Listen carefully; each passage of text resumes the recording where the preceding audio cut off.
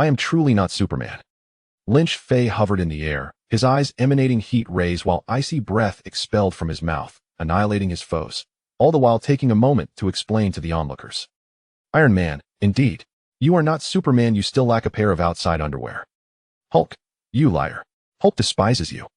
Thor, you are not Superman, you are a god among mortals. Chapter 1, Transmigration. The Superman system at the start. No, quickly, get out of the way.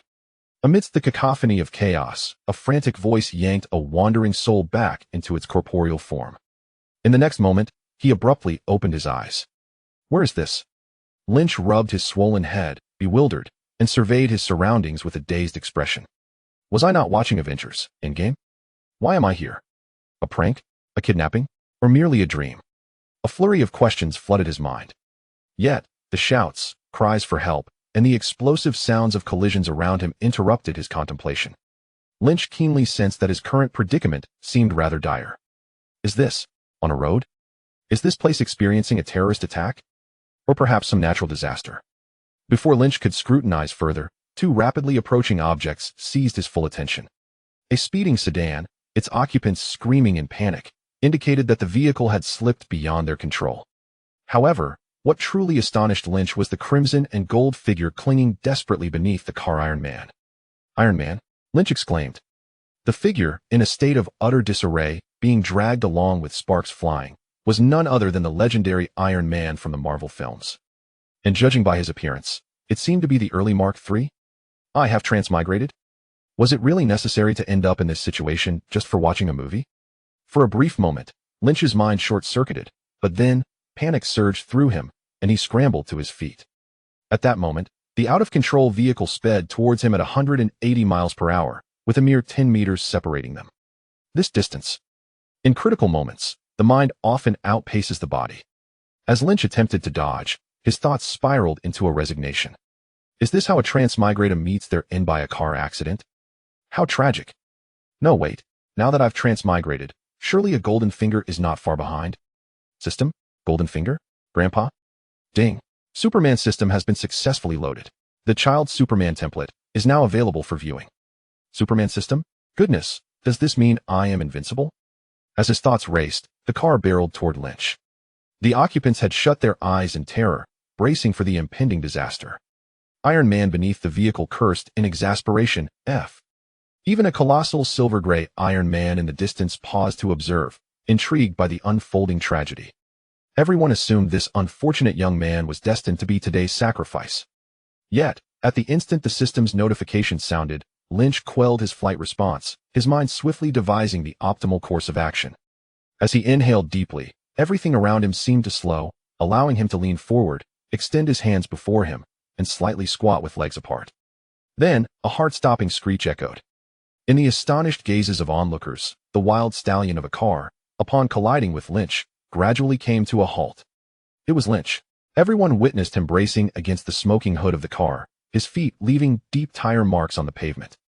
The once tumultuous disaster scene abruptly fell silent, all eyes wide in shock, staring at Lynch with exaggerated expressions. Though the Iron Man battle had already resembled a science fiction spectacle, from a normal person's perspective, Iron Man was at least comprehensible high-tech. But this fellow, look at what he has accomplished. He managed to halt a speeding car with nothing but his flesh and blood.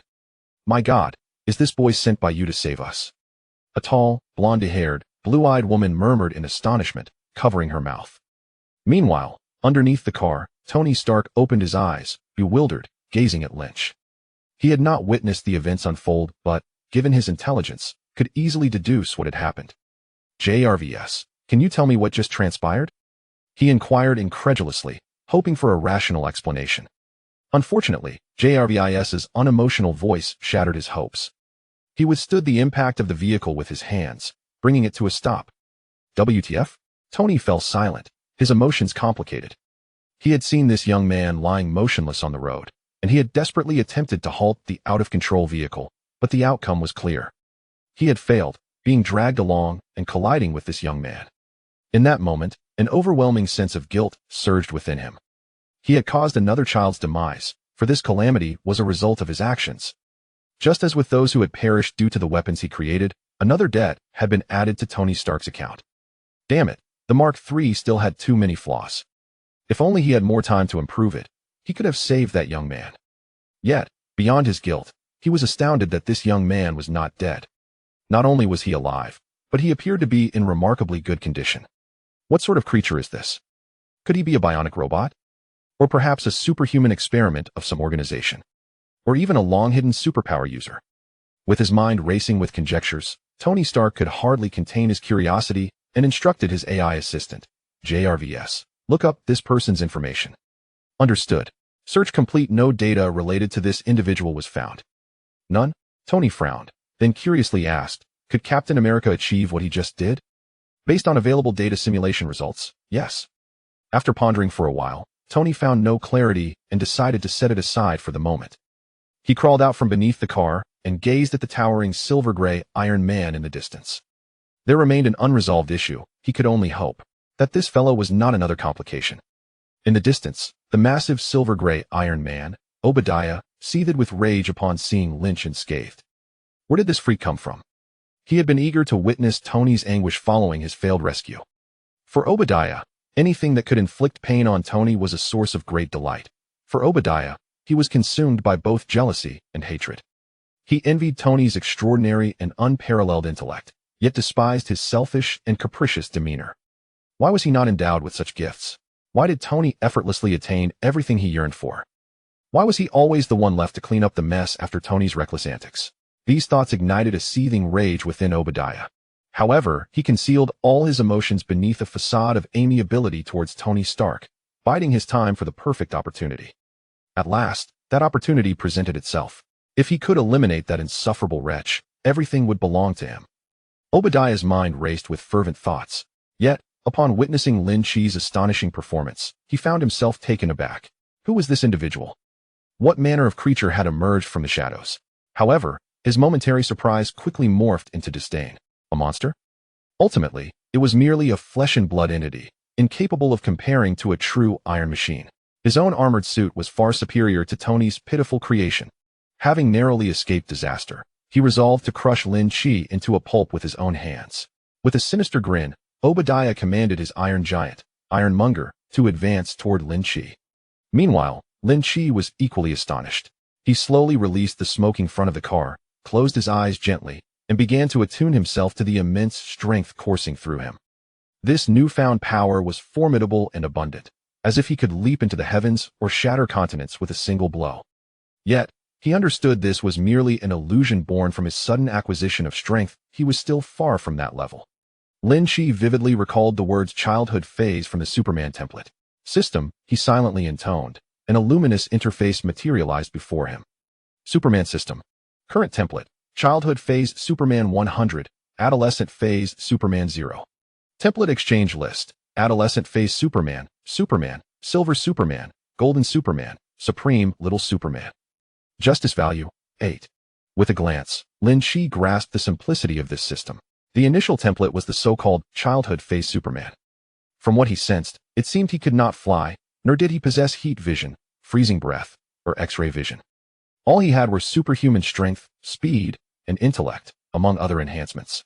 Through the so-called justice value, he could exchange for subsequent, more powerful templates. Lin Qi chose not to delve deeper into the system, as his anger overshadowed his curiosity. He was so close, just a hair's breadth away.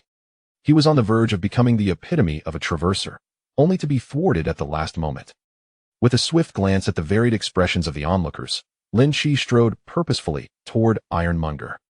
The scene felt familiar, akin to Iron Man's battle against Ironmonger in the first film.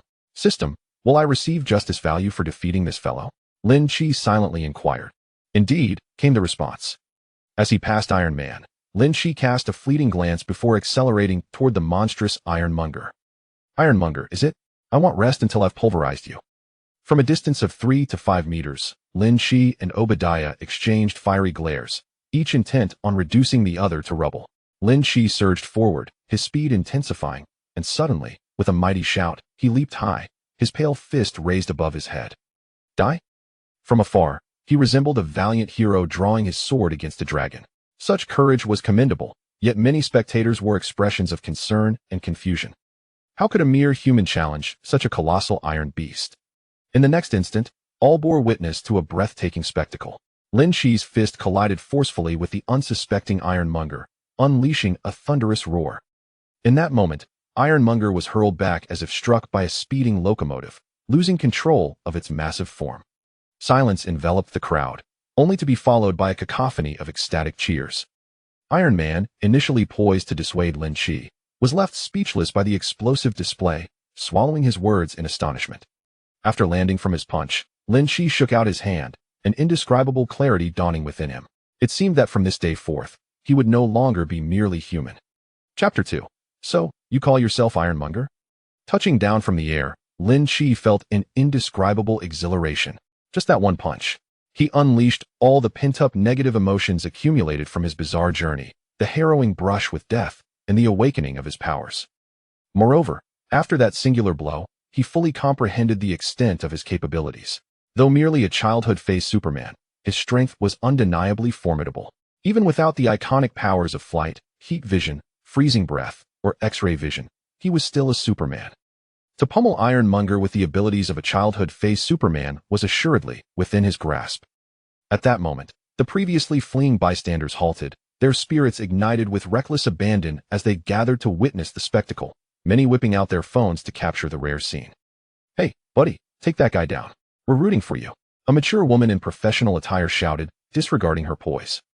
With enhanced hearing, Lin Qi smirked, suppressing a laugh as he feigned aloofness. "Go for it. Once you defeat that big guy, drinks are on me," another melodious voice chimed in. Lin Qi resisted the urge to turn around, stealing a glance from the corner of his eye. Indeed, the women across the ocean were certainly bold, and I mean their audacity. "I love you, my boy." Lin Qi's expression stiffened slightly. This was a muscular, philosophical-looking African-American man. "Hey, watch out." A familiar voice called urgently nearby. It was Iron Man, who, though equally astonished, possessed a far greater capacity for acceptance. He understood that while the visual impact of Lin Qi's punch was astounding, Ironmonger, with its tough exterior and colossal size, would not be so easily defeated. At that moment, he needed to be wary of any underhanded tricks Obadiah might employ against this young man, who was unaware of the potential deceit. Just as he approached to assess the situation, Jarvis alerted him to incoming projectiles, prompting his immediate warning. Lin Qi was taken aback, but did not respond. Instead, he quickly turned his gaze toward Ironmonger. Having been struck and sent flying into a wall, Ironmonger was momentarily obscured. At that moment, a missile, trailing smoke, emerged from behind the wall, hurtling rapidly towards Lin Qi. How to handle this? Lin Qi's instinctive reaction was to evade. Dodging was simple. With his enhanced visual reflexes, Lin Qi noted that the missile was not particularly fast at his speed. Avoiding it would be more than feasible. However, this thought lasted only half a second before Lynch altered his mind. Firstly, if he were to evade, based on the trajectory of the projectile, it would harm the onlookers nearby. Secondly, did he truly need to hide? The instinctive urge to evade is a natural human reflex, but now, this newly empowered body unequivocally conveyed to him. This contraption could not harm him. Then, why should he retreat? Today, Lynch, shall not be merely human. With clenched fists, Lynch advanced rather than retreating, delivering a powerful punch. Waves of energy surged forth. Fireworks erupted. Witnessing Lynch being struck by the shell in an instant, the surrounding pedestrians were left in disbelief. "No, what just happened?" someone cried, clutching their head in despair, unwilling to believe Lynch had been hit. "Was he protecting us?" another asked with tearful eyes, filled with emotion. "He'll be fine." Yet another fixed their gaze on Lynch's position, awaiting the dust to settle. Despite Lynch's prior extraordinary displays, enduring the onslaught of artillery with flesh and blood, the collective wisdom they had amassed over time told them this young man was unlikely to survive. "JRVS, what's the situation?" As Tony sprinted towards Lynch, he calmly inquired. Rationality told him that a human could hardly endure a direct hit from such a projectile. This was not merely a judgment rooted in his expertise as an arms dealer, but also stemmed from personal experience of being struck by a shell at close range. Yet, he harbored a nagging intuition. This fellow should be all right. "Sir." "Okay, no need to inform me. I have already seen for myself." A look of resigned acceptance adorned Tony's face. "Are you all right?" "Not too bad. Tony Stark, we shall converse later. First, let's deal with this fellow." Lynch furrowed his brow, waving away the dense smoke and embers, his earlier mood rapidly deteriorating. Damn it, this scoundrel dared to fire upon him. If it were a stunning beauty, perhaps it could be excused, but alas, it was merely an oily old man with a beard. This shot, while causing him considerable pain, inflicted little actual harm. However, while he remained unscathed, his clothing and hair had suffered. At that moment, Lynch appeared ragged, his hair disheveled, and the exposed skin of his body was scorched black, akin to a soldier emerging from the battlefield. This was truly a situation that inflicted minimal damage, yet bore immense humiliation. Is this the Iron Tyrant? Lynch clenched his fists in frustration, suddenly breaking into a sprint, leaping forth as if a deity descending upon the Iron Tyrant. Inside the colossal Iron Tyrant, Obadiah's face flushed red, the control system before him incessantly blaring error messages. He gritted his teeth, consumed with rage at Lynch's audacious interference. Having believed victory was assured, he had not anticipated Lynch's unexpected disruption. Now, this minor inconvenience threatened to escalate into a significant dilemma. Damn yellow-skinned monkey, I will slay you. He maneuvered the Iron Tyrant, delivering a vicious stomp towards the diminutive figure of Lynch standing before him. Contrary to his expectations, it felt as though he had stomped on the hardest stone, making no progress whatsoever. Increase the power. Crank it to the maximum. He bellowed, yet despite the Iron Tyrant operating beyond its limits, the foot remained suspended, slowly rising under his incredulous gaze. Unfazed, Lynch supported the enormous foot, leaning forward to address Obadiah coldly. So, you call this the Iron Tyrant? With a derisive snort, he pushed forcefully, astonishingly flipping the Iron Tyrant onto its back. With a light leap, he landed atop the Iron Tyrant, raising his right foot and bringing it down hard upon the foot that had previously dared to threaten him. The massive body of the Iron Tyrant trembled, emitting a mournful mechanical wail. Is this how you wish to explode? Lynch delivered a punch to the Iron Tyrant's shoulder, sending sparks flying and causing the metal to crumple. Is this how you wish to stomp? Another kick followed, and the Iron Tyrant's right leg struggled for a moment before becoming utterly immobile. Yellow-skinned monkey, is that what you call me? Lynch struck the Iron Tyrant's head, reducing half of it to fragments. You wish to slay me?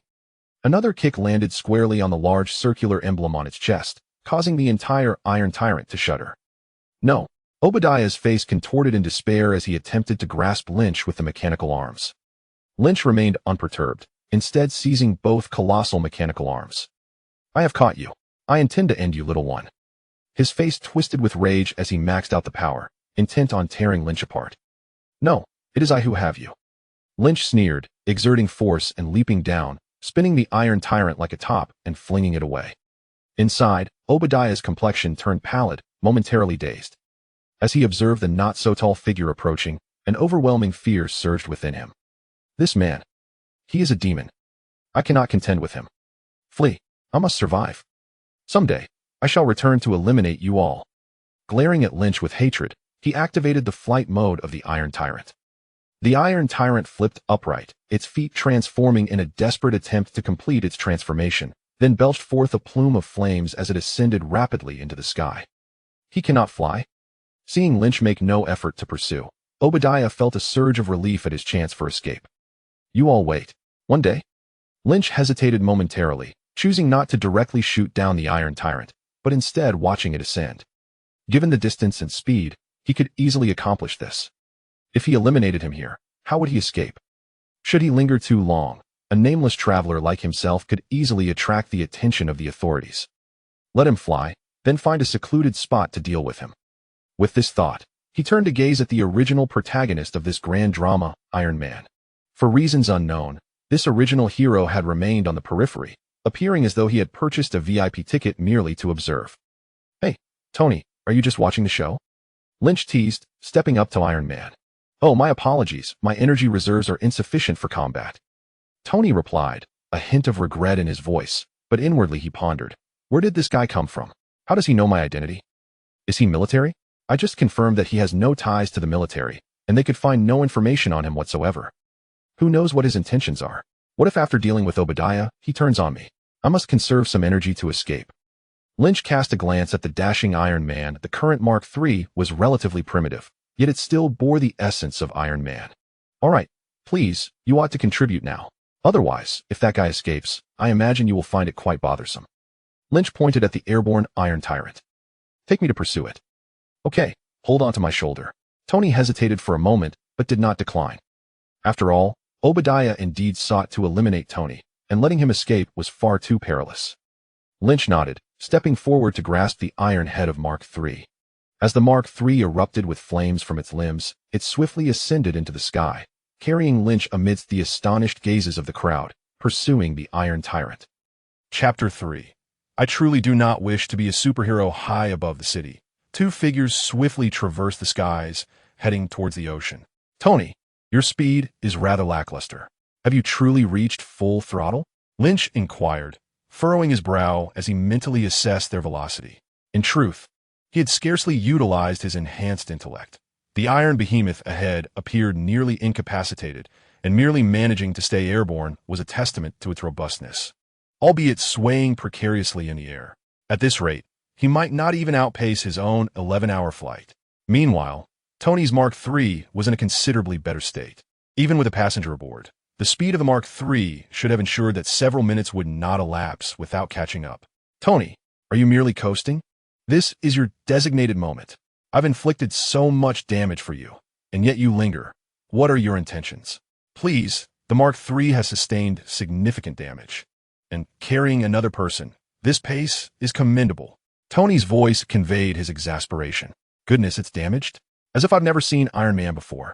Your suit could be in pieces and still function, let alone with just a few compromised components. Something is amiss, Tony Stark. You are not yourself. You harbor ulterior motives. Lynch's eyes narrowed as he mentally berated Tony, though he refrained from exposing him. Instead, he pressed on. How much longer until we catch up? 5 to 10 minutes. Tony replied, glancing a message before him. It was a communication from his military associate, Rhodey. In 5 minutes, an armed helicopter will arrive at the designated location. Shortly after ascending, Tony sensed that events were spiraling out of control, prompting him to discreetly contact Rhodey for firepower assistance. Why request such support? What could possibly be the reason? Could it be the wretched creature ahead? After all, if he disregarded it, how far could it possibly fly? The need for firepower arose primarily due to the monster that accompanied him. To this point, Tony had yet to ascertain the origins of this individual. He had conducted his own inquiries with no results and had tasked the military with investigations, which yielded the same outcome. No trace of this person. Who could this individual be? How did they discern his identity? Why did they conveniently appear at the epicenter of the conflict? What were their objectives? Rational analysis suggested that the adversary might be a superpowered kidnapper, given that his wealth was known worldwide. Or perhaps they sought his Mark III or the arc reactor. After all, this seemingly insignificant device could very well be the key to ushering in a new era of energy. Regardless, it was improbable that this individual was merely passing through. Such fortuitous circumstances are rarely encountered, although the two shared a united front against a common foe. What would transpire thereafter? After Obadiah meets his demise, could he potentially shatter my iron suit with a single blow and take both me and the suit away? One must remain vigilant. I have experienced the harrowing rush of life and death just months ago, and not long ago, I was nearly ensnared by Obadiah, almost losing my life. As these thoughts flooded Tony's mind, a dull ache began to throb in his chest. This time, there could be no recklessness. Whether you are truly a benevolent soul or a scheming villain, today I shall have you under control. Please be quick, for I must depart shortly. Lynch fixed his gaze upon the figure ahead and spoke calmly. Depart? Young man, we are still several dozen kilometers from the coastline. I'm not a child. You may call me Lynch. Do you truly believe I am incapable of swimming several dozen kilometers? Tony was momentarily taken aback. Indeed, given the capabilities displayed by this individual, swimming such a distance seemed trivial.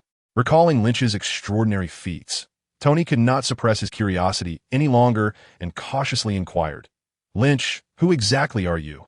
Are you serious, Tony? Here, of all places at this moment, you wish to discuss this? Lynch chuckled lightly. Perhaps sensing the inappropriateness of the conversation, Tony fell silent. Lynch glared at the ironmonger for an extended period, as if wishing to will him to death. In truth, Lynch genuinely desired to eliminate this man, or rather, to incinerate him with heat vision. Yet, it was evident that Lynch's attempts had failed. This shouldn't be, Lynch murmured to himself. He recalled that in a certain television series or film he had watched, Superman had utilized X-ray and heat vision during his childhood. Could it be a different version? Or perhaps he had not yet had sufficient time to harness his abilities. Perplexed, Lynch closed his eyes and activated the system. Superman System Current Template. Child Superman 100 Youth Superman 0 Template Exchange List. Youth Superman, Superman, Magical Superman, Golden Superman, Supreme Little Superman. Silver Superman Justice Value. 139, casting a cursory glance. Lynch silently pondered. System, why can't this child Superman utilize his powers? He can't even emit heat vision. Could he be defective? The child Superman template has been fully loaded.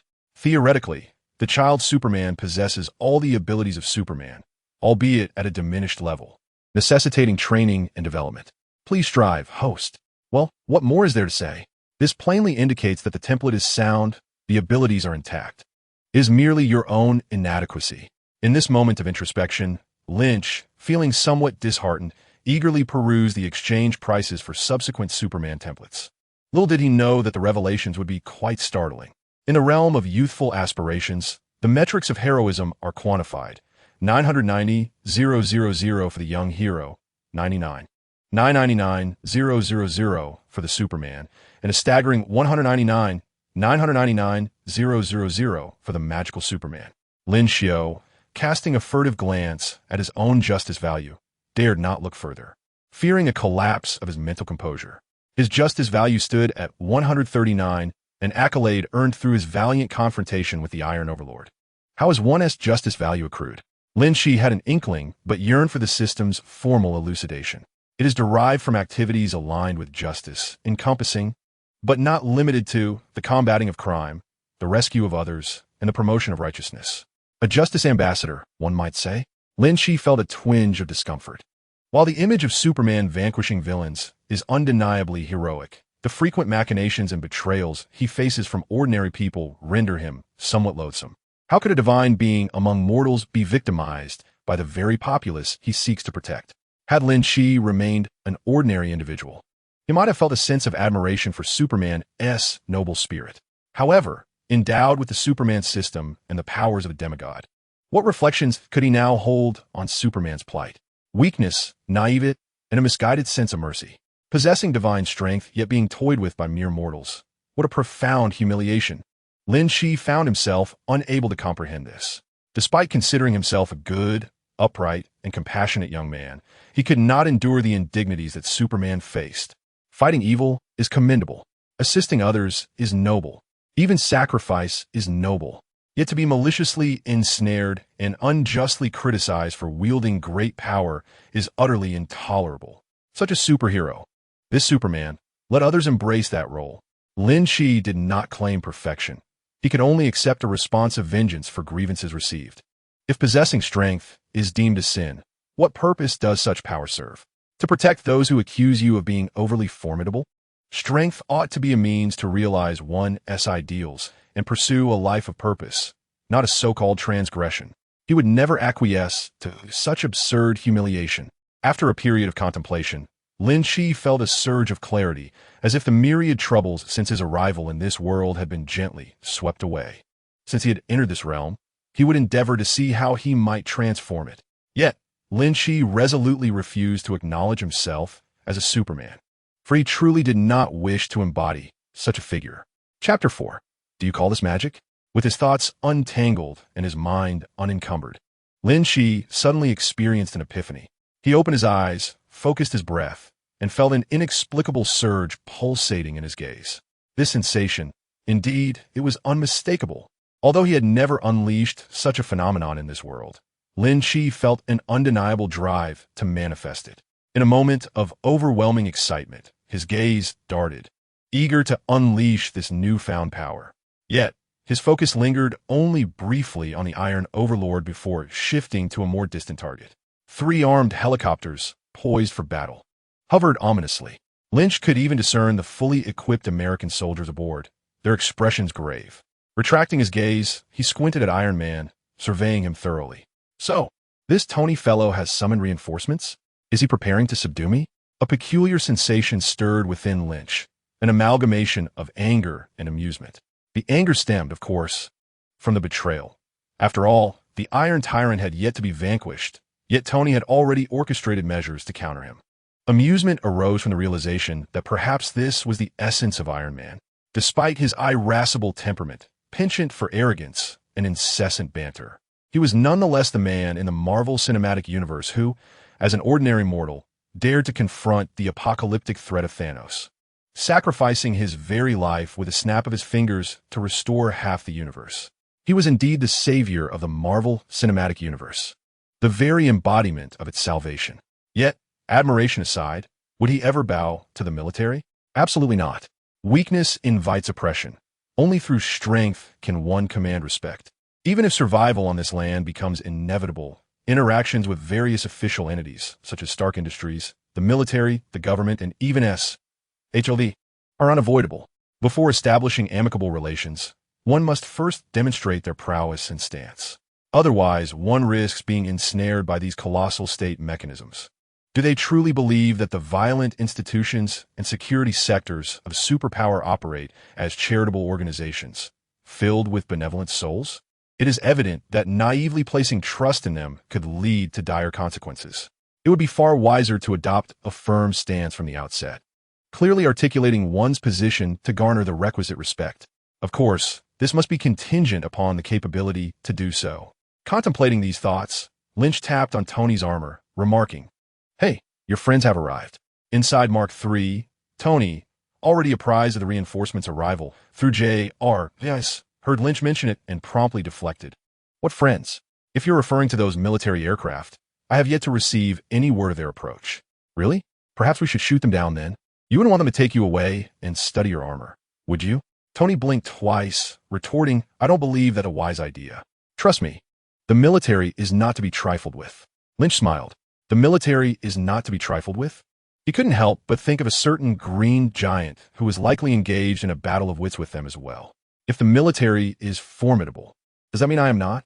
At that moment, the three armed helicopters surrounded the two Iron Men. Obadiah Stane, Tony Stark.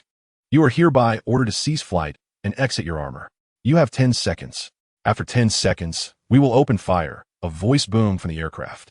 10, 9, 8. I must cease. There is no need to oppose the military, Tony declared as his Iron Man suit hovered in midair, pausing in response. Obadiah, understanding the gravity of the situation, also halted, for his armor could scarcely withstand a few more assaults. Within the Iron Man suit, Lynch observed intently, standing in close proximity to the three aircraft. In a moment of necessity, a single leap could grant him access to one of the planes. At that juncture, an ancient adage would aptly describe the situation. Close at hand, one can defy nations. Report. The target exhibits no signs of resistance. The target exhibits no signs of resistance. Received. Do not fire unless absolutely necessary. Repeat. Do not fire unless absolutely necessary. Received. Commencing target acquisition now. On board the aircraft, the temporary commander was relaying the situation to Colonel Rhodes on the other end. If not for necessity, they too were reluctant to engage in combat. The military had already conducted simulations on Lynch. Should the three helicopters engage in combat, even if they succeeded in capturing the target, they would still have to issue several death notices. Such an outcome was entirely unwarranted. Thus, after conferring with Tony, Rhodes prepared to approach and control him through more amicable means.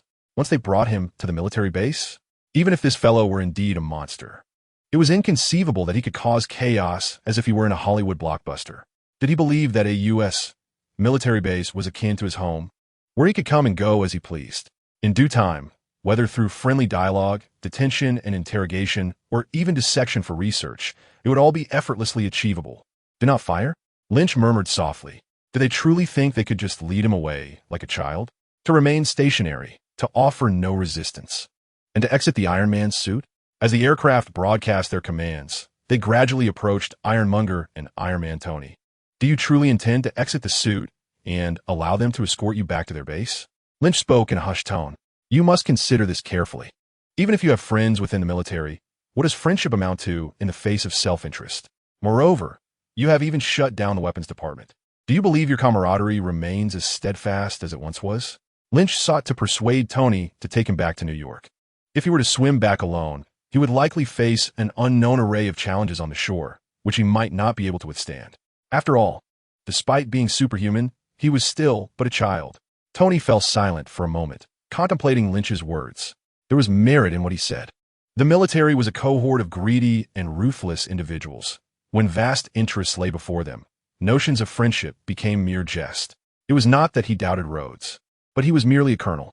Should a higher-ranking general issue a direct order, he would be compelled to comply. Furthermore, Tony, as a weapons dealer, recognized the value of the Iron Man suit as a tool of war. Although currently costly and fraught with flaws, these issues were resolvable. If it falls into the hands of the military, will I be liberated or imprisoned or even secretly executed, leaving the matter to the Iron Tyrant? Gradually, Tony's gaze turned cold and rational. I cannot step out of the iron suit here. Doing so would leave me at their mercy, utterly powerless. Lin, you're right, Tony murmured. I apologize. My Iron Man suit has sustained damage, and I cannot exit it at the moment. How about I accompany you back? After a brief silence on the aircraft, the voice did not respond. Lin Qi squinted to eavesdrop for a moment, then broke into a grin. Tony Stark, please exit the Iron Man suit immediately. Otherwise, we will open fire. I repeat, please exit the suit at once, or we shall commence firing. What the hell is happening? Tony's expression darkened as he immediately attempted to contact Rhodey, but there was no response. A disastrous situation was unfolding. It was truly a case of shooting oneself in the foot. Tony, do not be so furious. Lin Qi grasped the shoulder of the Iron Man suit, standing atop it. Shall I show you a trick? I guarantee you have never seen anything like it. What are you doing? They will fire. Lin Qi stood firm, his gaze fixed on the Iron Tyrant nearby. Warning, cease your actions immediately, or we will fire without hesitation. Warning, urgent alarms rang out. Various weapons aimed at every part of Lin Qi's body. Yet Lin Qi, with a fierce glare, felt an ability seemingly etched into his very genes. Two terrifying beams erupted instantaneously, slicing the Iron Tyrant into several segments as effortlessly as cutting through tofu. The beams penetrated the Iron Tyrant, vanishing into the unseen horizon, while the remnants plummeted into the sea. How about that for a trick? Lin Qi retracted his heat vision, crossing his arms in inquiry. You dare to call this a trick? Chapter 5. You want war? I shall give you war. Jarvis, analyze the beams just now and inform me. All right, based on the analysis, there's a 96% probability that it is this. Tony gazed at the image provided by Jarvis, suddenly feeling a sense of relief. The image depicted a tall, robust figure clad in a blue bodysuit, a red cape billowing in the wind, suspended high in the air, with eyes emitting beams almost identical to Lin Qi's moments ago. A superhero? Could it be that such beings truly exist in this world? Or is it an Asian with black hair and yellow skin? This is utterly absurd. A superhero? Come on. Tony, perhaps you should watch fewer fantasy films and read fewer novels. Lin Qi's gaze shifted, observing the panicking American soldiers aboard a plane. The recent heat vision had compelled 3 planes to swiftly distance themselves, although it held little significance in Lin Qi's eyes. I am no superhero. Thus these fellows could never make me bow down. What is happening? Major, please respond. In the military command center, a general with thinning hair and a pallid complexion spoke in a grave tone. Commander, such an action is imprudent. Rod stood nearby, flanked by 2 burly soldiers, fervently arguing. His typically dark countenance now flushed with emotion. Moments earlier, this general had seized control of the area, preparing to issue orders against Lynch. Faced with the commander, Rod found himself powerless to resist, relinquishing command while attempting to counsel the audacious general. After much deliberation, the general conceded to refrain from targeting Tony. Yet Rod could not persuade him regarding Lynch. Tony, at the very least, was a prominent figure within Stark Industries and had garnered the attention of certain influential individuals. No madman in the military would dare to act against him. However, the enigmatic figure of Lynch, emerging from seemingly nowhere, piqued the general's interest. The American military had a long-standing proclivity for engaging in various perilous secret experiments. Lynch's monstrous attributes, coupled with the absence of any accessible information, were compelling enough to entice the military to take risks to capture him for research purposes, potentially leading to the development of super soldiers and other advancements. Silence, Lieutenant Colonel. Are you unaware of how immensely beneficial such a powerful being could be to the U.S. Army? If you cannot remain quiet, then get out. The elderly general with grizzled hair glared at Rod, his expression dark and foreboding. Rod met his gaze unflinchingly, but chose not to respond further. Report. At that moment, The communicator on the command platform crackled to life. Speak. What is happening? The general returned to the front, furrowing his brow. The target has suddenly emitted an unknown laser-like attack from its eyes, shredding the iron suit piloted by Obadiah. What? The general's face contorted with disbelief as he demanded. Major, what are you saying? Sir, the target possesses the ability to fire laser attacks from its eyes. Just like what? Like Superman. Are you jesting, Major? No. Everyone present witnessed it. The beams emitted from its eyes effortlessly disassembled the iron suit. The target is currently observing us, and we have increased our distance, awaiting further instructions. The general fell silent. After a pause, he straightened, his expression impassive as he ordered, proceed with the operation as planned. Reinforcements will arrive shortly. Sir, Tony Stark is still out there. If anything happens to him, Rod interjected anxiously. Open fire. I command you to fire. The general's visage twisted with fury as he clenched his right fist, slamming it down on the platform. Now, I will bear all consequences. On board the aircraft, the middle-aged white major, acting as the temporary commander, swiftly switched the communicator channel to the operational frequency and proclaimed, proceed with the operation as planned. Repeat. Proceed with the operation as planned. Acknowledge receipt. Received. Acknowledged. He then turned his gaze to his aide, a young man who had yet to experience the throes of battle. His face a mask of tension as he looked back at him. Are you ready? Yes, sir, the young man instinctively replied, but hesitated to softly inquire, can we win? The major felt an urge to unleash a tirade, yet refrained from doing so. There is no war that guarantees victory, nor one that spares lives, he stated solemnly. For the sake of America. Goodness, why did it feel as though he had become the antagonist? Lynch stood clad in steel, a smirk gracing his lips. One must admit, the brainwashing of the American military was remarkably effective. Enlisting in the U.S. Armed Forces was indeed a source of great pride and honor. Yet, was the military truly as noble as portrayed? Those in the know are acutely aware of its moral fabric. The military is mired in its own sordid affairs. And while active personnel may take pride in their service, the reality of life post-service reveals a starkly different narrative. Acting as the world's police for American interests, they meddle in the military and political affairs of other nations, waging war on foreign soil, committing countless transgressions, all the while donning a fade of righteousness. In the Marvel Cinematic Universe, the military often appears as a prime example of folly, short-sighted and devoid of ethical boundaries. Take, for instance, the debacle involving Hulk. The military's foolishness and ugliness are laid bare. Presently, the military's interest in Lynch mirrors the nature of the Hulk story. In their pursuit of creating a super soldier capable of dominating the world, they recklessly harm the innocent, ultimately creating chaos they cannot rectify. Tony, they are about to strike. What? Have they lost their minds? Indeed, to bring about one's demise, one must first incite madness. They are close. We must leave. There is no time. You should go. They likely 1T target you. 3 helicopters encircled the 2, machine guns and missiles locked and loaded. On board, the major issued a grave command. Fire. Move. Lynch crouched low, then launched himself with great force, akin to an arrow released from its bow, aiming for one of the helicopters. He refrained from utilizing his heat vision, having realized that it drained his stamina significantly. Merely a few seconds of heat vision had rendered him noticeably fatigued, more so than during his clash with the Iron Tyrant. Lynch surmised that his youthful superhuman energy was still limited, rendering him unable to deploy such abilities freely.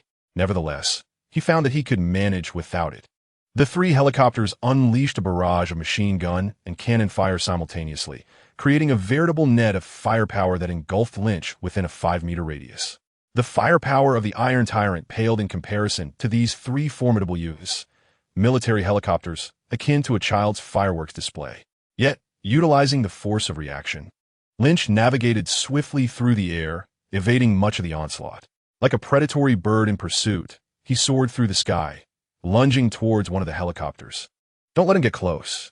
The major bellowed from one of the helicopters. However, Lynch's speed was astonishing, so swift that it rendered aiming nearly impossible. Within mere seconds, he had closed the distance to the helicopter. The aircraft ascended rapidly to evade him, yet he managed to grasp its fuselage. I've got you now, he declared, flipping onto the helicopter's surface, only to be overwhelmed by an intense wave of pain coursing through his body. He realized he had somewhat overestimated himself and underestimated the combat prowess of the U.S. military. The weaponry mounted on this helicopter was of an entirely different caliber compared to standard firearms. The impact of machine guns and cannons against his body posed a significant lethal threat. Indeed, he could very well lose his life in this endeavor. Nevertheless, as he lay on the fuselage, a manic expression began to cross his face. "You desire war?" He raised his fist, took a deep breath, and then struck the hard surface with considerable force. "I shall deliver you war." Chapter 6. Today we must return to New York together with a single blow. The helicopter was sent into a state of imbalance, swaying precariously in the air. "He's above us," exclaimed one of the pilots, his countenance grim. Another soldier swore vehemently, attempting to alleviate his mounting anxiety. After all, the recent assault had made it abundantly clear what sort of monstrosity they were confronting. Impervious to blades and firearms, no. Not even the formidable machine guns and cannons of the Apache helicopter could bring him down, a demon that could leap hundreds of meters and deliver a blow that destabilized the aircraft. At that moment, how could they possibly remain calm under such a threat?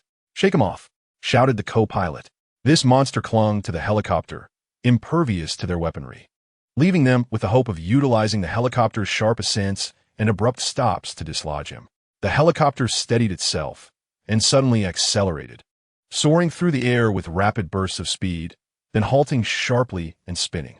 Meanwhile, Iron Man was caught off guard by a powerful kick from Lin Qi, sending him stumbling.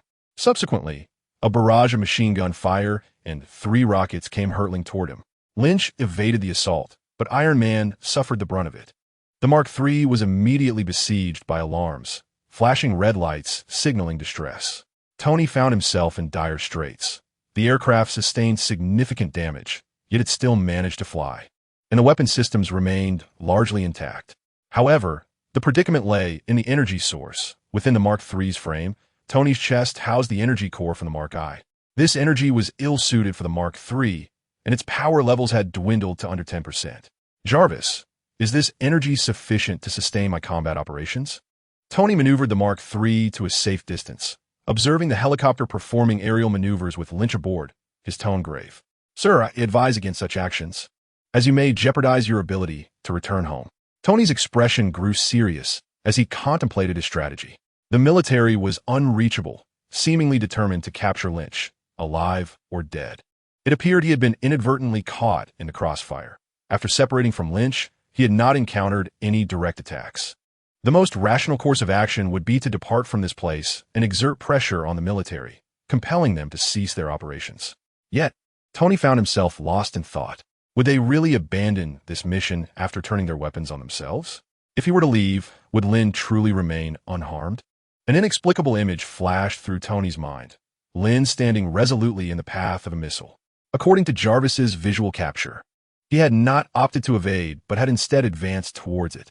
Tony could discern the young man's psyche in his quest to safeguard innocent lives. He chose to withstand a barrage that he might have otherwise evaded. In that moment, Tony felt a stirring within him. It dawned on him that he was not fighting alone, despite his cautious nature, which had led him to maintain a considerable wariness of this powerful and enigmatic individual. Could he really allow someone who had fought alongside him to protect others and combat evil to be extinguished by the military without cause? "No, I may not return today, but if I leave, Lin will certainly not make it back." He raised his hands, elbows shifting in determination. "Lin, today, we must return to New York together." 2 small missiles erupted from his arms with a fierce roar. The face of the ironclad Mark III seemed to personify a smile in that fleeting moment. Oh! Lin Qi laughed heartily, shouting out his exhilaration as he soared through the air. A powerful gust of wind swept past him. Even the sudden centrifugal force could not dislodge him from the aircraft. He clung tightly to a part of the plane, relishing the thrill of flight. "Faster! This isn't enough power," Lin Qi shouted, delivering a punch against the fuselage, akin to an impatient passenger complaining about a taxi's sluggishness. "Damn it! We can't shake him." The co-pilot, shaken by Lin's blow, wore a look of despair. "Immediately launch missiles at the target. We will coordinate with you. Ignore us. Repeat, launch the missiles at once. Take out that scoundrel." The pilot's face was set with determination, his voice booming with urgency. To fire the onboard missiles at the target would mean bringing the helicopter into the line of fire. Should the missile strike directly, The probability of both individuals perishing alongside the aircraft was grim, with only a faint chance of escape. Received. Missiles are launching. Received. Where the hell did these missiles come from? The pilot gazed incredulously at the aircraft, witnessing a miniature missile strike the helicopter's tail, flames engulfing half of its body. He quickly glanced at the other aircraft, relieved to see it narrowly evade the attack. It's Tony Stark. He is firing at us. We're going down. Return fire. Blow that scoundrel out of the sky. Lynch was joyfully engaged in the act of striking the aircraft, not out of a desire to bring it down, but rather due to its remarkable resilience. After enduring a barrage of blows, the plane bore only superficial dents. Lynch contemplated altering his strategy, intending to breach the cockpit once the aircraft stabilized. Unexpectedly, a helicopter erupted in flames, plummeting into the ocean. Upon glancing upward, he beheld Iron Man soaring through the sky, leaving a trail of fire in his wake. Initially, Lynch had assumed that Iron Man's energy reserves might be dwindling, and thus wished to avoid involving him. He figured that even if he were to falter, diving into the depths of the sea would leave the U.S. military powerless. The thought of dragging an energy-sapped ally along seemed unwise. However, as the battle commenced, he recognized that his own capability to obliterate 3 helicopters was somewhat naive.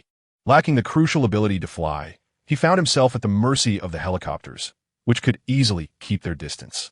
Thus, when he spotted Iron Man approaching, he couldn't help but admire the figure's striking presence, although he acknowledged a disparity in their standings. "Hey, Tony, I'm over here," he called out, waving his hand. "What brings you back? Lost your way home?" Iron Man inquired as he descended beside Lynch. "Please, I know New York like the back of my hand. I was worried you might not find shore." "Thanks.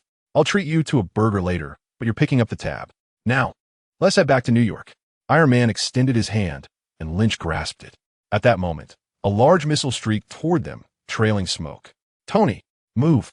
Lynch exclaimed, anxiety coursing through him as he watched the missile approach. "Relax. It's not a problem," Tony teased while urging Jarvis. "Full power. Hurry. Energy at 90%. Energy at 80%. With a sudden burst of speed, Iron Man launched into a smooth escape, raising his palm, which illuminated brilliantly as he fired, striking the incoming missile. Boom! A wave of heat and shock reverberated, engulfing the helicopter behind them and sending Iron Man careening through the air. The second helicopter spiraled downwards. Lynch stood agape, clutching his ear, muttering incoherently in astonishment. Good heavens, with such force, if I had been hit, the narrative would have shifted to the tragedy of Superman. Fortunately, he had evaded the blast, leaving only one helicopter remaining. "Tony, are you all right?" Lynch inquired, tapping Iron Man's helmet and leaning closer to shout. "I'm fine," Tony replied, swiftly scanning the information on his visor. "But there are 2 pieces of bad news." "Spill it." "The Mark III is low on energy, and a fleet is approaching 3 kilometers away." "Stay calm, Tony." Lynch chuckled. "Can your Mark III dive?" "What?" "My question is, how long can you operate in deep water?" "What do you mean by 1 or 2 hours?" Energy depleted, the flames emitted by the steel suit gradually extinguished, sending Lynch plunging into the sea. "I understand now. Then, let the game come to an end." Lynch's gaze shifted, fixating on the surviving helicopter. 2 searing beams of heat shot forth, instantly piercing through it. The last helicopter plummeted down. The 2 of them fell into the ocean, and Lynch cast a distant glance at the fleet. It appears to be formidable. "Tony, could you please indicate the direction? We are heading back to New York." Chapter 7. For the greater good on board a vessel. A soldier stood up excitedly and exclaimed, "Sir, we have located the target." "Oh." The captain, upon hearing this, hurried over to the radar, inquiring, "Are you certain it is those 2? "Yes, sir." "The radar confirms the target without a doubt." "Have the torpedoes been deployed?" he asked, turning his head. "Ready and poised for launch," another soldier replied. The captain nodded, then suddenly asked, "Can we hit them? Can we ensure their annihilation?" The soldier responsible for the torpedo launch cast a puzzled glance at his superior, somewhat bewildered. He could not comprehend why the experienced captain would pose such a rudimentary question. To him, the targets were merely 2 steel men and a special human, moving at a moderate speed without any countermeasures. Even if they could soar through the skies, they were submerged in the ocean, where the heavy water severely restricted their mobility, significantly increasing the chances of a successful torpedo strike. Moreover, the The potency of similarly powered missiles was magnified in the aquatic environment compared to that in the air. The only drawback of torpedoes was their limited range and susceptibility to counteraction, making them difficult to deploy effectively. However, intelligence indicated that these two individuals currently possessed no means to counter the torpedoes. At this moment, being struck by a torpedo capable of sinking a vessel, regardless of their monstrous nature, would spell their utter destruction. Thus, he confidently responded, "Report, sir. I assure you we can hit the target and eliminate them." The captain nodded and stepped aside to make a communication. "General Ross, the target has been locked, the torpedoes are fully deployed, and we are ready for launch. Good work. Await further orders." "Yes, sir." Several dozen meters beneath the surface, Lin Qi, dragging the Mark III, transformed into a merman, swiftly navigated through the dim depths of the ocean, startling countless bizarre marine creatures in the distance. His speed was remarkable. Even while towing a heavy piece of metal, he could rival any swimming champion in human history. "But Lin, can you be a bit faster? Otherwise, we might get kicked in the behind." Tony's voice resonated in the water, sounding particularly deep and oppressive. Lynch rolled his eyes in response. "My dear brother, I too yearn for swifter progress. However, the predicament lies in the fact that my abilities are akin to a child's superhero template, rather than that of Aquaman. This pace is already commendable, is it not? In terms of swimming, I could only manage a rudimentary dog paddle in my past life." "Tony," Lynch interjected, releasing a stream of bubbles from his mouth. "Are you not a prominent arms dealer? Cannot you reach out to your acquaintances within the military? Do not tell me you are utterly incapable of assisting in any manner." "I am striving." Tony's expression was one of deep frustration. He felt somewhat helpless. The energy of Mark III had been depleted, yet fortunately, JARVIS could still perform some low-energy functions, such as communication. However, after such a lengthy duration, Rod was still unreachable, likely detained. He did manage to contact his assistant, Potts, who was currently endeavoring to engage in dialogue with the military. Yet, given the circumstances, it seemed unlikely that help would arrive in time. Soon, that destroyer would be looming over them. In these extraordinary times, one must resort to extraordinary measures. JARVIS establish a connection with Rod's communications. "Certainly, sir." Half a minute later, JARVIS succeeded. "I am Tony Stark. May I inquire as to which general I am addressing? Why have you initiated an attack against me? Where's Rod?" Tony spoke rapidly, anxious that the connection might be severed. "I am General Thaddeus Ross, Mr. Stark. My soldiers are executing their mission. Should you interfere, you will bear the consequences." On the other end, General Ross replied expressionlessly, addressing the suddenly activated communicator with a cool demeanor. "If your mission entails persecuting a young man who has safeguarded American civilians and fought against crime, I find it difficult to comply." "Oh." General Ross leaned against the table, his tone frigid. "All I perceive is a dangerous, unidentified non-American citizen, posing a significant threat to American security. Please, spare me such foolish justifications." Tony immediately infiltrated the military system to research General Ross's background. "So, it is General Ross. I happen to know a bit about your past endeavors, such as the Super Soldier program, just as you dealt with Lin. Stark, I caution you against obstructing our operations. Otherwise, you will be regarded as a threat to American security, and the repercussions will be yours to bear. Are you serious? Your plan has resulted in such a colossal mishap, all in the name of American safety? Believe me, I could make you a globally renowned celebrity within a single day. Stark, someone must make sacrifices for the greater good. Damn it, I shall ensure you pay dearly for this. You will certainly face a military tribunal. Yes, you. Farewell. Stark, you would do well to concern yourself. Torpedoes have already locked onto your position, and you have but 1 minute to bid farewell. For the greater good? Lynch scoffed, an overwhelming sense of disdain and fury igniting within him. General Ross? Indeed, it is this fool. The Super Soldier program birthed the Hulk and subsequently unleashed the Abomination, a mad general who wreaked havoc in a district of New York. Even more chillingly, this individual, despite the chaos he incited, ascended the ranks to eventually become the Secretary of State and was even present at Iron Man's funeral. The thought alone is grotesque. While one might wonder, does Ross rise so high? It is because he is an exceedingly patriotic individual, loyal to his country. What does this signify? He shares a core essence with Captain America. This connection elucidates his presence at Iron Man's funeral, as both Captain America and Iron Man are equally patriotic figures. They are heroes who save the world and rescue the universe. Yet, fundamentally, they are devoted Americans. Captain America emerged as a war hero during World War II, inspiring countless young souls to enlist. Iron Man provided arms to the military, aiding the nation in its warfare, while General Ross, despite orchestrating the Super Soldier program and provoking the horrific abomination incident in New York, continues to advance in his career, as his actions are deemed to serve American interests. No matter the tragedies incurred, he remains unpunished. Thus, when Ross discusses the greater good and American interests with Tony, the latter finds himself at a loss for words. But must I sacrifice for the greater good? Is indeed absurd. If sacrifice is necessary, why has Tony not relinquished his armor? Moreover, I am not even American. America can do as it pleases, unless Thanos arrives to snap his fingers. The destruction of America has no bearing on me. Lynch relinquished his armor, aware that his path diverged from Iron Man's. Tony, they are coming for me. Lynch shook his head. You need not follow me any longer. Then, he accelerated abruptly, seeking escape. The torpedo, a deadly weapon, loomed uncertainly, questioning whether he could survive. System ready to launch torpedoes. Acknowledged, Commander.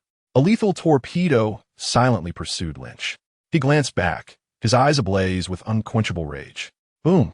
A muffled shockwave radiated outward from Lynch's epicenter. Was it over? Chapter 8. We have imprisoned a God report. Target acquired. Vital signs detected. The target is gravely injured and unconscious, but not deceased. Recovery in progress. Report. Tony Stark located. Recovery underway. Bring that individual back to base. Discard Stark ashore. Within the military base, the lights of a laboratory flickered to life. A general clad in military attire stood alongside researchers in white uniforms, observing their new subject confined within a transparent cage. Inside the enclosure lay Lynch, unconscious, his body riddled with instruments. His eyes were tightly shut, his complexion ashen, and he was drenched in blood, marred by harrowing wounds. If he were not still breathing, with his heart still beating, everyone would have believed him to be dead. In truth, no one had anticipated that Lynch could survive. It was utterly astonishing to endure the explosion of a torpedo at such proximity in the sea and still live. The middle-aged man in a white coat, standing beside the general, adjusted his thick glasses and gazed fervently at Lynch, murmuring, "He resembles that verdant behemoth in a peculiar way." General Ross, somewhat displeased, interjected, "I did not come here to listen to your nonsensical ramblings." He cast a cold glance at the overly animated individual, feeling a sense of disdain. "Tell me, what exactly is this creature? Is it beneficial to your research?" The man in white collected himself, turning to retrieve a report, skimming through it while speaking rapidly. His musculature surpasses that of any known terrestrial organism, capable of withstanding bullets and missiles. Within his cells exists a previously unknown component that stores energy. Although most of it currently lies in a state of depletion, it indicates that he can survive without food or respiration. And what is your conclusion? General Ross fixed his gaze upon him. Do you believe he's a product of some laboratory experiment or a fortuitous mutation? No.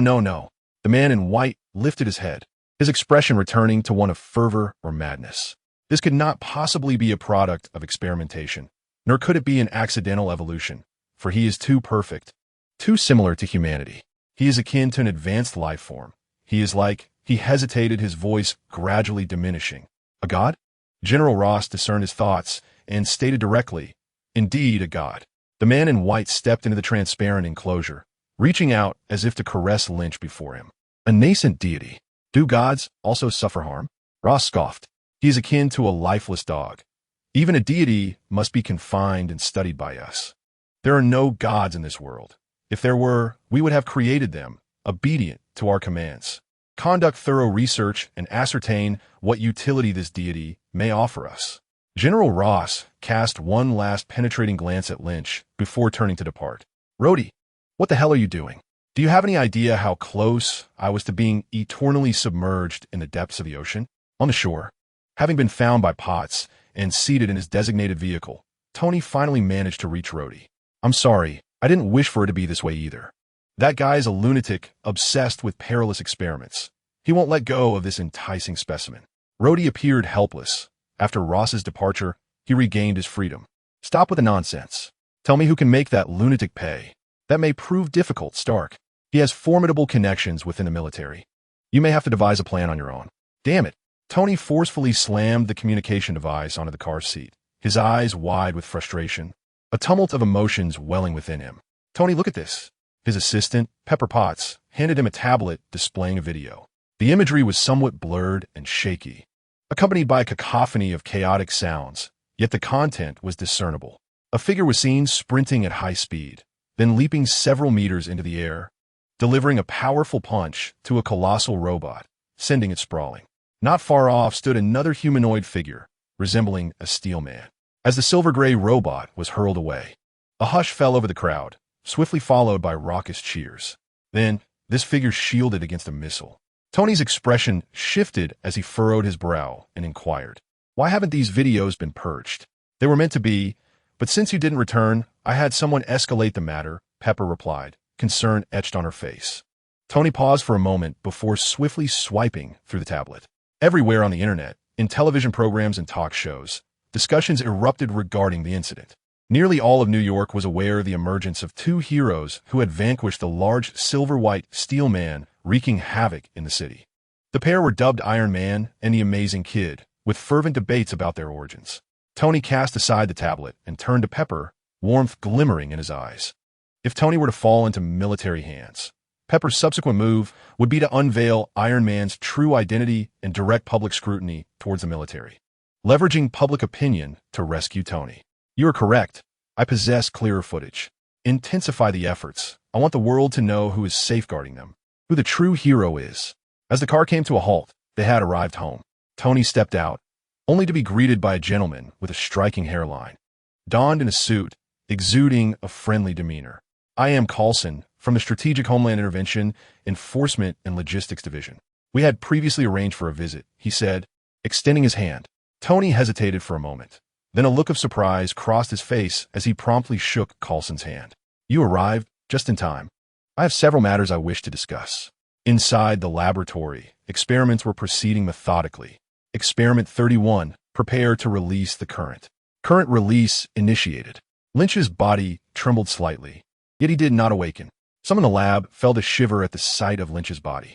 After a series of experiments, they had gradually come to understand just how formidable this being, who survived a torpedo strike and was confined within a transparent cage, truly was. If he awakened, could this cage truly contain him?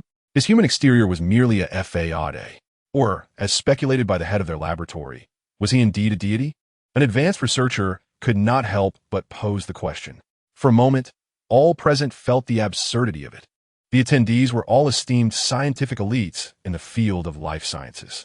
At this moment, confronted with such a being, their materialism faced a profound challenge. Could this creature, so similar in appearance to humanity, be the deities of myth, a more advanced and powerful humanoid life form? I am uncertain, yet I trust that we shall soon uncover the truth. Their gaze was deep and penetrating, as if attempting to see through Lynch. Are we attempting to awaken him? Someone nearby was utterly astonished, grasping the nature of their actions. Indeed, I wish to engage in dialogue with him. The middle-aged man in white removed his glasses and surveyed the surroundings. We have gathered sufficient data. You must comprehend what manner of existence this individual truly embodies. His expression grew increasingly frenzied, his tone laced with seduction. He is too perfect, too powerful. Do you not yearn to discover what he truly is? Mere experimentation will not reveal this. Only through communication with him can we attain answers. You too desire to know whether he is divine or demonic, do you not? Or perhaps the ultimate mystery of human evolution. Silence enveloped the room. Who could refuse such an inquiry? Increase the electric current. Raise it until he awakens. All eyes burned with fervent anticipation, fixed upon Lynch, eagerly awaiting the moment of his revival. After a lengthy period, Lynch's fingers stirred slightly, and he gradually opened his eyes. He surveyed his surroundings, his gaze piercing through the glass, locking onto the faces of the fervent men in white before him. It is you who have imprisoned me? Chapter 9.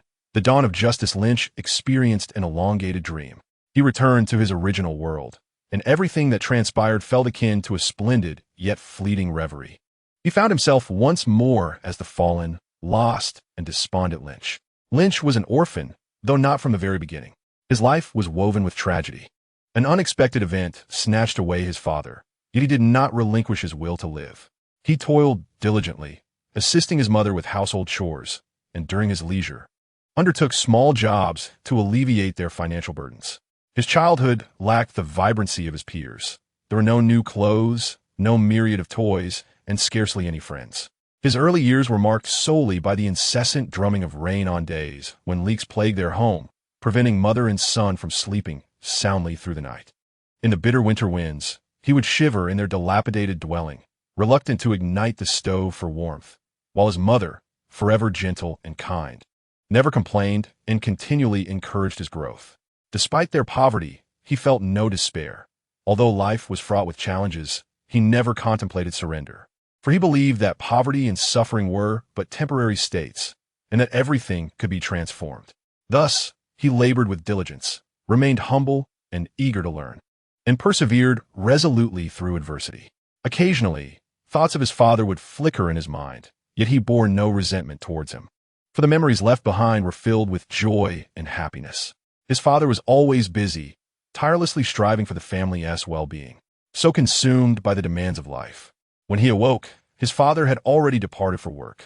When he fell into a deep slumber, his father returned home, weary and exhausted, only able to bestow a gentle kiss upon his sleeping form. And before he could even mature, his father hastily departed.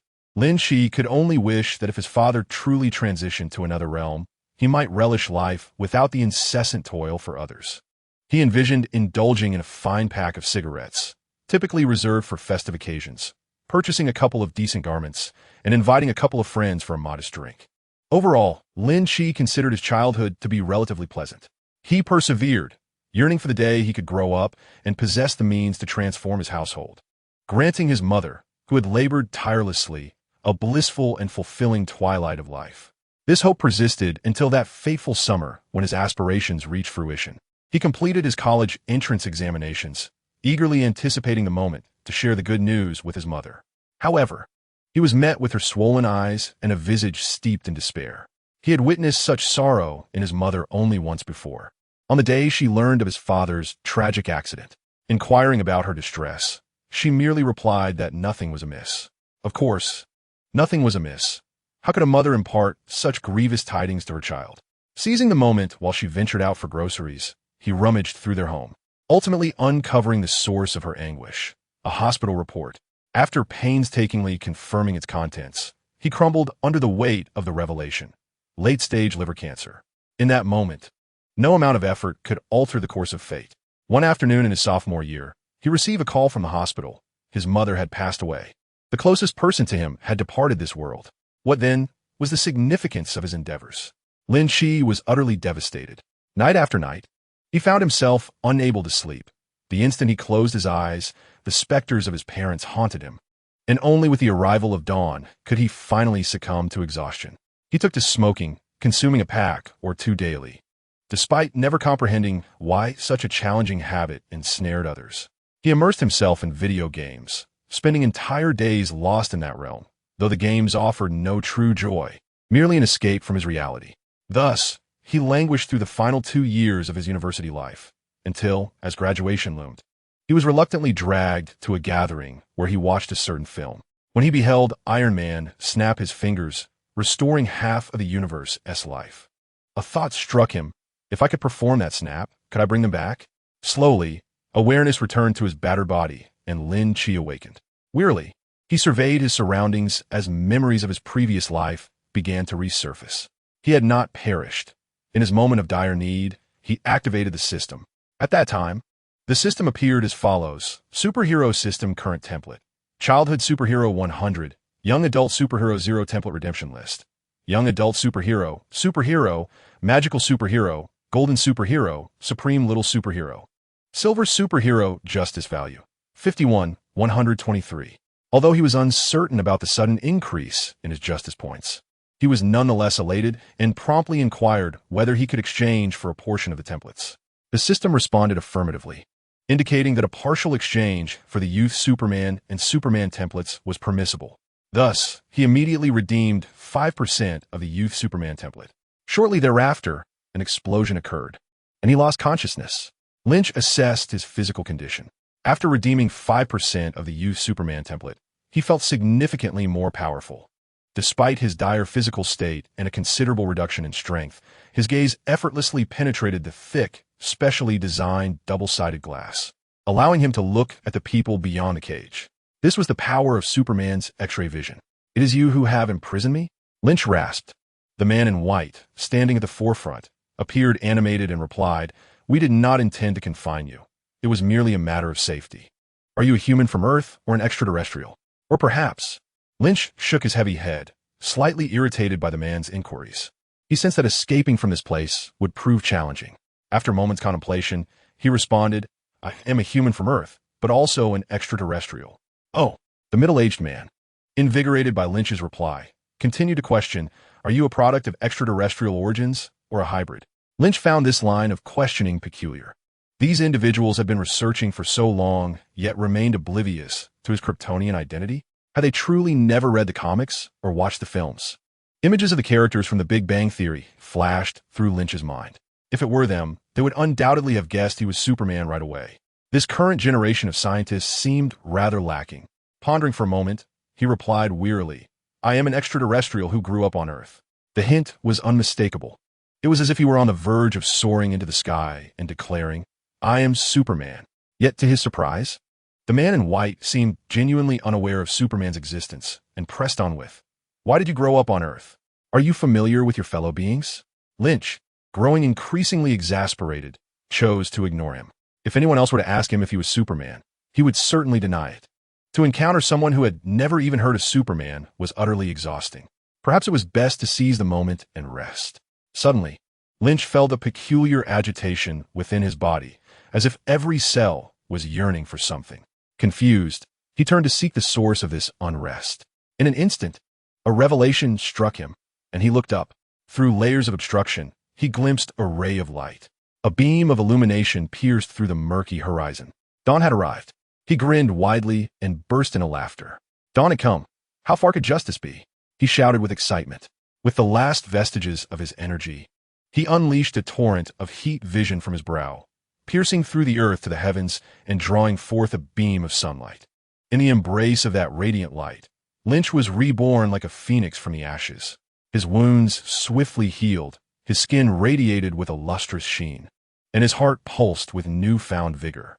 With a gentle exertion, the shackles and apparatus binding him fell away, and he began to levitate slowly in the sunlight. "Now, it is my turn. Are you prepared?" Chapter 10. Blood for blood. Lynch gradually ascended from the chair, silently savoring the sensation of flight.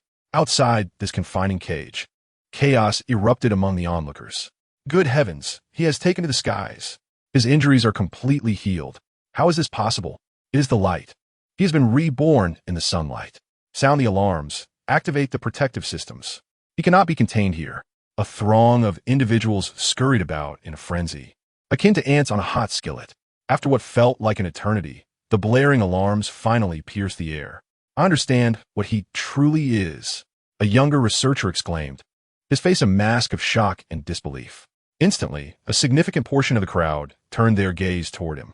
Trembling, he raised his phone, displaying an image from Wikipedia. A tall, muscular figure clad in a blue suit and red cape, bearing a distinctive emblem. The entry was titled Superman. With a strange inflection, he recited the details. He is invulnerable, immensely strong, capable of X-ray vision, emitting heat vision. He can soar through the skies like a bird, absorbing sunlight to convert it into energy, thereby facilitating rapid healing and the utilization of his powers. As he recounted these traits, terror etched itself across his face. Isn't Superman a fictional character? The man in white seemed to find an answer, yet it was one he could scarcely believe. "Are you Superman?" he murmured, approaching Lynch with a desperate yearning for clarity. His thirst for knowledge eclipsed his instinct for self-preservation. At that moment, all he desired was to uncover Lynch's true identity. Lynch cast a fleeting glance at him, responding, "No, I am not Superman." Observing the bewilderment and despondency on the man's face, Lynch added, "However, I am indeed a Kryptonian."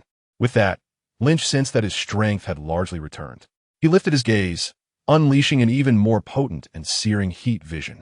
For a full 10 seconds, he maintained the onslaught, obliterating everything above him and revealing a passage that would lead him out. He then retracted the heat vision, twisted his body, and soared toward the sunlit sky. As he ascended to great heights, Lynch felt an overwhelming sense of comfort, involuntarily closing his eyes. The warm sunlight enveloped him, reminiscent of the cozy bed from his childhood. Yet, his fond recollections were short-lived, interrupted by the arrival of a missile that shattered his tranquility. Lynch opened his eyes, surveying the military encampment below. This is a temporary military base, modest in size, housing perhaps a few hundred personnel, with the most formidable weaponry being merely a handful of small missiles. Observing the somewhat chaotic soldiers below, Lynch felt a simmering rage and hatred brewing within him. He had not forgotten that these individuals had nearly taken his life. Had it not been for his quick reflexes, he might have been a mere cold specimen in a laboratory at this very moment. With a mere glance, his heated gaze struck a rocket, igniting a brilliant display of fireworks. Fueled by boundless fury, Lynch proclaimed from his lofty position, "An eye for an eye. Are you prepared to bleed? Emergency assembly. Emergency assembly. Equip yourselves and gather urgently. This is not a drill. I repeat, this is not a drill. What is happening? Has there been an incident in the lab? My God, another monster. Do not panic," General Ross commanded, striding purposefully towards the open expanse of the camp, his expression grave as he issued orders to the soldiers nearby. "Prepare for battle," he bellowed at the disoriented troops. At this moment, a diminutive officer, his complexion dark and shadowed, rushed forth and approached General Ross, inquiring, "Sir, what is this creature?" Without acknowledging the officer's gaze, General Ross continued to move briskly, replying, "A newly discovered specimen, captured just today." A new specimen? The short officer's eyes flickered with dissatisfaction. Was this unexpected development something I must address? General Ross remained silent, making his way to the center of the open ground, where he lifted his gaze to meet Lynch's. He stared at Lynch expressionlessly for a moment before turning to the officer beside him, gravely stating, "Indeed, it is necessary, if you're able to handle it." Above, Lynch observed the assembled troops below with an air of casual indifference. He refrained from making the first move. He intended to ensure these individuals comprehended the magnitude of the existence they had provoked to prevent any petty nuisances from troubling him in the future. To establish authority, one must crush with undeniable might. "Ross, are you surprised to see me again?" Lynch's detached voice echoed from the heights, stirring an unusual sensation within General Ross's soldiers. Some could not help but glance at General Ross, only to find him appearing utterly impassive. "What do you desire?" General Ross inquired, his tone stiff. Lynch chuckled softly. "What would I desire beside your life?" General Ross was unfazed. He was no stranger to such confrontations. Those persecuted by his experimental endeavors invariably sought his demise. Yet he had never harbored fear, for he remained loyal to his nation, his actions devoid of any selfish motives. Even in death, he believed it to be a noble sacrifice for his country, a righteous end in his eyes. Everything was to be prioritized for the nation, everything for the greater good. In the face of such ideals, all personal gains and losses paled in significance. Thus, he conducted those processes deemed inhumane, even anti-humanitarian by others, without a trace of remorse. Because if one day the nation requires a sacrifice, he will undoubtedly offer everything without hesitation. "If you can," General Ross replied, standing tall. Lynch observed the fearless Ross, feeling a moment of ennui. He realized that eliminating such a Ross would not absolve him of his own suffering. How could he ensure that Ross receives the punishment he deserves? As he pondered, Lynch noticed a familiar diminutive officer beside Ross. A plan began to form in his mind. With a cold snort, two fiery glares shot forth, directed at Ross. "Fire! Counterattack!" an officer shouted. Yet, the searing rays did not strike Ross. Instead, they etched a circle around him amid the chaos. "If I desire, I can end your life at any moment." Lynch stood suspended in the air, impervious to the attacks directed at him, as if he were a deity. Under the sunlight, he smiled like a radiant boy, while those below felt an icy dread. But not now, not here. That would be too lenient. Lynch fixed his gaze on the grotesque, unyielding face before him. "Before I succumb, I vow to ensure you perish with boundless regret and anguish." Lynch's eyes shifted, emitting rays indicative of death. "Let you feel a taste of it now." He gently turned, his fiery gaze sweeping across the military camp, where everything it touched, be it structures or weaponry, turned to cinders. Initially, General Ross's soldiers were brimming with morale, retaliating with an array of weapons: rifles, machine guns, rocket launchers, and individual missiles. However, upon realizing that their most formidable arms could not harm Lynch in the slightest, they crumbled, all cast aside their weapons, desperately fleeing from the two beams of death. Within mere minutes, no one dared to confront Lynch. Groups of soldiers trembled in fear, raising their hands in surrender. Lynch retracted his fiery gaze, sparing those who capitulated. The scorching rays did not claim many lives. Most who sought to evade managed to escape. Those who fell beneath Lynch's gaze were resolute in their intent to eliminate him. Now, within the vast military camp, hundreds of soldiers had completely lost their will to fight. Lynch emerged victorious, single-handedly vanquishing a modernized regiment. He slowly descended, eager to witness Ross's reaction. Suddenly, a bullet struck his cheek. Lynch's eyelid twitched, and anger surged within him. Turning to see the source, he unexpectedly burst into laughter. It was a familiar face, the diminutive Officer Blonsky. Do you wish to die? Chapter 11. I am the big picture. Do you wish to die? Lynch hovered before him, speaking from a height of 3 or 4 meters, exuding an immense sense of pressure. However, this fellow remained utterly disdainful and indifferent, pressing the gun's barrel against Lynch and continuing to fire. Bang, bang, bang. After expending the bullets in his handgun, he carelessly discarded it, wearing a provocative expression. Is this all you've got? Is this your only prowess? The bullets struck Lynch's face with precision, yet everyone understood their futility. The sole effect was to enrage Lynch, transforming his initially playful demeanor into one of cold fury and murderous intent. This display of the officer's tenacious fighting spirit inexplicably reminded Lynch of the saying that one must continue to fight even if their limbs are broken before the enemy. This man had not merely suffered broken hands, but had endured catastrophic fractures throughout his body. As Lynch activated his X-ray vision, he discerned the steel that reinforced this individual's spine. His name was Blonsky. He had undergone General Ross's transformation, receiving the same super soldier serum as Captain America. During a confrontation with the Hulk, his stubbornness led to him being violently crushed by the Green Giant's kick, resulting in his body suffering from multiple fractures. Subsequently, his spine was reinforced with steel rods, and in Mr. Blue's laboratory in New York, he was injected with gamma serum, transforming him into Abomination, who wreaked havoc in the city. The Abomination, with his gray skin and grotesque features, bore numerous flesh spikes, his size and strength surpassing even that of the Hulk, managing to overpower the Green Giant during their battles. Ultimately, for the sake of the narrative, he was defeated by the Hulk. Time and again, this individual had faced defeat, yet continued to rise again, frequently clashing head-on with the Hulk, making him the epitome of resilience in the Marvel Universe. Now this man, with his steel framework, had clearly been shattered by the Hulk before.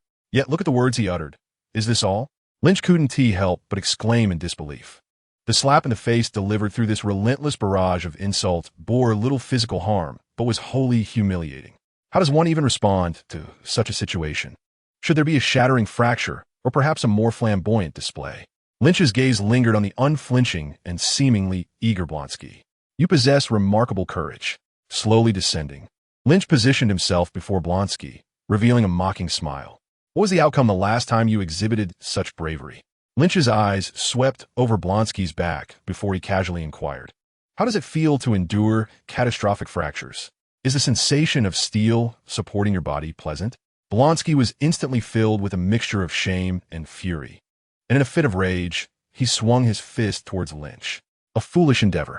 Lynch chuckled coldly. Having been injected with the super soldier serum, Blonsky possessed abilities akin to Captain America's, with physical attributes exceeding those of ordinary humans by several times.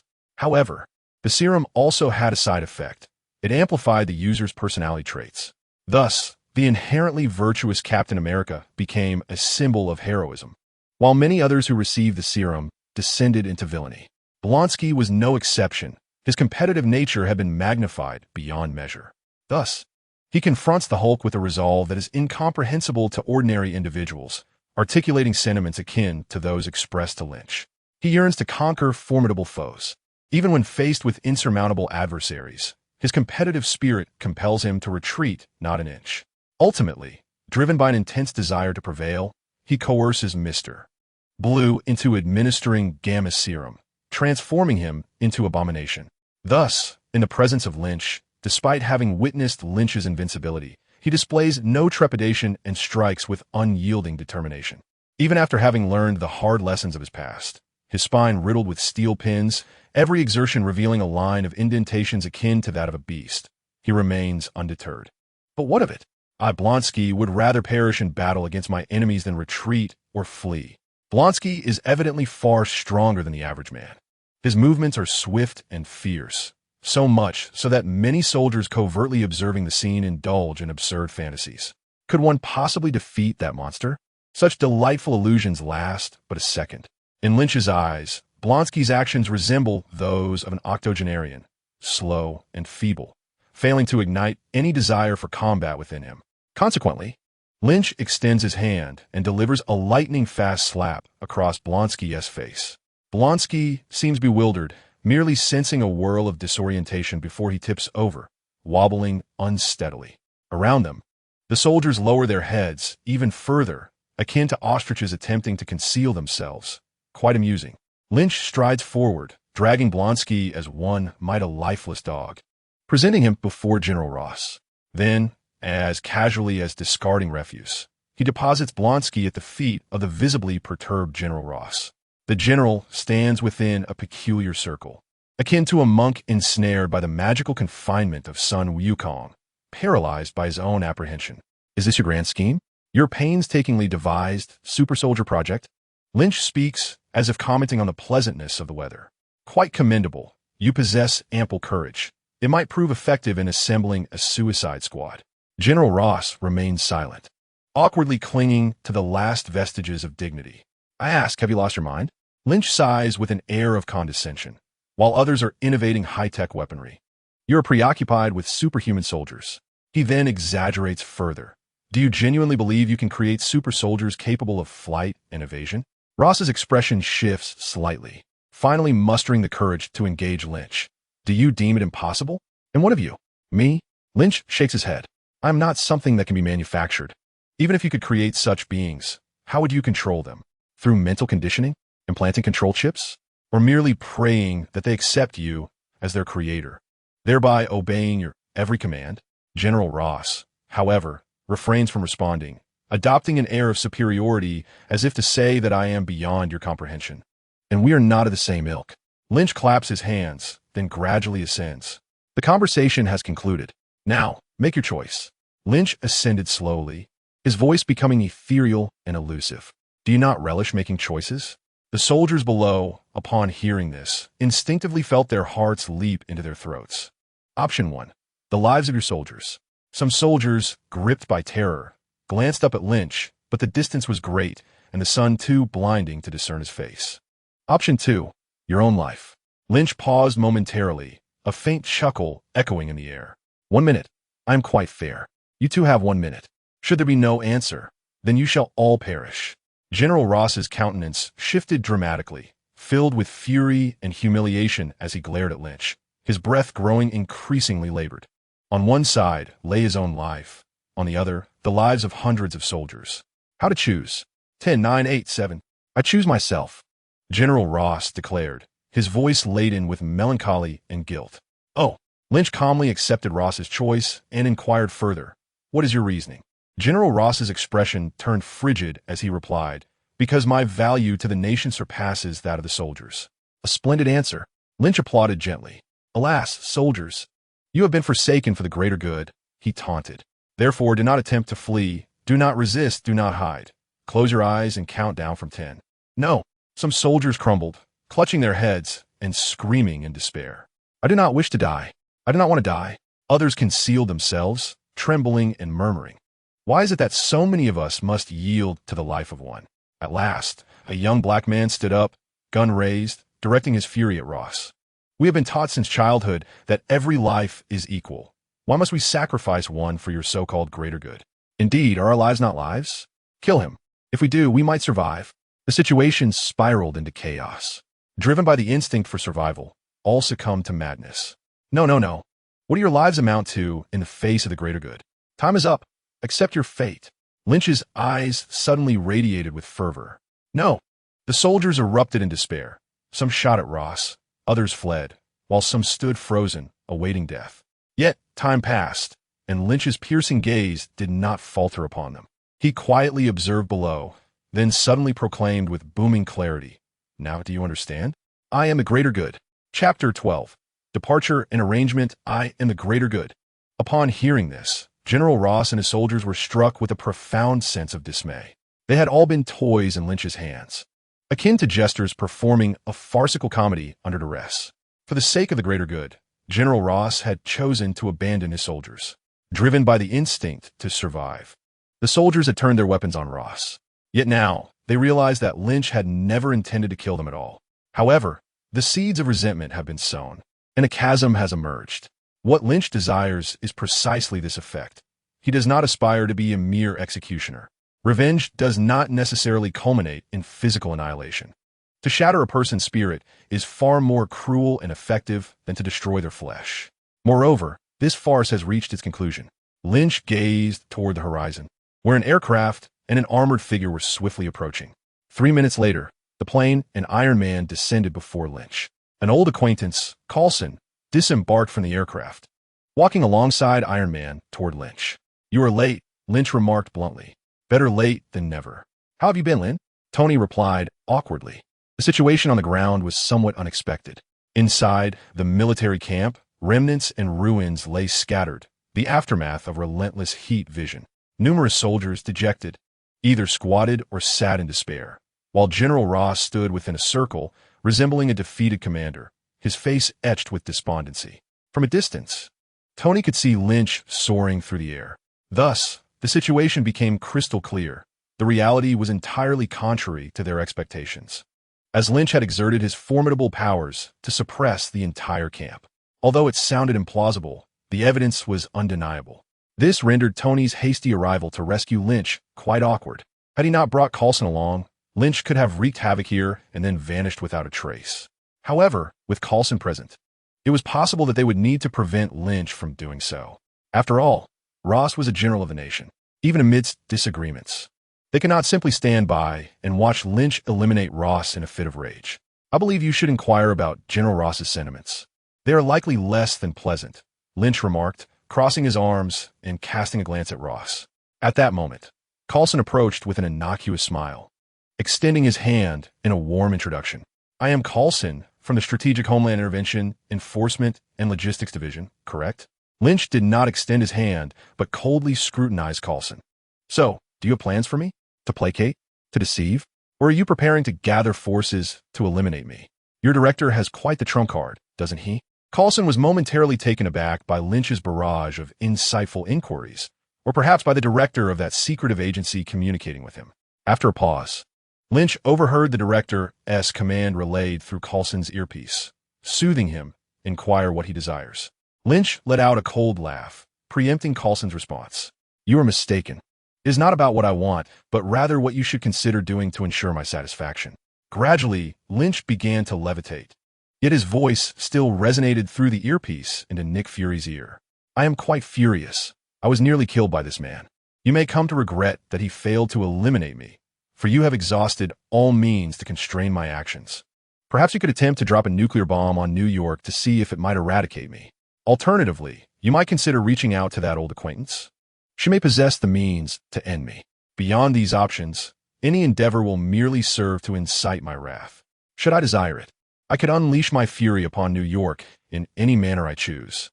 As Lynch ascended into the sky, he declared that punishing this individual was far from sufficient, and he wished for no interference from you. "Farewell. I hope that by our next encounter, you will have devised a plan." With that, Lynch assessed his direction and pivoted to soar towards New York. Pausing momentarily, he turned back to add, "I harbor a particular disdain for older male agents. I suggest you send someone more favorable for my first impression next time." Without another word, Lynch departed swiftly, watching him disappear into the distance. Coulson offered a wry smile and quietly inquired into his earpiece, "What should we do now?" "In the S.H.I.E.L.D. office." Director Egghead furrowed his brow deeply, his desk cluttered with information regarding Lynch and Superman. First, address that situation, then we will reconvene to strategize our next steps. After ending the communication, he irritably swept the documents aside and rummaged through his desk drawer, eventually retrieving an antiquated communication device. He hesitated, caressing the old apparatus. But after a prolonged moment, he returned it to its place. Fixating on the photograph of Lin Qi, he murmured to himself, "It is not yet the time." Coulson concluded the call and exchanged a meaningful glance with Tony, both perplexed. How could he still be flying? Coulson feigned innocence. How would I know? Previously, he could not. Tony was equally vexed. Yet, upon reflection, it seemed quite normal for Superman to possess the ability to fly. Very well, I must tend to this mess here. Will you be returning? Until next time then. I need to rest. This day has been utterly chaotic. In a laboratory, the man in white had just concluded his conversation with Coulson, and all research materials regarding Lin Qi had been seized by S.H.L.D. However, he appeared neither distressed nor disheartened. Once Coulson and his team departed, he promptly approached General Ross's office and knocked on the door. He entered with an expression of duty and informed the impassive Ross, "General, the sample has not been taken." General Ross nodded, inquiring, "How long until the serum can be produced?" The man in white was taken aback, then hesitantly replied, "General, this matter is somewhat different. It may. I am not asking whether you can produce it." General Ross retorted angrily, "Do not forget that I have yet to hold you accountable for allowing him to escape." Ross suppressed his fury. Were it not for this man's potential utility, he would have relished the opportunity to dispose of him with a single bullet. 1 week. I wish to witness results. Otherwise, you may as well perish. In a clandestine hideout of a certain mafia, a stunning woman with cascading golden waves, clad in a form-fitting black suit that melded seamlessly with the surrounding darkness, suddenly felt a vibration from her communicator. Furrowing her exquisitely arched brows, she reached out to connect the call. "Director, what is the matter?" "I am currently engaged in a mission. Abandon this task and proceed to New York immediately. A significant assignment awaits you." "Significant?" She slightly pursed her lips, revealing a hint of a smile. "How significant?" "It pertains to the safety of New York." Upon hearing this, she responded with utmost seriousness. "Understood. I shall return at once. The information has been sent to you. You may review it thoroughly and contemplate how to execute this mission." Moments later, seated in the vehicle awaiting her, she opened the mission dossier. A swift perusal led her, seasoned as she was from rigorous training, to momentarily question her own existence. Superman? In New York's Chinatown, Lin Qi ambled down the street, his curiosity piqued by the familiar yet foreign surroundings. With his extraordinary hearing, the occasional snippets of Cantonese that drifted into his ears filled him with warmth. However, the Chinatown infused with American culture also brought forth a sense of novelty and strangeness. Having never visited New York before, he had merely flown through and found himself here, prompting him to explore. Suddenly, he spotted a Cantonese restaurant and realized it had been ages since he last indulged in such cuisine. Resolutely, he ceased his wandering and made his way into the restaurant. Chapter 13. Cola and fried chicken sunbathing in New York's Chinatown. A young man, clad in flip-flops and sporting a wild mop of hair, ambled down the street in a rhythm that suggested a carefree demeanor. Abruptly, he halted, a look of confusion crossing his face as he reached up to touch his head, only to find something warm and peculiar. Upon inspection, he discovered it was a chicken bone. Infuriated, he erupted with indignation. How can this be tolerated?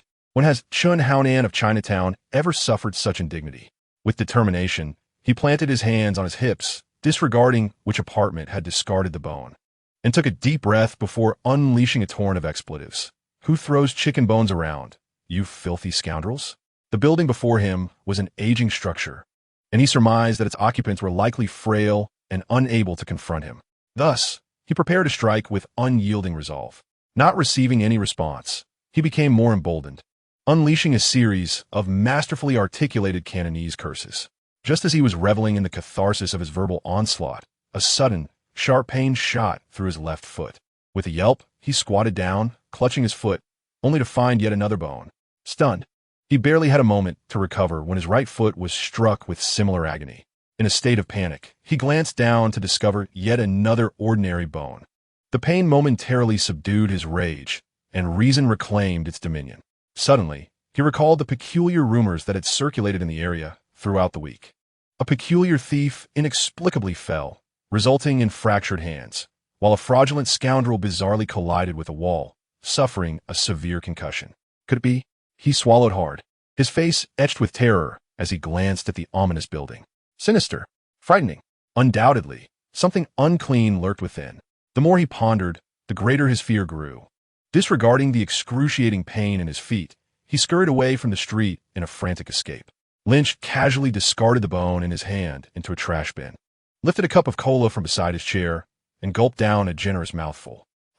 Reclining back into his lounge chair, Lynch wore an expression of blissful indulgence. What could be more delightful than savoring fried chicken, sipping cola, and basking in the sunlight? Oh, right. And he had also imparted a lesson to the idling, uneducated youth passing by. A week had elapsed since Lynch's arrival in Chinatown. After a leisurely exploration filled with food, drink, and entertainment, he had rented a rooftop dwelling. For several consecutive days, Lynch reveled in sunbathing and feasting during the day, engaging in physical activity at night, while simultaneously assisting those in need and collecting modest fees from wrongdoers. After all, didn't superheroes need sustenance? Well, biologically speaking, they actually did not. Kryptonians, who thrive under the yellow sun, do not require food for survival. However, Superman does, as he has always perceived himself as a human, thus psychologically necessitating nourishment. Lynch found himself in a similar predicament. Since he need not worry about finances, why not indulge in hearty meals? With a physique as strong as steel, he felt no fear of ill effect from his diet and could only marvel at the allure of American fast food. Naturally, Lynch was not solely engaged in feasting. He delved deeply into the study of the system and his current abilities. Regarding the system, he investigated the acquisition of justice points and template exchanges. Initially, the system presented itself as follows: Superman system, current template, childhood Superman 100, adolescent Superman 10, template exchange list, adolescent Superman, Superman, magical Superman, golden Superman, supreme little Superman, silver Superman, justice points, 49135. Later, Lynch uncovered the reason for the sudden surge in his justice points during his time in Chinatown. He had been perceived as a hero by the populace. Despite revealing little information, he still garnered a substantial amount of justice points. This was due to the dissemination of his heroic deeds, which inspired those who learned of his exploits to contribute a certain amount of justice points. Although the contributions were not particularly large on their own, they accumulated over time, resulting in Lynch's unexpected gain of 50,000 justice points. Additionally, directly combating evil also yielded justice points. For instance, he received over 10,000 points for vanquishing Iron Tyrant. To Lynch's astonishment, even his ruckus at the military base had earned him justice points. The system's explanation posits that Lynch is a victim of persecution, rendering the soldiers mere accomplices. Thus, punishing them undoubtedly yields justice points. Subsequently, Lynch investigated the extent of justice points that could be derived from an individual. The outcome revealed that one could effortlessly acquire a point or two of justice from person, yet attaining a higher value proved exceedingly arduous. For instance, Lynch once saved an unfortunate passerby from the brink of death at the hands of a robber, earning the maximum justice points obtainable from a single individual, merely 7 points. Furthermore, the acquisition of justice points is predominantly a one-time transaction, making it challenging to repeatedly capitalize on the same source. If, for example, one were to bestow $10 upon a begging homeless person, they would receive 2 points of justice. However, upon giving another $10, no points would be granted. Only when Lynch offered $100 did he receive 3 points of justice. This signifies that an individual's justice points can only increase with greater generosity. A lesser contribution yields no justice value. Moreover, the total potential justice points available from all humanity can be easily calculated. Assuming a median of 5 points and a global population of approximately 6 to 7 billion, the maximum possible would be a little over 300 billion. Yet in reality, attaining such a vast quantity of justice points is akin to reaching for the stars. Not every locale is akin to New York, where the emergence of a superhero is immediately known by the entire city. In many regions, even if Thanos were to snap his fingers, the populace would remain oblivious to the events transpiring. Thus, while Lynch can amass a considerable amount of justice points on Earth, it remains insufficient. With favorable circumstances, he might exchange them for templates of an invincible caliber, such as that of Silver Superman. Otherwise, he could only obtain the standard Superman template. The templates can only be exchanged in stages for the Young Superman and Superman templates. All others require a one-time exchange. Additionally, the exchange price for templates will decrease based on the current template held. For instance, if Lynch possesses the Young Superman template along with 5 Young Superman templates, the price displayed for exchanging to the Superman template will be the Superman template's value minus the cumulative price of the Young Superman and 5 Young Superman templates. The system clarifies that these 3 templates are foundational, thus permitting gradual exchanges, which subsequently leads to a reduction in price. Beyond the system, Lynch is also engaged in studying his own abilities. As a powerhouse within the Justice League, Superman's strength is undoubtedly formidable. Lynch theorizes that a complete Superman belongs to the echelon of powerful entities such as Ancient One, Odin, Hela, and Dormammu, indicating a level akin to that of a celestial father. The precise hierarchy of strength remains to be determined through combat, especially since the cinematic universes have yet to intertwine. Asserting that one can definitively overcome another is as futile as debating the prowess of historical figures like Guan Yu and Qin Xiong. Nevertheless, it is certain that Superman possesses the capability to surpass the majority of the Avengers heroes. The only suitable comparisons would be made with Captain Marvel, Scarlet Witch, Doctor Strange, and the awakened Thor. Based on cinematic portrayals, these individuals have demonstrated remarkable prowess. Yet who among them does not indulge in a meal of dumplings during the new year? Captain America wielded Mjolnir with such finesse that he left Thanos momentarily bewildered. Thus, Lynch mused that one ought not to take films too seriously. Only through combat does one's prowess become evident. After basking in the sun for so many days, Lynch felt an unwavering courage. The absence of prominent figures during this period was a testament to his growing awareness of his own strength. Bathed in the radiant glow of the yellow sun, Lynch sensed himself evolving with each passing moment. His strength, speed, endurance, senses, and intellect. His assertion of boundless potential was not mere fantasy, but a tangible reality. Unless S.H.I.E.L.D. deployed some arcane weaponry of which Lynch was unaware, he felt secure within New York, where the technological advancements of Earth posed no real threat to him. It was at this juncture that he grasped the meaning of Superman's cautionary words regarding the need for vigilance in life. Often, Lynch lamented that without Superman's innate life force field, he might inadvertently wreak havoc upon his surroundings. In such moments, a poignant melody should resonate. How solitary is invincibility? A series of knocks interrupted Lynch's sunlit reverie, and he turned to the door, catching sight of a striking figure. A smile graced his lips as he tossed aside his soda. At long last, had someone come seeking him? Chapter 14. You're Natasha? I'm Hutu. Who? Sir. Your order has arrived. Come in. The door is unlocked. The rooftop door swung open to reveal a captivating young woman, clad in a server's attire. Her signature chestnut hair cascaded down her back, accentuating her alluring curves and delicate features, which were graced by a faint, enchanting smile. Approaching Lynch with a charming grin, she carried a bag of delicacies. Lynch unabashedly gazed at her, curiosity evident in his eyes. Meeting her in person was far more exhilarating than seeing her on screen. Before him stood a figure with dewy, supple skin. Her large, expressive eyes seemed to convey unspoken words, while her finely sculpted nose and radiant visage emanated an ethereal glow. With a modest smile, she placed the meal upon the small table beside him. Sir, I wish you a pleasant dining experience. Lynch diverted his ardent gaze to the food, opening the container with slight surprise. Within were an assortment of home-style dishes, rather elusive on the streets of America. For an entire week, he had longed for authentic Chinese cuisine, often voicing his discontent. You've put in great effort. I had assumed I was forgotten. Her expression remained unchanged. Yet Lynch could discern her heartbeat accelerating, a fa-ade pierced. He meticulously arranged the dishes and recited their names. White-cut chicken, braised pork with preserved vegetables, steamed sea bass, and black chicken soup. Am I correct? She continued in somewhat halting Mandarin. I can speak a little Chinese.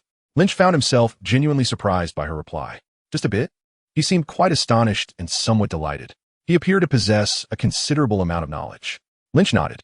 Natasha, to be honest, you ought to assume a different role. As a waitress, you are rather too beautiful. Thank you for the compliment, Natasha replied, gathering her hair. You seem to know a great deal. I have a keen sense of hearing, so we can speak candidly. What are your plans? Lynch nonchalantly picked up his chopsticks and sampled the visually appealing braised pork, casually inquiring. The meat is tender and fragrant, rich yet not greasy, delicious. Natasha sat down, seemingly exasperated, and said, "What if I said I have no plans?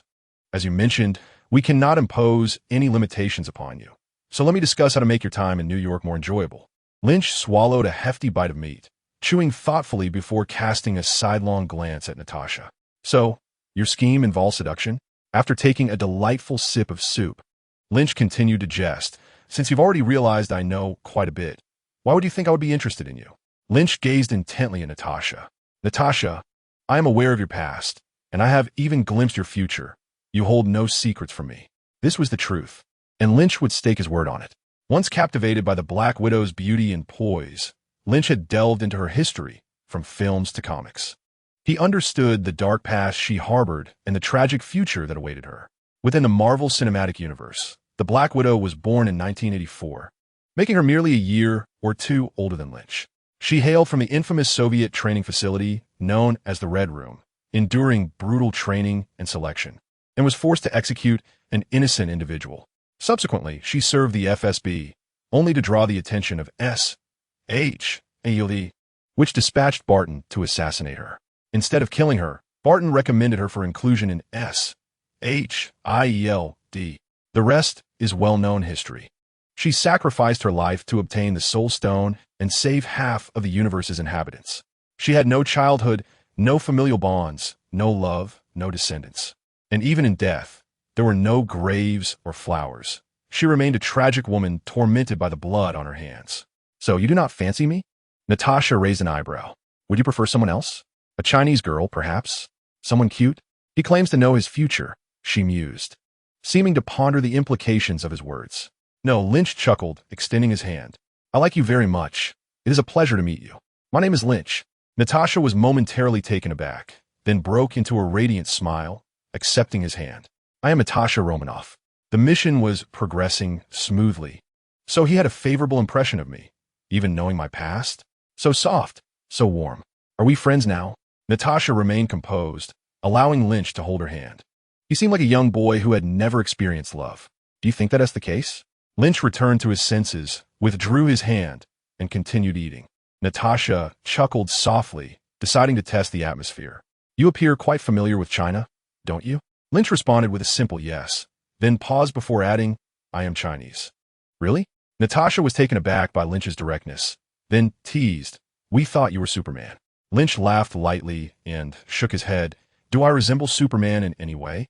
Based on your observations, don't I seem more like an ordinary college student?" Natasha couldn't help but agree. After observing him for several days, her psychological analysis concluded that he was merely an average Chinese university student. "But your abilities," Natasha remarked, "your abilities are akin to those of Superman. Super strength, heat vision, flight, X-ray vision, solar absorption. Why must you be Superman?" Lynch sighed. "Couldn't I be a cultivator who has mastered the light-based techniques?" The latter phrase, spoken in Mandarin, left Natasha somewhat puzzled. "What does that mean? Is it something from Chinese legends?" "Yes. Why don't you consider me a deity from China?" Lynch wiped his mouth. "A deity?" Natasha fell silent, lost in thought. "I apologize. Perhaps it's a cultural difference. We hadn't considered that." "So are you?" "No, I was just joking." Lynch laughed heartily, reveling in his mischievous success. Natasha shot him an exasperated glance. The director, who had been listening to their conversation, was momentarily taken aback, while the agents from S.H.I.L.D. around them, busy researching deities, techniques, and cultivators, exchanged bewildered glances. The director signaled them to continue their inquiries while he kept listening. "Please, can we have more useful information?" Natasha looked pitiful, otherwise. "I want to have a good report to bring back." Lynch finished his meal and sat up seriously across from her. "Do you want to hear the truth or a lie?" "Of course, the truth." Lynch's expression turned grave as he cleared his throat and spoke in a low, somber tone. "I am a traveler from a higher dimension, aware of your past, present, and future." Natasha, or rather her team behind her, processed Lynch's words. "And the lie? My real name is Hu Tutu, my father's name is Hu Ingjun, my mother's name is Zhang Xiaoli, and I reside in room 1001. Building 2 of the Fando Garden. Chapter 15. Don't change it. Lynch spoke in a Sichuan-accented Mandarin, leaving Natasha in a state of shock. Who doesn't T have a few tricks up their sleeve? She wondered if there was even a who tutu in this world. Whatever. If I've already said it's a lie, there's nothing they can do if they choose to believe it. Natasha maintained an expression devoid of significant change, a smile akin to a mask. It was evident that she had not fully comprehended the preceding words. This was quite understandable, as it suggested that her Mandarin instructor was not a heavily accented individual from Sichuan. Nevertheless, whether or not she grasped the meaning held little consequence, for there were others who could. The formidable S.H.I.E.L.D. had already arranged for translation, swiftly extracting the essence of the discourse. After a thorough inquiry, however, it was apparent that no information could be gleaned. This world bore no trace of Hututu. At this juncture, Natasha felt that the situation had surpassed her wildest imagination. Possessing an acute awareness of micro-expressions, she discerned that Lynch, despite his lack of training, could not conceal his true thoughts, and he appeared to be truthful. His seemingly uncanny familiarity with Tony Stark, the director, and even herself lent credence to his assertions. Yet, the implications of such claims were astonishing and exceedingly difficult to accept. The notion that an omniscient being had arrived in her world was far more terrifying than the mere acknowledgement of superheroes. What could be the purpose of such an entity? Well, I find it challenging to comprehend what you are saying. Natasha expressed her frustration. Should I then place my trust in your veracity? Ultimately, it is for you to decide, Lynch replied nonchalantly. Is your world similar to ours? Natasha pondered aloud. Lynch lowered his gaze, contemplating for a moment. Essentially, yes. Interpreting Lynch's words, Natasha probed further. Could you elaborate on how you came to be here? How would I know? Lynch responded with exasperation. An unforeseen incident brought me here unexpectedly. Was it the day you met Tony Stark? Yes, Lynch sighed, recalling the disastrous first day which nearly cost him his life. Yet that is all in the past, is it not? Lynch hesitated, maintaining a calm gaze with Natasha for a while before rising languidly to return to his recliner. Donning sunglasses, he stretched out, reclining comfortably. Such moments do not simply fade away, Natasha. Once events transpire, they leave an indelible mark, don't they? Lynch lay back, his oversized sunglasses obscuring much of his face, rendering his expression somewhat indistinct. To be frank, I am quite a lazy individual. I lack the motivation to be a hero, to play the villain, to cultivate friendships, to forge enmities, or even to live life earnestly. In this world, I am merely a transient, even less inclined to exert myself to accomplish anything. However, when I heed my inner desires and choose to act, I will devote every ounce of my energy to it. Hence, you may consider me non-existent, which would spare everyone the burdens of worry. With his back turned to Natasha, Lynch waved his hand dismissively from the recliner. I shall not see you out. Natasha listened quietly to his words and then rose to depart. One more thing, she said. Tony asked us to relay that he will be holding a press conference tomorrow. Will you be attending? Lynch tilted his head slightly. A press conference? A momentous occasion indeed. Should I attend? After a brief moment, Lynch made his decision. Where is it taking place? Natasha produced an invitation and placed it upon the table. I have said it before you. It is tomorrow at 9 o'clock. Lynch closed his eyes, yet the sound of Natasha's departure lingered in the air. Is something the matter? Yes, but I am hesitating. If you are in doubt, then act. Only through action will you discern whether it was the right choice. As Lynch felt Natasha's heartbeat gradually steady, he inquired, I wish to ask, was there liberation in your death? Upon hearing this, Lynch pondered deeply. Was there liberation? Natasha's subsequent life, enriched by her alliance with the Avengers, granted her companions akin to family, yet she remained the tormented soul ensnared by her past. Her body had been altered, rendering her unable to bear children, a potential reason for her choice to remain unwed and childless. Her career as a spy stained her hands with blood, but the most harrowing memory for her was the first time she executed an innocent. Nevertheless, Lynch believed that in her death, she must have found release.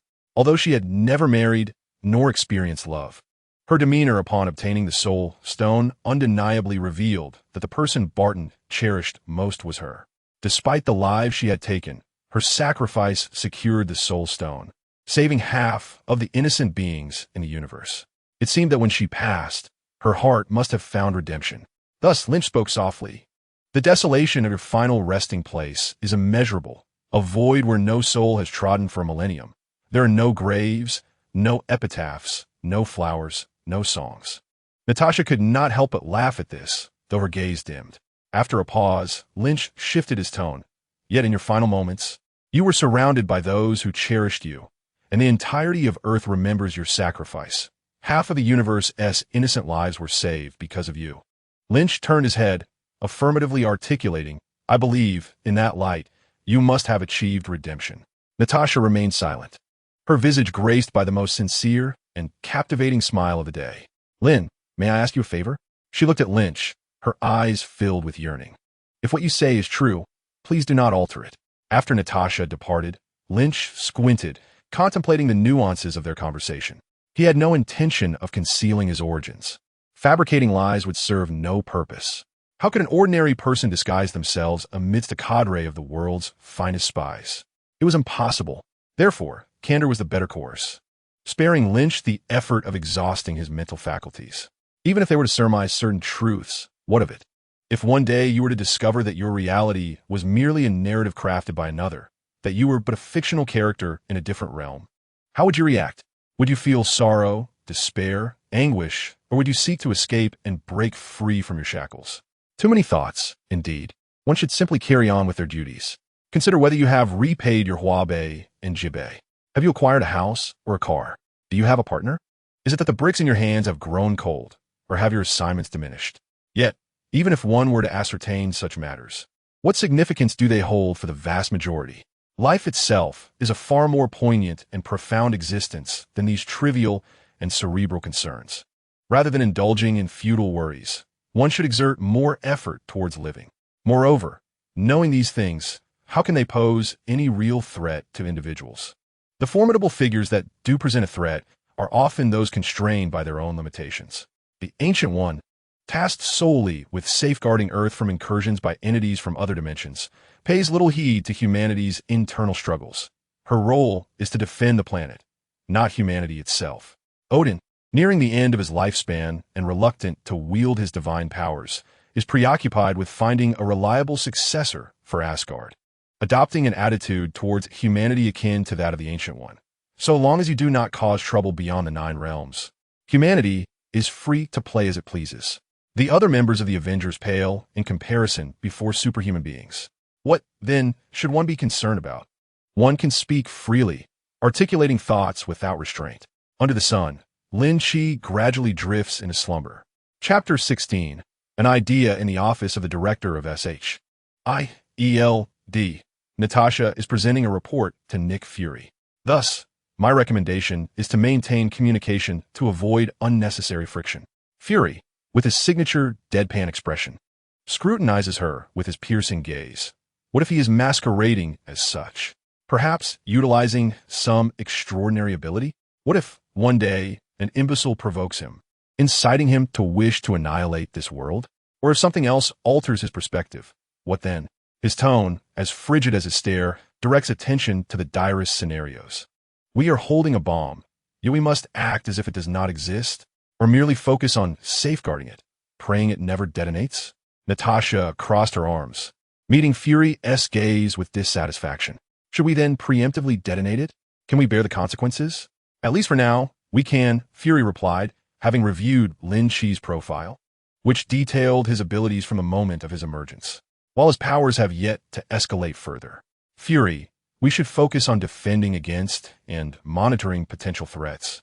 Rather than solely contemplating their elimination, Natasha furrowed her brow. That is precisely my intent. Thus, we must always be prepared to confront him. What sort of preparation? Like he said, do you possess a summoning device to call upon an old friend capable of defeating him? Natasha expressed skepticism. However, consider this. Even if you truly had such an artifact, he would be aware of it. So on what grounds can we assume it would be effective? Fury's demeanor finally shifted slightly. Shaking his head, he resolutely informed Natasha, I shall not employ that unless Earth is truly at the brink of destruction. The atmosphere gradually grew tense, with both individuals ensnared in an awkward silence. Nick Fury, bearing the expression of someone owed a considerable sum, eventually relented and said, If you believe he poses no threat, then I shall leave him in your care. He then inquired with a note of uncertainty. Could you elucidate what Lin meant by higher dimensions? Natasha pursed her lips, silently responding with the expression of disbelief. It appears we need to consult a knowledgeable person for clarification. Fury remarked, sounding somewhat relieved. Is everything you said true? Was that Lin's exact wording? Tony, unusually serious, sought confirmation from Natasha during the video call. Natasha and Fury exchanged a glance and nodded affirmatively. A bit unexpected, Tony blinked, silently processing this sudden revelation. So, you can comprehend this? Fury questioned, skeptical. Come on, director. Tony retorted, puffing out his chest. Why else would you seek me out? Surely S-H-I-E-L-D has experts in this area? Tony, I apologize, but due to confidentiality, you were our first thought, Natasha explained with a smile. I understand. After all, we have only just met. As it seemed Tony might veer off topic, Natasha cleared her throat and interjected. Could you provide us with an explanation? Tony's keen eyes swept over the two. Then he shook his head. You could consider Lin as an audience member who has entered the theater. He contemplated, tilting his head. He may be quite familiar with certain matters and individuals. Yet he is undoubtedly not omniscient. What? An audience member in a theater? Fury found it difficult to grasp Tony's metaphor. Could you be more straightforward? Tony remained silent, his expression politely conveying refusal. Fury held his gaze, unwavering. Very well, since it is your request. Tony capitulated, stepping out of the video frame for a moment, then returning with an object in hand. He directed it towards the camera for the two to see. It was a Superman comic. What would happen if one day you accidentally found yourself in Superman's world? Under Tony's profound gaze, the two finally grasped the implication. You mean to say our world is a fictional creation of Lin's universe? Both were taken aback by this realization. From a certain perspective, it could be so, Tony nodded. But for us, this is real, our world. You mean that, yes, whether we know or believe, it holds no significance. It cannot be validated, nor can we escape it. So let it be. Instead of dwelling on this, why not share a drink, if the lovely Natasha is inclined? Tony swiftly adopted a playful demeanor, lightening the mood. Natasha emerged from her reverie, smiling at Tony as she said, Of course, if you don't mind my nickname being Black Widow. Tony chuckled awkwardly. Well then, director, Mrs. Black Widow. I shall take my leave as I have matters to attend to. Thank you for your assistance, Mr. Stark, and I trust you will keep this matter confidential. Fury said gravely. You know how astonishing this situation is. I shall. Then, farewell, Tony replied, preparing to end the communication. However, as if recalling something, he lifted his gaze and solemnly addressed both individuals. Do not attempt to acquire knowledge of the future, for once you obtain such information, the future will inevitably alter. Potentially for the worse. As I mentioned earlier, forget this matter. At his words, Natasha's heart raced, yet she remained silent. Fury nodded in response, saying, I understand. I shall pretend to be unaware of this matter. Satisfied, Tony ended the call. Fury turned, his penetrating gaze sweeping across Natasha's face. Have you, perhaps, gathered some information? Meanwhile, on the other end, Tony, having closed the communication, did not attend to other affairs, but instead sank into his chair, tilting his head back and closing his eyes in contemplation. My world, is it merely a comic, an anime, or some peculiar fairy tale?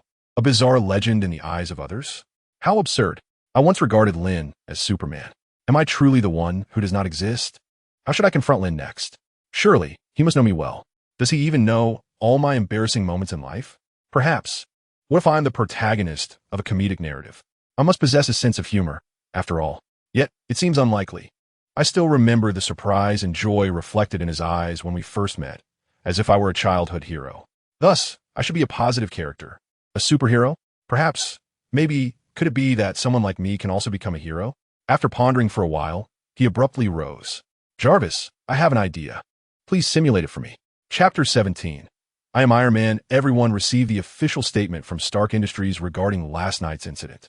According to unverified reports, a prototype robot malfunctioned, resulting in severe damage to the arc reactor. Fortunately, one of Tony Stark's private bodyguards utilized Stark's highly classified technology to avert the crisis. On the screen behind, Rhodey was delivering the official statement at a media press conference. Iron Man? Tony held a newspaper with the headline, Who is Iron Man? While chatting with Potts. That name is quite intriguing. He possesses a remarkable ring, albeit not entirely accurate, as it is crafted from titanium gold alloy. Yet, who can fathom the myriad associations people might conjure? Potts peeled the Band-Aid from Tony's nose, tidying his appearance for the imminent public reveal. Coulson approached, extending several slips of paper while stating alibi. Tony set aside the newspaper and examined his official statement. At the time, you were on the yacht, Coulson explained. Tony nodded in acknowledgement. The IRS confirms you were docked at Avalon Harbor all night, with 50 witnesses to attest to it. Potts applied concealer to the bruises on Tony's face, prompting him to glance at the slips and remark, honestly, I'd rather say that it was just Pepper and me on the island that night. As he spoke, he cast a glance at Pepper, who remained focused on her task, and turned away. We cannot fabricate, Coulson gently interjected. Very well. Just read as instructed, Tony replied. No mention of Obadiah.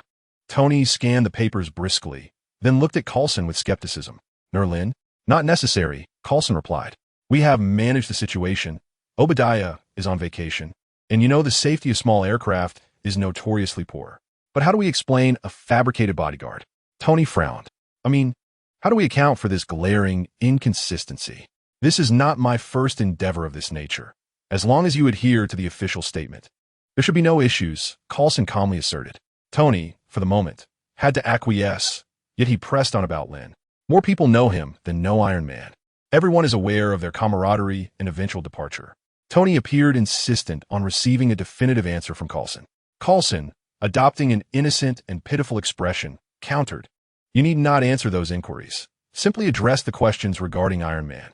So you're unprepared to manage the situation with Lin, then? No, Coulson replied. I am unsure. This matter is not within my purview. With that, he hurriedly turned to leave, fearing Tony's continued probing.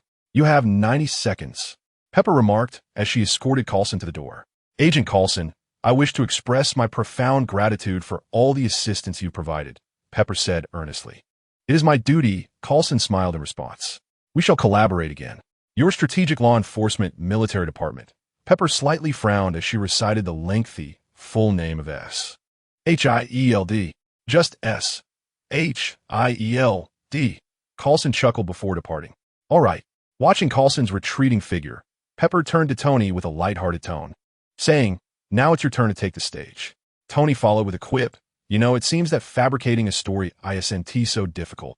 Although I don't believe I am Iron Man. Pepper held his suit as he tucked the slips into his mouth and turned his back to her, requesting her assistance in dressing. You are certainly not Iron Man. No, I am. With a slip of paper clenched in his mouth, Tony mumbled a rebuttal. You're not. Well, suit yourself, he conceded. You know, if I were Iron Man and had a girlfriend like you who was privy to my secrets, she'd undoubtedly worry about my inevitable demise. Yet, she'd also take pride in me, creating a paradox of affection, as it would only deepen her feelings for me. Tony turned to face Pepper, unaware that these prophetic words would, in years to come to fruition. Perhaps the exceedingly intelligent, extraordinary man had already prepared himself for such a fate when making this decision today. That was simply his nature, proud, sharp-tongued, a loquacious soul, difficult to approach, and occasionally petty. Yet these minor flaws rendered him all the more vivid and complex, illuminating the wisdom and responsibility that set him apart from the ordinary. Oh, it seems I have arrived at an inopportune moment. A voice filled with apology echoed from the hallway. The two turned to look. Lin, you actually came, Tony exclaimed, delight mingled with surprise. He gestured to Pepper, signaling for a moment of privacy. How have you been lately? Quite well, indeed, Lin replied with a smile. Mr. Stark has prepared a statement. However, he will not be answering any questions. Thank you, Rhodey announced loudly, as the seated journalists unanimously aimed their devices at Tony Stark. Capturing the moment, Tony took his place at the podium, his gaze sweeping over the array of reporters before he casually remarked, well, it has been some time since I last appeared. He glanced down at his statement. I suppose I should just read from this. Some have speculated that I was personally involved in the incident on the freeway and the rooftop. Mid-sentence, a young, beautiful reporter in the front row rudely interrupted. Raising her hand, do you genuinely believe we would easily accept that a bodyguard appeared in armor at just the right moment? While you typically, I know what you mean. Tony interjected, forcing a strained smile. It's perfectly acceptable to question the official statement, but one should refrain from making baseless assumptions, labeling me as some sort of superhero. The reporter wore a triumphant grin, as if she had caught Tony in a verbal trap. I never said you were a superhero. No, Tony replied, that's good. If that were the case, it would be utterly ridiculous, absurd. He elaborated to himself, I'm not cut out for heroics. I clearly possess far too many character flaws and have committed numerous misdeeds, resulting in negative consequences. Noticing Tony's deviation from the topic, Rhodey leaned in and whispered, just stick to the script. All right, I understand, Tony acknowledged, picking up the script again. Yet, as he held the paper, his next words caught in his throat. He diverted his gaze, quietly surveying everyone in the room. Reporters, security, Rhodey, Pepper, and Lin. The spectacle was about to unfold, a moment destined to be memorable. In a seemingly inconspicuous corner stood Lin, his heart fluttering with excitement. Despite possessing extraordinary powers, he did not consider himself a hero. Yet, the figure before him was a true superhero, a mortal standing shoulder to shoulder with deities. Today marked the first page of his widely acclaimed legendary tale. How could Lin not feel exhilarated by such a momentous scene? However, after a brief while, Lin keenly sensed that the script seemed amiss. Why was Tony staring at me so intently? Speak your lines already. Tony's gaze lingered on Lin for a full 10 seconds, prompting many present to glance at Lin repeatedly. Could I truly embody the role of a superhero? He recalled their final exchange moments ago. Of course, you are the best. With this affirmation, Tony resolved within himself. His expression one of relief as he set down his script and uttered the iconic line, I am Iron Man. The crowd erupted in fervor. Wait a moment. I have some significant news, he proclaimed, and the atmosphere grew noticeably quieter. I have a superhero friend. Chapter 18, The Super Kid. I have a superhero friend. I'm sure many of you are aware of him, the lad who debuted alongside me that day. Some of you refer to him as the Amazing Kid. As Tony spoke, his enthusiasm was palpable. In truth, he bore a striking resemblance to Superman, possessing immense strength, the ability to fly, and emitting beams from his eyes. Superman? Are you jesting, Mr. Stark? Yet, the current information merely indicated his great strength and remarkable speed. The reporters, ever impatient, could hardly wait for him to finish. I am not joking. He possesses abilities almost identical to those of Superman, and I can vouch for that with my character, Tony declared, patting his chest, then continued to unveil Lin. Of course, he prefers not to be called Superman, perhaps due to his youth, while Superman is somewhat older. Many reporters chuckled in agreement. Thus, I propose we might call him, Tony pronounced with a ceremonious air akin to how he introduced Iron Man, Super Kid. Mr. Stark, where is this Super Kid from? He appears to be of Asian descent based on the footage. Where has this superhero gone? How old is he this year? Does he have a girlfriend? The journalists clamored to pose their questions to Tony. Rarely this affable, he answered several inquiries, but as the questions grew increasingly off-topic, he admitted, many of these I cannot answer on his behalf, while extending his gaze towards Lin. At that moment, Lin lowered his head, feeling a surge of panic. Tony's clever maneuver made him wish he could leap out of the window and fly away. Oh, you cunning Tony, I came to support your heroic debut. And yet you schemed to put me in the spotlight. I regard you as my idol, assisting you in forging your path, guiding you home, and even just moments ago, I endeavored to bolster your spirits. And this is how you repay me? Is this it? Initially, I could overlook your wariness towards me. But now you wish to recruit me as a fellow superhero? How infuriating. One day, I shall surely deliver a blow to your head. Lin Qi, consumed by inner rage, discreetly observed Tony's movements while silently preparing to make a swift exit. Please, don't look over here. You still dare to gaze at me? Lin Qi met Tony's gaze with a demeanor laced with menace. In truth, he was present here today. Tony, adept at stirring emotions, ignited a fervor among the journalists, who buzzed with excitement, glancing around, and continued to inquire about his whereabouts. Meanwhile, Lin Qi had maneuvered himself closer to the doorway. Don't say it, please. Tony refrained from vocalizing his thoughts, instead sporting a proud smile, stating, I shan't reveal his identity, lest he blame me for it. He is not particularly fond of being known. However, despite his words, Tony's eyes subtly gestured towards Lin Qi's direction. The professionalism of New York journalists was no mere pretense. Astute reporters had already followed the implicit cue to approach Lin Qi. Hey, are you the Super Kid? May I interview you? They exclaimed. Yes, right here. I found him. The entrance was effectively blocked. Lin Qi stood in bewilderment, utterly at a loss as a throng of journalists, exhilarated as if they had just won a $5 million lottery, ushered him from the doorway to the podium. Had they been a band of villains, Lin Qi would have surely retaliated with great force. Yet, how could he act against this fervent assembly of journalists? This was an experience entirely foreign to him. Throughout his life, he had never faced such a multitude of fervent admirers. The largest audience he had ever addressed was during his candidacy for the student council in college. Yet, that experience, despite the crowd, lacked this overwhelming attention, this sensation of being revered and scrutinized like a prized possession.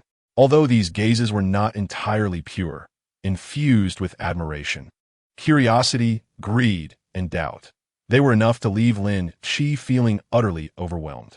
Standing on the stage, confronted by the incessant inquiries from journalists, Lin Qi was so nervous that even swallowing felt like a cautious endeavor. At this moment, he desperately wished to reveal his true identity. I concede. I can't handle this. Spare me. Look, I'm still just a child. Please, let me combat crime. This is a role more suited to Tony. As minutes passed in Lin Qi's silence, the reporters below gradually quieted, their anticipation unmet. Speak something. Tony's voice, tinged with a hint of schadenfreude, drifted from the side. Lin Qi shot him a terrifying glare that could pierce through the soul. Tony promptly fell silent, recognizing the gravity of Lin Qi's gaze. Raising his head and straightening his posture, Lin Qi slowly began to speak. I find myself at a loss for words. However, to my surprise, Lynch spoke with unexpected calmness. Tony was indeed correct. I possess abilities akin to those of Superman, yet I am not him. I cannot guarantee what I might do for this city or this world, for I am not yet prepared. Hence, I prefer not to be discovered, nor do I wish to hear anyone refer to me as Superman. Perhaps one day I will don the cape of Superman to save this world, but that day is not today. For now, I desire solitude for a while. Farewell. As Lynch spoke more fluidly, he finished in one breath and swiftly exited the venue before anyone could react. When the reporters followed him out, they could only raise their cameras to capture a few fleeting images of Lynch soaring away. My God, can he truly fly? Superman? One reporter marveled as he reviewed the photographs. Superman? Did he not hear Stark refer to him as Superboy? Let us not get the headlines wrong tomorrow. An older reporter cautioned. Why am I so afraid? Lynch pondered silently in the air. Why am I so fearful of being regarded as Superman? As a superhero? Is it merely because I detest Superman's weaknesses and compromises? Or is it that I simultaneously admire and yearn for the greatness and nobility of Superman? Those are qualities I believe I could never attain. Lynch has always considered himself an ordinary individual. He possesses a sense of justice, albeit not fervently. He has a darker side, though it rarely emerges. He can be somewhat self-centered, but most of the time, he strives to avoid causing harm to others. This is who Lynch is. He longs for the divinity embodied by Superman, yet he loathes Superman's capitulations. He exists as a bridge between Superman and villainy. Therefore, he cannot accept that title. He cannot bear the weight of its connotations. He cannot, and does not, fulfill the responsibilities expected of Superman. Meanwhile, Tony dealt with the myriad troubles arising from the revelation of his Iron Man identity with a sense of refreshment. Though he was exceedingly busy, he felt joy, knowing that someone else surely could not manage as adeptly as he. Sometimes, happiness is built upon the suffering of others. As he hummed a cheerful tune, Tony suddenly heard a rhythmic tapping from behind him. Tap, tap, tap. Turning around, the joy on his face gradually faded. Outside his mansion, Lynch hovered with a gloomy expression, methodically tapping on the glass of his floor-to-ceiling windows, as if tolling a death knell for him. Pepper, is my plane ready for takeoff? Tony, we need to talk. Another time, Lynn. I truly have pressing matters to attend to. At a university, a young professor clad in blue had just finished his lecture and was walking down the stairs of the teaching building. Excuse me, Dr. Stein? He heard a voice and looked up to see a woman approaching him swiftly. My name is Elizabeth Ross. He recalled the scholar. Dr. Ross? Someone wishes to meet you. A man wearing a hat approached, lifting his gaze to meet his. Mr. Green? The man inquired. Stern surveyed him with surprise. Mr. Green? Chapter 19. Gamma's trickery. I have been pondering your existence. If you are indeed real, what might you resemble? It astonishes me that someone endowed with such formidable power could appear so unassuming. Dr. Stern was animatedly recounting his curiosity about Dr. Banner to his guest. Unfortunately, both were rather disinterested in this exchange, prompting him to pivot to the matter at hand. This is no simple task, even if all proceeds smoothly. After guiding your transformation and administering the correct dosage, will you be permanently cured or merely temporarily subdued? As he spoke, Stern mimicked the action of flipping a coin, indicating that the outcome of the treatment was as uncertain as a game of chance. If the dosage is even slightly excessive, there could be severe toxicity that might prove fatal. Ms. Ross, Banner's girlfriend, or perhaps ex-girlfriend, interjected. Indeed, I am quite certain of that, Stern acknowledged. However, the opposite could also be true. If the dosage is insufficient to suppress me, you may find yourself in peril, Banner remarked. Stern chuckled, as though he had anticipated Banner's concerns, and explained, I have always been curious, never quite knowing whether or not to proceed with something. The meaning is quite clear. I have always danced on the edge of danger since childhood, unafraid. Thus, the three reached a consensus and proceeded to Stern's laboratory. He inserted the serum into the machine, making adjustments before instructing Banner to recline in a chaise. He then secured Banner to the chair, ensuring that the serum could be administered post-transformation into the Hulk. It will be an intriguing sensation, Stern declared as he prepared the apparatus. We shall commence now. The blood separator will blend the antidote with your blood, but you must fully transform for the antidote to take effect. Banner's blood was continuously drawn, destined to mix with the antidote and return to his body once he transformed. Relax, Ross gently soothed as she caressed Banner.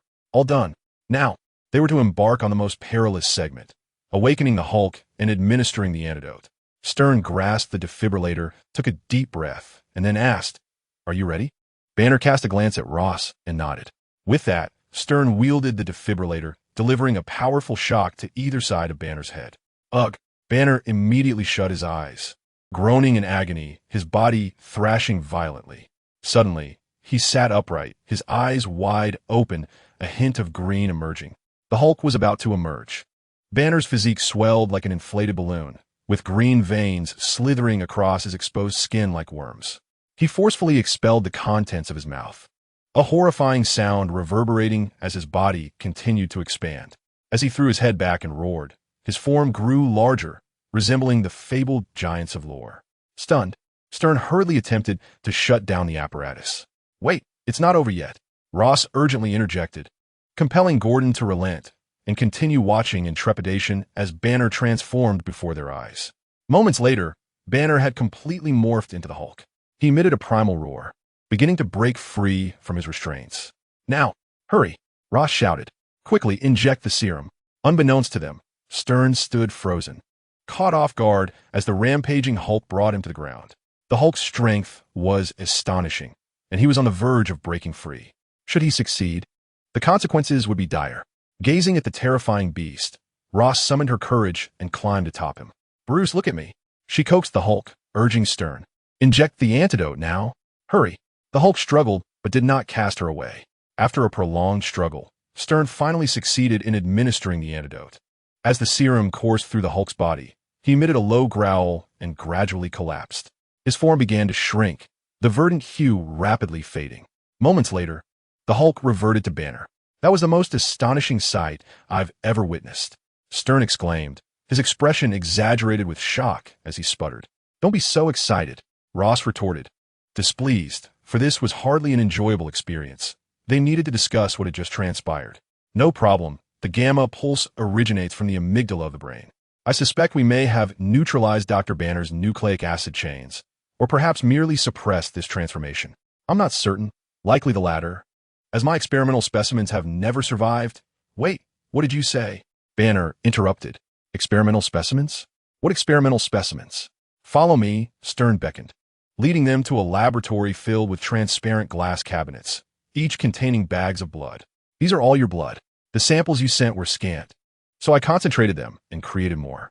As long as we continue our research, the possibilities are endless, the potential boundless.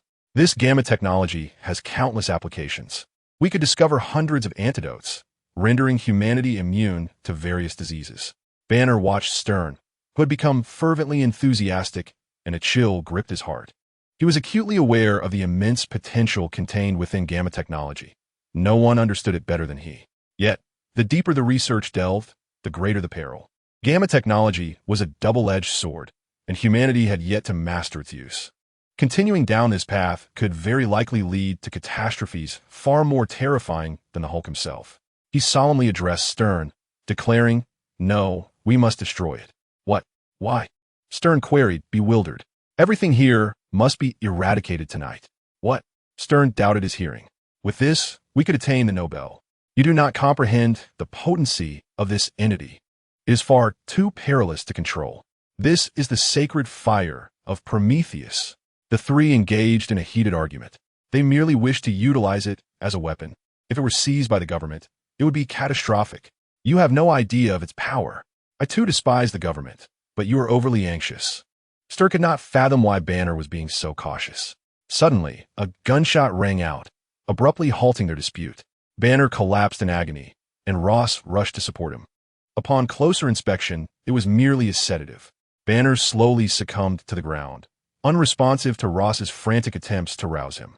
Subsequently, a cadre of military soldiers subdued the trio, escorting Banner and Ross away. Stern, in a state of confusion, was led aside for questioning by a female officer.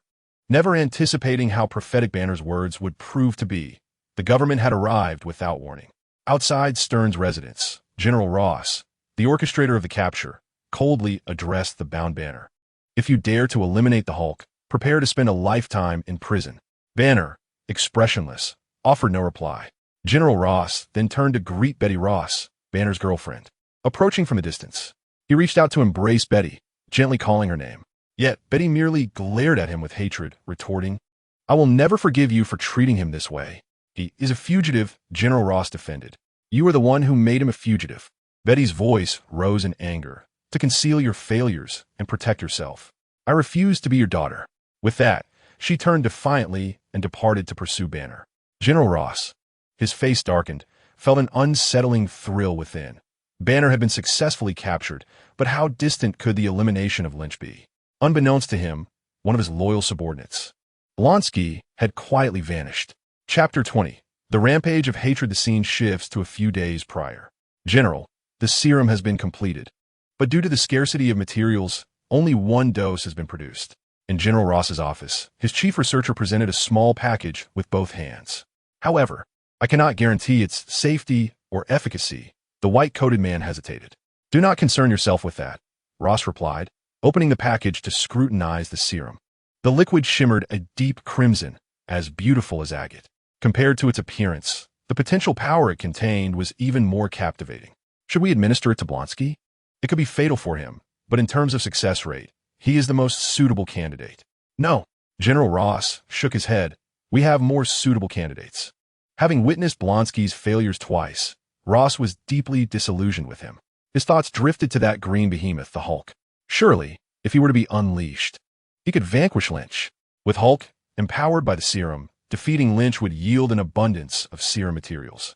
Capturing the Hulk, administering the serum, and eliminating Lynch would culminate in the fruition of the ultimate soldier project he had long coveted. This would also allow him to erase the shame inflicted upon him by the two. A fervent glint sparkled in General Ross's eyes. "Bruce Banner, where could you possibly be? Lynch, this time you shall perish in agony and regret." In the restroom, Blonsky stood bare-chested, gazing into the mirror. Gaunt, sullen, and distorted, he resembled a monster. Not long ago, he had once again petitioned General Ross for the precious serum, only to be denied once more. Although Ross claimed it was for Blonsky's safety, the man's cold indifference and disappointment were unmistakable. "General Ross no longer believed in me." Blonsky seethed. "Damn Ross. He considers me unworthy of the serum. Curse Hulk and Lynch. Cursed everything." Gradually, hatred twisted Blonsky's soul.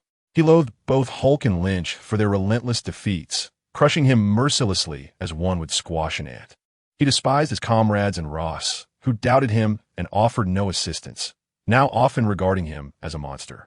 He abhorred himself, resenting his frailty and impotence, unable to withstand formidable foes, repeatedly trampling his self-esteem, tearing it apart. Clenching his fists, Blonsky's slight frame hunched over, revealing a spine of menacing steel beneath his skin. A monster? If power could be attained, the power to obliterate all, what would becoming a monster? Enemies, comrades, Ross. If only I could annihilate them all. Beep, beep. The communicator chimed, and upon glancing at it, A faint smile crept onto Blonsky's gloomy face. It was a call to action. They had located the Hulk at a research facility belonging to a doctor specializing in gamma technology. During the capture operation, as Blonsky arrived at Dr. Stern's residence, a thought struck him. If this scientist could cure Banner and eliminate the Hulk, could he not also create another Hulk? If I could attain such power. In that instant, the thirst for strength clouded Blonsky's judgment, leading him to defy orders and storm directly into the room where Banner and his companions were located. Upon encountering Banner, he could no longer contain his inner fury and charged forward, forcefully pushing Ross aside to seize Banner, bellowing vehemently in an effort to provoke Banner into transforming into the Hulk. However, Banner had been subdued by a tranquilizer and was utterly incapable of metamorphosing. Consequently, he resorted to striking Banner unconscious. Shortly thereafter, his comrades entered to take charge of Banner. Suddenly, a gunshot echoed. Blonsky rose from behind his fallen ally. "Why do you always resort to violence?" Stain inquired, his patience waning. Blonsky, exasperated, leveled his firearm at Stain's head. "What have I done to provoke your ire?" Stain continued to prattle on, oblivious to the gravity of the situation. "It is not your past actions that concern me, but rather your intentions," Blonsky retorted coldly. "I require what you have extracted from Banner." Stain scrutinized Blonsky, gradually realizing the truth. "It appears you have already injected something," he stated. "I desire more." "You witnessed his transformation into the Hulk." "Indeed, it is magnificent, divine." Stain's face was alight with obsessive admiration. "I too wish to attain such power. I implore you to transform me. I cannot ascertain what resides within you, and the amalgamation may yield catastrophic consequences." Stain hesitated. Blonsky, incensed, seized Stain and lifted him above his head. "I did not declare my dissent." Stain, suspended in the air and gasping for breath, stammered, "I merely require your consent." "Which you have granted." He relented. Moments later, within Stain's laboratory, Blonsky reclined in a chair as Stain inserted a vial of Mr. Green's potent blood into a device and activated it. As the machinery whirred to life, the blood coursed through Blonsky's veins. A surge of green light rapidly emanated from Blonsky's body, intensifying in brilliance. The room was illuminated by this verdant glow, causing the apparatus to malfunction. Despite Stain's frantic attempts to regain control, Blonsky roared, the gamma energy intertwining with his inner turmoil, causing his physique to swell dramatically as grotesque spines erupted from within. Moments later, a formidable creature, grayish-green and adorned with a row of massive spines, greater in stature and strength than the Hulk, materialized. It casually dispatched Stain to the ground, letting out a deep, rough laughter.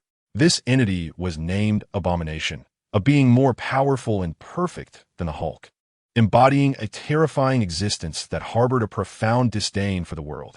Unlike the Hulk, Abomination was not devoid of intellect. Instead, it possessed human-like wisdom, which rendered its heart, much like its name, filled with loathing for all. It despised the Hulk, detested Banner, and resented Ross, hating all that had inflicted pain and fury upon it. Empowered with such might, Abomination vowed to obliterate everything it abhorred.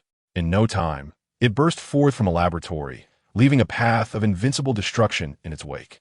With a heart full of fury, it ruthlessly slaughtered its former comrades.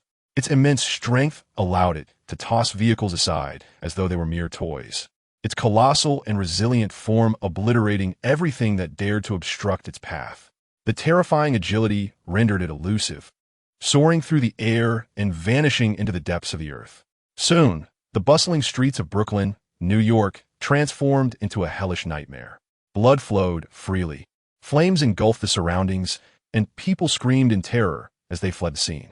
Two soldiers drove against the tide of panicked civilians, racing to the site. Seizing the opportunity, they brandished a rocket launcher and fired a shot. To their horror, however, the Abomination swiftly turned, effortlessly grasping the projectile and striking it against its own head with tremendous force. An explosion resonated, yet the beast remained unscathed. It let out a deafening roar, sprinting a few paces toward the two soldiers and raising a vehicle to hurl at them. "Give me a stronger opponent." Chapter 21. The Hulk strikes. Is this your experiment? My God, what have you done?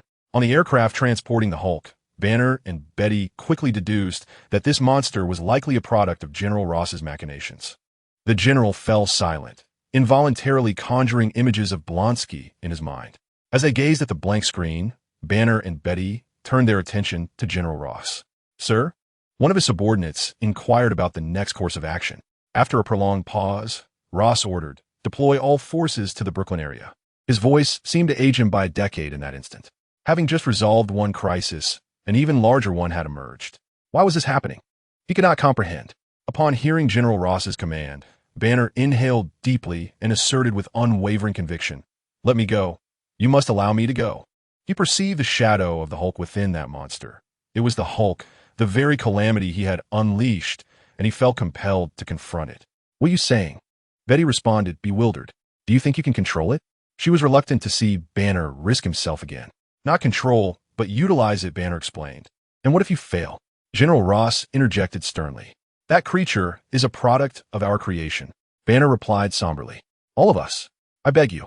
General Ross regarded Banner intently for a long moment before turning to issue his command, "Land near it." He had relented. At this juncture, pride and honor were inconsequential.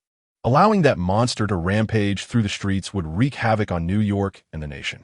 The only solution was to let the Hulk, his creation, confront this adversary and rectify the chaos he had unleashed. "No, stay at high altitude and open the rear cargo door," Banner insisted. General Ross nodded in agreement. As Banner prepared to stand at the open cargo door, Betty anxiously grasped his arm, pleading, "Bruce, what are you doing? You need to think this through. You don't know if you'll transform." She desperately implored, fearful that if he leaped, he might fail to transform and meet a tragic end.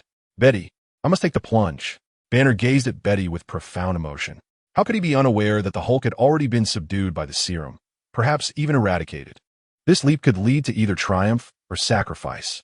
Yet, it was precisely this uncertainty that compelled him to take the leap. In such dire circumstances, how could one awaken the Hulk without confronting a life-and-death crisis? Without rousing the Hulk, how could that monstrous entity be dealt with? The two exchanged silent glances before gradually drawing closer, sharing a kiss. Was this the final kiss of eternal farewell? No one could tell. As their lips parted, Banner released Betty's hand and fell backward, plummeting from the aircraft. Betty maintained her stance, extending her hand as if to grasp the vanishing Banner, her gaze following his descent. Thud! Banner struck the ground, creating a small, human-shaped crater. Had he succeeded? All those aboard the aircraft held their breath in silent prayer. Currently, a gray-green monster was rampaging at the intersection of North Broadway and 121st Street in Brooklyn, with authorities reporting that corresponding rescue operations had commenced. However, eyewitnesses claimed that the creature had already decimated a squad of soldiers, rendering bullets and rockets utterly ineffective. Urging nearby citizens to evacuate swiftly and stay tuned to our news station for updates. In Manhattan, at a renowned Marvel hotspot in Hell's Kitchen, a small bar was incessantly broadcasting the gruesome events unfolding in Brooklyn. As gruesome and terrifying footage flickered across the screen, the bar's atmosphere grew increasingly charged. "Oh my, what manner of beast is this? I can't wait to see just how formidable this creature is. Are you out of your mind? That thing would tear you apart." Not necessarily, if it dares to come to Hell's Kitchen. Amidst the bar's chaotic discussions, Lynch belched contentedly, setting down his cola. He wasn't particularly fond of alcohol. Whether or not cola was available in a Hell's Kitchen bar, or if drinking it would lead to trouble, were matters that did not concern him. He simply placed his money on the table with precision, inadvertently shattering the marble bar top into fragments. A solid 15 centimeters thick, stone so hard that a punch could break bones. The effect was remarkable, truly a stroke of genius. The bartender, initially impatient in claiming there was no cola, hurried off to procure a barrel, meticulously crafting various flavors. He also ensured the absence of bothersome thugs, thieves, and con artists. Leaning against the spacious booth, Lynch savored the array of colas before him, relishing the fleeting glances of beauty that passed by. He had intended to immerse himself in the fervor of Hell's Kitchen, but found himself experiencing an unexpected tranquility and camaraderie instead. Lynch couldn't help but reflect. Perhaps being a strong man is indeed this monotonous and flavorless. "Excuse me, may I sit here?" A voice suddenly interrupted Lynch's reverie. However, he instinctively rejected the fifth woman to say such a thing today. Yet, he soon lifted his gaze and rose, addressing the newcomer. "Natasha, what brings you here?" The visitor was none other than the alluring Natasha, clad in a short skirt and a plunging neckline. Did you not know? Natasha effortlessly settled beside Lynch and leaned in, whispering about the creature in Brooklyn. Lynch lazily took a sip of his cola and replied nonchalantly, "How could I possibly not know? It's being broadcast everywhere. Even if I wanted to ignore it, I couldn't." Natasha smiled softly, her bright eyes dancing over Lynch. He felt a tingle under her gaze and instinctively shifted away, asking, "Is there something wrong? What are you watching?" "I'm watching Super Kid." Natasha giggled. "Why are you still sitting here?" "Why not?" Lynch rolled his eyes, sensing something was amiss with Natasha today. Am I supposed to fly out and battle the monster? Typically, Natasha was always smiling, her words gentle. Yet the longer one interacted with her, the more one could sense a distance. Compared to those who appeared aloof yet were fervent within, Natasha was approachable at first glance, yet perpetually difficult to truly connect with. However, today, Lynch felt the space between them had noticeably diminished. Nevertheless, Lynch's response remained a firm refusal. "No, I can't, Natasha. I'm not on the clock. Why must I respond to every crisis?" "Why?" Natasha took a sip of her cola, inquiring, "Can you share the reason?" "Firstly, this is something Ross has created. I vowed to ensure he meets his end in regret and agony. Secondly, this matter does not concern me, and I have no interest in intervening." "Why should I?" Lynch replied coolly. Natasha sighed softly, saying, "The mastermind is Ross. Yet it is the innocent citizens who pay the price. How can you claim it does not concern you? Do you not realize how many are questioning where their superheroes have gone? Yes, Brooklyn needs superheroes. New York needs them. But there are countless others yearning for divine intervention. Whom should I listen to? Do you have any idea how many pray daily for your demise?" Lynch retorted stiffly. Natasha was left speechless, falling into a long silence before placing her cup down and rising. "Well then, I wish you a pleasant time. I must go risk my life with that guy." With that, she turned away, her expression wounded. Lynch's composure cracked as he chuckled at Natasha's retreating figure. "All right, you win." He sighed, knowing that someone had already intervened, and barring any unforeseen complications, it would resolve the issue. Natasha returned, puzzled. "It? Are you implying Brooklyn, the land of abominations?" Suddenly, a tremor shook the deep pit created by Banner, and a green hand erupted from it. "It's Hulk. Banner has succeeded." Amidst the tumultuous atmosphere aboard the aircraft, a chorus of cheers erupted from the crowd. Rising from the depths of despair, it tore away the tattered remnants of its garments. With a thunderous roar directed at the distant abomination, Hulk bellowed, "Hulk, engage!" Chapter 22. Hulk versus Abomination. Hulk. The abomination muttered in a venomous whisper as it turned. Ecstasy surged through it, fueled by an intense competitive spirit and the burning hatred for Hulk. Transformed into a monstrous form, the abomination craved a genuine victory, a true vengeance to soothe its frenzied soul. It seethed at the thought of the one who had reduced it to a mere wretch. It was imperative to return the torment it had endured doubled. With an insatiable urgency, the abomination charged toward Hulk, who, with a fierce glint in his eye, gradually discarded the hindrances of his attire, roaring as he hastened to meet his foe. In mere moments, the two gamma beasts converged. Simultaneously, they leapt into the air, raising their fists, brimming with explosive power, to deliver devastating blows to one another. With a resounding crash, a shockwave erupted between them, shattering lights and glass in the vicinity. In this clash, the more robust and well-conditioned abomination clearly held the advantage, sending the drug-affected Hulk crashing to the ground. Seizing the opportunity, the abomination seized Hulk's form and hurled him forcefully away. Hulk flew like a baseball, his massive body spiraling uncontrollably before landing in front of a police car.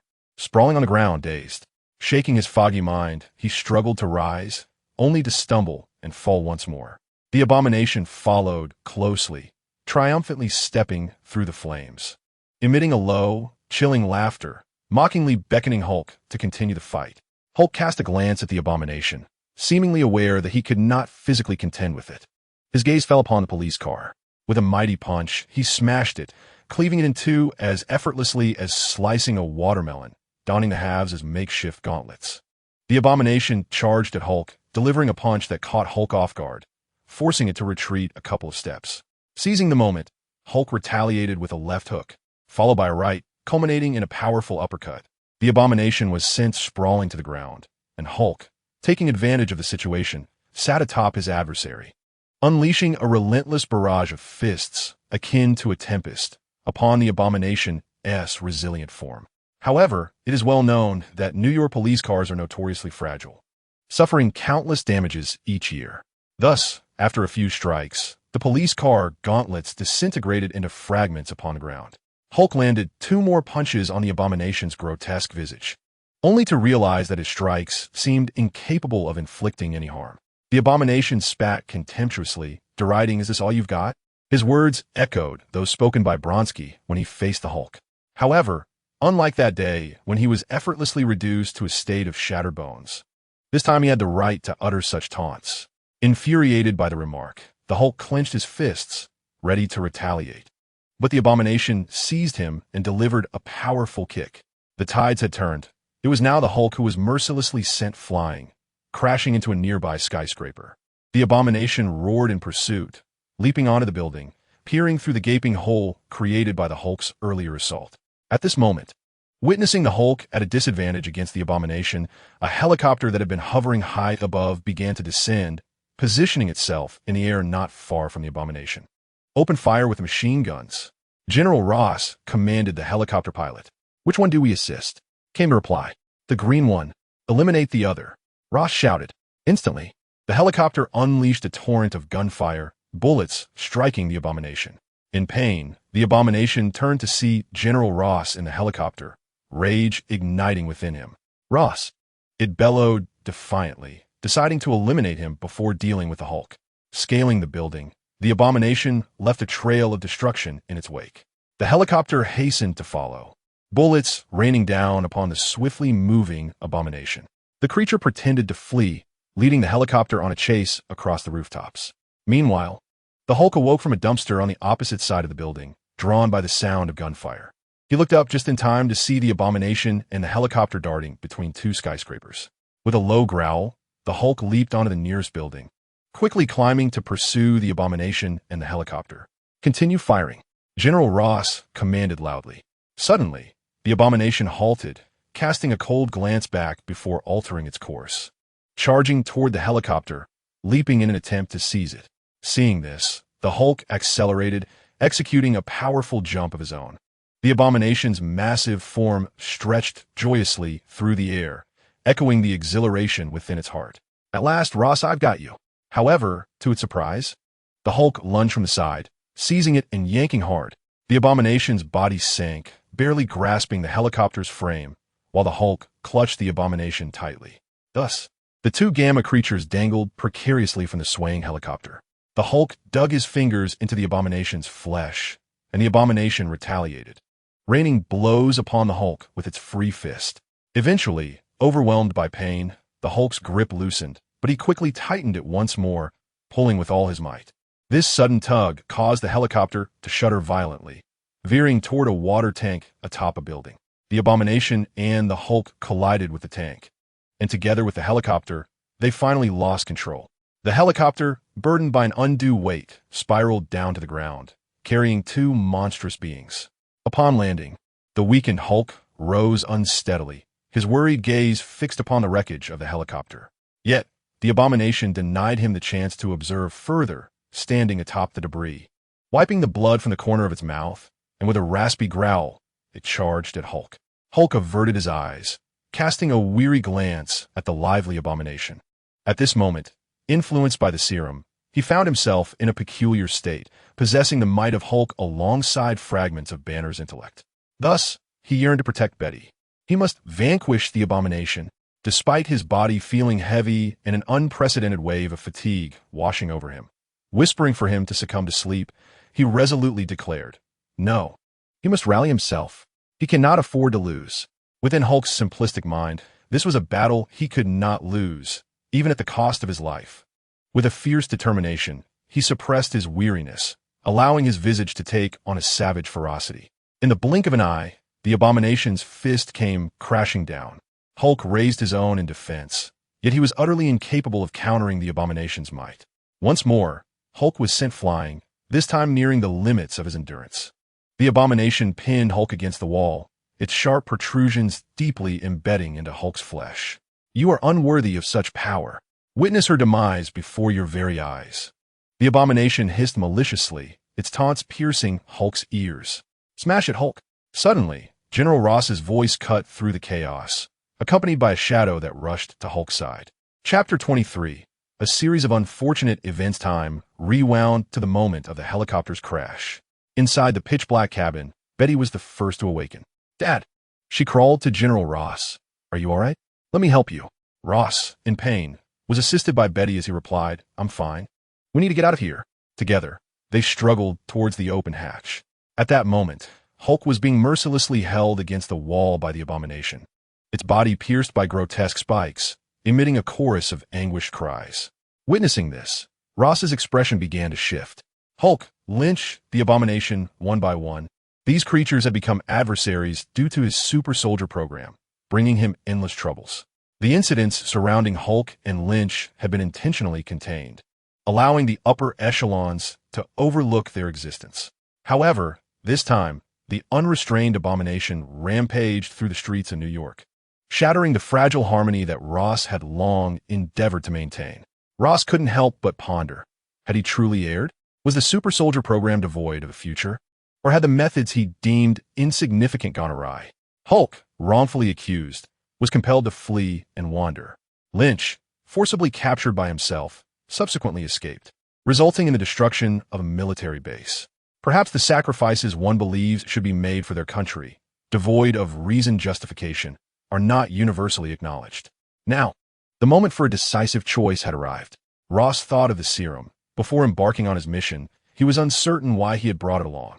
At this juncture, it was evident that Hulk could not contend with this mightier monster. Should Hulk perish, the next to fall would be himself and his daughter, followed by New York City. Administering the serum to Hulk held a significant chance of success. This could vanquish the beast and avert a tragic calamity.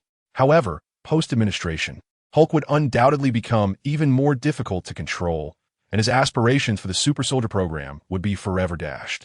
Should he relinquish the super soldier initiative, or gamble on a glimmer of hope for salvation? Silently, he returned to the helicopter, groping in the darkness for something. After a prolonged moment, he reappeared at the helicopter door with a small package in hand. With all his might, Ross hurled the small package towards Hulk. "Hulk, bring this down," he commanded, before collapsing despondently onto the ground. He had made a choice, opting to abandon his quest for the ultimate soldier in pursuit of a slender chance to save himself, his daughter, Banner, in New York City. This decision, without a doubt, negated all his efforts over the years, nullifying his endurance of humiliation, his painstaking endeavors, and all the nefarious deeds he had committed. The small package arced through the air, landing near Hulk. The abomination, retaining its intellect, instantly deduced the contents of the package, tightening its grip in anger. "Damn, Ross, unwilling to let me utilize the serum, yet granting it to this mindless creature? What right does it have? I am the perfect soldier." Enraged, the abomination's spikes pierced deeper into Hulk's body. Hulk howled in agony, akin to a wounded beast. Its still dim intellect struggled to comprehend the significance of Ross's thrown package, leading it to gaze in confusion towards the helicopter. What met its eyes was Betty, her expression filled with worry and sorrow, on the verge of tears. No, she must not be saddened. She must not suffer. Stimulated by her expression, Hulk's eyes ignited with a profound and terrifying green light. An immense power surged within him from an unknown source. With a roar, Hulk seized the abomination's hand pressing upon him and gradually pried it away. The two engaged in a fierce struggle, their hands locked in a desperate contest of strength. The abomination was astonished to find Hulk inexplicably empowered once again, rendering it momentarily unable to withstand the onslaught. With a surge of determination, Hulk forcefully shoved the abomination away, sending him flying, only to subsequently seize the airborne abomination and crash him against the wall. At that precise moment, a stray bullet, originating from an unknown source, struck the ground, saturated with oil from the downed aircraft. In an instant, flames erupted, witnessing the fire rapidly spreading along the oil to engulf the helicopter. Hulk tapped into his latent potential, sprinting forward and extending his massive hands, delivering a sweeping clap towards the flames. His palms conjured a powerful whirlwind, dispersing the fire engulfing the helicopter. As the flames vanished, Betty reappeared at the cabin door, only to find Abomination rising behind Hulk. "Be careful," Betty shouted in alarm. Yet, Hulk was struck down by a massive iron object that Abomination had procured from an unknown source. Hulk collapsed to the ground, struggling to rise, while Abomination again swung the iron block down upon him. This time, Hulk lay motionless, unable to get back up. Abomination, dragging the iron block, began to lift it once more, but this time his target was not the fallen Hulk. "General, do you have any final words?" He seethed, casting a hateful glare at Ross, intent on eliminating the old man who disdained him and Betty, hoping to inflict pain upon Hulk. The iron block spun ominously in the air, accumulating terrifying force. Should it strike Ross and Betty, it would undoubtedly reduce them to mere fragments. In this dire moment, Hulk felt a surge of new strength coursing through him. Once again, he rose, lifting both hands high above his head, unleashing his signature roar. Hulk charged. Accompanied by his battle cry, he clenched his fists and struck the ground with all his might. With Hulk's tremendous impact, the ground was cleaved, creating a profound chasm. This fissure expanded rapidly, reaching Abomination's feet, causing him to lose his footing just as he prepared to deliver a fatal blow with the iron block. Stumbling, Abomination bent low, letting go of the iron chain that connected him to the block, which soared high into the air. Immediately, Abomination, with a look of terror, watched as the iron block plummeted directly towards him. Despite his attempts to evade, he found himself ensnared in the chasm. With a thunderous crash, the iron block struck Abomination, while the chain ensnared his neck. In that instant, Abomination's feet were bound by the chasm, and his neck entangled by the chain. He collapsed in agony. Seizing the opportunity, Hulk grasped the chain from behind, tightening it around Abomination's neck. Abomination thrashed violently, finally freeing his feet from the chasm. Hulk, unwilling to relinquish his chance, grappled with Abomination, rolling and wrestling on the ground. After several rounds, Abomination, gradually asphyxiated by the tightening chain, began to weaken, while Hulk maintained a firm grip from behind. Abomination felt the chain constricting his throat, the world around him gradually blurring, and his hands flailed uncontrollably. Suddenly, he felt something within his grasp. As he lifted it, intending to strike Hulk, he abruptly realized what it was. "Hulk, don't let it use that." The anxious and terrified voice of Ross echoed from the side. It was too late. The Abomination cackled maniacally as he crushed the vial in his hand and plunged the serum into his leg with ferocity. "No!" General Ross exclaimed, both shocked and furious. "Kill it, Hulk!" Upon hearing this, Hulk, with a fierce expression, strained against his chains, intent on ending the Abomination. At that very moment, the Abomination was undergoing a mysterious transformation within. The serum injected into him rapidly took effect, merging with his highly adaptable gamma genes, and then he began to evolve. His body convulsed as he screamed in agony. The green hue of his skin faded, wounds across his body began to heal, and his grotesque skin grew increasingly resilient. Moments later, in a painful motion, he struck down Hulk, continuing to writhe on the ground as he underwent swift changes. Hulk, however, lay unconscious, having suffered a devastating blow. Chapter 24. Invincible Abomination. "Can you handle it?" Natasha inquired calmly, tilting her head. "I don't know. Some things can only be understood through action," Lin Qi replied slowly. Ascending into the air, a shadow of concern crossed Natasha's face. "I'm just joking. That guy is nothing but a poor imitation. How could he possibly compare to me?" Lin Qi burst into laughter. "I must go. So many are calling for me." With that, he soared into the distance. Amidst the cheers of the excited crowd for Lin Qi, Natasha managed a worried smile. "Please, don't let anything happen, Lin." 15 minutes earlier, at the battleground between Hulk and the Abomination, Hulk lay on his back, unconscious on the ground. Surrounding him were heavily armed soldiers, and a helicopter overhead cast a bright light upon the writhing Abomination. General Ross, with a pale complexion, continued to strategize the next military assault, even though the previous barrage had merely devastated the ground beside the Abomination without inflicting any damage upon it. The helicopter's firepower had clearly been capable of causing some harm before. Yet now, General Ross recalled the fear he felt that day when facing Lin Qi. Not to mention the death rays emitted from its eyes. The fact that even overwhelming firepower could not harm it was enough to instill despair. If this monster truly possessed a superhuman, indestructible body, how could it be confronted? Missiles? Biological weapons? or even nuclear bombs. This was New York. Aside from those, was there truly nothing but to let this monster run rampant? Under no circumstances could it be allowed to charge into the city. Betty, you must leave here first. General Ross ordered for her to be escorted away. Dad, I don't want to leave. Bruce is still out there. How do you plan to deal with that guy? General Ross could not respond and signaled his subordinates to take her away. I want to go. Betty cried out, I want to be with you. She sensed that this departure might signify a final farewell to the two, and she fought back with all her might. General Ross, unable to resist her fervor, could only acquiesce. Suddenly, the soldiers commenced a new round of gunfire, but this time, the abomination began to stir. Rising slowly from the dense smoke and chaos of the barrage, it appeared transformed. Unlike the grotesque and frenzied creature of before, it now bore a silvery hue, its skin taut and its form approaching an uncanny perfection. If the previous abomination evoked thoughts of chaos and violence, this one resembled a deity. A soldier could not suppress the thought that surged within him, but he soon realized the error of his perception. The abomination stood unsteadily, cradling its head in its hands and shaking it vigorously. It seemed oblivious to the onslaught surrounding it, lost in the sensations of its own body. Suddenly, it leapt tentatively, soaring several meters high, like an arrow launched towards General Ross. It crashed to the ground amidst a cacophony of gunfire. Yet, with a mere twist, it evaded the bullets, grabbing Ross in its grasp as though he were a mere chick. Ross, it taunted, confidence radiating from its countenance. Do you regret your choices now?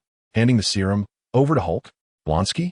A flicker of surprise crossed Ross's eyes, quickly replaced by a dismissive huff. Do you think you have triumphed? Look at yourself, monster. Monster? The abomination's voice thundered with rage.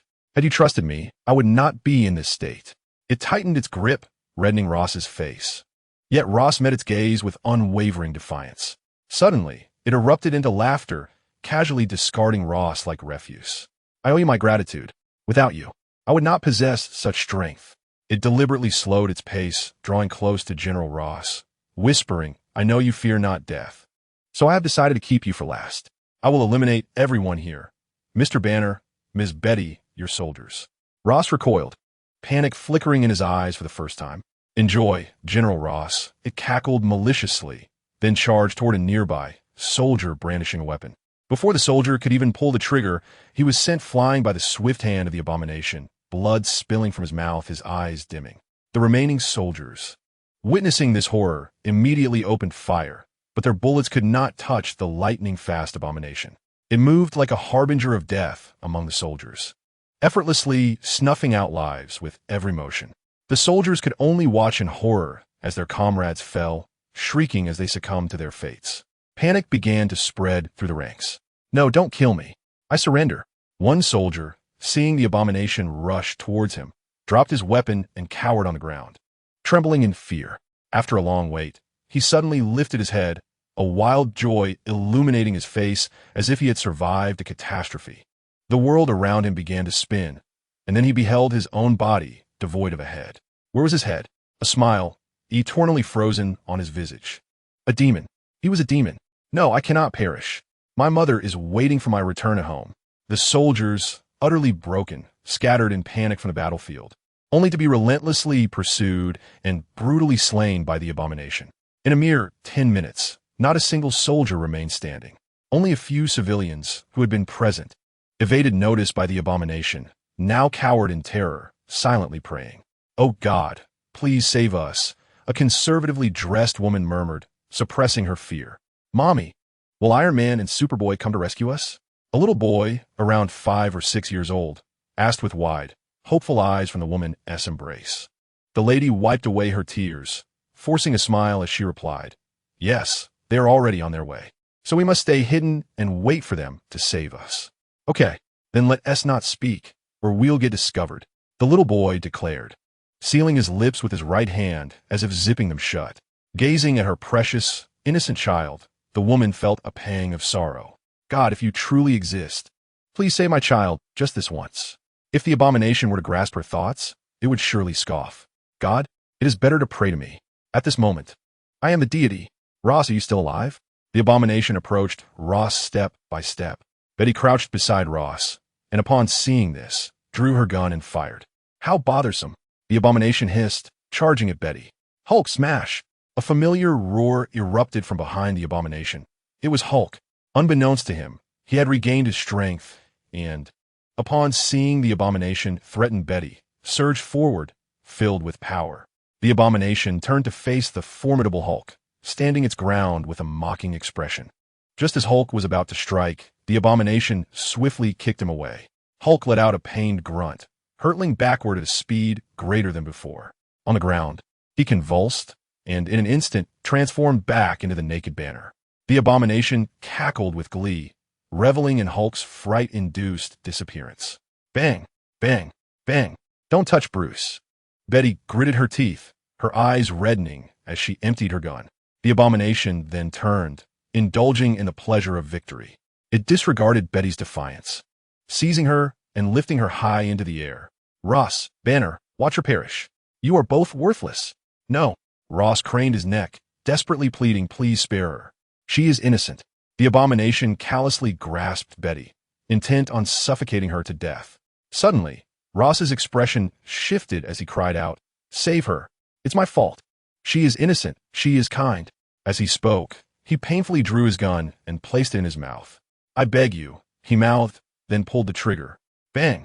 Ross slowly collapsed, his eyes filled with regret and anguish, self-reproach, and a final flicker of yearning. Chapter 25, is this it? What in the world is going on? The abomination was taken aback by General Ross's dramatic actions. It was clear that the final words were not directed at it. It pondered Ross's dying declaration, then suddenly jolted back to reality. It was that guy. Boom! A thunderous roar akin to a comet striking the earth erupted, knocking the abomination down, causing Betty to vanish from its grasp. Its legs sank deeply into the ground, arms weakly supporting itself, head bowed, appearing as if in reverence to someone. You seek death. The abomination looked up at the young man before it, a surge of anger and terror bubbling within. Lynch set Betty aside and approached the abomination slowly. Initially, he had no intention of involving himself in this fierce battle. After all, the abomination was a mess created by Ross, perfectly positioned to eliminate him and settle the score from their previous encounter. Moreover, this matter bore no relation to Lynch. He had no desire to engage like a corporate drone. Just as in the narrative, the Hulk was supposed to handle the abomination. Every villain had a corresponding hero to confront them, unless a villain became entangled with Lynch, leading to a plot twist where the hero could not contend with the villain. Only then would he intervene. Otherwise, with the multitude of villains in the Marvel Cinematic Universe, even 10 hands would not suffice to manage them all. Thus, he truly had no intention of participating in the brutish melee between the two monsters. It was simply too uncouth. However, Ross proved to be a true creator, having concocted a serum from leftover materials that enhanced the abomination's powers once more. In this regard, although Ross had effectively sealed his own fate, it was indeed time for Lynch to act. Firstly, this matter was indirectly related to him, while it was not his original intention. The abomination's enhancement was ultimately tied to him. Secondly, this creature had become unstoppable. In the original narrative, the Hulk only defeated the abomination through plot armor, and now, with this new enhancement, even the Hulk, who was previously weakened in the films, would be utterly unable to contend with the abomination. Allowing this creature to rampage could lead to it wreaking havoc in New York until dawn, and with Tony away on business, Lynch felt compelled to intervene. After all, it was only December 2009, and the plot had yet to unfold. He could not allow New York to be devastated without accountability. Lastly, such a powerful and malevolent force intent on destroying New York would undoubtedly yield a significant amount of justice points, which Lynch certainly would not let slip by. As Lynch passed by the lifeless body of General Ross, he gently closed the man's eyes. Despite their past grievances, the deceased deserved respect, and he must have come to recognize his own errors, sacrificing himself for the safety of New York. In the moment of his suicide, animosity dissipated, replaced by a shared objective to eradicate hatred. Brownski, the game is over, Lynch declared coldly, standing before the abomination. You have no idea of the power I possess. The creature roared, infuriated by Lynch's arrogance. Then let me see. Lynch shot forward, delivering a powerful kick to the abomination's face. The creature raised its arms to shield itself, but was overwhelmed by the sheer force, sent hurtling backward. With that single strike, Lynch propelled the abomination across several meters, crashing it against a wall. As the abomination was pinned against the wall, it disdainfully began to utter its infamous line. "Your old man is a—" But Lynch silenced it with a punch, driving its grotesque visage into the wall. "You truly have no sense of the situation. Is this all you've got? You don't genuinely believe you can withstand my blows, do you?" The abomination, furious, seemed momentarily shaken, a flicker of green flashing in its eyes. It struggled fiercely, shattering the wall beneath it and breaking free from Lynch's grasp. Lynch observed a faint green hue re-emerging on the creature's body, its muscles slightly swelling. Surely not. Isn't there a rule in a Marvel Cinematic Universe that the Hulk's strength increases with rage? Why is the abomination also experiencing a surge? Confused, Lynch advanced, ready to strike again. Unexpectedly, the abomination lifted its head, evading the attack and countering with an elbow strike. Lynch's expression turned pale as he staggered backward. Seizing the opportunity, the abomination lunged forward with a punch, sending Lynch spiraling out of control. Fists, legs, and heads collided as the abomination unleashed a barrage of blows upon Lynch, treating him like a mere punching bag, their figures weaving through the air and demolishing everything in their path. Suddenly, Lynch halted mid-air, grasping the abomination's fist. The creature swung with its other hand, which Lynch also caught. Then, as two legs came at him, Lynch retaliated. They grappled in the air, hands straining against each other, legs delivering fierce kicks. With a powerful thrust, Lynch released the abomination and soared higher into the sky. Ascending to a height of 100 meters, he clenched his fists, twisted his neck, and stretched his body. Gazing down at the descending abomination, he felt a tinge of frustration. This creature, it seems, is indeed quite formidable. After their recent electrifying physical exchange, Lynch realized that the abomination's strength, speed, and even defense were on par with his own. No wonder the Hulk had been intimidated. However, considering the circumstances, it was understandable that the abomination possessed the combined powers of 3 superhuman beings. Originally, it possessed a serum akin to Captain America's super soldier serum, a gamma serum reminiscent of the Hulk, and a fragment of Superman's serum that belonged to Lynch. Goodness, with such an arsenal of abilities, how could one be cast as a villain? Surely, one could easily be redeemed and elevated to the status of a hero. Is this truly all you are capable of? The mocking voice of the abomination echoed once more, as if safety could be found in the air. No sooner had the words left its lips than it crouched deeply, springing forth with astonishing speed, aiming directly for Lynch. With a chilling gaze, Lynch prepared to confront the abomination. "Do you truly think I am limited to this?" Thud. The two collided violently in midair, with Lynch leveraging the advantage of gravity to send the abomination crashing to the ground. He pinned the creature firmly, his seemingly diminutive fists raining down upon its face, causing the earth beneath them to fracture. Suddenly, Lynch's eyes ignited with a searing crimson light, instantly directed at the abomination's chest. Mere punches could only inflict pain, lacking the lethality required. Thus, he resorted to his heat vision. Sizzle. The heat vision failed to penetrate the abomination's form, instead emitting a sound reminiscent of sizzling meat, accompanied by a peculiar, foul odor that wafted through the air. "Ah!" The abomination roared, landing a punishing blow to Lynch's face, sending him sprawling. It appeared exceedingly enraged, its voice morphing into a grotesque, beastly growl. Lynch momentarily closed his eyes, struck by the blow, allowing the abomination to seize the opportunity and unleash a flurry of strikes. With an unstoppable force, the abomination pummeled Lynch, propelling him several hundred meters away. Another heavy punch sent Lynch crashing into a building, followed closely by the abomination, who viciously slammed him into the ground, shattering several floors in the process. Roar! The abomination pressed Lynch down as if to assert dominance, bellowing at him, his brow furrowed and eyes narrowed. Suddenly, Lynch coughed, spitting a mouthful of blood onto the abomination's face, and with a dazed expression, he remarked, "Do you realize how ugly you are?" The abomination, seething with rage, unleashed a barrage of brutal punches upon Lynch's agonized visage, blood steadily seeping from his cheeks. In an unexpected turn, Lynch seized the abomination's fist, halting its descent. He opened his eyes, gritting his teeth, and declared, "Is this all you have?" Clenching his fist tightly, veins bulging, he launched a powerful strike. Chapter 26. The trials of a hero. With a forceful blow, Lynch struck the abomination squarely on the forehead. The creature emitted a grunt, its massive body teetering backward with a sense of helplessness. The weight of its form sent tremors through the ground, tears mingling with blood streaming down its face. Before Lynch, a shimmering light screen appeared, visible only to him. Superman System Current Template. Child Superman 100. Young Superman 20 Template Exchange List. Young Superman, Superman, Magical Superman, Golden Superman. Supreme Little Superman, Silver Superman Justice Points, 185.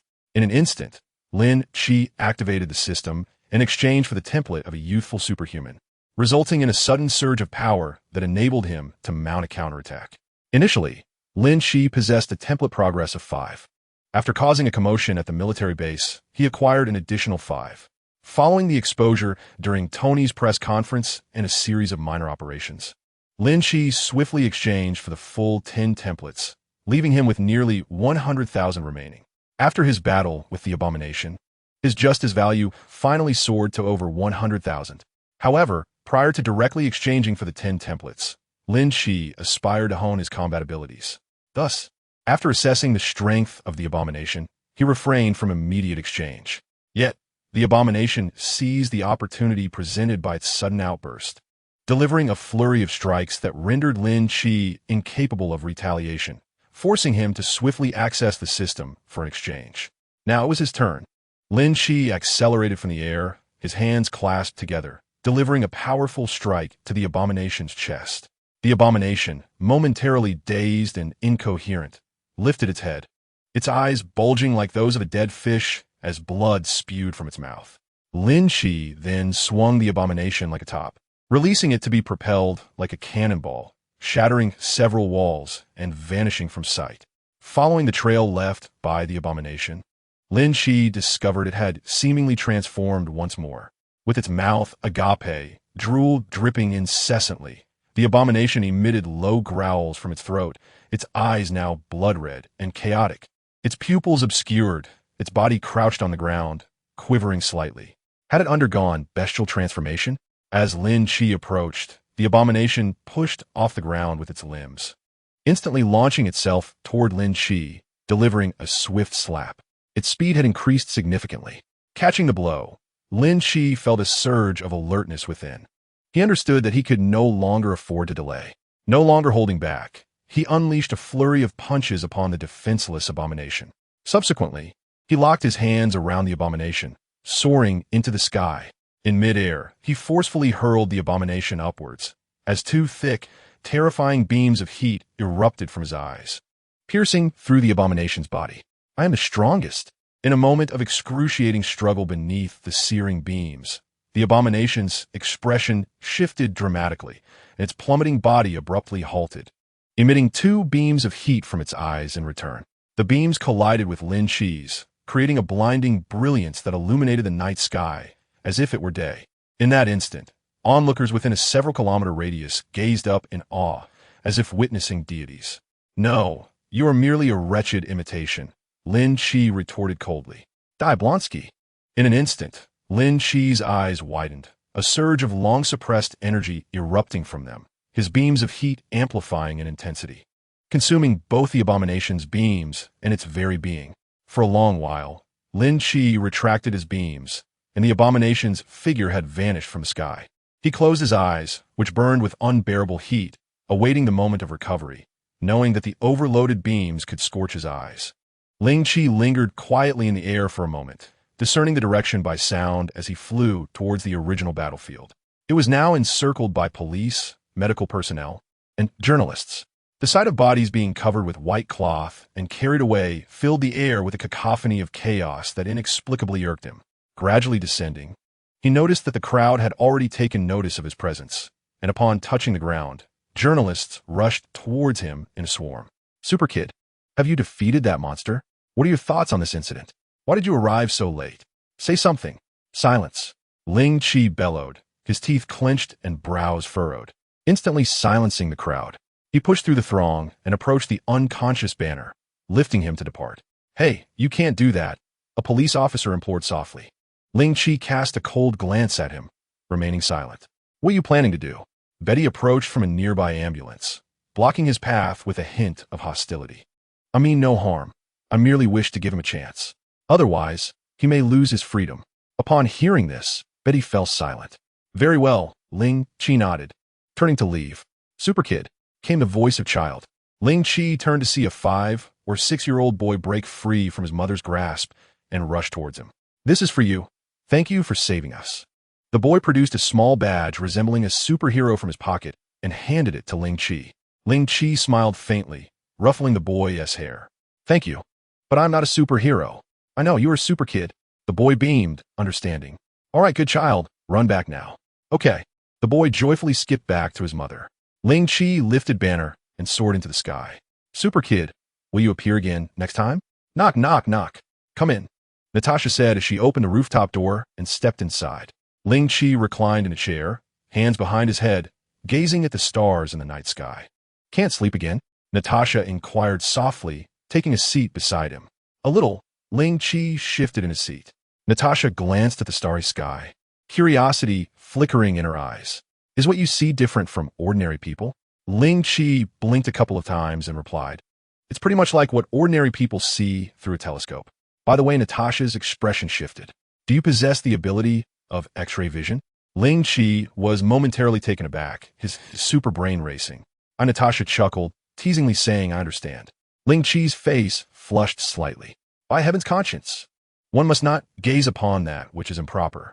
As a respectful man from the land of China, how could I engage in such base and shameless acts? Certainly, unless you request it. Lynch's gaze slightly shifted. Are you tired? Natasha suddenly changed the topic. Lynch diverted his eyes, as if the night sky repeatedly conjured the horrors he had endured that evening.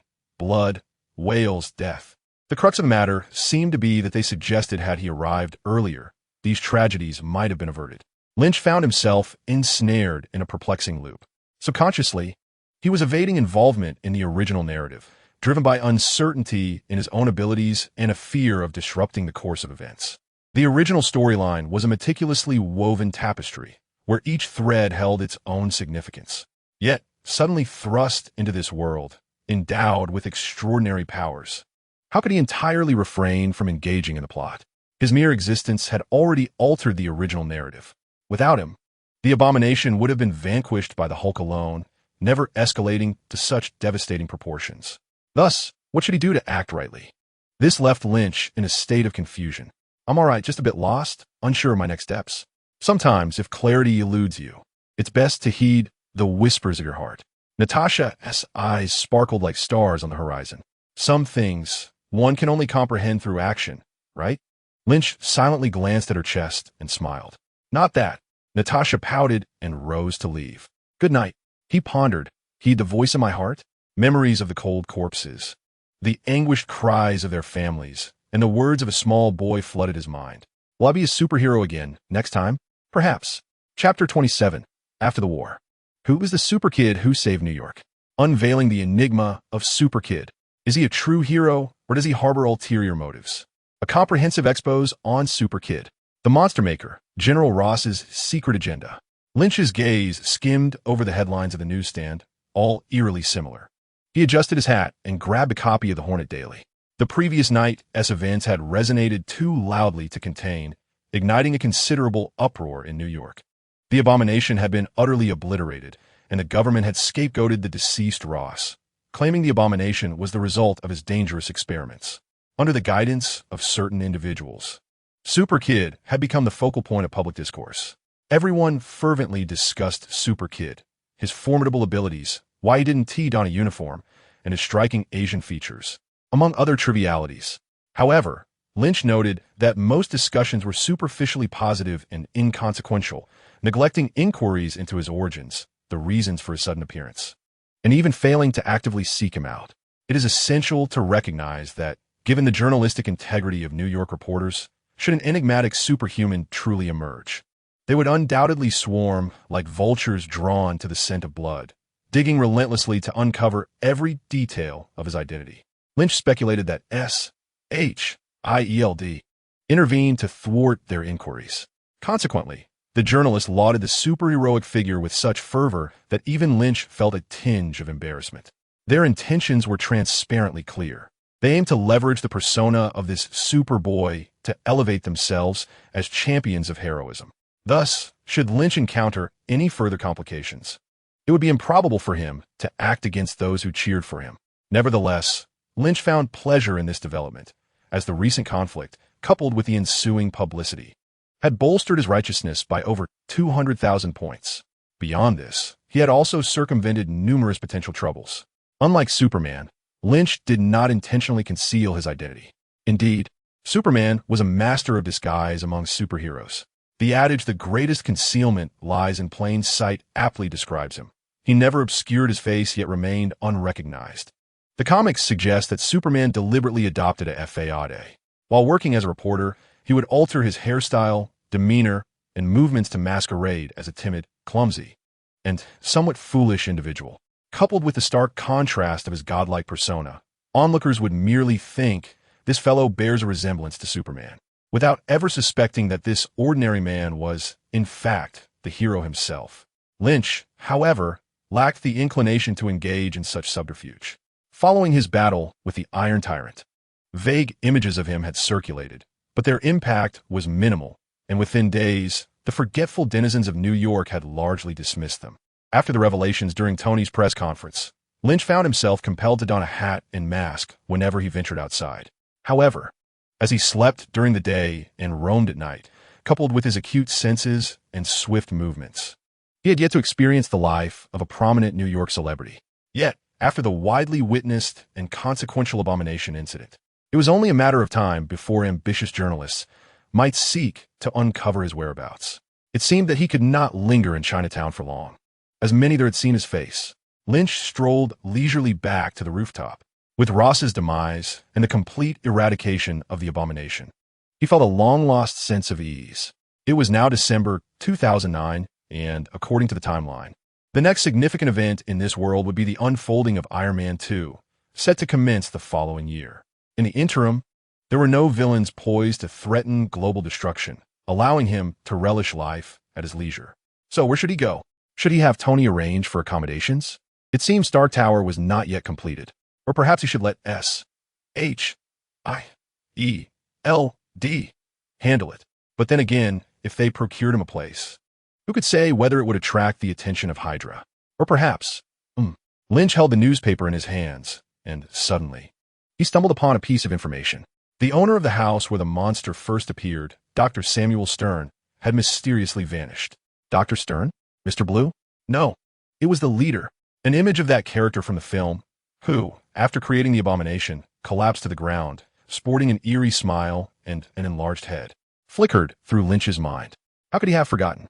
In the comics, the leader and the Abomination represent intellect and brute strength, respectively, both arch-nemeses of the Hulk. Corresponding to the Abomination's insatiable desire for victory, this character possessed an equally formidable thirst for knowledge.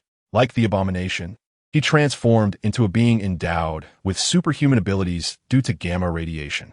He possessed remarkable intuition, computational thinking, an extensive information repository, and a structured approach to logic and philosophy. His intellect was virtually limitless in potential. Theoretically, he could transcend ordinary human cognitive capabilities to acquire knowledge and understanding, mastering every academic discipline and fully grasping concepts beyond his immediate environment. Though he did not appear later in the Marvel Cinematic Universe, the film left unmistakable hints regarding his existence.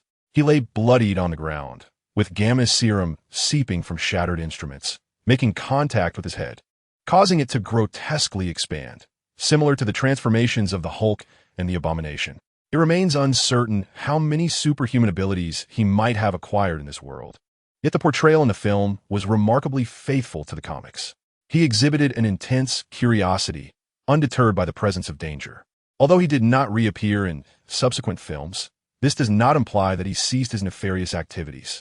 In the comics, after completing his transformation, he assembled a team to steal the scientific secrets of the entire world. This character had gone missing, perhaps carelessly so. Lynch mused silently. For Lynch, an adversary of such intellectual caliber posed a greater challenge than those who relied solely on brute force. After all, having exchanged for the 50s Superman template, Lynch was unafraid of physical confrontations. However, in the realm of cunning and strategy, he was at a disadvantage. He needed to locate him. If he were to remain hidden and silently develop his capabilities, who knows when he might emerge with a plan to annihilate humanity.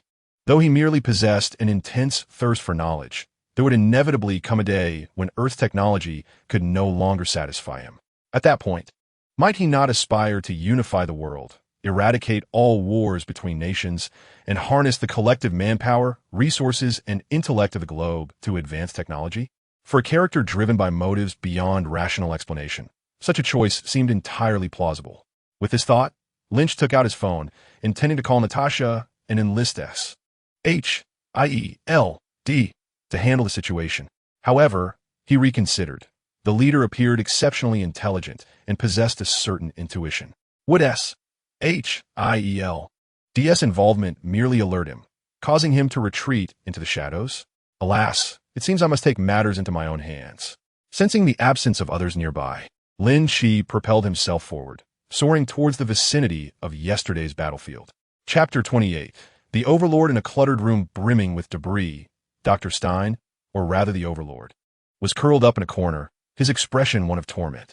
His head had swollen grotesquely, resembling a colossal winter melon from a distance, smeared with blood and continuously expanding and contracting, akin to a balloon being squeezed repeatedly.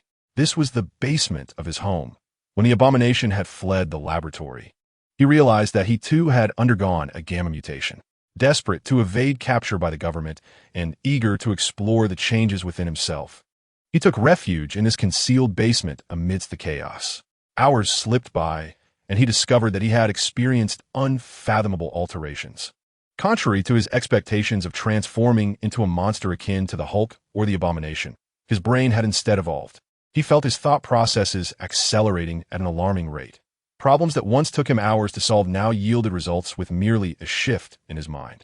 There were abilities he could not yet comprehend, the nature of which eluded him without the means for experimental inquiry. However, this evolution came at a steep price. His head had irreversibly enlarged, and his skin began to shift towards the green hues of the Hulk and the Abomination. Simultaneously, the rapidity of his thoughts signified a substantial increase in cerebral energy consumption. The moment he began to think, pain surged through his head, and his body grew increasingly frail. Thus, he was compelled to halt his musings, empty his mind, and force himself into a state of slumber. He yearned for the moment when the police and others would depart, allowing him to quietly return and contemplate his next course of action. The sudden creak of the door shattered the silence of the basement, jolting him awake. He beheld the silhouette of a young man. "Dr. Stein, are you well?" Lin Qi inquired, observing him closely. "Who are you?" Stein propped himself against the wall, clutching his head as he regarded Lin Qi. In a flash, his mind analyzed Lin Qi's appearance, attire, demeanor, and movements, deducing his identity and intentions. He arrived at several conclusions: confident, vigilant, a non-governmental figure, and someone privy to his secrets. Lin Qi, too, gleaned insights from his examination of Stein. The man appeared unwell, still undergoing mutation. Should he eliminate him outright? "Do you sense any changes in your body?" Stein, cradling his head, replied with evident pain and exhaustion. "My brain has mutated. My thought speed has increased significantly." He spoke the truth, having discerned that lying would yield no favorable outcome. This man clearly possessed knowledge about himself and had revealed a hint of murderous intent before speaking. A gut feeling warned Stein that deceit could lead to dire consequences. "What are your plans?" Lin Qi asked with a smile. Stein paused momentarily before responding swiftly. "I wish to hide away and continue my research on Gamma." Lynch furrowed his brow. Was this a deviation from the script and comic? Perhaps due to the film universe's adaptation? Or was he being deceitful? "I am not lying. I merely wish to conduct research without being captured by the government and turned into their specimen." Sten seemed to perceive Lynch's thoughts and added, "Can you assist me?" Lynch propped himself on his hands, gazing intently at Sten. "Your abilities are formidable, and your thirst for knowledge insatiable. How can you assure that you will not pose a threat to this world in the future?" Sten replied swiftly, "My mutation is not so potent. I can only maintain my thoughts for a brief period before intense pain compels me to cease." He grimaced in pain and continued, "I have no interest in this world. I yearn for knowledge in the unknown." As long as they are subject to study, I will not inflict harm. Lynch nodded subtly. This fellow had a strong will to survive and a high intellect. Yet, the underlying concern remained. With such intelligence, if allowed to endlessly absorb knowledge, could he ultimately reach a level capable of easily bringing about the world's destruction? Even without the desire to annihilate, this world was fragile in comparison to advanced technology. A mere oversight could lead to catastrophe. Are you wary of my evolved brain? Sten interjected at the right moment. I have no choice. You cannot extinguish me merely because I may pose a danger. He looked at Lynch, suddenly grasping a crucial piece of information from his memory. Much like Superman, people would suspect him due to his overwhelming power, which was foolish. Lynch felt a stir within, casting a dangerous glance at Sten. He realized Sten had deduced his identity. This was not surprising, as he had already garnered a degree of exposure. So what now? Lynch awaited his attempt to persuade him. Being powerful, exceptional, and extraordinary was certainly not a sin, even if it inevitably faced misunderstanding and criticism from ordinary people. Sten, with a pained expression, spoke quickly, yet, truth and the fate of the world are always held in the hands of a select few who continually shape its form. It is understandable to restrict and be cautious of individuals like me, but why must there be a need for extermination? After speaking, he seemed to falter, clutching his head in distress. Lynch pondered with a furrowed brow for a moment. He then slowly approached Sten and lifted him gently. You make a compelling point. Humanity's future is indeed in the hands of a small minority. However, greatness is born from the ordinary. Excellence is accentuated by the commonplace. For it is the ordinary that constitutes the essence of this world. For their safety, I must impose upon you. Finally, he added, in truth, I was once an ordinary person as well. As he spoke, tears began to well in Lynch's eyes, and an astonishing warmth emanated from him. No. Sten's face was filled with despair, clutching his head like a pitiful doll. Two terrifying, heated glares shot forth, piercing through the walls of the basement. Half an hour later, Lynch observed Sten beside Natasha, who was adorned with a ludicrously long hat, and couldn't suppress a chuckle. However, he refrained, for mocking others publicly is impolite. He addressed the two directly, stating, This fellow Sten has undergone a cerebral mutation, driven by an insatiable thirst for knowledge. You must observe him closely. Natasha cast a sidelong glance at Sten and replied with a faint smile, It's all right. We are well versed in such occurrences. And we happen to be in need of researchers. Lynch hesitated momentarily. He had not taken Sten's life, as the latter had not displayed any significant threat. The earlier action was merely an attempt to ascertain whether Sten harbored any latent abilities. The outcome was evident. It was unclear whether Sten's subpar condition hindered him or if this world had rendered his evolution rather lackluster. Aside from enhanced cognitive processing speed, he exhibited no other extraordinary abilities and showed little reaction even when faced with death. Thus, his potential danger had markedly diminished, leading Lynch to spare his life. However, he had no suitable place to confine him and could only hand him over to S.H.I.E.L.D. Yet the renowned S.H.I.E.L.D., if infiltrated by Hydra, would indeed be a perilous match for Dr. Sten. Hence, Lynch pondered whether to disclose that S.H.I.E.L.D. had already been compromised by Hydra. After considerable reflection, he deemed it an opportune moment and merely stated, regarding Dr. Sten, It would be wise to keep this matter to ourselves, as I have. Perhaps you could inform your director and inquire if there is a place in the plan for someone like Dr. Sten. Chapter 29, Nick Fury in Fact. You could speak to him directly. He has been eager for a face-to-face discussion with you, Natasha responded. Lynch contemplated for a moment and nodded. Then let us arrange a meeting. I shall see him shortly. At the Western restaurant, Lynch's attention was immediately drawn to a bald head gleaming like a polished surface, its reflective quality akin to a navigation device. He approached it directly. Upon reaching the table, he found Fury in his classic black suit, an eye patch adorning his serious expression as he leaned on the table with both hands. Beside him, Natasha, in a short skirt and with enticing long hair, leaned casually against her chair. Hello, Lynch greeted as he took a seat across from Fury. Fury appraised Lynch before greeting him in his characteristically magnetic tone. Lynch, it's a pleasure to finally meet you. Natasha nodded without speaking. Lynch raised his glass and took a sip of water, awaiting Fury's continuation. I hear you have brought us an unconventional scientist? Fury observed. Yes, but he can be rather troublesome. Lynch replied candidly. In what way troublesome?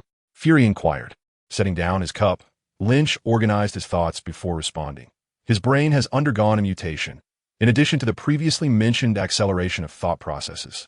He may also possess abilities such as mental control, heightened intuition, and telepathy. Upon hearing this, Fury and Natasha exchanged glances. Is it uncertain? Lynch shook his head. Can you handle it? Of course. That's precisely our expertise, Fury replied, his tone laced with an air of authority that suggested irritation at Lynch's skepticism. Lynch, contemplating the S.H.I.L.D. agency, now riddled with the corrosive influence of Hydra, struggled to find the right words, ultimately conveying a look of concern. Fury, perceptive as ever, inquired with a hint of confusion. Is there an issue? After a moment's hesitation, Lynch offered a vague response. Director Fury. Sometimes it's prudent not to be overly confident in S.H.I.E.L.D. Danger is drawing near. He grappled with whether or not to disclose that S.H.I.E.L.D. had been infiltrated by Hydra. If he refrained from mentioning it, S.H.I.E.L.D.'s current state may not be as dire, at least not compared to the moment it fully erupted. Theoretically, it would be wiser to act now than later.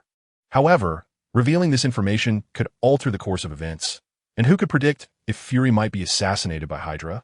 After all, such blatant assassinations rarely ended in survival. And with Captain America still frozen in ice, it seemed unlikely for Fury to withstand Hydra's onslaught without champion. Lynch felt the situation was precarious. Yet Fury nodded, albeit with a hint of puzzlement. I understand, which is why I am preparing that plan, you know. Lynch shook his head, indicating a misunderstanding. Fury finally grasped that they appeared to be discussing divergent matters. What do you mean? Lynch pondered before asking. If a crisis were to arise that could annihilate S.H.I.L.D., would you risk a high probability of death to save it? After posing the question, Lynch felt as though he was speaking nonsense. As expected, Fury was taken aback, but responded without hesitation, of course, I would never allow it to perish on my watch. Very well, Lynch said, rising. You made your choice. He approached Fury, suddenly retrieving a concealed earpiece from his ear and crushing it. What are you doing? Fury asked, puzzled but not angry, knowing that if Lynch intended to confront him, he would not require such elaborate tactics. Lynch leaned in closer to the two, whispering, the enemy is within. Fury's gaze sharpened instantly, and he asked in a hushed tone, are you suggesting there are enemies lurking within S.H.I.E.L.D.?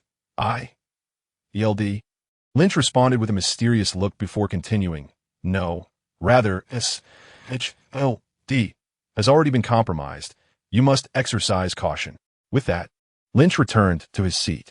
Fury, across from him, quickly masked his surprise, regaining his composure. He dismissed the previous conversation as if it had never occurred and shifted the topic, inquiring, how have you been during this time? Lynch shot him a glance, thinking to himself, you certainly know how to feign ignorance. Not bad, though you should be more aware than I am, he replied. That's good to hear. How have things been with Natasha? A bit bewildered, Lynch glanced at Natasha and responded, quite well. So, does that mean Natasha will no longer be going on missions? Without much contemplation, Fury assured him, if that is your wish. Lynch smiled slightly, but chose not to respond. Recognizing Lynch's sentiment, Fury continued, what are your plans moving forward? Plans? Lynch wore a look of incredulity, responding rather unhappily. Haven't you all mapped it out for me? Superhero, super kid. Fury shook his head, seemingly unconvinced by Lynch's statement. This is your own choice. All right, but I might not make the same choice next time, Lynch retorted. Fury fell silent for a moment. After some thought, Lynch finally replied, I plan to stay in Hell's Kitchen for a while. Hell's Kitchen? Fury appeared unfamiliar. The one in Manhattan? Yes. Do you need anything? Such as money or a place to stay? No, Lynch shook his head. I can manage those. If I need anything, I'll let Natasha know. All right. Fury paused. Can that Dr. Stein join the initiative? He inquired cautiously. Lynch's eyes flickered, sensing the discussion was getting serious. I don't know, but I have a feeling you might need him. Fury pressed on. I'd like to hear your thoughts on the initiative. Lynch regarded Fury, his mind flooded with vivid memories. The Battle of New York, the Avengers assembling, their divisions spurred by Loki, and ultimately standing side by side against the descending Chitauri army. The Age of Ultron, where new faces joined the Avengers to combat artificial intelligence and shatter the continent of Sokovia. Thanos' arrival, culminating in the Avengers' crushing defeat. With half of all life in the universe erased and heroes scattered, the final battle, where the Avengers reunited to confront an enemy transcending time, salvaging the lives that had vanished. What do you think of the Avengers? Lynch posed. Without the Avengers, what remains of the Marvel Cinematic Universe? Of course it deserves praise. A visionary initiative, Lynch responded candidly. Even if you might view me as a potential adversary now, I must say, this plan is remarkable. He shrugged nonchalantly. Oh. Fury seemed taken aback. Are you so certain? Absolutely, Lynch affirmed with conviction. This might be the most prudent decision you have ever made. Fury's expression shifted to one of peculiar contemplation, yet he refrained from elaborating. Well, I must take my leave for now. We shall continue this conversation another time. Sensing their dialogue had reached its conclusion, Lynch stood, preparing to depart. Allow me to escort you, Natasha offered as she too rose to her feet. Two individuals arrived at the entrance and paused, whereupon Natasha inquired of Lynch. What are your thoughts on Director Fury? Does he differ from your expectations? Lynch chuckled lightly and replied to Natasha. He is quite similar, with a commanding presence. Natasha also smiled, bidding farewell to Lynch. Once you have settled into your new home, do invite me out for a drink. Very well. Chapter 30. The newcomers of Hell's Kitchen. Hell's Kitchen, situated on Manhattan's west side, is officially known as Clinton. In its early days, it was a slum, thus early on acquiring a reputation synonymous with crime and malevolence, ceaselessly supplying the city of New York with a plethora of gangsters and criminals. Within the Marvel Universe, Hell's Kitchen stands as a premier tourist attraction, a diminutive yet vibrant locale where superheroes and supervillains converge, making it a dazzling gem amidst the nefarious landscape of New York City. In Hell's Kitchen, one might encounter a myriad of Marvel heroes, including the iconic figure of Daredevil. Blinded by radioactive chemicals in his youth, he gained extraordinary hearing and physical coordination, prowling the night as a vigilante, often referred to as the Devil from Hell. By day, he is Matt Murdock, a blind attorney with whom one can engage in light-hearted conversation under the guise of legal consultation. Not far from Hell's Kitchen, in Harlem, resides Luke Cage, a muscular African-American man who grew up navigating the streets. Wrongfully imprisoned, he volunteered for a military experiment in a bid for a reduced sentence, emerging with immense strength and an invulnerable physique. Upon his release, he dedicated himself to safeguarding his community, earning the title of Harlem's hero. Next is Jessica Jones, a petite figure with dark hair and brown eyes, perpetually clad in a jacket, jeans, and boots. With a rather fiery temperament, she suffers from post-traumatic stress disorder due to a harrowing experience with the psychopathic villain Kilgrave, leading her to drown her sorrows in copious amounts of alcohol. She can be found at a place known as Alias Investigations. Furthermore, there is the final member of the Defenders from Hell's Kitchen, a hero steeped in Chinese tradition known as Iron Fist. Born into wealth, he survived a plane crash during a family trip, landing in Kunlun, where he honed his chi and vanquished the dragon Shoulao to earn the title of Iron Fist. He later returned to New York, seeking vengeance against the relatives responsible for his family's demise and confronting the nefarious Hand organization. In addition, the infamous anti-hero known as the Punisher makes his presence felt. Experts advise that upon encountering him, one should flee at once. Do not hesitate, for hesitation could lead to dire consequences. Naturally, heroes are often met with their adversaries. In Hell's Kitchen harbors numerous supervillains, including, but not limited to, the criminal kingpin Wilson Fisk, also known as Kingpin, who stands against Daredevil, the Punisher, and even Spider-Man, and his deranged henchman, Bullseye, who possesses an uncanny ability to project deadly precision, a being endowed with the ability to manipulate minds and an insatiable desire for control. The peculiar purple figure finds himself in a uniquely captivating locale. The evening presents an opportune moment for exploration, particularly within the unassuming bars that reveal the authentic essence of Hell's Kitchen. The dimly lit, vibrantly flickering lights mingle with a cacophony of sounds. As one navigates through the throngs of people, there are flamboyantly dressed dancers, their heavy makeup exuding the scent of cheap perfume, and burly gang members adorned with tattoos, whose mouths spew forth the alluring vernacular of streetwise charm. Before Lin Qi stands one such imposing figure, robust in stature and flushed in complexion. He extends a seemingly unclean right hand towards Lin Qi, cursing under his breath. There appears to be no real conflict. Perhaps this is merely a drunken individual seeking a target to unleash his pent-up frustrations upon. Coincidentally, Lin Qi, with his youthful features and the delicate visage of an Asian man, along with his striking attire that feels somewhat out of place in this environment, sits nearby. What could Lin Qi do? He resolved to adhere to the customs of Hell's Kitchen, opting to confront the situation with its own rules. Grasping the intruder's outstretched finger, Lin Qi twisted it disdainfully. The brute let out a yelp of pain. The effects of the alcohol momentarily diminished, and in a fit of desperation, he kicked out. Lin Qi rose, deftly catching the man's foot and with a gentle yet firm toss, sent him soaring through the air, crashing through the bar's entrance and landing on the street outside. With a casual pat of his hands, Lin Qi returned to his seat, and the atmosphere around him grew noticeably quieter. The malicious laughter and prying gazes that had previously surrounded him receded considerably. Adjusting his sunglasses, Lin Qi took a sip of his cola, only to find it rather bland. Having spent a couple of days in Hell's Kitchen, he had yet to encounter a superhero or an intriguing villain. Instead, he found himself inundated with foolish and inept individuals, which grew increasingly tiresome. The drunken man, groggy yet seething with rage, clambered back to his feet, muttering curses as he retreated. Initially intending to leave, Lin Qi hesitated upon hearing that the man seemed unwilling to accept defeat and was planning to return with reinforcements. He settled back down. After all, one does not traverse Hell's Kitchen without stirring up trouble. The greater the chaos, the better. 15 minutes later, having finished his cola, Lin Qi stepped outside. There, the drunken man, flanked by 3 or 4 companions, approached menacingly. "It's that little punk," he panted, hatred etched across his face. The leader of the group, not particularly tall or robust, but exuding a ferocious demeanor, advanced. "Russian gang?" Lin Qi mused to himself, recognizing their distinct features. "You're finished, kid," the leader declared, foregoing any further pleasantries.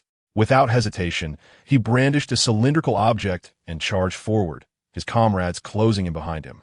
Lin Qi merely twisted his neck, remaining stationary. Faced with several armed assailants, he nimbly dodged their advances before delivering a powerful punch. In a fleeting moment, several individuals collapsed onto the ground. "Stay away, you."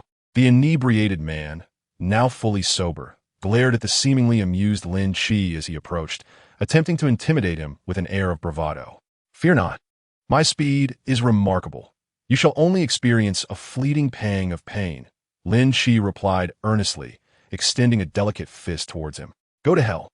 Unexpectedly, the man, misinterpreting Lin Qi's intentions, revealed a small handgun with a menacing snarl and fired without hesitation. Bang, bang, bang. The resounding gunfire echoed through the night, startling a few resting birds perched on the lampposts. Beyond that, it served little purpose. Lin Qi's expression turned steely as he opened his palm, letting the twisted and deformed bullets fall one by one.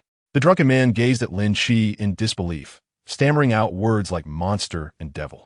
Ultimately, he crumpled to the ground like refuse, his trousers gradually becoming damp. With a disdainful glance, Lin Qi decisively ended his dreadful night with a swift kick. He then sauntered away leisurely, departing before the gathering crowd could arrive.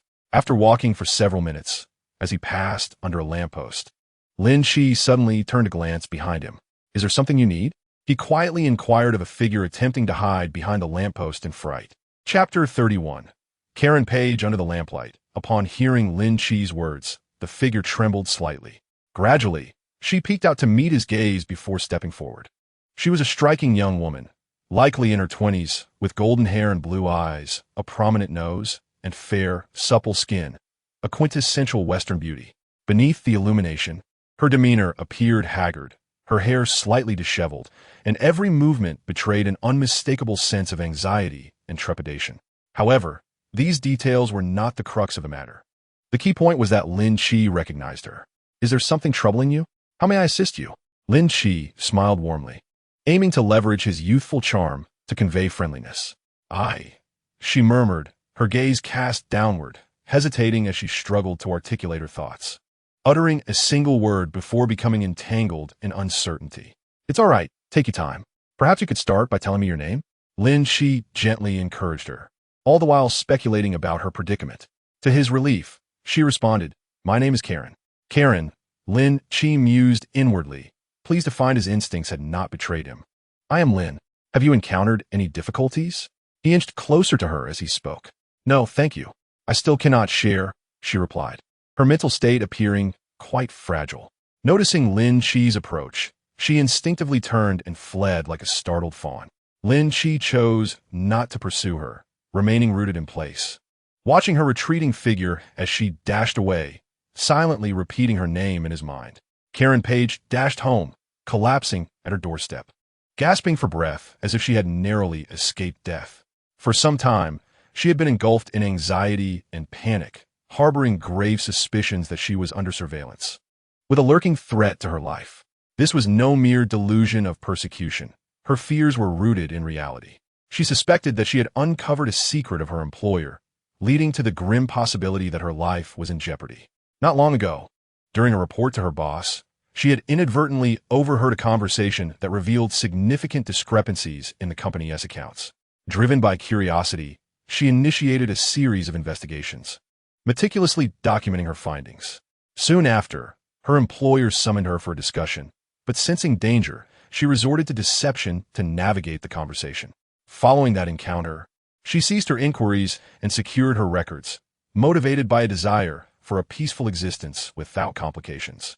Yet, what she had hoped would be the end of her troubles soon revealed itself to be the beginning of her fears. Whether at the office on her way home, or even within the confines of her own home, she felt an ever-present sensation of being watched. That very night, summoning her courage, she ventured outside to ascertain whether someone truly was monitoring her, only to glimpse a shadowy figure that vanished before her eyes. This revelation sent her anxiety and terror into a frenzy. She could no longer bear the thought of remaining home and fled to a crowded area. As she wandered the streets, she contemplated contacting the police, but ultimately abandoned the idea after much deliberation. How could she articulate her predicament to them? Should she present her findings as evidence against her employer? That seemed unnecessary. She was neither a law enforcement officer nor a superhero, merely a woman striving to make ends meet. After meandering through the streets, still reluctant to return home, she caught sight of Lynch confronting a group of men. In that moment, an irrational thought surged within her. He is formidable. Surely he could assist me. Overwhelmed by fear, encountering Lynch felt akin to a drowning person spotting a lifeline, an instinctive urge to grasp it tightly.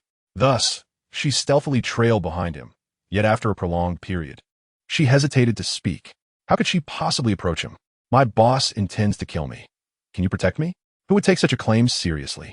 What reason would he have to assist her? Moreover, who could ascertain whether he was a threat himself? In her indecision, Karen overheard Lynch speaking, prompting her to quickly hide behind a nearby lamppost. Gazing at his youthful countenance, she felt a wave of madness wash over her. How could she have contemplated such a reckless notion? To seek protection from a stranger on the street? With a surge of panic, she sprinted back home, settling once more at her doorstep, where she repeatedly sought to reassure herself. "It's all right, Peggy. Tomorrow, just be honest with the boss. Nothing will happen." At that moment, Karen suddenly heard a faint sound. She recognized it as the noise made by an unremarkable piece of metal in the corridor. The dimly lit hallway at night posed a significant risk of encountering that object if one was not intimately familiar with the surroundings. She instinctively covered her mouth, her face betraying sheer terror. Someone was approaching, not a resident, but an outsider. She slowly crouched down, pressing her ear to the floor, praying it was merely a mouse or a cat that had brushed against that object. Then, she heard the slow, heavy footsteps. Thud, thud, thud, like the ominous tolling of a death knell. Karen bit her lip hard, tears streaming down her face. Was someone coming to kill her? The rhythmic footsteps drew ever closer before halting abruptly. Had he arrived? Karen rose cautiously, peering through the peephole. In the orange glow of the light, it appeared that no figure stood at the door. Her heart steadied slightly. Perhaps she had been overly paranoid. Just then, a fierce face suddenly blocked the narrow peephole. The sound of mechanical movement followed as the door lock engaged. To her horror, the door slowly creaked open. "No!" Karen gasped and dashed back into the room. But the malicious man was evidently quicker. He lunged forward, pinning her down, forcing something into her mouth to stifle her cries. Grasping her flailing hands with one hand, he pressed her back with his knee, while his other hand swiftly drew a silenced pistol from his waistband, aiming it at her head. "Please, Don't kill me. Karen struggled with all her might, emitting muffled whimpers in a state of hysteria. Despair enveloped her, and she couldn't help but begin to regret her choices.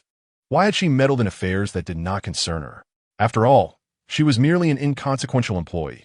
Why had she felt compelled to investigate these matters? She regretted not being truthful to the person who had shown her kindness, inquiring if she needed help. There were countless things she wished she had done differently. But it was too late. Had her life truly come to an end? Despairing, Karen shut her eyes. After a long moment, she suddenly opened them again. She broke free from the weight of her assailant and, astonished, realized she seemed to have survived.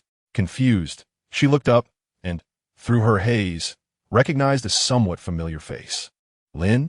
Chapter 32. Honesty and openness, Lin? Karen exclaimed. Shoo!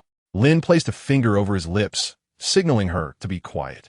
Karen glanced at the assassin lying unconscious on the floor, nodding in understanding, her rationality returning. I have come to assist you. Please remain silent and close the door securely before we converse. With that, Lynch gently shut the door. The two left the assailant behind and returned to the bedroom to sit down. Who on earth are you? Karen could not contain her curiosity, her face reflecting a mixture of relief and bewilderment. She could not fathom why Lynch had fortuitously appeared at that moment to rescue her. Was it merely a chance glance beneath the streetlight? Lynch pondered for a moment. I'm a good person. A good person? Karen was taken aback, astonished that mere kindness could be the reason. Meeting Karen's skeptical gaze, Lynch chose to be candid. Well, I have a nickname, Super Kid. Who? Karen asked, confused. A superhero. Haven't you heard of me? Lynch admitted sheepishly, as not everyone possessed the audacity of someone like Tony to boast about saving the world. No, Karen shook her head, uncertainly replying, should I know? Taking a deep breath, Lynch resolved to forego further pleasantries and demonstrate instead. If you are surprised, please refrain from exclaiming. Karen hesitated, then quietly shifted a bit further away. Lynch nearly choked on his own blood. Do I seem like a peculiar person? Perhaps a little? She responded, contemplating. If someone told me they were a warrior from the light kingdom of the 78th Nebula with an odd name, I would probably keep my distance. Not at all. I am, after all, a believer in light. Lynch mused, pulling out a cigarette. With the cigarette clasped between his fingers, Lynch's eyes gradually brightened. Two tiny beams of heat precisely targeting the tip. In an instant, the tip glimmered and ignited. After retracting the beams, he inserted the cigarette into his mouth and took a puff, his body gradually beginning to levitate while maintaining his seated position. Karen stared wide-eyed, her expression one of astonishment. Is this magic? She gasped in disbelief. No, I can fly and emit beams. For performances? No, to vanquish foes. Haven't you seen the news recently? I was the one who defeated that monster in Brooklyn. Lynch said with a hint of exasperation. Karen seemed to recall some significant news stories, her face lighting up with surprise as she scrutinized Lynch. You are that little Superman? Lynch paused momentarily. Yes, I am. Now, can you tell me what happened to you? After a moment of contemplation, Karen slowly began to recount her ordeal. 10 minutes later, she ceased speaking, and Lynch rested his chin in thought. Karen Page was a character from the Marvel Universe whom Lynch had admired in his previous life, her appeal only surpassed by Natasha, Wanda, Jessica, and Peggy Carter, among others. She made her debut in the Marvel Universe's Daredevil series, where she was unjustly framed for the murder of her colleague after uncovering incriminating evidence against Wilson Fisk.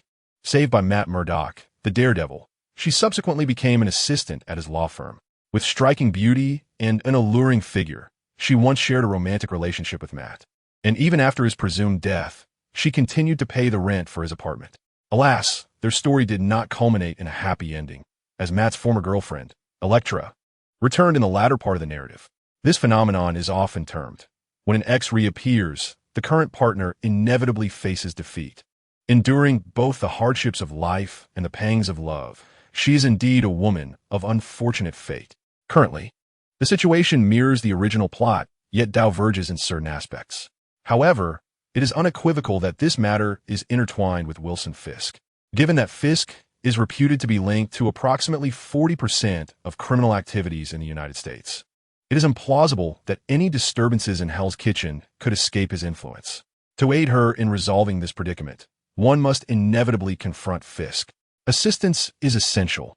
After all, how could one turn a blind eye to the plight of such a captivating woman, besieged by the forces of darkness and assassination? Engagement is also imperative. A visit to Hell's Kitchen would traditionally necessitate an encounter with its ultimate villain. Nonetheless, the approach to help and the manner of engagement require careful contemplation. One cannot simply storm into Fisk's lair with a fiery glare.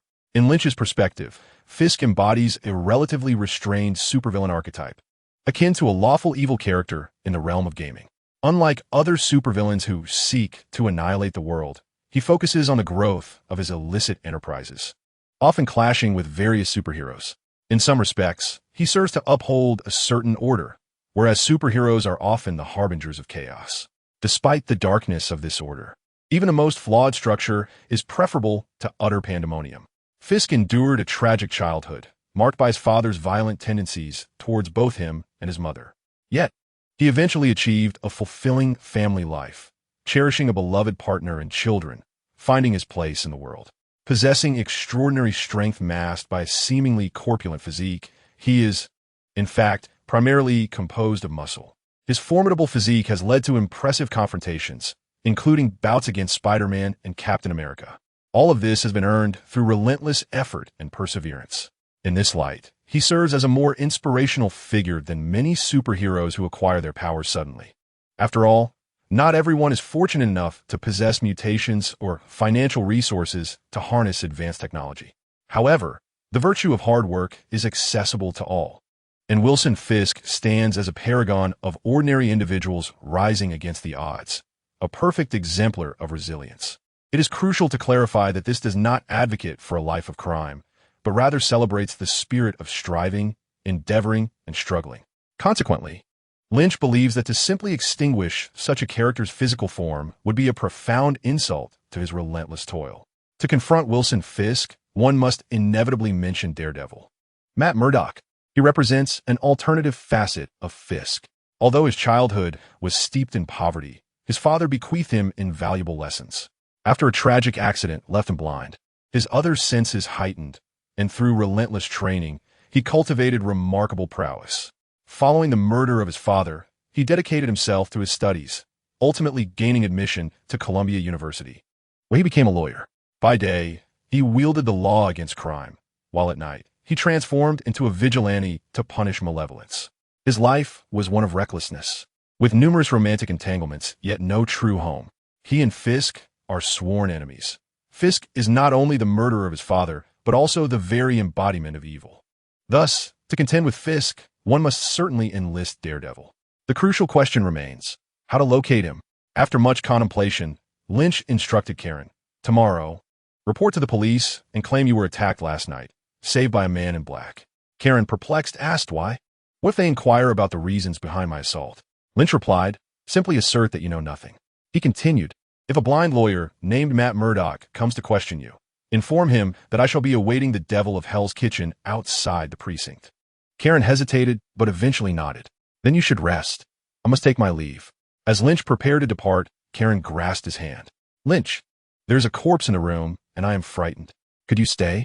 Lynch furrowed his brow. Very well. I shall sleep on the floor. Do you have a blanket? Yes, I will fetch one for you. In the darkness, the bed rustled as she moved. After a while, Lynch felt the warmth of another body nestled under the covers. What are you doing? He began, but his words dissolved into murmurs. Moments later, the sounds transformed into a haunting lament. Chapter 33. The Devil of Hell's Kitchen, Miss Karen Page. I shall inquire once more. Do you conceal any truths regarding the events of last night? In the precinct, a white officer leaned over a small table, his demeanor grave as he addressed Karen. Although her expression bore traces of tension, it was markedly improved from the previous night. Trusting Lynch, she firmly refuted, no. I have repeated this numerous times. I was asleep when someone attempted to kill me, and a man in black saved my life. That is all I know from last night. Could you assist me in finding a lawyer? The white officer exchanged a glance with another black officer before stepping outside. At the entrance, the black officer remarked to his counterpart, do you believe she is lying? The other white officer nodded, retracting his piercing gaze, affirming, she is undoubtedly withholding something. Why was she targeted for murder? Who was her savior? She likely knows more than she reveals. Her composure is far too steady. Certainly not characteristic of someone recently attacked and entirely unaware. Indeed, the African-American police officer interjected, noting that the deceased certainly bore the appearance of a hitman. Silenced pistol. Dark attire, gloves, suggesting that they had landed in a predicament. He shook his head and fell into silence for a moment. "I'll go find a lawyer," he declared, turning to leave, while the white officer remained stationary, casting a progressively colder gaze towards Karen in the interrogation room. A flurry of ringing phone calls jolted a man from his slumber. Following the sound, he groped for his phone and answered. "Hey, good morning, handsome," came the teasing voice from the other end. "What time is it?" He rubbed his head, feeling bruises upon his face. "You ought to get up. We have work today." The voice reminded him. "What's going on?" He stretched his body, inadvertently brushing against a sore spot, letting out a small grunt. "What is that sound? Matt? Do you have someone in your bed?" The tone on the other end brightened. "Let me guess. Is it that lawyer's assistant?" "Never mind. I don't want to know." Matt rose from his bed, his robust muscles adorned with patches of bruises, a grin on his face, choosing not to refute his good friend's words. He preferred to keep his activities of the previous night a mystery. To his friend, misunderstanding was far safer than the truth. "Come on, Fogg. Let us discuss that case you mentioned."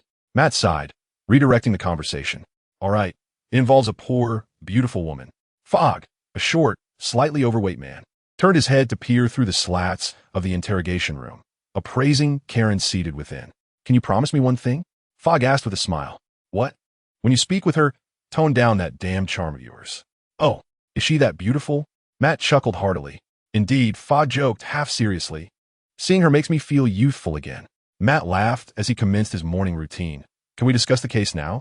"She was murdered in her home, and the assailant appeared to be a professional hitman," Fogg said, lowering his voice slightly. "What?" Matt furrowed his brow. "What happened next? Why did the hitman fail?" "That's the peculiar part," Fogg replied, his tone laced with confusion. "She claims a man in black saved her." "A man in black?" Matt halted his movements, astonished. "I'll be there in 10 minutes. Karen Page?" Karen looked up to see two sharply dressed men entering the room, one wearing sunglasses and holding a cane, the other short and stout, clutching a file. "Yes, and you are?" "I'm Matt Murdoch, and this is my colleague, Foggy Nelson. May we take a seat?" Karen's eyes lit up as she nodded in agreement.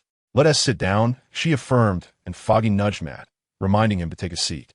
As the two took their seats, Matt spoke first. "You claim that you were the target of an assassination, and that a figure clad in black saved you. Is this true?" Karen cast a glance at Matt, who was wearing sunglasses, and calmly replied, "Yes." Upon hearing this, a hint of intrigue flickered across Matt's impassive face, for he discerned that the woman was fabricating her story. "You need not worry. We are your attorneys. You may share everything you know with us, for it is only through your honesty that we can assist you," Matt said with a solemn tone, believing that Karen was simply too fearful to reveal the truth. "That is the truth," Karen replied immediately, without a trace of hesitation. "Still a lie?" Matt pondered, deciding to alter his approach. "So, do you understand why you were targeted for murder?" Karen shook her head. "No, I do not." "Another falsehood. Does that figure in black truly exist?" After a brief pause, Karen answered yes. Matt hesitated, rendered momentarily speechless. A falsehood, yet it seems to harbor an element of truth. At last, Matt recognized the potential breakthrough. The mention of the figure in black involuntarily conjured associations within him. However, he was acutely aware of his own actions. He had not assisted a woman who was targeted for murder the previous day. Was this mere coincidence? Or had his recent activities drawn the attention of certain individuals? Matt was uncertain, but he sensed that further inquiries might unveil something intriguing. "Do you know this figure in black?" He continued to probe. "No, I do not know him." She was familiar with the one who saved her. Matt's vigilance heightened. Could this be a trap? Yet the complexity of such a ruse seems excessive. If they were aware of our identities, why go to such lengths? What had this lady truly experienced? She was aware of the motive behind her attempted murder, and she recognized her savior. So why did she call the authorities? Surely the one who rescued her from a well-armed assassin could dispose of the body? In that case, why involve the police? His confusion deepened, for his instincts suggested that this woman was not a malevolent schemer. Rather, she appeared to be an ordinary person who had unwittingly brushed against an unfathomable darkness.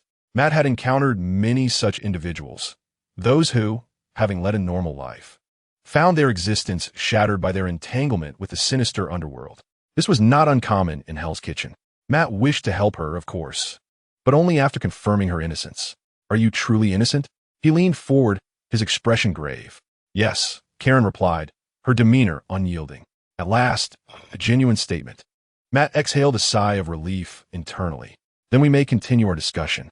In truth, that individual requested me to convey a message to you. Who? The man in black that I mentioned. What did he say? He stated that he would await the demon of Hell's Kitchen at the entrance of the police station. Chapter 34, for amusement. He said he would be outside the police station waiting for the demon of Hell's Kitchen. Upon hearing this, Matt was taken aback. For he, Matt Murdock, the daredevil, was referred to by some as the demon of Hell's Kitchen. It was no longer a mere identification. It was as if they were about to recite his identification number. Who was waiting for him outside the police station? What could be their intent? After a brief moment of contemplation, Matt rose to his feet. He felt no fear, but rather a compelling urge to investigate. After all, the daredevil is also known as the man without fear. Very well, I shall confer with my colleagues. Matt pulled Foggy out of the interrogation room. What did this person say? Why can't I comprehend a word? Foggy lamented with a furrowed brow. Noticing Matt's silence, he, who was well acquainted with him, inquired skeptically, Matt, tell me, you're not actually considering going to the police station to see if there's a man in black, are you? I am. Matt nodded in response to Foggy's disappointed gaze. I need to gather some intelligence. You stay here and keep an eye on her. I'll be back shortly. With that, without allowing Foggy time to react, Matt turned and departed. The demon of Hell's Kitchen? Foggy observed Matt's retreating figure and chuckled inwardly. Who would adopt such a humorous moniker? An actor from a theatrical troupe? Matt arrived at the police station's entrance, standing silently with his head tilted upward. He appeared to be basking in the sunlight. Yet in reality, he was listening intently.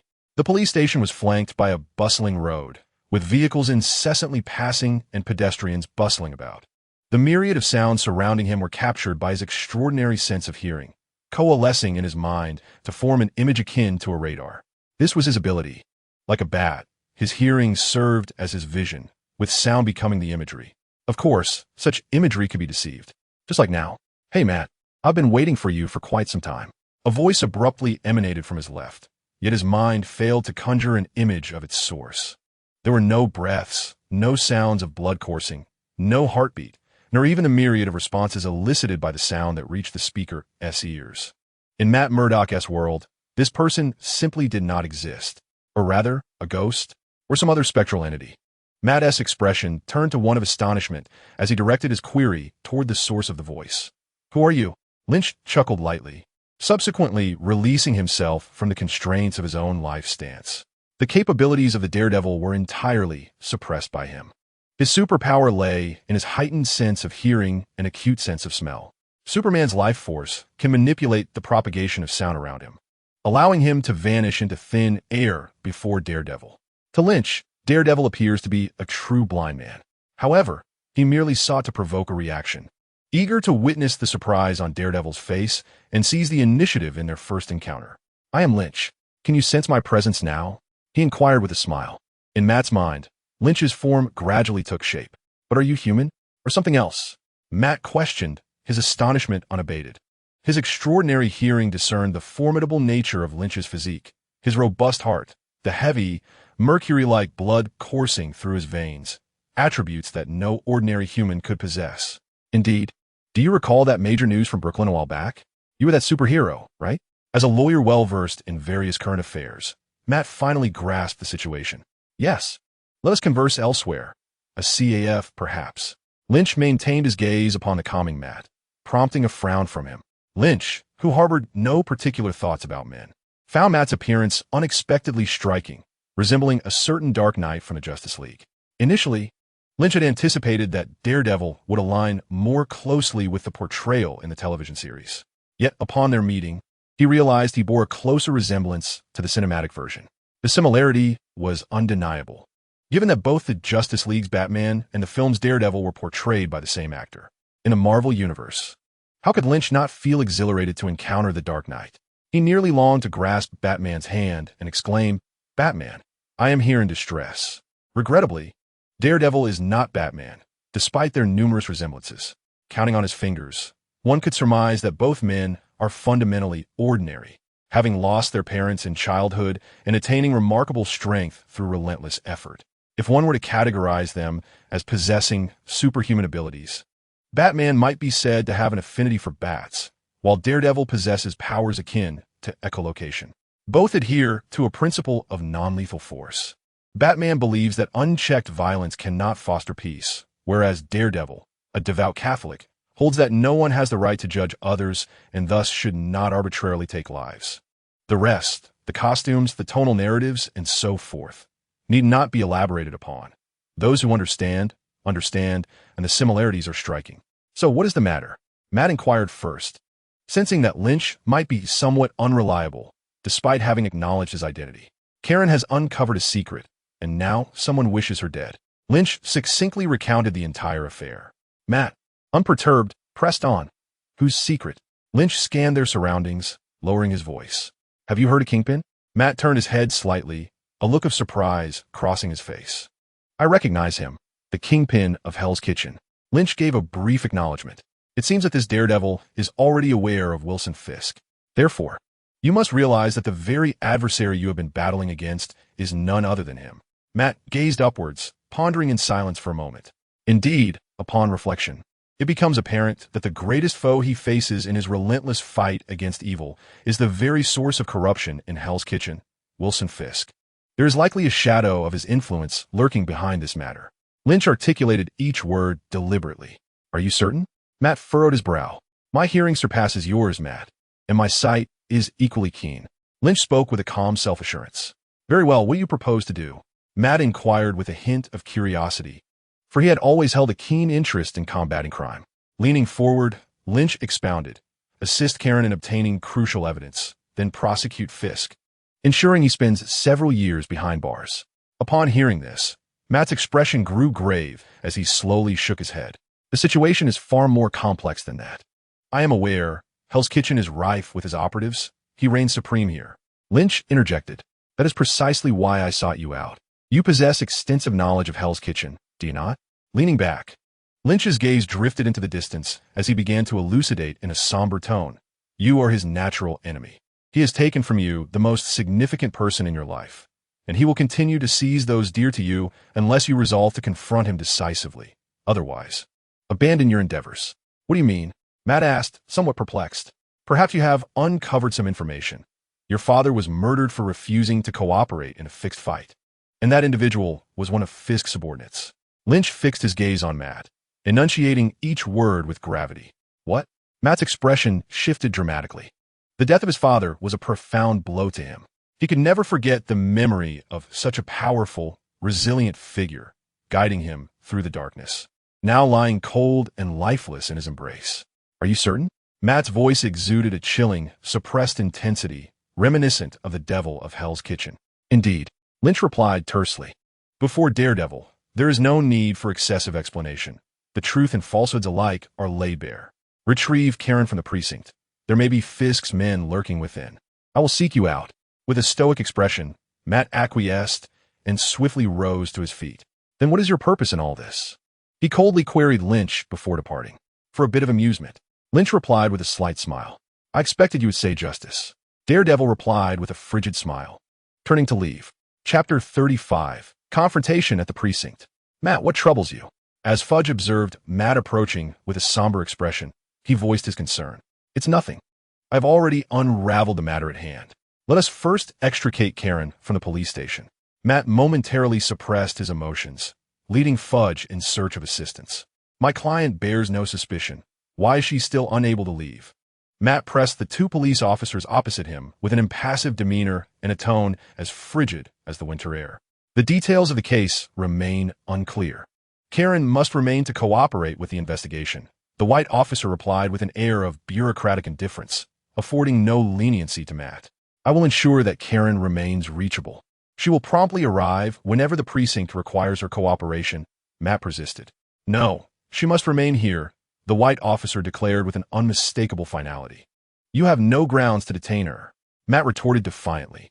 Indeed, the white officer snapped back, pointing emphatically at the ground, but this is the police station, and I am in charge. You have no authority to meddle here. So you intend to keep Karen here until the detention period has elapsed? Matt continued to challenge fearlessly. That is my prerogative. The white officer glared, demanding, do you have any objections? I do not. However, I cannot guarantee that my charming and delightful client will refrain from appearing on some talk show to recount her unjust detention, Matt threatened coldly, tilting his chin upward. Damn it, the white officer exclaimed, rising from his seat, only to be restrained by the nearby black officer. The white officer pointed at Matt, unleashing a tirade of invectives. Don't think just because you're blind I want to smash your face in. Watch yourself. With that, he stormed away in a huff. What does this mean? Fudge inquired discontentedly of the remaining black officer. Fudge, just shut your mouth. The officer replied, clearly irked. He not usually like this. I'll go see what's amiss. The two left behind exchanged glances. It seems your bribe has proven ineffective, Matt remarked pointedly at Fudge. Fudge immediately raised his hands in surrender, exclaiming, who knows what that guy's problem is? I must file a complaint against him. Matt turned his gaze towards the departing officers, remaining silent. Perhaps he does have some issues, the black officer mused, approaching the white officer, brow furrowed in confusion. Brown, what is troubling you today? The white officer, Brown, with a cigarette dangling from his lips, averted his gaze as the black officer approached, his face clouded with gloom. Something happened at home. I'm feeling a bit down. All right, the black officer replied, lighting his own cigarette, then let Karen stay a little longer. I too find this case rather peculiar. The black officer regarded Brown. What do you make of that man in black? Brown furrowed his brow slightly, taking a deep drag from the cigarette in his hand before responding. I'm not certain. Perhaps it's merely a fabrication on her part. Fabrication? So she murdered a person utterly unrelated to her, and then disguised him as a killer? The African-American officer pondered. I don't know, LeBron. Perhaps that is the case, but we lack evidence, and there's nothing we can do. LeBron crossed his arms, leaning against the wall, hesitating for a moment before moving closer to Brown, his expression grave. Have you heard the rumor? Brown glanced at LeBron somewhat uneasily and shook his head. It is said that in Hell's Kitchen, there exists a demon who dons black attire at night to combat evil and save the virtuous, LeBron said with an intriguing expression. It may just be a rumor. That fellow has never shown himself, Brown countered somewhat skeptically. No, some people in our precinct have received reports regarding this individual. Very well. Brown finished his cigarette, discarding the butt, intending to close the discussion. Perhaps he exists, but what purpose does that serve? This is Hell's Kitchen. He can only be a demon who brings nightmares to others, not an angel who saves them. Brown's tone grew impassioned, his voice carrying far. Brown, do not get worked up, LeBron said with a reassuring smile, though a hint of confusion flickered across his face. Why did Brown react so strongly? Several hours later. Karen, are you all right? Matt inquired of Karen, who was accompanied by two police officers. Not particularly well, Karen replied, her demeanor dulled by the oppressive atmosphere of the precinct. All right, let us step outside, Matt said, moving forward with Karen following him out of the police station. Halfway through, Matt turned back. Justice will prevail. Whether not within the precinct or the courts, somewhere else it will emerge. The seemingly nonsensical statement elicited displeased expressions from the two officers, while beneath Brown's displeasure lurked a hint of fear. Moments later, the trio emerged outside. Karen, what are your plans now? Matt asked pointedly. Upon exiting the precinct, Karen appeared slightly more alert, tucking her hair behind her ear as her beautiful gaze lingered on Matt for a moment. I need to find a place to rest. I will figure things out after I wake up. Do you have somewhere to stay? Fudge interjected. I do. Where's your phone number, Matt? Matt provided his number for Karen to remember. I'll contact you. I must take my leave now, Karen stated before disappearing into the night. Do you two have some little secrets I'm unaware of? Fudge questioned Matt with a skeptical expression. No, I don't, Matt replied with a grin, as if silently confessing, yes, I do. Fudge, upon hearing this, looked wounded. I knew it. Can't you keep a low profile for once? Being with you, I have absolutely no chance. He complained with dissatisfaction. Come on, Fuji, we cannot indulge in personal feelings with clients. It is against our professional ethics. Matt retorted. Oh, please. Matt, you are the least qualified to say that. Fuji scoffed. I'm heading back now. See you tomorrow. He turned to leave, but noticed Matt remained still and asked once more, Are you not leaving yet? Matt nodded and replied, I have a matter to attend to. You're not going to see Karen, are you? Fuji inquired suspiciously. You seem rather eager. No. I assure you on my honor, it's something else. Matt said with a serious demeanor, retracting his playful facade. Fuji paused for a moment and quietly said, Well, you must have other matters. He looked at Matt with sincerity and advised, Matt, don't push yourself too hard. Take care of yourself. I will. As Fuji departed, Matt watched him leave with a hint of concern. Has he finally realized something?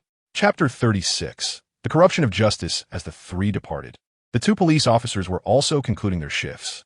Inside the precinct, two officers were packing up their belongings in preparation to leave. Brown, would you like to grab a drink later? The young black officer asked after finishing his tasks. The black officer was in his 20s or 30s. Working in Hell's Kitchen was hardly a pleasant experience.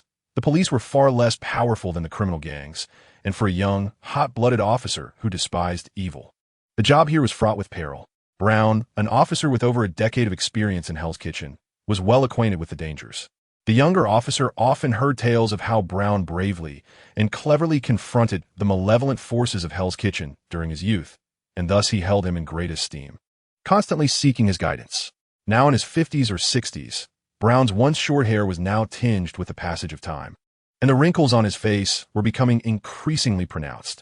Upon hearing the somewhat concerned invitation, he chuckled heartily. Kevin, I am but an old man. You should seek a beautiful, charming lady to spend this delightful evening with rather than sit in a dingy bar listening to music from the last century, contemplating how to console an old codger. Kevin smiled sheepishly and scratched his head. In truth, I'm not fond of that lifestyle. I would much rather listen to your stories from the past. Brown shook his head in resignation. There is not much to tell, Kevin. Even the mightiest will grow old. The future belongs to you young ones. Seeing that Kevin was undeterred, he continued, Spare me. Truly I have matters at home today, as I mentioned. Is that so? Then you should handle that first. Kevin suddenly understood and patted his chest. If you need anything, do let me know. I will. Brown smiled with a sense of relief. I must head home now, my friend. Until tomorrow. See you tomorrow. Brown's vehicle gradually came to a halt beneath an aging building. This structure, as old as Brown himself, appeared somewhat out of place in the bustling metropolis of New York. Who would have imagined that amidst such opulence and prosperity, there would exist such a dilapidated and filthy edifice? Just as young Brown could hardly fathom that in this grand city there lay a Hell's Kitchen, harboring such squalor and filth. Emerging from humble beginnings, endowed with steadfast resolve and youthful vigor, Brown embarked on a battle against the forces of darkness. Upon achieving his first significant victory, he was awarded a medal and gifted this very house as a token of recognition. In his naivety, he believed that one day he would eradicate the evils of Hell's Kitchen, paving his own ascent to greatness. However, the course of events shifted dramatically thereafter. He parked the car, coughed, and made his way into the building. At 56, the toll of his earlier neglect had left him with numerous ailments. With no elevator in the building, he slowly climbed the narrow, dimly lit staircase, gasping for breath as he reached his home on the 6th floor. Arriving at his door, he laboriously fished out his key, inserted it into the lock, turned it, and pushed the door open. Stephen, is that you? Came a woman's voice from within the room. Yes, I'm back. How was your day? He replied, instantly shedding his fatigue, feeling as if he had regained a decade of youth. I'm feeling quite well. Why are you home so late? A woman in pajamas emerged from the bedroom, her age similar to Brown's, yet her face bore the marks of fatigue, and her figure appeared unnaturally plump. Brown offered a gentle smile, asking, Are you hungry? What have you eaten today? Let me prepare something for you. The woman shook her head, declining, and said with concern, Don't overexert yourself. You're not as young anymore. Let the younger ones take on the hard work. I know. Now, you should lie down and rest. Brown guided the woman back to the bedroom, encouraging her to recline. She sighed and said, Stop pretending to be strong. You always do this. Don't blame me if I stop caring for you. Brown's cheeks twitched at her words, but he forced a smile and replied, How could that be? You must care for me for a lifetime. I can't anymore. I don't have much time left. Her voice gradually faded. Don't speak foolishly, Penny. Brown caressed her face, assuring her that everything would be all right. I know. I've always believed in you. In the living room, Penny drifted back to sleep while Brown quietly rose to smoke in the dim light. The fan above him whirred, producing a creaking sound that heightened his agitation. One cigarette after another burned away, much like the years Brown had endured. Before him lay a multitude of medicine boxes, predominantly emptied, all meant for treating Penny's diabetes. The dilapidated, cramped dwelling, devoid of elevators and air conditioning, was intended to be merely a starting point in his once promising life. Alas, it had ultimately become a terminus. Since acquiring this abode, he had relentlessly pursued the eradication of crime. Yet gradually, he sensed an unsettling shift. The criminals had begun to fortify their defenses, resulting in frequent failures on his part. Promotions within the precinct had eluded him for years, while those who ascended were sycophants, indulging in idleness. Subsequently, his wife fell ill with diabetes, lost her job, and the burden of prolonged medical expenses weighed heavily upon them. As the years swiftly passed, he finally comprehended that in Hell's Kitchen, justice ought not to exist. The residents here were predominantly unemployed drifters, illegal immigrants, and fugitives, all intertwined with the criminal underworld to varying extents. If justice were ever to be sought, then every soul in this place deserved judgment, including those within the police department. It was not merely a few colluding with gangsters. Rather, no one was untainted by the criminal ties. They engaged in bribery, offered protection, leaked information, and brazenly frequented illicit venues. Brown, unwilling to compromise his integrity, faced subtle ostracism. No one wished to see him prosper, which explained why, after all these years, he remained merely an officer, devoid of close friends. The closest he had was a young newcomer, who reminded him of his own youthful self. He yearned to persuade the lad to leave while he still could, but ultimately, the words eluded him. He recognized that if the young man heard such sentiments from a respected elder, it would profoundly dishearten him. As yet another cigarette burned to its end, Brown instinctively reached for the pack, only to discover it was empty. He found himself devoid of funds to purchase more. Medicine required money. Life demanded money. Everything hinged on financial means. What held greater significance, life or justice? A question Brown had contemplated for the better part of his existence now bore a different answer. He retrieved his phone and dialed a number. Hello. Chapter 37. The Demon in Action in a Church Confessional. It had been far too long since his last confession. Matt removed his sunglasses and began to speak, lost in his own thoughts. When I was a child, my father would bring me to this church. He slowly began to reminisce about the past. He was a traditional boxer with more losses than victories, boasting a record of 24 wins and 31 losses. At this juncture, he grew slightly agitated, exclaiming, "But he was incredibly resilient. God, he truly could take a beating." "Mind your language," the priest interjected. "Apologies, Father." Matt took a moment to compose himself before continuing. His former adversaries claimed that fighting him was akin to battling an oak tree. He vividly depicted his father, as though that robust, towering figure had materialized before him once more. When he was outmatched by opponents, my father's strategy was to allow them to strike until they broke their hands. Matt paused, a genuine smile emerging on his face. He had never been knocked out. My father, he continued, of course, he had been knocked down, but he always managed to rise again. Even in defeat, he stood firm. Yet, there were times when he endured a flurry of blows, and Matt's voice grew somber. Then it suddenly erupted. He shifted the topic. My grandmother, a devout Catholic, held a deep reverence for God. You would like her.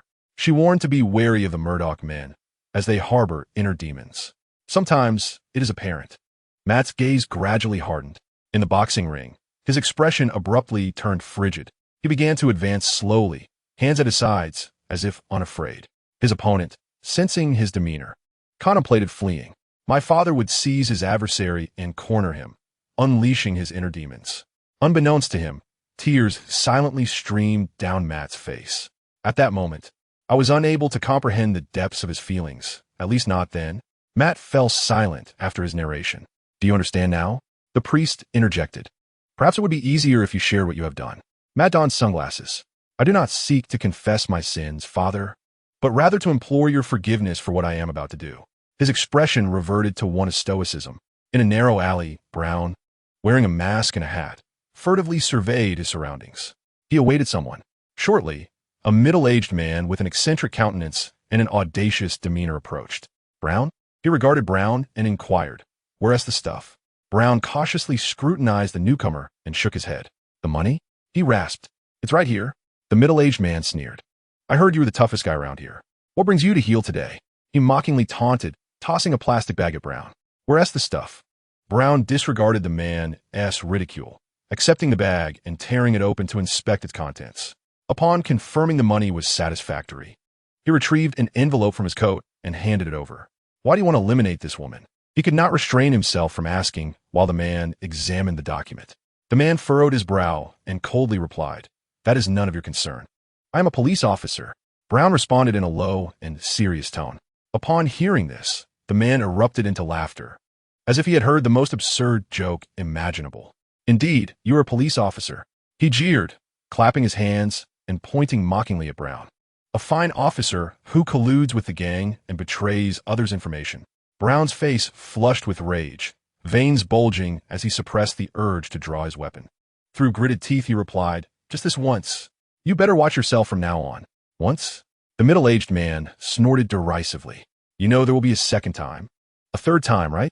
Brown, some things only happen 0 times or countless times." He continued with disdain, "Or do you think that having taken the money, you can still be a good cop?" He laughed arrogantly. "Remember, your secrets are now in our hands. From now on, keep your distance when you see me." In a fit of anger, Brown drew his service weapon, directing it at the man, and shouted, "Show some respect. You filthy scoundrel."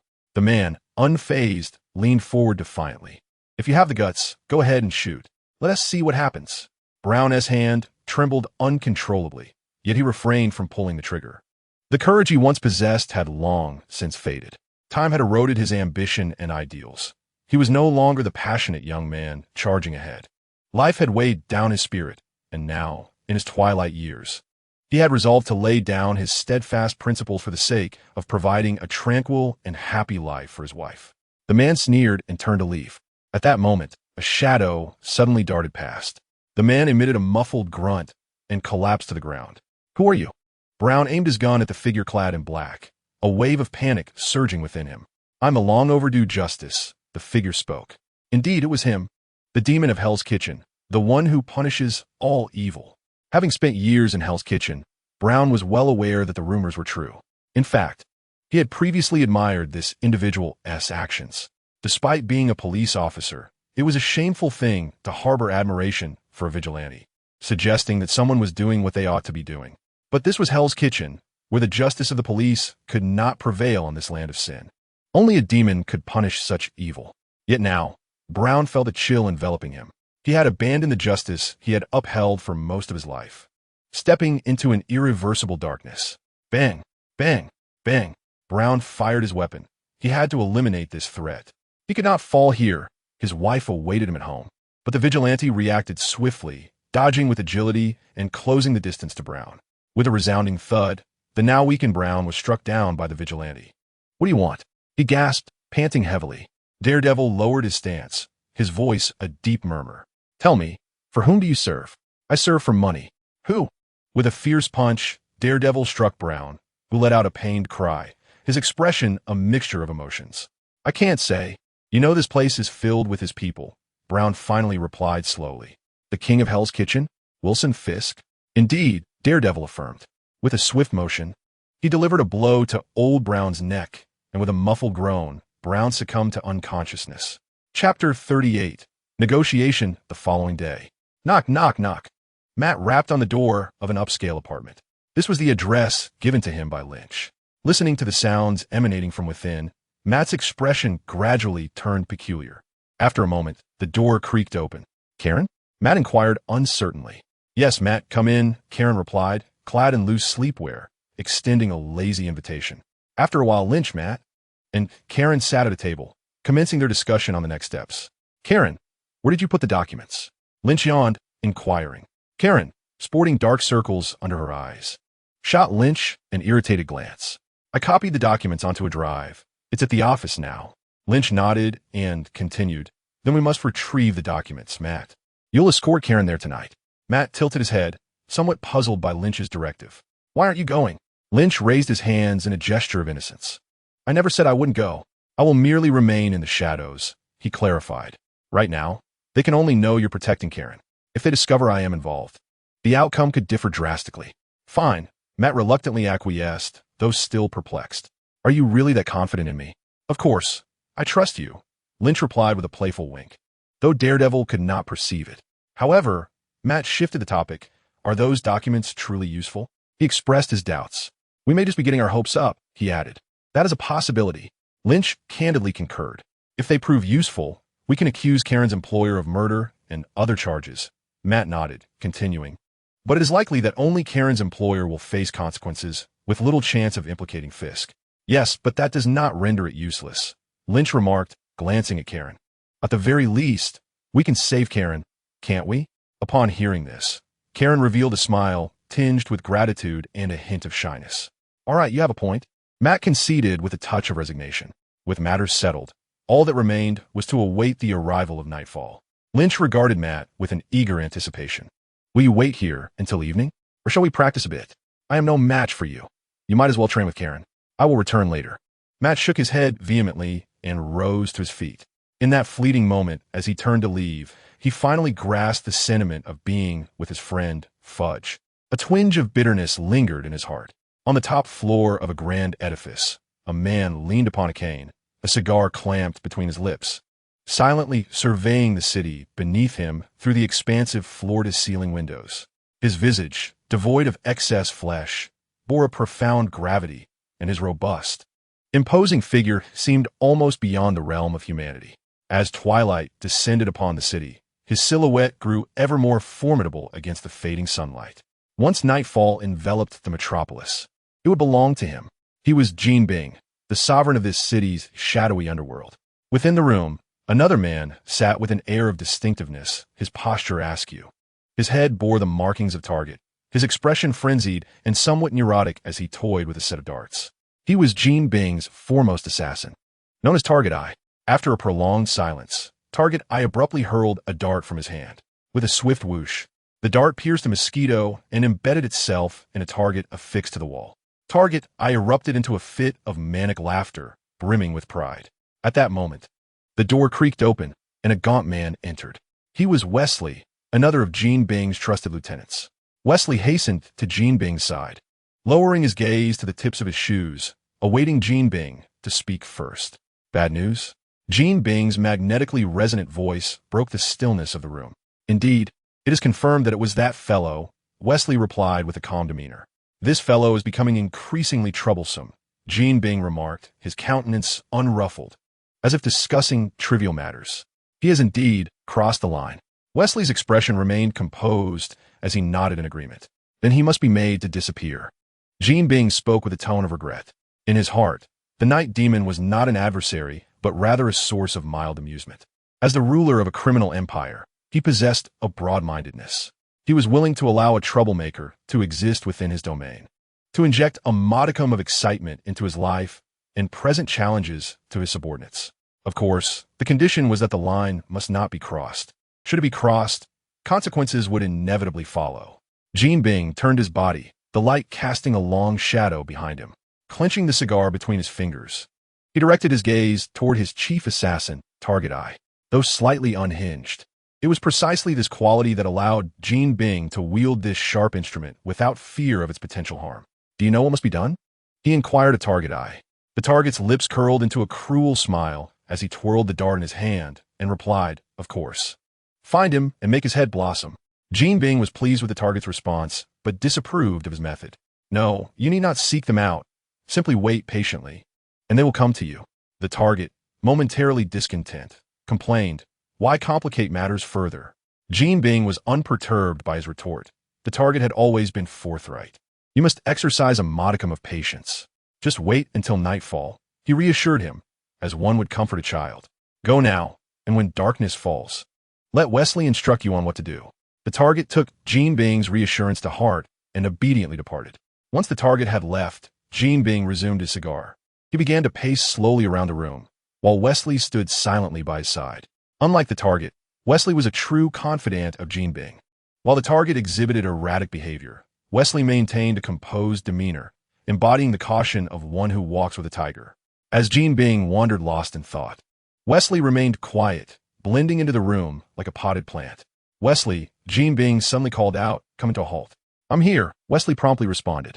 Jin Bing turned to face him, and Wesley noticed the gravity etched on his face.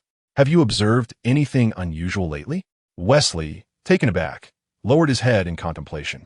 Nothing particularly noteworthy, he began, but then his voice rose as he recalled something. Except there are whispers that a barehanded individual dealt with someone from the Russian mafia. What? Jin Bing's tone grew irate. Why are you only telling me this now? His anger intensified, and he glared at Wesley, causing him to tremble. I thought it was just a rumor. You know how rife such lies can be. No. Jean Bing interrupted harshly. This is different. I have a foreboding sense about it. His gaze shifting, he waved his hand at Wesley. Come here. Arrange for a few individuals. Chapter 39. The Great Confrontation Under the Veil of Night. Two figures stealthily approached a darkened building.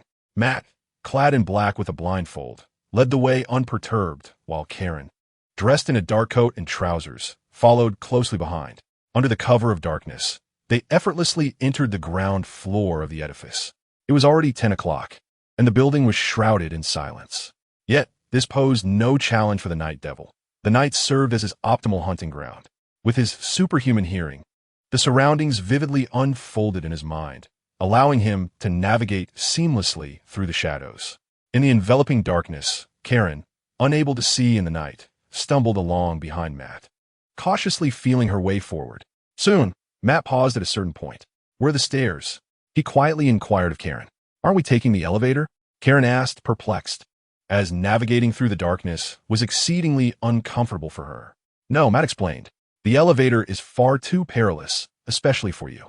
Hearing this, Karen reluctantly indicated the location of the stairs. The two made their way to the stairwell. How many floors up? Matt asked casually, gazing upward into the stairwell. The 6th floor, Karen replied. Matt tilted his head back, his expression stoic as he listened intently for a moment. Gradually, his countenance grew serious. After a brief pause, he solemnly instructed Karen, I will go up first, and you must maintain a distance of 1 floor between us. Why? Karen's expression shifted, a flicker of apprehension crossing her features. Are there people up there? Matt nodded slowly. More than one. Karen pressed her forehead with her hand, striving to calm herself. Lin, are you there? She whispered softly, seeking reassurance. I'm here, don't worry, go ahead. Lin's voice resonated in her ear, instantly soothing her nerves. He was present. There was no need for fear, Karen. Gathering her courage, she addressed the Night Devil. I'm ready. The Night Devil nodded and instructed. When you hear me tapping on the railing, halt and remain still. The two began to ascend the stairs slowly. 1 floor, 2 floors, a distance of approximately a floor between them. They had already reached between the 4th and 5th floors. All remained quiet. Nothing occurred. Just as they approached the 4th floor, overly cautious due to the Night Devil's reminder, Karen felt a tremor on the railing emanating from above. She immediately halted, anxiety creeping in. Are there truly adversaries? The Night Devil ceased his movements, taking a deep breath to clear his mind. This was also to maximize the efficacy of his abilities. To his keen senses, the 6th floor harbored no fewer than 10 distinct breaths. Even though these individuals were well concealed, their biological signatures could not be hidden. As long as the heart beats, blood flows, and breath is drawn, he could detect the slightest trace. Indeed, their presence had been lurking here for quite some time. However, to lie in ambush in such a dark, confined space? The Night Devil smirked coldly. Let us see who is truly the hunter and who is the prey. He crouched low, moving skillfully through the stairwell. The distance of 1 floor passed in mere seconds. He was determined to catch them off guard. He arrived. Daredevil heard someone issuing warnings, yet they proved futile. His silhouette flickered past the corridor. Suddenly, a series of muffled gunshots shattered the tranquility of the night. Following the gunfire, the tide of the situation swiftly turned. The ambushers revealed their positions and firepower, while those who had been ambushed slipped into the shadows. Leaning against the wall at the corridor's end, Daredevil attentively listened to their strategic maneuvers. He remained unhurried, for it was typically the ambushers who felt the pressure at such moments. They were the ones lying in wait. Split into pairs and find him. Indeed, it was not long before they began to emerge from their concealed positions, searching for the elusive Daredevil in the darkness. The opportunity had arisen. Calmly, Daredevil leaned against the wall, awaiting the approach of the two individuals. They were likely clad in bulletproof vests, adorned with tactical helmets, and wielding carbines, impeccably equipped.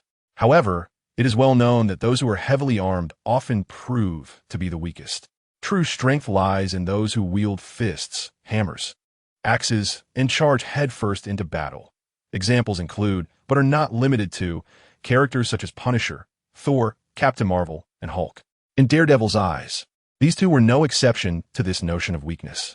The pair, utilizing infrared thermal imaging goggles, gradually closed in on Daredevil. The distance between them diminished incrementally. Their hearts raced with heightened alertness as the silhouette of a figure began to materialize in their goggles. 3. Suspected target detected. Repeat. 3. Suspected target detected. Approaching. 3. Proceed with verification. Received. As the impending voice echoed near his ears, Daredevil finally sprang into action.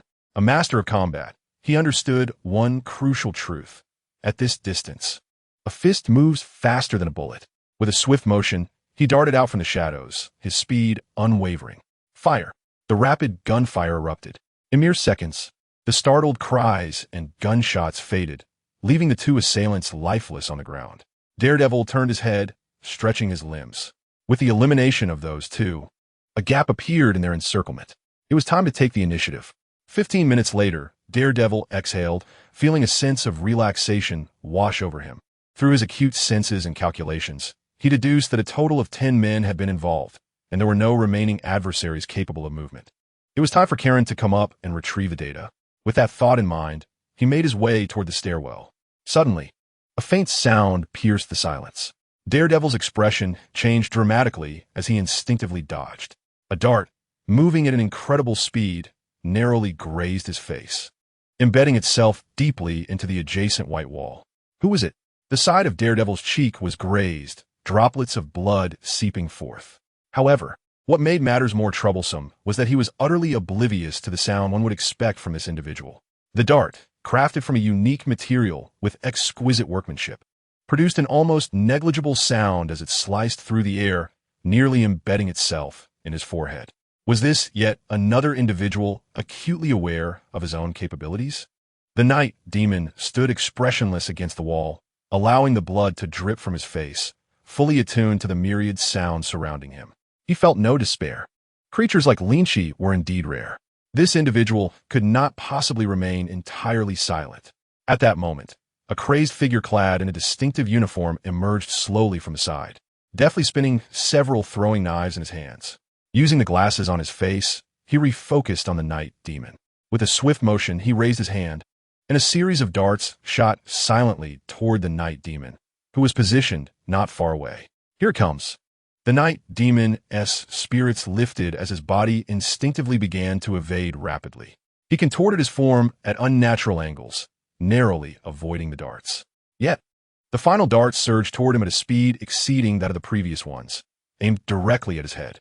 There was no escaping it. A chill ran through the night demon's heart.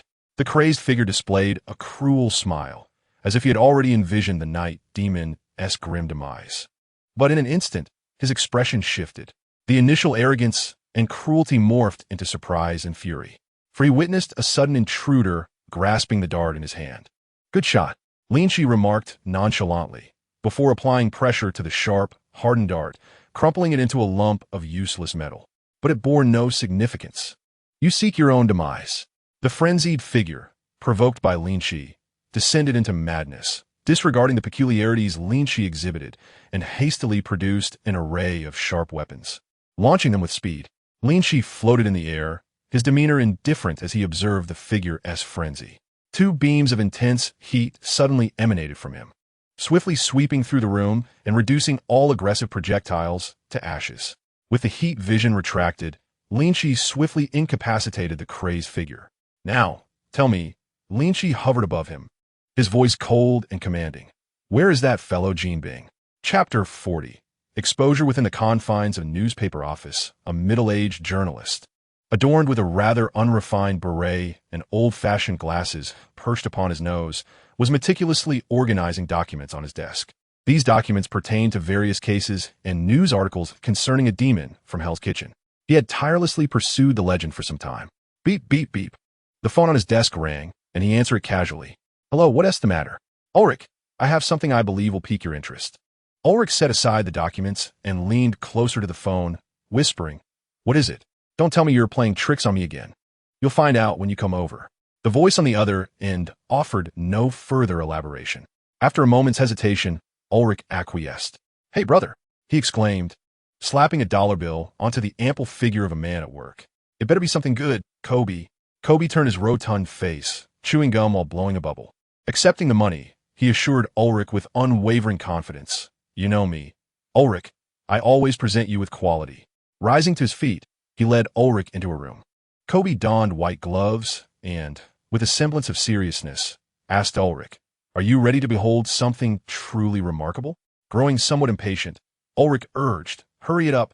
In response, Kobe lifted a white cloth before him. Revealed was an unusual stick, or rather, a short staff. Its body was a striking black and red, with silver tips, adorned with two small wings that bore serrated edges, resembling sharp blades. However, after a mere glance, Ulrich shook his head and extended his hand toward Kobe. Disappointment evident in his voice. "Return my money." Kobe, feigning innocence, replied, "Come on, man. I'm offering you gold here." "Isn't this intriguing?" Unmoved, Ulrich retorted. "I've seen this before. Don't try to deceive me." Kobe, resigned, continued, "All right, but you certainly haven't seen this." He grasped the staff, retracting the blades, and gently twisted one end.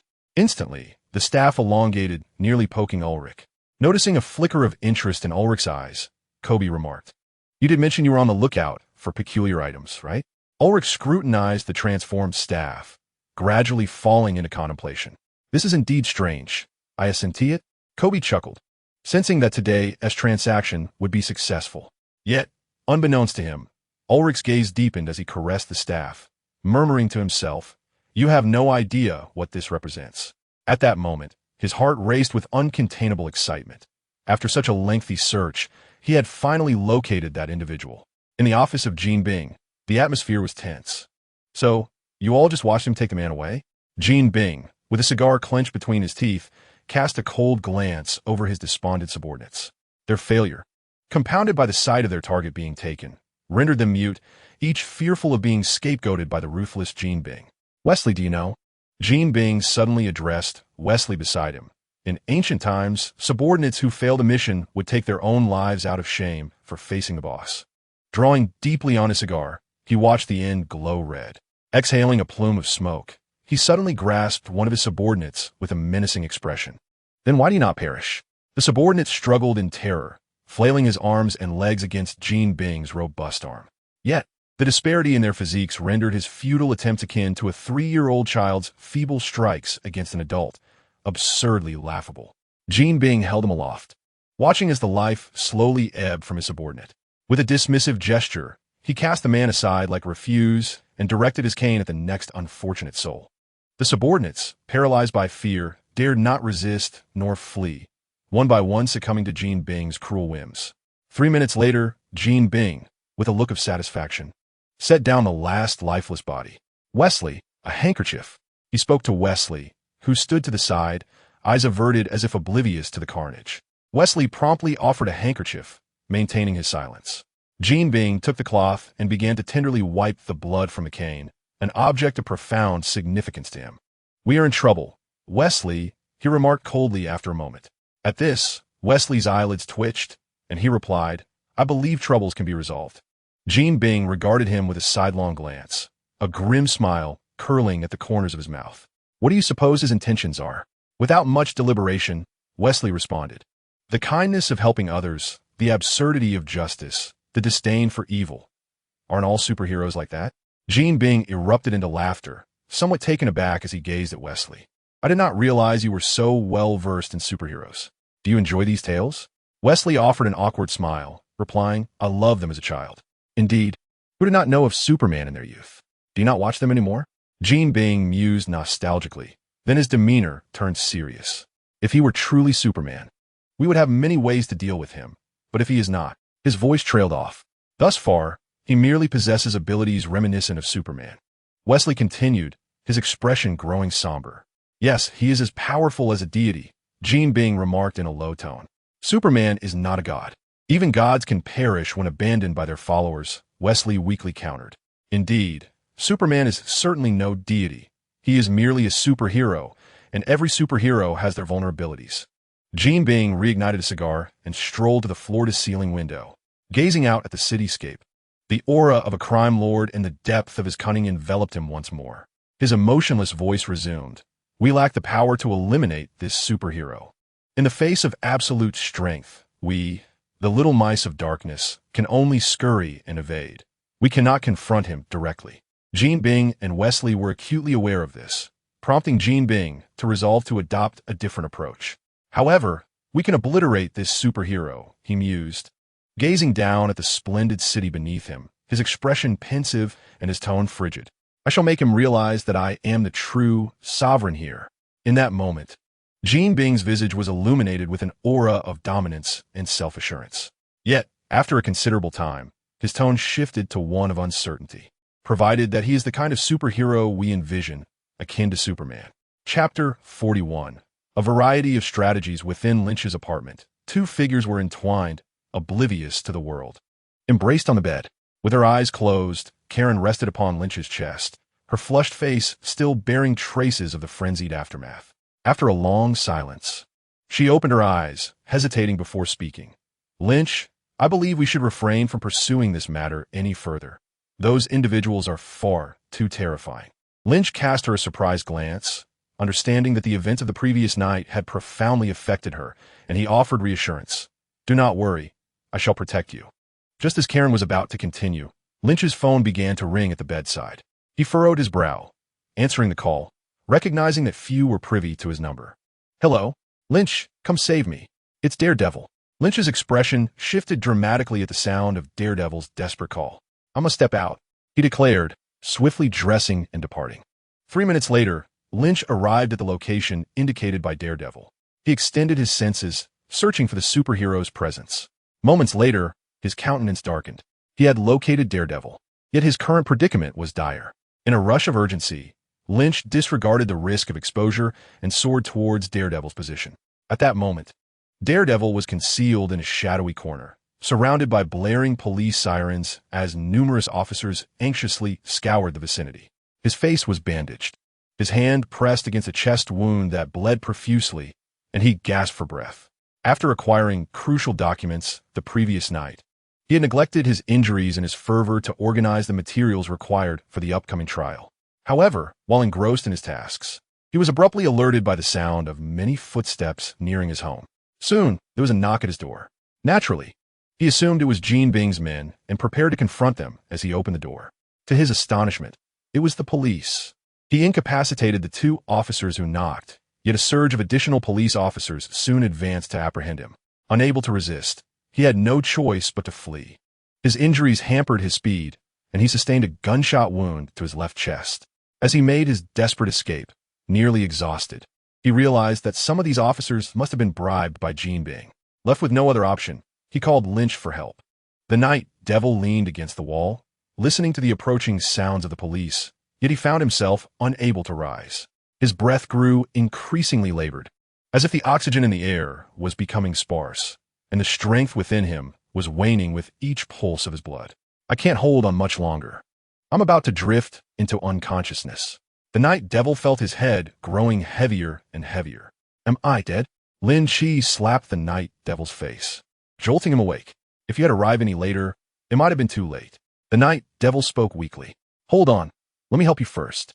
Lin Qi tore open the night Devil's shirt and, using his thermal vision, began to staunch the bleeding. During their conversation, several police officers finally discovered the two, promptly calling for backup over their radios. The 2 officers in front immediately dropped to the ground with their hands on their heads. The police shouted from a distance. Lin Qi retracted his vision and cast a cold glance at the officers. Can you tell how many of them are corrupt? He asked the night Devil icily. Quite a few, the night Devil replied, his tone laden with complexity. Most of them have some degree of corruption. I understand now. Lin Qi interrupted the night Devil. Wait for me for a minute. I'll get you to the hospital right away. With that, Lin Qi dashed toward the police. A minute later, all the officers lay incapacitated. Lin Qi lifted the night Devil, his gaze sweeping the surroundings. He sensed that something was amiss, but time left no room for contemplation. He had to rush him to the hospital. Half an hour later, Karen received a phone call and subsequently made her way to a CAF. Now, Karen stood before a tearful woman, her expression fraught with difficulty. Peggy, you know how I treat you at the company. The woman grasped one of Karen's hands tightly, weeping and speaking earnestly. Tell me, if it weren't for me back then, would you even have a place to stay? She gazed at Karen with pleading eyes, continuing to play the emotional card. If you truly intend to sue the boss, this company will crumble. We'll all lose our jobs. What good will come of that? Observing Karen's silence, The woman pulled out a check from her belongings and slapped it onto the table, saying, "The boss acknowledges his mistakes and has asked me to apologize on his behalf, along with this check as compensation." She scrutinized Karen S.'s expression, sensing a glimmer of hope, and extended the check toward her. "Peggy, look at this. It's a $5 million check. How long would you have to work to earn $5 million? Karen S.'s expression flickered as she picked up the check, glanced at it, and then set it down. As she continued to listen to the woman's incessant chatter, her resolve began to waver. In truth, she didn't wish to pursue the matter further. She harbored little pursuit of justice, unless calamity befell her. For she was merely an ordinary woman, one who managed to live with a semblance of dignity in New York. The quest for justice is a noble aspiration reserved for those whose basic needs are met. What she truly desired was nothing more than a stable and tranquil life. However, with the arrival of Lin Qi into her existence, that stability and tranquility was irrevocably shattered. Should she persist or relinquish? Ultimately, she grasped the check. "Yurik, come to my office." Upon hearing the supervisor's call, Yurik entered the office. "Are you still investigating that daredevil?" The supervisor inquired directly. "Indeed, and I've recently made some new discoveries," Yurik exclaimed with a hint of excitement. "Forget it." The supervisor waved his hefty hand, a sly grin spreading across his face. "We already have it." He produced a file bag and slapped it onto the table. Yurik, bewildered, opened the file bag, and his expression shifted dramatically after a glance. "What does this mean?" he asked in disbelief. Inside the bag were photographs of the police pursuing Daredevil and Lin Qi eliminating officers. Daredevil battling the police. "Surprised, are we?" The supervisor chuckled ominously. "Regardless of the source of these images, since you are more knowledgeable about Daredevil, I'll assign you to write this piece." He stood up, patted Yurik encouragingly, and said, "I believe you can do a splendid job. I want to see this report within 2 hours." Yurik's eyes widened as he foolishly protested, "This must be a fabrication. They wouldn't do such a thing. There must be an error somewhere." The supervisor shook his head, an air of profundity about him. "Truth and falsehood are of no concern to us. We only care about sales." Noticing Yurik's odd reaction, he reclaimed the file bag from Yurik's hands and placed it back on the table. "Yurik, if you choose not to write, someone else will. The choice is yours." With that, the supervisor reclined comfortably in his chair, observing Yurik intently. "Fine, I will write it." Chapter 42. In the home of an unnamed nurse. Lin Qi set down his phone and glanced at Matt, who still lay in slumber, his brow furrowed, as if he were in a relentless battle, even in his dreams. Not wishing to disturb him, Lin Qi pushed open the bedroom door and stepped out, spotting a woman tidying up the room. "Claire, when Matt wakes, inform him that this matter is concluded. Karen has withdrawn." "Understood," Claire replied. After conveying this to the woman, Lin Qi proceeded on his way. Indeed, Lin Qi had just received a call from Karen. She stated that she had received financial compensation and did not wish for him to pursue the matter with Daredevil any further. She had retreated. Lin Qi felt a sense of resignation, for he understood that Karen was an utterly ordinary woman, a true inhabitant of this world who, when faced with pressure and adversity, might retreat and relinquish her aspirations. Surely, those who live devoid of genuine existence, consumed by thoughts of punishment and the pursuit of justice, are the ones who seem aberrant, are they not? It is the normal individual who contemplates their daily sustenance and the leisure of tomorrow. Thus, Lin Qi could empathize with Karen's decision to give up, who among the ordinary does not grapple with the mundane worries of daily life, such as the cost of living and the burdens of rent and utilities, rather than risking everything in such endeavors. It would be wiser to embrace a new beginning with the resources at hand. Yet, understanding does not equate to acceptance, and Lin Qi felt a pang of discomfort. Karen's withdrawal signified a divergence from him, the Daredevil. It rendered his efforts to aid her and his own suffering futile. However, if one were to view it as granting Karen a fresh start, perhaps Lin Qi's initial intentions had been fulfilled. Nevertheless, as he wandered aimlessly down the street, a wave of melancholy washed over him. With his acute senses, he could distinctly hear the conversations around him. The media had sensationalized the story involving the police, and the inhabitants of Hell's Kitchen were vehemently denouncing them, ostracizing them. Walking openly in the street, he felt the piercing, accusatory gazes directed at him, as whispers seemed to encircle him in condemnation. Monster, butcher, yellow-skinned monkey. Once again, Lin Qi felt a profound disconnection from this world. This estrangement was not born of nationality or geography, but rather from the absence of familiar faces. Although Lynch's demeanor fluctuated between warmth and coldness, he held a deep regard for those he knew. The friends and classmates who had supported him, as well as the anime and novels that had offered him solace, were all conspicuously absent from this world. To them, he was merely an outsider, a superfluous being. A gust of frigid wind swept past, prompting Lynch to draw his coat tighter around him. He was untroubled by the physiological chill. Rather, this cold emanated from within his heart. Unbeknownst to him, Christmas had arrived, and the streets of New York were adorned with festive decorations and twinkling lights, suffused with a palpable holiday spirit. Approaching him was a couple, entwined in each other's warmth, their faces radiant with joy and serenity, defying the world's chill. Lynch's gaze drifted into the distance.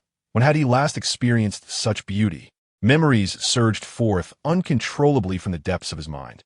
The fleeting glance exchanged during high school when they first met, the all-night conversations that followed, the adventurous exploration of their small town in the biting winter, and finally, their union in college, through every sleepless night of anguish and despair. She had always been by his side. However, as time passed, everything gradually transformed. She was merely an ordinary girl, yearning for a beautiful and stable life. Much like any other girl. Unlike men, who often dream of exploring the world and instigating change, women primarily desire a secure and enduring happiness. As Lin Qi found himself unable to bridge the gap between his own world and life, a rift began to form between them. The drawbacks of their long-distance relationship slowly became apparent, leading to an increase in quarrels and a decrease in communication. Ultimately, they parted ways amicably.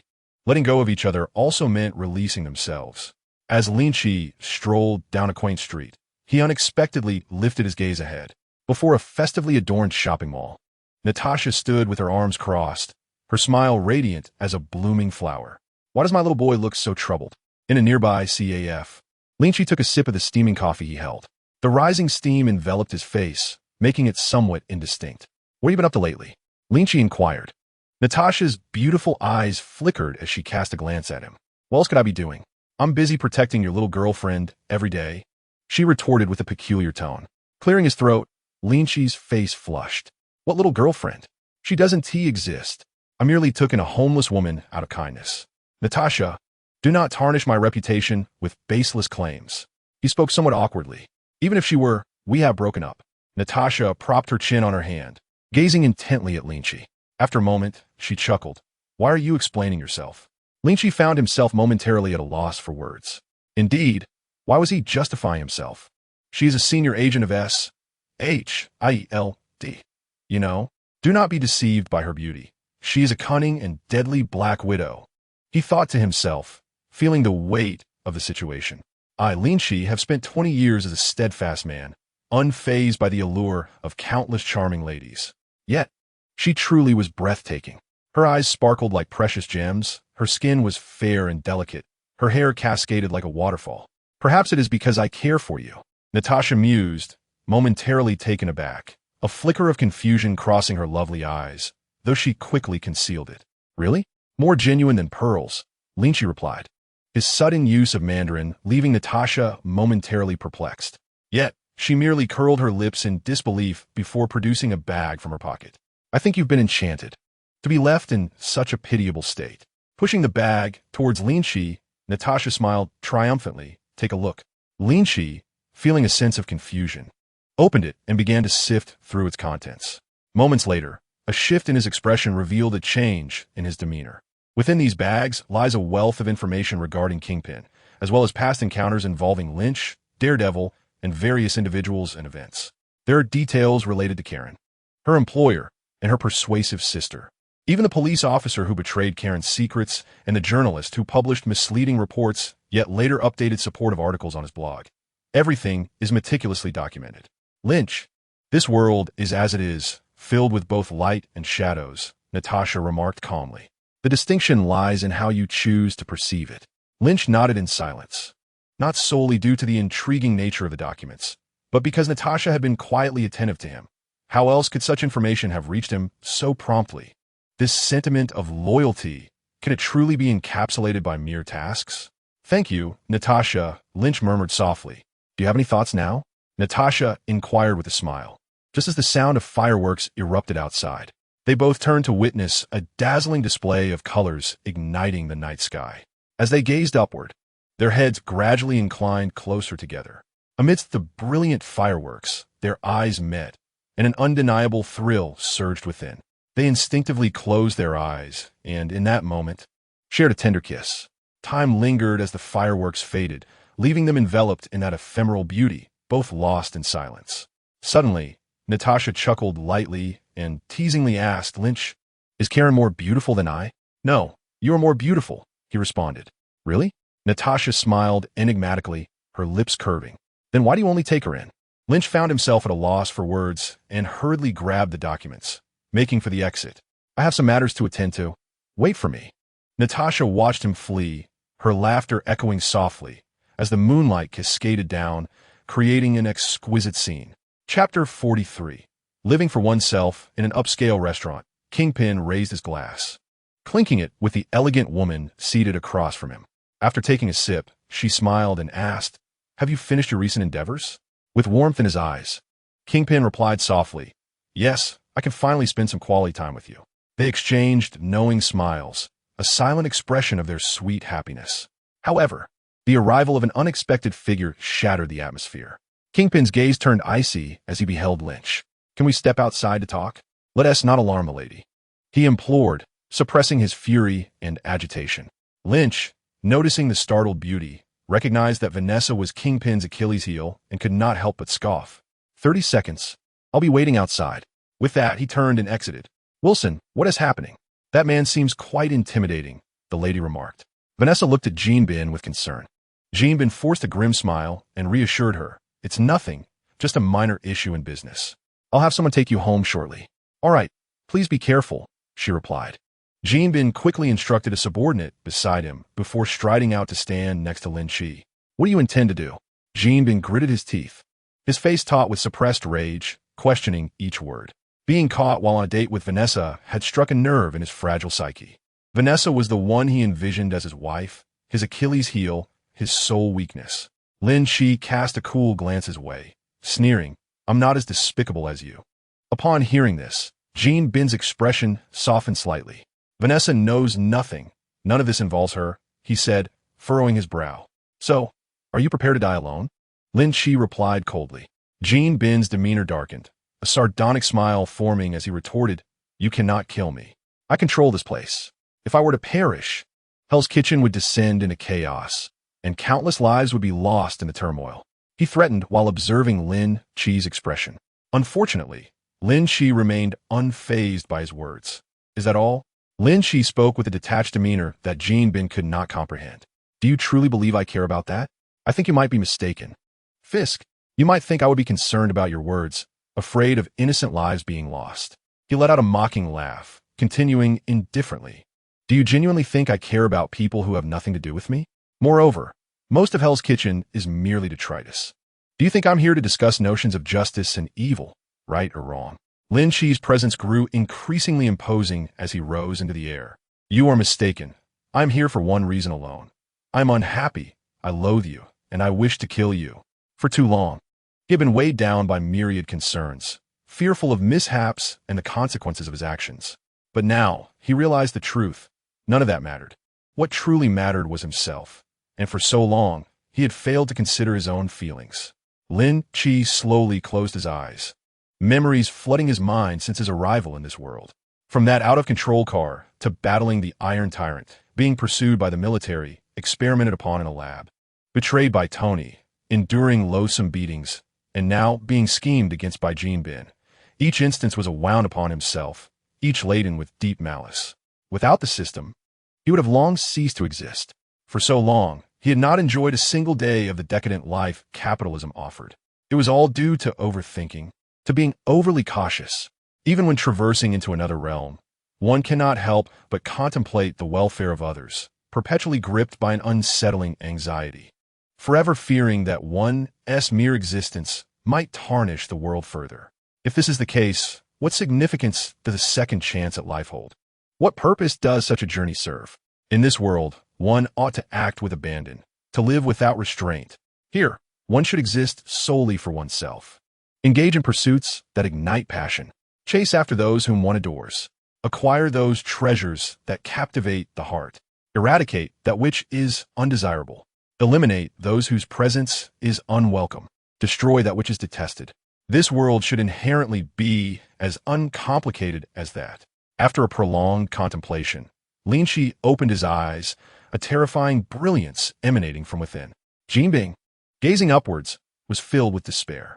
Realizing he could not escape Lin Qi's presence, he revealed a demeanor befitting a formidable leader. Suppressing his fear and hopelessness to calmly beseech Lin Qi. After my demise, could you assist Vanessa? Do not fret. I shall care for your wife and child, Lin Qi responded. Jinbing, albeit struggling to comprehend Lin Qi's peculiar declarations, felt a sense of relief wash over him. Yet, he was not prepared to succumb without a fight, even in death.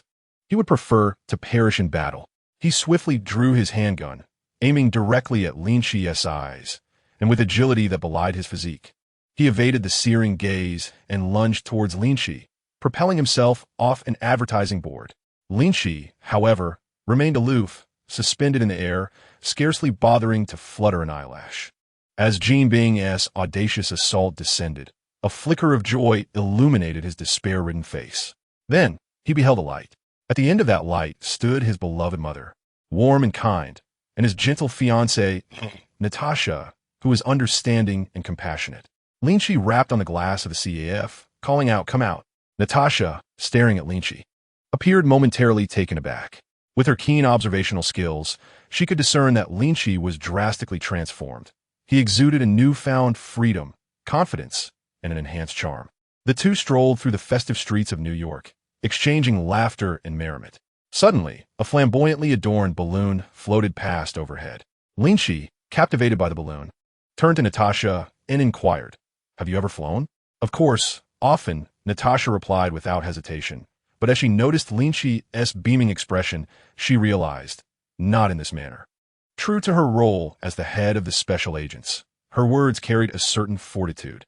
"Catch me," Lin Qi exclaimed, wrapping his arms around Natasha's slender waist. "We're off." In an instant, they soared into the sky. "Oh," Natasha's cheeks flushed as excitement surged through her. "This sensation is quite different." "Indeed," Lin Qi responded, as the cold air rushed towards them, causing Natasha to instinctively cling tighter to him. Ascending to great heights, they beheld the entirety of New York's nightscape beneath them. The two individuals were momentarily captivated by the nocturnal scenery, embracing in silence. After a considerable time, Lin Qi, unable to restrain his emotions, pressed his lips against Natasha's fragrant ones. The sweetness lingered on his tongue, and with her softness cradled in his arms, Lin Qi was entranced. "Let us descend." "Where to?" "Let South find another place to soar." Chapter 44. Prepare for the aftermath. Tony bang. Bang. Bang. A series of explosions erupted in Lin Qi's hands, only to unleash a flurry of smoke and fire. With a mere wave, he dissipated the haze, revealing his unscathed form. He crouched slightly, targeting Iron Man's position across from him, and shouted, "Tony, it's my turn." "Hey!" Tony's face, concealed beneath his armor, twitched slightly as he attempted to negotiate. "Didn't you say you wouldn't fight back?" Lin Qi chuckled mischievously, his form darting forward at a speed that left only sound in his wake. "I was lying." "Damn it," Tony muttered in a panic, instantly urging his suit to flee.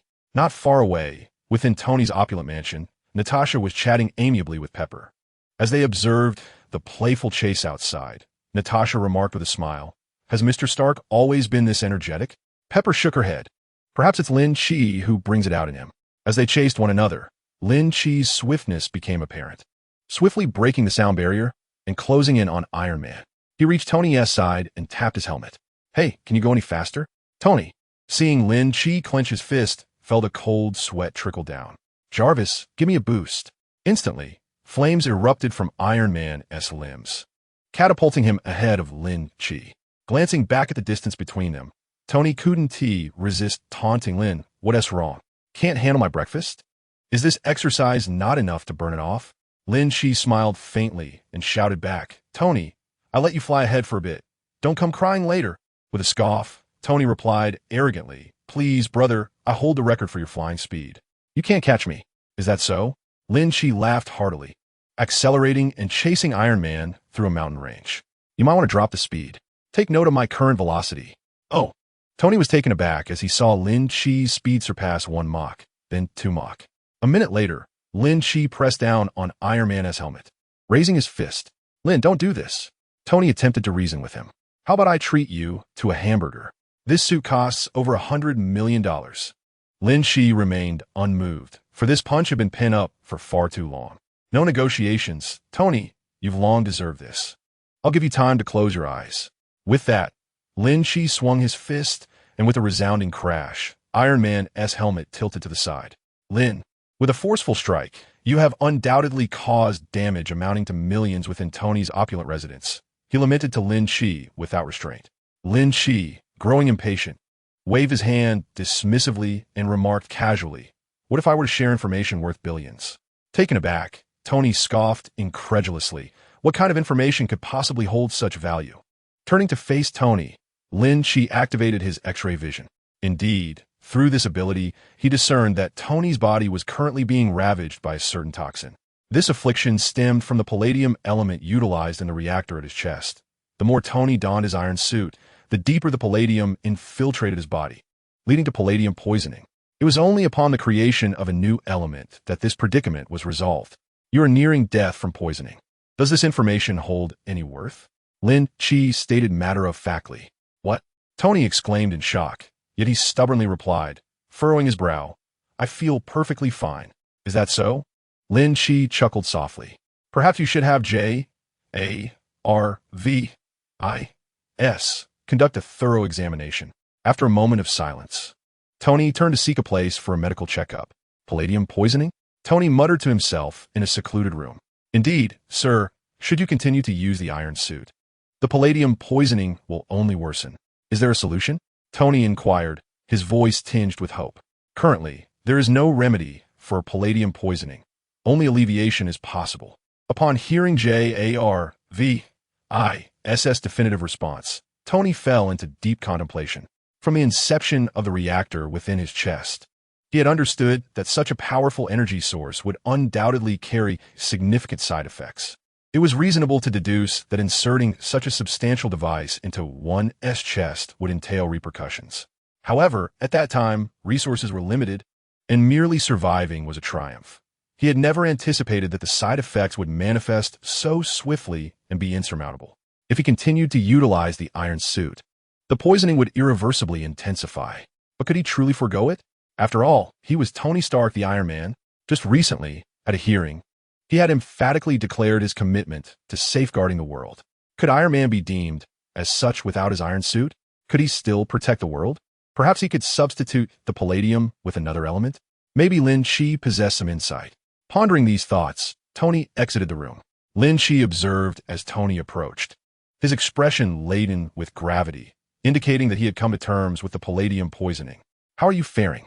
Lin Qi inquired, his curiosity piqued. Is the poisoning severe? Tony inhaled deeply before responding with composure. It's manageable. Merely a few %, nothing too grave. Lin Qi nodded, contemplating that this was merely the beginning. The poisoning had just commenced and had not yet reached a critical threshold. Do you have any recommendations? Tony asked earnestly, looking intently at Lin Qi. Noticing Tony's anxiety, Lynch offered a slight smile. Go ahead and pursue your desires, such as completing the World Expo or proposing to your little secretary. He said, do not leave any regrets. Tony's expression changed dramatically as he hastily interrupted Lynch. What do you mean by that? Prepare for the inevitable, Tony, Lynch chuckled. Certainly, Tony had a way out, and Lynch could casually reveal the crucial details to him. However, he had no intention of directly providing Tony with the answer to this conundrum. In the film, the solution to palladium poisoning was concealed within the three-dimensional model of the World Expo left by his father, through which Tony discovered a new element to replace palladium. Yet, prior to that revelation, Tony genuinely believed there was no hope for him. That time was running out. It was this very despair and fear that led him through a harrowing mental ordeal. Only by enduring such trials did the eventual synthesis of the new element to save himself attain significance. If Lynch were to simply disclose the solution to the problem, Tony would never undergo that profound transformation of the spirit. Just look at how considerate, how warm-hearted and how thoughtful Lynch is toward his friend. While Lynch was particularly eager to witness Tony's frantic, despairing demeanor, he could assure that this was not his primary motivation. Observing the range of emotions on Tony's face, from shock to bewilderment, and finally to a pitiful mix of anger and despair, Lynch felt a twinge of guilt intertwined with an inexplicable joy.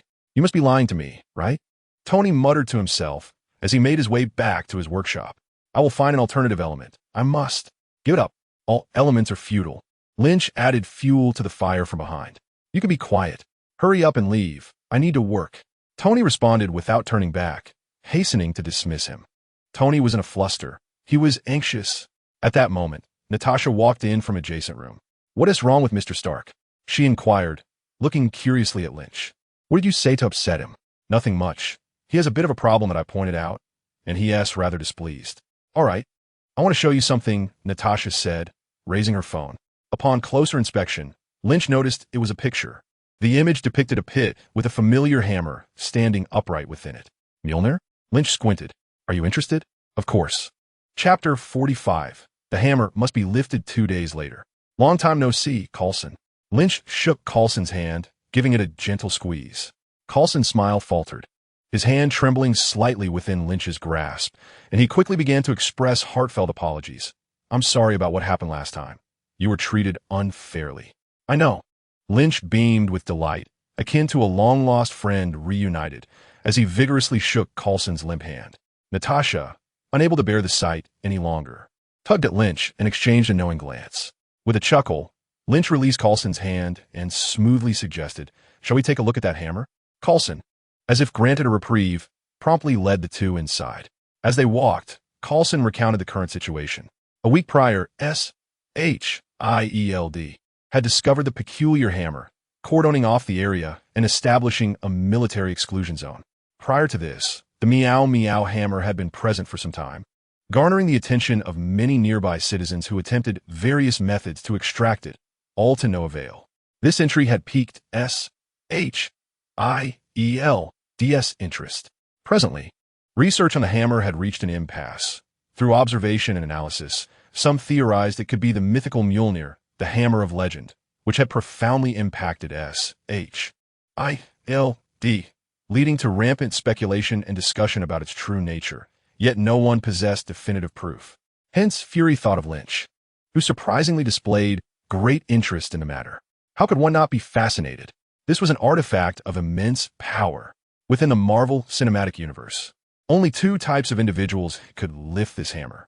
The first were those of extraordinary might, such as the goddess of death, Hela, who effortlessly crushed the Meow Meow hammer upon her arrival, demonstrating godlike strength. Additionally, figures like Odin and Ancient One could likely destroy the hammer with ease. The second category consisted of individuals deemed worthy, recognized by the hammer itself. Examples include Thor, Captain America, and Vision from the film universe. While in the comics, Thor's girlfriend, Lady Thor, and Valkyrie had also lifted Mjolnir, with even Natasha having done so at one point. Naturally, Lynch was eager to ascertain whether he could lift the Meow Meow hammer. Based on the current circumstances, he surmised that Thor had yet to arrive to attempt extraction. Just imagine brandishing the hammer in front of Thor and inquiring whether he felt anxious or vexed. Not long into their journey, they arrived at the heavily guarded Meow Meow hammer, embedded within stone and shrouded in mystery. The surrounding crowd ebbed and flowed, analyzing and studying the hammer. Rubbing his hands together, Lynch boldly approached. "Lynch, what are you doing?" Coulson called out, yet did not intervene. After all, they had invited Lynch to investigate the origins of this enigmatic hammer. Standing before the Meow Meow hammer, Lynch surveyed the area. "Coulson, clear everyone away," he commanded. "Can you lift it?" Coulson inquired. "There is a chance," Lynch replied honestly, "but if I do, it could be perilous. So it's best to let them step back a bit." Coulson found himself compelled to organize the crowd's evacuation. Moments later, only Coulson and Natasha remained at a distance. Coulson gestured, and Lynch assumed a low stance, taking a deep breath. "System," he silently intoned, and a luminous interface materialized before him. Superman System Current Template. Childhood Superman 100. Adolescent Superman 60 Template Exchange List. Adolescent Superman, Superman, Magical Superman, Golden Superman, Supreme Little Superman, Silver Superman Justice Points 101185. Having previously vanquished Kingpin and dealt with a few more errata characters, Lynch's Justice Points had significantly increased. He then exchanged 10% of the template, amassing a fresh wave of Justice Points. Upon exchanging 10% of the template, the interface flickered and the number shifted. Superman System Current Template. Childhood Superman 100. Adolescent Superman 70 Template Exchange List. Adolescent Superman, Superman, Magical Superman, Golden Superman, Supreme Little Superman, Silver Superman Justice Points 30185. Closing the system, Lynch grasped the hammer's handle. With a gentle tug, the Mjolnir remained immovable. Lynch was not surprised. He had never considered himself worthy. His gaze sharpened, his body taut, as he prepared to lift the hammer once more. This time, he intended to forcibly raise Mjolnir. From the outset, Lynch had planned to lift this divine artifact. In his previous life, he had read online that one must possess at least the strength of a celestial being to lift Mjolnir, and that someone like Hela, who could shatter Mjolnir, was indeed a formidable celestial. After all, Mjolnir was forged from a dying star, imbued with boundless divine power, and rightfully regarded as a divine instrument. In the films, Thor was once referred to as the god of the hammer before his awakening, owing to his overwhelming reliance on this artifact. Thus, it could be surmised that lifting Mjolnir would confer the power akin to the pinnacle of the Marvel Cinematic Universe. By lifting the hammer, he could gauge his own strength. Lynch's inhuman strength gradually pressed upon the artifact, causing the ground beneath him to buckle and cave in. Yet, Mjolnir remained steadfast, as if anchored to the stone itself. "Huh!" Lynch roared, his eyes wide, visage fierce, as he summoned every ounce of strength to move Mjolnir. "Rise!" he inwardly screamed, the latent power within him surging forth. As Lynch exerted his force, the ground began to tremble, prompting Coulson and Natasha to retreat further. "My goodness, how is he creating such a commotion?" Coulson marveled, documenting Lynch's attempt to lift the hammer. Natasha chuckled softly, her words laden with meaning. "He has always been like this." In the midst of this, Lynch's face flushed crimson, and he began to feel a twinge of difficulty within himself. In the film, it is stated that for those unworthy to wield the hammer, its weight is boundless. This assertion, albeit exaggerated, carries an element of truth, as the heft of the Meow Meow hammer is indeed considerable. With the physique of a 70-year-old superhero archetype, Lynch should find it effortless to lift not just a few tons of cargo, but even hundreds of tons of aircraft. Yet in this moment, despite exerting every ounce of strength, the Meow Meow hammer remains immovable. Exhaling a deep breath, Lynch gradually relinquishes his force, his body slowly ascending. He prepares for one final attempt. Constrained by the terrestrial environment, Lynch struggles to unleash his full potential on the ground.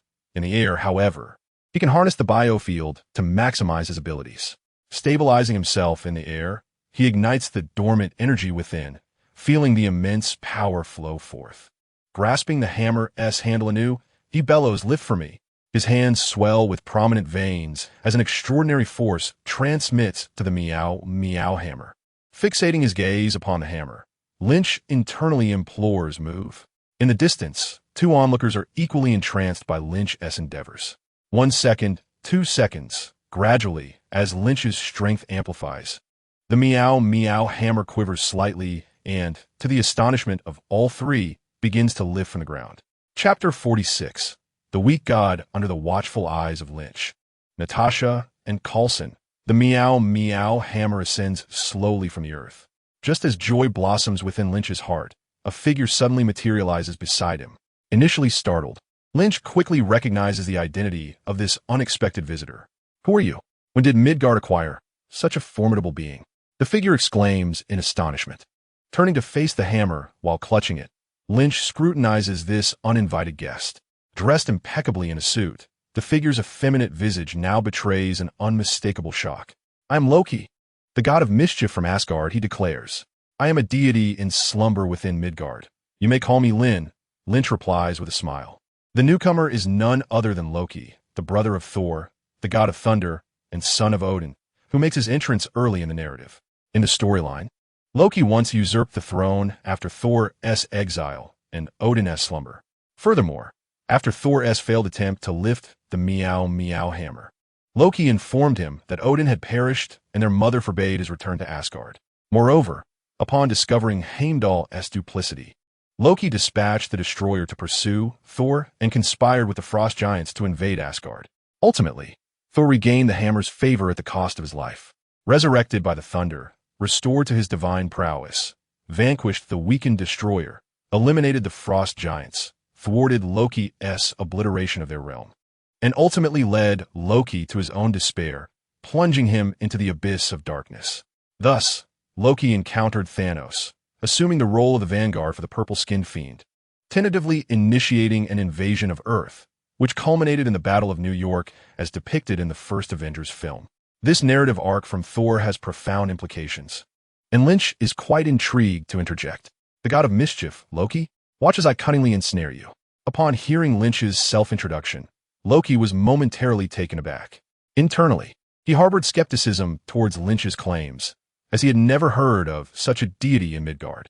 Yet, at that moment, with Mjolnir hovering effortlessly in Lynch's grasp, his formidable power was indisputable, and the ability to declare his own name could only signify divinity.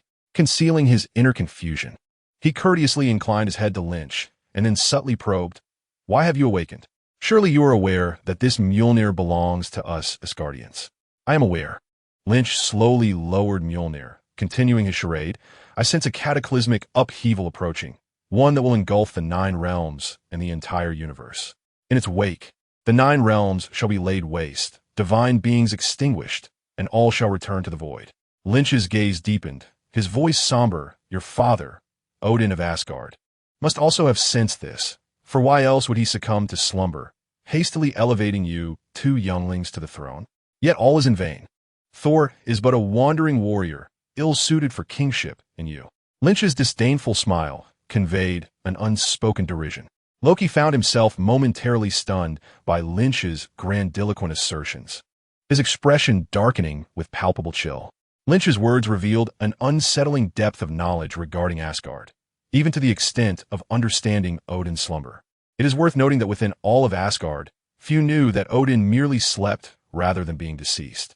Yet, to claim that he and Thor were unworthy of the throne, Thor, that simpleton consumed by brute force, would surely lead Asgard to ruin if entrusted with kingship. But how could I, Loki, the god of fire and mischief, the embodiment of wickedness and cunning, be deemed unworthy just because I am the adopted child of frost giant lineage? Thus, Odin has perpetually favored Thor, despite his reckless, troublemaking, and foolish nature. I must seize the throne, even if Odin denies me. I shall wrest it from his grasp.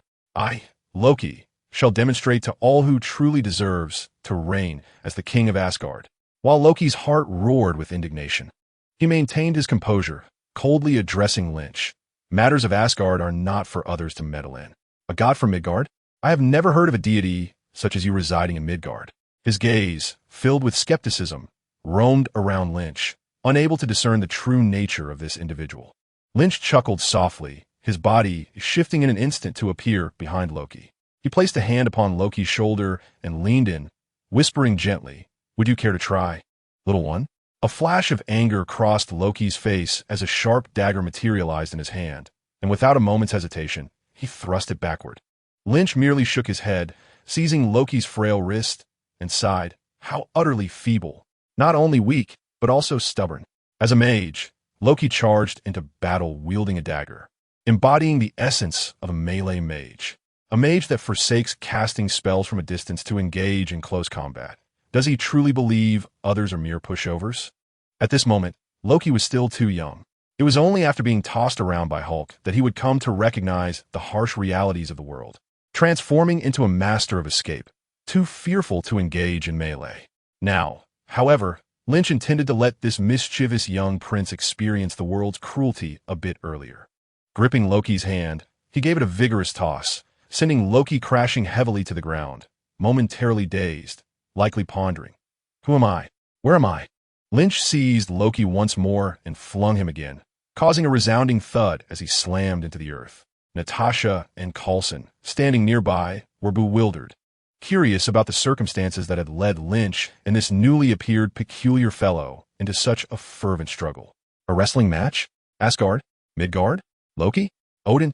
Coulson turned to Natasha with a perplexed expression. Do you have any idea what any of this is? Natasha shook her head, equally bewildered. It seemed to be related to mythology. Was Loki not the name of a deity from legend? To her astonishment, it appeared he truly existed. She cast a glance at the pitiful Loki, still filled with questions. Yet this god seemed rather. Let go of me. Loki bellowed furiously from the ground. I am Odin's son, the god of mischief. Lynch smirked, I know. He grasped one of Loki's feet with one hand, dangling him upside down, recreating a classic scene. The son of Odin, indeed. With a vigorous throw, he sent Loki crashing down again. The brother of the thunder god, he remarked, flipping him once more. The god of mischief, he concluded with a final toss. Loki lay on the ground, his eyes glazed over, muttering incessantly. You cannot treat me this way. I am a god. Lynch crouched down beside him, delivering the final blow to his pride. A god? How weak a god? Chapter 47, The God of Escape. How weak a god? After delivering the final strike to Loki, Lynch, with a look of disdain, dragged him by 1 foot over to the 2 onlookers. Is there a place for our divine friend to rest? Coulson nodded eagerly, leading Lynch to a vacant room where Loki was unceremoniously cast aside. Outside the room, Coulson could not suppress his curiosity and inquired of Lynch. Is this fellow truly a god? Lynch pondered for a moment before responding earnestly, in a sense, but could also be argued otherwise. Gathering his thoughts, Lynch continued. Amidst the puzzled gazes of Coulson and Natasha, they indeed represent the origin of Norse mythology, possessing extended lifespans and advanced technological prowess. Pausing for effect, he elaborated, however, objectively speaking, they are merely an extraterrestrial race with a technological level and evolutionary advancement that surpasses ours. They frequently visited Earth during our ancient times, thus leaving behind a plethora of myths. Pointing toward the 2 before him, Lynch remarked, it is akin to our presence on a planet still in the Stone Age. The inhabitants there would undoubtedly perceive us as deities. Upon hearing this explanation, Coulson and Natasha were enlightened. So, we can regard them as a civilization with superior technology? Coulson summarized. Lynch silently weighed their technological level and then shook his head. In truth, their current technological advancements may not necessarily exceed those of Earth. It is merely. What? Many among them indeed possess powers akin to that of gods. Coulson's smile faltered slightly. As powerful as you? He inquired hesitantly. No. Lynch and Natasha exchanged a confident glance and smiled. Only 2 or 3 might surpass my current abilities. At this revelation, Coulson's thinning hair seemed to shed a few more strands in an instant. 1 Lynch is already a headache for S.H.I.E.L.D. 2 or 3 of such beings. He chuckled wryly. That is indeed splendid news. Relax, Coulson. They harbor no ill will towards Earth. Lynch reassured him thoughtfully. Oh, Coulson, intrigued, looked at Lynch with hope, eager to learn the basis of this assertion. Lynch smiled and explained they exist in a dimension distinct from Earth, regarding our planet as one of their territories, and have consistently defended it against invasions. Thus, they pose no threat to Earth except for what? Initially, Coulson's expression brightened, but Lynch's abrupt pivot compelled him to inquire anxiously. After a moment's contemplation, Lynch pointed to Loki within the room and, lowering his voice, introduced. This gentleman is Loki, the god of mischief, malevolence, and trickery. Wait, Coulson interjected, skepticism creeping into his tone. Then why is he being humiliated by you? From his demeanor, Lynch discerned the underlying implication. Are you attempting to sing your own praises in a roundabout way? Huh, I never imagined that beneath your benevolent exterior, Coulson, lay such darkness. Coulson, oh Coulson, I'm truly disappointed in you. Lynch chastised Coulson internally while maintaining a stoic facade as he commenced his performance. It is for my sake, Coulson. As these righteous words flowed from Lynch's lips, his form began to ascend gradually. He embodied the very essence of justice and cunning, the nemesis of all evil and deceit. Visibly, a strained smile contorted Coulson's face, which Lynch interpreted as Natasha's growing impatience, prompting her to tug at the airborne Lynch. Lynn, say something of substance. Very well. Lynch descended back to the ground and laid bare all that he knew. Their divine king Odin was nearing the end of his lifespan. Seeking to choose between his 2 sons, the mighty Thor and the other fellow, as his successor. Thor had been sealed of his divine powers by Odin due to his reckless belligerence, stripped of his weapon, the enchanted Mjolnir, which is the very hammer we see now, and was subsequently exiled to Earth. His brother Loki, the unfortunate soul, seized the throne during Odin's slumber, arriving on Earth to undermine his brother, ensuring Thor could never return to their realm. Noticing Lin Qi's serious demeanor, Coulson exchanged a contemplative glance with Natasha. The names Odin, Thor, and Loki are renowned deities from Norse mythology. The mere notion that they might truly exist in this world, closely resembling their mythological portrayals, raises a plethora of questions. What of other mythological figures? Do they exist as well? Even those embodiments of catastrophe and destruction? The thought alone sends shivers down one's spine. Lin, do these gods truly possess the powers attributed to them in legends? Coulson inquired gravely, his expression unusually solemn. Well, Lynch, somewhat uncomfortable with Coulson's seriousness, refrained from jesting further, deliberating before responding earnestly. King Odin is incredibly powerful, far surpassing me in his prime. He once led armies to conquer the 9 realms, Earth being one of them. However, he is now on the brink of death, posing no immediate threat. After a brief pause for Coulson to jot down notes, Lynch continued, a more formidable threat is Odin's daughter, the goddess of death, Hela. Her powers are nearly on par with Odin's, and her lifespan is significantly longer. She is cruel, bloodthirsty, and ambitious, and currently, I am not her match. Yet, she remains suppressed by Odin and can only escape upon his demise. Her primary objective will undoubtedly be to claim Odin's throne before she turns her attention to the 9 realms. Coulson nodded gravely, signaling Lynch to proceed. In addition, there is Thor. He is immensely powerful, capable of wielding thunder, but possesses a straightforward nature and an inherently kind heart. If Earth were to face peril, he would likely become an ally in its defense. At this juncture, Lynch turned his gaze toward Loki's chamber. Lastly, we have the mischievous Loki. He possesses a few minor tricks, adept at manipulating the hearts of others, with a cunning disposition masking a fragile interior, perpetually teetering on the precipice of good and evil. Upon finishing his words, the three fell silent for a moment. So what shall we do now? Coulson furrowed his brow. Nothing at all, Lynch shrugged. We simply wait. Wait for whom? For Thor. And then return this hammer to him? Coulson inquired, perplexed. No, his divine powers are sealed. He cannot wield this hammer. As he spoke, Lynch stepped aside and gazed skyward. Hey mate, how's the view up there? Care to come down for a chat? Lynch had already noticed Hawkeye discreetly observing them from above. What about the fellow inside? Coulson called out at last. No need to concern ourselves with him. He'll vanish on his own. What? Coulson paused, hastily pushing open the door to check. The Loki who had been lying on the ground had long since disappeared. Loki, the god of escape. Chapter 48. Young man. Are you searching for a hammer? An unusual visitor graced a pet shop that afternoon. He sported a head of striking golden hair and a robust physique, though his intellect appeared somewhat lacking. We don't have horses here.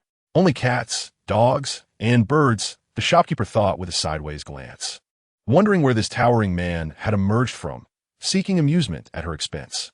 Then find me the largest ride, the golden-haired giant declared with utmost seriousness. The shopkeeper was left speechless.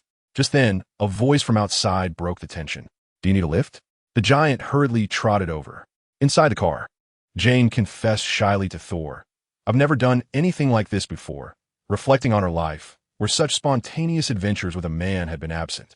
Have you ever done something like this? Thor replied with an understanding smile and nodded. Many times. In Thor's lengthy existence, such occurrences were indeed commonplace. Steady? Not in my vocabulary. My life's creed is simply to charge ahead. Thor regarded Jane with admiration, recognizing that though she was mortal, she possessed wisdom and courage that surpassed many. But you're quite brave, Jane retorted with a hint of bitterness. They stole the fruits of my lifelong labor. I have little left to lose. Just recently, Coulson from S.H.I.L.D. had played the villain, appropriating all the research materials belonging to Jane and her team. Indeed, but you are astute, far more so than anyone in this land. Thor continued to praise her, prompting Jane to turn and smile at him. Land? She mused, finding the term amusing, as if they had traversed back to medieval Europe. Do you find me peculiar? The god of thunder, aware that his choice of words might be perplexing to an ordinary individual, chuckled self-deprecatingly. Indeed, Jane was amused by the thunder god's eccentric expressions. prompting him to frequently glance her way. Is it strange in a good or bad sense? The Thunder God inquired with a smile. I'm not quite certain, Jane candidly replied. At that moment, the vehicle happened to roll over a stone on the desolate road, swaying momentarily out of control before regaining stability. After regaining composure, the two burst into laughter over the minor incident, a peculiar sensation resonating between them. After a while, Jane gazed at the dashing, robust, an enigmatic man she found herself drawn to, and earnestly asked, "Who exactly are you?" To be honest, the Thunder God pondered for a moment, but refrained from giving a direct answer. You will soon find out. Very soon, he said, his gaze fixed on the road ahead. Soon I shall reclaim my Mjolnir and regain my divine powers. By then, the Thunder God would not need to elaborate to Jane, proving that he was indeed Thor. You promised you would tell me. Jane expressed her displeasure. The Thunder God, however, shifted the topic. Are you searching for a bridge? Like the Einstein-Rosen bridge? Upon mentioning her research, Jane was instantly invigorated and replied quickly. More like the Rainbow Bridge. At this, Jane shook her head, somewhat incredulous. Goodness. I hope you Haven T lost your mind. Night had fallen, and the two unexpected guests arrived outside the research base for Mjolnir. They stood atop a small hill, using binoculars to gaze at the hammer. After observing from the hillside, Jane remarked, if it's not a satellite crash, they should be removing the debris, not surrounding the area. The Thunder God, unable to contain his impatience, swiftly removed his cumbersome clothing and draped it over Jane, his eyes gleaming as he fixated on Mjolnir. You will find this useful. What? Jane was somewhat confused about the Thunder God's intentions. Wait, why? The Thunder God smiled. You just stay here. Once I retrieve Mjolnir, I will return what they took from you. It's a deal? Jane stared at the Thunder God, astonished, for she did not consider it wise for him to charge into a heavily guarded location. No, look over there. Do you think you can simply walk in, grab our belongings, and leave? The Thunder God dismissed the guards entirely, and with Mjolnir so near, he felt himself begin to float. No, I will fly out. With that, he swiftly darted into the night, disappearing from sight. Here they come. Inside the research base, Lynch muttered to himself. Coulson, prepare to welcome our guests. He shouted towards the outside of the room. Near the Mjolnir research facility, a minor commotion was beginning to unfold. A researcher, fixated on the screen, reported to a bald man. The signals we require are insufficient to penetrate the cloud cover. That entity emits excessive interference, rendering technology of little use. Above, a commercial aircraft soared, as a senior agent of Hydra and S.H.L.D., with a bald head impatiently tapped twice on his chaotic phone, issuing an order to reroute the flight.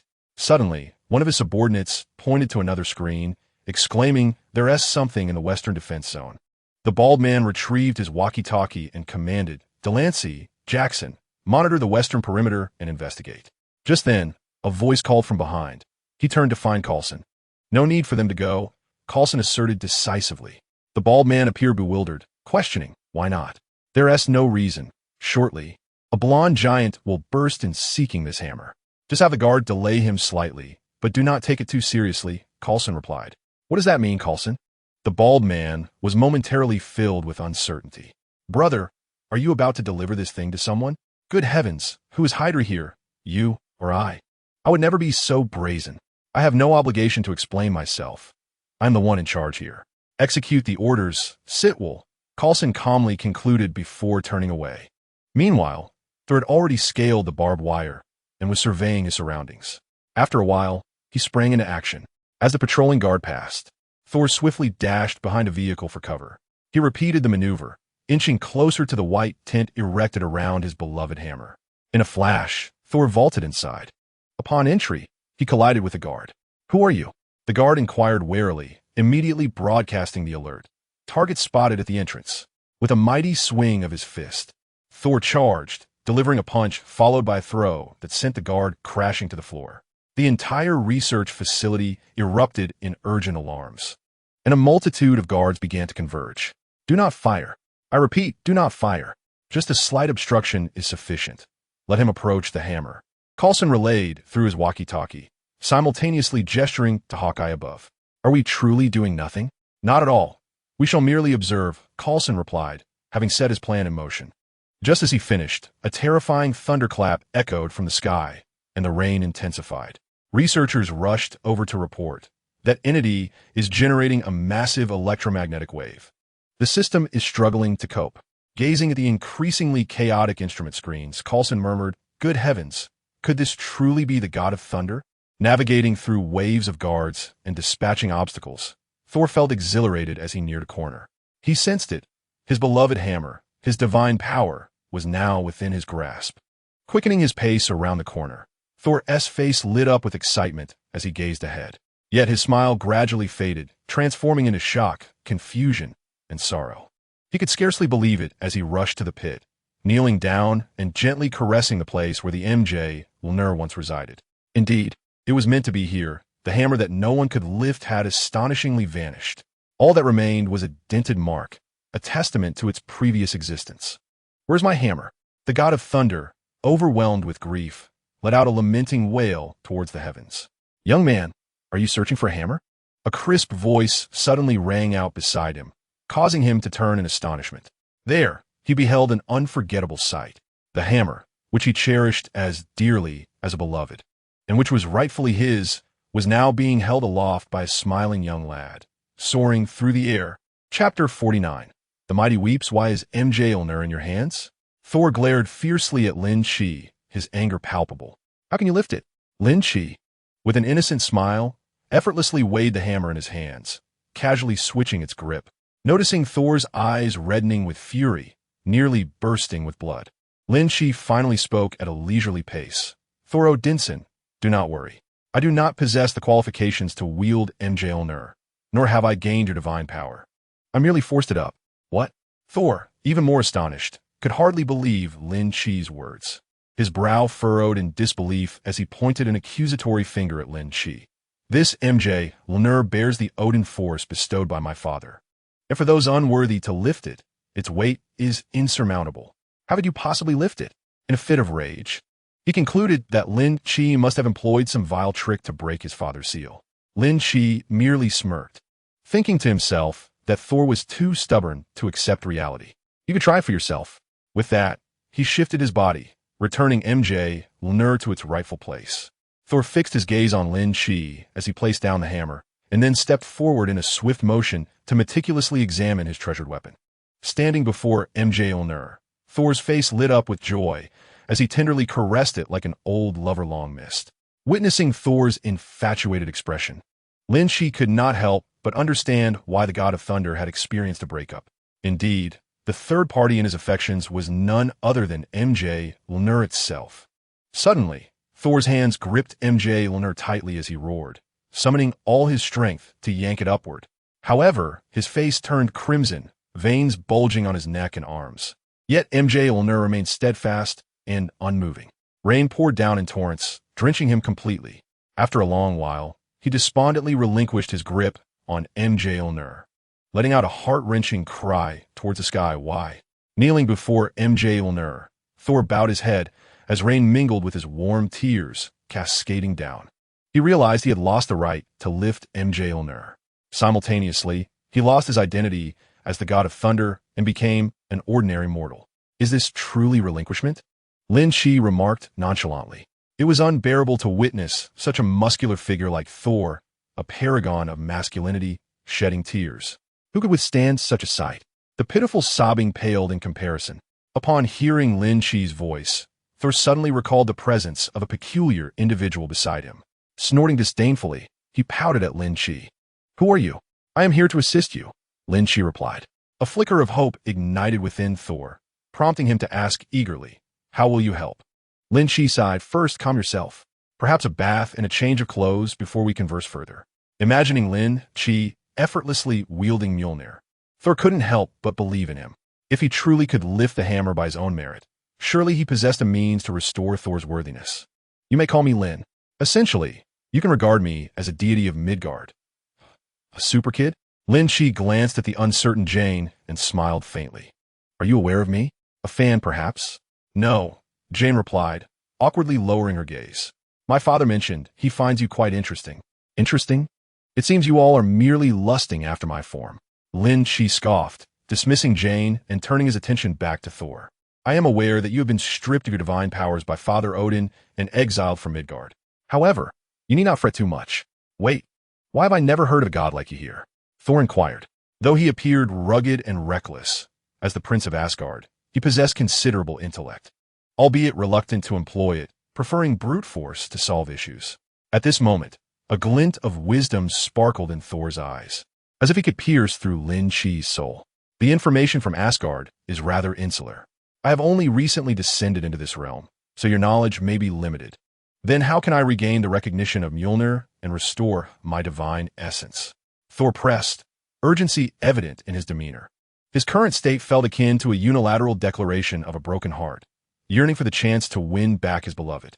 Once you pass your trials, you shall be reborn, Lin Qi stated with an air of profundity. What trials? If I were to disclose them, they would no longer be trials, Lin Qi countered. Thor was left speechless, pondering the futility of such a statement. Thor, you must undergo transformation, Lin Qi observed, his gaze fixed on the despondent god. Your father is aging, and once he departs, calamity shall follow in swift succession. The insurrection of the 9 realms will be relentless, and your sister will escape her confines, bringing forth even greater disasters that will engulf the cosmos. What? Thor exclaimed in astonishment. How do you know this? Can you foresee the future?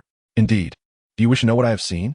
Lin Qi's penetrating gaze bore down on Thor, who, unable to meet his eyes, lowered his head in trepidation. I witnessed the ancient prophecies come to fruition. Asgard lay in ruins, your people were scattered, and every one of your beloved was taken from you, leaving you to wander the cosmos in solitude. No, Thor cried out in anguish. I cannot allow this to transpire. Lynch merely gazed at him with calm detachment. With your current state? I think not. He shook his head. To be frank, you could not even best me, your own girlfriend.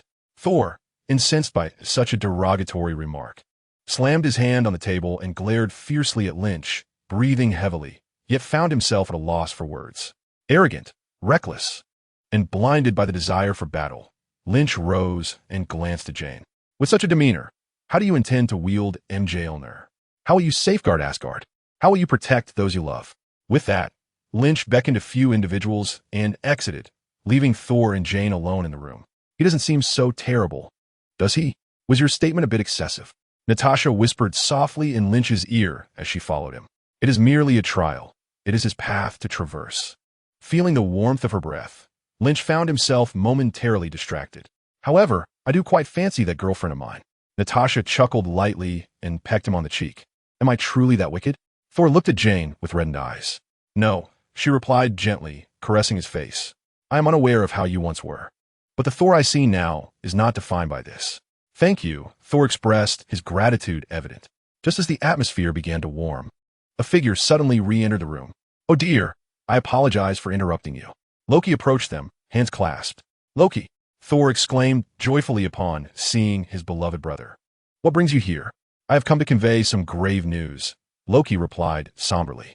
A multitude of dire speculations raced through Thor's mind, and with a trembling voice, he inquired, what has occurred? Have the frost giants invaded? I came to explain to Father. Father is dead, Loki said gently. Thor froze, his expression shifting from shock to disbelief, and finally to profound sorrow. What? You have been exiled. The threat of a new war has emerged, and he could bear it no longer. Looking at Thor's face, Loki offered a hint of solace. You cannot blame yourself. I know you loved him. I wish to inform him, but he would not listen. It is cruel that Mjolnir lies before you, yet you are unable to lift it. Thor hung his head deeply, motionless. The crown naturally rests upon my brow, Loki declared with a sense of entitlement. Thor raised his head, his eyes filled with pleading as he tentatively asked, Can I return home? Loki shook his head. The truce with the Jotun was contingent upon your exile, and the Queen has also forbidden your return home. Thor was engulfed in despair. I have come to bid you farewell, brother. I am deeply sorry.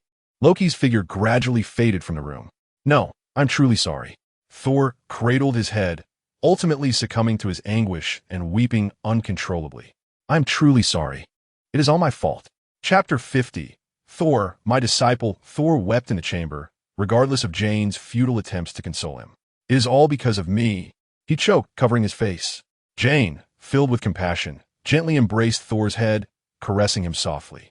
No, it is not your fault. After a considerable time, Loki entered the room. If I told you Odin is not dead, would you cease your tears? Loki could no longer bear it. You may weep, But must you do so while clutching your girlfriend? A muscular man weeping over a delicate beauty. One might assume they're indulging in some peculiar intimacy. For the sake of his own mental well-being, Loki felt compelled to interrupt. After all, Thor's emotions had already reached a critical point. Further torment could lead to psychological scars. Upon hearing Loki's words, Thor indeed stiffened, his tear-filled eyes turning toward him. Did you not say my father had but a short time left? How do you know he still lives? Loki sighed and approached Thor. Because Loki has deceived you. It is as simple as that. What? Thor's expression darkened, leaving him at a loss for words. With his intellect, he could certainly deduce the truth of the matter. After all, Thor was well acquainted with his cunning brother. Loki patted Thor's shoulder and suggested, "Shall we go for a drink?" Very well. Inside the tavern, the table was already cluttered with a mountain of empty bottles as Thor finished one bottle and opened another. His face was flushed, and he swayed as he urged Loki to drink with him. "Come on, Lin, you should drink too." Loki raised his dark, heavy goblet and took a sip of the cola inside. Drink alcohol? That is not an option for me, given that the god of thunder was already intoxicated. Even if Loki were to consume nothing but air, Thor would be none the wiser. Downing half a bottle of expensive spirits, Thor expressed his disdain. The ale from Midgard is terribly unpalatable. As if struck by a thought, he broke into a classic drunken grin. The mead of Asgard is far superior. I recall the finest drink I ever had was when Loki and I pilfered my father's cherished vintage when we were children. That flavor. His voice trailed off, fading into a tone of sorrow. Why has everything changed so drastically in the blink of an eye? With a fierce determination, Thor lifted the bottle again and took a hearty swig. Everything changes with the passage of time. You two have reached a moment of transformation, Loki reflected inwardly. It is often said that superheroes endure great suffering. Thor, in the eyes of Lynch, stands as the pinnacle of strength within the Avengers, a paragon of might. Yet his tale is nothing short of epic tragedy. He has lost his parents, his sister seeks his demise, his brother schemes against him, his homeland lies in ruins. Half of his comrades have perished at the hands of Thanos, and even his beloved has vanished without a trace. In the climactic moments of Avengers Endgame, this man, who once radiated the aura of nobility and power, finds himself adrift among the stars, wielding only a Stormbreaker, alongside the Guardians of the Galaxy. Are the prophecies you spoke of truly authentic? Thor, gritting his teeth, inquired of Lynch. Lynch nodded solemnly, replying, "I have glimpsed such a future." Thor, bending slightly, clenched his fists tighter, unwilling to accept his fate, asked, "Is there no way to alter it?" Lynch shook his head. "Even if you were to regain your divine powers, it would be futile. Are you a fraction as formidable as Odin?" Thor began to weep anew. Lynch would wager that in this single day, Thor's tears far exceeded those shed in any of his cinematic portrayals. It seems that possessing knowledge of all, yet being powerless to act, is far more agonizing than the loss of everything. Suddenly, Thor lifted his gaze, fixing Lynch with a fervent stare. "You are capable of wielding Mjolnir, sealed by my father, which indicates you possess remarkable strength. And your familiarity with our affairs suggests you are ancient, indeed." He grasped Lynch's shoulders tightly, shaking him vigorously. "You can assist me, cannot you? Surely you have a solution. Calm yourself." Lynch grasped Thor, firmly restraining him. This fellow, stripped of his divine powers, still possessed such strength. Absurd. "I can offer you help, but I cannot alter your destiny." Indeed, Lynch had the capacity to assist Thor. He could aid him in confronting his brother. Yet such feats Thor could accomplish on his own. But to change Thor's destiny? That was beyond Lynch's capabilities. With Odin nearing the end of his life, what could Lynch do? Should he conjure a potion for longevity? He was not versed in alchemy. Lynch's abilities only permitted him to expedite Odin's passage, not to prolong it. To avert the destruction of Asgard, that would require a confrontation with Hela, whose power is boundless. Let alone in Asgard. On Earth, Lynch might not even be able to best Hela. How could he hope to do so in her own domain? To vanquish Hela while preventing Asgard's ruin? Lynch regrettably admitted, "This is a conundrum I cannot solve. Perhaps you should seek the Ancient One." With her mastery of the mirror dimension, she might lure Hela there, severing her source of power and preventing Asgard's annihilation. And what of Thor's heartbreak? How could Lynch, a steadfast man, offer guidance on such matters? Should one simply pursue love? Should one endure imprisonment for the sake of affection? Have you all forgotten the nuances of relationships? Joking aside, matters of the heart are beyond Lynch's influence. Other mothers have passed away, and although Thanos snapped his fingers, Lynch could intervene, yet the outcome remained uncertain. Who can predict the future? Just assist me. It seems that Thor, under the influence of alcohol, was struggling to maintain his balance, his speech becoming increasingly incoherent. I shall aid you, but first, you must transform yourself. Otherwise, how can I assist you when you possess nothing? Indeed, then teach me how to grow stronger. Grow stronger? I merely bask in the sun to gain strength. Can you replicate that? I possess my own system, while you do not. No, I lack such knowledge. I understand. Thor swayed as he spoke. You refuse to teach me because we share no connection, correct? Do not presume that a drunken individual lacks logic. In fact, a drunken person can exhibit a remarkable clarity of thought, and Thor was keenly aware of Lynch's position. Then, with a tremor, he knelt before Lynch with a thud. His upturned face contorted, his eyes flushed with tears, he solemnly declared, I, Thor, Prince of Asgard and God of Thunder, vow to serve you for eternity, provided you alter my fate. Lynch was taken aback. What is Thor doing? This proud being, revered as a deity, kneels to pledge himself as my servant? A servant? A man? A male servant? No, this is utterly distasteful. Please rise. Lynch hastily pulled Thor up and tossed him onto the couch. Yet Thor, unwilling to relent, struggled to rise once more. Goodness, a deity over 1,000 years old kneeling before me. How much life is he sacrificing? Reluctantly, Lynch had to restrain Thor and half-heartedly acquiesced to his peculiar request. Consider yourself my apprentice and regard me as your mentor. Lynch was uncertain how to handle the situation, but managed to placate Thor. Before long, the promised Thor gradually succumbed to slumber. With no other choice, Lynch made a call to arrange for Thor's transport to Jane's residence. Observing Thor lying on Jane's bed, Lynch sighed inwardly. Dear apprentice, this is as far as your master can assist you. Chapter 51. The Four Warriors of the Celestial Palace Asgard.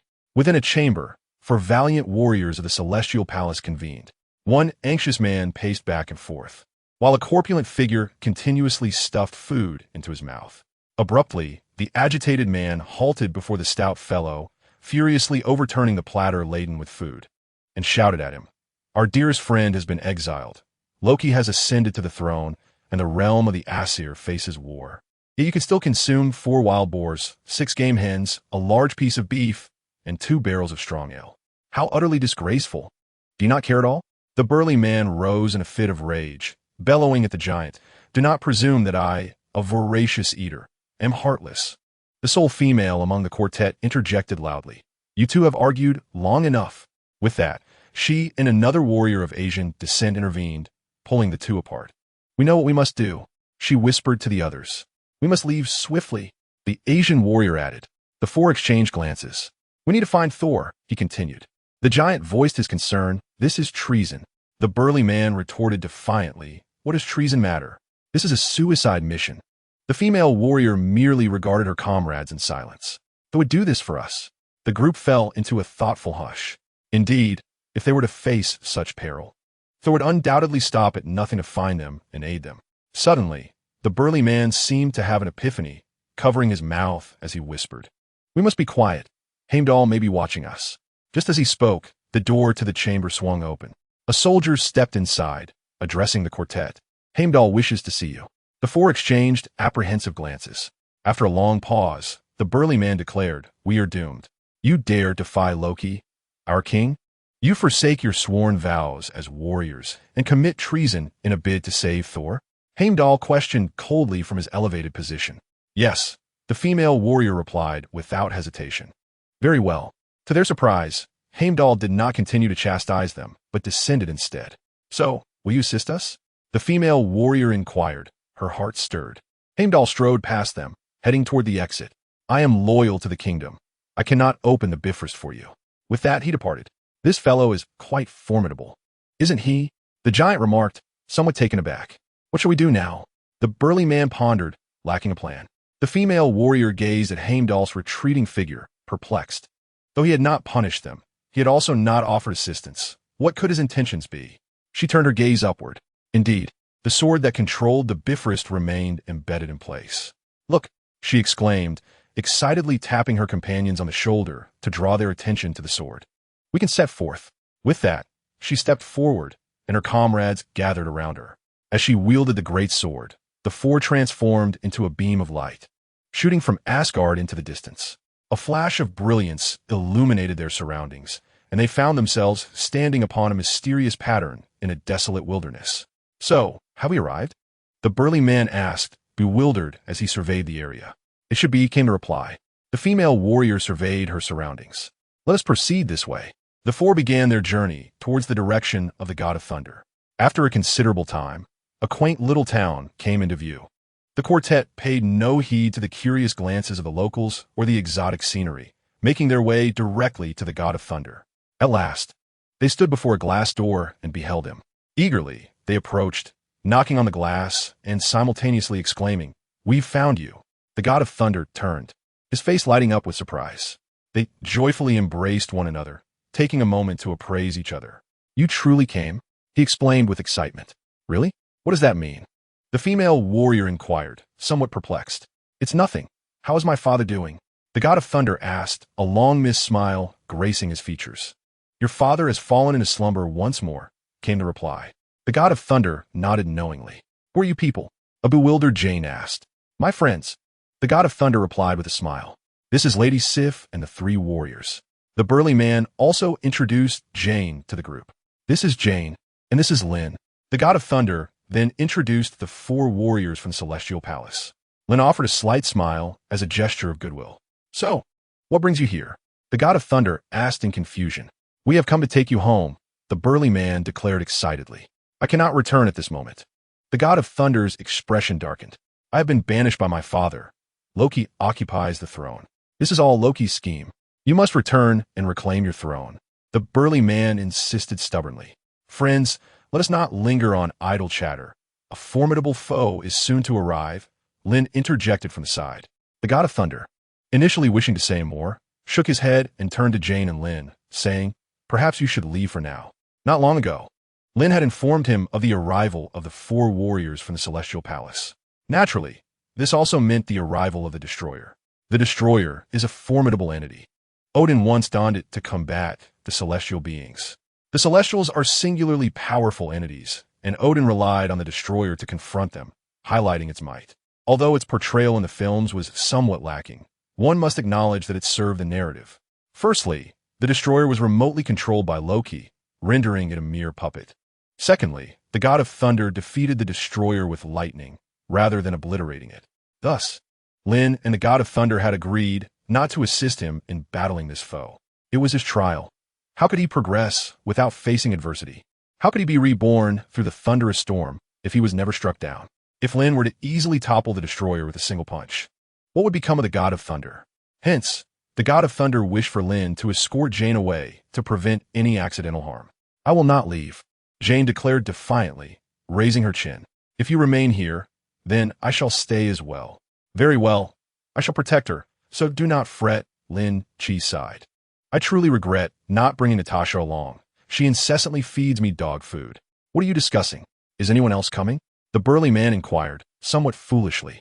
"Indeed," the thunder god declared, his eyes emanating a sharp light as he glanced over at the quartet from the fairy palace. "You should return to the fairy palace." "Why?" Sif questioned. "If you have enemies to confront, we must certainly remain," the giant added. "No," the thunder god shook his head. "This is my trial. I must face it alone." As he spoke, a powerful storm surged from the distance. In an instant, everyone turned their gaze toward it. It approaches. Chapter 52. The False King, a desolate expanse, blanketed in ice and snow. "Kill him," commanded a towering frost giant, addressing his subordinates. "I have done much for you. Have I not?"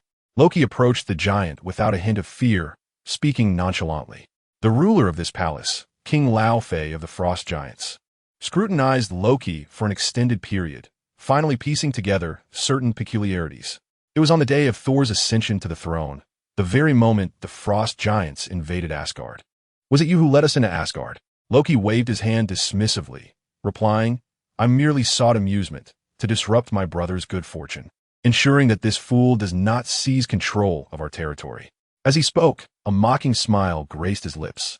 Laufey's expression was cold and terrifying, his eyes resembling two red garnets, his tone as frigid as the climate surrounding them. "What do you intend to do?" Loki chuckled, inching closer to Lao Fei as he slowly articulated his scheme. I shall conceal your kin and guide you into Odin's chamber. You will slay him in his sleep. Why do you not act yourself? Lao Fei glared at his son with a menacing gaze, his words devoid of any warmth, for he understood the treachery lurking within Loki's heart. Amused by Laufey's suspicion, Loki inwardly scorned his father's foolishness and explained, the Asgardians will never crown a king who has slain the former ruler. Once Odin is dead, I shall return that treasure to you. Upon hearing about the treasure, Lao Fei abruptly rose to his feet. Thus, you may return to Jotunheim, to your homeland. Having laid out his terms, Loki awaited Laufey's acquiescence with confidence. Lao Fei hesitated, fully aware of Loki's duplicitous nature, yet unable to resist the allure of the casket of ancient winters. I accept. A flash of light enveloped Loki as he returned to Asgard through the beams of the Bifrost. He cast a glance at Heimdall, who was observing him with a serious demeanor, and asked, somewhat discontentedly, Guardian, do you harbor any troubles? Heimdall spoke coldly. I sought you in Jotunheim, yet I could neither see nor hear you. You evade me, much like the frost giants who enter here. Loki remained silent, merely gazing at Heimdall as he approached step by step. Heimdall's words, akin to declaring that Loki was merely a foundling frost giant, ignited a fury within him. Curse it! I am your king now. How dare you speak to me in such a manner? Perhaps your senses have dulled over the years, Loki replied icily. Or perhaps someone is deliberately concealing the truth, unwilling to reveal it, Heimdall retorted insinuatively. At this, Loki felt an overwhelming urge to blind Heimdall. This man's eyes could perceive all. Loki's every scheme rendered futile in his gaze. This was a source of great concern for Loki. Heimdall commanded the Bifrost, governing the passage between Asgard and Earth, thus holding significant power. Loki paced before Heimdall, seeking to ascertain his loyalty. Heimdall, you possess incredible abilities. Has Odin ever feared you? Loki inquired. No, Heimdall quickly replied. Why not? Loki pressed further. Because he is my king, and I have sworn fealty to him, Heimdall stated with conviction. He was once your king, yet now you pledge allegiance to me, correct? Loki remarked with a smile at the silent Heimdall, aware that he could provide no other answer. After a prolonged silence, Heimdall finally responded, yes. Then do not open the Bifrost to anyone else until I have repaired the damage caused by my brother. With that, Loki, having secured Heimdall's promise, departed swiftly. Soon, Loki watched impassively as a beam of light shot forth from Asgard, directly aimed at Earth. Heimdall had betrayed his oath and commitment. Loki turned away, his heart swelling with jealousy and hatred. Father, mother, Heimdall, and that suddenly appearing Loki. Why does everyone favor that fool Thor? Why does everyone assist that fool Thor? That brute is filled with nothing but muscle, knowing only how to fight, devoid of any governance skills. That arrogant fool possesses none of the noble qualities befitting an heir of Asgard. Why has everyone betrayed me? Why does no one believe in me? In terms of ability, I am far more deserving of the throne. I could effortlessly vanquish all enemies, reconquer the 9 realms, and ensure a prosperous life for all. Is it merely because I am a foundling, truly a frost giant at heart?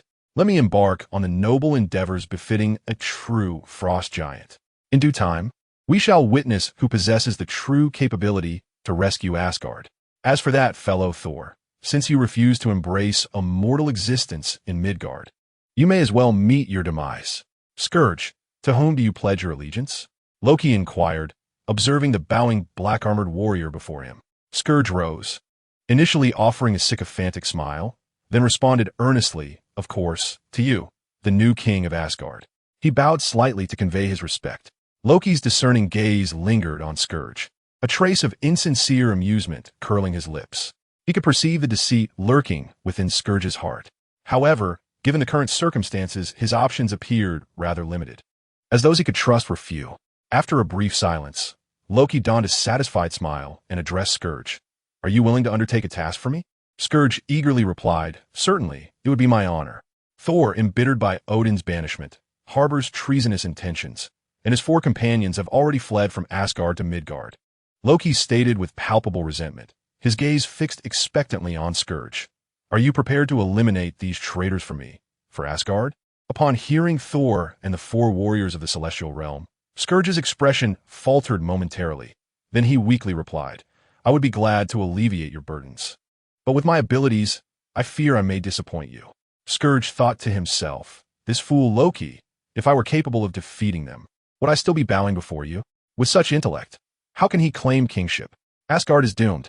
Yet, Loki offered no rebuke, merely smiled faintly and waved his hand gently. A towering figure emerged from the shadows beside them. Scourge curiously glanced over. Is this the destroyer? The divine weapon crafted by the former king? He gazed in astonishment at the imposing silver automaton, unable to fathom the reality before him. Indeed, Loki replied with a casual glance. Do you now possess confidence? Scourge remained incredulous, casting a perplexed look at Loki. But with such a formidable entity, surely it could vanquish them all without assistance? No. Loki's expression shifted, his tone turning menacing. There's a troublesome adversary that necessitates your involvement. Under the weight of Loki's fierce gaze, Scourge understood the gravity of the moment and knelt, exclaiming, I shall fulfill this mission. Let my brother not return. Let this all be obliterated. Chapter 53.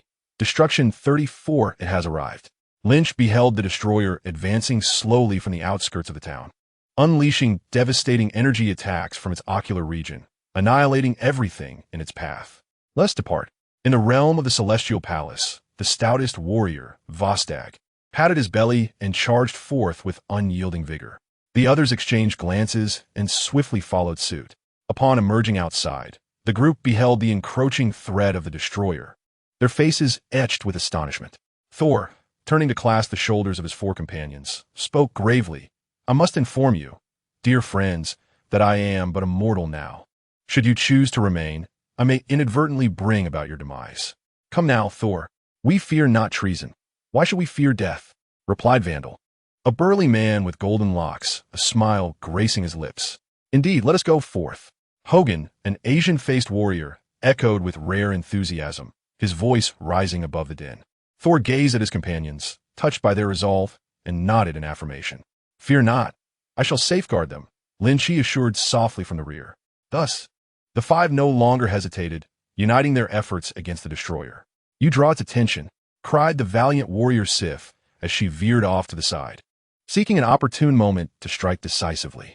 The remaining comrades exchanged knowing glances and collectively turned towards the stout and resilient Vostag, silently devising their battle strategy. With a thunderous crash, the destroyer pivoted its head, unleashing a devastating attack that obliterated a nearby gas station into ruins. Amidst the smoke and flames, it advanced slowly yet resolutely towards the group. For Asgard, Vostag bellowed as he sprinted from a distance, accelerating with fervor. The other three took position along his path, and as Vostag reached them, they launched him like a cannonball towards the destroyer.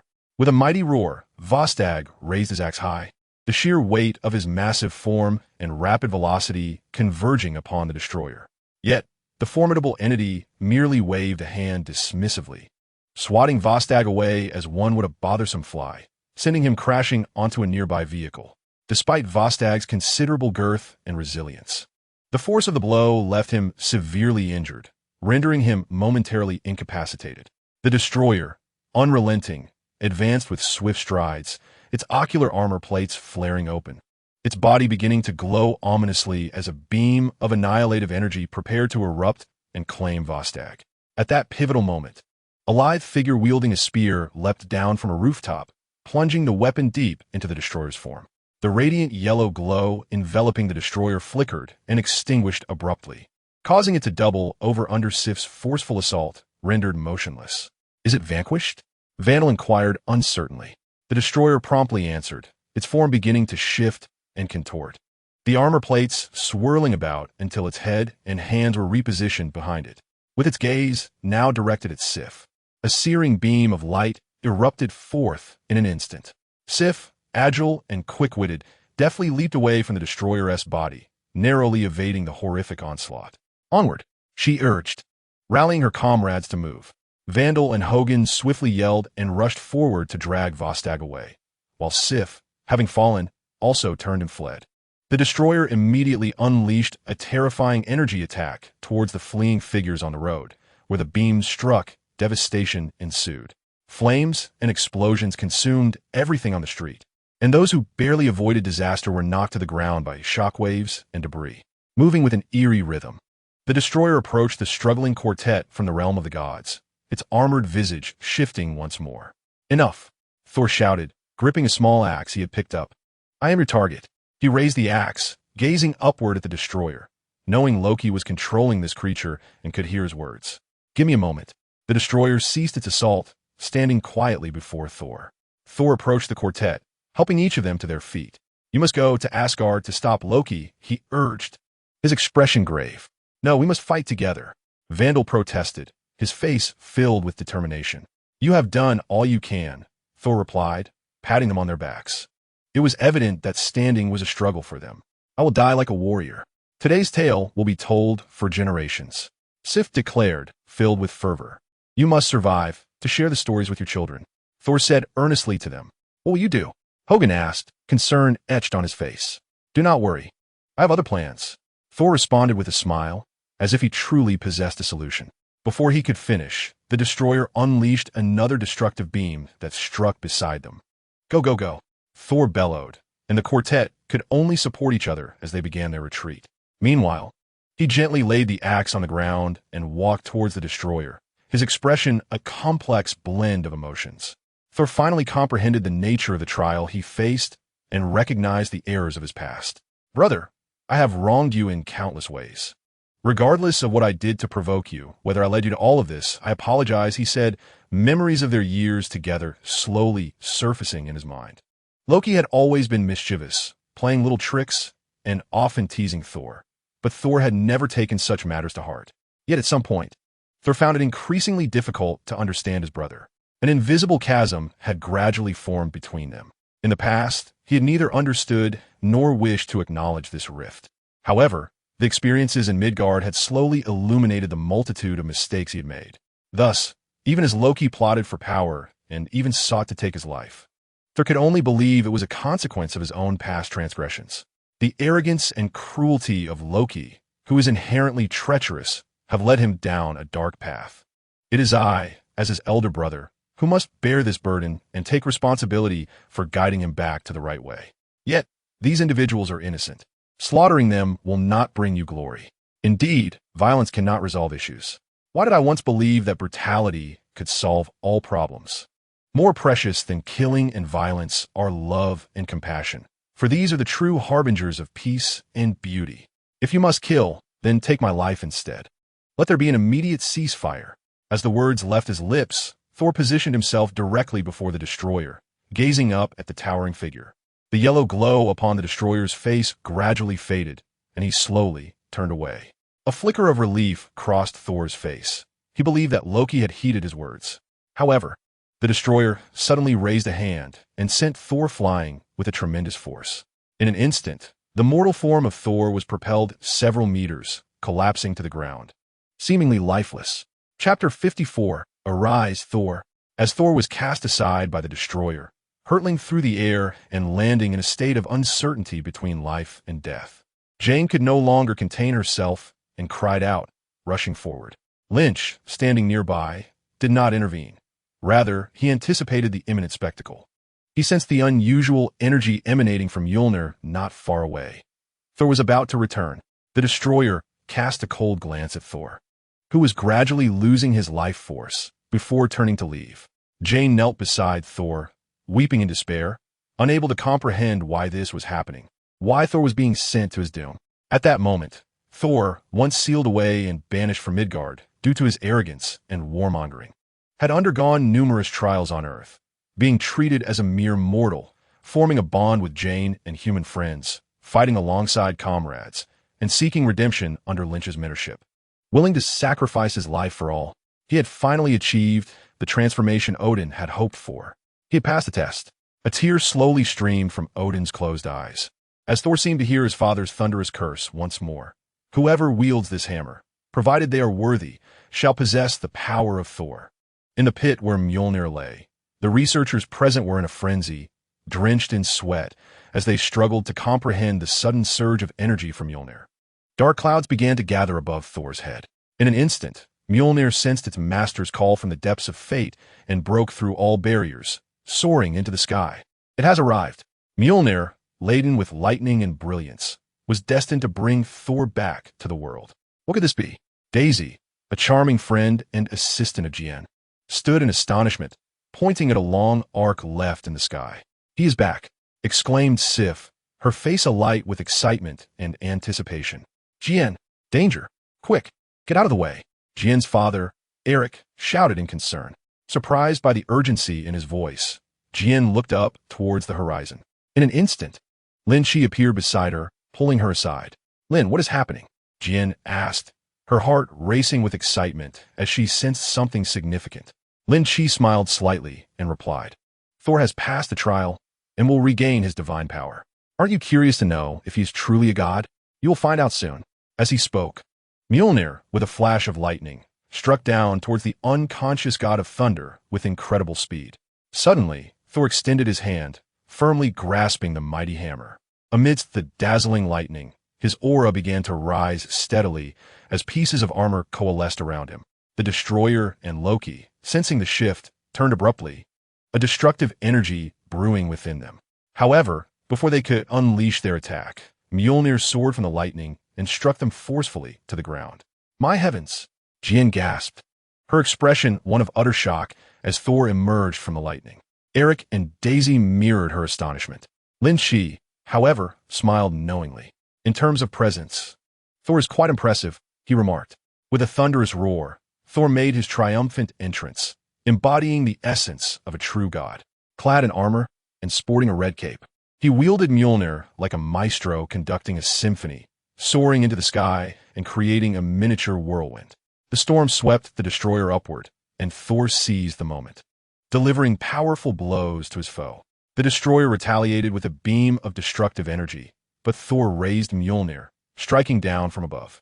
With a resounding boom, a tremendous shockwave engulfed the surroundings, and the destroyer was sent crashing to the ground, rendered motionless. In the celestial palace, Loki, with a dark expression, smirked and murmured, "Now is the time." On Earth, Thor, brimming with confidence, descended from the sky, having proven himself worthy and reclaiming Mjolnir's recognition. He approached the others with barely contained excitement. "Is this your usual attire?" Jian asked, feigning calm as she examined Thor closely. "Close enough," Thor replied with a gentle smile. Nodding at Lin Qi, he then addressed his companions. "Let us go to the Bifrost. I must find Loki."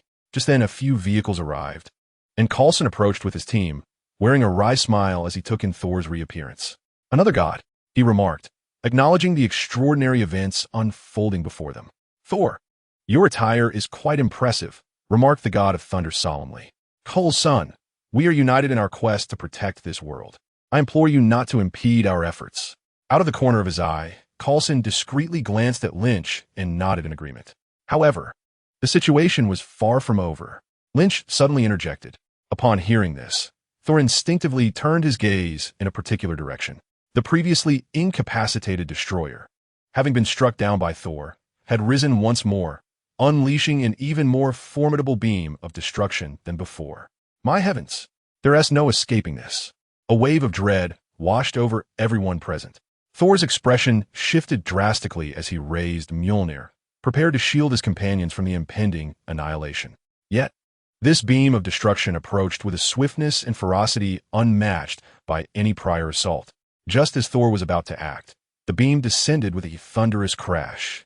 "No!" Thor bellowed. The force of this beam promised certain death to all he held dear should it strike true. Even restored to his divine powers, he felt powerless. But a second later, to his astonishment, no explosion followed. He lifted his gaze to behold the figure standing before everyone.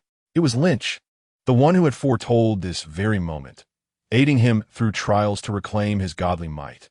The one who had offered solace and encouragement in his moments of despair. The one to whom he had pledged lifelong fealty. If his earlier actions had been impulsive, fueled by drink, and lacking in rationality, a lingering sense of discomfort had accompanied his sobriety. Yet in this moment, Thor felt an overwhelming sense of gratitude towards Lynch, almost reaffirming his vow in his heart. "Are you all unharmed?" Lynch called out from midair, addressing those behind him. He too felt a pang of uncertainty. Who could have foreseen Loki's cunning maneuver, equipping the destroyer with a pilot? However, it appeared the destroyer had indeed grown in power, as evidenced by the ferocity of the beam. Just moments ago, Lynch had matched it with his heat vision, realizing it nearly rivaled his own. He was, after all, a youthful Superman of formidable caliber. It could only be said that Odin possessed considerable prowess. "We are fine," the others affirmed, their eyes transfixed on Lynch. Is this the super kid? Is this the deity of Earth? Their perceptions crumbled, leaving them in a state of disbelief. At this moment, they would have entertained the notion of a bearded elder claiming to be God. "Loki!" Thor shouted, brandishing his hammer, and with a swift motion propelled himself towards the destroyer. However, he was abruptly sent flying back at an even greater speed, reminiscent of Vostag's experience. Subsequently, a beam of annihilation surged forth, which Lynch swiftly intercepted. "Thor, leave this fellow to me. You and the others proceed to the teleportation point at the Rainbow Bridge," Lynch declared, gazing at the starry-eyed god of thunder. "Annihilator? I have heard it is indestructible and immune to physical damage. Quite an excellent target." Chapter 55. Frozen for miles. "Lin, you cannot face this alone." Thor struggled to rise, eager to fight alongside Lynch. "Do not worry about me. It is merely a weapon," Lynch replied with a slight smile, then vanished from sight. Boom! A tremendous sound erupted from the distant Annihilator, as it was suddenly kicked away by Lynch, who had appeared behind it like a phantom. The Annihilator tumbled through the air before regaining its footing, unleashing a devastating beam. Lynch, unfazed, met the attack head-on, unleashing two scorching beams of his own. Boom! An explosion of unparalleled intensity erupted, sending everything in its vicinity flying. "Let's go." Thor rose, prepared to lead the others to safety. "Is he going to be all right?" Jin inquired with concern. Thor glanced back at the two engaged in battle and reassured, "He will be fine. It is too perilous for you to remain here. I will ensure your escape." With that, the group began to assist one another in retreating. In the midst of the fray, Lynch's scorching beams clashed with the Annihilator's rays. Locked in a brief stalemate, Lynch's eyes widened, and his beams intensified, engulfing the Annihilator's assault and striking its form. Once again, the Annihilator was blasted away, crashing heavily to the ground. Yet, it merely dusted itself off and stood upright, its armor appearing utterly unscathed. Truly indestructible, Lynch marveled. Odin is indeed a grandfather rich in treasures. Even his entire ensemble is remarkable. Yet, no matter how impressive the equipment, it requires a formidable wielder. In that moment, Lynch's astute intellect swiftly discerned the identity of this armored figure.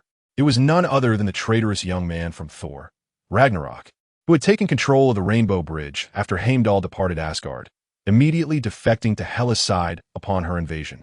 Although he ultimately chose to stay and fight for the people of Asgard against Hela's slaughter in the film's climax, there was no denying that he was rather ineffectual.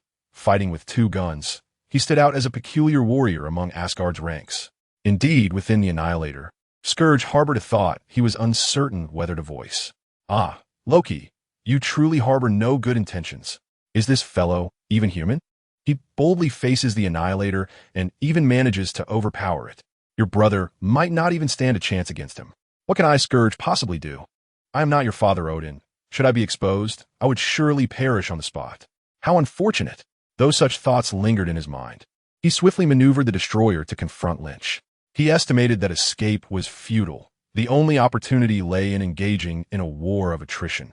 Relying on the destroyer's indomitable strength, he planned to prolong the battle until Lynch's stamina waned, at which point he might have a chance.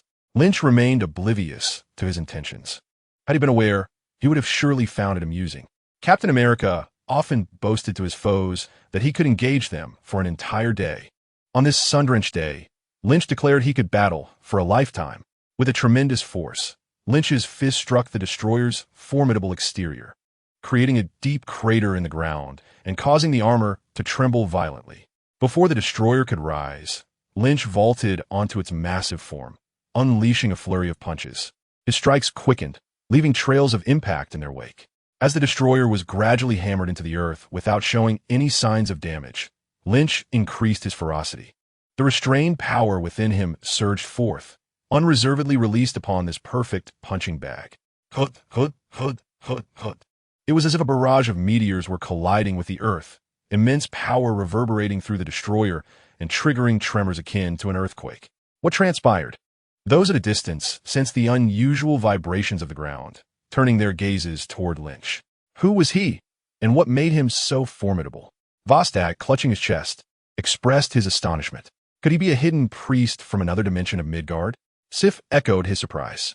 Given their extensive lifetimes and accumulated wisdom, they deemed Lynch exceptionally powerful, certainly worthy of being regarded as a formidable being among the pantheon.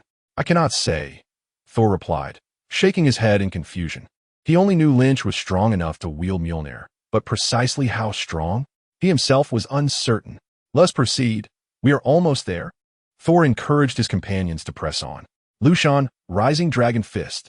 Lynch bellowed, delivering a punch with dramatic flair to the destroyer's chin. In an instant, the destroyer rocketed upward. Launching from the several-meter-deep pit, Lynch quickly followed, fists clenched, landing a powerful blow to the destroyer's abdomen. The destroyer altered its trajectory, diving into the earth with a whoosh. In midair, Lynch did not immediately pursue. Instead, he twisted his neck, relishing the moment. It had been a long time since he encountered something so resilient. As his progress accelerated and the days under the sun multiplied, Lynch began to find all adversaries in this world rather mundane. Who could withstand one of my punches? Is it not true that all villains on Earth are mere trash, with no one dissenting? Thus, Lynch eagerly sought to join the revelry surrounding the god of thunder. Although the true extent of Thor's power remained a mystery, it was undeniable that his father was a formidable figure, and he had an invincible villainous sister. It would be prudent to forge connections, rather than face the humiliation of battling alongside Tony Stark against the Whiplash. If Tony felt no shame, Lynch certainly did. After all, Odin's casually wielded weaponry was remarkably resilient. One could only imagine the strength Odin himself possessed, although his power was waning and not to be trifled with lightly. Was this not an opportune moment? If it were the peak of Odin's might, Lynch would have been keen to avoid any confrontation. It was akin to how Lynch never contemplated seeking out the Ancient One. That individual wielded the Time Stone, capable of perceiving both past and future, and undoubtedly had already sensed Lynch's peculiarities. Yet, Lynch was perplexed by the nature of the future the Ancient One beheld. Did it include him? Or was it the original future of this world? Regardless, following Lynch's appearance, the Ancient One must have noticed something amiss, perhaps even gleaned the origins of Lynch. However, the specifics of Lynch's arrival remained elusive unless he chose to disclose them. Otherwise, the Ancient One would be unaware of the system involved. Thus, Lynch felt a twinge of anxiety, which deterred him from seeking out the easily accessible Supreme Sorcerer. If the Ancient One did not pursue him, it would be unwise for him to present himself willingly. Lynch still wished to prolong his existence a little longer.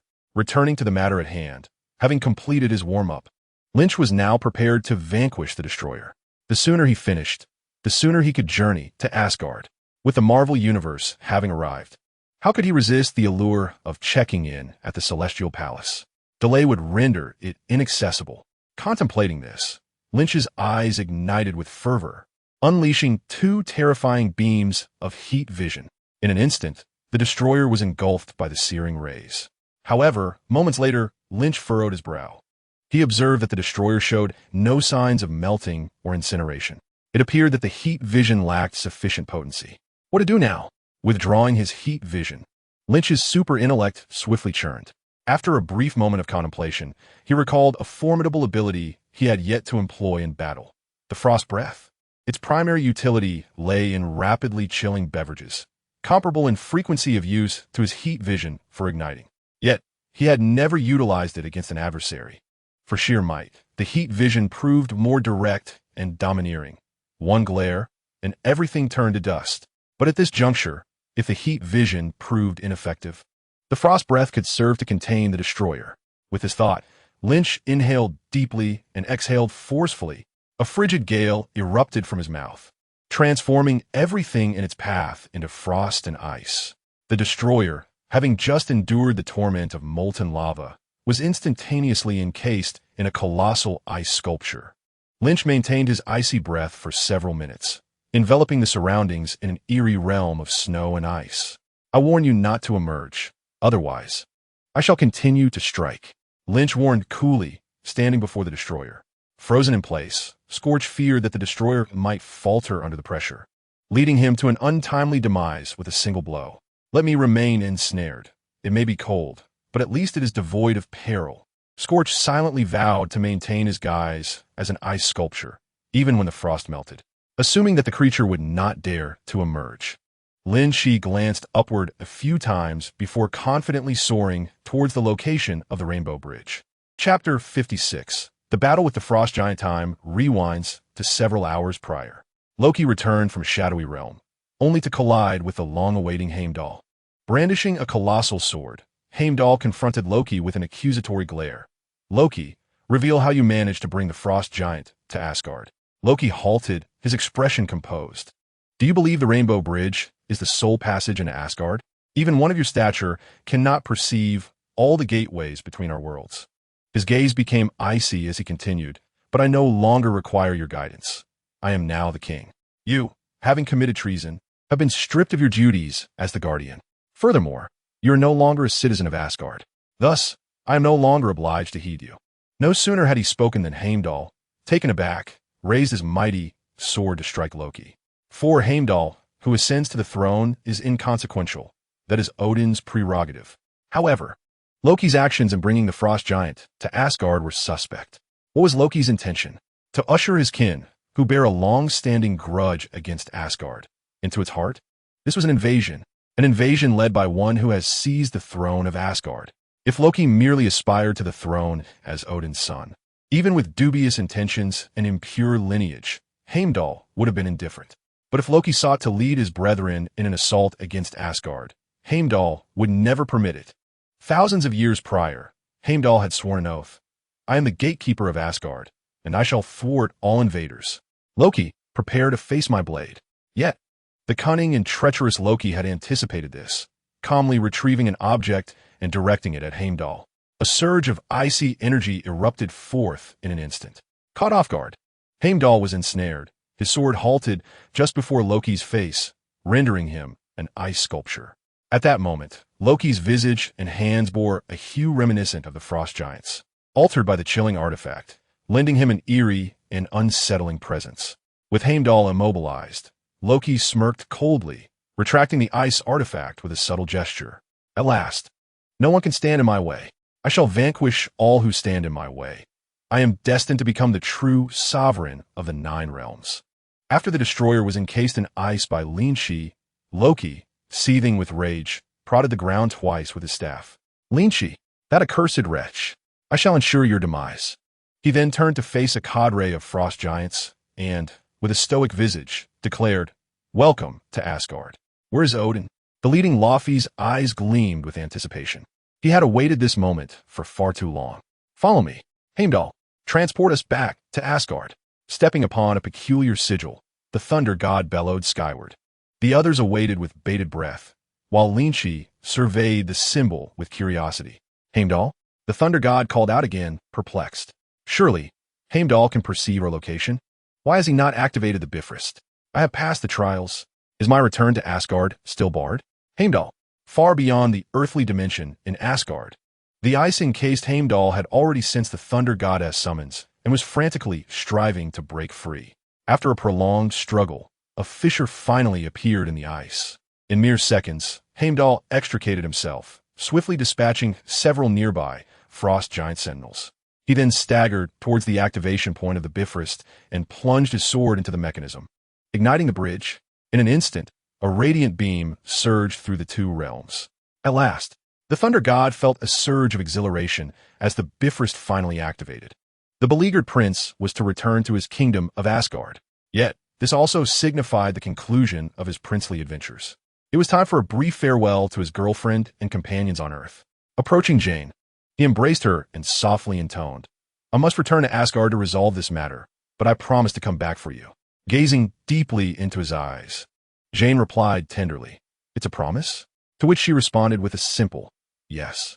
The two shared a passionate kiss. Are we ready? Lin Qi, waiting impatiently outside the circle, rudely interrupted.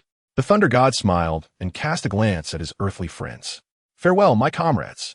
With that, he stepped into the luminous portal of the Bifrost alongside Lin Qi and the warriors of the celestial realm. Lin Qi felt a tremendous force pulling him, instinctively wishing to resist with his life force, but soon recognized that resistance was futile. In the blink of an eye, they traversed space and dimensions, arriving at the legendary Asgard.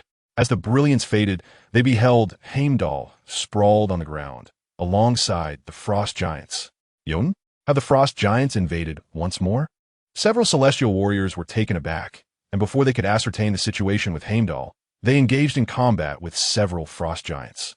Only 7 or 8 frost giants had intruded, and 2 of them had targeted the seemingly frail Lin Qi for their assault.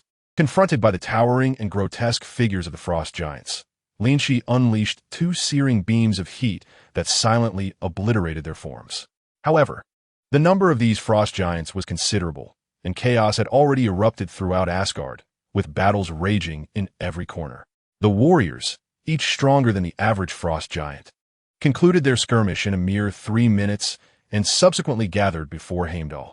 They were on their way to Odin, leaning against his sword. Heimdall's perpetually expressionless visage bore a hint of fatigue. Thor, the god of thunder, turned to Lin Qi. "Lead the way," Lin Qi declared. "Now that we are here, we must strike at the frost giant king." Thor nodded, brandishing his hammer with a fierce swing, propelling himself into the distance. Lin Qi swiftly followed, his eyes emitting scorching beams to dispatch any frost giants they encountered along the way. In a brief moment, the duo arrived outside Odin's abode. "Hurry inside," Thor urged, hearing the sounds of battle from within the chamber. He rushed in just in time to witness Laufey poised to strike Odin with an icy spear. No, Laufey lunged, the ice spike aimed directly at Odin. Thud! Lin Qi seized Laufey's arm, managing to create a slight distance that allowed Odin to evade the lethal blow.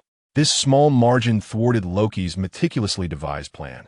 Loki had intended to let the frost giants in and, at the most critical moment, eliminate Laufey, thereby positioning himself as Asgard's savior and earning the people's adoration, consequently securing his rightful claim to the throne. But alas, that detestable Lin Qi. Why could he not simply vanish? Lin Qi, still gripping Laufey's form, yanked with great force, tearing off his right arm. "Oh!" Laufey howled in agony. "You will pay for this." In sheer pain, Laufey lunged at Lin Qi with a twisted visage. A flash of light enveloped the scene, and Laufey was instantaneously transformed into a massive charred corpse. "These frost giants are utterly pathetic. I haven't even exerted myself, and yet you fall." Lin Qi mused inwardly, then turned his gaze to Loki. Our trickster god, Loki, was glaring at Lin Qi with a face full of frustration. "Is it such a crime to snatch a mere head? Why such fury? Your ambitions are far too petty." Chapter 57. A Clash of Ice and Fire. Thor, the god of thunder's mother, upon seeing her son suddenly appear, rushed forward with an emotional embrace, her hands tenderly caressing Thor. "You have finally returned." It was evident how deeply concerned and tormented she had been during his absence. However, the decision made by the god King Odin was one that even she, as his queen, could not alter. Raised by a witch, she possessed extraordinary wisdom and could indeed comprehend Odin's benevolent intentions, finding herself in tacit agreement with his course of action. "Mother, it is all right," the thunder god gently reassured her, before lifting his gaze to fixate on Loki, who had suddenly appeared in the room. "Did you let the Jotun in?" His voice turned frigid. Though framed as a question, the certainty in his tone was unmistakable. On the opposite side of the room, Loki feigned delight at the thunder god's return, responding with a puzzled expression. "Brother, you have finally come back. We were all quite worried about you. But I do not understand what you are saying." Enraged, yet amused, Thor released his mother and advanced towards Loki, declaring, "I know you are a master of deception. But why did you send the destroyer to slay me and my friends, and permit the Jotun to enter Asgard? What is happening?" Thor's mother gazed at Loki in shock. With a feigned innocence, Loki replied, "The destroyer was merely following father's orders. I'm unaware of how the Jotun came to be here." Just as he expressed his grievance, a smile unexpectedly crossed his face. "I am now going to eliminate the Jotun. Would you like to join me?" As he spoke, taking advantage of Thor's momentary distraction, he unleashed a strike from his staff that sent Thor sprawling. Then, Loki executed his signature trickery, vanishing from the room in an instant and swiftly making his way to the control hub of the Rainbow Bridge. Thor, bellowing in wrath, steadied himself and, wielding Mjolnir, pursued Loki, but he found himself unable to keep up as Loki's distance grew. A sinister smile flickered across Loki's face reveling in Thor's sluggishness. "Loki, it has been a long time. Have you forgotten me?" At that moment, Lin Qi descended from the heavens, delivering a powerful slap that sent the fleeing Loki crashing to the ground, followed by a smile. "Send the destroyer to eliminate your brother. Lure the Jotun to slay Odin. And then you can take them out, ultimately becoming the sole ruler." Bending down, Lin Qi mocked, "You certainly have a knack for political manipulation. It is a pity you were not born in my ancient empire." Enraged, Loki rose from the ground and glared at the persistent interloper who had repeatedly thwarted his plans. Roaring, "Lin Qi, this is a matter of Asgard, and it is not your place to interfere. Do you wish to incite a war between the realms?" "No. He is half of Asgard, and I have become his disciple. Hence he is entitled to involve himself in this matter," Thor coldly asserted, brandishing Mjolnir. "Thor, have you lost your mind? As Odin's son, you take this unknown individual as your disciple? You are a disgrace to Asgard." Loki's words and expressions no longer concealed his fury and hatred. "Surely, this is preferable to colluding with those grotesque and foolish frost giants, is it not? Aren't the Asgardians and the Jotun sworn enemies for generations?" Lynch feigned bewilderment, only to suddenly appear enlightened. "Ah, it seems you were originally a frost giant, weren't you? Oh, in that case, well done." Silence. Loki, infuriated, drew forth a blue and white box, aiming it at Lynch. It was none other than the most treasured artifact of the frost giant lineage, the icebound treasure. As Loki wielded the icebound treasure, his skin transformed into a ghastly gray-white, and without hesitation, he unleashed its power. A chilling gale swept towards Lynch with ferocity. Lynch scoffed internally, knowing he had nothing to fear. "The icebound treasure? My heat vision is not adversely affected by your icy prowess." With a firm stance and fierce glare, he met the icy wind with 2 beams of heat vision, refusing to yield. The icebound treasure was indeed a legendary artifact among the frost giants, once lost in Asgard after their defeat by Odin during an invasion. Its power was said to be capable of encasing an entire planet in ice. However, it is well known that the Marvel Cinematic Universe possesses exaggerated extremes in its abilities. For instance, Scarlet Witch Wanda can obliterate Thanos in an instant, yet is fearful of mere bullets. Her brother Quicksilver met a similar fate at the hands of a bullet. Thus, at this moment, the icebound treasure wielded by Loki could hardly match its legendary potential to freeze a planet, at most capable of encasing a region in ice. While this power was impressive, it paled in comparison to Lynch's heat vision. At this juncture, Lynch, embodying the essence of a youthful Superman at level 70, had evolved closer to divinity, requiring him to exert increasing control over his formidable abilities, not to mention his super strength, super speed, and other exaggerated powers. But merely from a destructive standpoint, Lynch could effortlessly exploit the weaknesses of tectonic plates to induce a localized earthquake, potentially leading to the obliteration of a city or even a nation. Moreover, his heat vision was devastatingly potent, reaching temperatures akin to the surface of the sun. Sustained for a duration, it could transmute an entire city into a molten inferno. The chilling wind unleashed by the icebound treasure met the heat vision and, upon contact, melted away like winter snow confronted by the gentle caress of spring, obliterated in mere moments. In an instant, the terrifying heat vision engulfed both the icebound treasure and the astonished Loki. "Is he dead?" As Lynch retracted his heat vision, he beheld only the icebound treasure remaining, with Loki's presence nowhere to be found. Though the power of the heat vision was formidable, Loki's ability to escape was not to be underestimated. Lynch squinted, unleashing his super senses to trace Loki's whereabouts. No there. Just half a second after releasing his heightened senses, Lynch detected Loki's position, standing before the sword controlling the Rainbow Bridge. Stubborn as ever. "Quickly, we must stop him," Thor exclaimed in alarm. Too late. Loki shouted with great pride. However, the distance was too vast and Loki's movements too swift.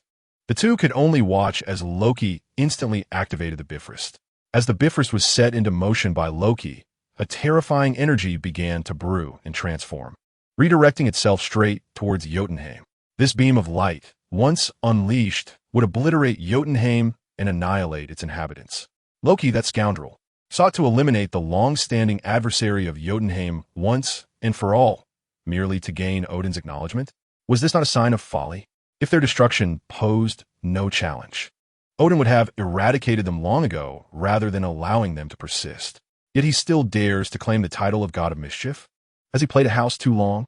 Much like certain individuals on Earth, who, when faced with dilemmas, resort only to nuclear options. Can strategic weapons be wielded so indiscriminately? Does slaughter truly resolve all matters? This is the Marvel Cinematic Universe. What is its core tenet? Love and peace. To be crowned the king of Asgard, and yet to wish to wash the 9 realms anew with the Bifrost? Absurdity at its finest. That rascal deserves a thrashing.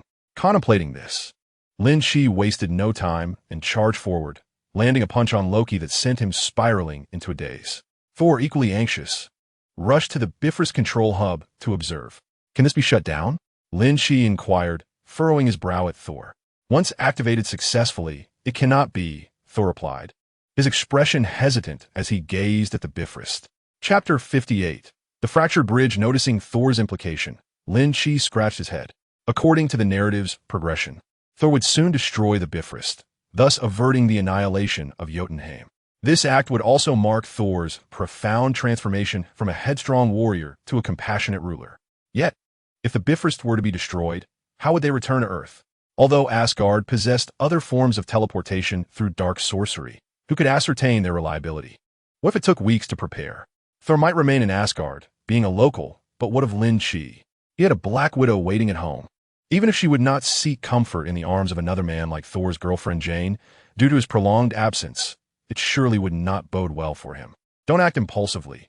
Let me explore other options. Lin Qi hastily interjected, eager to find a way to prevent the Bifrost from destroying Jotunheim. Rising into the air, he observed Thor gradually calming down, and Lin Qi sighed inwardly. These brothers, how is it they only know destruction? One initiates the Bifrost devastation, while the other aims to obliterate the Bifrost itself. Suspended mid-air, Lin Qi meticulously examined the Bifrost while calmly and swiftly analyzing its intricate design. After a brief moment, Lynch reached a conclusion. Indeed, this contraption is an embodiment of advanced technology, unequivocally perplexing. What can I do? I too am engulfed in despair. My system does not possess the technology of Krypton. You claim I have a superbrain? I majored in foreign languages in college, and I have yet to even study advanced mathematics. Despite my time here, I have become quite adept at various languages. It has become evident that there are only 2 methods to prevent the destruction of the Rainbow Bridge over Jotunheim. Firstly, to obliterate the Rainbow Bridge as described in the original text. Secondly, to either deflect or neutralize the beam of light emanating from the Rainbow Bridge. However, judging by Lynch's intuition, the energy contained within this beam is so immense that a direct confrontation would likely rend him asunder. Nevertheless, upon reconsideration, it may not be necessary to completely neutralize it. A slight deviation could suffice. This is worth attempting. Thus, Lynch held his breath and concentrated, unleashing 2 powerful beams of thermal vision that struck the beam of light directed at Jotunheim. The beam emitted by the Rainbow Bridge was immediately disturbed by the thermal vision. Losing its original stability, the energy-laden light visibly began to fluctuate. Yet, it seemed that the potency of Lynch's thermal vision was limited within mere moments. The Rainbow Bridge regained its composure, steadfastly directing its energy towards its original target. The force was insufficient. He needed to intensify it, ignoring the searing sensation in his eyes. Lynch fervently augmented the strength of his thermal vision. The beams gradually thickened, their aura becoming increasingly formidable, their color shifting in tandem. Just then, a voice interjected. What are you doing? Are you aware that utilizing energy to attack the Rainbow Bridge will cause it to lose its target and veer into the unknown? If it strikes Midgard, your realm will be doomed. Loki, who had unwittingly regained consciousness, regarded Lynch with a bemused expression, scoffing as he spoke. What? Is he telling the truth? Lynch's eyes glowed crimson, the high power output inflicting unbearable heat upon him. It could indeed be true, if mismanaged. It might even provoke an explosion in Asgard. Thor's expression turned grave, and his enchanted hammer began to stir in his grasp. There was but one recourse. Was there truly no way to alter the fate of the Rainbow Bridge? Lynch sighed silently, feeling a sense of helplessness. He could only place his hopes on Asgard's dark magic. Then you should take action, he said, averting his gaze and closing his eyes as he descended to the ground. The task of destroying the bridge ought to fall to the god of thunder. After all, he is the crown prince, the primary heir to the throne of Asgard. It would be improper for an outsider to dismantle the Rainbow Bridge. What would I do if Odin awoke and blamed me? If Thor smashed the Rainbow Bridge, it would absolve me of any responsibility. Upon hearing this, Thor nodded, his body moving in tandem with his hammer as he leaped onto the Rainbow Bridge, eager to engage. It appears to be brimming with excitement and anticipation. What constitutes a spendthrift? When it comes to dismantling one's home, Thor may well claim the title of the foremost in the Nine Realms. The Thor trilogy encapsulates the tale of a high and handsome figure descending into bankruptcy, ultimately leading to a life of aimless wandering. This Rainbow Bridge is merely the first trivial item lost in the journey of Thor's life. Thor, what are your intentions? Upon witnessing the peculiar exchange between the two and Thor's bizarre actions, Loki immediately reacted, incredulously questioning, "You cannot destroy the Rainbow Bridge." Loki screamed in hysteria. "I can." Thor replied with resolute determination, swinging his hammer. "I must do so." Thud!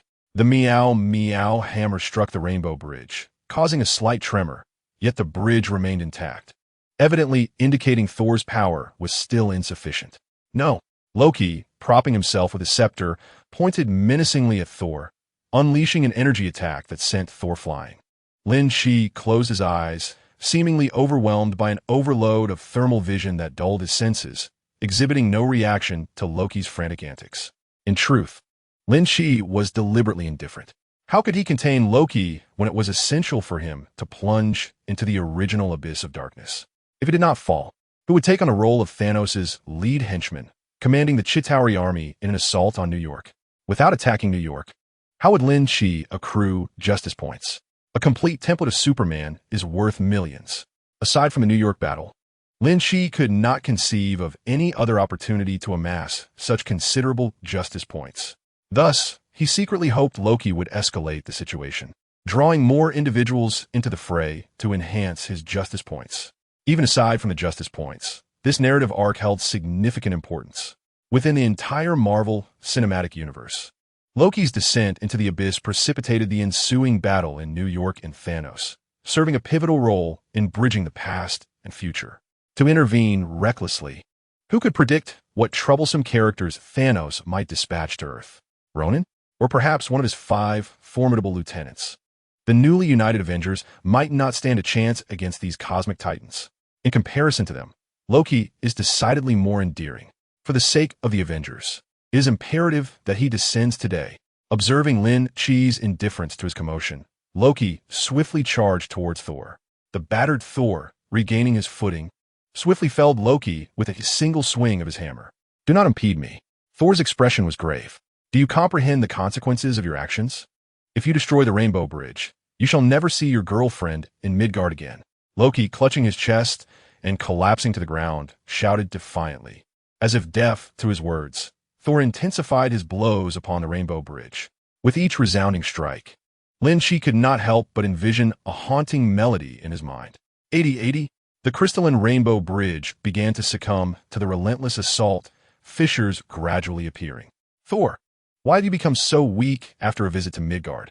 Loki, filled with confusion and anguish, shouted incessantly, "Do you not despise those Jotuns? How many have you crushed in the past? Pray tell why? For slaughter cannot yield peace." Thor retorted without a glance back, brandishing Mjolnir and striking down once more with great force. "You coward!" Loki leapt towards Thor. "Stop this at once." Just as Thor's hammer descended, a thunderous boom erupted, as if the Rainbow Bridge had succumbed to the final straw that broke the camel's back. In the astonished gaze of the three, the entire bridge began to fracture, chaotic energies igniting a tumultuous explosion. The Rainbow Bridge was finally annihilated. Chapter 59. The Awakening of Odin and Loki's Descent into the Abyss as the Rainbow Bridge lay in ruins, engulfed by an explosion of boundless energy. The slumbering king of the gods, Odin, slowly opened his eyes within the confines of his chamber. With his white hair and wrinkled visage, his right eye concealed beneath a golden cloth, he was adorned in regal attire. Upon awakening, he bore none of the majesty of a king. Devoid of the depth of his hidden eye, he appeared merely as an ordinary noble elder. Though he had been in slumber, he maintained a state of awareness, capable of perceiving the commotion of the outside world. In his perception, all events were laid bare. Thor had broken the spell he had cast, while Loki had strayed from his path. Even the Rainbow Bridge had been destroyed in their conflict. This trial had provided sufficient grounds for him to make a choice, and the time for resolution had arrived. Thus, as the sovereign of Asgard, he chose this moment to awaken. With a sudden start, he arose, his form vanishing in an instant as he exited the chamber. The explosion of the Rainbow Bridge obliterated everything nearby, and wild energies raged across the vast cosmos. The resultant shockwave swept Thor and Loki away, flinging them into the distance. Unable to withstand such fierce force, the two struggled like small fish caught in a tempest, desperately attempting to escape. Yet, these frail beings were undeniably powerless to free themselves, plummeting through the air in a freefall. Below them lay the endless abyss of the starry expanse beneath the fractured Rainbow Bridge. As Loki prepared to act, he sensed a stirring from the slumbering Odin. The Great One had finally awakened. Indeed, how could he not? If he remained asleep, he would lose both of his sons. All efforts would be in vain. Thus, Loki felt a profound presence flash by him, as Odin instantly arrived at the Rainbow Bridge, seizing Thor just as he was about to fall. Thor, with quick reflexes, grasped Loki's staff, which in turn caught Loki himself. "Father," Loki exclaimed, looking up at Odin with great fervor. "I can eradicate the Jotuns, for the sake of Asgard. For you." He gazed at Odin with delight, yearning for a rare acknowledgement from him. In reflection of his actions, he appeared merely as a juvenile child, consumed by jealousy towards his brother, troubled by his mixed heritage, and discontented with his father's favoritism, all in a desperate bid to prove his worth. He longed for his father's genuine approval. Yet, Odin did not offer a comforting smile to soothe this unfortunate son. Instead, he regarded Loki with an expression devoid of warmth. He felt profound disappointment in Loki. Through the series of events, Odin discerned that Loki's character was indeed irreparably flawed, devious, cunning, selfish, and cowardly, despite having once harbored hope for him. Now it seemed evident that although Thor was not particularly suited to rule, he was undoubtedly a far more fitting candidate than Loki. After a lengthy silence, Odin spoke with a voice worn by age. "No, Loki, you are mistaken. Your actions are wrong." As the supreme god king, Odin would not feign comfort for Loki. Right is right, and wrong is wrong. As the ruler of Asgard, he felt compelled to speak the truth to his children. Rewards come with right actions, while mistakes necessitate correction. Upon hearing Odin's words, the once eager and hopeful Loki felt as if he had been struck down. His gaze slowly lost its luster. "Have I erred? Why can you not acknowledge me even once? Is it solely because I am a frost giant?" Dejected and disheartened, Loki released his grip on Thor, allowing himself to descend into despair. If that is the case, what meaning does life hold? Let Thor inherit the throne and govern Asgard. "No, Loki, no!" Both Odin and Thor exclaimed in unison. Odin felt a mix of surprise and sorrow. He had not anticipated that his usually cunning and cowardly son would respond with such resoluteness after his disapproval. Odin pondered why a single criticism could lead Loki to such despair. Had he misunderstood something about Loki? It seemed he had shown him too little concern. Reflecting inwardly, Odin recognized his shortcomings in parenting. Otherwise, after a millennium, his two sons, the potential heirs to the throne of Asgard, would not be so lacking. Particularly Loki, who, for various reasons, had not received much affection from Odin. Instead, he was exceedingly close to his mother, Frigga, obedient to her every word, with much of his magical prowess stemming from her teachings. Perhaps he had been too harsh in his dealings with Loki?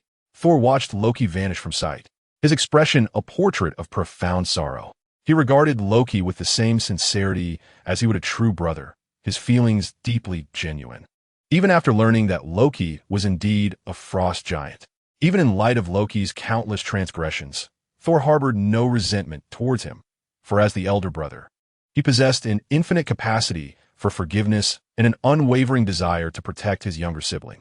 In this moment, Loki has plunged into the abyss, his fate shrouded in uncertainty, leaving Thor in profound sorrow. His thoughts inevitably drift to Lin Qi's prophecy. Is this truly the beginning of his tragic destiny? If it were within his power, Thor would willingly exchange his own life to take Loki's place in the depths of Yggdrasil. While the two are enveloped in their respective reflections of grief, one individual perceives the situation quite differently. Even as Loki falls, a classic line echoes in his mind. I will be back. Lynch eagerly anticipates the day Loki returns, triumphantly leading the Chitauri army, and the expressions on Thor and Odin's faces. Yet, will the narrative adhere to its original trajectory? After witnessing his own formidable strength, how will the astute princess Loki orchestrate her grand return? If the Chitauri army is merely of the same caliber as before, Lynch believes that dealing with them would be as simple as playing a game of aerial combat. With straightforward movement and firing, he could easily counter the descending forces. Should Loki comprehend this, he would undoubtedly devise a solution of his own. However, it remains uncertain what tactics he might employ. Nevertheless, as the saying goes, when soldiers come, let the generals meet them. When water flows, let the earth cover it. Lynch remains undaunted. In contemplative silence, Odin lifts Thor to his feet and gazes into the distance at Lynch. Noticing Odin's scrutiny, Lynch offers a slight smile and strides over to join them. This is Lynch. He hails from Midgard and has assisted me greatly, Thor introduces. I am aware, Odin replies with a calm demeanor. Greetings to you, traveler from Asgard. Lynch smiles and bows slightly, expressing his respect.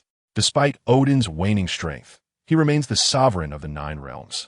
A withered camel is still larger than a horse.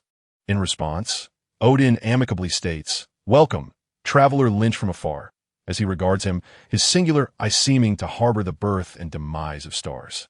Hello, a traveler from afar? Lynch's heart stirs. Indeed, is he truly a great one with the ability to discern something of his origins? Let us speak within, Odin suggests, slowly leading the way ahead. Chapter 60. A changing future within the resplendent and grandiose palace. Odin sits regally upon his throne, while Lynch and Thor stand below. Thor, you have performed admirably in this time, Odin commends, his tone imbued with the warmth of a father witnessing his child's growth. Thor, upon hearing this, smiles steadily and shakes his head, saying I was too headstrong in the past. Odin nods in agreement, continuing, It is wonderful that you have matured. I can now entrust Asgard to you with confidence. You will become a wise ruler. The god of thunder paused momentarily before speaking. Father, there is no ruler more sagacious than you, nor a better father. After a brief hesitation, a look of concern etched across his face. Do not worry. I can hold on for a while longer. Odin discerned the thoughts of his son and responded with an air of calmness. I shall persevere until the day you are ready to assume the throne of Asgard. Hearing Odin's assurance, the expression on Thor's face softened slightly. Very well. You may go now and converse with your mother. Certainly, Thor replied respectfully, casting a glance at Lin Qi before exiting the palace. Lin Qi maintained a serene demeanor, awaiting Odin's words. Is it acceptable for me to address you as such? Odin inquired casually, his tone reminiscent of a friendly chat. Of course, Lin Qi replied naturally. I have heard that Thor has sworn an oath to follow you. Odin chuckled lightly. Should Thor encounter any difficulties, I trust you would not remain idle. Lin Qi was momentarily taken aback, then quickly grasped the implication. Goodness, is Odin suggesting that I become a stepfather to the god of thunder?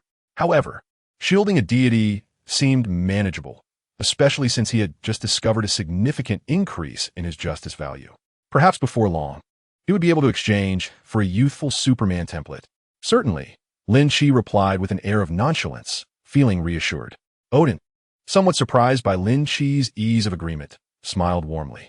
Indeed, Asgard shall reward you for your assistance. Oh, Lin Qi's interest peaked at the mention of a reward. The treasury of Asgard undoubtedly held many treasures. What might you offer me? All that lies within the treasury is yours, Odin assured. All of it? Then I shall not hold back.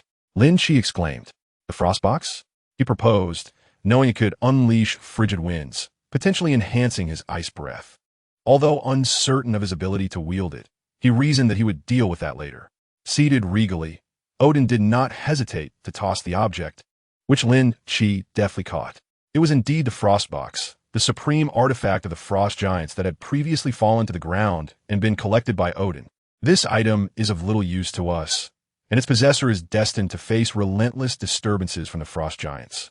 Odin stated candidly regarding the troubles associated with the frostbox. That is of no concern. Their king has already perished by my hand, Lin Qi replied, undeterred by any potential complications.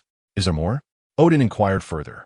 The cunning ruler understood the value of generosity, eager for Lin Qi to request additional treasures. The eternal flame, the infinity gauntlet. Lin Qi boldly articulated his desires. The eternal flame made its appearance in Thor, Ragnarok, when Loki, realizing he could not contend with Hela, awakened Surtur, who had been sealed within Odin's crown. Empowered by the eternal flame, Surtur transformed into a towering, fearsome fire demon, wielding an enormous twilight sword, and effortlessly obliterated Asgard. Ultimately, he seemingly perished alongside Hela, becoming a formidable force that instigated Ragnarok. Similar to the casket of ancient winters, Lynch desired to ascertain whether this entity could aid him in his fiery endeavors. Indeed, there exists an infinity gauntlet within Odin's treasury. Moreover, it corresponds to Thanos' left-handed infinity gauntlet, as this one is for the right hand. Although Hela scorned the gem-encrusted gauntlet in the treasury during Thor, Ragnarok, dismissing it as a counterfeit, many assumed it to be a mere replica devoid of value. However, after considerable contemplation, Lynch concluded that the gauntlet is genuine. Her remark about it being a counterfeit likely referred not to the gauntlet itself, but rather to the infinity stones it held. It is essential to note that Hela scorned the individual infinity stones, merely commenting that they were nice. This was undoubtedly due to her immense strength, rendering her unconcerned about a single infinity stone. Thanos' infinity gauntlet was crafted under duress by the dwarves of Asgard, who were subjugated. From this perspective, the gauntlet could very well be authentic. The truth may be that ages ago, the mighty Odin, having conquered the 9 realms, took note of the legends surrounding the Infinity Stones and fashioned this Infinity Gauntlet to collect them, only to abandon the endeavor for other reasons. Upon hearing the tales of the Infinity Stones, Thanos pursued the legend of a gauntlet capable of wielding them, ultimately tracing it back to the dwarves. Thus, there is a significant likelihood that this Infinity Gauntlet is indeed genuine, perhaps even crafted long before Thanos' left-handed version. Oh, the Infinity Gauntlet? Odin expressed surprise. Are you aware of that legend? He inquired of Lynch.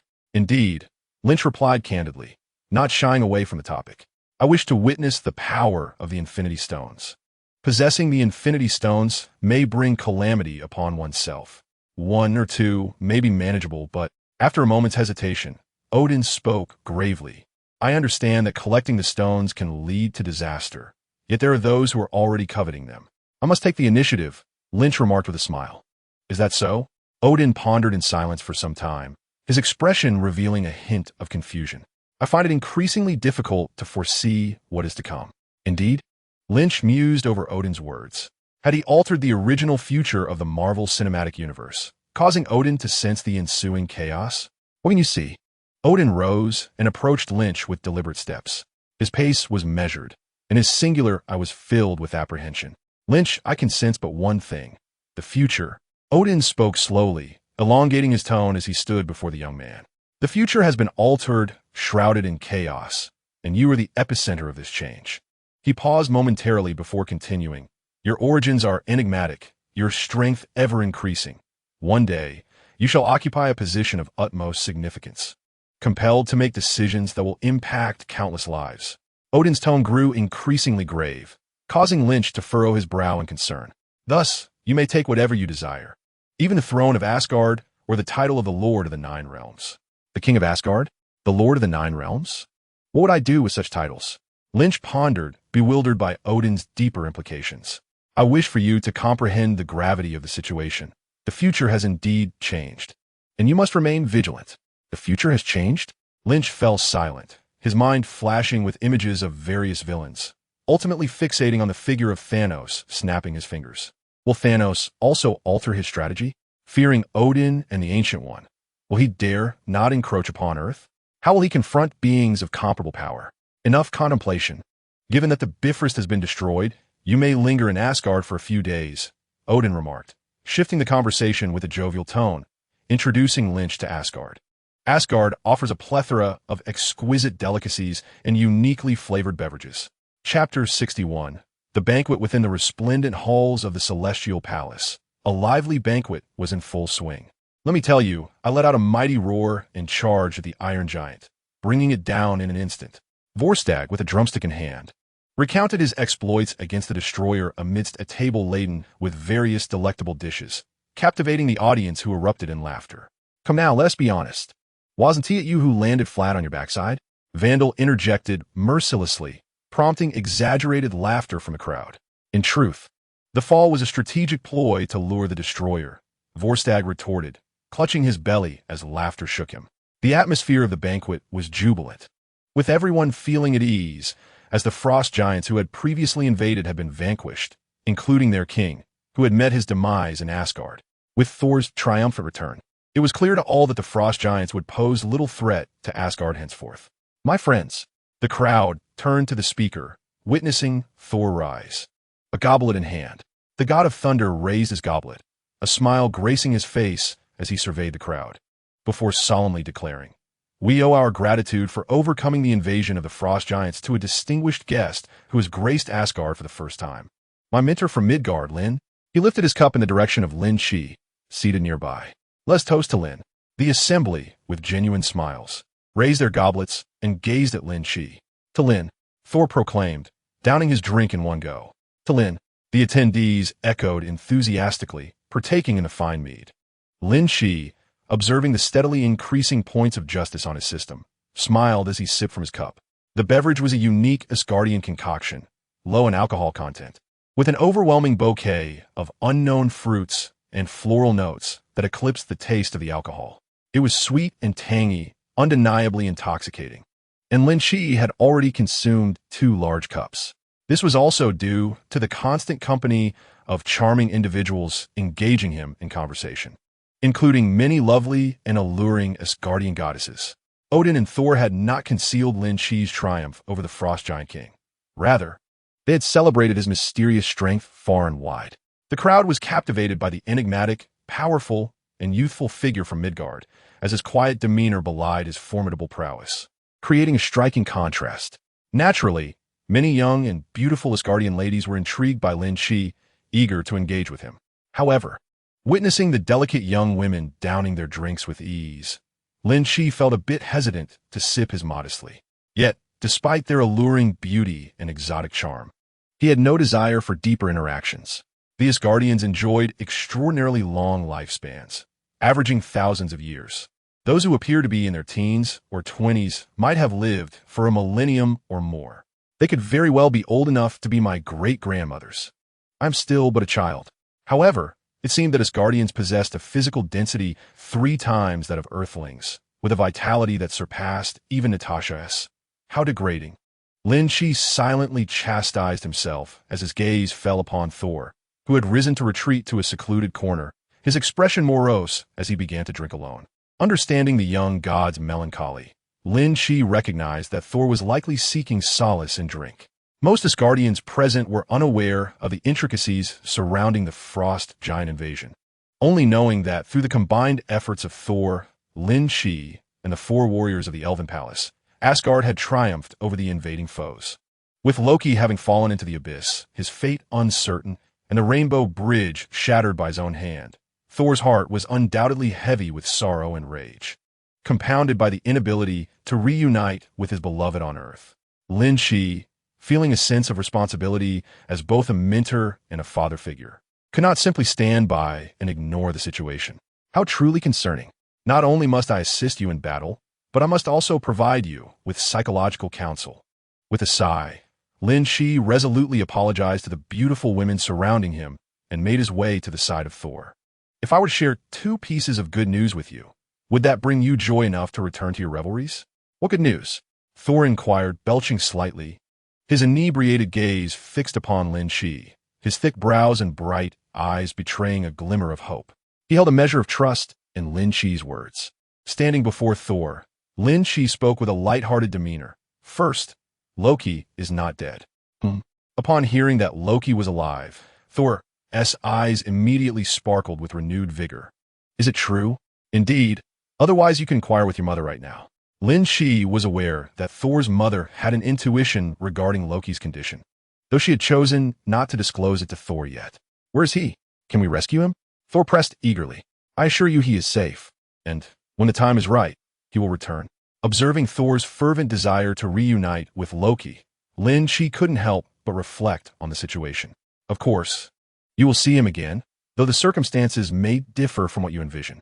When you meet, your brother Loki will descend with a fierce army of Chitauri, wreaking havoc upon New York, while you shall wield your hammer to protect the earth and confront your dear brother.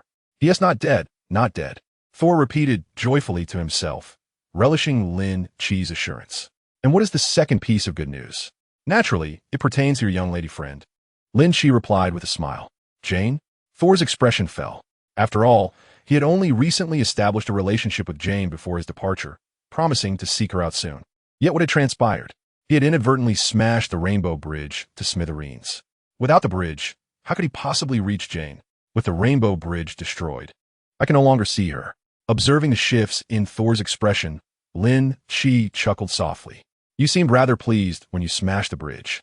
Did you not consider such consequences at that moment? Sacrificing your emotions for a truth you believed in?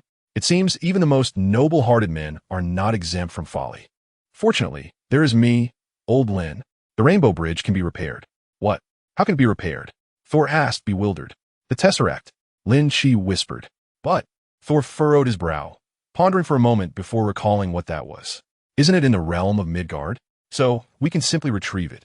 He looked at Lin Qi with a puzzled expression, as if to inquire whether it was he or Lin Qi who had lost their wits. How could they possibly retrieve the Tesseract from Midgard with the Rainbow Bridge in ruins? Lin Qi rolled his eyes at Thor's ignorance. Of course, you fool. Living for over 1,000 years and still knowing nothing. What a waste. Dark magic. There exists a form of dark magic in Asgard that can be used for teleportation. Lynch explained to Thor with a sense of resignation. Really? How come I was unaware of that? Thor remained perplexed. Am I deceiving you? Just ask your father tomorrow, and you'll find out. With a hint of despair, Lynch concluded the conversation, having offered Thor some psychological counsel, though his own head throbbed with pain. Noticing that Thor's mood had improved somewhat, Lynch took his hand and led him towards the long table. Come on, let's return and joyfully indulge in your drink. Chapter 62. The Treasury of Asgard. On this day, Thor brought Lynch to a special location within Asgard. This is our treasury. What would you like to see first? Thor inquired, having descended into a spacious chamber. Lynch remained silent, activating his enhanced vision to curiously survey his surroundings. They stood in a somewhat expansive hall, where a variety of treasures were individually displayed along both sides. At a glance, Lynch recognized many of the items, though several remained unfamiliar. Approaching the object closest to him, Lynch observed an ancient stone tablet, clearly incomplete, adorned with unknown inscriptions and intricate patterns. He recognized it as the Tablet of Life, originating from the civilization of Atlantis. This artifact contained a formula for the evolution of life itself. Deciphering it could lead to the ultimate advancement of existence, granting boundless power and infinite wisdom.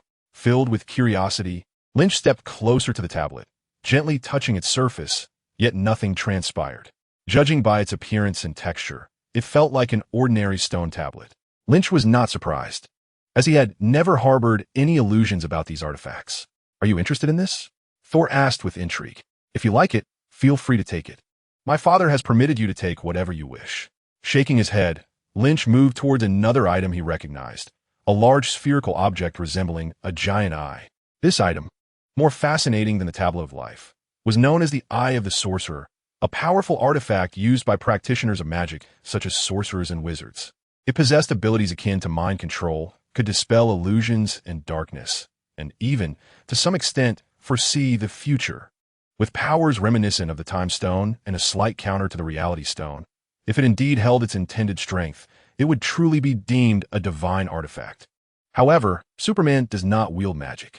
The most absurd aspect was that his heat vision and freezing breath did not count as magical damage. Unless Lynch were to exchange for the template of a magical Superman, he would be unable to utilize any magical capabilities. Naturally, this item was merely a fleeting sight for Lynch. After observing the Eye of Agamotto, he continued to wander, arriving before another magical artifact. This object resembled a clock, its luminous face adorned with hour and minute hands.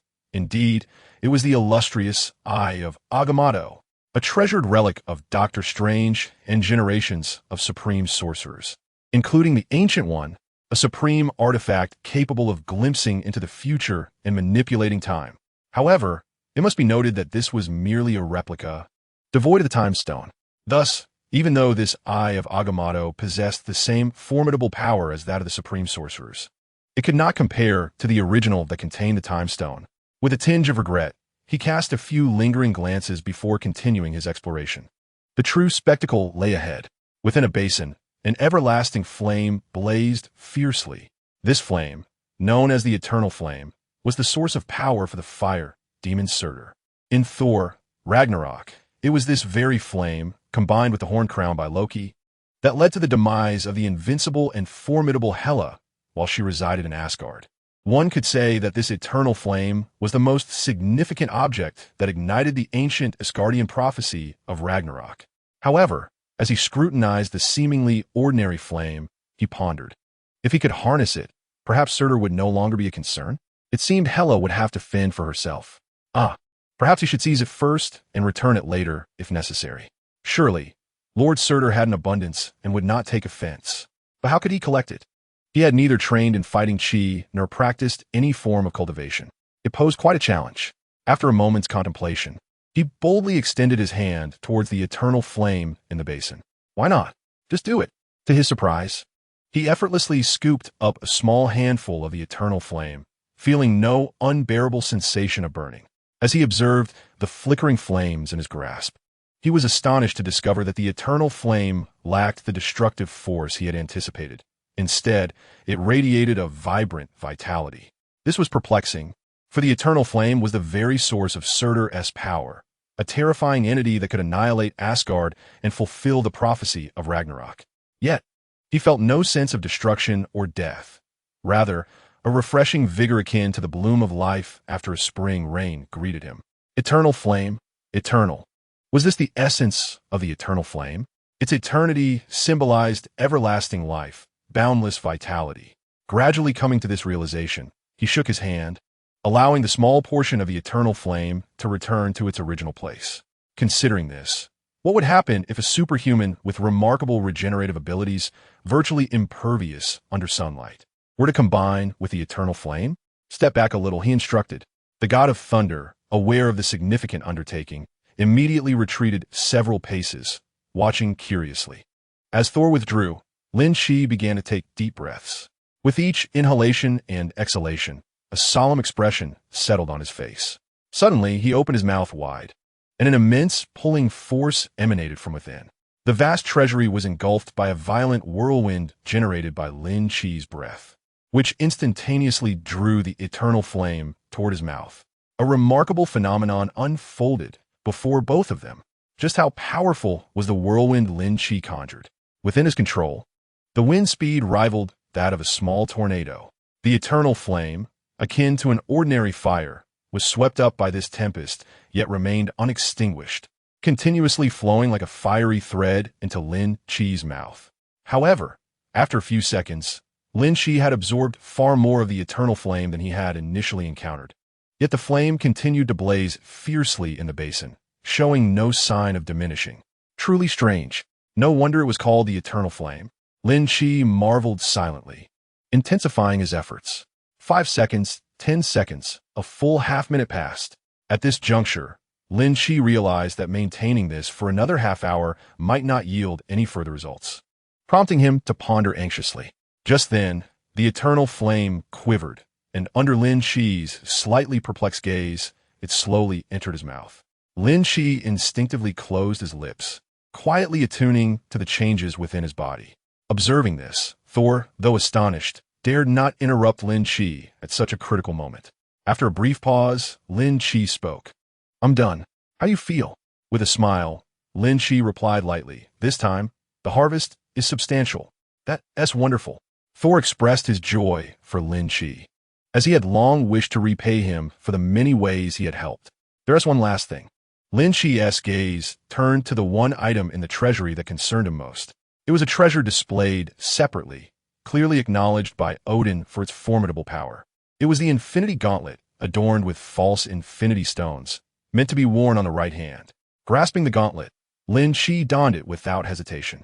Unfortunately, it was devoid of any infinity stones, merely an empty glove. Yet, there would be ample opportunities in the future to acquire the infinity stones. For instance, The nearest would be the space stone contained within the cosmic cube. Thanos sought to gather the stones. I shall collect them all in advance. Let us see how you snap your fingers now. Chapter 63. The youthful version of Superman high above Asgard. A figure wielding a hammer was fiercely striking another immovable figure.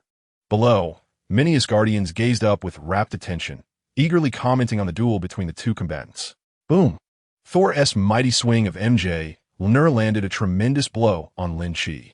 To the astonishment of all, Lynch seemed to be caressed by a gentle breeze, his garments fluttering momentarily while he retained a serene smile, utterly unmoved.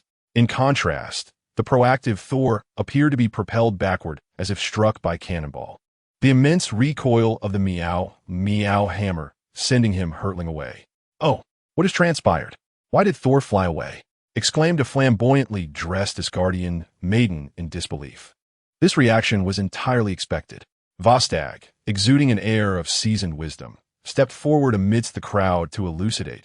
Lynch is a formidable and enigmatic deity from Midgard, his prowess far surpassing that of Thor, thus rendering Thor incapable of inflicting any harm upon him.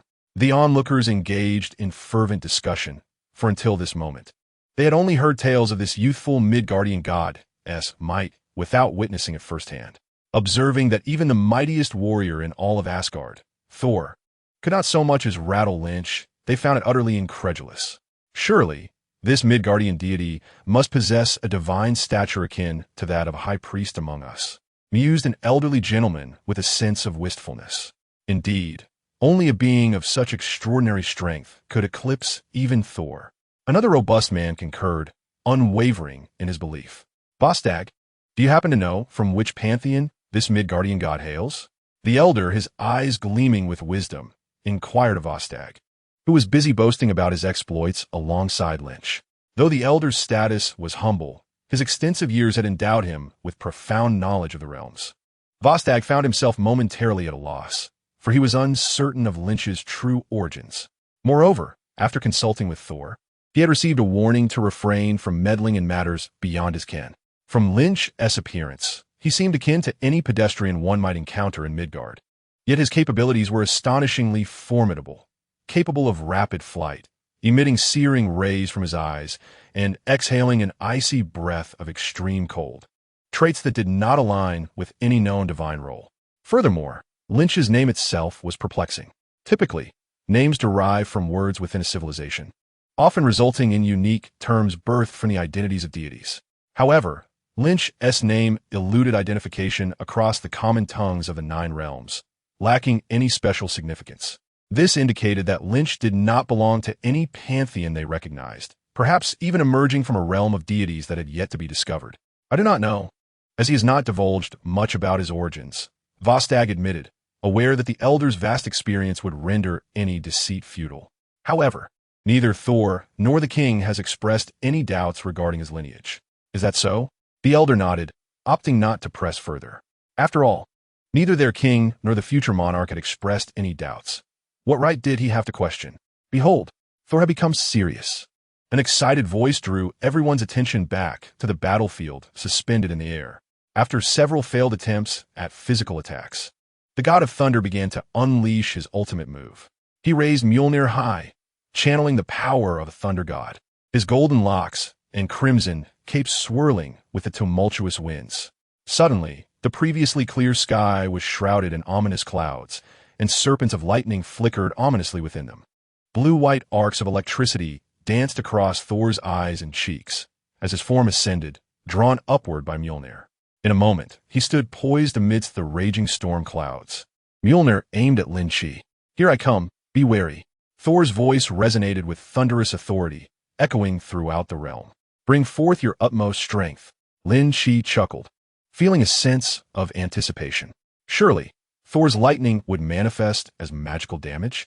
Just a few days prior, such a grand display of magical assault would have stirred apprehension within Lin Qi. But now, he merely wished for Thor to intensify his efforts. Boom! Bolts of lightning surged forth from Mjolnir, sweeping toward Lin Qi, creating a terrifying spectacle behind Thor, as if a multitude of serpents converged. Would he not evade? After all, that was Thor's lightning. Surely it would strike true. Such formidable thunder, even if he survived, would surely leave him gravely injured, right? Did Thor not worry? Was Lin Qi not his apprentice? Gasps of astonishment erupted from those below. The lightning conjured by Thor was indeed awe-inspiring, enveloping nearly all of Asgard.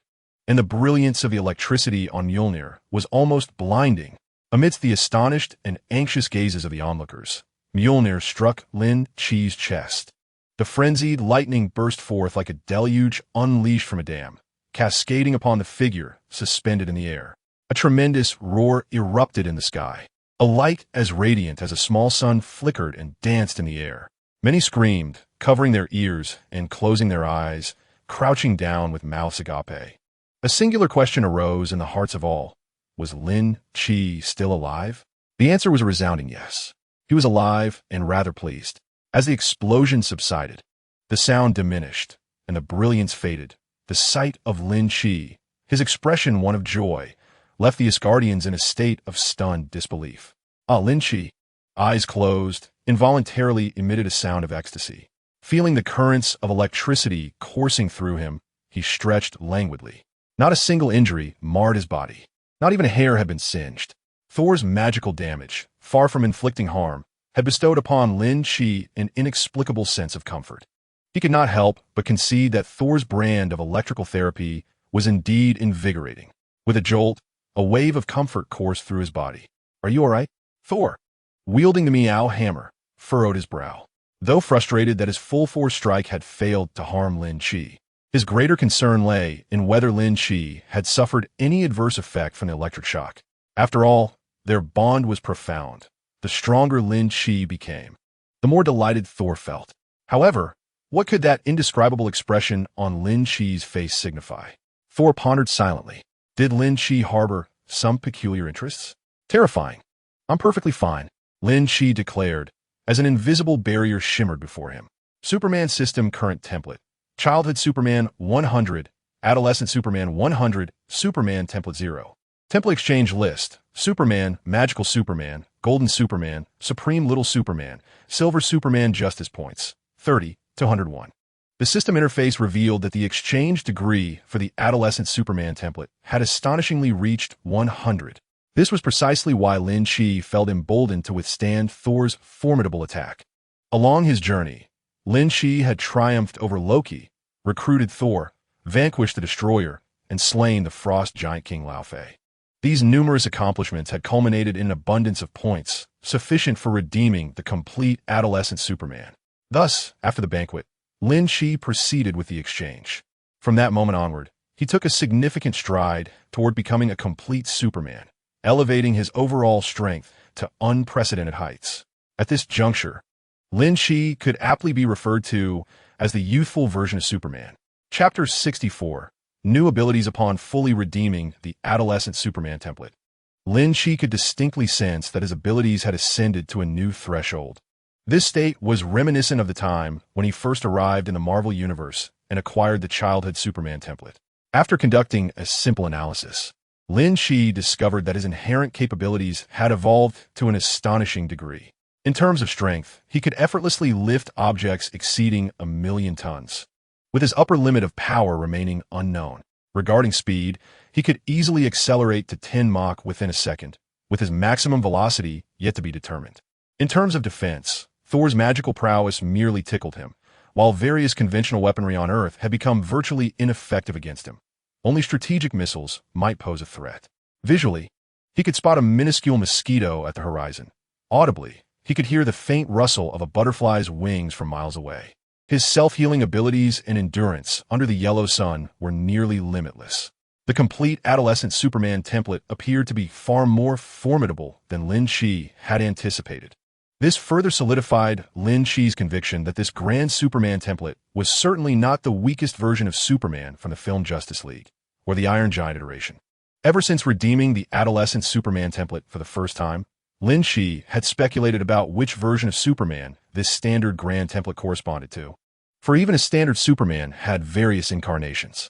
The Bronze Superman, the Black Iron Superman, the Golden Superman, the Silver Superman, and various other incarnations represent the archetypal Superman from different eras, yet their powers vary dramatically. When considering live-action films, television series, and animated adaptations, The multitude of Superman variations becomes overwhelming, with their strengths ranging from those inferior to the God of Heaven to those of multiversal proportions.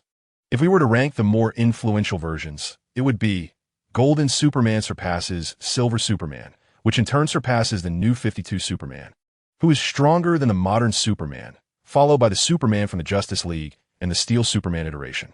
Upon initially acquiring the system, Lin Qi mistakenly believed that the Superman template provided by the system was the live-action version, specifically the Justice League Steel Superman.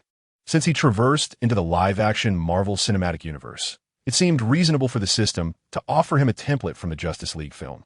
However, as he progressed in exchanging templates, Lin Qi gradually realized that the complete Superman template was not the much-mocked Steel Superman, deemed the weakest.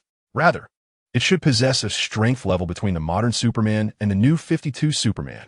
Now that Lin Qi has completed the youth template exchange, he is nearly certain that the system's template is either the modern Superman or the New 52 Superman.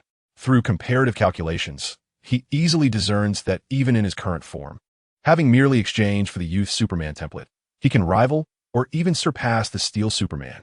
Without delving into these exaggerated basic qualities, a more significant revelation is that Lin Qi unexpectedly discovered a new ability. On that day, as he was collecting the eternal flame within the vault, in a moment of anxiety, he suddenly unleashed a new power that allowed him to grasp the eternal flame effortlessly. This newfound ability manifested as Lin Qi hovered in the air, casting a glance at the Thunder God, who was brandishing his hammer. Upon receiving Lin Qi's gaze, the Thunder God furrowed his brow, sensing an inexplicable chill. As soon as his brow knitted, he found his body moving uncontrollably towards Lin Qi. "What is happening, Lin?" he inquired, feeling compelled by an unknown force towards Lin Qi. "It's nothing to worry about," Lin Qi replied with a smile, skillfully employing his new power to guide the Thunder God's movement, even playfully prompting him to roll in the air. This was the newly acquired or perhaps newly developed ability of mental power, or telekinesis. This ability is not one absent from Superman, but rather a latent power embedded within Superman's characterization, albeit not overtly expressed. When discussing Superman's mental strength, willpower, and telekinesis, one cannot overlook his bioelectric field. Superman's flight capability and his ability to traverse high-speed objects without causing destruction are manifestations of this bioelectric field, which is fundamentally supported by Superman's formidable mental strength. The powers exhibited by Superman in certain versions also implicitly include the concept of mental energy. For instance, Superman can instantly hear sounds from extraordinary distances, akin to how he can immediately respond when Lois calls for help from the far side of the Earth. However, the propagation of sound occurs at a certain velocity, known as the speed of sound. In the context of vast distances, if we consider the speed of sound, it would take a considerable amount of time for Superman to hear anything, making it impossible for him to perceive sounds as readily as an ordinary person would at close range. Thus, the reason for Superman's extraordinary hearing ability to detect sound from great distances is likely intertwined with his immense mental prowess. Such manifestations have been evident in numerous scenarios encountered by Superman. However, within the conventional framework of his abilities, this particular capacity has not been fully developed or showcased. This is entirely reasonable. After all, as the editors have stated, Superman's capabilities are boundless, and in works with limited scope, it is natural to emphasize his most iconic abilities while omitting the majority of others. Nonetheless, from Lynch's perspective, the significance of acquiring such an ability is monumental. Possessing a mental force applicable to the external world implies the potential for the development of additional similar abilities in the future, like mental control, memory retrieval, and hypnosis. At that juncture, Lynch would like to pose a rhetorical question. Who says I, Superman, cannot wield magic?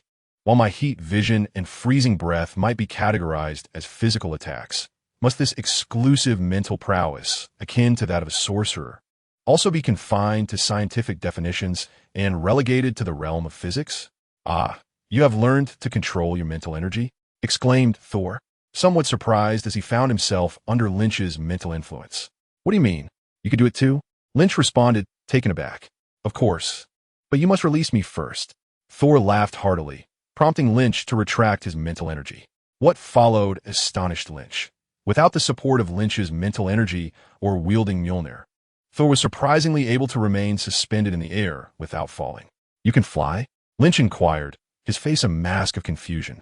In the films, Thor appeared only capable of flight through Mjolnir, showing no inherent flying ability. Yet, what was happening now? By the gods, Thor is flying. Of course, Thor replied with a triumphant laugh. "Isn't it quite simple?" "Not quite. If you can fly, why not do so during battles? Is bouncing around more enjoyable?" Lynch questioned, perplexed, as he extended his mental energy.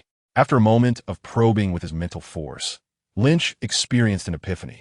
In the comics, Thor flies using magic. Yet this version of him evidently lacks such skills. His ability to soar through the skies stemmed from the same reason as Lynch's: mental energy. Thor was utilizing his mental force to manipulate the winds, achieving flight. Understanding the reason behind Thor's aerial prowess, Lynch's mind began to connect various images of Thor's flight, leading to a fitting conclusion. In the films, the reason Mjolnir is always at his beck and call, able to fly from afar and carry Thor along, is due to Thor's own mental energy. Thor wielded the power of his mind to control Mjolnir. Clearly, with mental prowess, he could also manipulate the air and wind to achieve flight, though the effectiveness would undoubtedly pale in comparison to the unique capabilities of Mjolnir. In fact, such an endeavor seemed less effective than a simple leap from Thor himself, which is why he had never attempted this method of flight in combat. A sly smile crept across Lin Qi's face. "Can you fly steadily?" Thor's face stiffened, poised to respond, but Lin Qi had already lunged forward, giving him a gentle push. "No!" Thor cried out in horror as he plummeted swiftly from the sky. Thud! A sizable crater was left in the ground where he landed. Chapter 65. Return. Seeing Thor embedded in the earth, Lin Qi chuckled. No wonder Thor had never flown this way. It was evidently unstable. It seemed that this method of flight allowed for nothing more than a leisurely drift in the air. Attempting any significant maneuvers would only result in a fall, let alone engaging in fierce combat with an adversary. After assessing his own abilities, Lin Qi recalled the 3 treasures he had acquired from a vault. The icebound chest was unusable, the eternal flame remained a mystery, and the infinity gauntlet was devoid of any gems.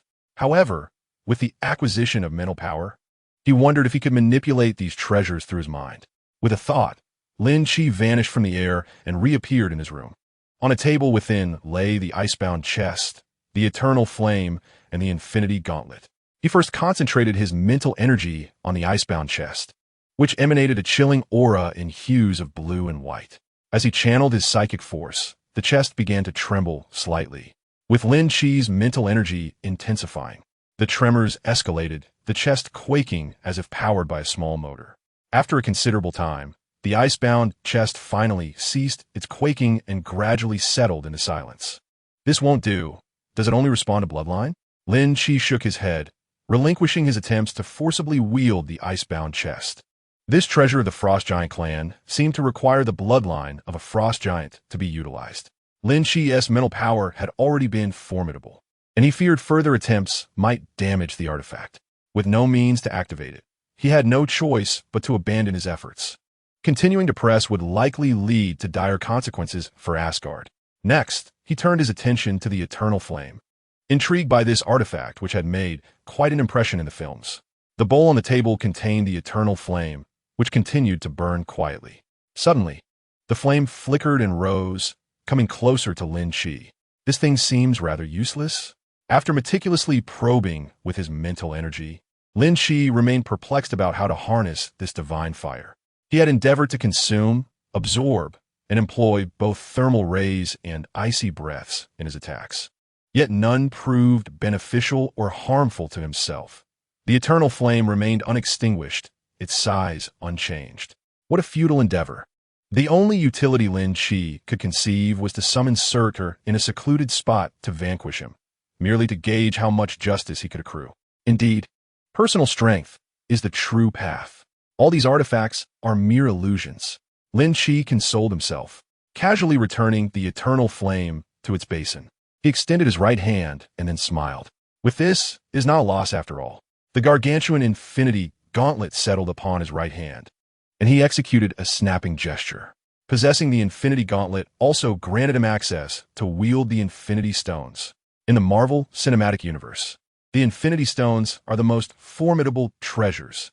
A majority of heroes and villains possess varying degrees of connection to the Infinity Stones, with some abilities stemming directly from a particular stone.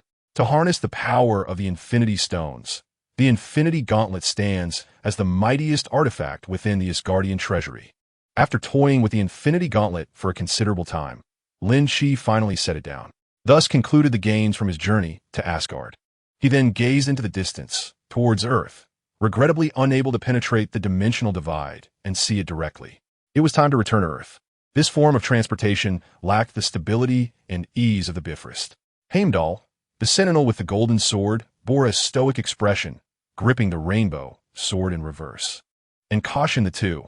Prepare yourselves. You may feel discomfort post-transportation, but given your physical resilience, it should pose no significant issue. Understood. Let us commence swiftly. Thor's face was awash with tension and anticipation, making Lin Qi think he might be anxiously wringing his hands. Is it really necessary?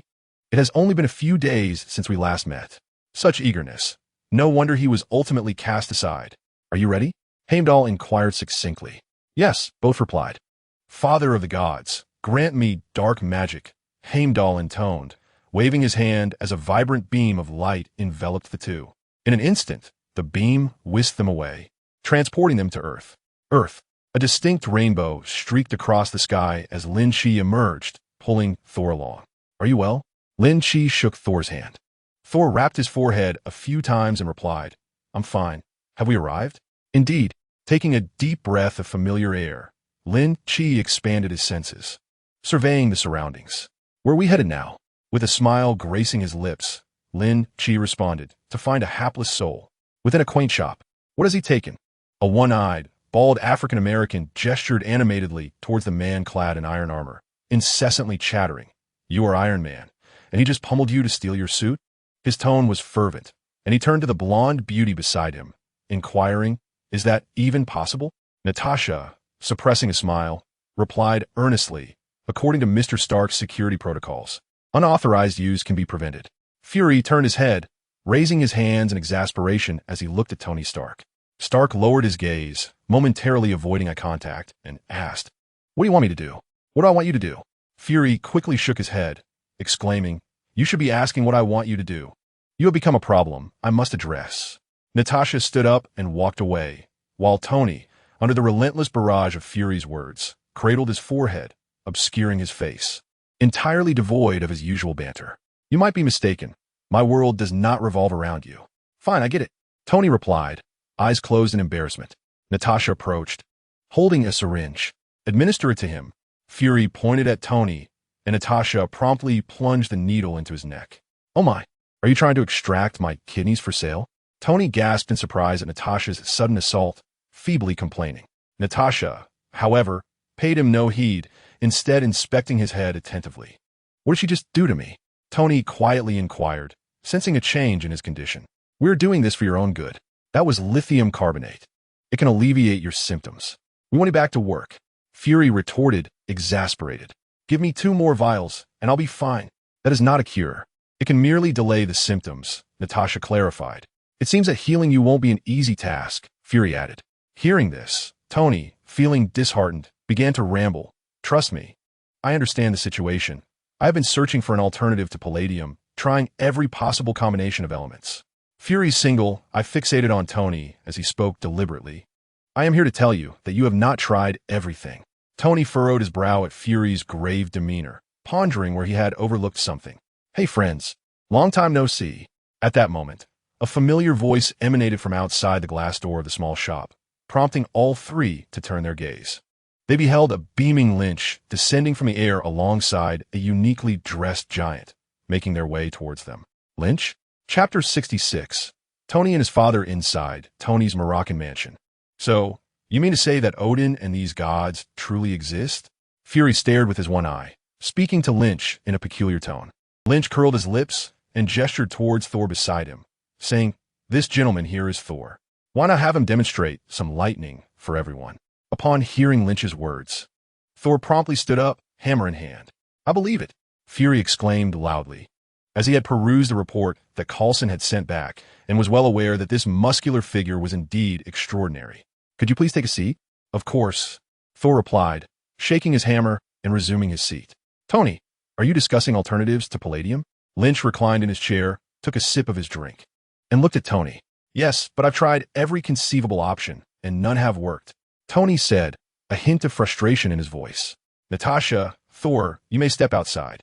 Lynch slurped another sip of his drink, dismissing the two, and continued, since you have exhausted all existing possibilities, why not create a new one? A new possibility? Tony muttered in confusion, falling into deep thought. Director Fury, please continue your discussion with Tony.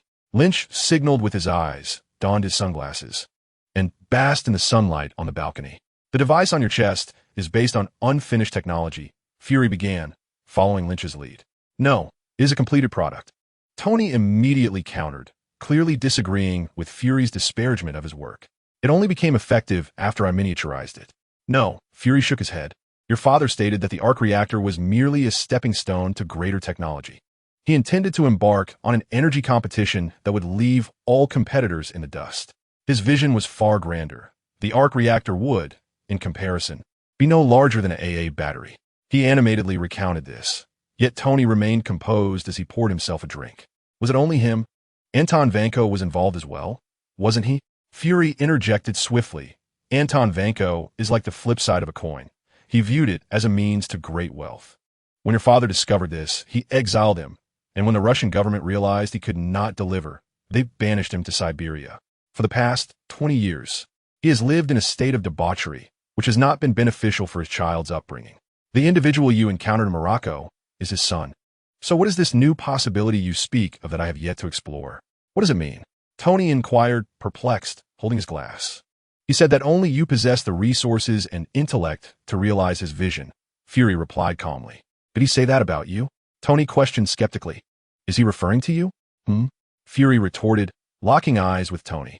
If it were you, you could unravel the secrets that weigh on your heart. Tony silently shook his head, his expression complex.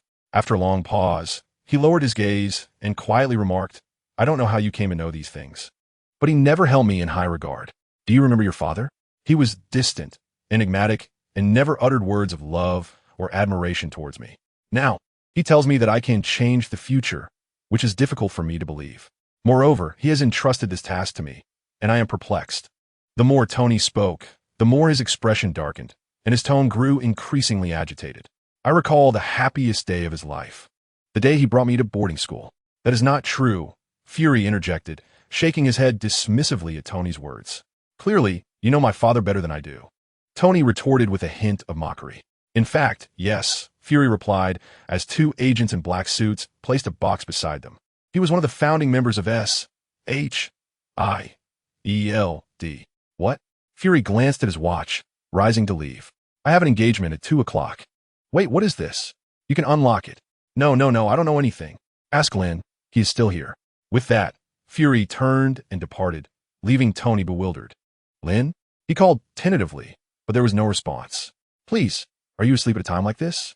Sitting in a room, Tony opened the box Fury had left behind. Inside were various items that appeared to be from a bygone era.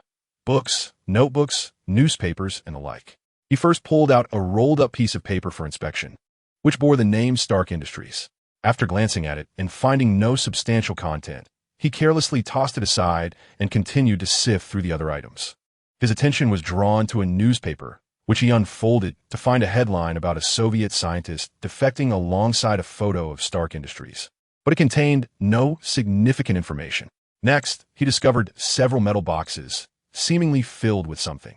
Upon inspecting the labels, he found they contained a few reels of videotape. As he played one of the ancient tapes, his father, Howard Stark, appeared before him, impeccably dressed. Everything can be achieved through technology, a better life, a healthy body, and for the first time in human history, the possibility of sustaining world peace. I am Howard Stark, and everything you need for the future is here. Future City, Tomorrowland. The City of Tomorrow. Howard spoke eloquently on the screen, with a three-dimensional model of the future city behind him, while Tony absent-mindedly flipped through his father's notes. Wait a moment. Howard stepped out of the screen, then re-entered with a broad smile, reiterating, I am Howard, and everything you need for the future is here. I want to work for Stark personally. Mid-sentence, a small boy suddenly appeared in the lower right corner of the screen, prompting Howard to turn around. Tony, what are you doing? What is that? Put it back, return it to its original place. Hearing his father's words, Tony lifted his head and gazed expressionlessly at the screen, where his youthful father stood alongside his younger self. "Where is your mother?" "Maria, let us go. Take him away." Once young Tony was led away, Howard turned back, momentarily flustered as he attempted to articulate his thoughts for the camera. "I want to come in," and then introduce. Suddenly, the screen became chaotic. A flurry of meaningless static flashing by before transitioning to Howard seated in a chair, proceeding to narrate the Stark Industrial Expo. Disappointed, Tony watched for a brief moment, drained the last sip of his drink, and prepared to leave. At that moment, Howard's tone shifted as he began to speak. "Tony, you are still too young to understand, so I will record this segment for you." Hearing this, Tony turned back to continue watching. Howard gestured towards the Industrial Expo backdrop and continued with a smile. "This is for you. One day, you will realize that all of this signifies not only human innovation, but also the culmination of my life's work. It is the key to the future." The screen panned over the intricate details of the image, depicting the buildings and greenery with remarkable realism.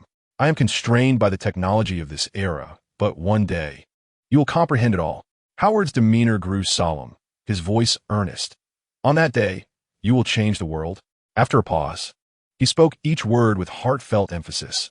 "My greatest creation will always be you." Tony gazed at the unfamiliar visage of his father on the screen, momentarily lost in thought. In his memory, his father had never spoken to him with such earnestness, let alone offered such affirming praise. When it came to family, Tony had rarely broached the subject himself. Throughout his upbringing, his father had never provided him with a shred of validation or commendation, despite his extraordinary intellect and talents far exceeding those of his peers. Later, his parents met with an untimely demise, a wound that remained forever unhealed. In the latter part of the film, Tony even devised a new technology to help him forget this painful memory. Yet at this moment, Iron Man found himself struck by the realization that perhaps he truly did not know his father as well as he thought. Chapter 67. The Old Popsicle. Upon returning home, Tony found Coulson taking Thor to meet his girlfriend, Natasha. At the entrance of Tony's lavish mansion, the group prepared to split up. "So where are you off to?"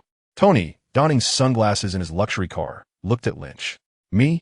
Lynch replied with a mysterious smile. "I'm off to the Arctic to fetch an old popsicle." "What?" Tony questioned, doubting his hearing. "What do you mean?"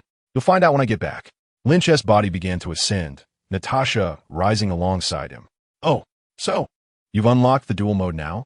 Tony exclaimed, astonished as he removed his sunglasses, marveling at the spectacle. "That is quite cool. Catch you later." Lynch laughed heartily, and amidst Natasha's exclamation, the two transformed into a mere speck against the horizon. "I believe driving would be considerably safer, do you not think?" As the two swiftly vanished from sight, Coulson, with a warm smile, inquired with a tone of sincerity to Thor. "Then let us drive, for I am unfamiliar with the route." Thor had no objections, as he lacked a penchant for soaring through the skies with a man. In the air, Natasha clung tightly to Lynch's waist, her expression beginning to betray a semblance of discomfort. As a seasoned and well-trained agent, mastering one's expressions is undoubtedly a fundamental skill. Typically, she could effortlessly portray emotions such as joy, anger, and sorrow, surpassing even the talents of actors. However, such mastery faltered in the current situation. Feeling the ferocious, blade-like gusts of wind slicing past her, everything around her blurred into indistinct shadows as they raced through the sky.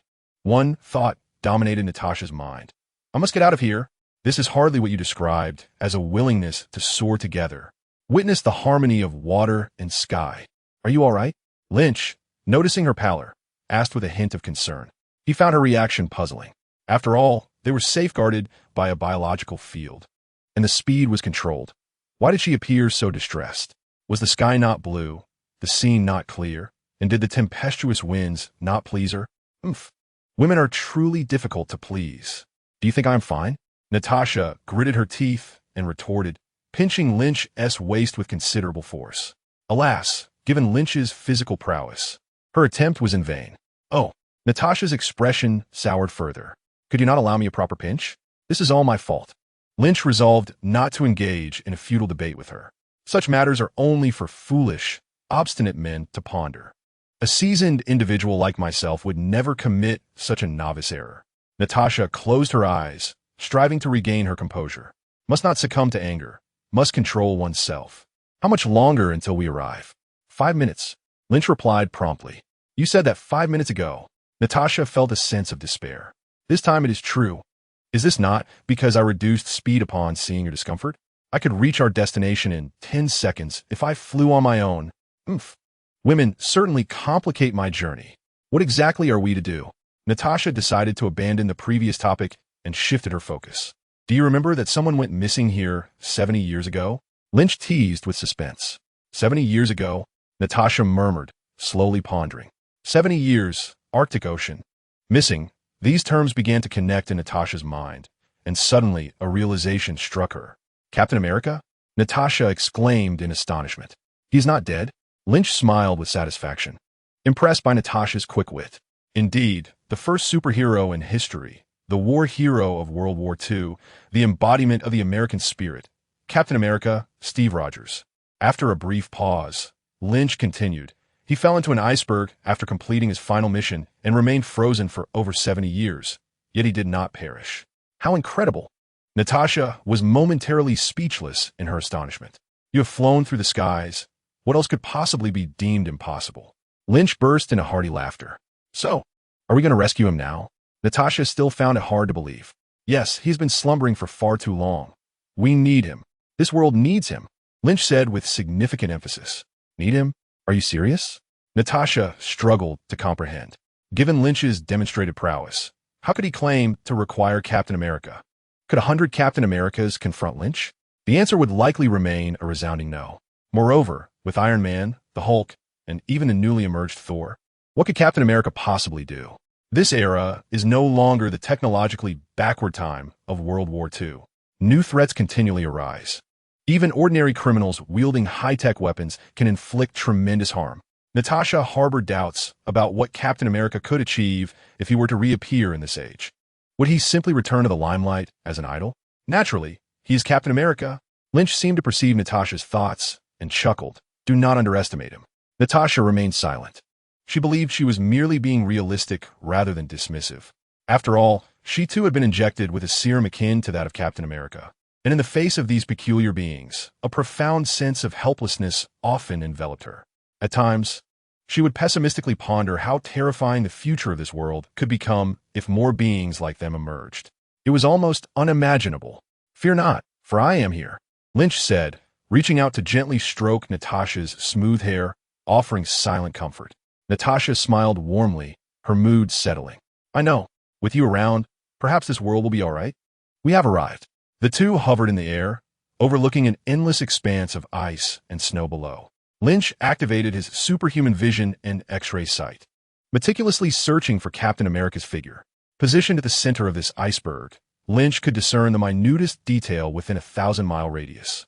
Scanning the nearby ice and the ocean beneath, Lynch initially found no trace of Captain America. He slightly turned his head, gazing into the distance. After several moments, Lynch's eyes brightened. Found him. With Natasha in tow, Lynch swiftly flew towards a colossal iceberg. Through the lens of perception, Lynch beheld the Captain America, slumbering within the iceberg for 70 long years. His eyes ignited with a crimson glow, and two slender beams of thermal vision emerged. As Lynch meticulously began to carve through the colossal mass of ice, the beams danced, slicing through the immense structure until a translucent block of ice, under the command of his mental prowess, soared gracefully before them. With no medical apparatus at hand, Lynch feared that awakening Captain America from his frozen slumber might leave him with lasting afflictions, thus resolved to transport both the man and the ice together. Good heavens! It truly is Captain America, Natasha exclaimed, her astonishment palpable as she recalled the photograph she had seen. Could I possibly deceive you? Lynch chuckled softly, then resumed his search for another artifact, the Tesseract. However, as minutes slipped by, a slight furrow creased his brow. He had meticulously scoured the vicinity for miles, employing his superhuman abilities, yet found no trace of the Tesseract. At that moment, doubts began to creep into his mind regarding the veracity of his prior knowledge. Activating his extraordinary intellect, Lynch swiftly recalled and analyzed scenes from the films he had watched, ultimately deducing that the Tesseract was indeed not where the captain lay in repose, but rather within the confines of S.H.L.D. Decades prior, Howard Stark, Tony Stark's father, had presumably salvaged the Tesseract for research, and it had remained within S.H.I.E.L.D. for over 70 years. At the present juncture, it seemed that the Tesseract was precisely in the hands of Dr. Eric Selvig, who was studying it when Nick Fury entrusted it to him. Thereafter, the Tesseract would be employed by Loki to summon an army, ultimately falling into Thanos' grasp. With this realization, Lynch drew closer to Natasha, enveloping her in an embrace. Let's depart. Chapter 68. The original Avengers, a curveball soared past the batter, allowing the Dodgers to level the score at 4-4. The spectators knew that with a mere swing of the bat, this inning could conclude. An irritating commentary seemed to rouse the slumbering man from his bed, his heavy eyelids fluttering. Gradually, he opened his eyes, staring vacantly at the white ceiling above. After a moment, he abruptly sat up, surveying his surroundings with a perplexed gaze. A white room, an iron-framed bed, a whirring fan. Was this a hospital ward? He mused silently, an inexplicable sense of dread and unease rising within him. Despite the ordinariness of his surroundings, he felt an unsettling dissonance. Suddenly, he turned sharply, fixating on the source of the persistent noise, momentarily rendered speechless. It was a radio. Just then, the door swung open, and a woman, her attire seamlessly reminiscent of the World War II era, entered the room. "Good morning," she greeted him with a smile, glancing at her watch. "Or should I say, good afternoon? Where am I?" The man inquired softly. "In a hospital room in New York," she replied. Today's match was simply thrilling. The radio continued to broadcast a recording of a baseball game, as the man furrowed his brow and glanced out the window, then asked the same question with heightened intensity. "Where am I?" The woman smiled in confusion and replied, "I do not understand what you are saying. I know this game took place in May 1941, for I was present." The man spoke in a low, grave tone. The woman's smile gradually faded. She realized that their preparations had encountered flaw. The man had begun to sense that something was amiss. He rose to his feet, taking 2 steps closer to the woman, and in a menacing tone demanded, "I will ask you once more, where am I?" The woman calmly pressed a small button in her hand, soothingly saying, "Captain Rogers, who are you?" The door burst open, and 2 armed figures clad in black rushed in. Captain America no longer hesitated. He swiftly kicked the 2 men aside and dashed out of the room. Outside the door lay the spacious hall. The style and decor of the hall momentarily stunned Captain America, amplifying his unease. "Captain Rogers, wait!" The woman called out loudly, but Captain America paid her no heed, choosing a direction to escape. "Attention, all units, we have a situation," the woman announced through her walkie-talkie, her voice reverberating throughout the building. The man sprinted into the corridor, encountering a stream of individuals clad in black suits with eccentric designs. Upon hearing the woman's voice, they surged forward the instant they spotted Captain America. Confused and anxious, he continued to run, finally bursting out of the building. Outside, on the street, he stared blankly at the passing cars and towering skyscrapers, bewilderment and trepidation propelling him onward. Ultimately, Captain America halted at a crossroads, lifting his gaze to survey this unfamiliar world. "Steve Rogers." He turned to see a young man descending from the sky. "Hello." Several black cars approached him, and a one-eyed bald man emerged from one of them. "At ease, soldier." "Jarvis, create a digital model. I require an operable projection." Tony instructed Jarvis while leaning over the 3-dimensional layout left by his father. Jarvis's blue light swept over the entire map, forming a projected image. "The Stark Industries Expo model from 1974 has been scanned," Jarvis's emotionless mechanical voice announced. Tony cupped the entire projection in his hands and stepped aside. "How many buildings are there in total, including the Belgian waffle stand?" Jarvis inquired meticulously. "I was merely asking. Show me," Tony replied, pushing the projection forward. With a snap of his fingers directed at the projection, the entire display spun upright. Standing before it, Tony scrutinized the image, muttering to himself, "What does this resemble?" "It bears a resemblance to an atom. The nucleus should be situated here." He pointed at the central circular structure, pondering for a moment before stating, "Enhance the prominence of the large sphere." With one hand, he grasped the circular edifice while the other converged, conjuring a grand sphere. "Eliminate the corridors, discard everything," he proclaimed. "What do you wish to create, sir?" "I aspire to discover, or rather, to rediscover, a new element." Gazing at the projection, Tony continued to gesture, instructing, remove the landscape, the shrubs, the trees, the parking lot, the exits, and the entrances. As he excised each superfluous element, the projection became increasingly minimalist, utilizing the gazebo as a framework. He constructed protons and neutrons. The projection underwent continual transformation, ultimately materializing into a flawless new element. Staring in awe at this new creation, Tony suddenly clapped his hands, causing the projection to enlarge and envelop him. He beheld the celestial vista before him and gradually broke into a smile. You've been gone for 20 years and still wish to lecture me. With another clap, the new element morphed into a small sphere in his palm. The new element you discovered should replace the palladium you are currently using, Jarvis timely reported. Thanks, Dad, Tony murmured to the small sphere. Unfortunately, it cannot be synthesized. Jarvis doused his enthusiasm with a dose of reality. Tony nonchalantly grunted, then retrieved his phone. Lin, I cracked it. Is that so? Congratulations. We should celebrate later, but I have a few matters to attend to. After ending the call, Lin Qi approached Captain America. I told you, your little tricks won't fool Rogers. Lin Qi smirked, reveling in the irony of S-H-I-E-L-D, stumbling over such trivialities. Fury maintained his composure as he addressed Captain America. I apologize for putting on that dreadful performance.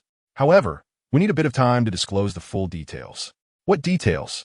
Captain America panted slightly, his unease reaching a crescendo. You have been in a deep slumber, Captain, for nearly 70 years.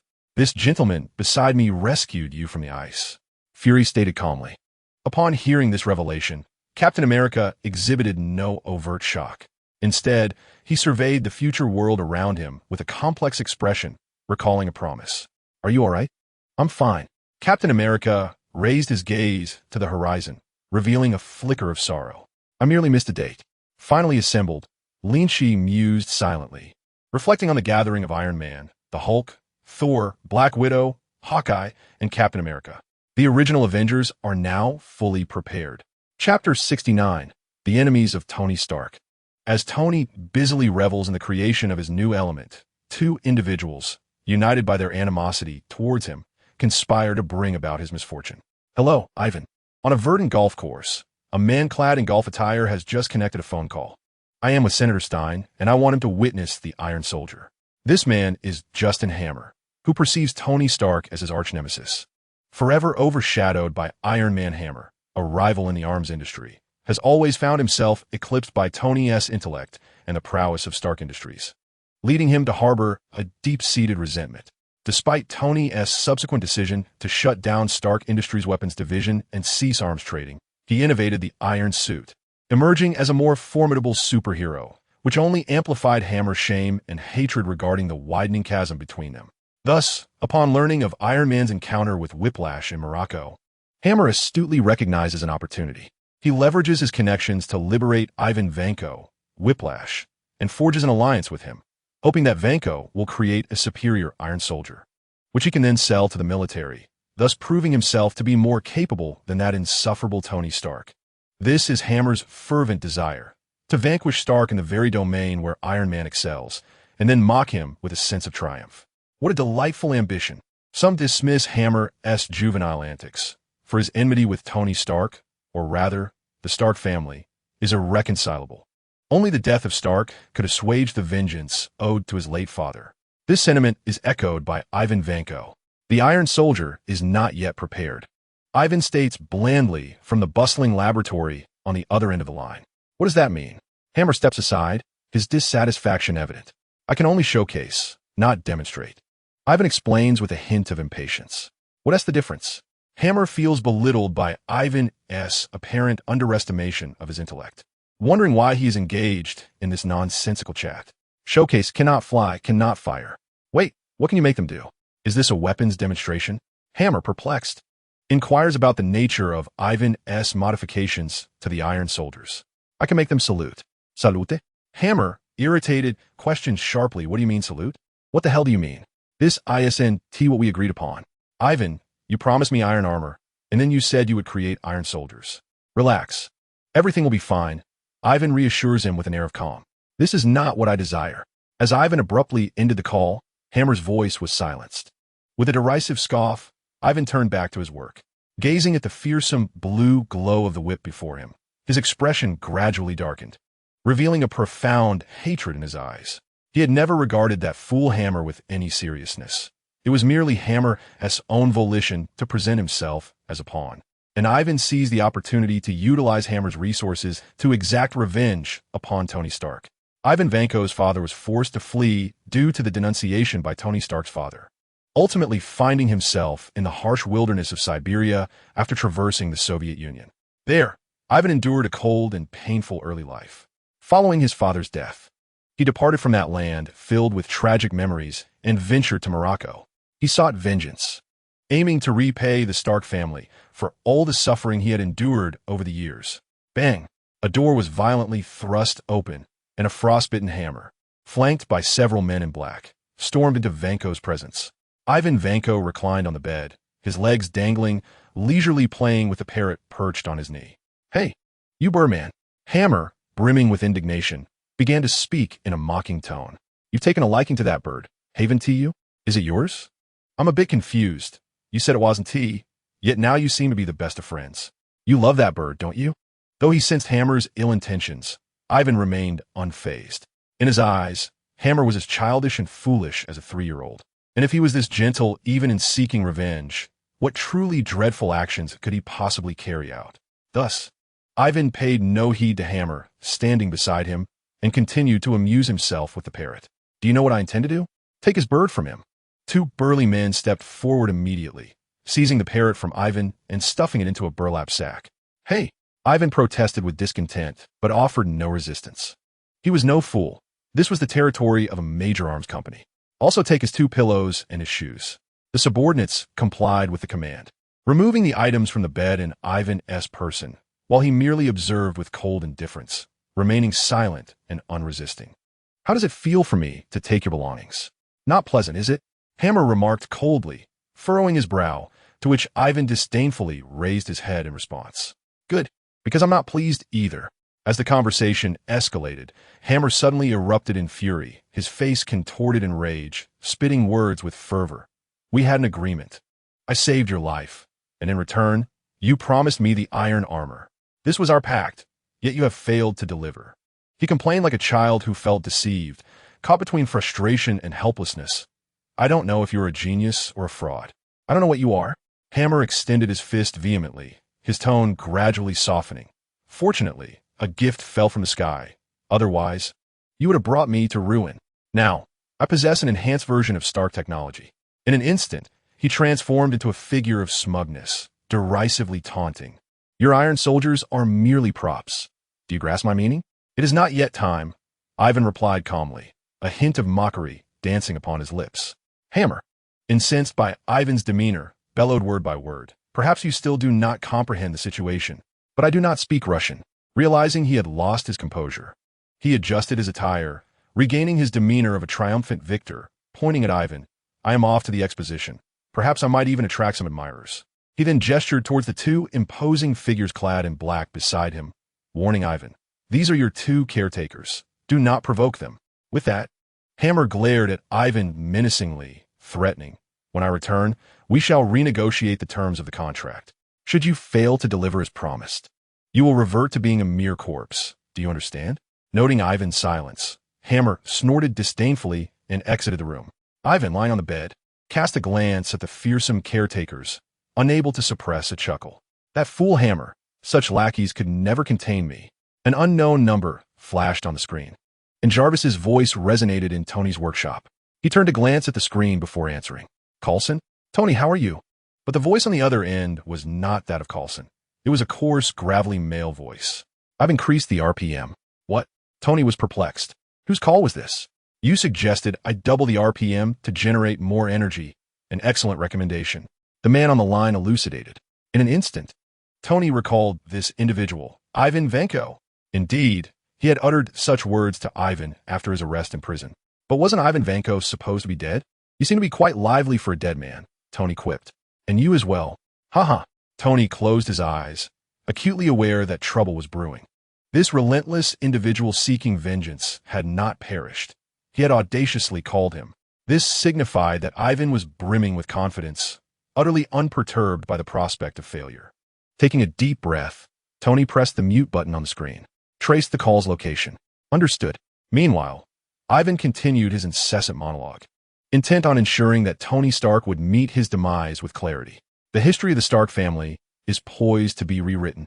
What your father did to my family 40 years ago, I shall reciprocate upon you within the span of 40 minutes. That sounds rather intriguing. We ought to have a thorough discussion. Tony muted the call, responding to Ivan in an effort to buy himself some time. The other party was utilizing the Oracle network, located on the east coast of the United States, specifically within the tri-state area of Manhattan and its adjacent jurisdictions. At that moment, Jarvis finally pinpointed Ivan's location. I hope you're prepared, Ivan stated before abruptly terminating the call. The tracking was unsuccessful. With the call ended, Jarvis's tracking efforts concluded as well. Tony anxiously scanned the information on the screen when suddenly he caught sight of a news article on a nearby tablet. It was an announcement regarding the Hammer Industries Expo, and Tony, as if he had stumbled upon a breakthrough, rapidly perused the significant details. So it was you rascal. Tony's mind swiftly connected the dots. It must have been Hammer who rescued Ivan. The two of them, equally unscrupulous, had teamed up to conspire against him. With this realization, Tony turned his gaze to the newly manufactured element beside him. Without hesitation, he approached and inserted the new reactor into his chest. The rationale was simple. His beloved Pepper would be attending that wretched Hammer Industries Expo tonight.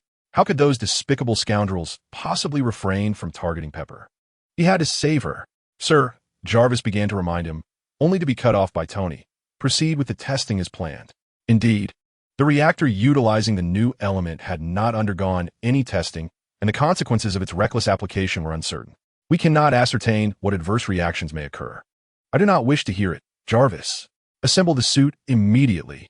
The color drained from Tony's face as he inserted the new reactor, emitting peculiar sounds reminiscent of a blend of coconut and metal. Chapter 70, Iron Man vs. Hammer Industries Expo. Outside the venue of the expo, a business vehicle came to a halt, and Pepper along with Happy emerged. I shall park the vehicle here, Happy declared, ever clad in his suit. Stand by the car door. Thank you, Happy. Dressed in a captivating little dress, Pepper swayed her hips as she ascended the staircase leading into the venue. Inside, the space was already bustling with people, many holding glasses and forming small circles to engage in conversation. Justin Hammer Showcase was set to commence in the main hall, and upon hearing the announcement, the guests began to enter and take their seats. Before them loomed a massive screen displaying the emblem of Hammer Industries, the protagonist of today's event. Accompanied by light-hearted yet comical music, Hammer, self-assured in his appearance, swayed his body and stepped to a lively rhythm, receiving applause as he approached the microphone. Now this is more like it. Welcome. He gazed down at the crowd below, a triumphant expression adorning his face as he continued. Ladies and gentlemen, for a long time, our nation has sent valiant soldiers into perilous battles. Then came Iron Man, and we believed that no lives would be lost again. Yet, he has refused to unveil his advanced technology. This is neither fair nor just, and it is a great pity. Hammer, with a look of regret, condemned Tony Stark, causing Pepper in the audience to frown. Nonetheless, it was indeed a remarkable invention, garnering headlines across the globe. But today, my friends, the major news outlets are in for a challenge. Their ink is about to run dry. He displayed a mysterious smile and signaled for two staff members to remove the podium before him. Ladies and gentlemen, today I shall introduce a new face of the American military. Hammer suddenly pointed behind him and passionately proclaimed, "The Hammer Iron Soldier." A rousing musical score filled the air as 2 rows of towering iron soldiers slowly ascended from the floor, synchronized with the music. Hammer approached the Iron Soldiers and pointed to the adjacent floor, announcing the Navy Iron Soldier. 2 rows of blue Iron Soldiers, differing slightly in form from the Army series, emerged before the audience. And now, the Air Force soldiers. He gestured grandly, and a 3rd type of Iron Soldier made its appearance. The Marine Corps Iron Soldier. The final variety of Iron Soldier took the stage. Cheers erupted from the crowd. Hooray! Hammer stood amidst the Iron Soldiers, basking in the applause and astonished gazes. They were far superior to cheerleaders. Although this was revolutionary technology, the battlefield still required real soldiers. Ladies and gentlemen, I am honored to introduce the first prototype of the Comprehensive Threat Response Combat Armor and its pilot, Air Force Colonel James Rhodes. A dazzling sound effect burst forth, and the lights quickly focused on center stage, revealing a rather different Iron Man. What? Pepper gasped in shock. Why is Rhodes here? And why is he a part of Hammer's product? She was bewildered. The War Machine, Rhodes, raised his hand in salute amidst a wave of applause, while the Iron Soldiers behind him executed a synchronized salute. Hammer raised his right hand in an exaggerated salute and, with grandiosity, declared, "Hammer Industries reporting to America and its allies." At that moment, a sudden whooshing sound pierced the air, causing everyone to look up. A golden-red Iron Man, ablaze with flames, streaked across the night sky and landed on stage. It was Iron Man. The crowd erupted in excitement, all standing to applaud and cheer for his arrival. They assumed it was a delightful surprise orchestrated by Hammer Industries, yet several individuals on stage clearly did not share this sentiment. "We are in trouble." Tony strode directly toward the War Machine. "Tony, there are civilians here. I am following orders. Do not engage in combat." Rhodey assumed Tony had come to stir trouble, especially since the suit he wore was borrowed from Tony's collection and had undergone extensive modifications. Tony approached War Machine and waved to the crowd below, beckoning them. Uncertain of the unfolding situation, Rhodey deemed it best not to escalate matters and obediently followed suit in waving. "We are all in danger. We must devise a way to evacuate them. You must trust me now," Tony reassured the crowd while simultaneously communicating with Rhodey through his suit. "I tried, and the outcome was disastrous at your place." Rhodey ruthlessly exposed Tony's past failures. "Quite well. I suspect he is allied with Vanko." Ignoring Rhodey's mockery, Tony spoke with earnest gravity.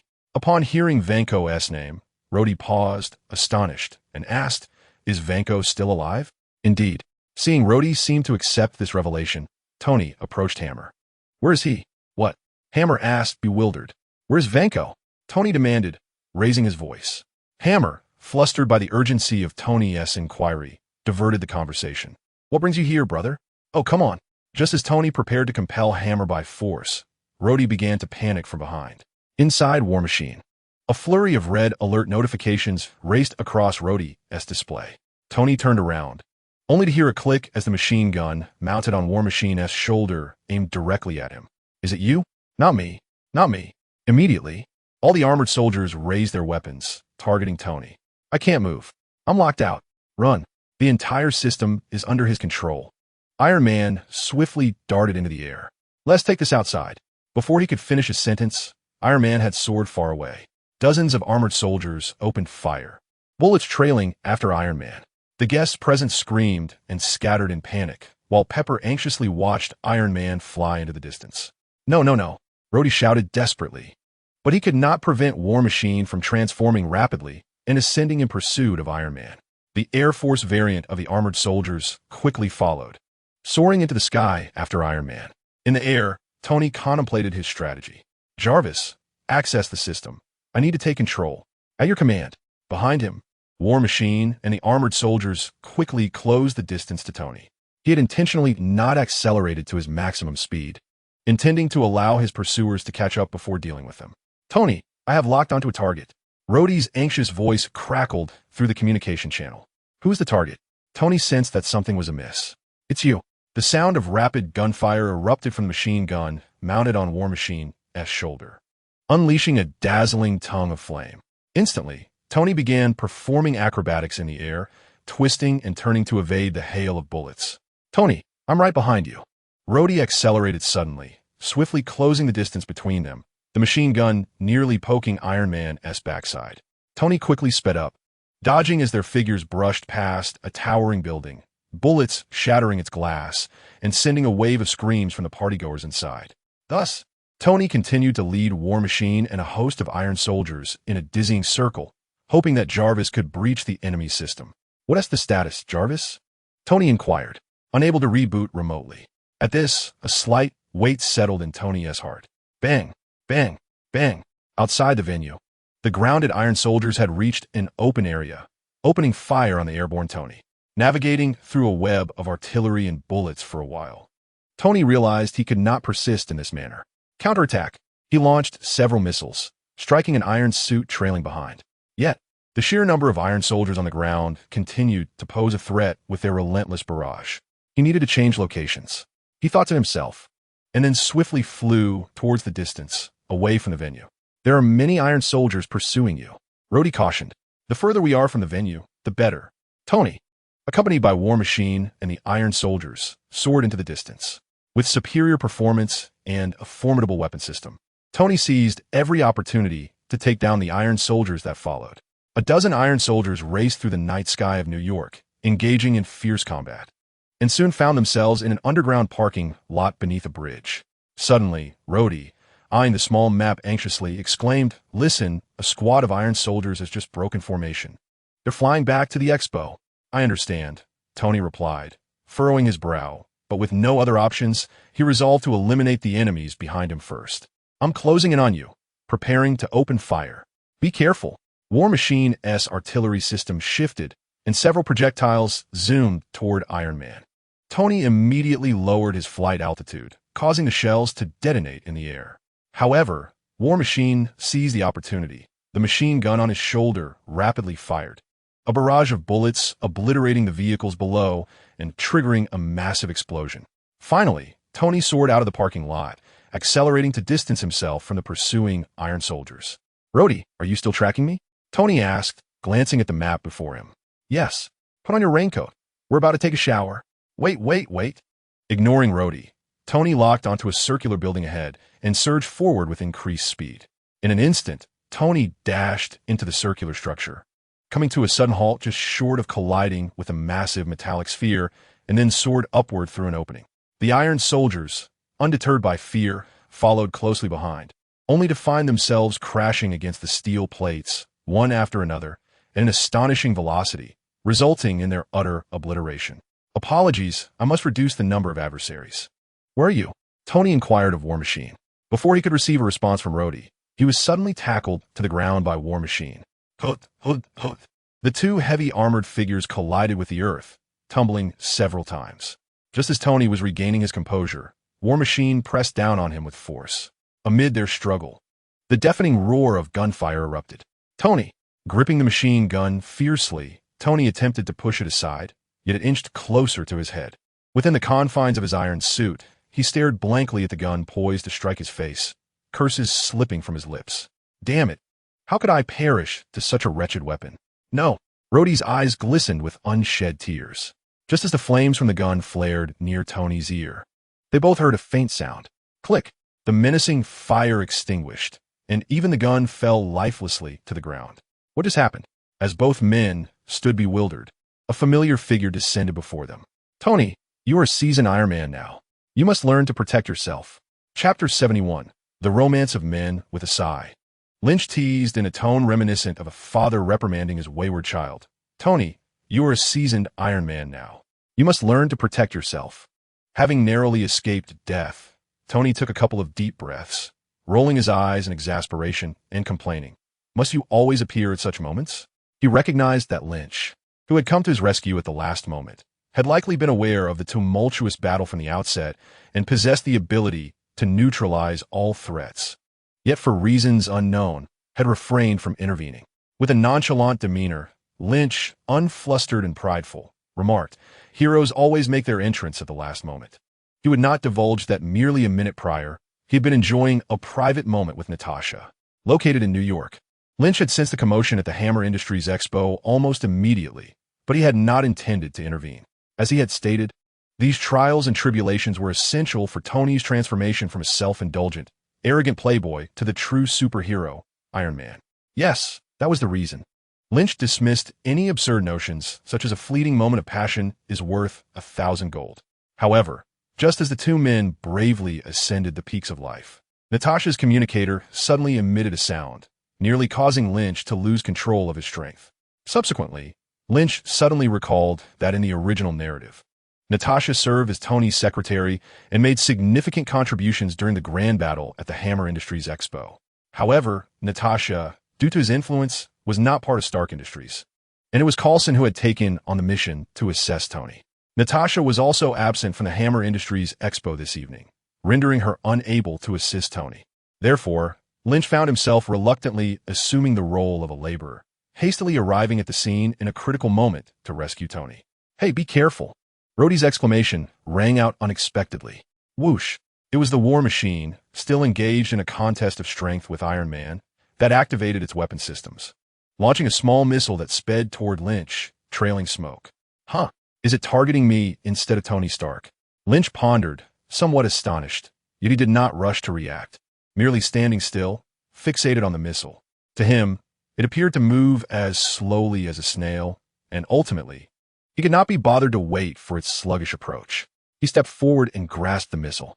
Yet, something curious occurred. Once in Lynch's grip, the petite missile emitted a low, buzzing sound and ceased all movement, showing no inclination to detonate. Does this missile have a dud? Oh, it dawned on him. This missile was likely dubbed Ex-Wife, installed on the War Machine by Hammer Industries. Thus, there was no cause for alarm. What was this situation called? It was a demonstration of sheer strength against an ex-wife. Holding the compact and exquisite missile, Lynch fancied he could hear the dark, sinister curses of Hammer. My ex-wife is nothing. Truly, who among us does not harbor a story, despite Hammer's seemingly clumsy demeanor? He too was a young man with a narrative to tell. Tony also recognized the origins of this device at a glance. After a moment of speechlessness, Rhodey's expression darkened further. Rhodey, I sincerely apologize. Tossing the missile aside, Lynch approached the War Machine. I cannot control this armored suit. I must dismantle it. So please do not hold it against me. Upon hearing this, Rhodey instinctively prepared to flee, but alas, he had no command over the War Machine. Observing Lynch, who was eagerly approaching with an air of determination, Rhodey felt tears welling up. You're apologizing? What nonsense is that? Please, grab a mirror and take a good look at your own face. Your joy is so evident that your mouth can hardly close. No. As Rhodey shouted in despair, the War Machine surged forward instead of retreating, accelerating toward Lynch. Are you trying to get yourself killed? Oh wait, the one controlling the War Machine was not Ivan Vanko. So, was that guy actually wishing for my demise? With no other option, he could only shout loudly to warn Lynch. Lynch, be careful. Upon hearing this, Lynch cast an odd glance back at him. Why does that sound so strange? Swiftly, the silver-black armored War Machine, a perfect embodiment of mechanical brutality aesthetics, hurtled through the air with a roaring sound, akin to a meteor crashing towards Lynch. And what of Lynch? Standing at approximately 178 centimeters, with a visage that belied no more than 24-25 years. His semi-long hair and flip-flops rendered him reminiscent of a fresh graduate, unceremoniously evicted by his landlord for failing to secure employment. Anyone witnessing this scene would feel a pang of sympathy for this unfortunate youth. Yet, this sentiment did not extend to roads within the War Machine. With a resounding clash, just a second later, the meteor shattered. Lynch met the War Machine, his hands transforming into a cascade of radiant light that enveloped it. He did not deliver a single punch to the War Machine, for such an act had been mastered during his early days in this world, when he first transformed into a youthful Superman, now matured into a more refined version of his former self. It was only fitting that he engage in feats commensurate with his identity. After all, mecha represents a man's romance. Thus, dismantling the War Machine felt entirely justified. As the War Machine brushed past Lynch, it crumbled as swiftly as a mound of sand.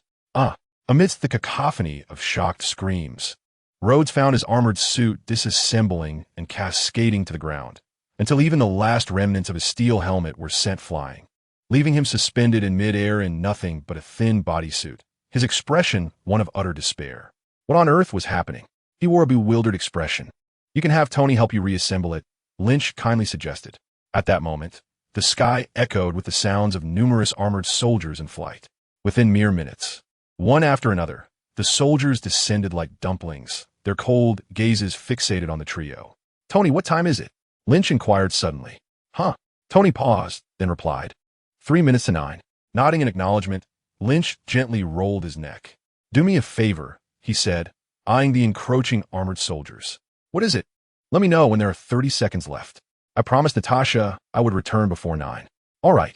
As soon as their conversation concluded, Tony witnessed soldier after soldier being seized by an invisible hand, twisted violently into a chaotic mass.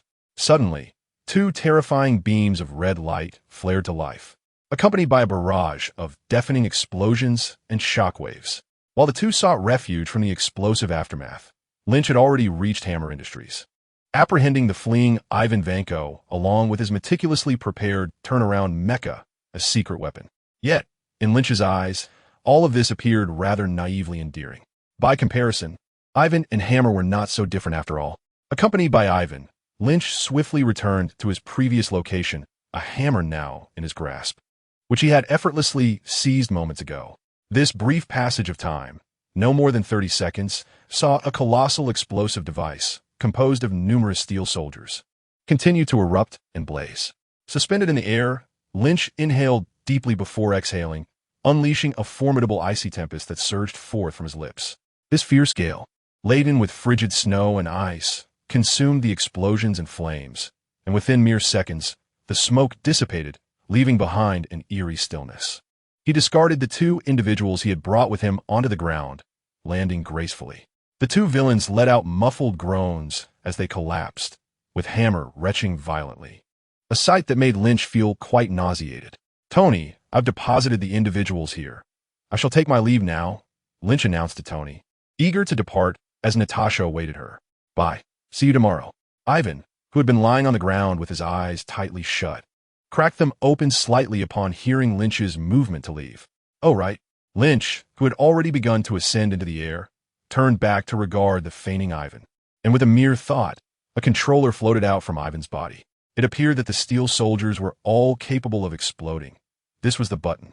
With the revelation of his last resort being exposed, Ivan could no longer restrain himself and scrambled to his feet, frantically pointing at Lynch and shouting hysterically. "Are you not aggrieved?" Lynch snorted coldly, tossing the controller back. "Give it a try." Ivan Vanko erupted into incredulous laughter. "Tony Stark, I shall reduce your beloved to ashes. You will experience this torment." As his incoherent excitement reached a crescendo, he pressed the button. Suddenly, the dark night sky erupted in a dazzling display of fireworks, the resounding booms making it clear that these were the steel soldiers Ivan intended to use to inflict casualties. A well-formed smirk curled at the corner of Lynch's mouth as he scoffed. "You have no idea what it truly means to." 9 o'clock, Tony's voice interrupted Lynch's proclamation. "Bye." Lynch's voice lingered in the air as he vanished into the night sky. In a luxurious apartment in Manhattan, one of Lynch's residences, albeit merely a rented space, he had no intention of purchasing property amidst the chaos of the New York battle, as money was merely a numerical concept to him. Natasha, sensing his presence, turned to see Lynch stealthily entering through the window. "You're late." The room was engulfed in darkness, save for the scattered shards of moonlight that fell upon the bedside, illuminating her flawless, voluptuous form in an enchanting and pristine glow. "Did you see the fireworks?" Lynch asked playfully, a grin stretching across his face. "I did," Natasha replied, her smile hinting an understanding of Lynch's intentions. "Were they beautiful?" He gently settled at the edge of the bed, propping himself up with one hand, gazing intently at the exquisite being created by divine hands before him. She was stunning. Natasha's laughter was as enchanting as the moonlight. "That beauty was blossoming solely for you." As he spoke, Lynch leaned in closer, kissing her soft, supple lips. After a prolonged moment, their lips parted. Both lowered their heads, breathing softly, while Natasha's beautiful eyes sparkled momentarily. Her large eyes fixed on Lynch, who was tantalizingly near. Her crimson lips slightly parting. "Will you one day take flight and never return?" Lynch's breath hitched, blinking twice in silence. After a moment, he turned to press her down, locking his gaze with hers, declaring, "No, I shall always soar towards the places that hold you." Chapter 72. The candidates for the Avengers Initiative within a covert facility under SHIELD. The recruitment assessment for the Avengers had commenced. Iron Man approved. Tony held a report detailing his evaluation, reading the favorable outcome with a smug expression directed at Fury. "I shall contemplate this." However, Fury, ignoring his feigned reluctance, brusquely commanded, "Continue reading." Tony paused, then lowered his gaze to read further. "Tony Stark is not recommended?"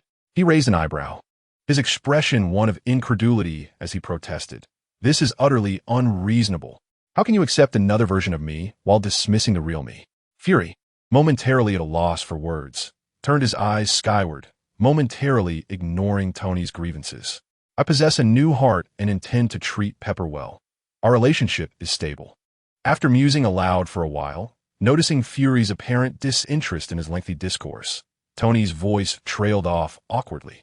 Only when Fury sensed the silence did he fixate on Tony's face. Speaking earnestly, it is precisely for this reason that we have decided you may currently serve only as a consultant. The serious atmosphere was abruptly shattered by a nearby audience member who couldn't contain their laughter. Tony, wounded in his pride by the mockery, shot an angry glare at Lynch. "What's wrong? Is your sense of humor so low?" "I apologize."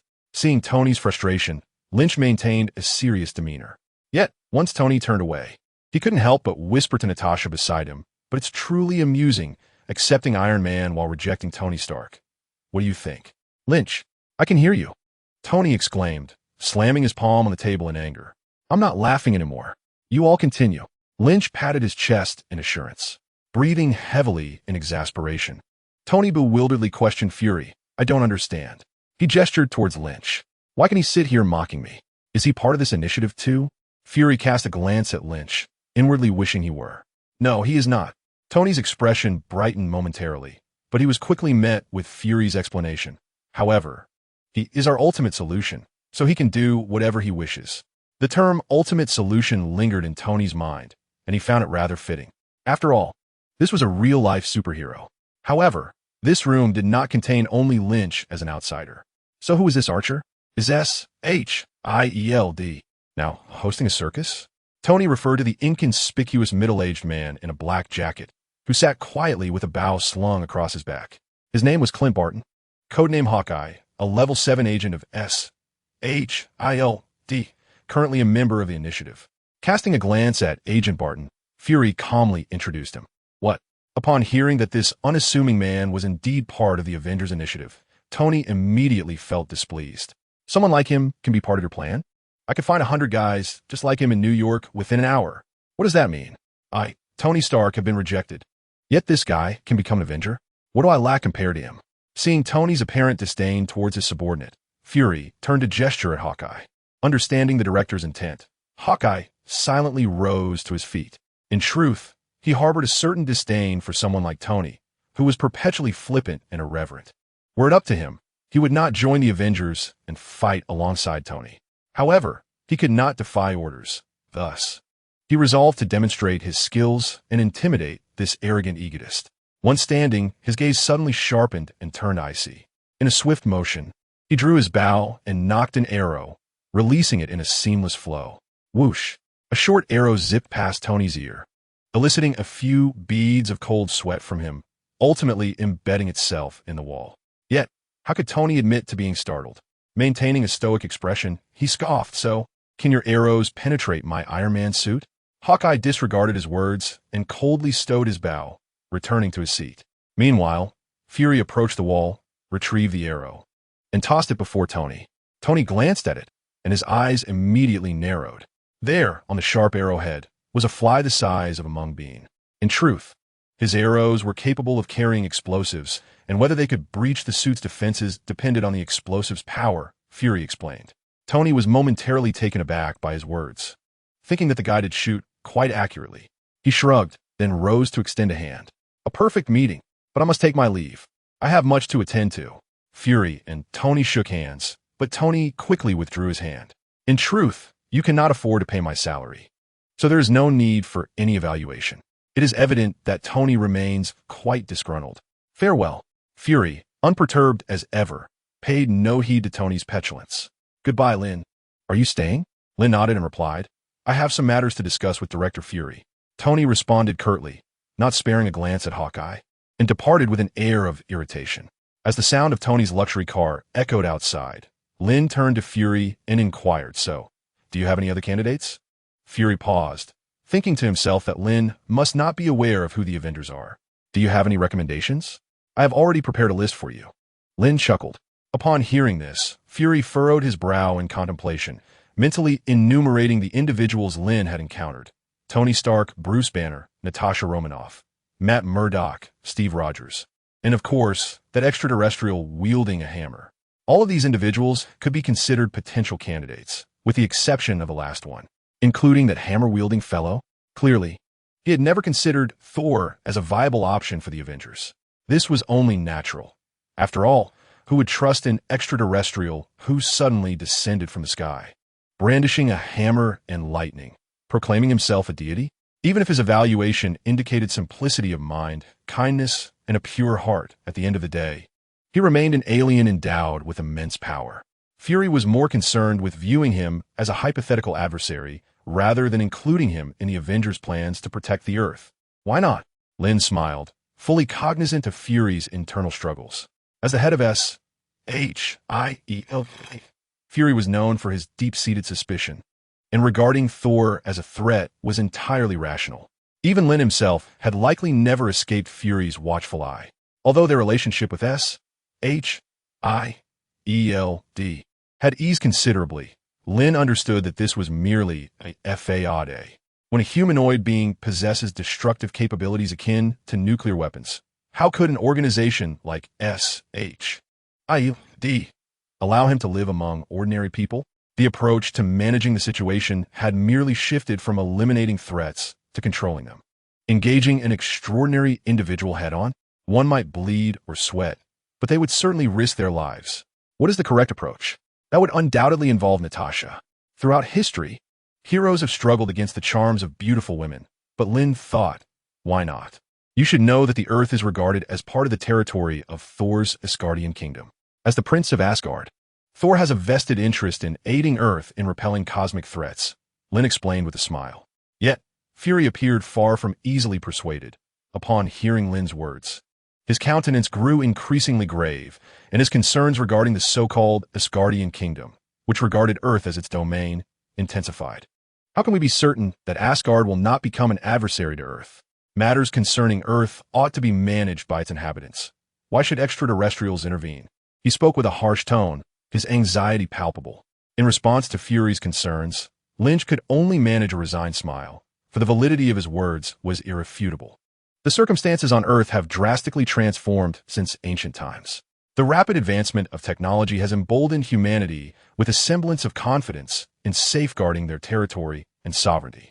However, the crux of the matter lies in the realm of the Marvel Cinematic Universe, where the prevailing narrative is perpetually characterized by the struggle between superheroes and supervillains.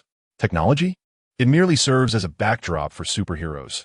When a villain truly seeks to annihilate the Earth, no amount of advanced technology can avert disaster. To confront supervillains, one must rely on superheroes. Do not fret so. The Asgardians are quite amicable. My previous visit was rather pleasant. He continued, by the way, why have you brought that individual back to Earth? At this, Fury expressed his dissatisfaction. Initially, he was relieved that the fellow had returned, only to find that Lynch had once again brought him to Earth. Upon hearing this, Lynch's expression grew peculiar. Did Coulson not inform you? Fury's countenance shifted, his expression one of incredulity. He is genuinely here solely for romance? Under the watchful eye of S.H.I.E.L.D., the individual had indeed behaved in such a manner. Shortly after his arrival on Earth, he had requested Coulson's assistance in locating a young lady named Jane Foster, and the two had spent their days entwined in love. Sensing an inexplicable resentment in Fury's words, Lynch fell silent. Although Thor ostensibly came seeking the Tesseract, what was the reality? Despite the passage of time, Thor had yet to inquire about the Tesseract. But what of romance? You, a lifelong bachelor, will never comprehend that sometimes saving the world hinges on matters of the heart. In truth, he is on a mission. Lynch cast a glance at the other two individuals in the room. However, this matter is of significant importance. We must converse privately. Natasha and Hawkeye exchanged glances with Fury, and upon receiving his affirmation, they exited together. After carefully considering his words, Lynch spoke, "Are you researching the Tesseract?" Fury's expression momentarily stiffened, a flurry of thoughts racing through his mind, yet he quickly steadied himself to respond, "Indeed. It is the key to unlocking infinite energy." "Is that so?" Lynch involuntarily let out a cold laugh, then mercilessly exposed Fury's deception. "You intend to manufacture weapons for use against someone like me or Thor." Even someone as composed as Fury found his heart racing upon realizing that Lynch was fully aware of his intentions. He bowed his head, pondering deeply for a prolonged moment. Believing that Lynch had succumbed to negative emotions, Fury could only muster the courage to reassure him, stating, "I must proceed in this manner. It is not solely my decision." However, Lynch merely shrugged indifferently and replied, "I am aware of your intentions. Yet the reality is that the risks you undertake to safeguard Earth will ultimately lead to even greater peril. This scenario is all too prevalent within the Marvel Cinematic Universe, with the narratives of Avengers 12 and Captain America 2 serving as vivid examples. Yet, aside from Lynch, no one possesses foresight into what the future holds. Even the master of the mystic arts, who wields the time stone, can merely glimpse potential futures. The true nature of what is to come remains shrouded in mystery. Thus, their errors are somewhat understandable. As for the Tesseract, it may remain in your possession, for in due time it shall naturally return to its rightful place. With that, Lynch, feeling somewhat disheartened, prepared to take his leave. Since Thor was not in a hurry, he decided to allow the narrative to unfold as it was meant to.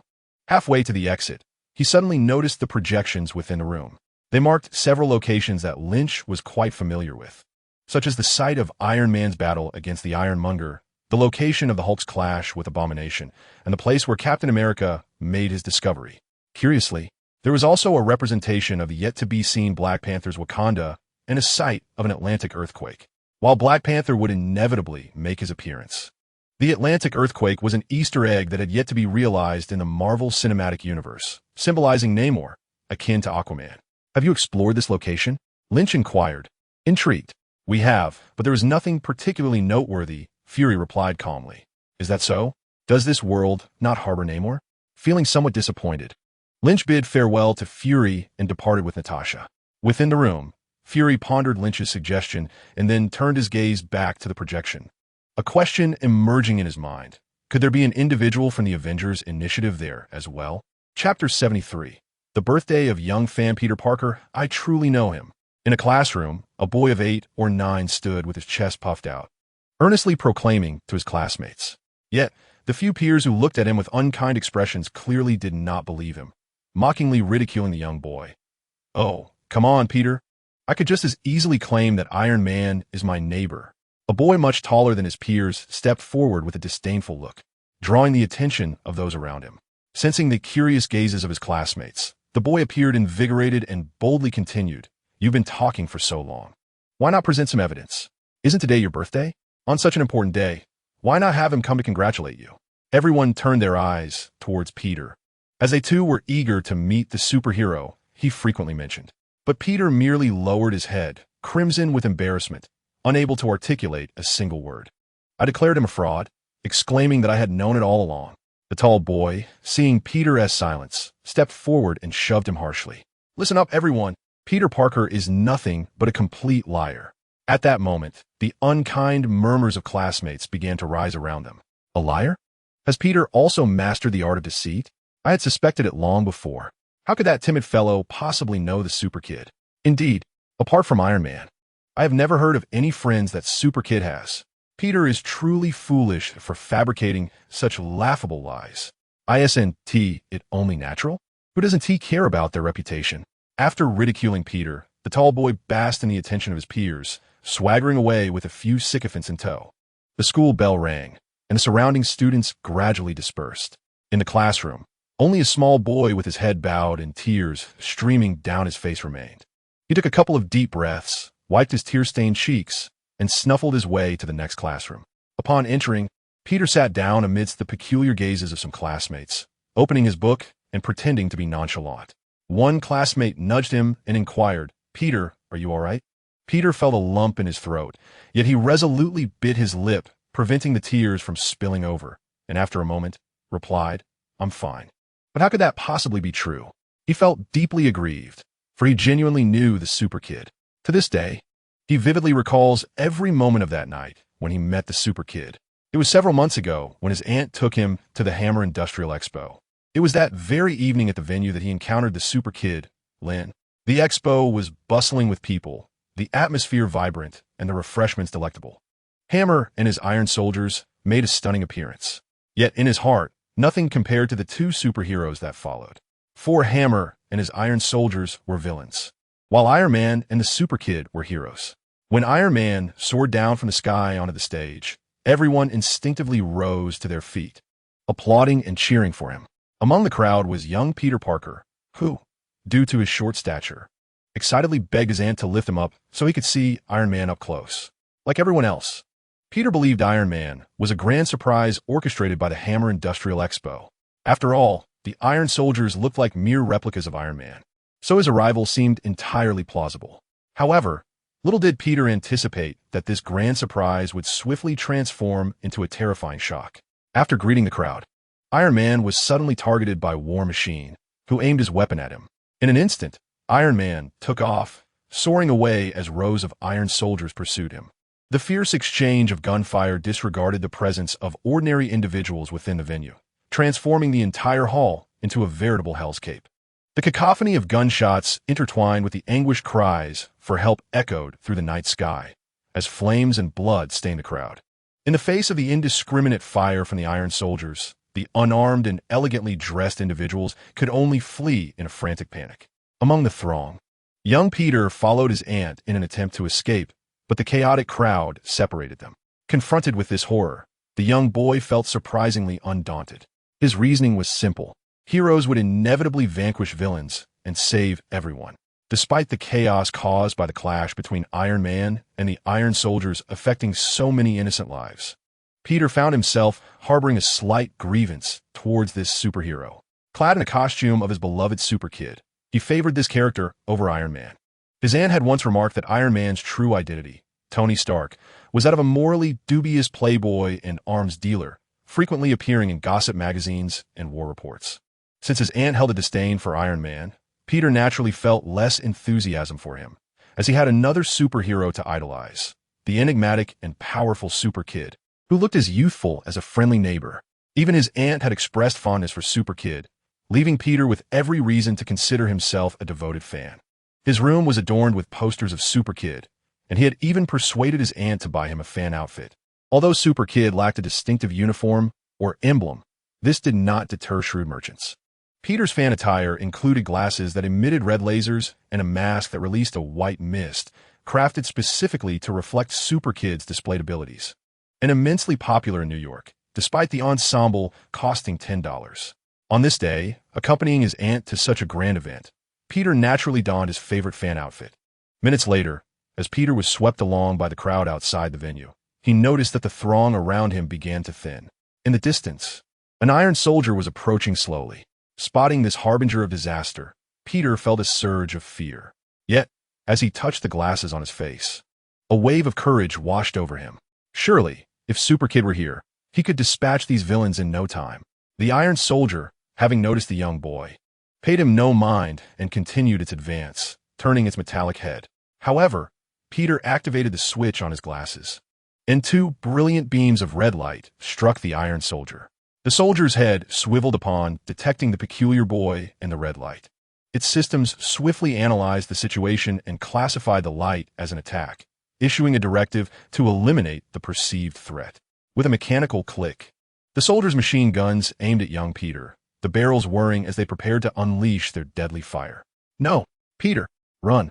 Amidst the throng, Aunt May finally spotted her little Peter, yet the situation before her made her head spin. Oblivious until now, Peter sensed a subtle disquiet. But how could he escape in such a moment? He pressed a button on his glasses, which amplified the laser's brightness. Just then, two beams of red light shot forth from behind little Peter, instantly penetrating the steel soldiers before him. Peter gazed in disbelief at the scene unfolding, not merely relieved to be alive, but also awestruck by the presence of Superboy. Little Peter turned around and, to his exhilaration, saw a familiar figure, bursting into joyous cheers. It was indeed him. "You finally arrived." He expected Superboy to soar off and confront the villains directly, but to his surprise, Superboy smiled gently and approached him. "What's your name, young lad?" Peter would forever remember Superboy's youthful and handsome voice. "I'm Peter Parker," he exclaimed with excitement. "Is that so?" Superboy beamed with an even warmer smile, ruffling his hair and uttering words that left Peter in disbelief. "My name is Lin. It's a pleasure to meet you." Peter, overwhelmed with joy, became tongue-tied as Aunt May scooped him up. "Are you all right?"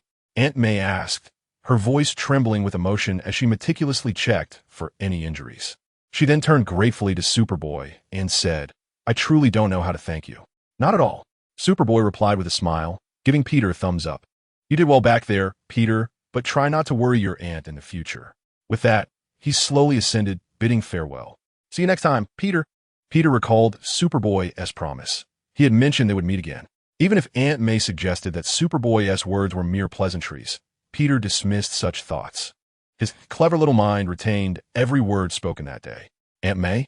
Peter pondered how they had never disclosed their relationship. Most would assume they were mother and son. Yet Superboy knew. This indicated that Superboy was indeed attentive to him, despite the time that had passed without another appearance from Superboy. Peter believed that one day they would reunite. Naturally, if that day were today, it would be splendid. Normally, it mattered little if his classmates doubted his acquaintance with Superboy. He was not one to seek vanity. However, today, August 10th, marked Peter's 9th birthday. How wonderful it would be if Superboy appeared today. For then his classmates would no longer consider him a fraud. Peter rested his head on his desk, his mind swirling with visions of the splendor that would ensue if Superboy graced his birthday with his presence. Time passed slowly, and soon the final bell of the day resonated through the campus. Peter rose and followed his classmates outside, only to encounter the person he despised most at the doorway. "Hey, ISNT, this our great deceiver, Mr. Peter Parker." A tall boy approached, wrapping his arm around the frail and diminutive Peter. "I want to go home." Peter struggled free and sprinted away. "ISNT, today your birthday? Why didn't you invite me to your birthday party?" The tall boy taunted relentlessly as he pursued him. Peter's glasses dimmed. He had never wished to impose an additional financial burden on his family. Hence, he never hosted birthday celebrations. "You wouldn't dare to skip a birthday party, would you?" The tall boy laughed mockingly. His next sarcastic remark was interrupted by a single word caught in his throat as Peter curiously lifted his head. The once boisterous campus fell silent, with children gaping in astonishment at the sky. In midair, a smiling young man waved down at the crowd. "Oh my, it's the amazing Spider-Man. I can see the real amazing Spider-Man." Amidst the astonished cheers, the superhero approached Peter. "Happy birthday, my friend Peter," said Lin Qi, affectionately ruffling Peter's hair. The surrounding classmates were utterly spellbound, and the tall boy's eyes nearly bulged out of their sockets. It turned out Peter was not lying. That was Peter. He truly knew the amazing Spider-Man. "Would you like to fly back?" Lin Qi asked with a grin. Peter's face flushed crimson as he nodded vigorously. Lin Qi lifted Peter into the air and turned to his friends. "Tonight, I will host a birthday party for Peter at his home, and all who wish to join are welcome." With that, the two soared into the sky. Chapter 74.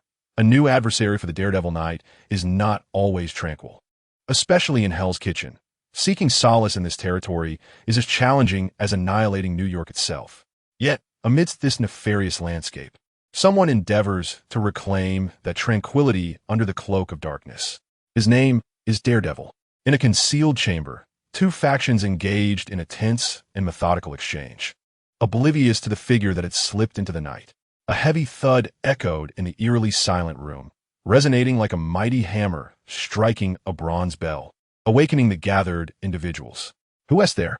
a voice whispered. "A rat has entered," another replied. Upon hearing this, 7 or 8 individuals in the dimly lit room instinctively drew their firearms, scanning their surroundings with vigilant eyes. A shadow flitted past them, and one of their number fell to the ground with a muffled grunt. Tat tat tat. A quick-witted individual fired instinctively, yet evidently failed to hit the target. "Exercise caution, for there is something sinister afoot." A commanding figure barked orders with a fierce tone. "You two, look this way. You all, observe over there. We shall proceed in this direction." Several individuals, armed and vigilant, cautiously split up to search for the enemy. "He is here," an urgent cry echoed, followed by the sound of a heavy object crashing to the ground. Gulp. The leader swallowed hard, his menacing demeanor giving way to trepidation. He recalled the legend of the madman, the demon that roamed the night. Despite his ruthless reputation and status as a minor kingpin in this infernal kitchen, he now struggled to maintain control of his bladder. Yet, what was he compared to the uncrowned king of Hell's Kitchen, Kingpin? That demon had the capability to vanquish even him. He yearned to flee, but reason dictated that such an action would lead to dire consequences. He could only pray that this individual was not the dreaded demon. Rat-tat. Crash. 2 more fell, and the small leader found it increasingly difficult to grip his firearm, his body rigidly retreating. Run. It must be that demon. The thought barely took shape when he heard the sound of another falling figure nearby. He is coming. The following day, within the offices of Matt Murdock's law firm, Matt sat in a chair as Foggy read through a report. This marked the fifth similar case in recent times. Foggy's face bore none of the playful expressions he usually displayed around Matt. It was instead etched with seriousness. All the victims were beautiful young women, and each incident occurred at night. Matt tilted his head back, expressionless as he deduced the details. This was an experienced perpetrator, likely a recent arrival in our vicinity. Foggy nodded in agreement. Indeed, that damned bastard has instilled fear in women, making them reluctant to venture out after dark. Yet, the behavior exhibited by the missing individuals is exceedingly peculiar. Matt furrowed his brow, reflecting on the inconsistencies within the 5 cases. For instance, the European girl. Her mother claimed she seemed completely disoriented before vanishing, as if drugged, and had bolted from their home. Indeed, could it truly be some sort of narcotic? Narcotic? Matt pondered for a moment before shaking his head. It cannot be. It is something far more terrifying. Observing Matt's deep contemplation, Foggy sighed. Let be, Matt. We are merely lawyers. He spread his hands. Matters of investigation should be left to the police. I merely found this case intriguing enough to share with you. Do not immerse yourself too deeply. Upon hearing his friend's concerned admonition, Matt fell silent for a moment before offering a smile. I understand. I shall not dwell on it. After all, it is not our responsibility. Seeing that Matt appeared to heed his words, Foggy exited with a sense of relief. Yet, after Foggy's departure, Matt donned a thoughtful expression once more, mentally reviewing the details of the cases. As the daredevil, he sensed that something was amiss with this case, for the victims were evidently under the influence of some extraordinary means of control. This specific method was likely an ability capable of dominating others. However, the nature of this power eluded his understanding. Yet he grasped one crucial fact. The law enforcement of Hell's Kitchen was powerless against this superpowered criminal. If they had the capability, a 5th victim would not have emerged. Nonetheless, he had never harbored high expectations for the police. What could one truly expect from the officers of Hell's Kitchen? Merely refraining from robbing, you would be a blessing. With the police unable to intervene, it fell upon Daredevil to take charge. Hell's Kitchen was now his dominion. Ever since that fateful day when Lynch murdered Fisk in a restaurant, chaos had engulfed Hell's Kitchen. Numerous gangs, both large and small, emerged to seize the remnants left by Fisk, each vying to claim the title of the new king of Hell's Kitchen. Yet none succeeded, for Daredevil stood in their way. As rumors circulated that Fisk had perished in a conflict with Daredevil, alongside the display of Daredevil's formidable prowess during the turmoil, everyone began to acknowledge the legend. However, it was impossible for Daredevil to eradicate all the gangs, as nearly every inhabitant of Hell's Kitchen had some connection, however tenuous, to organized crime. Ultimately, under Daredevil's tacit approval, several gangs formed an alliance to maintain control over Hell's Kitchen. Yet many believe that Daredevil was the true master of this territory. Do you dispute this? Then be cautious while traversing the streets at night. Meanwhile, Matt Murdock, having lost his formidable adversary Fisk, found his path as both a lawyer and vigilante becoming increasingly smooth. Until today, when he encountered this new adversary, a newcomer or perhaps a supercriminal who had recently acquired powers. A dangerously manipulative individual. But how could Daredevil be intimidated?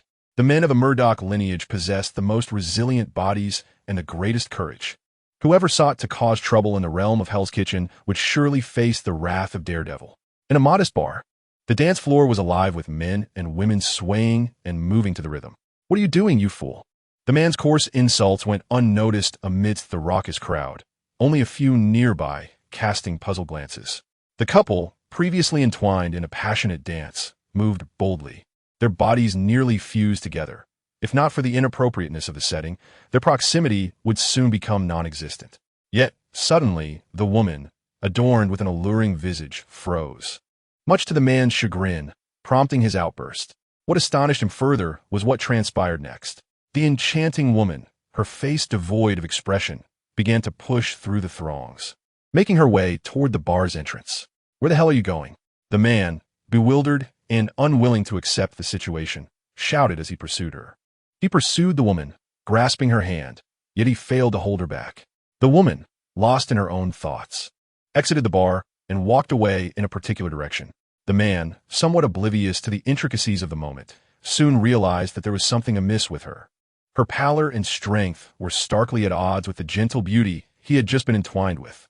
Standing there, his expression shifting for what felt like an eternity, he resolved to follow her and uncover the cause of her distress. Not for any other reason, but simply because that woman was breathtakingly beautiful.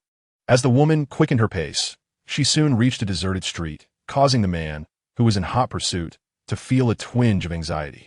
Surely, he thought, this couldn't possibly be a ghost. With his heart racing, he surged forward, catching up to her. "Hey, what is wrong with you?"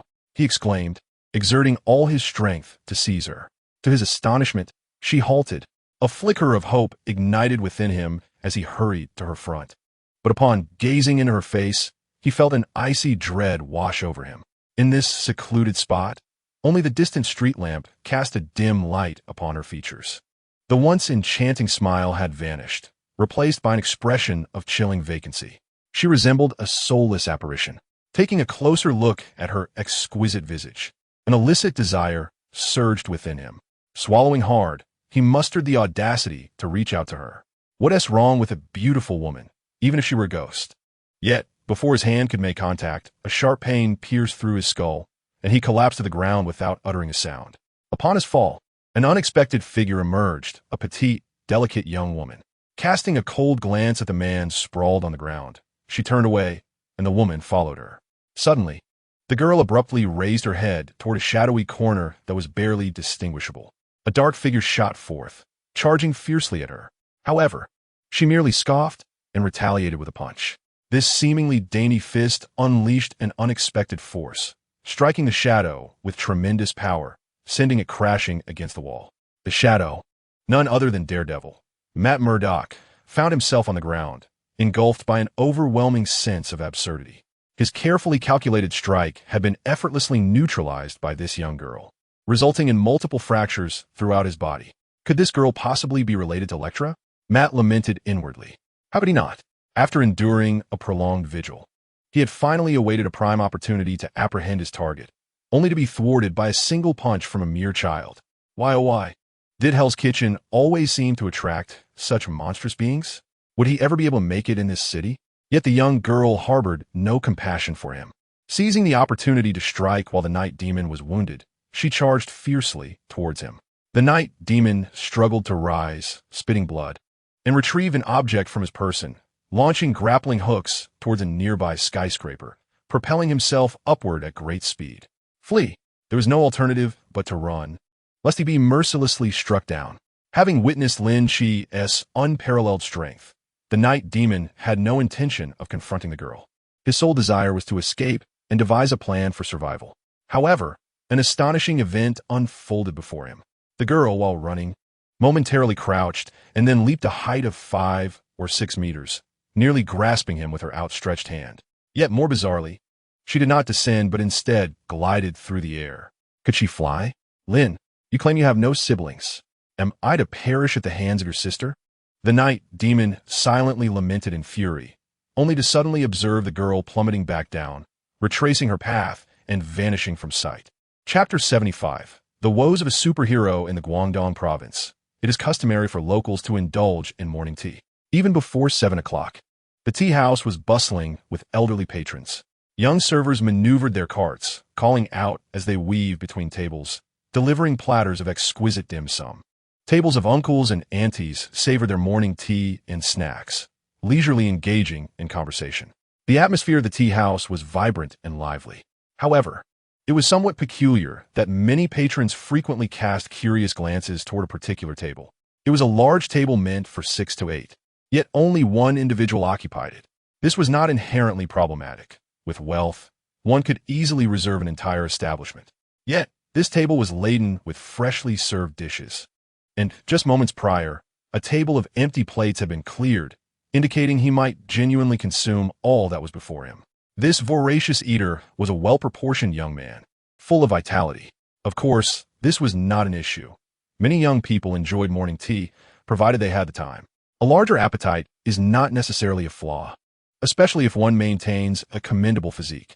What was most curious, however, was that while this young man stuffed his face with food, he incessantly chatted on the phone, speaking in impeccably fluent English. Was he truly so pressed for time that a morning tea break could cost his multinational company millions? Realizing the peculiar gazes of the surrounding uncles and aunties, Lin Qi discreetly placed a few bills on the table and made his exit. He did not wish to attract such attention. After all, he simply had a hearty appetite and had not indulged in morning tea for quite some time. Even more absurdly, someone sought to engage him in a prolonged phone conversation. The most astonishing aspect was that this individual was none other than Aunt May, Peter Parker's aunt. The origins of this peculiar encounter trace back to that birthday celebration, or perhaps even earlier at the Hammer Expo. On that fateful day, as he rushed to the battlefield alongside Tony and the Iron Soldiers, Lynch happened to notice a young Spider-Man, clad in fan attire, confronting one of the Iron Soldiers. A chuckle escaped his lips as he thought to himself that Tony's young admirer was about to be whisked away by him. Without hesitation, he descended to vanquish the Iron Soldier, rescuing the young Spider-Man in the process, and engage him in conversation for a while. Subsequently, often residing in New York, he kept a watchful eye on the young Spider-Man from Queens, yet refrained from interfering too much in the boy's life. He feared that any action on his part might alter the course of Peter Parker's destiny, potentially depriving him of the chance to gain extraordinary powers from the fateful Spider-Bite. Although in the Marvel Cinematic Universe, the young Spider-Man, due to his age, played a rather minimal role, the charm of Spider-Man was undeniable. What meaning would the world hold if the beloved superhero, one of Marvel's triumvirate, were to vanish?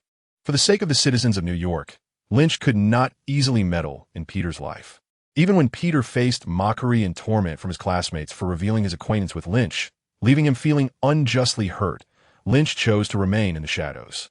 However, on the day of young Peter's birthday, when his mischievous classmates escalated their taunts, even branding him a liar, Lynch could no longer remain passive. He realized that if he did not intervene soon, Peter would bear the burdensome shadow of deceit throughout his childhood, and the trajectory of his fate would become increasingly absurd. How could Lynch bear the thought of Peter potentially spiraling into darkness? Resolving to bring joy to Peter, he disregarded the concept of the butterfly effect and decided to take action. That day, he flew directly to the school, orchestrating a grand spectacle that enabled Peter to regain the respect of his peers. Upon returning home, Lynch even hosted a birthday celebration for Peter, ensuring he experienced an unforgettable day. Before departing, Lynch made a pact with young Peter, vowing that when he grew older, he too would become a hero, but for now, they would meet no more than once a year. Lynch initially believed that his connection with the young Spider-Man had reached a temporary conclusion, but unexpectedly, a new bond began to form with Aunt May. Concerned for the well-being of Spider-Man, Lynch left his phone number with her, only to receive a call from Aunt May the very next day. He found himself pondering whether Peter, having met him, was already embroiled in a plethora of troubles befitting a protagonist. Yet, he could not help but reflect on his own youth and naivety. During their conversation, which lasted over 10 minutes, Lynch inquired repeatedly if she faced any difficulties, but Aunt May deftly redirected the discussion to trivial matters such as her age, favorite foods, and her romantic interests. It was only after the call ended that Lynch experienced a moment of clarity. He had been deceived. This woman harbored ulterior motives. He had regarded her as a mentor, yet she was clearly interested in more than just friendly companionship. Indeed, women could be quite the enigma. Upon reflection, Lynch thoughtfully considered this iteration of Aunt May from the Marvel Cinematic Universe and found himself surprisingly accepting of her portrayal. In contrast to other versions of Spider-Man, where the character of Aunt May could easily be perceived as a maternal figure, this version exudes sophistication, allure, and intelligence, all while still being under 30. With this in mind, Lynch decided to embrace the situation as it unfolded. Whenever he had the opportunity, he would engage in conversations with Aunt May over the phone. However, the two had yet to share a date or deepen their connection, as Lynch often claimed to be preoccupied with his global travels. No, his worldwide enforcement duties intermingled with leisure and enjoyment. At his pace, he could traverse oceans in mere minutes, and even a circumnavigation of the Earth would hardly take long at all. Given the vastness of this world, he was naturally inclined to explore it. His daily routine involved checking in between China and America, with forays into other countries dictated by his whims. During his idle moments, he frequently returned to his homeland in search of fragments of his past life. Yet he found himself somewhat disillusioned, as the place felt both familiar and foreign. Many once iconic landmarks had vanished, replaced by peculiar novelties. Such occurrences could only be rationalized through the lens of parallel universes, though most aspects of life here mirrored those of his previous existence.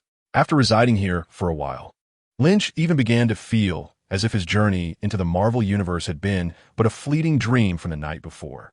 In those moments, he would slap himself sharply and remind himself, "Lynch, cease dreaming. You are far from ordinary. Can a normal person withstand cannon fire, fly around the globe, emit lasers from their eyes, or summon typhoons with a breath? Absolutely not." It was during these reflections that he would wistfully reminisce about his days as an ordinary human. Back then, he could still experience fatigue and pain, relish the joy of running, and fully embrace the spectrum of human emotions. However, these sensations were rapidly diminishing alongside his burgeoning strength. After months of basking in the yellow sun, his physique had become nearly indestructible, and even the few things that could inflict pain upon him were becoming increasingly rare. Illness and fatigue had long since retreated from his steel-like form. The human world appeared increasingly fragile through Lynch's eyes, and if he were to release the constraints of his biofield, every breath and step could unleash devastation upon an entire city. Furthermore, due to his heightened senses and mental acuity, he was acutely aware of every movement of those around him. Humanity held no secrets before him. Could he still be considered human in this state? Lynch often posed this question to himself. While he remained uncertain, he recognized that his mindset was shifting in an unsavory direction, and if this continued, it would undoubtedly lead to complications. Many works of art depict individuals who become lost in their power, disregarding life and moral boundaries, placing their own emotions above the collective well-being of all. Lynch did not wish to become such a person. All along, he believed that power was merely a means to pursue dreams and freedom.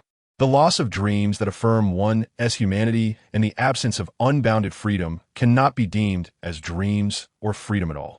To maintain his mindset, Lynch fortified his life force, restraining his own abilities and altering his appearance through mental prowess to lead a life akin to that of an ordinary young man. Yet, this existence remained markedly different from his previous one. A deity, even when masquerading as a mortal, remains a deity. Just like the scene that unfolded today in the tea restaurant, Lynch would inadvertently incite chaos. Those mundane days were irretrievable. Stepping out of the tea restaurant, Lynch felt a pang of annoyance as he ended a phone call, soaring into the sky, drifting away into the distance. The bustling crowd surrounding him was oblivious to the departure of a superhero, shielded by Lynch's mental energy. Moments later, he returned to New York, landing atop a towering skyscraper. This building was the original base of the Avengers, known at this moment as Stark Tower. Upon arriving, Lynch casually strolled inside, calling out, "Jarvis, Mr. Lynch, would you like me to prepare a cola for you?" "Thank you." A transformation occurred atop the building, revealing a passageway exclusive to Tony, allowing Lynch to enter directly into the room. This was not Lynch's first visit since the tower's completion. He had frequently come here to bask in the sun and enjoy complimentary beverages. When Tony discovered this, he attempted to charge Lynch a usage fee, but Lynch had, of course, unhesitatingly refused. "Come on, who are we to each other? What is yours is mine." Left with no choice, Tony begrudgingly acknowledged the sporadic visits of this individual and granted Lynch access to Jarvis's controls. Thus, for Lynch, visiting here felt akin to returning home, spending half of his time in New York in this very place. After all, Tony was perpetually gallivanting around the globe, often absent from New York, leaving the rooftop largely unused. What a waste it would be not to take advantage of such a splendid location. Moreover, given the tower's height, sunbathing here was far more comfortable than on other rooftops. Setting up a sun lounger, Lynch reclined back, donning sunglasses, relishing in solitude. However, his old mobile phone suddenly rang. Having shared his number with only a select few, Lynch felt a twinge of displeasure but answered nonetheless. "Lynch? Matt? What is going on? How have you been lately?" Hearing the voice of Daredevil, with whom he had not been in contact for a long while, Lynch's annoyance began to dissipate. "Tell me honestly, do you have a sister in Hell's Kitchen?" Matt's tone brimmed with resentment, prompting Lynch's expression to gradually morph into a symbol. Chapter 76, The Creed of Daredevil. I swear I'm not lying." In the dimly lit room, facing the bed where the pallid and sorrowful Daredevil lay, Lin Qi promptly delivered a series of denials. Observing Lin Qi's earnest defense, Matt felt a flicker of belief ignite within him. After a moment of contemplation, he inquired, "I shall tentatively place my trust in you. But do you possess any knowledge on the matter?" Despite his reluctant acceptance of Lin Qi's assertions, his superhuman hearing, often akin to that of a lie detector, detected a subtle unease in Lin Qi, leaving him somewhat perplexed. After a brief pause, Lin Qi countered, "Is it true that the lady in question is rather petite and youthful?" Taken aback, Matt responded, "Yes, how do you know her?" Lin Qi nodded, inwardly acknowledging his familiarity with her. If his conjecture was accurate, this woman must be Jessica Jones, the most formidable female in Hell's Kitchen. This female superhero, or rather, superpowered individual, hails from the local beloved superhero ensemble known as the Defenders. Jessica lost her entire family in a tragic car accident during her childhood, yet from that misfortune, she emerged with extraordinary abilities akin to Superman, superhuman strength, endurance, and defense, with the capability of brief flight. As she matured, she engaged in a stint as a superhero, which was tragically cut short by a monstrous individual who haunted her life, known as Kilgrave. Kilgrave possessed the abhorrent ability to manipulate others, and upon encountering Jessica, he ensnared and imprisoned her for a harrowing 8 months. Ultimately, Jessica managed to escape his clutches and exacted her revenge. However, while vengeance may soothe the soul, the scars inflicted by Kilgrave remain forever unhealed. As a consequence of that nightmarish ordeal, Jessica developed post-traumatic stress disorder, leading her to drown her sorrows in alcohol and engage in reckless behavior, living each day in a haze of despair. Having escaped Kilgrave's grasp, Jessica found herself incapable of reclaiming her superhero identity, instead establishing a detective agency in Hell's Kitchen called Alias Investigations, where she spent her days handling trivial cases such as exposing infidelity and surveilling unfaithful spouses. A once powerful, striking female superhero, she had transformed into a disheartened and wayward adult due to her unfortunate experiences. Although Jessica's unique aura and extraordinary past garnered her a considerable following, Lin Qi often pondered in his previous life, what might Jessica's existence have been had she never encountered Kilgrave? Now, reflecting on this question, Lin Qi felt a pang of uncertainty. Fortunately, he had arrived in this world, endowed with the ability to uncover the answer. Regrettably, it appeared that Jessica had fallen under Kilgrave's control once more.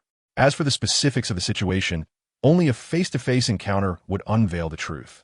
Her name is Jessica Jones, and while her abilities bear some resemblance to mine, they're not as formidable. However, to confront her directly would be a mistake. Observing the Night Devil, whose body is ensnared in white bandages, moving with great difficulty, Lynch shook his head in disappointment. Matt's weathered face stiffened. This grave miscalculation, which nearly cost him his life, was indeed due to his carelessness.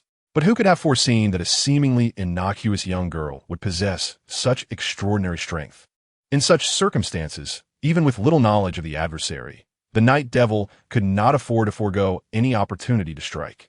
Who knows when the next chance to confront that vile perpetrator would arise? How could I have known she was so terrifying? Matt pondered, perplexed, asking himself, why would a young girl target beautiful women? What could possibly be her motive? He found it difficult to comprehend. Prior to discovering Jessica, he had assumed the assailant was a man, given that all the victims were young and attractive women. Could it be that this girl is a lesbian? Observing the peculiar expression on Matt's face, Lynch surmised he might be entertaining some rather bizarre thoughts. Think purer thoughts, Matt, he admonished with righteous indignation. It is because Jessica is under the control of a perverse individual known as Purple Man. He is the true villain. Upon hearing this, Matt successfully connected all the dots in his mind and finally grasped the situation. Yet, he found himself even more bewildered, his expression taking on an odd quality as he inquired. So this pervert possesses the ability to control others, and he only uses it to manipulate women for his own carnal desires? He furrowed his brow, struggling to understand the rationale behind Purple Man's actions. After all, if you're not deranged, how could he be labeled as such? Lynch sighed softly, lamenting the intelligence of Purple Man. Even among the multitude of depraved villains, he stood out as particularly pathetic.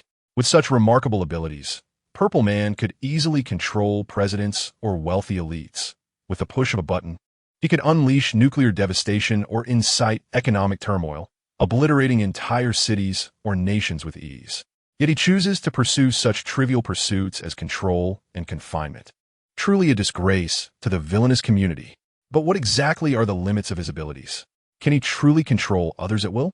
Matt felt a wave of anxiety. If this individual were indeed capable of unrestricted control, how could they ever counter him?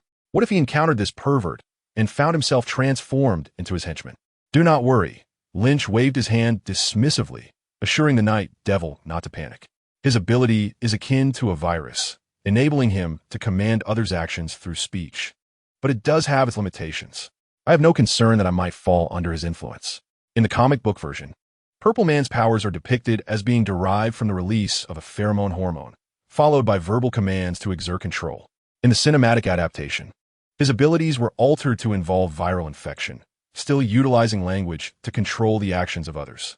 Whether it be pheromonal hormones or viruses, they hold no sway over Lynch, whose physique resembles that of steel. Can you withstand this control? Matt inquired with curiosity. Certainly, Lynch responded confidently, dismissing the concern with a wave of his hand. Leave this matter to me. Focus on your recovery. After a moment's hesitation, Matt, realizing he might be more of a hindrance than a help, nodded in agreement. Yet, having pursued this case for quite some time, he still felt a twinge of unease and asked with genuine concern, "What do you intend to do?" Lynch pondered for a moment. Shall I simply kick down that fiend's door and eliminate him? Matt's expression faltered, and he furrowed his brow. He lowered his head in contemplation, struggling with his thoughts before finally raising it to face Lynch, his demeanor grave. I believe we should bring him to justice. We have no right to take his life. Lynch was not surprised by this sentiment from Daredevil, for he was well aware of Matt Murdock's character. During their time together in Hell's Kitchen, Lynch had observed that Matt adhered steadfastly to his principle of not killing. However, this did not render Daredevil a naive idealist. He had his reasons for such a stance. A devout yet imperfect Catholic, Daredevil firmly believed that only God could judge the guilty, and no one else had the authority to strip away another's life, not even the most heinous of criminals. Furthermore, as a lawyer, he held that outside of divine judgment, only the law possessed the power to declare an individual guilty. It was only when both avenues failed that he would beseech God's forgiveness, exploit legal loopholes, and transform into a demon in the night to punish wrongdoing. His commitment to sparing lives was both his unwavering principle and his creed. Even when confronting Wilson Fisk, he had no intention of killing him. In the original narrative, he had chosen to spare his lifelong adversary after defeating him, opting instead to deliver him to prison. Unbeknownst to Daredevil, Lynch's wrath ultimately led to Fisk's demise. But he could not intervene in Lynch's actions. Indeed, he was acutely aware that as long as Fisk lived, Hell's Kitchen would remain mired in darkness. Yet, he would not take the life of Fisk. Rather, he would dedicate himself to gradually undermining Fisk's power, aiming to dismantle him through prolonged struggle. This was Daredevil's modus operandi, albeit somewhat obstinate and inflexible, yet therein lay his charm. In a world where everyone seeks the quickest and easiest paths to their goals, do those who steadfastly adhere to their principles not deserve respect?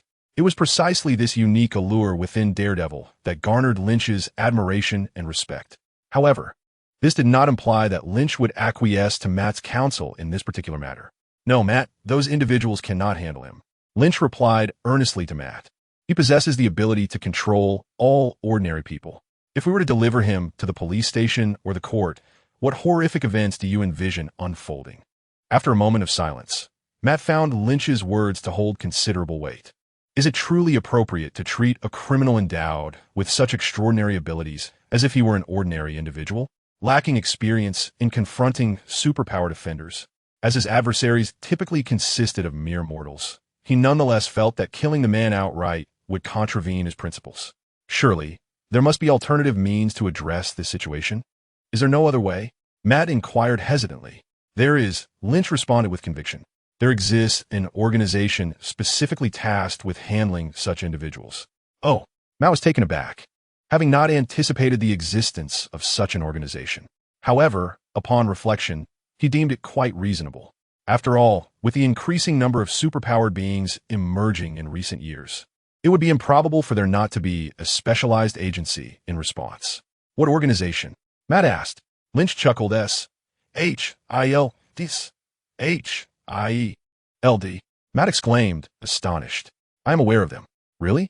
Lynch was not surprised, as Fury had thoroughly investigated all those he interacted with. The still somewhat inexperienced daredevil found it difficult to conceal any secrets from the omnipresent SHIELD agents. The question lingered in his mind.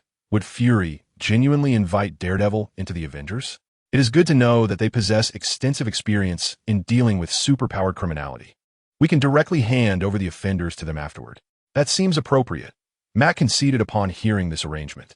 After all, he was merely an underground vigilante, better suited to confronting ordinary criminals, while the specialized professionals could adeptly manage the superpowered ones. Take care of your injuries. I shall take my leave now. I will inform you of any developments. Lynch bid farewell and prepared to depart. As he reached the threshold, Matt's curiosity piqued with an unusual question. Are you leaving on foot? Yes, why? Lynch replied, slightly puzzled. Matt chuckled heartily. I thought you would fly out through the window. In response to Matt's unexpected jest, Lynch could only muster a resigned smile, wondering if he had ever been so ostentatious. I am currently endeavoring to live as an ordinary person. Upon hearing this, Matt reverted to his usual stoic expression and bluntly declared, Hurry along, do not impede my rest.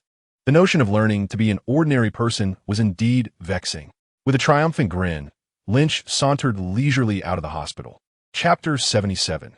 The lair, a chorus of despairing and agonizing screams echoed within a dim, foreboding basement. The ceiling of the basement is exceedingly low, imparting an overwhelming sense of confinement and oppression upon anyone who steps within. A solitary light bulb flickers dimly, and 5 paces beyond its glow, the feeble illumination falters against the encroaching darkness. The floor, along with the air thick with the scent of moss and decay, is cool and damp. Eerie wails, reminiscent of tormented souls from the depths of hell, emanate from an ancient, filthy iron bed. Beside it, several women stand completely naked, their hair disheveled. They exhibit no reaction to the events unfolding on the bed, their vacant stares alternating between laughter and tears. On the bed lies a strikingly beautiful woman, her alluring figure draped in tattered remnants of clothing, being ravaged by a man. Her exquisite makeup has long since been washed away by a torrent of tears. Her delicate face contorted in anguish, her eyes gradually spiraling into madness. The man, possessing a certain delicate beauty, betrays an unsettling excitement as he takes pleasure in his cruel domination of the woman. Additionally, a peculiar young woman stands at the foot of the bed. Though dressed, her youthful visage is marred by a piercing gaze fixed upon the man, her eyes ablaze with profound hatred and deep-seated guilt. As time drags on, the woman's cries diminish, eventually falling silent. Overwhelmed by the torment, she has succumbed to unconsciousness. The man continues momentarily, but then halts, seemingly bored by the lack of response. With a scowl of displeasure, he rises and callously kicks the battered woman off the bed, as one might discard refuse. He then turns to the young girl, a repugnant smile creeping across his face as he inquires, Jessica, do you want her? In response, Jessica's face contorts with unabashed hatred and revulsion as she coldly retorts, Do I want her? Yes, I want to kill you. The man's expression darkens swiftly at her words. He snorts derisively, replying, You may continue to try. Jessica refrains from retorting, her eyes burning with the desire to see this loathsome creature suffer. She had indeed attempted to act upon her fury just a week prior when she was first ensnared, but her efforts had proven futile. This self-proclaimed Zebediah Kilgrave possesses the uncanny ability to dominate others with mere words, rendering even Jessica, endowed with extraordinary strength and the ability to soar, powerless against his control. Upon her arrival in this basement, confronted by the sight of the deranged women beside the bed, she was gripped by the horrifying realization of the depravity she faced. Fearing she would become yet another victim of this monster, she seized the opportunity to strike at Kilgrave. Alas, despite her might, her speed was insufficient. With a single utterance, he stripped her of autonomy. Fortunately, it appeared that Kilgrave had no immediate intentions of violating her. Regrettably, she was destined to endure experiences far more harrowing. Kilgrave compelled Jessica to assist him in capturing women, delivering them to his lair. Even during his acts of violence, he ensured that Jessica was present to witness the horrors unfold. Today marked the second woman Jessica had brought to this wretched place. And as she observed the gradual unraveling of the life she had condemned, her own psyche began to fracture. The relentless tide of guilt and overwhelming shame washed over her tender and compassionate heart, for it was she, Jessica, who had ushered this woman into her grim fate. Moreover, Kilgrave had promised that should she willingly offer herself, he would release all those imprisoned here and refrain from such malevolence in the future. Initially, Jessica had scoffed at his assurances, giving them little thought, but now, gazing upon the feral women surrounding her, her mental fortitude began to crumble under the weight of her burgeoning remorse. "You're a superhero, Jessica," she silently urged herself. "You ought to save them, not serve as this pervert's accomplice in the torment of the innocent. Be brave. You can do it." Yet, doubt gnawed at her resolve. She recalled her initial motivations for becoming a superhero and thought of Superboy. Surely, he would make sacrifices to rescue others, wouldn't he? This internal conflict raged within Jessica's mind, as she grappled with the dichotomy of self-sacrifice and the desire to resist. Inspired by the valiant Superboy and persuaded by her closest friend, Jessica had once resolved to don her uniform and embark on her superhero journey. In the past, she had viewed her abilities as a curse, for the day she acquired them was the day she lost everything that mattered in her life. However, Superboy's emergence altered her perspective. When she witnessed the young hero vanquish the sudden appearance of the gray-green monster on a news program, saving the citizens, she finally discerned her purpose. Like Superboy, she was youthful, immensely strong, and capable of flight. Subsequently, Jessica discreetly gathered every scrap of information she could find about Superboy. In her mind, his image gradually became more vivid. The first sighting of Superboy could be traced back to the time before the gray-green monster's emergence. Reports from military personnel indicated that Superboy had initially appeared in a laboratory run by a subordinate of General Ross, the very creator of the monster. Thus, many speculated that Superboy was a product of some experiment or unforeseen circumstance. Jessica wholeheartedly believed this theory, for Superboy was unlike Iron Man, preferring solitude and eschewing social interaction. This suggested that Superboy's origins might mirror her own. An unexpected catastrophe had stripped him of everything, yet bestowed upon him extraordinary powers. Yet, Super Kid outshone Jessica. Having vanquished the gray-green monster, defeated the Iron Legion, and even taught a terrifying steel mech a lesson in Mexico, saving countless lives in the process. As Jessica learned more about Super Kid, feelings of shame enveloped her, for she had long concealed her own superpowers, even feeling a sense of disgrace about them.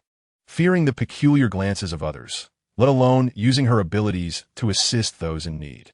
Super Kid, despite his youth and seemingly innocent demeanor, had rescued so many. She resolved to emulate him. Thus inspired by Super Kid, Jessica, encouraged by her adoptive sister Tracy, finally resolved to embark on her journey as a superhero. In the early days, thanks to her formidable powers, she effortlessly dealt with the petty criminals of Hell's Kitchen, gradually cultivating a sense of accomplishment in her heroic endeavors. However, she was unprepared for the formidable challenge posed by the likes of the Purple Man, an exceptionally twisted individual. With a mere utterance, Jessica found herself ensnared in his web, a mere puppet to his whims. The Purple Man, with a psyche warped beyond measure, had no regard for law or morality, relishing in the control he exerted over others. Upon encountering Jessica, this unique, superpowered individual, his desire for domination intensified. He did not merely wish to overpower Jessica. He sought to master her on a more profound, psychological level. He craved for Jessica to accept his pathological love, to submit to him wholeheartedly, wishing to find solace for his restless soul within her. Thus, the Purple Man coerced Jessica into capturing innocent women, subjecting them to his vile whims before her very eyes. He was acutely aware that the kind-hearted and innocent Jessica would eventually crumble under the weight of her own foolish guilt and remorse, willingly becoming his lover. The Purple Man, well-versed in the intricacies of manipulation, patiently awaited this day, much like an old hunter anticipating his prey. He understood that the present moment was the perfect opportunity to launch his assault on Jessica. Suppressing his impatience and agitation, he approached her with a feigned smile, caressing her delicate skin and murmuring, "Can you truly bear to witness their suffering because of you?" His voice was alluring, akin to a devil enticing souls to forsake their humanity. Enduring the intense revulsion brought on by the Purple Man's touch, Jessica glared at him, seething, "You are responsible for all of this. You pervert, you madman. Is that so?" The purple man's smile deepened with meaning as he pinched Jessica's cheek, forcing her to meet his gaze. He then enunciated each word deliberately. Does this truly have nothing to do with you? Faced with the oppressive interrogation from the purple man, Jessica fell silent. Observing her reaction, the purple man felt a surge of triumph within. He knew Jessica was beginning to waver. You can save them, and you ought to save them. He leaned closer to Jessica's ear, whispering softly as he continued to assault her psyche. Are you not a hero?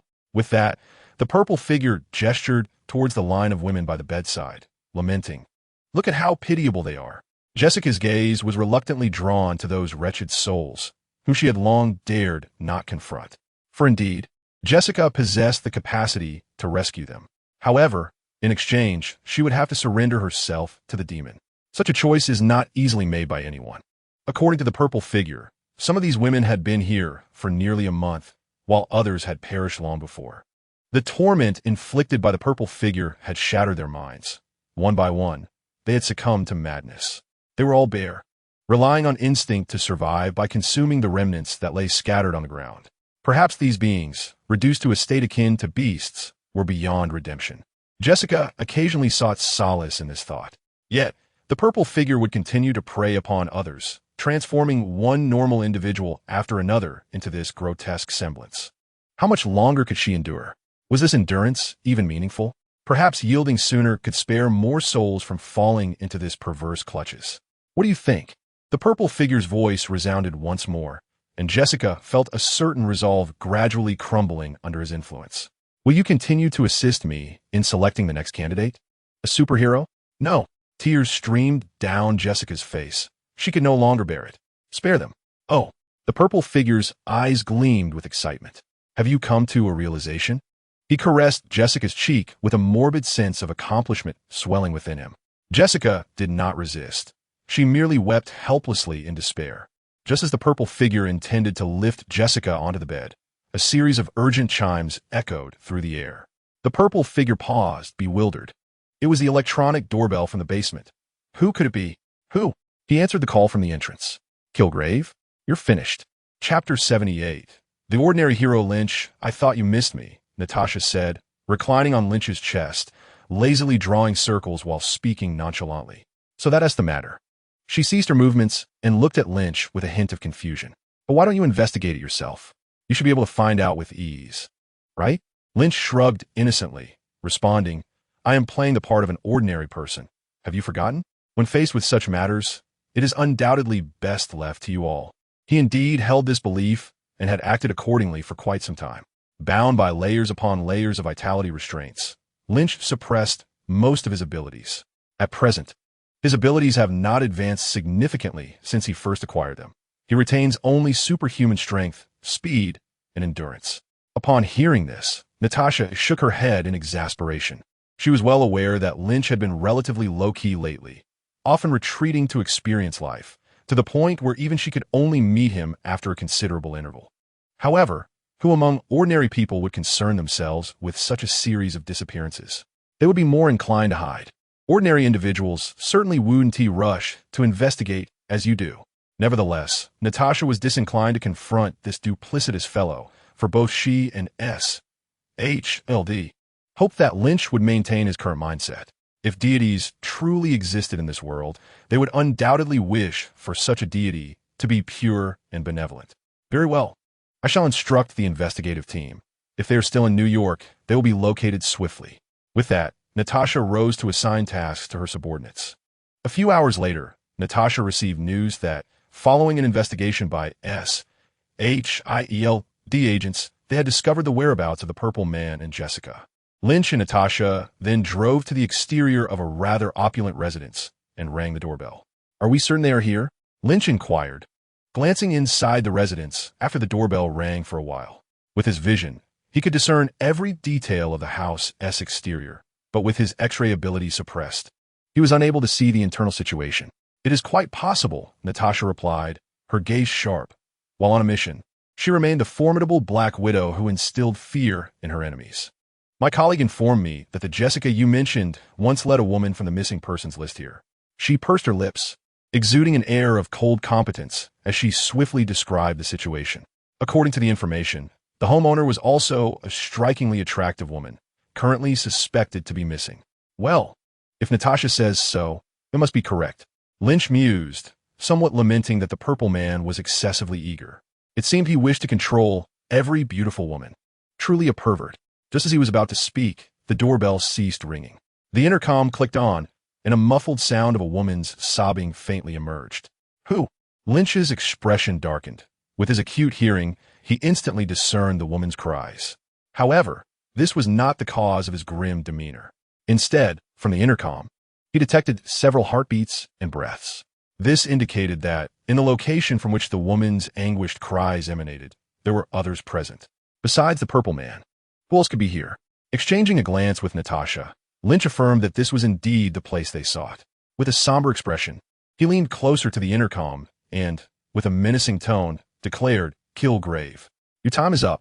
With that, Lynch forcefully kicked open the door and charged inside. As Lynch approached the doorway, he paused momentarily, waiting at the threshold.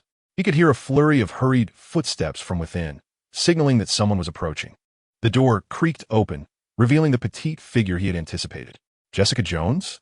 Observing the youthful yet tender Jessica, Lynch couldn't help but sigh inwardly. Her eyes were red and her face streaked with tears, unmistakably a sign that she had been compelled to confront him.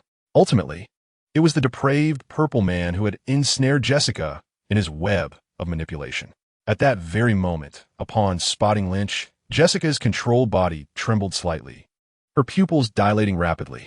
The tears that had been stifled by the purple man's intrusion began to cascade down her cheeks once more. The formidable superhero had arrived. Was there hope for her salvation? Despite the myriad thoughts swirling in her mind, Jessica, under the murderous command of the purple man, found herself lunging fiercely at Lynch. Thud! Lynch, unable to evade, absorbed the full force of Jessica's punch against his chest, causing him to stagger back a step. That stung a bit, he muttered to himself, as his hands instinctively grasped Jessica's shoulders. Struggling against his hold, she retaliated with an elbow strike to his face. Hiss! This time, Lynch grimaced, realizing that Jessica's strength was quite formidable. He recalled that in his previous life, Jessica possessed a power of several tons, and her cinematic portrayal had often been underwhelming, lacking any truly spectacular scenes. Of course, such shortcomings could generally be attributed to budget constraints. Grand spectacles require substantial funding. As a tertiary character within the Marvel Universe, Jessica's solo series lacked the capacity to depict earth-shattering events. Moreover, the Jessica depicted in the series was plagued by trauma-induced stress, harboring a deep resentment for her superhuman abilities, which naturally contributed to her diminished prowess. Not dwelling further on these thoughts, Lynch crossed his arms and enveloped her in a tight embrace from behind, firmly restraining her. With her movements restricted, Jessica resorted to attacking Lynch with whatever means available. She lifted her foot with all her might, stomping down on Lynch's foot. Oh! With a cry of dismay, Lynch, now somewhat irked, clamped both of Jessica's feet between his legs. This maneuver effectively immobilized her, rendering her unable to move. However, Lynch found himself exasperated as Jessica twisted her head, attempting to bite him. Though he understood that her actions were not entirely of her own volition, being under the purple man's control, he still felt a twinge of annoyance. How long had it been since he had endured such a significant blow? With no other recourse, Lynch pressed his head against Jessica's. "Natasha," he called out toward the outside, "bring me the bindings you use for captives." Natasha, observing the scene from outside, acknowledged his request and stepped away to retrieve the necessary items. Lynch remained closely pressed against Jessica, quietly awaiting Natasha. After a while, he cast a curious glance at Jessica. "Do you know me?" he inquired, puzzled. From their first encounter, Lynch had sensed something was amiss with Jessica. The moment she laid eyes on him, her expression, pupils, and heartbeat all exhibited subtle changes. Initially, he dismissed it, attributing her reaction to surprise at an unexpected visitor. Yet, after being subdued, Jessica's demeanor underwent a marked transformation. It seemed as though she had something to communicate to him. Upon hearing Lynch's words, Jessica's eyes moved slightly, as if responding. A glance to the left indicated affirmation, while a look to the right suggested negation. She swiftly averted her gaze to the left, confirming his suspicion. Observing her behavior, Lynch felt no surprise. His identity was well known throughout New York. "That's good. I'm here to rescue you," so don't be afraid, he reassured her, only to find Jessica desperately glancing to the right, seemingly signaling something. You want me to leave?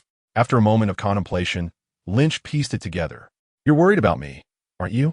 He chuckled softly. No need to fret. That fellow cannot control me. Jessica ceased her erratic glances and fixated her gaze on Lynch. After a considerable wait without Natasha's return, Lynch began to feel a twinge of anxiety. Could Natasha have encountered the Purple Man? Just then, he heard the sound of approaching footsteps. Suddenly, a sharp pain struck his back. Ha! A dark, male voice echoed from behind him. Am I done for? In an instant, the repugnant face of the Purple Man loomed before Lynch, grinning with smug satisfaction as he raised his gun, aiming it at Lynch's head. You're quite impressive, holding your ground against Jessica for so long. The Purple Man's face twisted in a grotesque smile as he pressed the barrel of the gun against Lynch's scalp. Tell me, is your head wearing a bulletproof vest? Lynch merely regarded the Purple Man with an odd expression, a question arising in his mind. Is this guy primitive? Can he not recognize me? Unlike the composed Lynch, Jessica was in a state of acute distress. From her perspective, although she was unclear why Lynch had managed to hold his own against her today, it was evident that such prowess could not withstand a gunshot to the head. I can endanger him. No, I must save him. I want to die for him. The Purple Man laughed maniacally as he pulled the trigger. Bang, bang, bang. No! Jessica's scream echoed simultaneously with the gunfire. The smoke emanating from the handgun gradually dissipated, enveloping the three individuals present in an aura of peculiar, awkward silence. Lynch gazed at Jessica, a flicker of astonishment crossing his features. He had not anticipated that she would break free from the control of the Purple Man at such a critical moment. In the original narrative, Jessica had taken 8 months to inadvertently escape from the mental grasp of the Purple Man, finally liberating herself from his clutches. Meanwhile, the Purple Man stared in shock at Lynch, who remained unscathed and vibrant, a thread of fear creeping into his heart. Yet this fear was fleeting, swiftly replaced by a surge of exhilaration. Previously, the Purple Man had no intention of controlling Lynch. He yearned instead to personally eliminate this insolent intruder. However, upon realizing that even a handgun could not harm Lynch, the Purple Man promptly altered his strategy. He sought to dominate this invulnerable individual, envisioning him as an exceptional bodyguard. At last, Jessica wore an expression of relief. Her thoughts were simple. Wonderful. He is unharmed. Are you all right? Freed from control, Jessica could finally speak, her eagerness propelling her to inquire about Lynch's well-being. I'm fine, Lynch replied with a slight smile, then turned his gaze towards the Purple Man, his expression turning frigid. So, you have released Jessica. What other tricks do you possess? Chapter 79. This power is meant for this moment. The Purple Man regarded the two before him, a sinister grin spreading across his face. Although he could not fathom how Jessica had suddenly liberated herself from his control, he dismissed his confusion, brimming with confidence in his abilities. He merely needed to issue another command, and these two superhumans would become his puppets. From that moment forth, there would be no realm beyond his reach. You both shall kneel before me. The Purple Man cackled, bellowing his command while eagerly observing the two. As anticipated, Jessica complied, crouching down. Yet Lynch surged towards him in silence. Stop him. Jessica, the Purple Man exclaimed, his expression turning frantic as he retreated, hastily issuing commands to Jessica. He was utterly bewildered and astonished, unable to comprehend why his powers failed against Lynch. In his decades of existence, this was the first time he encountered someone immune to his abilities. Receiving the command, Jessica promptly rose and launched a surprise attack on Lynch from behind. Frustration welled within Lynch for missing the opportunity to capture the Purple Man, compelling him to turn and engage in battle once more with Jessica. He understood that Jessica's liberation did not guarantee her immunity from further control. Her freedom was likely only temporary. He recalled that the only means to render the Purple Man's powers ineffective was to silence him or administer a sedative. Lacking resources at that moment, he had no choice but to confront Jessica directly. After exchanging numerous blows with her, Lynch finally discerned the source of Jessica's formidable prowess. Once subjected to control, the body seems impervious to mental disturbances such as mindset and emotions, allowing for an extraordinary display of strength. Coupled with the utter disregard for injury and a fearlessness of death, this makes the situation quite formidable. Although Jessica's abilities are considerably inferior to Lynch's, Her relentless tenacity leaves him unable to confront the purple man witnessing their clash, which wreaks havoc akin to a bulldozer. A flicker of apprehension crosses the purple man's gaze. I must ensure this individual remains here today. He silently resolves. This being is overwhelmingly powerful and beyond my control. Should he escape now, I might very well meet my demise at his hands next time. The two engage in a rapid exchange, reducing the room to utter disarray in mere seconds. As Lynch's movements grow increasingly forceful, Jessica gradually finds herself at a disadvantage, for the disparity in their true capabilities is too great. With a fierce roar, Lynch overpowers Jessica, rendering her struggles futile. Observing this, the purple man begins to sweat slightly. He is entirely unable to intervene in this monstrous battle, relegated to a mere spectator. The situation appears increasingly dire.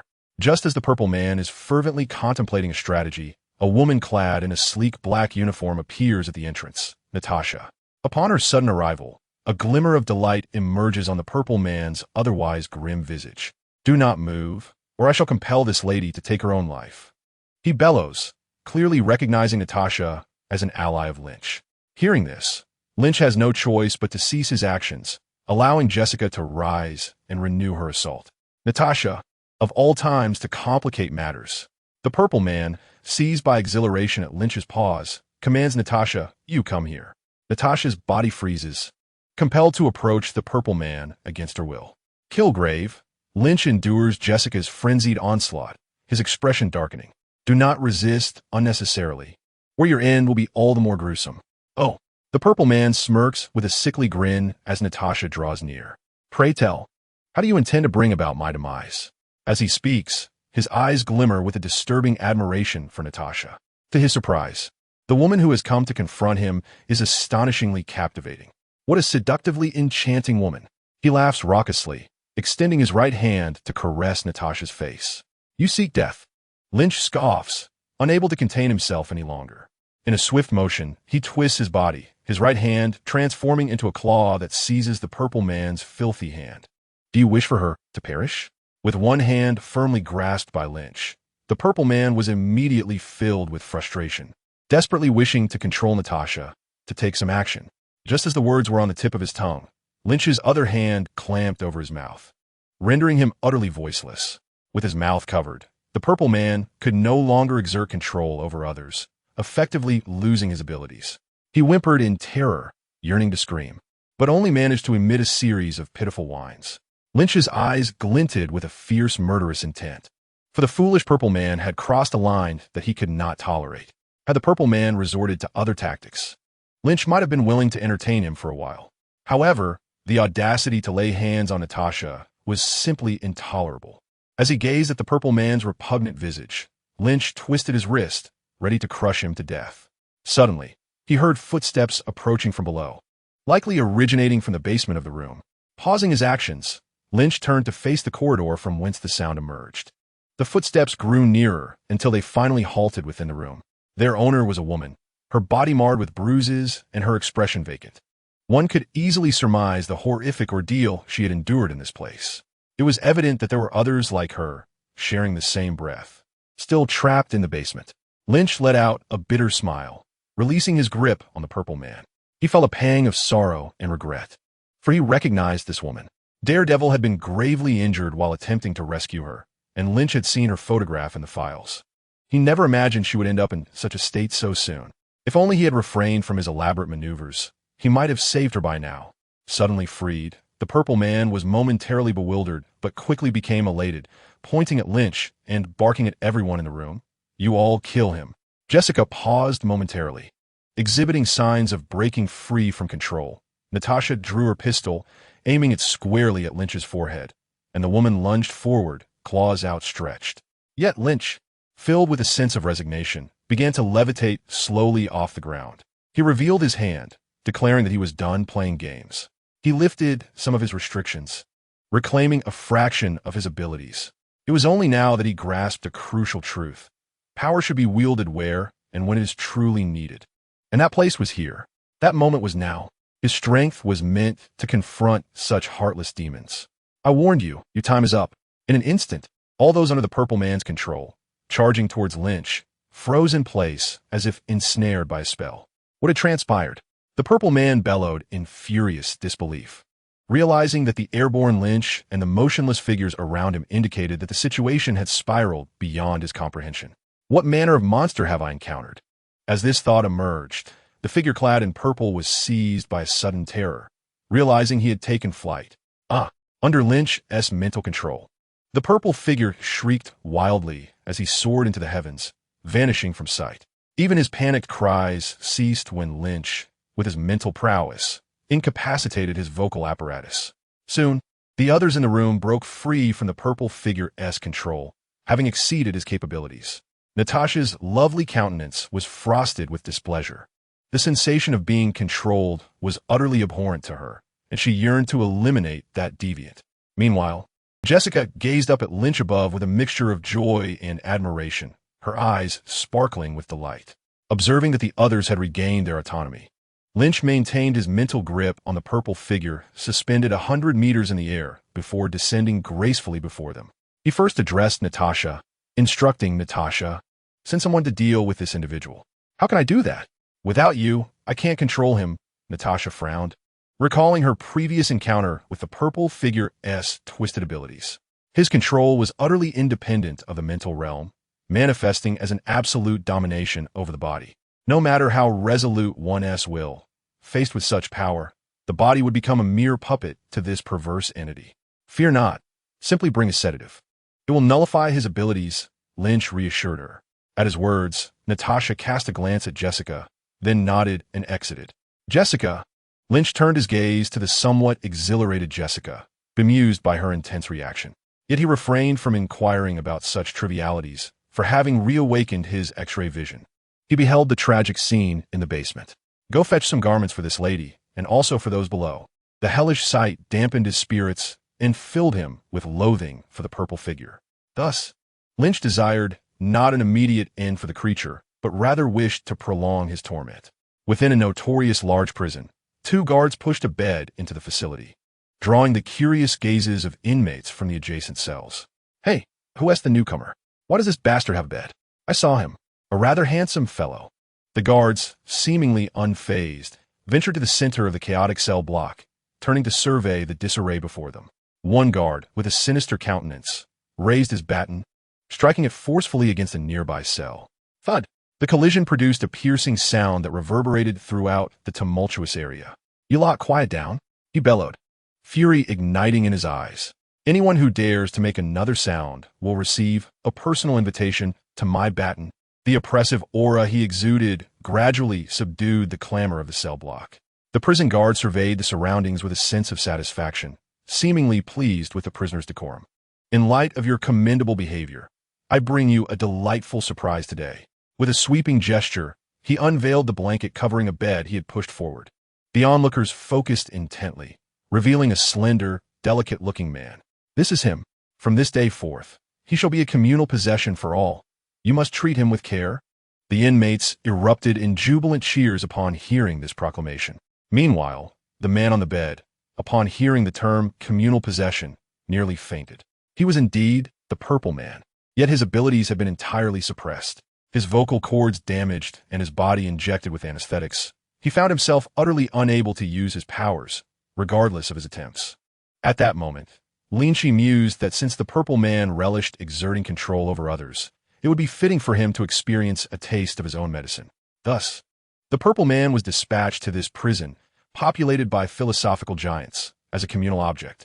This was indeed poetic justice. Chapter 80. The Defender Alliance of the Hell's Kitchen subdivision of the Avengers knock. A series of knocks resounded outside the infirmary. Inside, Daredevil leaned against the wall beside the bed, visibly tense. He had detected the approaching footsteps long before the knocking began. His anxiety stemmed from the heavy, synchronized rhythm of their steps, indicating they were well-trained, powerful, and confident, with no intention of concealing their presence. Faced with such an enigmatic group, Daredevil, still recovering from his injuries, understandably felt apprehensive.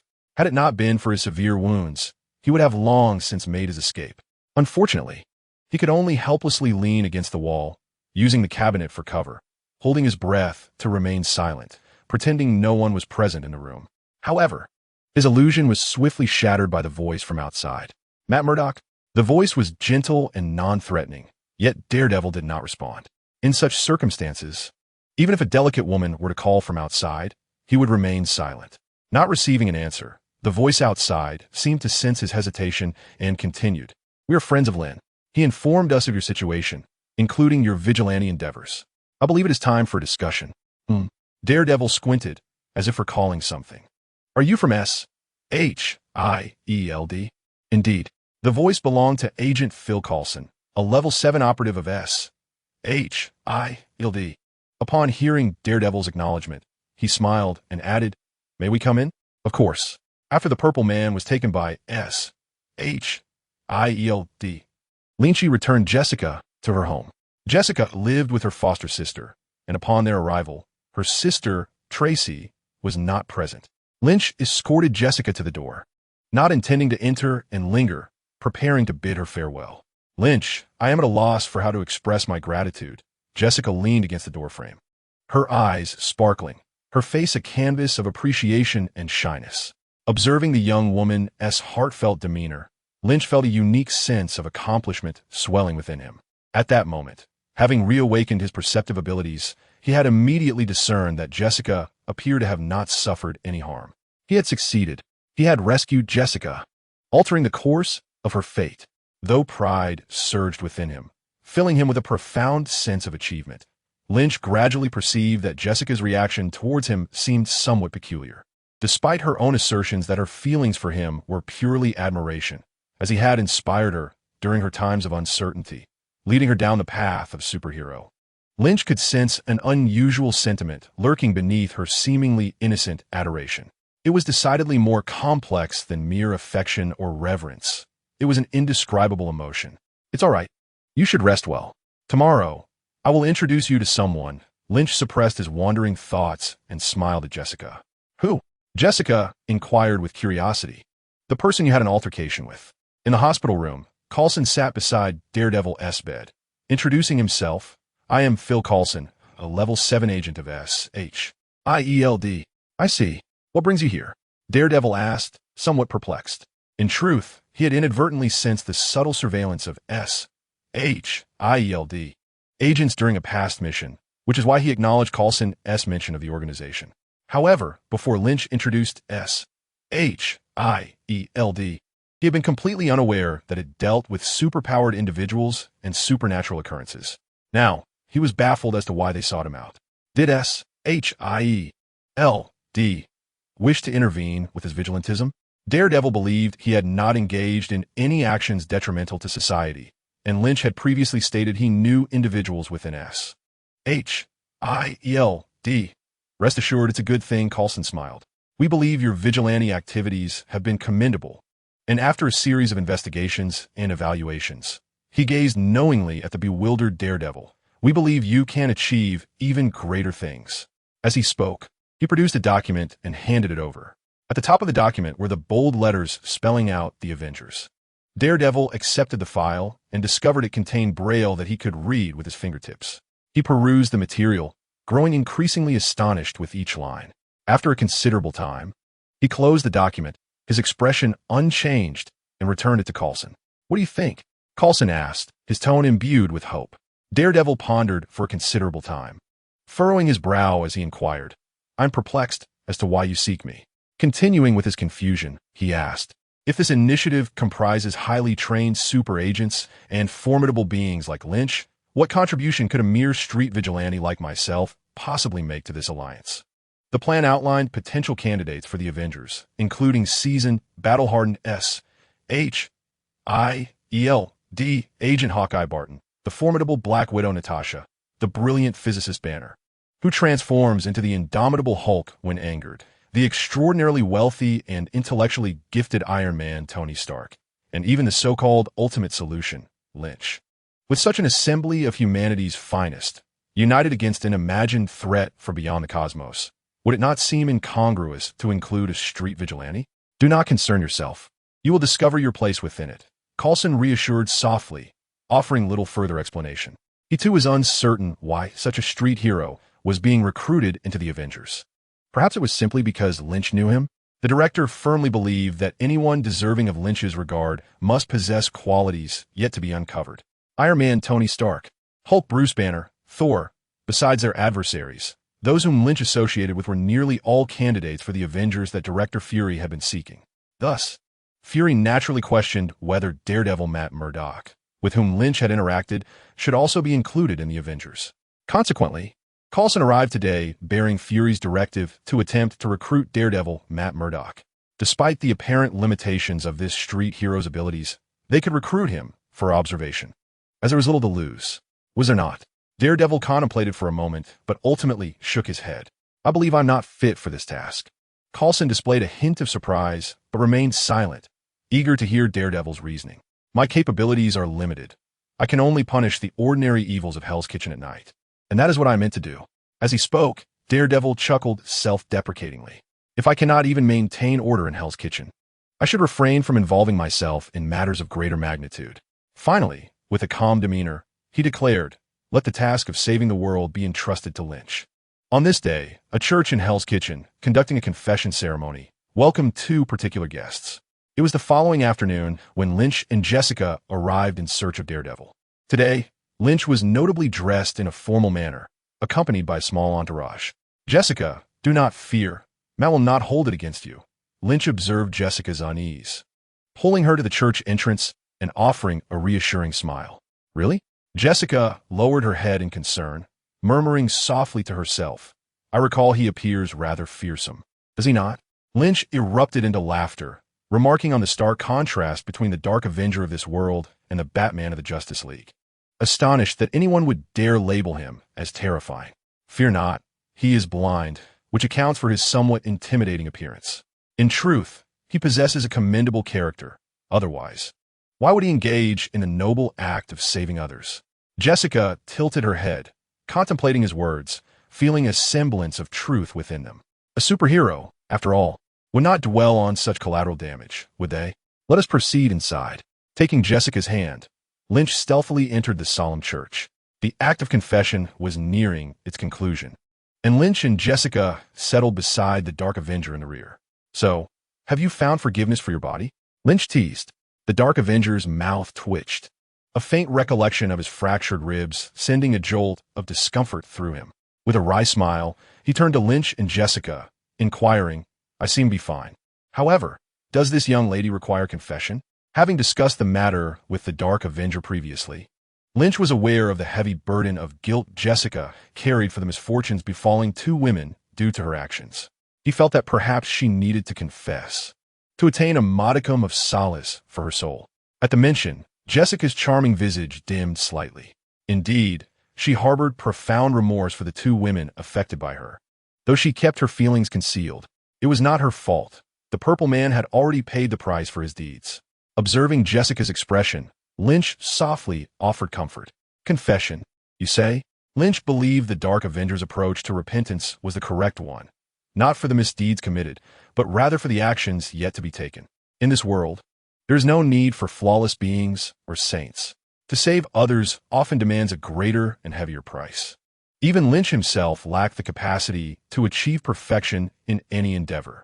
He could vanquish the Purple Man and prevent further encounters with evil. Yet he could not reverse time to save those already harmed.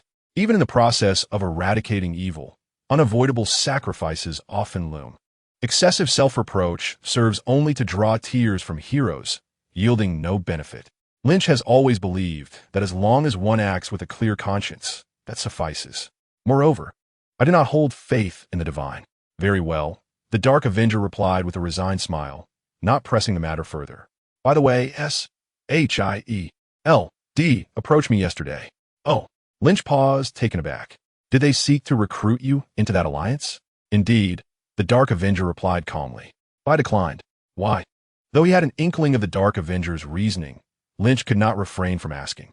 Because I am, after all, the devil of Hell's Kitchen. Daredevil gazed upwards, a knowing smile gracing his lips. How could I possibly leave this place? At these words, a spark ignited in Lynch's eyes. I believe I have an idea. What is it? We could establish an alliance in Hell's Kitchen. Lynch replied with a narrowed-eyed grin. Specifically designed to address incidents within Hell's Kitchen and even throughout all of New York. An alliance? Daredevil, somewhat perplexed by Lynch's statement, inquired curiously, "Just the two of us?" "No, no, no." As he shook his head, Lynch cast a glance at Jessica. "It will be you too, but I am confident that others will join us in due time." "Jessica?" Repeating the name, Daredevil fell into contemplation. It seems this proposal is rather promising. Chapter 81. The Defender's Tower on West 38th Street in New York. Clad in a suit and sunglasses, Daredevil stood staring in awe at the towering skyscraper before him. This edifice soared hundreds of meters high, boasting over 80 stories, and could certainly be deemed a landmark amidst New York's skyline. While Daredevil could not see the structure, his acute hearing allowed him to perceive its monumental grandeur. After a moment of observation, he halted a passerby making their way into the building and asked, "Excuse me, do you know what this building is called now?" The passerby glanced at Daredevil with curiosity, realizing he was blind, and kindly responded, "It is, of course, Fist Tower." Just as he began to elaborate, he abruptly halted, for in a casual glance upward, he discovered that the building he frequented had acquired a new name at its summit. "The Defender's Tower? Thank you." Daredevil chuckled, expressing his gratitude to the kind stranger before proceeding into the building. "Is this entire tower yours?" Standing before what was once Fist Tower, now the Defender's Tower, Jessica, dressed simply, gazed exaggeratedly down upon the city from the floor-to-ceiling windows on the top level, her tone filled with disbelief. In truth, Lynch wore a somewhat helpless smile as he explained, "This building has shares owned by various other groups as well. You are remarkably wealthy." Jessica, evidently not registering Lynch's words, merely muttered in shock. Observing her reaction, Lynch grew disinterested in further explanation. Initially, he too assumed the tower was entirely the private property of Wilson Fisk, but he later discovered that was far from the truth. Although the building bore Fisk's name, it was not primarily owned by him. Most of the ownership belonged to various factions with whom he had business dealings. Indeed, while Fisk was alive, the tower served as his personal possession, representing his reign as the kingpin of Hell's Kitchen. After Lynch eliminated Fisk, he contemplated the height of the building, considering it a potential stronghold, and thus sought to negotiate with S.H.I.E.L.D. for its acceptance. However, when S.H.I.E.L.D. accepted the proposal, they discovered that the forces involved with the building were exceedingly intricate, a matter not easily resolved in a day or two. Consequently, Lynch gradually lost interest in this edifice until the notion of establishing the Defenders League crossed his mind. The Avengers had their Avengers Tower, and although the Defenders League was less renowned, it certainly deserved a base of its own. Thus, he reached out to S.H.I.E.L.D. and learned that the building was nearly ready for occupancy. After revealing the Defenders League plan to Jessica and Daredevil, Lynch summoned them to familiarize themselves with the base. Small change, small change. Lynch waved his hand dismissively, feigning nonchalance. In his heart, he regarded the building as rather ordinary, no different from any other commercial structure, lacking the technological sophistication of the Avengers Tower. Jessica gazed curiously at the view from the floor-to-ceiling windows, her excitement palpable as she inquired, "Is this really going to be our base?"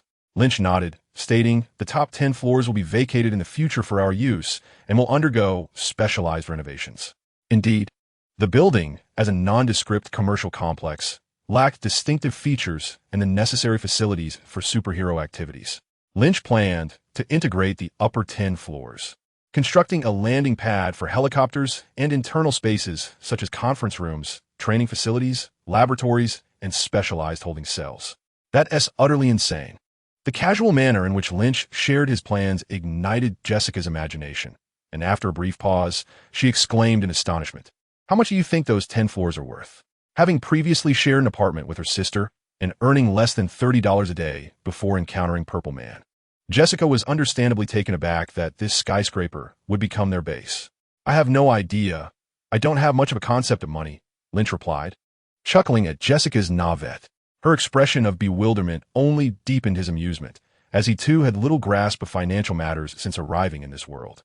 Upon hearing this, Jessica seemed to suffer a mental blow, her previously joyous demeanor deflating. "Are you really that poor?" Noticing Jessica's sudden despondence, Lynch approached her with a smile. Jessica turned to him, her face a portrait of displeasure as she retorted, "Should I call the bank right now to inform you just how poor I am?" With a frown, she gazed at Lynch with a sense of grievance, adding, "You have no idea that because of that bastard, all my cards are maxed out, and I'm too afraid to even open my phone." Coughing slightly, Lynch nearly burst into laughter at Jessica's lamentable situation. From her inexpensive attire and lack of makeup, it was evident she spoke the truth. How tragic, truly tragic.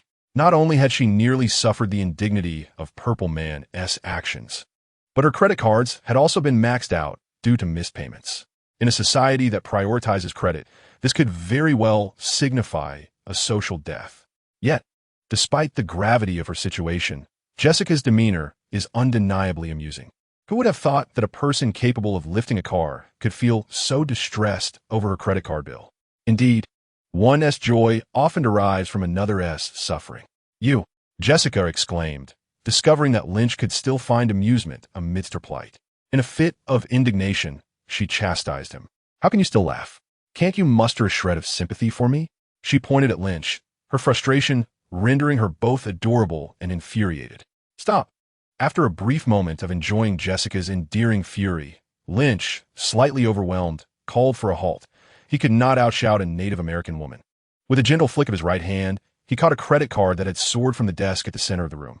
He extended the card toward Jessica, who stood momentarily dumbfounded. "Take it. There is some money on it that could help improve your circumstances." Gazing at the shimmering black car before her, Jessica felt a wave of confusion. Just moments ago, she had contemplated whether she could borrow money from Lynch, given his wealth, to change her unfortunate life. However, now, faced with the card being offered, she hesitated. Would accepting it make Lynch perceive her as a woman driven solely by monetary gain? Would it imply that she was being sponsored by him, akin to those mistresses kept by affluent men old enough to be their grandfathers? Don't overthink it. Consider it your reward. Lynch saw through Jessica's doubts and momentarily felt that she was quite different from the Jessica he had envisioned. Having spent considerable time in America, he had gradually adapted to the prevailing values, where people are exceedingly direct and unabashedly express their fondness for wealth. Were it another woman confronted with an offer of money, she would likely seize it without hesitation. Jessica's reluctance indicated that she was somewhat distinct from the average individual. Unlike the Jessica who had succumbed to despair in the world years later, she was younger, more vibrant, and innocent. "What reward?" Jessica asked, regarding Lynch with suspicion. "The reward for saving the world." Lynch laughed heartily as he tossed the card toward her. Jessica gasped in surprise as she caught it. "Since I've recruited you into this team, I must take responsibility for you. At the very least, I cannot allow you to serve tables before embarking on this venture." "Can I?" As Jessica clutched the card, a flicker of gratitude glimmered in her eyes. In this era, is there a more profound expression of one's sentiments than the direct act of giving money? Even in her most trying times, her sister had never assisted her in repaying a single cent of her credit card debt. She softly called out, lifting her unadorned, youthful face, her eyes brimming with an indescribable emotion, her voice gentle and delicate. "Why are you helping me so much?"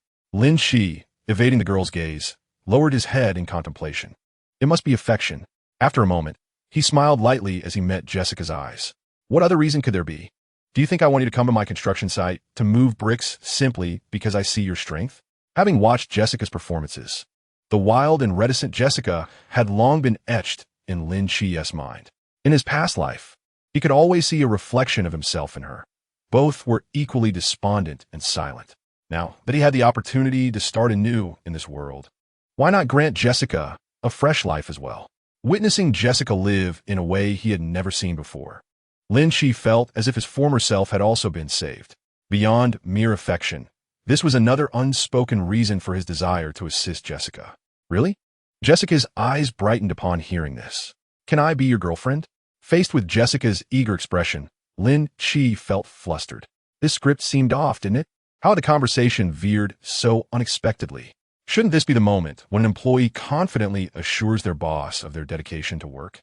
What was this girlfriend nonsense? "Jessica, where's your modesty?"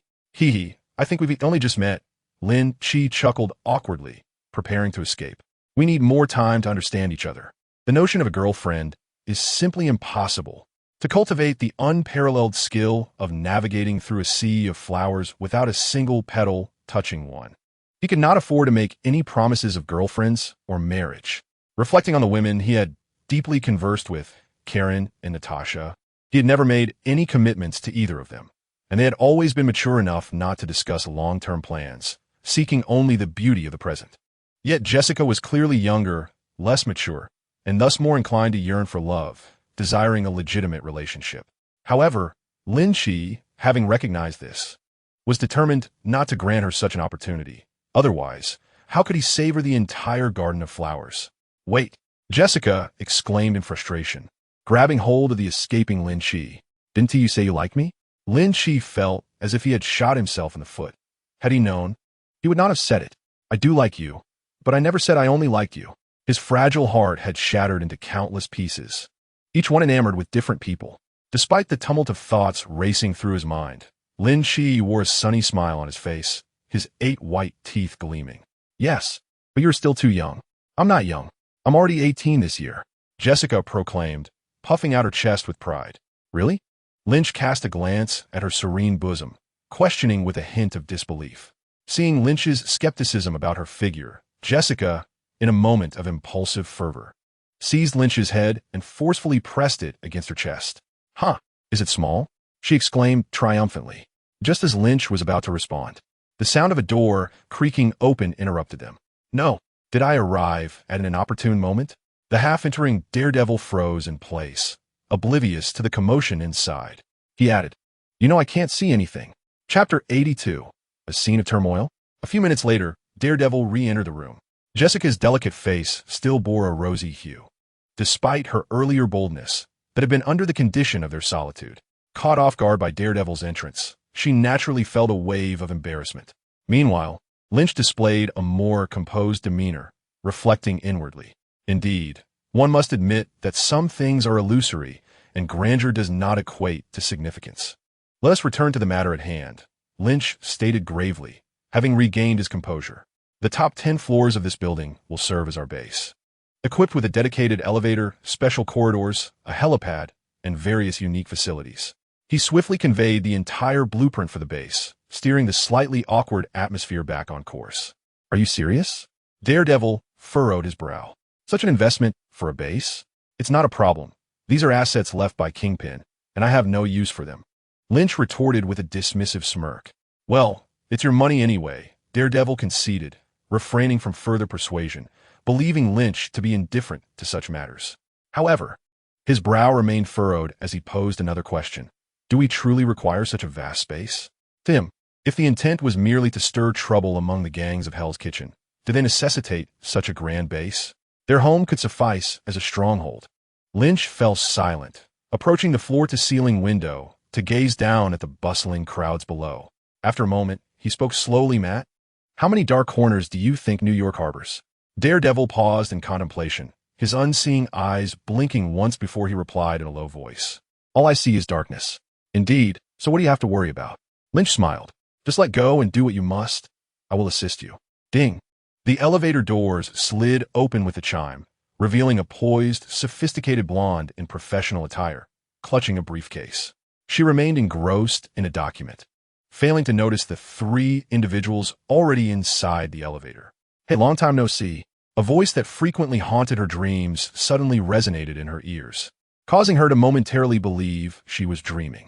Yet, in the next instant, she joyfully lifted her gaze to the person beside her. Lynch? Lynch smiled politely. Karen stuffed the documents in her bag, gazing at Lynch's face, which bore a breathtakingly charming smile.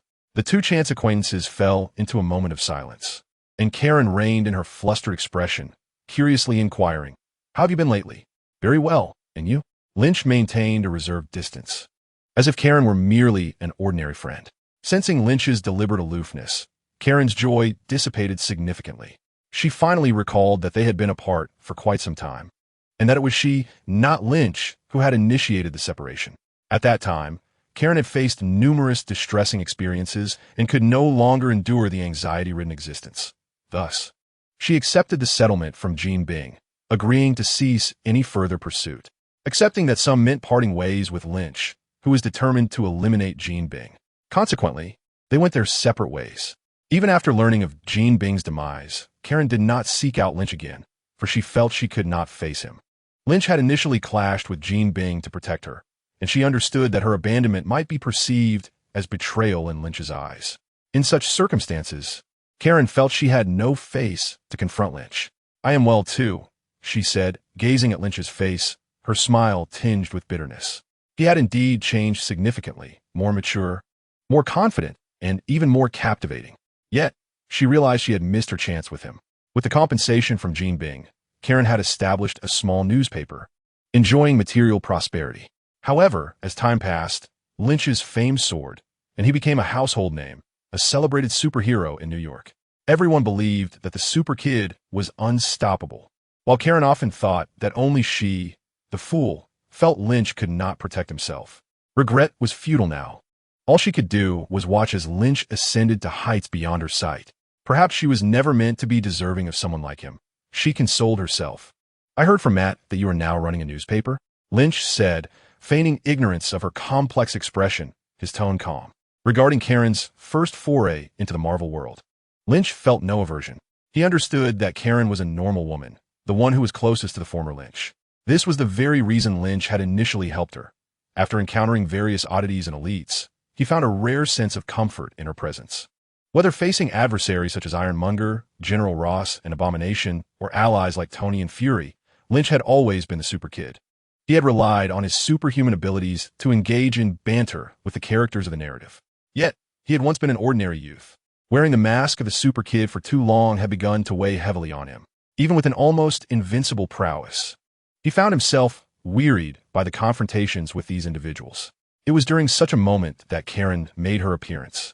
A woman of ordinary means, living in Hell's Kitchen and burdened by the mundane worries of daily life, she allowed Lynch the luxury of being just a man. With Karen, he was free from the constraints of being an agent or a superhuman. He could revert to his former self without hesitation. Alas, fate had other plans, and Karen chose to part ways. Lynch did not contest her decision, for he understood the limitations of an ordinary person's endurance. Later, when Lynch stumbled upon Karen once more, she had transformed into the proprietor of a newspaper, enjoying a comfortable existence. He refrained from intruding upon her life, having forgotten that her establishment was situated within the very same building. Thus, their encounter became an awkward coincidence. Indeed, Karen could only utter a single word, thereafter rendered speechless. Her gaze cast down in despair. The funds that enabled her newspaper were, in fact, the very reason for her betrayal of Lynch. "Do you still care about the past?" Seeing the sorrow etched upon her features, Lynch felt a pang of compassion. At his words, Karen lifted her head, a glimmer of hope shining in her large eyes. "Let go. I no longer concern myself with those matters. This chapter has closed." After a moment's hesitation, Lynch offered her a word of solace. Ding! The elevator doors slid open once more, yet no one entered. Instead, Daredevil stepped out. I'll take my leave now. You two can continue your conversation." "Matt?" Only then did Karen notice Daredevil's presence, waving to him. "Goodbye." Turning her attention back to Lynch, Karen slightly furrowed her beautifully shaped brows. "Is this your sister?" she inquired, pointing at Jessica with a playful smile. "I'm his girlfriend." Jessica, already sporting a displeased expression, clung to Lynch's arm possessively, baring her teeth at Karen in a display of defiance. "Is that so?" Noting Lynch's silence, Karen flashed a seductive smile, exuding an air of mature charm. Without casting a glance at Jessica, as if dismissing the youthful girl as a rival, she leaned closer to Lynch and inquired softly, "So, do you not have a girlfriend at present?" Caught in the crossfire between two women, Lynch felt a sense of foreboding. He could only manage a stiff smile as he replied, "I've never had one. Damn it. Why must I endure this torment? This wretched elevator. Why is it so slow? Is that so?" Karen mused, then abruptly turned her gaze toward Jessica. "Sister, since you claim to be Lynch's girlfriend, do you know what positions he prefers?" Her smile took on a suggestive quality, laced with provocation, as if she had discerned something deeper. Lynch's heart skipped a beat. "I know." Moments ago, he had been leaning over Jessica, and her patience was wearing thin. Anger surged within her. Disregarding whether or not there had been any transcendent friendship between her and Lynch, she began to ramble nonsensically. "Stop." As Jessica was on the verge of revealing the embarrassing incident, Lynch bellowed, interrupting her. He shot a fierce glare at Jessica as a warning, causing her to pout and fall silent. "Jessica, you truly are quite the clever one. A mere provocation, and you spill everything." He then turned to Karen with a sigh. She is just a child. Do not argue with her. Oh, Karen, do be cautious. If you provoke Jessica too much, she might just knock your brains out. Upon hearing Lynch refer to Jessica as a child, Karen ceased her teasing and smiled proudly. I have already stated, I am not a child. Jessica protested, demanding Lynch to change his phrasing. Hush, you are not a child. You are a sultry vixen, the most beautiful woman in the world. Is that satisfactory? At last, Jessica quieted down, granting Lynch a moment of peace. He felt his head buzzing. Women could be quite challenging. What brings you here today? Karen inquired curiously, having never seen Lynch in this place before. Conducting an assessment, Lynch replied. An assessment of what? After a moment of contemplation, he decided to reveal the truth. We will establish a base here. To Lynch's surprise, Karen did not pursue the inquiry further, but instead focused on a point of interest. So, you will be coming here often? Yes. Feeling an unexpected surge of force in his hand, Lynch grimaced, I am not certain how often I will come. Then, Karen leaned in closer, pressing herself against Lynch. Let me treat you to a meal. A meal? Oof. Are you trying to tempt me? Just as Lynch was about to respond, a sharp pain shot through his arm, and he turned to see Jessica, her face contorted with anger, as if to say, You dare agree to that? Goodness, why couldn't she muster such strength against the villains? Just as Lynch found himself in a dilemma, the elevator chimed melodiously. Finally arrived. I can escape. In his eager anticipation, the elevator doors slowly opened. However, his hopeful expression was swiftly transformed into one of despair as the wind swept through, leaving him feeling as though he were crumbling to pieces. Outside stood Natasha, impeccably dressed in a sharp suit, her lips pursed sensually, arms crossed, silently observing Lynch, who was flanked by others. Lynch, you seem quite content today. Chapter 83. The unluckiest of all. Coulson. A few minutes later, Natasha exited the Defender Alliance building and stepped into a sleek black car, departing from the scene. Once she entered the vehicle, her countenance noticeably relaxed, revealing that the anger she displayed before Lynch was largely theatrical. Natasha harbored no extravagant hopes regarding her relationship with Lynch. How could a Black Widow possibly yearn for any semblance of normal emotion? As she gazed out at the bustling crowd beyond the window, a fleeting look of envy crept onto her otherwise expressionless face. Yet, this sentiment vanished in an instant, reverting her to the persona of the cold and efficient Black Widow. Lowering her head, she retrieved a tablet, opening a highly classified mission dossier. She resolved to seize the opportunity to complete this urgent task. Not long ago, amid the vast expanse of the Atlantic, on board a colossal vessel, teams of researchers clad in white lab coats scurried back and forth, diligently calibrating a large apparatus. Meanwhile, squads of agents in black tactical suits patrol the area with unwavering vigilance. At the heart of this operation, a large circle of computers and enigmatic instruments stood, where the highest-ranking individuals aboard the warship watched a particular screen with palpable tension. The screen displayed a captivating scene from the depths of the ocean. The lights of the probe seemed diminutive against the pitch-black abyss, a realm shrouded in mystery for humankind, which knows so little of the ocean's depths. As the probe continued its descent, a rare underwater spectacle unfolded before the observers. Countless extraordinary marine creatures glided gracefully across the screen, alongside colossal skeletal remains and ancient vessels that had lain undisturbed for countless years. Suddenly, a flash of light flickered across the display. What was that? Coulson asked, crossing his arms and squinting at the elderly oceanographer seated before the computer. I don't know. It was too swift, the silver-haired scholar replied, shaking his head, his failing eyesight having obscured the elusive image. He rewound the footage, pausing it at a less than clear moment. A vague figure, human-like in shape, darted quickly through the dim depths. Is that a person? Coulson furrowed his brow, struggling to believe. It was important to note that this was not merely shallow water a few meters deep. The probe had descended thousands of meters due to the seismic activity on the ocean floor.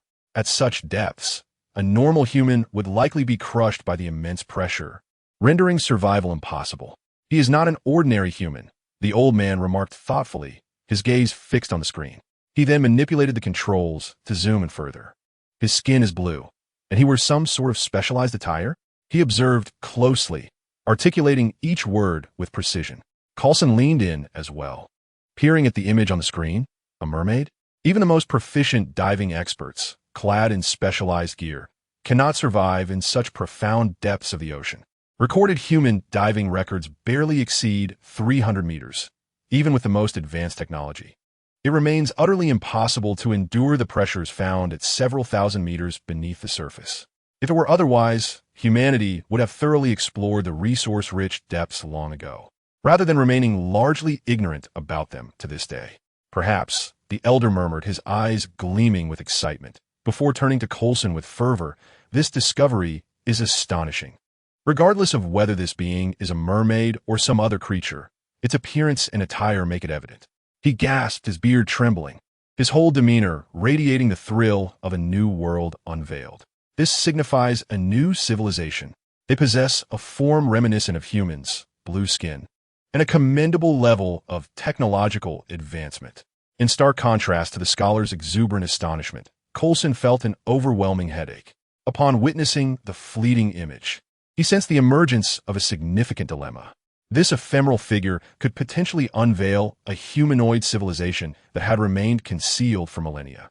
As a senior agent of S.H.I.E.L.D., his awareness diverged from that of the scholars. He immediately comprehended the peril this civilization represented. How many years had it taken humanity to transition from documented history into a technological explosion and modern society? The fact that this civilization had managed to remain entirely hidden throughout the entirety of human development was profoundly alarming.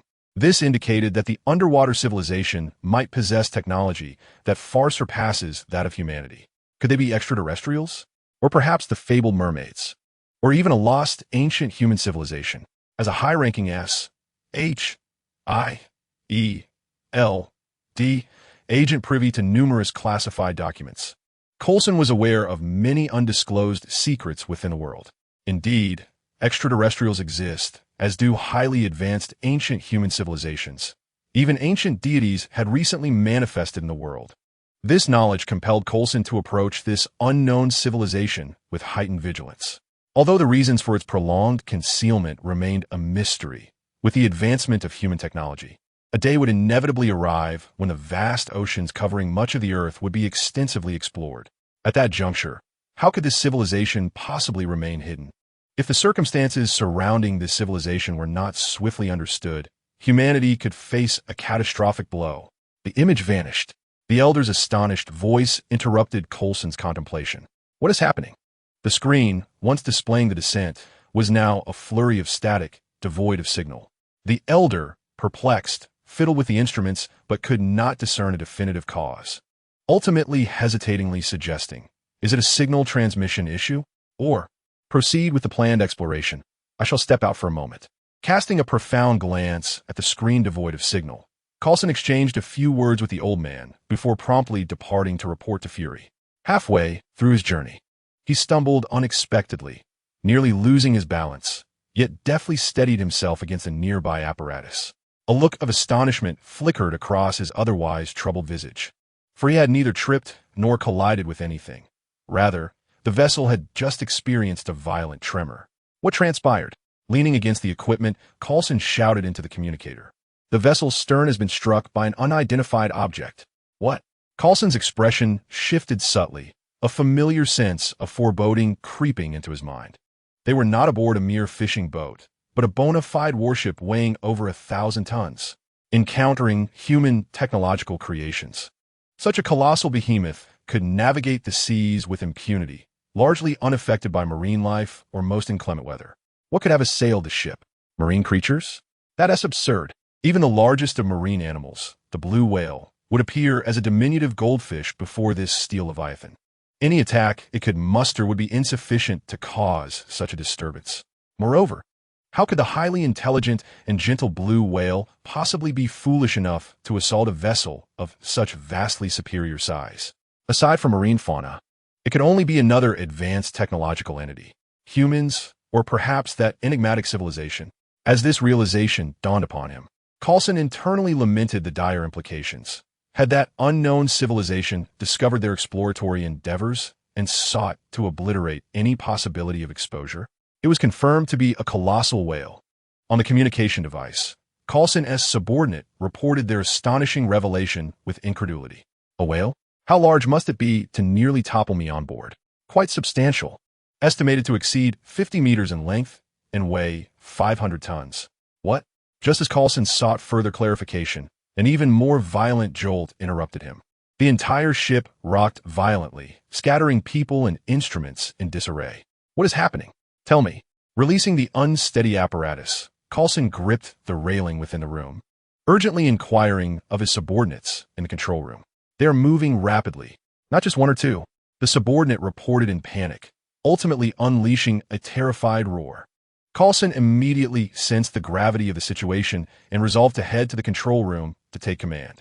Just as he relinquished the railing and crouched to dash from the room, the ship lurched again, tilting the entire chamber at a sharp angle.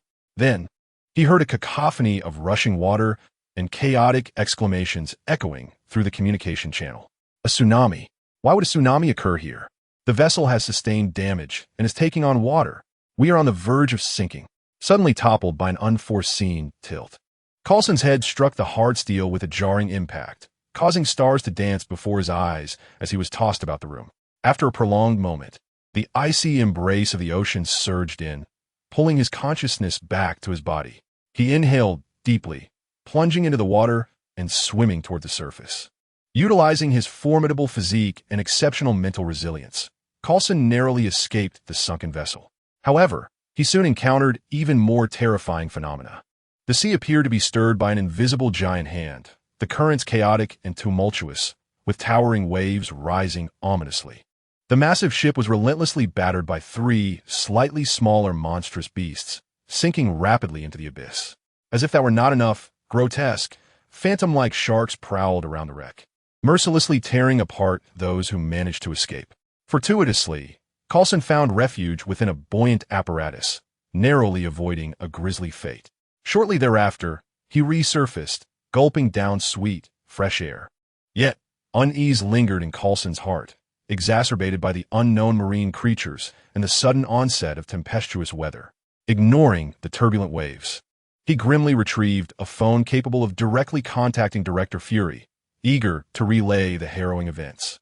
Suddenly, with a resounding crack, his phone was violently knocked from his hand, disappearing into the depths below. Before him stood a being with blue skin, strikingly humanoid in appearance, brandishing an unusual weapon, aimed menacingly at Carlson's throat. "What are you?" he inquired calmly.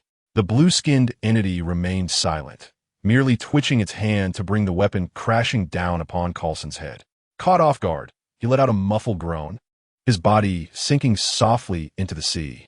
The creature emitted a shrill cry, diving into the water to retrieve Carlson, continuing its eerie vocalizations. A colossal shadow surged up from below, abruptly engulfing both figures. In the depths of the Atlantic, within an ancient civilization concealed for millennia, a drenched Carlson shook off the water, violently expelling briny liquid and painfully opening his eyes. He coughed, laboriously clearing the seawater from his airways and lungs, squinting through heavy eyelids to assess his surroundings. He found himself in a uniquely styled palace, devoid of any presence, save for a peculiar figure seated upon a golden throne in the distance. The individual, robust in stature, bore upward-swept brows and wielded a trident, adorned in a form-fitting black suit marked with fish-scale motifs, exuding an imposing aura. Strangely, this figure bore an uncanny resemblance to a human, with skin indistinguishable from that of mankind. Carlson had anticipated encountering an alien with blue skin, akin to the one who had rendered him unconscious. To his surprise, upon awakening, he found himself in the presence of a being whose appearance closely resembled that of a human, exuding an aura of considerable authority. "What is your name?" The individual seemed to have been aware of Carlson's awakening well before he had finished surveying his surroundings and finally spoke. Carlson decided to abandon any pretense, laboriously propping himself up to gaze at the alien, somewhat astonished as he inquired, "You speak English? Is that so strange? I am quite familiar with your kind." The alien replied, fixing Carlson with a piercing gaze, his tone commanding. "Which organization do you serve?" After a moment of contemplation, Carlson considered the implications of the alien's incisive questioning.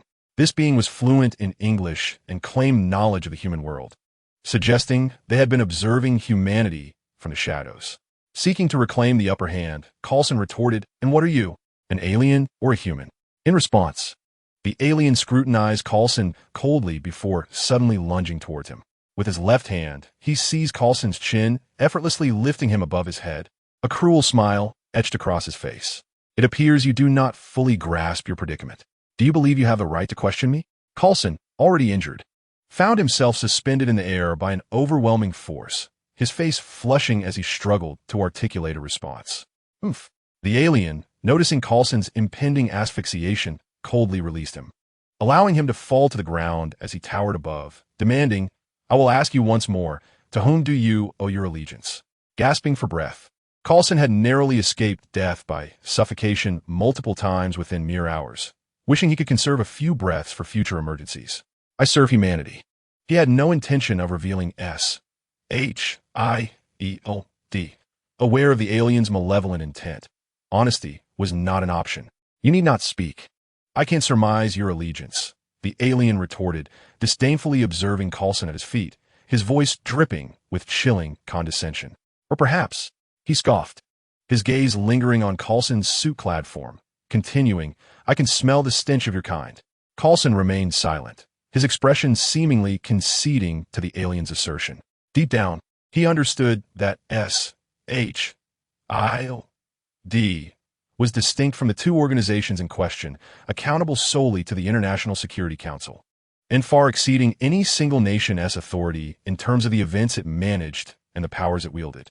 Since the alien had mistakenly associated him with, or perhaps, Coulson decided to let the misunderstanding persist.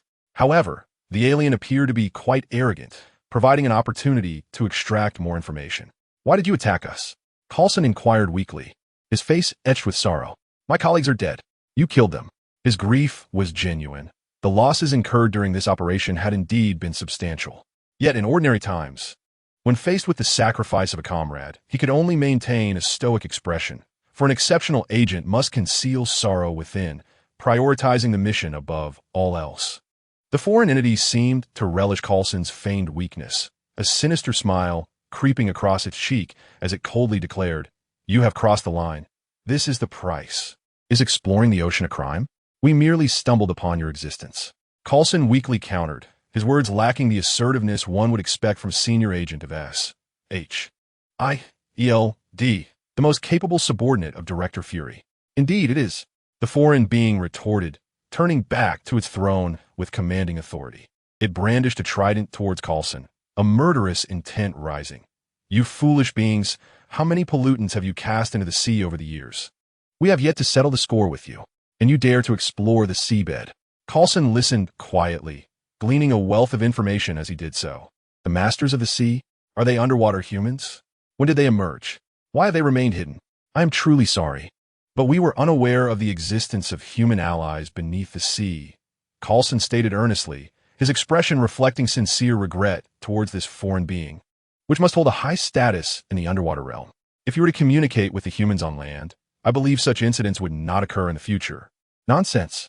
The foreign entity, initially calmed by Coulson's apology, flared up again upon hearing his words. "Do you think I would trust you? You are foolish, greedy, and short-sighted. One day, you will bring about your own destruction." Observing its vehement reaction, Coulson furrowed his brow. Had it communicated with humans before, only to be deceived and suffer? "I admit that some individuals are indeed so, but many more are wise and visionary." "Enough." The foreign being impatiently interrupted Coulson and, with an air of irritation, descended the steps to stand before him. "Do you wish to die or remain here to serve me?" Coulson managed a wry smile as he replied, "I do not wish to die." "A rational choice," it sneered, showing no surprise at Coulson's decision. "This place is far better than the land. You will come to appreciate it here." "I do not share that sentiment," Coulson replied, feeling somewhat helpless.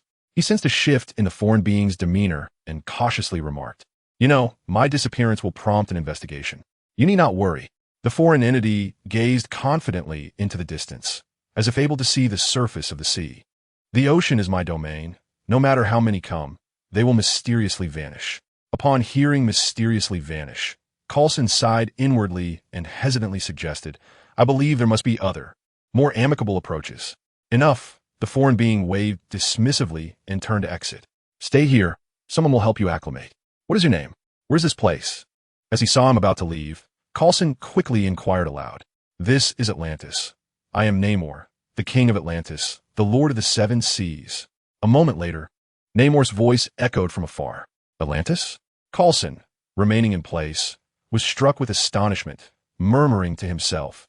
Atlantis has become an underwater civilization? The lord of the seven seas, Namor? Do they command all the oceans? Meanwhile, in the waters where Coulson had originally vanished, a nuclear submarine quietly navigated. Have there been any discoveries?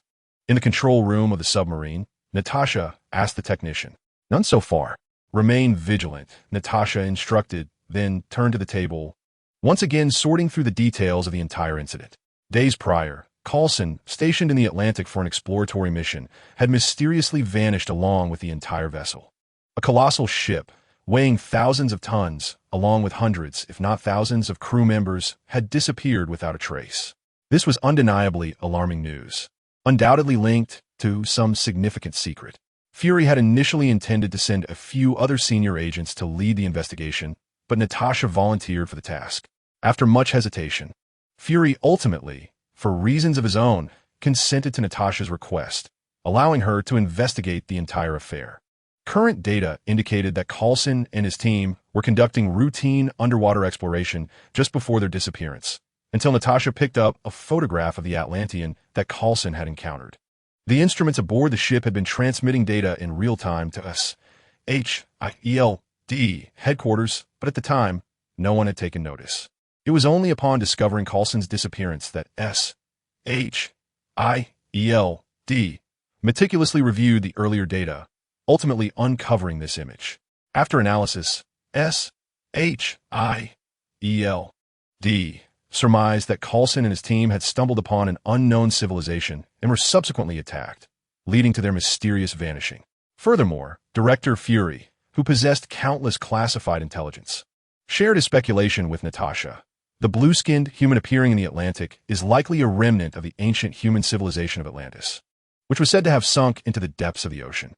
Atlantis had developed a technological civilization surpassing that of modern humanity thousands of years ago. But for reasons unknown, it had vanished beneath the waves, disappearing without a trace. However, it now appeared that they had not perished, but had instead been reborn beneath the sea, even developing a unique underwater civilization. This revelation could undoubtedly provoke seismic shifts in the human world. Given the immense implications of this discovery, Fury decided to conduct a discreet investigation first.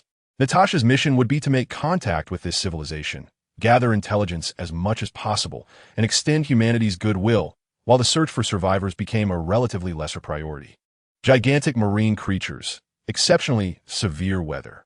Natasha furrowed her brows as she enumerated the reasons behind the sinking of the vessels discovered by SHIELD. While the causes of the ship's demise were relatively straightforward to ascertain, the mystery of their disappearance remained inexplicable. Even if a ship were to sink, remnants would undoubtedly linger in the sea. Yet now, they were utterly bereft of any trace of the vessel's existence, as if it had been swallowed whole by a prehistoric behemoth. Alternatively, perhaps this area had been thoroughly scoured by the Atlanteans. "What is this?" exclaimed a technician. Natasha, still frowning, approached and was met with a horrifying sight. A figure clad in black, wielding a trident, floated upon the water, surrounded by an array of indistinct and boundless marine creatures. Suddenly, with a flourish of his trident, the figure commanded the innumerable aquatic beings to surge madly towards the submarine. "Accelerate! Launch torpedoes!" Natasha remained composed, for most marine creatures could not match the speed of a nuclear submarine. Once they had established distance, 2 powerful torpedoes would suffice to eliminate this seemingly intimidating horde. The control room personnel executed their commands with precision, yet a sense of unease enveloped Natasha. How could such beings possibly account for the sinking of that massive vessel? These chaotic creatures appeared more akin to bait. No! Just as Natasha was about to order a change in course, she felt herself being spun around. Was it the gigantic marine creature? She shouted, but no one responded. Chapter 85. Avengers Assemble. At Stark Tower, an extraordinary party was underway. Beneath the illuminated night sky, a bevy of stunning women donned scanty bikinis. frolicking in the pool and parading their charms in the vicinity. The focal point of the pool party was two men clad only in swim trunks, surrounded by a throng of bathing beauties, their laughter echoing from afar. Lynch pushed past several alluring women, casting a sidelong glance at Tony Stark, who was engaged in jovial banter with a circle of swimsuit-clad ladies. "Tony, can your body endure such daily revelry?" He jested. Tony, caught off guard mid-laughter, quickly regained his composure and retorted with a proud grin, "I could take on 10. Observing the untuned physique of Iron Man, Lynch mused. No wonder Tony Stark couldn't shed the iron suit after its invention. His frail body likely couldn't withstand even a single hand from Natasha. 10 little babies? Please. Upon hearing Lynch's playful jibe, Tony feigned indignation. I haven't had such a chance to unwind in ages. This bachelor party is in your honor. As he spoke, he leaned toward Lin Qi with an air of ambiguity, whispering, "So what do you think? Is there anyone that catches your eye? Many of these individuals are here because of your presence." Casting a disdainful glance at Tony, Lin Qi shifted his gaze to the various beauties, their eyes shimmering with desire and avarice. As Tony had mentioned, the women gracing this exclusive pool party were indeed the epitome of beauty, with several being revered as goddesses in the realms of music, acting, and art. Yet, Lin Qi found himself lacking any substantial interest in them. Appearance? Looks? Physique? Forgive him. But no matter how breathtakingly stunning or impeccably flawless they appeared, under the scrutiny of his discerning gaze, they all seemed marred by imperfections. Lin Qi could proudly declare, "I'm not one to prioritize outward appearances." He had always believed that emotions held far greater significance than mere looks. "No, I have no interest." Tony ceased his inquiries and, with a sigh, advised, "Natasha shouldn't remain angry for long. She's not that kind of person." "I know." With that, their conversation drew to a close, and Tony returned to the throng of women. Shortly thereafter, a fortunate woman followed him into the house. Just as the two were on the verge of igniting their passions, an electronic voice interrupted. "Sir, there is a message from Director Fury." "Can't you see I'm busy?" Tony replied casually, continuing his activities. The message from Director Fury was of utmost importance.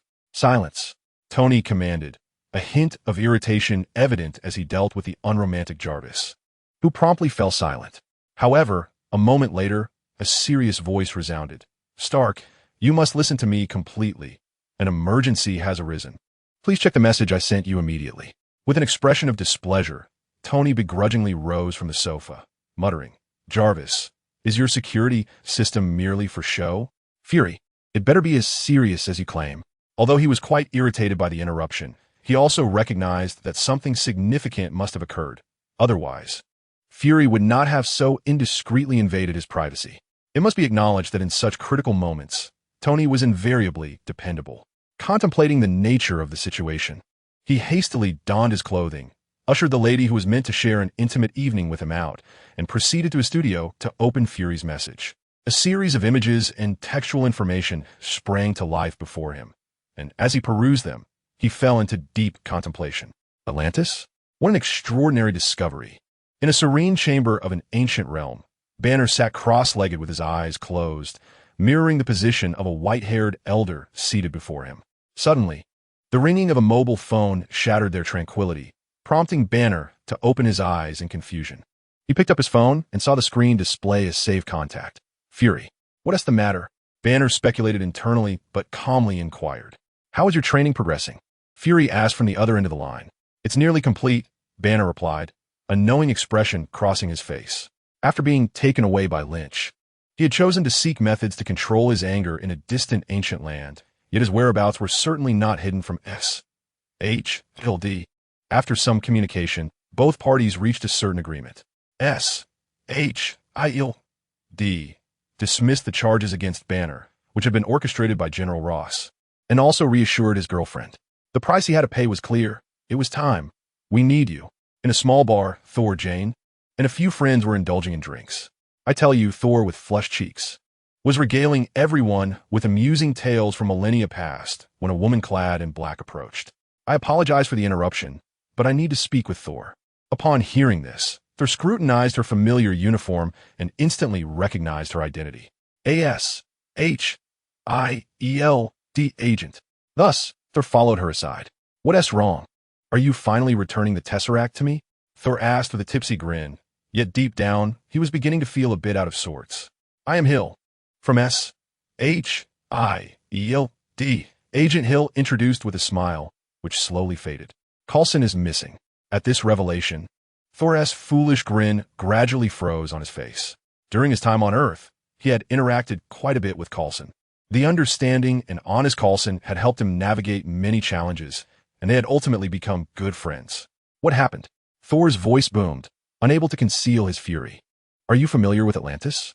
In a clandestine base, Hawkeye stealthily perched at the highest point, his keen eyes, true to his moniker, scrutinizing everything below. Suddenly, he sensed the communicator buzzing and promptly answered. Barton, Fury's voice lingered, seemingly taking time to prepare Hawkeye mentally. What's going on? Sensing something amiss, Hawkeye controlled his wavering emotions and asked calmly. Natasha is also missing. Although he had anticipated this, the news still sent a tremor through Hawkeye's heart. Was it because of that mission? He lamented internally, filled with regret, for he was supposed to be on that mission. Yes. And now? He hesitated, glancing at the researchers bustling below. Abandon your current task and return to headquarters immediately. Understood. He responded with a hint of eagerness before leaping down, charging outward. After Hawkeye had long departed, the once tranquil cosmic cube at the center of the research site suddenly flickered to life. On a roadside during the night, a man clad in a white tank top and athletic shorts was jogging. Halfway through his run, his phone rang. He did not halt his pace, but rather answered the call via Bluetooth. Captain, how have you been adapting lately? Not too bad. What's up? Upon realizing it was Fury, he gradually slowed down. Is there a mission? Captain America inquired directly. Indeed, we may need you to lead a special team. A special team? A hint of nostalgia crossed his face as he smiled. I suppose I have some experience. The green behemoth, the alien wielding a hammer, the ancient ice popsicle from decades past, and the circus's Robinson. Inside a room, Tony pointedly gestured at the room full of eccentrics. I thought you only invited me to explore that ancient civilization. He complained to Fury with a touch of dissatisfaction. Hey, where did you come from, you fool? You'd best keep your mouth shut, lest my hammer show no mercy to the weak. Provoked, Thor would not back down, immediately retaliating against the seemingly superior mortal. Are you serious? With all due respect, your time has passed. We now wield firearms. Care for taste? One shot could send you back underground. Having never lost a verbal spar, Tony seized the moment to unleash a rapid-fire retort. Can you all be quiet? Just 3 minutes. Give me 3 minutes. Fury finally spoke up, his expression impassive. The two childish bickerers exchanged glances and fell silent with a humph. Everyone, look this way, Fury said, stepping toward a screen. He pointed at the images and text, narrating the events occurring in the Atlantic. Natasha has gone missing, but he hesitated before tapping the screen, bringing up a video. The footage revealed a menacing Namor, who, addressing the screen, proclaimed arrogantly, Humans of the land, I am Namor, King of Atlantis and Lord of the Seven Seas. Do not test our limits again. If I see your kind on the surface once more, a cataclysmic tsunami shall engulf your world. As the video concluded, an uneasy silence enveloped the room. If I'm not mistaken, was that a fishman threatening us? Tony was the first to speak, his tone light and mocking. One must admit, Tony Stark had a talent for diffusing tension. However, it was evident that his newly acquainted superhero companions had yet to grasp his humor, remaining uncharacteristically silent. After a lengthy pause, Thor spoke with a measure of seriousness. I am aware of Atlantis. They vanished beneath the waves 10,000 years ago for some reason. I never imagined they had not perished. He gazed intently at Fury, his voice low. They were already formidable a millennium ago. Were Coulson and the others slain by the Atlanteans? Fury shook his head, replying, It remains uncertain, but they transmitted footage using the device on Natasha, which implies that at least Natasha might still be alive. We must rescue them. Hawkeye, typically reserved, rarely voiced his opinion. How we save them? Banner interjected from the other side, though his perspective differed. With a hint of resignation, he stepped forward and continued to explain. Did you not hear this, gentlemen? Atlantis sank millennia ago, yet they have persisted until now. Can anyone tell me how advanced their technology has become? At that moment, Tony approached, chuckling as he patted Banner on the shoulder. Do not be so pessimistic, Dr. Banner. He then confidently gestured towards the group, stating, I have not observed any superiority in their civilization from that fishman, Perhaps they have been attempting to evolve gills for the past 10 millennia? After a pause, Tony turned his gaze to Fury, squinting as he meticulously inquired. More importantly, I am curious as to why Lin is not here. Chapter 86. The Avengers' Initial Defeat Indeed. Why is Lin not present? Is Natasha not his girlfriend? Thor suddenly realized that Lynch was missing from such a significant occasion. A serious expression crossed Banner's face, and he spoke up. I believe he should be here. Fury, confronted with a barrage of questions, scanned the three individuals with an impassive expression before coldly stating, "Your inquiries reveal the reason." He stared intensely, his tone growing more animated. "Why do you presume Lin must be present?" His voice escalated to a near roar. "I do not comprehend why a genius, a god, a scholar would place their hope in a single individual. If that person is absent, do you not find yourselves weeping and seeking your mother in times of trouble? Your reaction is excessive. Lin is also a member of the Avengers, is he not?" Tony retorted, furrowing his brow. "No, the Avengers are you. He is the contingency plan. Must you consistently entrust the fate of Earth to one individual?" Fury's voice rose to suppress Tony. The three fell into an awkward silence. Indeed, placing the safety of the Earth in the hands of a single person is exceedingly precarious. What if that individual one day sought to annihilate the world? Who could stop them? Why not? At that moment, Thor's voice rang out. Facing the scrutinizing gazes of the others, he earnestly stated, "My father, the Lord of the Nine Realms, Odin, bears the responsibility for the safety of both the Nine Realms and Asgard alone. For millennia, he has repelled countless foes from beyond the Nine Realms and thwarted invasions of Asgard." In the room, the assembled individuals exchanged bewildered glances, utterly unaware of these matters. Yet, the god of thunder paid no heed and continued, "Although Lin does not possess the strength of my father, as the god of Midgard, is it not his rightful duty to safeguard Earth?" After a prolonged silence, Tony could no longer contain himself and interjected, "We do not require gods or wielders of hammers. The era of deities has passed. Earth is now governed by humanity, and Lin is but one of us. He may appear human, yet in truth he is a god." Thor countered, "You sound like a charlatan." Tony retorted with an odd tone. "Enough." Someone bellowed. It was Captain America, unable to bear it any longer. "I believe Fury speaks the truth." He stepped forward, exuding his leadership qualities. "We must unite in our fight for the safety of Earth. That is the very reason we have gathered." Surveying the assembly, his voice resonated with solemnity. "The strength of an individual is limited. If we remain idle, even Lin, no matter how powerful, may one day succumb to our enemies. I firmly believe that only through unity can we overcome all threats." At this, the once contentious heroes ceased their bickering, temporarily swayed by Captain America's charisma. "Are we now a team?" Captain America extended his hand, and one by one, the superheroes placed their hands upon it. "Excellent." Observing the first instance of their solidarity, Fury nodded with satisfaction, silently acknowledging that the elder brother truly lived up to his title. "Now, we can discuss the mission. What exactly do you wish for us to undertake?" Tony inquired, perplexed. "Rescue? I doubt they will calmly sit down and converse with us. That Fishman has already declared war." Fury replied gravely, "I need you to gather intelligence on them. Understand their situation, so we can prepare accordingly." "Prepare for what? War?" Tony pressed further. "That is not for us to decide." Fury responded with an impassive expression. "Of course. The means you choose are entirely your own." The group exchanged glances and then erupted into laughter. "Then let us teach that Fishman a lesson." On the surface of the Atlantic, a yacht sailed through the waves towards a distant destination. They opted against large vessels, for the painful lessons of the past had made it abundantly clear that such ships, while grand, required numerous hands to operate and would inevitably lead to significant casualties if attacked. After some deliberation, they decided to advance by large ship initially, and upon nearing their target, continue onward in a smaller yacht. This smaller vessel would present a lesser target and facilitate the elite team's operations. After 1 or 2 hours of sailing, the initially taut nerves of several individuals gradually relaxed, and they began to engage in their respective pursuits. The god of thunder donned his sunglasses, reclining on the deck to bask in the sun. This was a pastime he had acquired during his time with Lynch, back then, in his quest to enhance his prowess. He would imitate Lynch in various activities. Over time, he came to appreciate sunbathing as an ideal activity for someone like him. who possessed a long lifespan and little to occupy his time. Inside the studio, Tony was busily tinkering with a new model of his Iron Man suit. This was a specially modified suit designed for combat in deep-sea environments, anticipated to perform effectively at depths of 1,000 meters.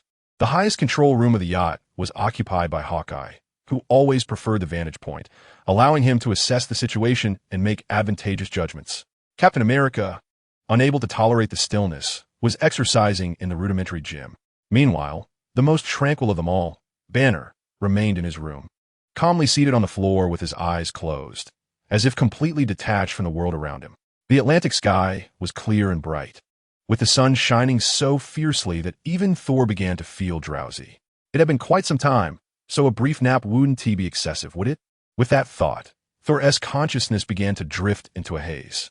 Uncertain how much time had passed, Thor groggily awoke, rubbing his face. See water? Had started to rain. Blinking sleepily at the sky, he was instantly jolted awake. Before him, a towering wave, darkening the once clear sky, surged rapidly towards them, transforming the yacht into a mere speck amidst the colossal swell. What are you all doing? A tsunami is coming. Get out here. As soon as he finished speaking, Iron Man rocketed off the yacht, trailing flames. What is happening? Tony exclaimed, staring at the monstrous wave, utterly bewildered. Jarvis had been on alert, capable of detecting threats a kilometer away. Why had this tsunami appeared out of nowhere? The tsunami manifested 30 seconds ago, sir, Jarvis explained. What? 30 seconds? Are you implying someone has been tailing us with a massive wave generator? Yet at this moment, there was no time for Tony to ponder further. The towering waves had already begun to rock the yacht, threatening to engulf it entirely. On deck, Banner, Captain America, and Hawkeye had donned life jackets, ready to leap overboard at any moment. Do something. Aren't you the god of thunder? You should be able to control storms. Captain America shouted towards Thor, who stood firmly on the deck. I know, Thor replied loudly, arcs of electricity flashing in his eyes. In an instant, the arcs on his body surged, becoming thick and radiant, and he raised his mighty hammer high. With a thunderous roar, bolts of lightning cascaded down upon him like a waterfall, and the sea began to churn as fierce winds howled to life. The mighty Mjolnir, communicating with the tempestuous sea of thunder, propelled the god of thunder skyward until he became the most resplendent figure amidst the raging ocean of lightning. With a gaze electrified by the brilliance of lightning, the thunder god cast his sight upon the towering waves, and with a sudden gesture of his hammer, he commanded countless furious bolts of lightning to surge forth towards the colossal swell. As these bolts clashed against the waves, a magnificent explosion erupted, shaking the very heavens. The thunder god was acutely aware of water's conductive nature. Hence, he unleashed a detonation to disperse the monstrous waves with the resulting shockwave. At that moment, the winds howled in lament as the storm clouds summoned by the thunder god incited fierce gales that battered against the surging tide. Under the tumult of wind and thunder, the once rampaging waves met an invisible barrier, their momentum faltering. Observing the signs of the waves' retreat, the thunder god could not help but wear a smug grin. Well done. A master of electricity indeed. Having encountered numerous extraordinary beings, Tony's capacity for acceptance had significantly strengthened. Even if he had never witnessed this hammer-wielding figure's display of might before, he was utterly unfazed. At most, he merely reimagined the wielder of the hammer as a master of electricity. Bravo, Thor. Is that your name? Captain America exclaimed with a smile. The thunder god laughed heartily, declaring, I am a god of thunder. The ocean is my domain. However, the waves, which were moments away from retreating, inexplicably regained their ferocity, even more terrifying than before. Oh no! Tony's eyelids twitched as he shouted frantically, Run! Thor, can you unleash that attack once more? Captain America called out, as he and the other two swiftly plunged into the sea. It must be done, even if it seems impossible. The thunder god roared, his body crackling with lightning once more. With one hand raised high, hammer pointed towards the heavens, he ascended rapidly into the sky. Seeing the thunder god preparing himself, Tony shouted, On my count of 3, 1, 2, 3. No sooner had the words left his lips than an endless barrage of thunder and miniature missiles surged forth towards the monstrous waves. Boom! Amidst the thunderous cacophony, their assault failed to fully dismantle the waves. The remnants of the swell swiftly engulfed the astonished duo. followed closely by their toy-like yacht and the three who had ventured out. With a beastly roar, a flash of green pierced through the azure sea. Hulk, sensing imminent danger, propelled himself towards the surface, closely followed by Captain America, who dragged Hawkeye along. Unfortunately, the two who faced the monstrous waves head-on were not as fortunate. Tony's armored suit sustained considerable damage, and the Thunder God nearly lost consciousness. Track their location for me. Guide me to them. Just as Tony steadied himself, eager to rescue his companions, he felt an overwhelming force strike him from behind. In the next instant, Iron Man was sent spiraling through the water, propelled several meters away. What on earth was that? Tony inquired in shock, addressing Jarvis. Sir, it is that Atlantean Namor. With that, Jarvis revealed the image. The figure, lurking beneath the water and stealthily attacking Tony from behind, was indeed Namor, brandishing a trident and clad in dark attire. The formidable force caused Tony to cast a troubled glance at the state of his iron suit, prompting him to decide that retreat was the wisest course of action. Jarvis exclaimed, boom, as another wave of immense power surged towards them.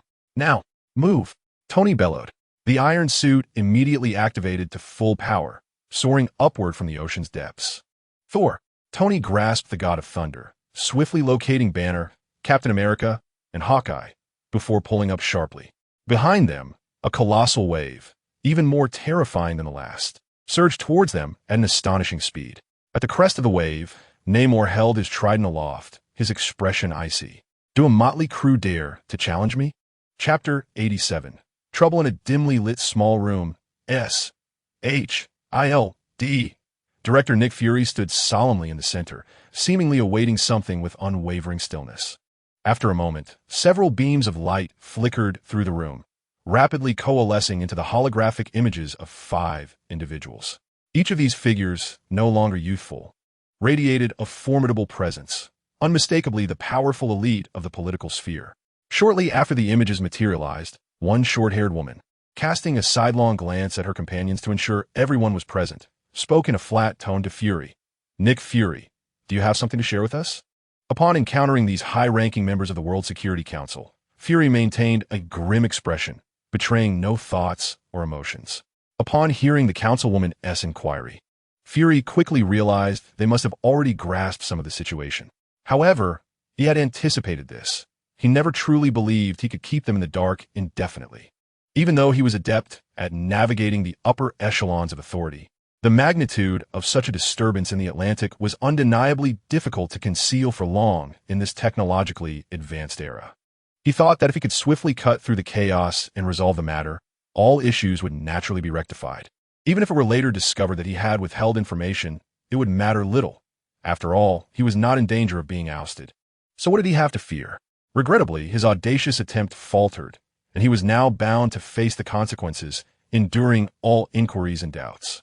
This was the moment of reckoning for him. With his chest out and hands clasped behind his back, Fury surveyed the council members before responding with a calm, yet assertive tone. Did you not already know, councilwoman? Oh, replied the man beside her, his tone laden with pressure. Do you believe your unilateral decisions were without fault? I never claimed that, Fury retorted softly, though he soon conceded. However, this was indeed a misjudgment on my part. Is that all? The tone of the congresswoman rose an octave, her discontent becoming increasingly apparent. Why must I be reminded of such news by other intelligence agencies? Has S.H.I.L.D. ceased to be accountable to us? Observing her evident displeasure, Fury, who was intimately familiar with these congressmen, promptly stated with gravitas, naturally, the operations of S.H.I.L.D. are entirely under the supervision of the World Security Council. After all, every penny we spend originates from you, does it not? At this moment, another congressman scoffed derisively, remarking, so you do remember that your finances are dependent on us. I thought you only recalled it when you required funds. Is the substantial annual allocation we provide to S.H.I.L.D. intended for you to hire a troupe of actors to engage in combat? Are they not actors? Upon hearing such an insult, Fury resolutely and solemnly countered. Each of them is among our finest elites, endowed with extraordinary powers. You're playing with fire. Another congressman interjected with a chilling warning. That is a force you cannot control, Commander. Yet Fury remained composed. calmly retorting, "May I inquire if you have ever been to war, sir? Real war." Silence fell over the room, prompting him to continue, unhurriedly, "In times of war, would you wish to be controlled? Obedient soldiers are the best soldiers." One congressman quickly retaliated. Fury disagreed, asserting, "Yes, but they are not ordinary soldiers." Before he could finish, the congresswoman's skepticism interrupted him. "Indeed, you command the most elite intelligence organization in the world, yet you entrust the safety of the planet to a band of misfits?" Fury fixed his piercing gaze upon several of them for a moment before responding. "I have no intention of entrusting the safety of the Earth to anyone. I merely require a team to address crises. I believe that even if they operate independently or become unmanageable, when utilized properly, they are precisely the individuals we need." A congressman immediately reminded him, "The Avengers Initiative has yet to be approved. You should focus your efforts on the second phase." Fury shook his head in denial. "The second phase is not yet mature, but we cannot predict when the enemy will strike." A congressman coldly stated, "Yet you have already demonstrated the failure of this plan." Another congressman chimed in, "Do you understand the immense pressure we are currently under? You have provoked a civilization completely unknown to us, merely due to a few agents or something else." Suddenly, Fury responded with unyielding certainty, "Not yet." "What?" The congressman appeared perplexed. "Not yet what?" Fury's expression grew serious, his tone resolute. "The Avengers have not failed. This is merely a minor inconvenience. Enough. We demand to see results." The congressman declared flatly, 3 days. "Is this truly your capability?" Fury exclaimed in frustration, casting a disdainful glance at the dejected and disheveled superheroes in the conference room. "Look at you, resembling a bunch of weeping children." Tony, who had been languidly slumped in his chair, shot him a sidelong glance and retorted with biting sarcasm, "Director Nick, perhaps you should join me for a sip of seawater. You ought to be grateful for my presence. Without me, do you truly believe your circus would have returned intact?" Tony's words struck a nerve, as several individuals cast him disapproving glances. Among the remaining members of the Thor's entourage, the most obstinate one was the first to retaliate, declaring, "Who do you call a circus, Iron Man? Without me, your suit would have long since succumbed to the sea." "Oh, really? You don't genuinely believe that merely discharging electricity makes you a god of thunder, do you?" Tony scoffed, a gleam of mockery in his eyes. "It's utterly ludicrous. I could easily bring you to tears with just my fists." The tension escalated between the two, akin to the ignition of explosives meeting a spark, prompting Fury to bellow in exasperation. "Will you both kindly shut up? Are you here to squabble?" He surveyed the group with a look of disappointment, lamenting, "I cannot believe I have assembled such a peculiar bunch of so-called elites for this monumental responsibility." Tony let out a derisive chuckle, poised to respond, but Banner interjected, "I think this might be beyond our capabilities." He glanced around at his companions, perhaps seeking affirmation. The individual we encountered was capable of summoning tsunamis at sea, unleashing catastrophe. "I wholeheartedly concur," Tony interrupted Banner, continuing, "That aquatic entity possesses strength exceeding hundreds of tons, with a swimming speed surpassing 60 kilometers per hour, capable of generating colossal tsunamis and seemingly controlling gigantic marine creatures." He disdainfully gestured towards the assembled elites, addressing Fury directly. "If those Atlanteans are indeed such monstrosities, what do you think your circus performers can achieve? Make them laugh? Hey!" Thor's temper flared anew, excitedly exclaiming, "Do you really wish to test the might of my fist? Oh, did you all hear that? He said he would hit me. How terrifying." Tony feigned fear, prompting Thor's veins to bulge in anger as he brandished his hammer, ready to charge. "Enough." Fury interposed, positioning himself between the two, visibly exasperated. "Can't you two settle down for a moment? Wouldn't your strength be better utilized against the enemy?" Observing Thor's furious demeanor, Tony crossed his arms defiantly, asserting, "You should let me go alone. That way, I won't nearly drown dragging along several others. I'm more concerned about you hindering my progress." Thor shot back a retort. Fury paused momentarily, casting a glance at the others who remained silent, and inquired, "Do you share the same sentiment?" Captain America, pursing his handsome lips and furrowing his brow, responded, "I beg to differ."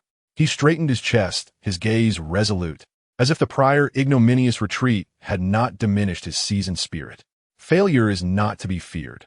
The loss of resolve is the true terror. We must rally our spirits. The captain's words resonated. Fury intoned gravely. You nearly perished at the hands of that creature. Do you not yearn for retribution? Trust me, I certainly do. Tony exclaimed, gesturing with his palms thus. I propose we hurl a few nuclear bombs into the depths of the ocean and obliterate this band of fishmen. Simple and expedient. Fury shot him a disapproving glare at such a flippant suggestion. Strategically speaking, nuclear weapons remain humanity's ultimate arsenal, a last resort to be employed only in the direst of circumstances. Furthermore, from a technological standpoint, launching a nuclear device into the depths raises the question of whether the Atlanteans possess countermeasures against such armaments. Should we deploy a nuclear bomb and fail to achieve the anticipated outcome, humanity would face grave peril. Stop with the nonsensical talk. You know that's impossible. Tony scoffed, seemingly dismissive of Fury's reasoning. Oh, so you prefer we continue to wade in the waters? Or perhaps feed the esteemed Mr. Namor's beloved pet? Fury sighed. Stark, I implore you to think of a solution. Are you not a genius? In response, Tony, with a serious demeanor, stated, Are you serious? I believe the most rational course of action is to ignore them. If they choose to hide, why provoke them? Simply due to your absurd threats? We did not intend to provoke them, but the reality is we have. Before Tony could respond, Hawkeye, who had remained silent for an extended period, finally spoke. We cannot simply let this go. He raised his head, his face a mask of suppressed hatred. They killed Coulson, Natasha, and so many others. Stubbornly, Tony, meeting Hawkeye's gaze, found himself at a loss for words. Coulson and Natasha were also his friends. After a lengthy silence, he softly remarked, I believe it is time to inform him. Chapter 88. The inflated Namor days earlier, we discovered a submarine within an ancient and uniquely styled underwater palace. A blue-skinned Atlantean soldier bowed before their king, speaking with reverence. Upon hearing the report from his attendant, Namor, the ruler of Atlantis and king of the seven seas, raised an eyebrow, a surge of fury igniting from his feet to his head, prompting him to rise abruptly. Grasping his trident, he thrust it forcefully into the ground. Truly seeking death, he bellowed, his already sinister visage becoming even more chilling and menacing. I must issue them a warning, he declared, striding purposefully outward, leaving the remaining crowd with bowed heads to bid farewell to their departing king. Amidst the throng, an Atlantean cast a furtive glance at Namor, their eyes flickering with unspoken thoughts. Namor ascended swiftly through the depths, soon reaching a proximity close to the ocean surface. With wide-open eyes, he meticulously scanned the waters, utilizing his extraordinary vision to seek his target. Before long, he spotted the immense submarine in motion. With a disdainful snort, he parted his lips to emit a sound imperceptible to ordinary humans.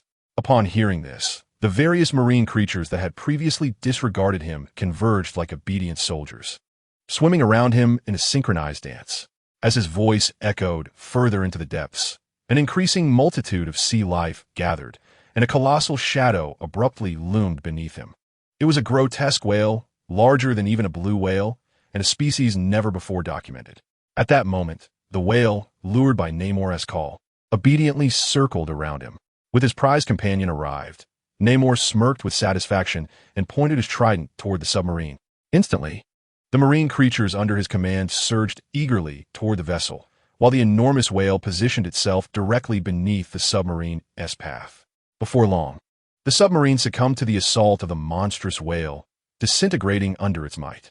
Countless marine beings, akin to sharks sensing blood, surged into the submarine, ravenously consuming the survivors. Namor, meanwhile, stood proudly amidst the chaos, relishing in the spectacle of slaughter. Suddenly, as if struck by an epiphany, he propelled himself swiftly toward the submarine. Outside, Natasha, resembling a celestial deity, dispatched the smaller creatures attacking her with remarkable agility, ascending rapidly. In a mere 2 seconds, Namor reached her side, thrusting his trident forward while she was caught off guard. Sensing the disturbance in the water, Natasha's heart raced, just as she turned. A jolt of pain shot through her shoulder. The razor-sharp trident pierced her fragile form, crimson blood gushing forth in an instant. With a pained gasp, Natasha retaliated, swinging a fist toward Namor.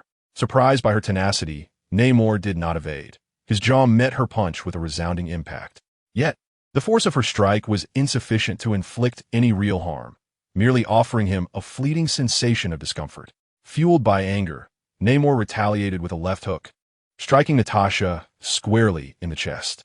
Darkness enveloped her vision as she felt the force of the blow, her strength dissipating as she began to sink slowly. Namor, however, scrutinized the human who had dared to strike him, only to discover that she was a woman. A thought flickered through his mind as he approached to seize Natasha, noting her striking beauty, far surpassing that of the Atlanteans. Thus, Namor altered his intention to eliminate her and embarked towards Atlantis with Natasha. No one will come to your rescue. In a chamber, Namor sneered at Natasha. I have already issued my warning. If her kind were wise, they would refrain from trespassing on our territory. Natasha, her shoulders wrapped in bandages, regarded Namor with a cold gaze, her crimson lips parting slightly. They will. Namor's beady eyes roamed over Natasha's exquisite form and delicate features, his tone laced with temptation. Do not harbor such fantasies. Would it not be preferable to remain here? Should you agree, you could ascend to the throne as my queen. A queen? Natasha shot a peculiar glance at the fishman before her, replying, I believe our tastes may differ. I have no inclination towards fish. Upon hearing this, Namor's eyes glinted with a sinister light, his demeanor growing increasingly impatient. Ever since he had brought Natasha to Atlantis, he had subtly coaxed her into submitting to him. Yet Natasha, without a moment's hesitation, firmly rejected him. She was not single. Even if her feelings for Lin were somewhat complicated, he was still her beloved. Moreover, Natasha harbored no peculiar desires. To be the queen of a fishman? Gazing at this creature, whose many attributes diverged from humanity, she found the notion of such an interspecies romance utterly unacceptable. I am a hybrid. After a moment's hesitation, Namor gritted his teeth and revealed his difficult secret. I am more akin to a human, am I not? Is that so? Natasha smiled slightly, her tone dripping with sarcasm. Then what about those little wings on your feet? Seeing Natasha remain unyielding, Namor retorted angrily. Do you wish to perish? Indeed. Then go ahead and kill me, Natasha boldly declared, her chest thrust out, unafraid. Is that not how you treated my comrades? You. Just as Namor was about to demonstrate his power to Natasha, an Atlantean soldier entered, speaking to Namor in a language that Natasha found incomprehensible. After listening, Namor cast a malevolent glance at Natasha, and then sneered. It seems there are indeed individuals coming to your aid. But, he chuckled cruelly, I shall slay them all and present their corpses before you. With that, he turned and departed. Natasha watched Namor's retreating figure, her eyes betraying a flicker of worry and anticipation. The waves roared as Namor coldly observed Iron Man and his companions slowly ascending into the sky. Next time, you shall not be so fortunate, he vowed fiercely within himself before reluctantly plunging into the sea, heading towards Atlantis. Shortly thereafter, Namor sat upon his throne, surrounded by a throng of blue-skinned Atlanteans. Wong, we have been exposed, and soon they will swarm towards us like sharks sensing blood. We must be prepared. Below, an Atlantean gestured while emitting a high-frequency sound to express his concern. This unique language is exclusive to Atlantis, as their marine environment and biological structure enable them to produce sounds at frequencies that are difficult, if not impossible, for humans to emit or even hear. Do not worry, Namor responded in Atlantean. They will not dare to provoke us. With their level of technology, they are incapable of extensive exploitation of the ocean, let alone pose a threat to us dwelling beneath the waves. Yet that day will inevitably come. Moreover, those they dispatch today are evidently more formidable than before. I believe we must prepare for war, another Atlantean replied. Reflecting on the recent encounter with those adversaries, Namor fell into a brief silence.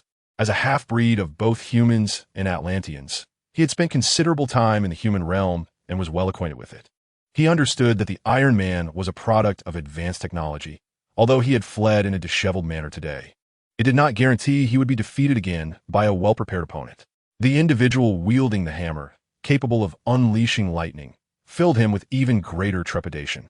For he had never encountered such a being before. Was it a superpower, or merely the hammer's prowess? He was uncertain, but he knew that if the lightning struck him directly, the outcome would undoubtedly be dire. Furthermore, the transformed green monster seemed to possess immense strength, though its abilities appeared hindered underwater.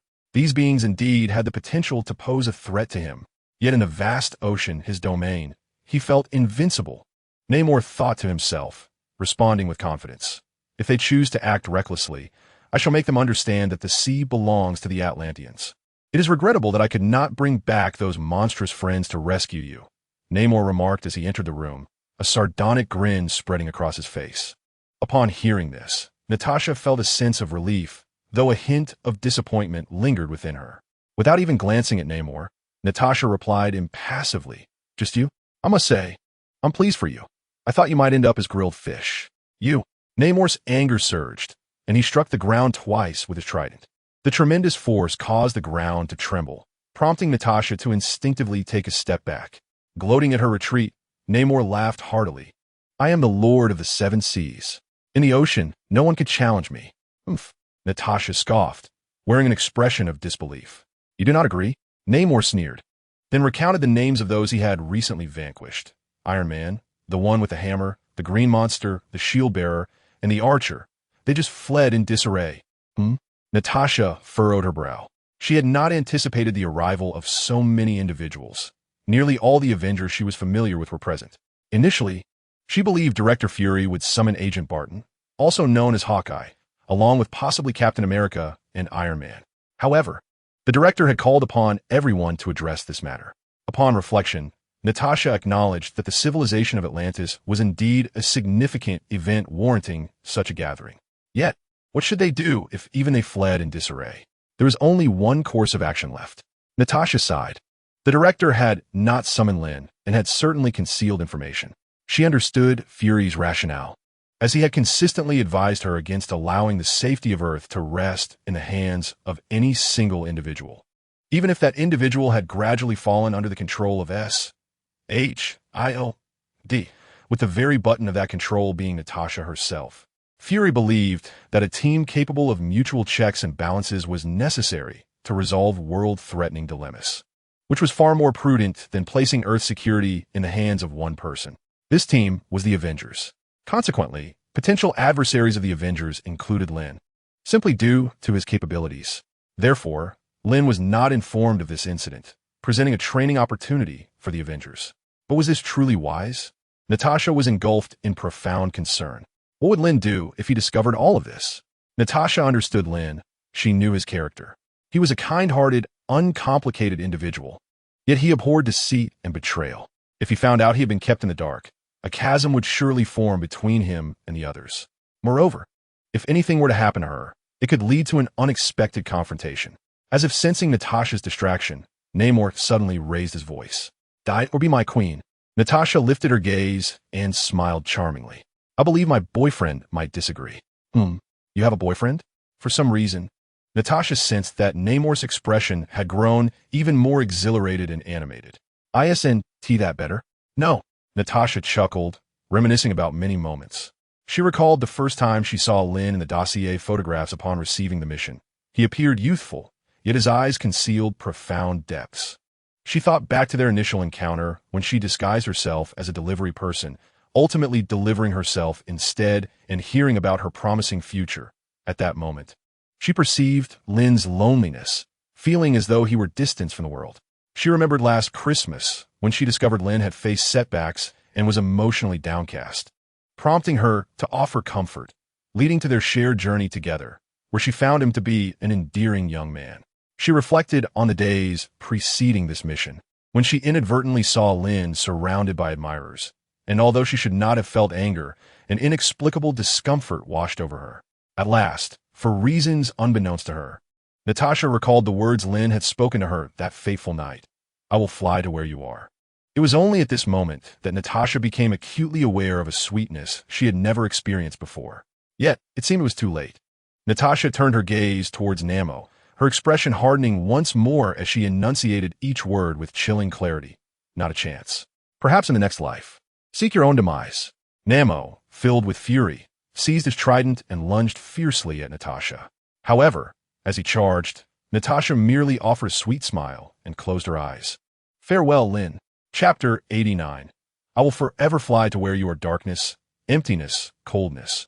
Was this the sensation of death? No, it was merely. Lin jolted awake, abruptly emerging from that peculiar dream. He breathed heavily, still shaken by the feelings he had experienced within the dream. After a prolonged moment, Lin finally regained his composure and gazed out the window. The sun had already risen high in the sky, casting its warm rays, heralding yet another splendid day. Yet, despite the glorious sunshine, he found himself utterly alone, an indescribable sense of desolation enveloping him. Reflecting on this, Lin couldn't help but let out a soft sigh. Ever since the incident at the Defenders Alliance building days ago, he had not seen any of them, nor had he pursued the company of other women. Choosing instead to wander alone, Natasha had vanished without a trace, and Lin had no desire to reach out. As for Karen and Jessica, they were at the Defenders Alliance daily, but the ongoing conflict between the two women was unbearable for him, prompting him to steer clear. Even 2 days prior, at the singles party Tony had organized for him, Lin had not taken any bikini-clad beauties with him, but had instead seized an opportunity to slip away quietly and return home alone. Stretching lazily, Lin rose from his bed, and suddenly a vague premonition flickered in his mind, pulling him from that strange dream. What could it be? After pondering for a long while without clarity, Lin decided to rise, quickly tidy himself, and step outside. As he walked along the bustling streets, Lin was surprised to find that many of the streets and intersections felt familiar. Unbeknownst to him, he had gradually begun to embrace this foreign metropolis of the cinematic universe. As he strolled, a wave of nostalgia washed over him. He recalled that when he first arrived, he had been quite resistant to this place. Even with the power of the system and the ability to vanquish Ironmonger, he had struggled to fully accept his transition into the Marvel world, let alone this city fraught with calamities. After all, he had come from the realm of reality into a fictional one. How much authenticity could one truly feel? Even with the power to foresee the future, at one point, he had even entertained the notion that all of this was merely a dream, and that perhaps one day he would awaken from it. Moreover, in this higher realm governed by an omniscient and omnipotent cosmic deity, how audacious is it for a mere superhuman to act at will? One cannot help but be plagued by the fear of attracting the attention of some bored overlord, be it one of the 5 primordial deities of the multiverse, or perhaps the Life Tribunal or the Temporal Management Bureau. Given the stature of such beings, they need not even snap their fingers. A mere thought could render one to ashes. Fortunately, I have remained unscathed thus far. Yet, I ponder whether these titans truly do not exist, or if they simply have not noticed me, or perhaps they have noticed but chosen to disregard my presence. For now, the truth remains elusive, so I shall assume they do not exist. Setting aside these bizarre musings, Lin Qi finds that the most challenging aspect of confronting this great city of Apple is the cultural and habitual disparities. I'm a native, a fine young man nurtured under the red banner. To suddenly be thrust into the heart of a nation embodying an entirely different ideology requires time to acclimatize. Does it not? As a student of foreign languages, I possess a considerable understanding of Western culture. Otherwise, an individual oblivious to these aspects would certainly struggle to even eat. For a rice and noodle-centric flour-growing individual, indulging in a burger and cola once or twice may bring delight, but to consume it at every meal, day in and day out, one would surely feel nauseated at the mere thought. What?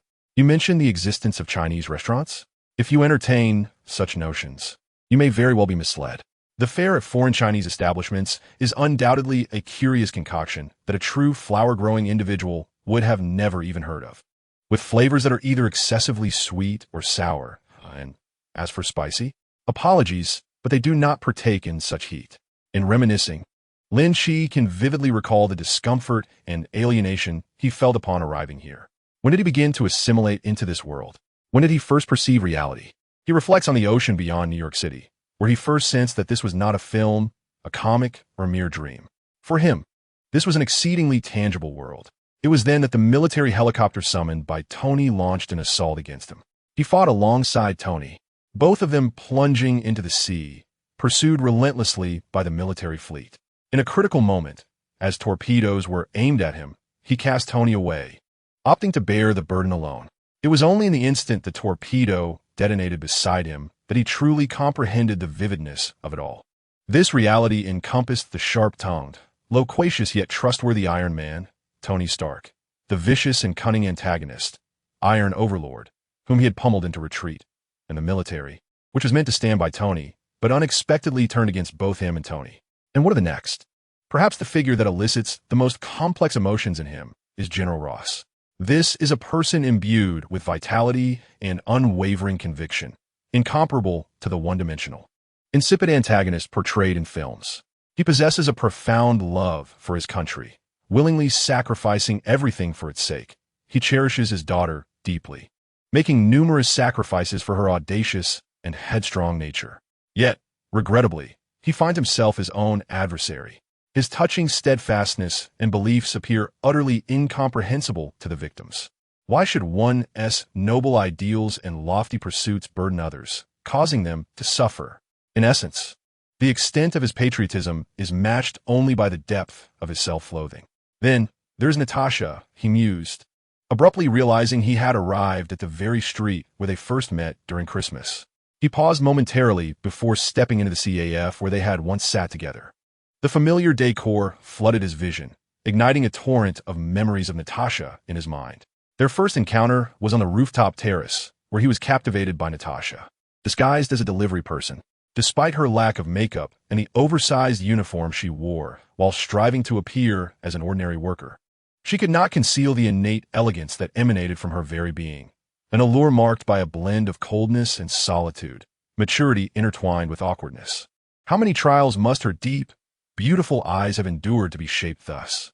When she inquired about her impending death, he suddenly recognized the tragic fate of this premier Marvel female agent, a destiny far more sorrowful than his own.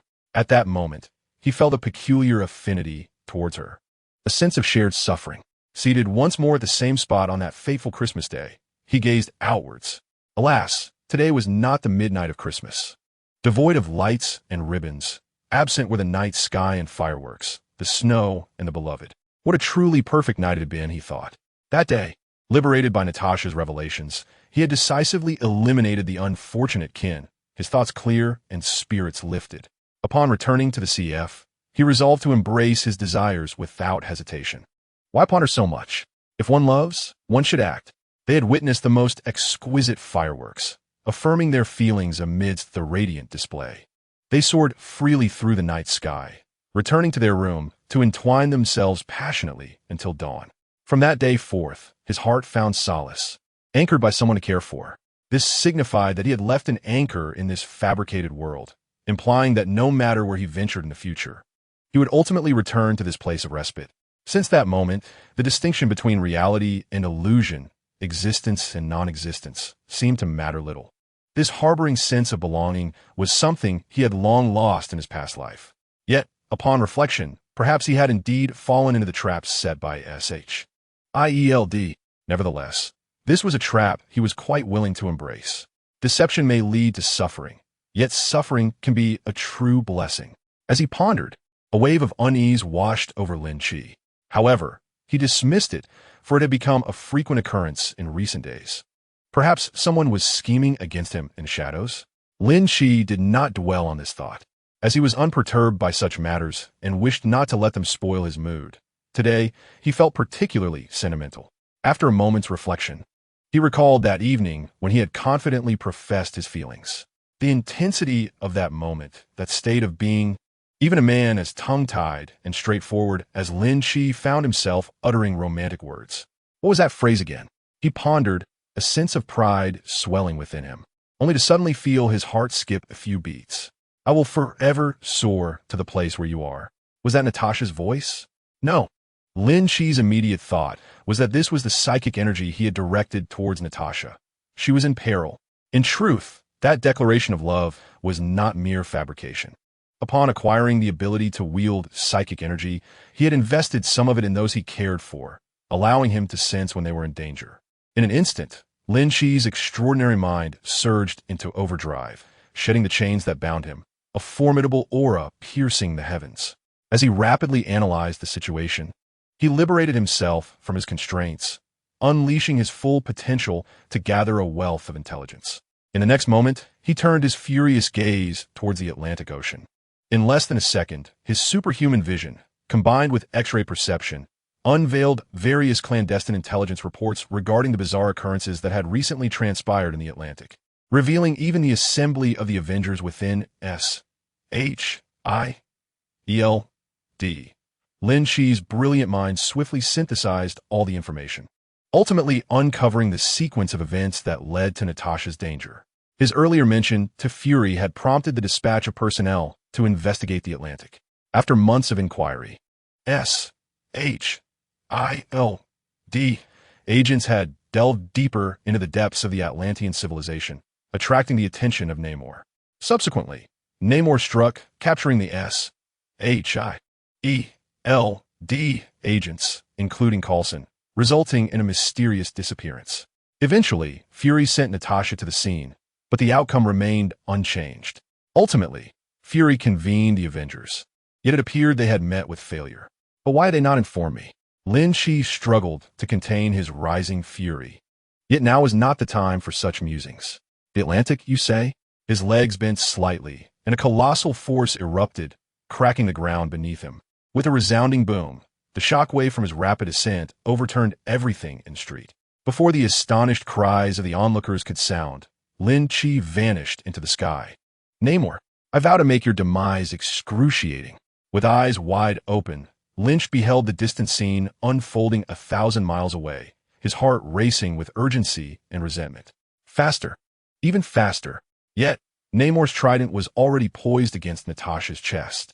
No, Lynch bellowed, his eyes suddenly emanating an unprecedented, superheated gaze that pierced through everything in its path. What is this? Namor exclaimed, his pupils dilating in shock as he witnessed the tip of his trident being melted away by a terrifying beam. What could this be? His voice trembled with astonishment and fear. As the master of the trident, Namor fully comprehended the immense power of this artifact, a symbol of Atlantis' royal authority. Yet now, this sacred relic was being obliterated by an inexplicable ray. Meanwhile, Natasha, who had resigned herself to death, opened her eyes in surprise, recognizing that familiar heat vision. He has arrived. A smile graced her lips, not out of relief for her own survival, but rather in acknowledgement of the truth. He had not deceived her. Perhaps it was time to forgive him. Who is coming to rescue you? Namor's expression twisted with rage and madness. I shall kill you. No one can stop me. He screamed hysterically, thrusting the trident violently towards Natasha. Typically arrogant and dismissive, Namor's mind raced as he witnessed the beam strike the trident's tip with precision, leading him to realize that the one Natasha spoke of possessed an unfathomable strength, possibly even a deity. How could he possibly contend with such a being? Could the sea, marine life, or Atlantis technology withstand this ray? Perhaps, in the eyes of his foe, these were but trivial tricks. An impulse surged within Namor to relinquish the trident and bow before this powerful entity in repentance. Yet he hesitated, uncertain whether his adversary would truly spare him if he did so. After all, the woman he had recently rescued was the same one he had grievously wounded and held captive for days. Would she truly let him go? Given the circumstances, he resolved to unleash his fury first. He would kill this woman, provoking her wrath to the utmost. Ultimately, this was Atlantis, the ocean floor of the Atlantic, his domain. How could he concede without a fight? Die, you vile woman. Namor's face flickered with a blend of ferocity, pleasure, and fear, his emotions a tumultuous storm. But in the blink of an eye, he froze. His trident, his body, his expression, all seemed to be suspended in that singular moment. In the next heartbeat, his form vanished from sight, reappearing 100 meters away. In the space he had occupied moments before, Lynch slowly retracted his fist. It was only then that the colossal roar reverberated back. Are you all right? Lynch asked softly as he embraced Natasha. Without a word, she cradled his head and kissed him. After a long while, their lips parted. This is your reward. Chapter 90. The tsunamis reward Natasha. My dear, she said with a playful smile. Lynch, initially consumed by fury and anxiety, was suddenly filled with joy, embracing Natasha more tightly. However, he inadvertently pressed against her wound, eliciting a soft gasp of pain from her. Alarmed, Lynch briefly surveyed the injury and realized its severity was alarming. We must depart, he proclaimed, casting a cold glance at Namor, whom he had just sent flying with a single punch. Regret washed over him. He should have either refrained from mentioning the Atlantic earthquake or addressed this potential threat directly. Namor, it seemed, was not far removed from his previous impressions, equally arrogant, foolish, and lecherous. Originally, Namor was Marvel's first renowned superhero, yet he had devolved into a third-rate character. overshadowed by the likes of Aquaman. This disparity had its reasons. Both were hybrids of Atlantis and humanity. Yet Aquaman leaned towards his human heritage, while Namor solely prioritized his Atlantean kin. Similarly, while both were muscular figures, Aquaman exuded a wholesome charm, whereas Namor appeared wicked and treacherous. In terms of partnerships, Aquaman and his wife Mera complemented each other beautifully, basking in happiness, while Namor incessantly schemed to seduce married women. Such a character would hardly endear himself to anyone. Even if Namor possessed certain advantages over Aquaman, such as flight and superior artifacts, he faltered in every other aspect.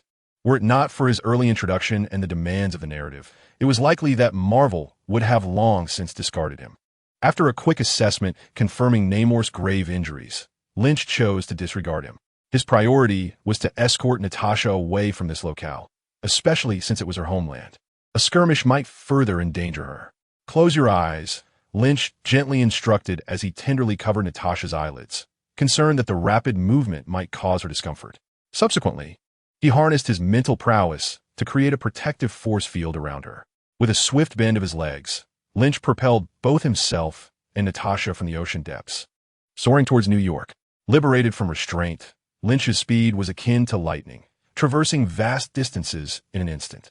So much so that the hundreds of passengers aboard a nearby aircraft could scarcely discern the fleeting shadow that passed by. Soon, they arrived at a specialized hospital, a covert facility under SHIELD, dedicated to treating agents engaged in various extraordinary missions. Its confidentiality was impeccable, and its standards sufficiently high. In no time, the hospital conducted an examination on Natasha, ensuring her condition was stabilized before admitting her to a recovery room, while Lynch remained vigilantly by her side. Meanwhile, Atlantis, the place Natasha once called home, lay in utter ruin, fueled by rage and disregarding the devastation that Lynch had wrought. Namor had charged in, delivered a swift blow, and departed, leaving a desolate wasteland in his wake, extending for miles. Where Lynch once stood, a gaping chasm resembling a meteorite crater has emerged, causing the nearby structures to collapse outward. Namor was sent flying by a single punch from Lynch, crashing through numerous walls and pillars, and lay unconscious 100 meters away, blood pouring from his mouth and nose. After a considerable time had passed since Lynch's departure, the panicked Atlanteans finally arrived, excavating their king from the rubble. Overwhelmed with fear and confusion, they could not fathom how their monarch could have been injured and rendered unconscious within his own palace. Fortunately, they were not entirely inept. Several Atlanteans gathered around Namor, gesturing animatedly and chattering excitedly until they concluded that he must be transported for medical attention. The technological prowess of Atlantis is notably advanced, although often it manifests in trivial manners. Remarkably, they managed to snatch Namor from the clutches of death in mere minutes. However, in the Marvel Universe, most technologically advanced civilizations seem less formidable when confronted by adversaries. Clad in high-tech uniforms and wielding sophisticated weaponry, they often charge at foes like primitive warriors, leaving one to ponder the rationale behind such tactics. Returning to the matter at hand, after receiving treatment, Namor gradually regained his life force and awoke. His eyes, filled with hatred and fear, seemed to perceive Lynch standing before him. Regrettably, all that met his gaze were a few adorably naive yet anxious blue-skinned Atlanteans. What had transpired? Why had he been so grievously injured? One Atlantean, unable to contain his curiosity, dared to inquire. Upon hearing the question, Namor glared at him with a ferocious intensity. The Atlantean, unable to withstand such a deathly stare, recoiled in fright, retreating a couple of steps and closing his mouth in dismay. "I will kill you. I shall take your life," Namor bellowed, his fury palpable. Memories flooded his mind, though he had not even glimpsed Lynch's visage. In his recollection, the moment his trident was about to pierce Natasha was seized by an invisible hand, immobilizing him as if encased in ice.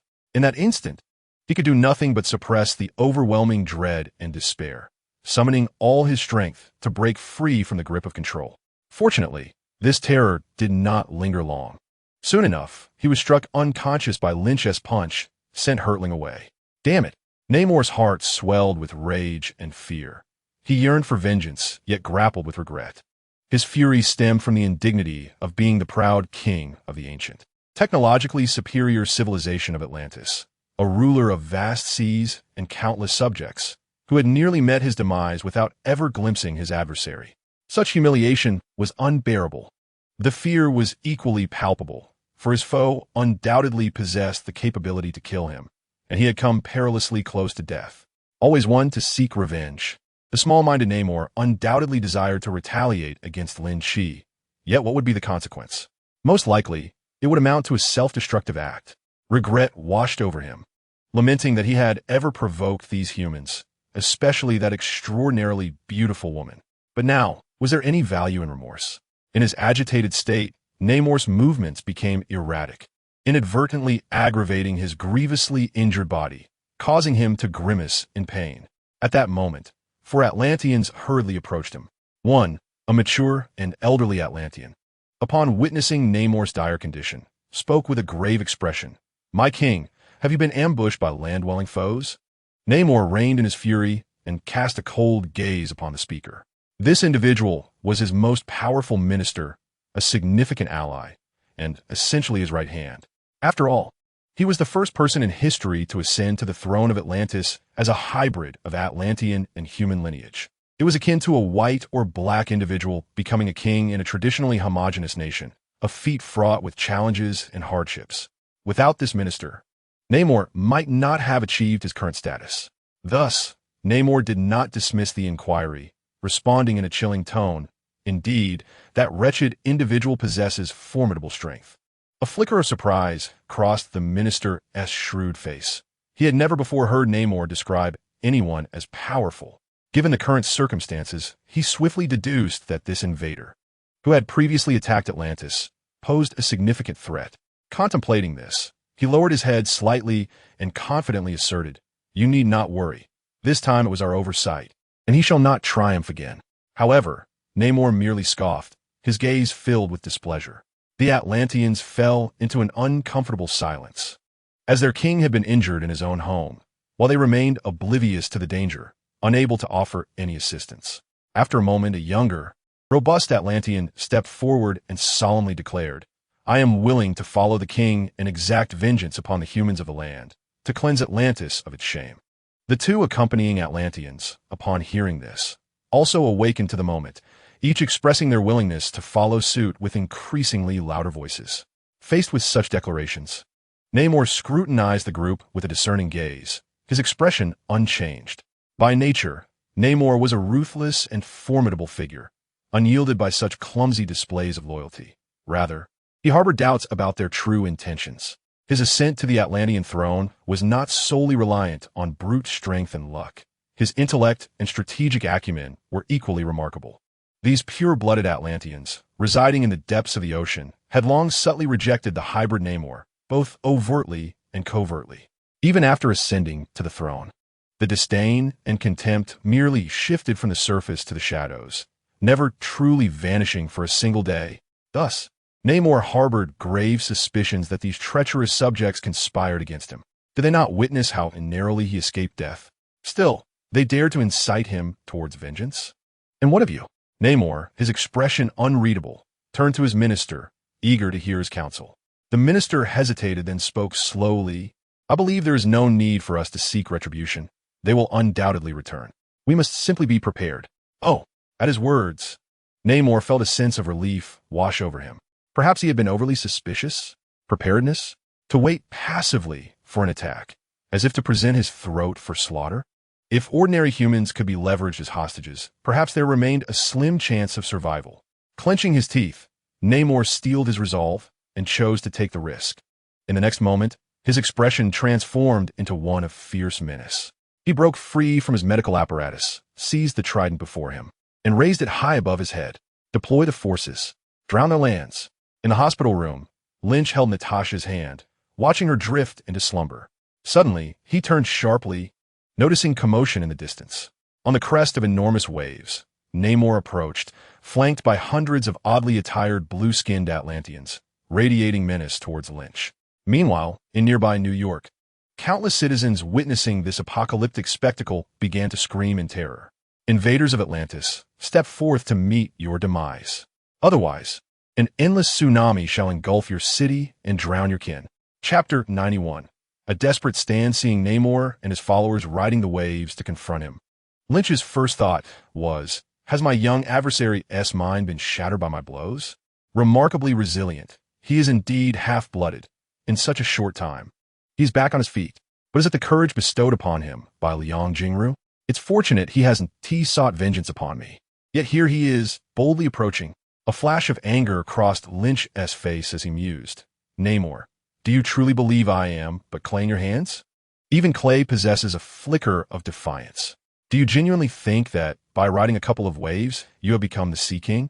Today, your fate shall not be a pleasant one. As Lynch's frustration boiled within him, he considered launching himself forward to confront Namor directly. But then he noticed a group of foolish onlookers nearby and promptly altered his course of action. I understand now, Fury said, hanging up the phone. His face darkened with rage. Observing the various expressions of the Avengers in the room, he felt an overwhelming urge to scream. I am a fool. Truly, I am a fool. It was all Lynch's fault, declaring that being an Avenger would be the proudest choice of his life. Yet now, his very existence seemed on the brink of being extinguished by the Avengers. What's wrong? Tony inquired, his brow furrowed in suspicion. You ask me what's wrong? Fury exploded in fury. I am curious to inquire why Namor would bring a tsunami to New York. What? The God of Thunder exclaimed in astonishment. While the astute Iron Man was already instructing Jarvis to investigate the situation through his glasses. Oh, that fish man seems to have lost his mind, Tony muttered, his expression stiff as he played the findings he had uncovered. The projection revealed Namor issuing a threat directed at Lynch. However, those present naturally interpreted the situation as a personal affront, their expressions shifting to one of discomfort. From the footage, the tsunami conjured by Namor appeared to blot out the sky, rendering New York's towering skyscrapers as diminutive as toys. Should the tsunami truly make landfall, the devastation wrought upon New York would be unimaginable. This would undoubtedly result in far more than losses in a single block or area. The entirety of New York would be submerged in an aquatic metropolis. We must thwart him. Captain America was the first to emerge from his shock, tightening his grip on his shield as he rushed forth. You would be of no assistance. Remaining here is the true aid. I have no intention of rescuing one more individual, Tony retorted, his lips moving rapidly as he donned his suit of armor. Only I can confront such a calamity. The God of Thunder brandished his hammer as well. Though uncertain of its efficacy, I shall join the fray, Banner murmured innocuously. I will aim for his head. Hawkeye stated coldly. In an instant, the Avengers reached a consensus, prepared to charge into battle. Yet, as they exited the building, they halted in their tracks, each wearing a look of astonishment as they gazed ahead. Lynch stood leisurely, observing the Avengers, his expression inscrutable. Lynch? Tony greeted him cheerfully, stepping forward to establish rapport. What brings you here? Lynch nonchalantly took a couple of steps back, maintaining distance from Tony. If I do not come, shall I wait to be submerged? We are resolving this matter. Captain America frowned, somewhat disapproving of Lynch's sardonic tone. Oh, Lynch let out a heavy grunt, fully expressing his displeasure. Do you possess the capability for this? Lynch, I have long wished to inform you. Take me with you to decapitate that fish man. The God of Thunder exclaimed with unabashed excitement. In his eyes, his bond with Lynch was far closer than that with any inhabitant of Earth. His previous willingness to keep Lynch in the dark was merely a desire to impress him. Now that Lynch had appeared, he naturally wished to accompany him in the endeavor. Are you still on our side? Hawkeye could not help but inquire. How could I not be? Yet I'm even more aligned with Lynch. He is my mentor. The God of Thunder proclaimed, justifiably and with conviction. Stay put. I shall resolve this matter, as it pertains to personal grievances. Lynch smiled solemnly. Do not come here and ruin everything. Do you understand? With this pointed remark, Lin Qi soared into the sky, leaving behind a group of individuals with complex expressions. I regret to say he is right, Tony sighed. We have indeed botched this matter. It was my oversight. Fury, rushing down from upstairs, shook his head. You're not yet prepared. Lin has already brought Natasha back, and Namor is here for him. Can he resolve this? Captain America was indifferent to who had made the mistake. His concern lay solely in who could rectify the situation. In his recollection, Lin Qi had yet to demonstrate any capability to handle such events. Perhaps, Banner mused, his expression filled with worry. His impression of Lin Qi was still rooted in the Battle of Disdain, where Lin Qi could fly and unleash devastating heat vision. But beyond that, could heat vision evaporate a tsunami of this magnitude? That seemed highly unlikely. Let's pray. Hawkeye's expression was equally complex. He harbored an inexplicable animosity towards Lin Qi, stemming from Natasha. To him, she had always been a person of unique significance, yet she was now with Lin Qi. Natural tsunamis strike with astonishing speed, often devastating coastal cities in an instant. The tsunami conjured by Namor was even faster than lightning, capable of traversing kilometers in the blink of an eye. It was now perilously close to New York. Come out and face your doom. Otherwise, your friends and family will be fed to the sharks because of you. Namor shouted boastfully, yet internally he pondered why that individual had not yet emerged. Was he not here?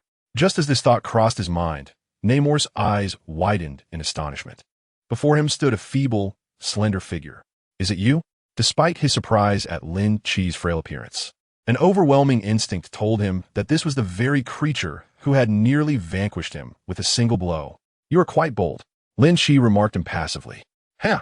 Namor shook his shoulders, a sinister smile creeping across his face. You intruded upon my kingdom, stole my people, and nearly took my life. His expression gradually grew frenzied as he gritted his teeth. Who then is truly bold? Lin Qi shrugged, humbly retorting, I'm strong, and you are weak. Thus it is you who possess greater audacity. At this, Namor erupted into laughter. He brandished his trident, and in an instant, the waves surged higher, the tsunami growing ever more formidable. You are strong? Namor stood atop the towering tsunami, his voice booming, a hint of pride gracing his countenance. Can you withstand such a calamity? He fixed his gaze upon Lin Qi, a cold sneer escaping his lips. You may kill me and reduce New York to ruins, allowing your friends to become shark fodder. As he spoke, Namor's expression shifted, his eyes gleaming with terrifying intensity. Or, kneel and apologize. Choose your path. The fishman. Thor clenched his fist, fury surging within him. I shall shatter his skull. He bellowed, brandishing his hammer, eager to rush forth. Do not go, Fury commanded, his presence formidable. Trust him. Do not create further troubles. His single eye fixated intensely on the unfolding scene, his clasped hands tightening in agitation. He would make the right choice. At that moment, Tony fell into an unusual silence, unable to offer any assistance. Not only could he not contribute, but he had also wasted precious time with jesting. Faced with a calamity that rendered even him, a prodigy, feeling impotent, Tony found no inclination for humor. After all, he had always believed himself to be the one who would ultimately resolve everything. Banner remained quietly observant, so much so that many had forgotten the formidable creature residing within him. Yet, it was evident that, at this juncture, that creature would be of little use. He could only conceal his anxious gaze behind thick glasses, quietly assessing the situation. Would Hulk be able to swim? One wondered. Captain America, akin to Fury, gazed at the scene with a mix of concern and bewilderment. Having recently arrived in this era, he evidently struggled to adapt to such sudden developments. Compared to disasters, the wars he had encountered seemed trivial. Hawkeye concealed himself in a nondescript corner, his presence barely felt. If given the choice, he would prefer to be on site, if only for a clearer vantage point, perhaps even able to unleash an arrow. After all, when faced with such a terrifying tsunami, it mattered little where one stood. Did it? Please let it succeed. They all silently prayed for Lin. They were not foolish enough to consider the direction in which Namor hoped, as none were naive. Could surrender truly avert disaster? Only the weak would think so. In New York City, countless individuals were crumbling in the face of the approaching tsunami. No, I do not wish to die. Who could save us? God, Jesus, Allah, Buddha. Some, unwilling to accept reality, wept profusely, pleading with various deities. New York is doomed. Others, resigned, shared the news with abandon, figuring they might as well embrace their fate. At least the wealthy would share in their demise. Look, who is that? Someone exclaimed, raising a telescope. It's Superboy. Another sensible soul interjected. Can he save us? Hope ignited within the hearts of the populace, who among them desired death when life was still an option.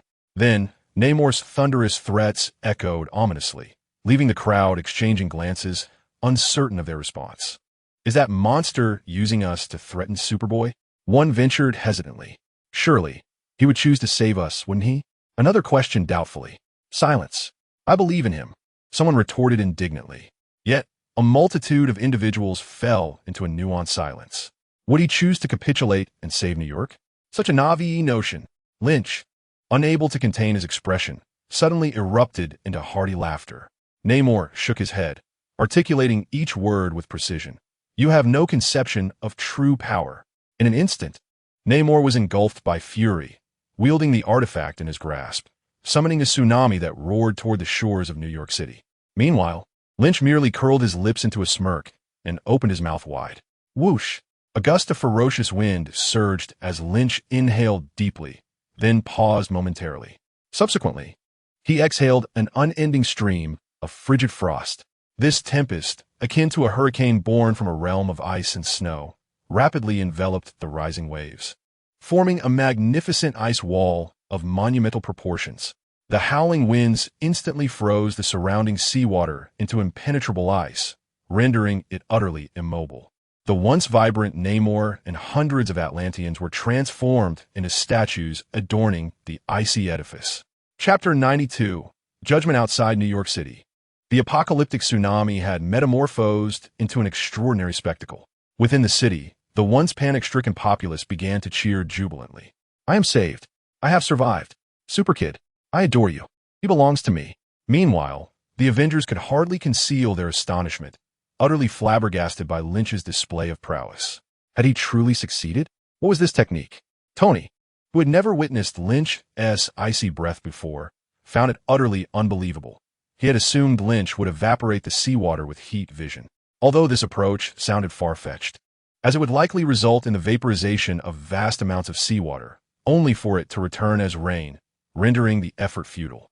Even more terrifying was the fact that the seawater that remained unvaporized would be heated to scalding temperatures, transforming New York from being assaulted by a tsunami to being inundated by boiling seawater. In such a scenario, even if someone survived beneath the waves, they would inevitably perish from the searing heat. Icy breath. Tony suddenly struck his forehead, recalling this extraordinary ability of Superman. A peculiar grin graced his face as he remarked, Lynch, and you claim you're not Superman? Superman? Thor shook his head, his expression serious as he said, he may indeed resemble the Superman of your world. Many speculate that he acquired his powers through some experiment or accident. The others turned their curious gazes toward Thor upon hearing his words. With a grave countenance, he shared his thoughts. I do not subscribe to that theory. Lowering his voice conspiratorially, he suddenly asserted, Lynch is undoubtedly an ancient deity awakened from a deep slumber. The Avengers, along with Fury, were momentarily taken aback by Thor's fervent conviction. Why? Tony questioned skeptically, as he and Fury possessed some insights into Lynch's background. Amid a sea of skepticism, Thor smirked confidently, his expression radiating an air of intellectual superiority. Having spent considerable time on Earth, he had naturally overheard his girlfriend Jane and other acquaintances discussing Lynch, rationally deducing that he must be an extraordinary being birthed from some accident or experiment. However, Thor frequently countered their assertions, insisting that Lynch was, in fact, a deity. Consequently, his friends unanimously urged him to delve into the myriad comics and animations featuring Superman. Yet these narratives only fortified his conviction. The rationale behind his belief was simple. He was privy to numerous secrets, rendering it implausible for an ordinary individual to suddenly acquire superhuman abilities. Rather, Lynch resembled an ancient god awakening from slumber. With enthusiasm, Thor articulated his reasoning. The Superman in your tales may very well be a character conceived by the author upon witnessing Lynch wielding divine power. Upon hearing such a well-reasoned assertion, the others were momentarily at a loss for words. Though it sounded like a fantastical tale, the fact that the speaker was an authentic deity lent credibility to the theory. Even the astute Tony found himself ensnared in Thor's convoluted logic, drifting into contemplation. After a lengthy pause, Tony exchanged glances with Fury, engaging in a silent dialogue that hinted at their mutual agreement. I sense there may be some truth to this. What are your thoughts, Tony? I believe there is more to this matter than meets the eye. In truth, Lynch had already candidly shared his origins with them. Yet, the nature of intelligent individuals is to ponder excessively, especially when two such doubtful minds are involved. Although Thor's speculation could easily be clarified by Lin Qi's prior revelations, they remained prone to overthinking. Fortunately, there were more pressing concerns to address. "I believe we should contemplate how to approach Lin Qi," Tony remarked, a hint of concern etching his features. Logically, such matters should never be concealed from him. Gazing at the slender figure before the endless, icy wall, the group fell into silence. With Namor frozen, the subsequent tsunami spiraled out of control, only to be battered by the hurricane conjured by Lin Qi, losing its former might as it relentlessly crashed against the icy barrier, unable to breach it even slightly. Observing that the tsunami had ceased to pose a threat, Lin Qi gradually closed his mouth, intrigued by the spectacle he had engineered. After all, since the template had evolved into a fully realized young Superman, he had yet to truly test the extent of his powers. Should he choose to conduct such an experiment, the ensuing commotion would undoubtedly be significant, likely inciting unnecessary panic. Although this icy breath did not fully showcase Lin Qi's true capabilities, it nonetheless served to reveal a portion of his prowess before the onlookers. While future troubles were inevitable, it was undeniable that some advantages had emerged from this situation. With a thought, the system panel materialized before Lin Qi. Superman System Current Template. Childhood Superman 100. Youth Superman 100. Superman Template 0. Template Exchange List. Superman, Magical Superman, Golden Superman, Supreme Little Superman, Silver Superman. Justice Value. 321, 981. Within the system, the original justice value was barely under 1 million, yet it astonishingly surged to over 3 million. Upon seeing this figure, Lin Qi was somewhat taken aback. He had not anticipated such a substantial accumulation of justice value. However, upon reflection, he surmised that the citizens of New York had finally come to genuinely recognize him as their superhero. After all, this recent tsunami was a cataclysmic event visible to nearly half of New York, and everyone had tangibly experienced the despair and terror of an impending apocalypse. In contrast to the disasters wrought by other villains, the primal fear instigated by natural calamities is deeply etched in the human genome, capable of inciting profound panic and hopelessness among the populace. At such a moment, Lin Qi's emergence as a savior of New York undoubtedly solidified his status as a true hero in the hearts of the people. While Lin Qi reveled in his success, the ice sculpture before him began to stir.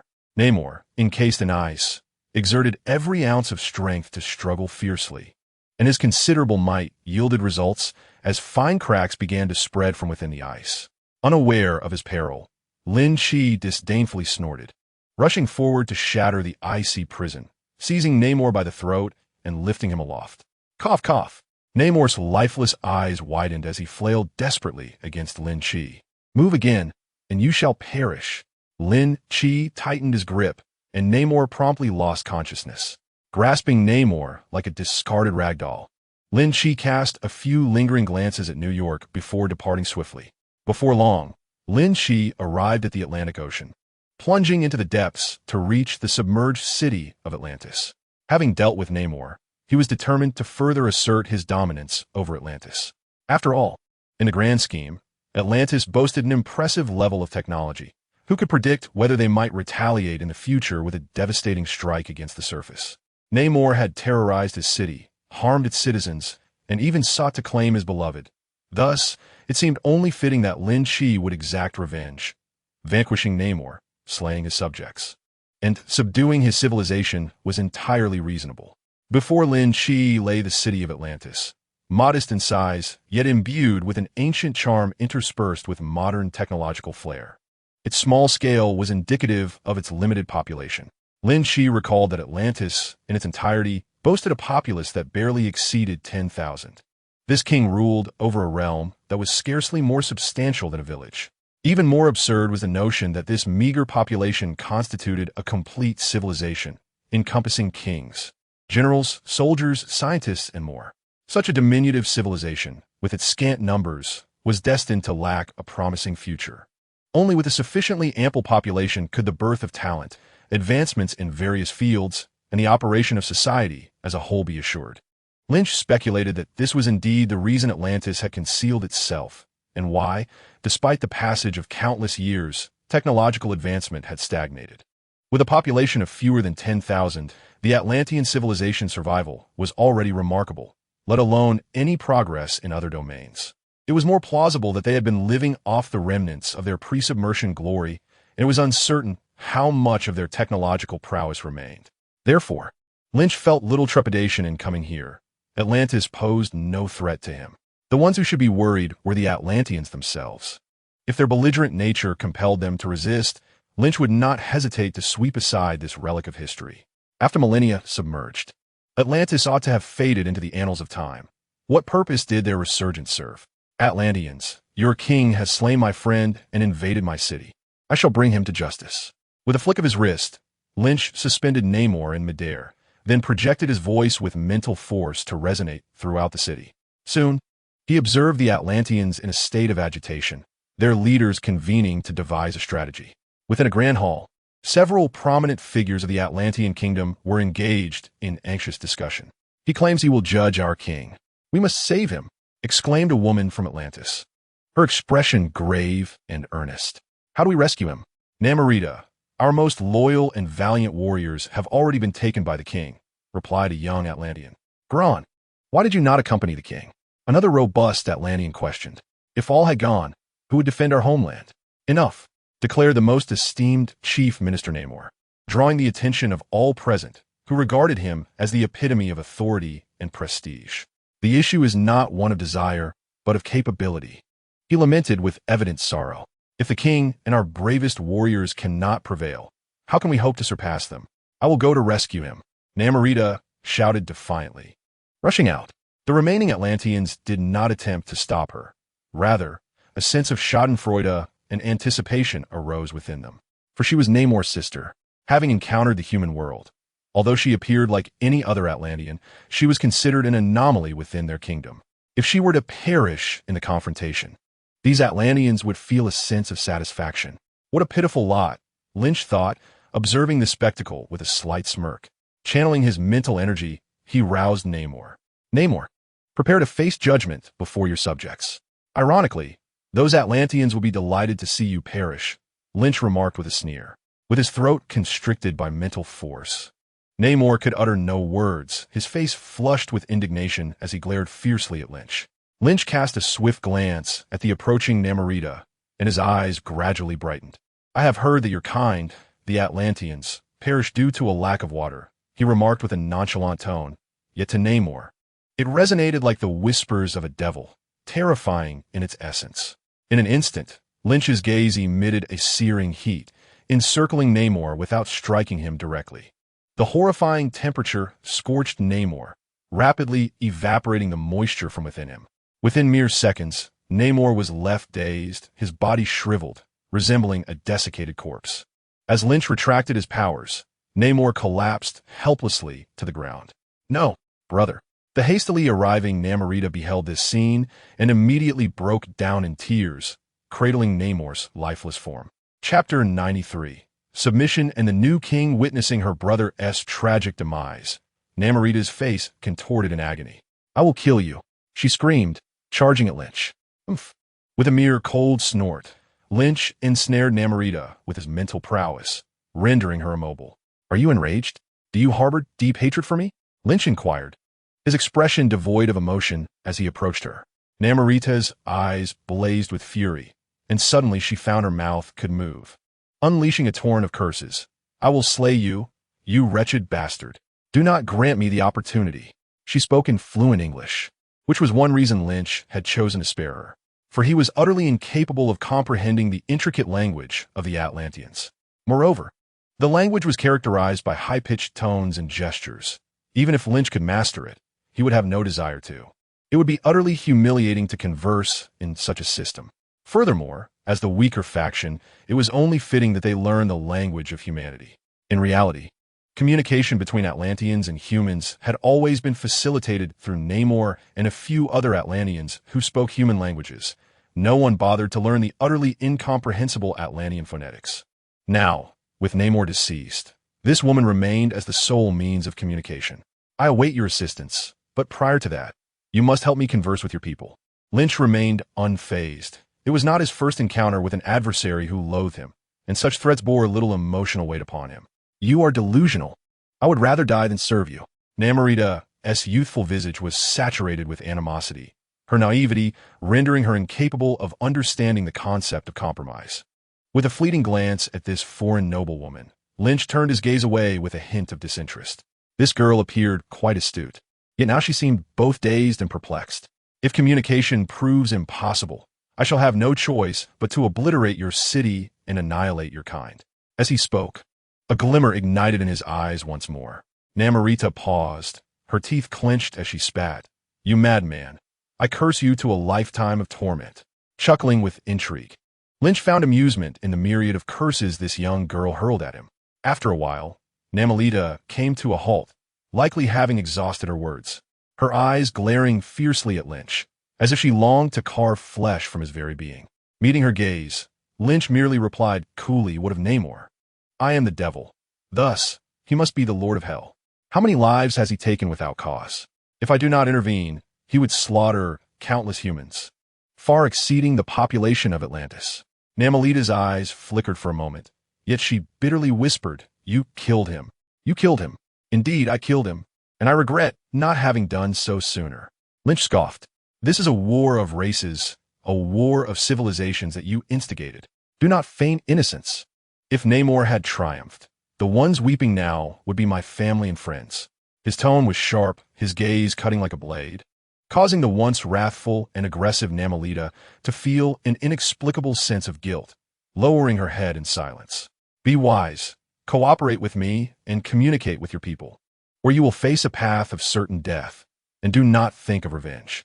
Namorita nodded slightly, refraining from further vehement retorts. A prudent choice. Lynch smiled and then took flight with Namorita towards the grand hall where the higher-ups of Atlantis had gathered. He has arrived. Inside the hall, someone pointed at Lynch, screaming in terror, their voice shrill and unpleasant. Do not panic, declared Vashidi, Namor's chief minister, in a grave tone. Those who opposed him are already dead. We are all against Namor's reckless actions. As he spoke, a glimmer of wisdom sparkled in his eyes. The remaining Atlanteans, somewhat perplexed, quieted down upon witnessing Vashidi's calm demeanor, anxiously awaiting Lynch's arrival. Thud! Lynch landed at the entrance of the hall, guiding Namorita directly inside. As his gaze swept across the diverse expressions of the Atlanteans, he turned to Namorita. Tell them, do the Atlanteans seek annihilation, or do they choose to submit to me? Anger surged once more on Namorita's face as she shouted, You shall not. Lynch furrowed his brow, finding her truly foolish. Did she truly wish to lead Atlantis to its doom? No longer wishing to engage in idle chatter, Lynch adopted a serious demeanor, ascending into the air as his fiery gaze began to gather intensity. The Atlanteans, witnessing his actions, began to panic. What was he planning? Did he intend to kill us? Fetch weapons. We cannot await our demise passively. Namorita, what did he say? Vashidi asked loudly, aware that the conversation between Namorita and the human adversary had likely soured, prompting the abrupt shift in demeanor. The human must have wished to communicate with Atlantis. Otherwise, why would he have brought Namorita, who speaks their language, here? However, the words he spoke to Namorita ignited her fury, prompting her to utter something that changed the man's countenance. Surely, it was this foolish Namorita who had provoked him. Tell me, he demanded sternly, do you wish for the destruction of Atlantis? Upon hearing Vashidi's severe inquiry, Namorita's expression shifted dramatically. She felt a wave of confusion wash over her mind. He desires Atlantis to submit. Yet, I have refrained from conveying his message solely for the sake of Atlantis. Have I erred in this? Are these individuals truly prepared to bow down? He proclaimed, submit to us or face annihilation. Namorita struggled to respond. Indeed, without a hint of surprise, Vashidi eagerly urged, tell him we are willing to submit. Namorita was taken aback, while the other Atlanteans swiftly shed their expressions of terror, turning instead to shout angrily at Vashidi. What? Submit? We haven't consented. Why should we submit? We can still fight. Silence. You fools. Do you wish for death? Vashidi retorted impatiently. I hold the utmost authority here. To preserve Atlantis, we must yield. If you desire death, do not drag Atlantis into it. Observing that many Atlanteans have been subdued by his commanding presence, he turned to urge Namorita. Quickly, convey my words. Lynch hovered in the air, observing coldly. Although the language barrier hindered his understanding of their precise dialogue, his remarkable intellect allowed him to grasp the situation with ease. The elder Atlantean appeared to possess wisdom, having surmised the nature of the conversation with Namorita. Subsequently, he made the prudent choice to express a willingness to submit, yet faced opposition from other Atlanteans. Nonetheless, he seemed to command considerable respect, silencing the dissenting voices. Lynch's gaze shifted to Namorita. Unsurprisingly, the words of submission from Atlantis would emerge from her lips. As anticipated, after a moment of hesitation, Namorita, with a countenance of humiliation, declared, "Our chief minister Vashidi states, the Atlanteans are willing to submit." "Excellent," Lynch replied with a kind smile. Returning to the ground, the Atlanteans, despite their circumstances, were still a form of humanity, possessing their own language and civilization. Thus, Lynch was not inclined to slaughter them unnecessarily. "Rest assured, I shall not demand anything excessive of you." As he spoke, Lynch gestured for Namorita to translate. Reluctantly, Namorita thought that since she had already translated their capitulation, she might as well serve as a translator for the rest, and began to relay Lynch's words to Vashidi. Vashidi nodded, his expression indifferent. He was not so naive as to believe that surrender signified the cessation of resistance. Lynch could do as he pleased. Would he allow Atlantis to engage in egregious acts?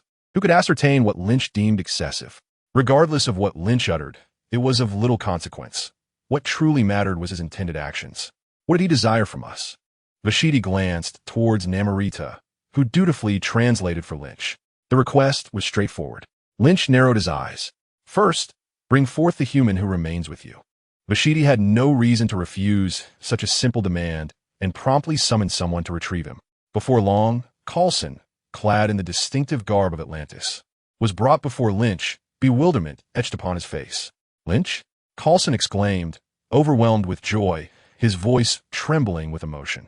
"Step forward," Lynch commanded, though he refrained from taking credit, as during his last visit, he had been preoccupied with retrieving Natasha. Although he had noticed Coulson then, he had forgotten to bring him along upon his departure. Sensing the delicate nature of the situation, Coulson wisely kept silent and positioned himself behind Lynch. "Are there any other surviving humans or corpses?" Lynch inquired further, causing Namorita's complexion to pale. It was evident that asking such a question indicated Lynch's profound fury. Vashidi's response would likely incite even greater ire within Lynch, prompting Namorita to translate while holding her breath. "None. The only ones brought to Atlantis are these two." "Very well." Lynch's expression remained impassive as his gaze swept over the quaking Atlanteans. "Summon those whose hands are stained with human blood. They must face the consequences." Upon hearing Namorita's relay, many Atlanteans turned pale. A soft gulp echoed as someone stiffly swallowed. "Go as he wishes. Do not resist for the sake of Atlantis." Vashidi sighed, instructing. A few soldier-like Atlanteans took their leave, while one or two others sank despondently to the ground. They had once accompanied Namor in attacking humans.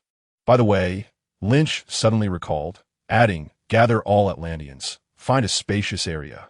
Vashidi hesitated for a considerable time upon hearing this. "Do not worry," Lynch reassured him. "I merely wish to make an announcement."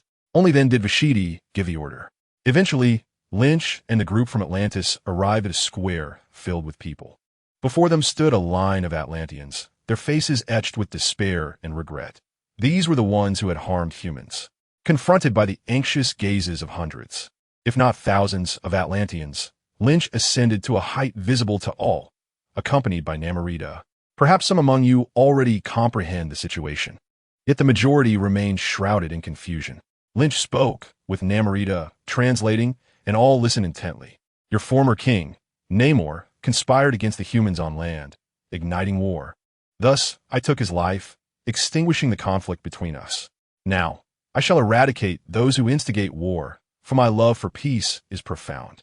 With this declaration, Lynch unleashed a searing gaze, instantly reducing a row of Atlanteans to ash, eliciting gasps from the crowd. "Fear not, for no one desires war, especially one that demands their own blood." Despite the language barrier, Lynch's commanding voice quelled the tumult in the square. "As long as you ensure that disputes are not reignited, bloodshed shall never occur." With that, Lynch turned to Namorita.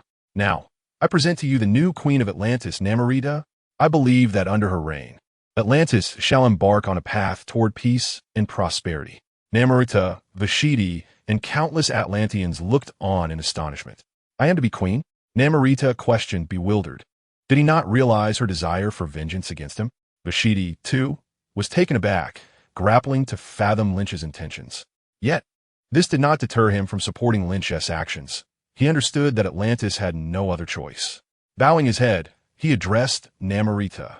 Namrata, our new queen of Atlantis. With his lead, the other Atlanteans followed suit, acknowledging the new queen with reverence. Is this real? Namrata could hardly believe her eyes. Why had she suddenly become queen? Thrust forth by her enemy? What is your true intention? She questioned Lynch with evident perplexity. Lynch merely smiled knowingly and replied, Do you not seek vengeance upon me? I am granting you the opportunity. Namrata's countenance paled. She could hardly trust Lynch's words. However, Lynch paid little heed to her doubts, casting a meaningful glance at several Atlanteans whose expressions were amiss. Elevating Namrata to the throne was certainly not an opportunity for her revenge, for she was too inexperienced. Even with Lynch's endorsement, she could not contend with the true power players of Atlantis, such as the chief minister, Vashiti. In this realm, where usurpation was commonplace, Namrata, isolated and lacking significant prowess, could not hope to secure her position. Placing her on the throne was akin to casting her into the flames. Consequently, the entire kingdom of Atlantis would descend into a struggle for power, significantly diminishing the threat posed to the surface world. This is the purpose of Lynch. With a smile, Lynch swiftly departed with Coulson, crossing the vast ocean to reach New York. Outside the city, the towering ice wall he had maintained began to melt, as countless individuals and vehicles busied themselves around its imposing presence. Even Tony and Thor soared through the air, launching attacks to shatter the icebergs. Undoubtedly, they were racing against time to eliminate the threat posed by the ice wall, if not addressed promptly as it melted. The catastrophic collapse of this formidable glacier would result in significant devastation. Without exchanging pleasantries, Lynch paused before the ice wall and opened his mouth. Taking a deep breath, he exhaled forcefully.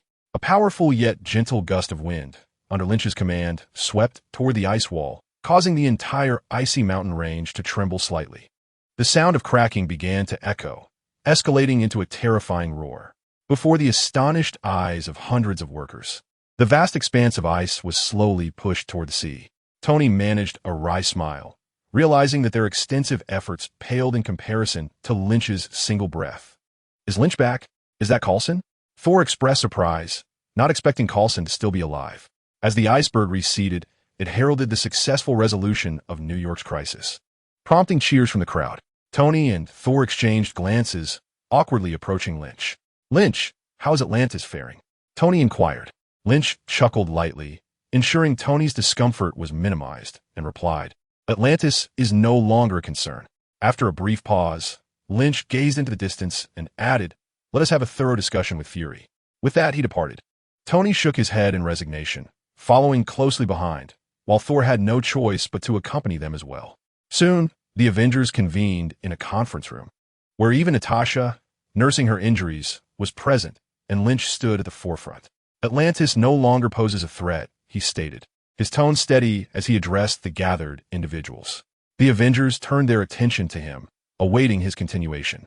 They are likely well-versed in the details, stemming from the long-lost civilization of Atlantis that sank thousands of years ago, characterized by advanced technology and a populace with physical capabilities tenfold our own.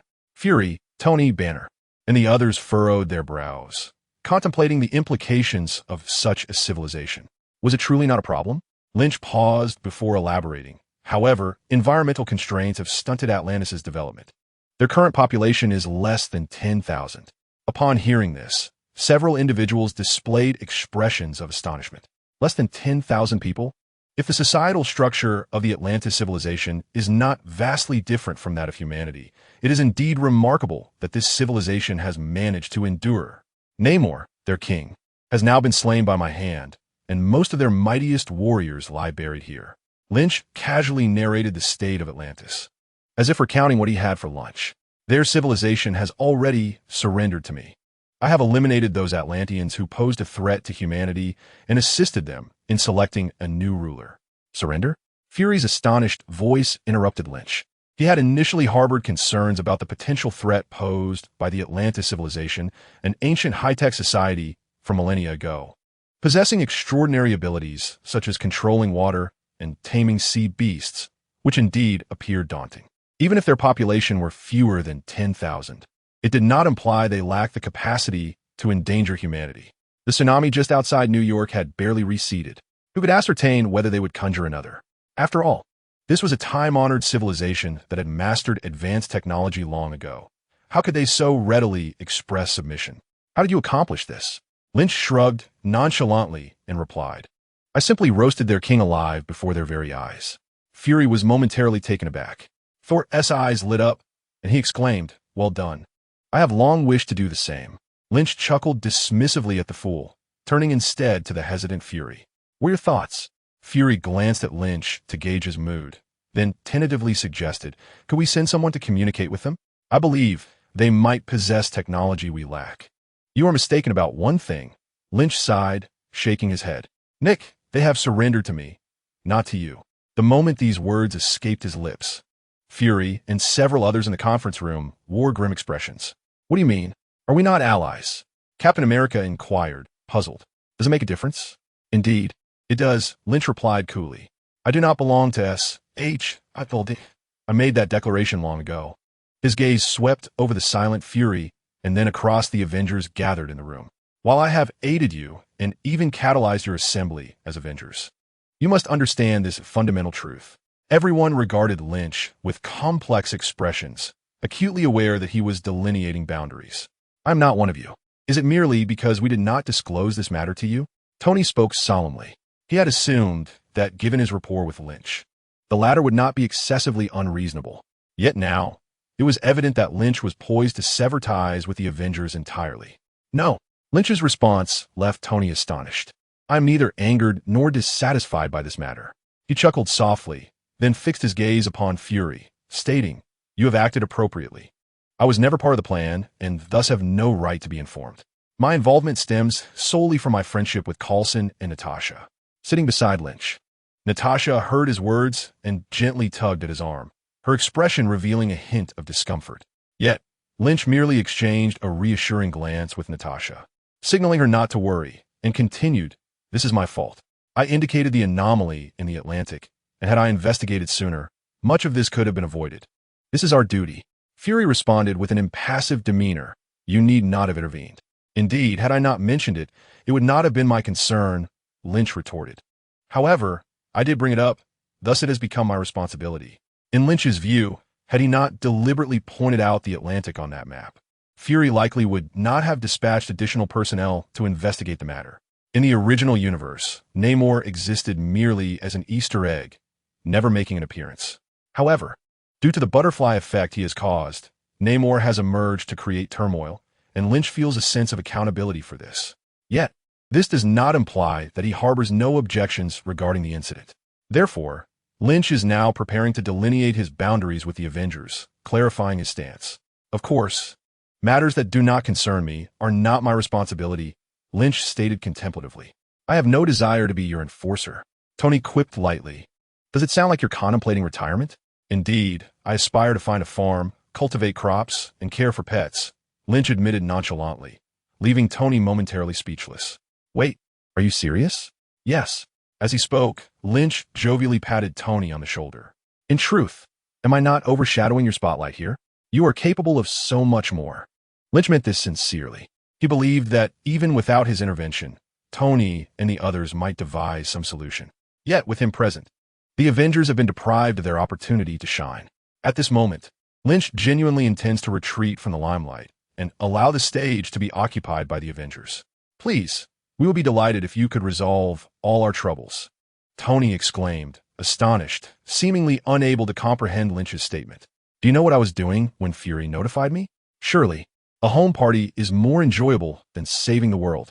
Lynch scoffed, thinking to himself that Iron Man at this moment lacked sufficient awareness. Then what should be done? He certainly needs some training. Before Lynch could respond, Thor stepped forward. He gazed at Fury earnestly and remarked, If the people of Asgard knew I was here participating in some superhero organization, he chuckled bitterly. I would surely be the subject of their ridicule. His eyes then swept over Coulson before returning to Lynch. Now that Coulson is fine, I suppose there's no need for me to remain any longer. Lynch remained silent, fearing that Thor might demand the Tesseract from him. As long as he wasn't in a hurry for the artifact, he could leave at his leisure. Once Loki arrived, it was inevitable that Thor would once again entangle himself with the Avengers. I concur, Banner chimed in, a hint of embarrassment gracing his features. I hardly have any opportunities to participate, do I? If there's nothing pressing, I believe it would be best for me to stay out of it. Indeed, Lynch nodded. It seemed that throughout this incident, Hulk had not emerged to fight even once. It was likely that Banner had yet to hone his skills adequately. In just a few exchanges, the Avengers appeared to be fracturing. Fury's expression darkened considerably, his mood evidently soured. One could easily surmise that he was mentally chastising Lynch. The Avengers, which he had painstakingly assembled, were on the verge of disbanding before his very eyes. Who wouldn't be infuriated? Yet, upon reflection, most of these individuals seemed to have been unearthed through Lynch's involvement. Perhaps he, too, bore some responsibility in this matter? Why not let Lynch manage the Avengers? It appeared that he understood the Avengers' initiative better than anyone else. However, there was a glimmer of solace for Fury, as 3 members of the Avengers had yet to voice their opinions. One was Natasha, leaning beside Lynch with a submissive expression. She seemed to be of little use now. Fury felt a pang of regret. Then there was Hawkeye in the corner, who occasionally glanced at Natasha beside Lynch, a look of concern crossing his face. He, too, was nearing the end of his tether. Fury sighed inwardly. Lastly, there was Captain America, his face set in a stern expression, seemingly dissatisfied with the situation and on the verge of speaking. A flicker of hope ignited within Fury. He had brought Captain America into the fold with the intention of him assuming a leadership role. Could he persuade the others? Chapter 95. Departure. Captain America had remained largely silent, as everything before him felt profoundly alien. An unfamiliar world, an unfamiliar country, an unfamiliar organization, unfamiliar comrades, and unfamiliar foes. When had he ever undertaken such a mission in the past? Engaging in combat against an underwater civilization. Throughout the entire operation, he had scarcely made an impression. He needed to acclimate to these strange circumstances to familiarize himself with S.H.I.E.L.D., his fellow warriors and their adversaries. And now, just as the mission had concluded, the team was on the brink of disbanding. Wasn't this absurd? As a seasoned veteran who has traversed the battlefield, he possesses a heightened sense of camaraderie, far surpassing that of these Avengers, and increasingly comprehends Nick Fury's earnest intentions behind the Avengers initiative. The Avengers, akin to the Howling Commandos he once led, are a specialized team designated to tackle challenges that ordinary individuals cannot surmount. Although the Avengers' inaugural appearance in this recent incident ended in failure, it is evident that these individuals possess remarkable qualities. However, this does not imply the demise of the Avengers initiative. Regardless of circumstances, this team is undeniably essential. With ancient underwater civilizations emerging, who can ascertain the multitude of terrifying threats concealed within this unfamiliar world? When cataclysmic events, akin to the previous apocalyptic tsunami, arise, can the common populace address them? They cannot. Only the Avengers possess the capability to devise a solution.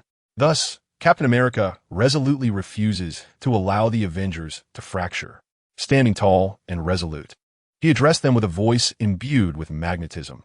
"Gentlemen," he began, his gaze intense and his demeanor solemn.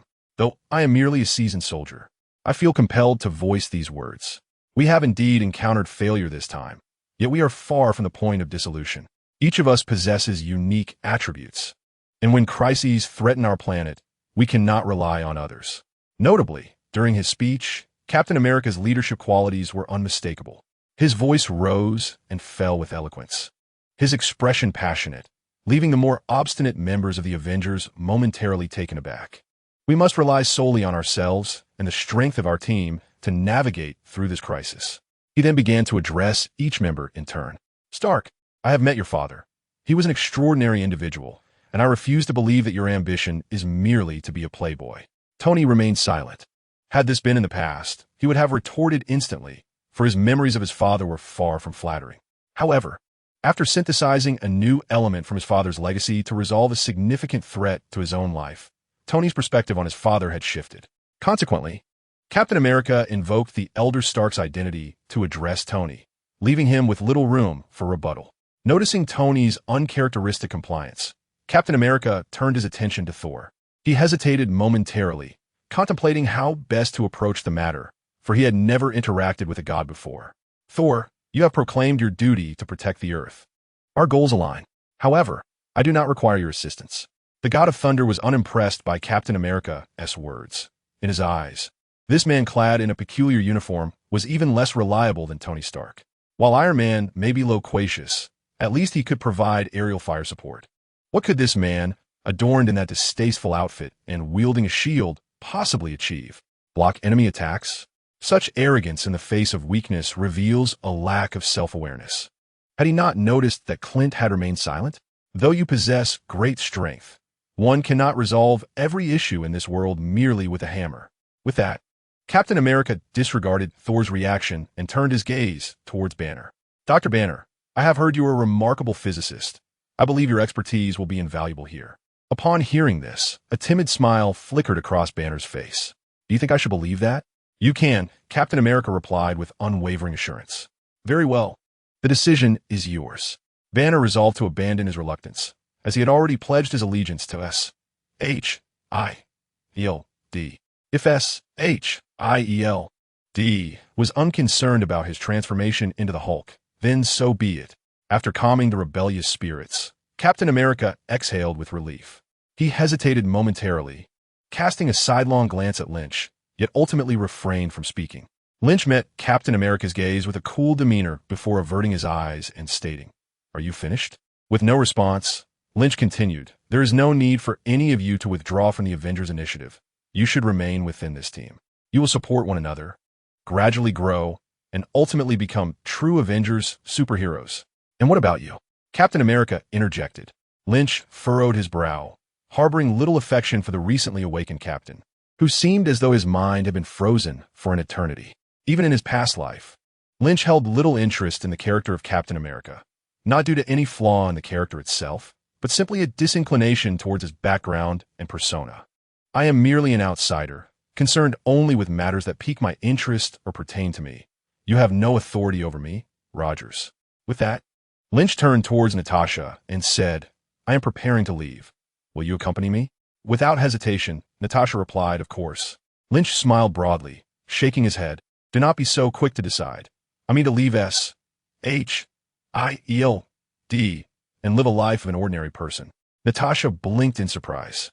Taken aback, no longer as an agent, but as a common individual, in the past, the thought of a life devoid of espionage would have been unimaginable for her. Yet now, the contours of such a beautiful life began to form in her mind, one free of fear, devoid of bloodshed, merely concerned with the mundane aspects of life, enjoying simple pleasures. The crux of it all was to share this existence with Lynch. Contemplating this, Natasha glanced at Fury, her expression seeking guidance. Fury, meeting her gaze, was nearly propelled into a fit of rage. "Can someone explain to me why my top female agent has vanished in the midst of a mission? This is a significant loss, a grave misfortune."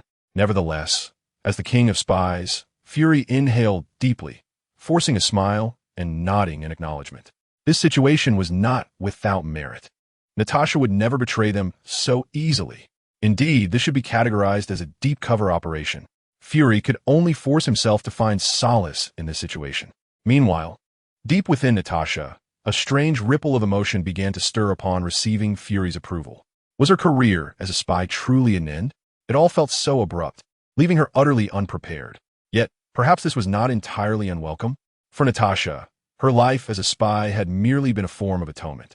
Even when the hope of redemption seemed elusive, she could not afford to cease her endeavors. For if she were to halt, she would be consumed by the relentless torment of her memories, becoming a mere shell of her former self. This existence continued until the arrival of Lynch, marking a pivotal shift in Natasha's life. Upon their first encounter, Natasha glimpsed a future that resonated with promise. Lynch had proclaimed that Natasha would find redemption upon her demise. From that day forth, she experienced a profound sense of peace previously unknown to her. When one is aware that their conclusion is splendid and anticipated, all apprehensions dissipate. Natasha understood that this tranquility stemmed from Lin Qi. Thus, she remained attuned to him, drawing ever closer. Until today, she suddenly realized that perhaps Lin Qi was her salvation. Once this notion took root, her heart settled entirely. Perhaps, in some future day, she would willingly lay down her life for him. Sensing something unusual about Natasha, Lin Qi reached out and gently brushed her hair. Natasha instantly lifted her head, a radiant smile gracing her lips. Lin Qi smiled in return, then gestured for her to look at someone. Obediently, Natasha turned her gaze and beheld Hawkeye, whose expression was laden with melancholy. Their eyes briefly met before quickly parting. Was everything all right? Should she say something? Lin Qi inquired playfully, well aware of the history between Natasha and Hawkeye, yet never having broached the subject. What of their past? As the original leader of the Avengers, Natasha had woven countless tales with others. Counting on her fingers, she recalled her time as Tony's secretary, fighting alongside Captain America through peril and even eloping with Bruce Banner. Yet, her story with Hawkeye was quite straightforward. In her youth, Natasha had been a notorious assassin for the Red Room, eliminating numerous significant figures. Eventually, her actions caught the attention of SHIEL, prompting them to dispatch Agent Clint Barton to deal with the Black Widow. However, after Natasha was bested by Hawkeye, instead of delivering a fatal blow, he chose to recruit her into SHIELD. While being a spy was still somewhat disreputable, it spared her from the torment of executing assassinations that gnawed at her soul. During her time with SHIELD, Natasha collaborated with Hawkeye on various missions, though the specifics remained unspoken. In Natasha's life, Hawkeye undoubtedly occupies a significant position, as evidenced by the events surrounding the retrieval of the Soul Stone. Hawkeye guided her out of darkness and fought alongside her, establishing a profound bond. In Hawkeye's heart, Natasha holds a unique place. During the moment of claiming the Soul Stone, he was fervently willing to leap into the abyss, an act that speaks volumes of his love for her. As for his partner and children, there are no decrees mandating that one must marry their true love. Ultimately, there exists a palpable connection between these two individuals. However, in the eyes of Loki, this means little. Is Natasha's moniker of Black Widow merely for show? Did she not remain single in the end? Capturing the heart of the Black Widow is no simple feat. In this world, Loki believes he has seized the initiative. Given this, Hawkeye and Banner can take a step back. Natasha is mine. Upon hearing Loki's cryptic declaration, Natasha shot him a puzzled glance and shook her head. Well then, since Natasha had no further remarks, Loki naturally ceased to pursue the conversation. Drawing Natasha close, he smiled at the others and said, "Gentlemen, until we meet again." With that, a gust of wind swept through, and the two vanished from sight. Chapter 96. Loki's fantastical drift enveloped in endless darkness. Loki found himself suspended in a weightless void, an agonizing sense of loss and hatred gnawing at the remnants of his spirit and sanity. At such a moment, even time seemed to lose its significance.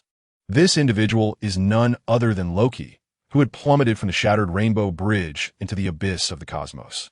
He made no effort to resist, for Loki's heart was riddled with wounds, devoid of the will to live. Thus, Loki drifted aimlessly through the void, akin to a shooting star.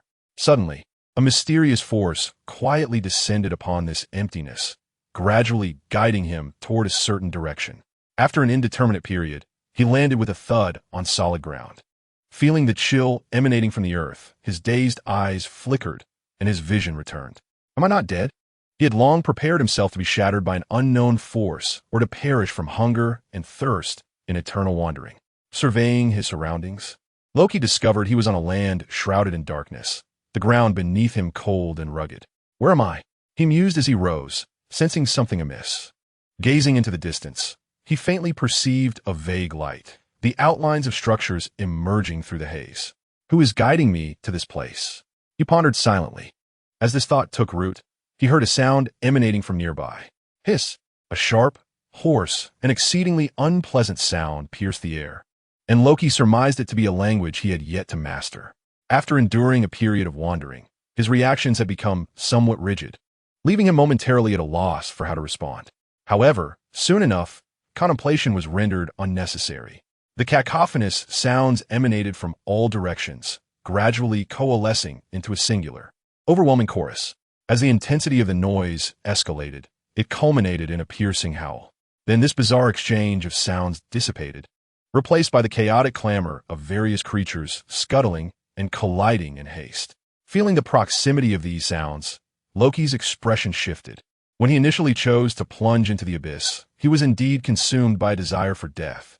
Yet now, having survived, a new instinct for self-preservation surged within him. Moreover, as the illustrious god of mischief and trickery, how could he possibly meet an untimely demise at the hands of such base creatures? If he were to die, it must be by his own volition. With a fierce resolve, Loki conjured a spark of fire, illuminating his surroundings. In that glow, he finally discerned the forms of these creatures, and he gasped in shock. They were approximately his height, stocky in build, with heads resembling grotesque insects and feet with but 3 digits. Individually, these monstrous humanoid insects did not present a formidable challenge. After all, he was well-versed in various forms of magic and possessed both the courage and skill for close combat. What sent shivers down his spine, however, was the sheer number of these beings, akin to swarming insects.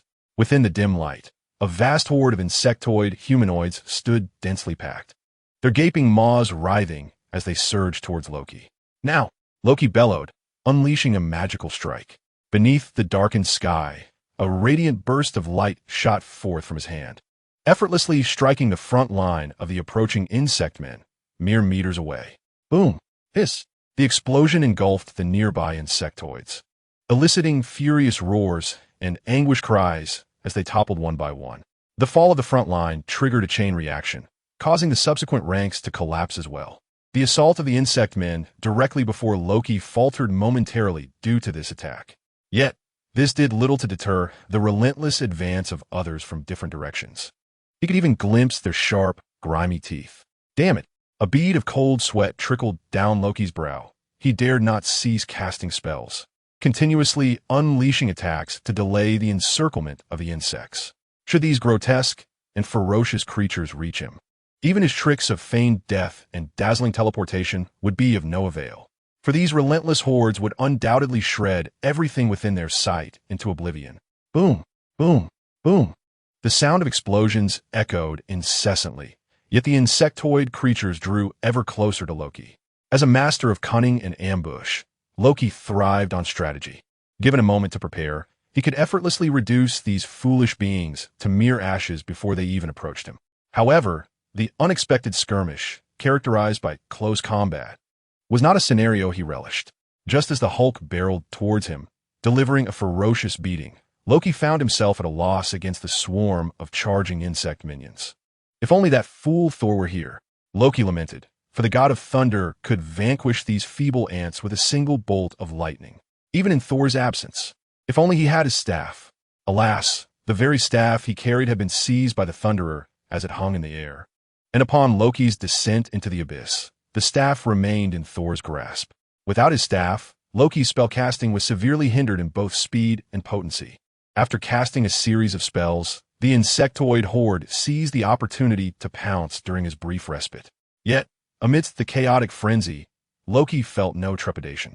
Throughout his protracted existence as the Prince of Asgard and son of Odin, he had faced adversaries far more formidable and vicious than these insectoids. How could such minor foes instill fear within him? With a dismissive scoff, he extended his hands, summoning 2 gleaming daggers. When his cunning traps failed and he found himself in close quarters, it was instinctive for him to draw his twin daggers, transforming into a melee mage. Or perhaps a mage assassin. Often, in the heat of battle, Loki would find himself without his staff, yet he could always produce daggers to launch stealthy assaults on his foes. Some may perceive him as merely a mage, but in truth, he was a cunning assassin, with a flash of cold light in his eyes. The daggers sliced through the neck of one of the insectoids behind him. The sharp blades severed flesh as effortlessly as cutting through tofu, and a foul, murky liquid erupted forth. The creature, bewildered, touched its throat before collapsing heavily to the ground. Without a glance at the fallen foe, Loki's figure darted like a specter through the throng of insects. These creatures, strong and swift, appeared as clumsy children before Loki, whose physical prowess far surpassed theirs, rendering their frantic attempts to harm him utterly futile. As a scion of the frost giant royal lineage, nurtured as an Asgardian prince, Loki's true strength was formidable. Although he often found himself outmatched against Thor, Iron Man, the Hulk, and even Captain America, he remained a force to be reckoned with. In truth, Loki is not adept in melee combat. It is entirely reasonable that he struggles against formidable foes, for he is a bona fide mage. Moreover, are these Avengers truly ordinary individuals? They are either aberrant or wielding unnatural powers. If a fragile mage like Loki can withstand relentless assaults, it already speaks volumes of his prowess. After a frenzied dance upon the razor's edge, Loki gradually broke free from the encirclement of the insectoids. Dispatching a few of them with ease, he exhaled deeply and sank onto the ground. How long had it been since he engaged in such brutal skirmishes? As he gasped for breath, his mind wandered far afield. Loki recalled the days of his youth when the god of thunder would take him into battle against their adversaries. Over time, however, Loki's disposition shifted, and he gradually lost his taste for such arduous confrontations. The exhilaration of combat had long since faded from his experience. He wondered if that fool ever wept for his demise. Loki's heart was a tumult of emotions. He harbored deep resentment towards Thor, loathing his naivety, resenting the way he had usurped their father's affection, and despising how effortlessly he obtained what he desired. Yet, paradoxically, Loki also loved Thor, the moments they shared, the affection showered upon him. Could he ever forget? He could not, yet he yearned for more. He sought to prove himself worthy of the throne of Asgard, to demonstrate that he was deserving of being Odin's son. A deafening roar jolted Loki from his reverie. He cast a spell and widened his eyes, gazing upward. There, descending from the heavens, was an enormous creature, its segmented exoskeleton glistening, its myriad limbs thrashing about, as it opened a gaping maw to dive towards him. What in the name of all that is sacred is this? Loki's complexion drained of color, and he sprang into action. However, he had no intention of confronting it head-on. Escape was his only recourse. If this creature bore a resemblance to the insectoids he had just battled, he might have entertained the notion of a fight. But this behemoth? Loki felt as though even one of its smallest legs dwarfed him. To remain would be an affront to his title as the god of mischief and deceit. Boom! The creature moved with astonishing speed, swiftly overtaking the fleeing Loki, its massive head enveloping his diminutive form. With an exultant cry, seemingly imbued with intelligence, the creature reveled in its apparent victory over Loki. Then it swayed its body and gradually retreated. Meanwhile, beside the cavernous dent left by the creature, Loki's figure emerged from the shadows of the night, crashing heavily to the ground. Coughing violently, his eyes reddened. He gazed at the receding silhouette of the creature with a sense of relief. What kind of infernal place is this? Loki frantically rummaged through his memories, striving to devise a means of escape. Otherwise, he feared he would surely become fodder for the insects. As Loki pondered, his eyes narrowed slightly, catching a glaring beam of light. A heaviness settled in his heart as he turned towards the source. Before him stood an unusual insectoid creature, clad in high-tech attire, complete with a helmet and boots. Most alarming of all, it brandished a firearm, its laser sight now trained directly on Loki's face. To make matters worse, as he turned his head, a series of targeting lasers rapidly converged upon him, enveloping his form in a dense web of blue light, symbols of impending doom. Despair washed over Loki. His teleportation skill had just been expended, leaving him unable to escape. With hundreds of these energy weapons aimed at him, survival seemed almost impossible.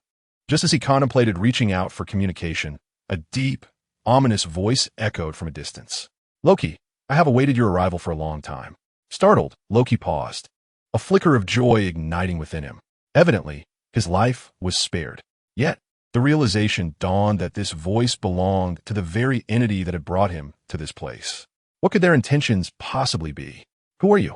Loki inquired, his tone laced with caution. "I saved you," the voice replied, retaining its chilling demeanor, inducing an unsettling sensation within Loki. He perceived the truth. He was no fool.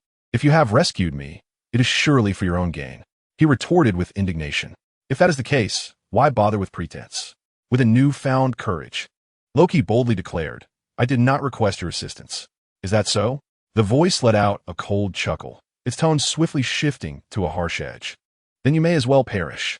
At that moment, a rustling sound emerged from the distance, as if the speaker had issued a command before turning to leave. The insectoid soldiers surrounding Loki seemed to receive some directive, tightening their grips on their weapons as the blue light from their barrels intensified. Noting the imminent threat to his life, Loki felt a surge of urgency. Is it not possible to converse amicably? Why must you leave mid-discussion? Wait, I am truly grateful for your assistance. Should there be any way I can be of service, please do not hesitate to ask. Loki offered a charming smile, his demeanor sincere as he executed an elegant bow. I am Loki, the god of mischief and deception, and I am no stranger to flattery. Oh, the voice hesitated, issuing a command in their tongue that compelled the insectoid soldiers to cease their actions. You are quite astute, it remarked appreciatively. My cleverness pales in comparison to your immeasurable wisdom. Loki entered the role, his flattery flowing effortlessly like a torrent, chuckling softly as if moved by Loki's demeanor. The voice began to draw nearer. Loki squinted as he observed the figure approaching from the side of the soldiers, cloaked in resplendent golden and silver armor, adorned with a helmet and a flowing black cape. The stranger was an alien being. The mask concealed his eyes, revealing only a grotesque mouth that moved rhythmically as he spoke. I know you, the god of deceit and mischief of Asgard, son of Odin, of the lineage of the frost giants. Upon hearing this individual recount his secrets with such familiarity, Loki felt a flicker of unease. However, that concern was fleeting. The fact that this entity had brought him to this juncture indicated a certain level of knowledge about him. Not to mention, his life currently rested in this creature's hands. It is indeed an honor to be known by you, Loki replied, maintaining an outward calmness. I'm aware of much more about you. The alien took a step closer, lowering his voice conspiratorially. Do you wish to become the king of Asgard? Loki pondered for a moment, attempting to discern the ulterior motives of this unsightly being before him. Could he harbor ambitions against Asgard? Yet, Loki had never heard of such a creature existing within the Nine Realms. Perhaps it was an entity from beyond? No. With a slight smile, Loki replied, I have no aspirations for the throne. I merely enjoy playing pranks on my brother. The alien paused, then suddenly tilted his head, his menacing visage looming over Loki as he retorted, You are lying. There is no need for that. I am here to assist you. His voice rose sharply, eliciting a hint of disdain from Loki, who thought to himself, After all, he cannot see my expression. What do you want me to do? Return to Asgard and eliminate my brother and father, thus claiming the throne for myself? Feeling he had grasped the intellect of this being, Loki posed the question with a certain rudeness. That depends on you. The alien's tone softened. We, the Chitauri, will deploy our forces to assist you. Chitauri? Loki rifled through his memory, confirming that this race did not belong to the Nine Realms. You intend to send an army to aid me? What, pray tell, is your ulterior motive? Surely, it cannot merely be that you find my appearance agreeable. However, Loki refrained from pressing this inquiry, for the proposition made by the Chitauri held little meaning. Are you certain of your capability to aid me? Loki's expression grew somewhat frosty, as images of a certain omnipresent figure began to surface in his mind. What do you mean by that? The Chitauri leader erupted in fury. Loki's words were audacious. Since when have the notorious, no, the illustrious Chitauri been incapable of conquering a planet? Please, temper your anger, Loki replied with a sardonic smile, countering. Might I inquire as to the strength of your forces? The leader of the Chitauri raised his head with a hint of pride, chuckling softly. Our warriors are unparalleled in bravery. With their formidable physiques and equipped with energy rifles and grenades, they can effortlessly annihilate any army on any planet. They can also pilot flying vehicles to swiftly reach any location. The colossal Leviathan is indestructible. Is that all? Loki coldly interjected. Aside from the flying vehicles, everything you mentioned is what I have just witnessed, correct? Indeed. Is that insufficient? The Chitauri leader responded, his tone laced with confusion. Certainly not enough. Loki shook his head, his voice low and serious. In Midgard, there exists a young and reckless god who can easily obliterate your forces. He alluded to Lin Qi, who had once effortlessly crushed the leader's schemes with his unpredictable might, leading to his ultimate downfall and descent into the abyss. It is because of him that I have come here. Have you not noticed such a presence? The Chitauri leader was about to speak when suddenly his body stiffened, rendered immobile. After a moment, he turned to Loki and said in a motionless tone, Follow me. With that, he turned and departed. Loki gazed at the leader's retreating figure, brow furrowed. This fellow seems to be under some form of control. Is it someone behind him? The one who truly brought me from the Nine Realms to this world. Loki had long suspected that this Chitauri might be a puppet or a subordinate, for he appeared to be a weak and shallow character. The individual capable of drawing him from the depths of the Nine Realms was surely a figure of immense power with grand ambitions. Contemplating, Loki followed the Chitauri leader. Let us see what purpose that individual has. The two moved swiftly, soon arriving at a grand edifice. The Chitauri leader halted, turning to face Loki. Soon, you shall be in the presence of the most formidable and renowned emperor in the universe, Thanos. Thanos? Loki narrowed his eyes, having never heard of this name. I shall convey my respect. Despite not having any prior knowledge, Loki was willing to express his deference. At the very least, the capable Chitauri before him seemed to be the subordinates of this cosmic monarch, suggesting that Thanos' power was indeed considerable. I wonder how he compares to that Lynch. Lost in thought, the space before the two began to warp.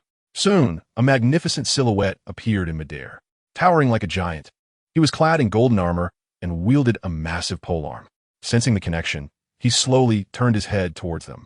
What turned around was a large, purple visage, marred with deep crevices and sharply defined features, its eyes aglow with an intense light.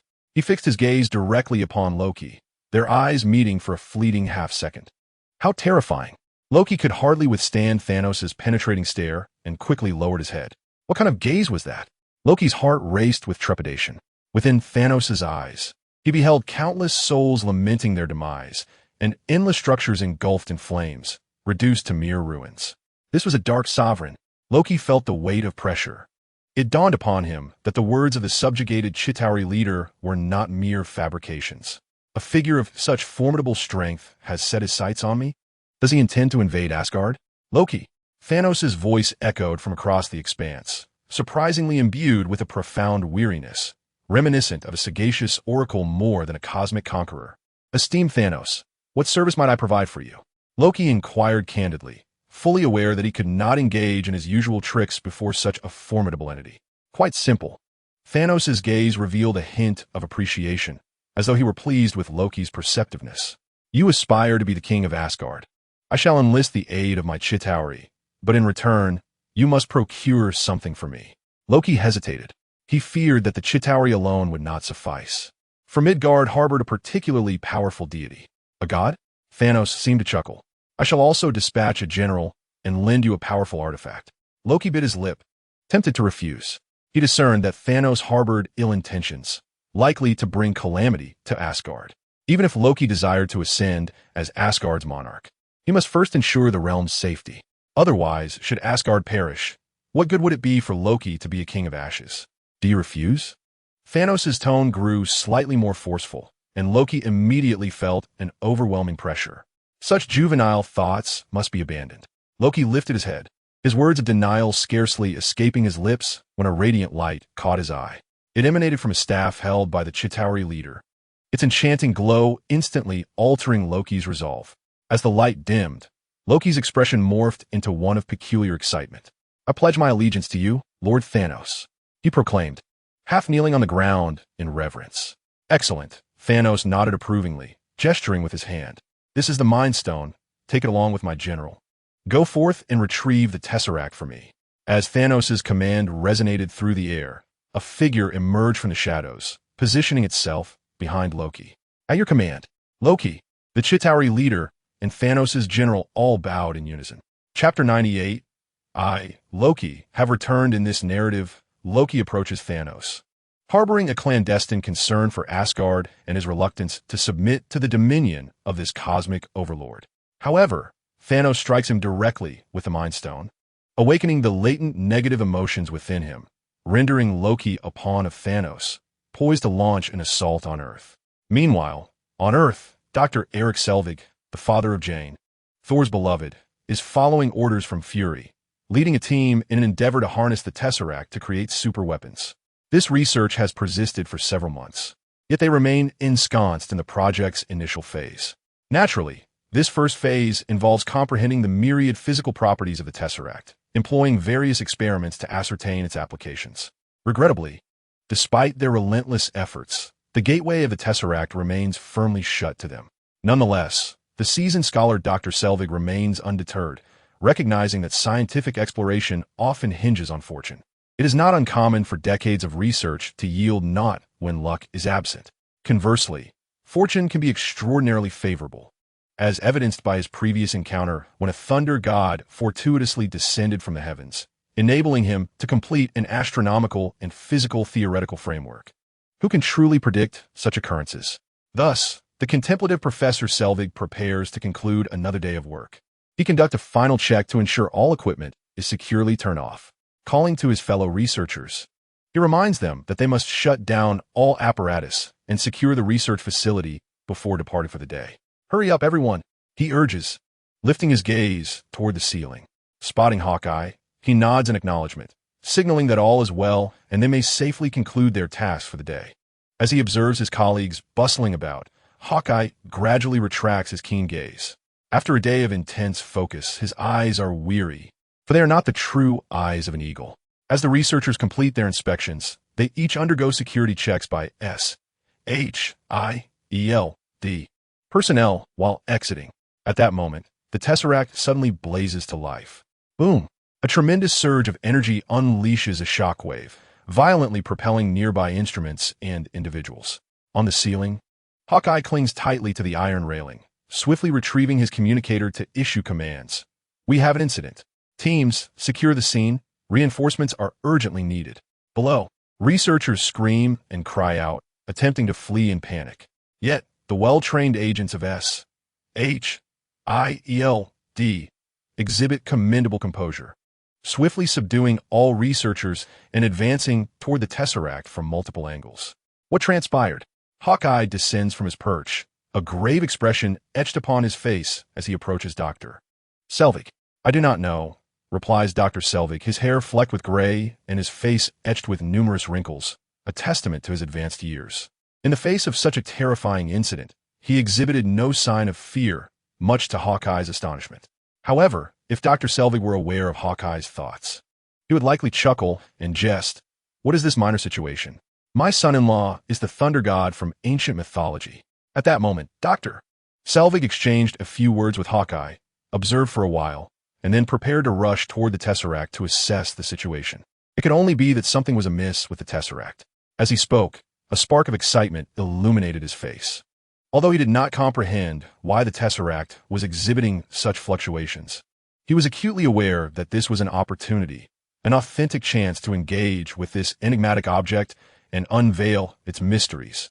I must investigate further, Dr. Selvig murmured, resolutely striding toward the Tesseract. Be cautious. Hawkeye did not hinder him, but followed with a watchful eye. Furrowing his brow, a sense of ominous premonition began to linger in his mind. Before the glowing Tesseract, a squad of fully armed SHIELD agents advanced cautiously. Weapons drawn, Dr. Selvig and Hawkeye entered from behind, immediately noticing the unusual Tesseract. Is it glowing? Dr. Selvig muttered excitedly to himself, hastening to activate the instruments nearby. What is happening? Hawkeye inquired with a serious demeanor. The Tesseract is reacting for reasons unknown, Dr. Selvig replied with enthusiasm. Noting Hawkeye's furrowed brow, he elaborated. This may not necessarily be a negative occurrence. We have been attempting to provoke a reaction from the Tesseract to absorb or release some energy. He shook his head and continued. Yet, months have passed, and as you can see, there's been no response from the Tesseract. But now it is reacting? Hawkeye remained unmoved by Dr. Selvig's excitement. He lacked interest in scholarly breakthroughs and was solely concerned with the safety of the Tesseract and those present. Why? Was it due to your previous tests, or has it undergone some transformation? Dr. Selvig paused, equally perplexed. I am searching for the cause. It will take some time. As if in response to his words, the instruments finally began to emit a series of beeps. Dr. Selvig swiftly adjusted the various devices, his astonishment growing ever more profound. Is the situation dire? Sensing Dr. Selvig's unusual expression, Hawkeye's unease deepened. The Tesseract, Dr. Selvig wore a bewildered look, as if confronted with an insurmountable challenge. It is releasing energy, a tremendous, spontaneously generated energy. This energy seems to be constructing a passage, is it not? Hawkeye's face revealed a look of realization. Indeed, Dr. Selvig nodded thoughtfully, yet a hint of confusion lingered as he remarked, but we have not made any attempts in this regard. for it was the individual on the opposite side who initiated it. Hawkeye's voice resonated with a grave tone, catching Dr. Selvig off guard, prompting him to cast a surprised glance. This passage is indeed bidirectional. The other side can also open it. Suddenly, a resounding explosion echoed as the cosmic cube emitted a brilliant blue light. The two individuals closest to the cube bore the brunt of its force.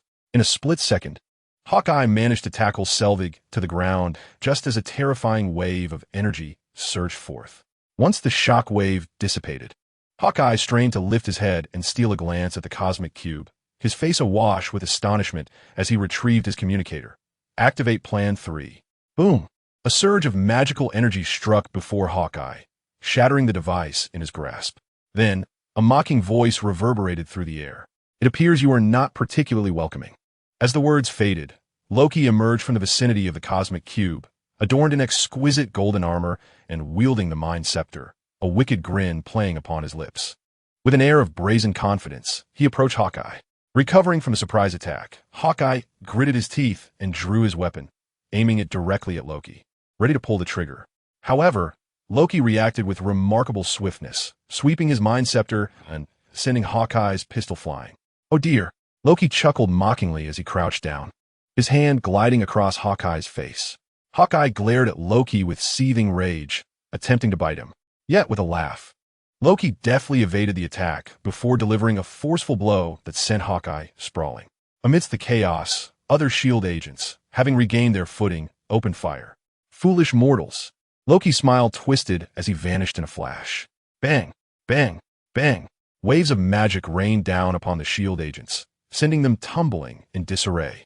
Like a specter, Loki weaved through the remaining agents, effortlessly incapacitating them with a mere flick of his wrist.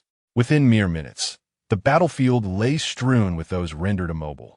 Planting his scepter firmly on the ground, Loki surveyed the defeated Midgardians with satisfaction. How feeble these mortals are, he proclaimed, lifting his chin with an air of superiority.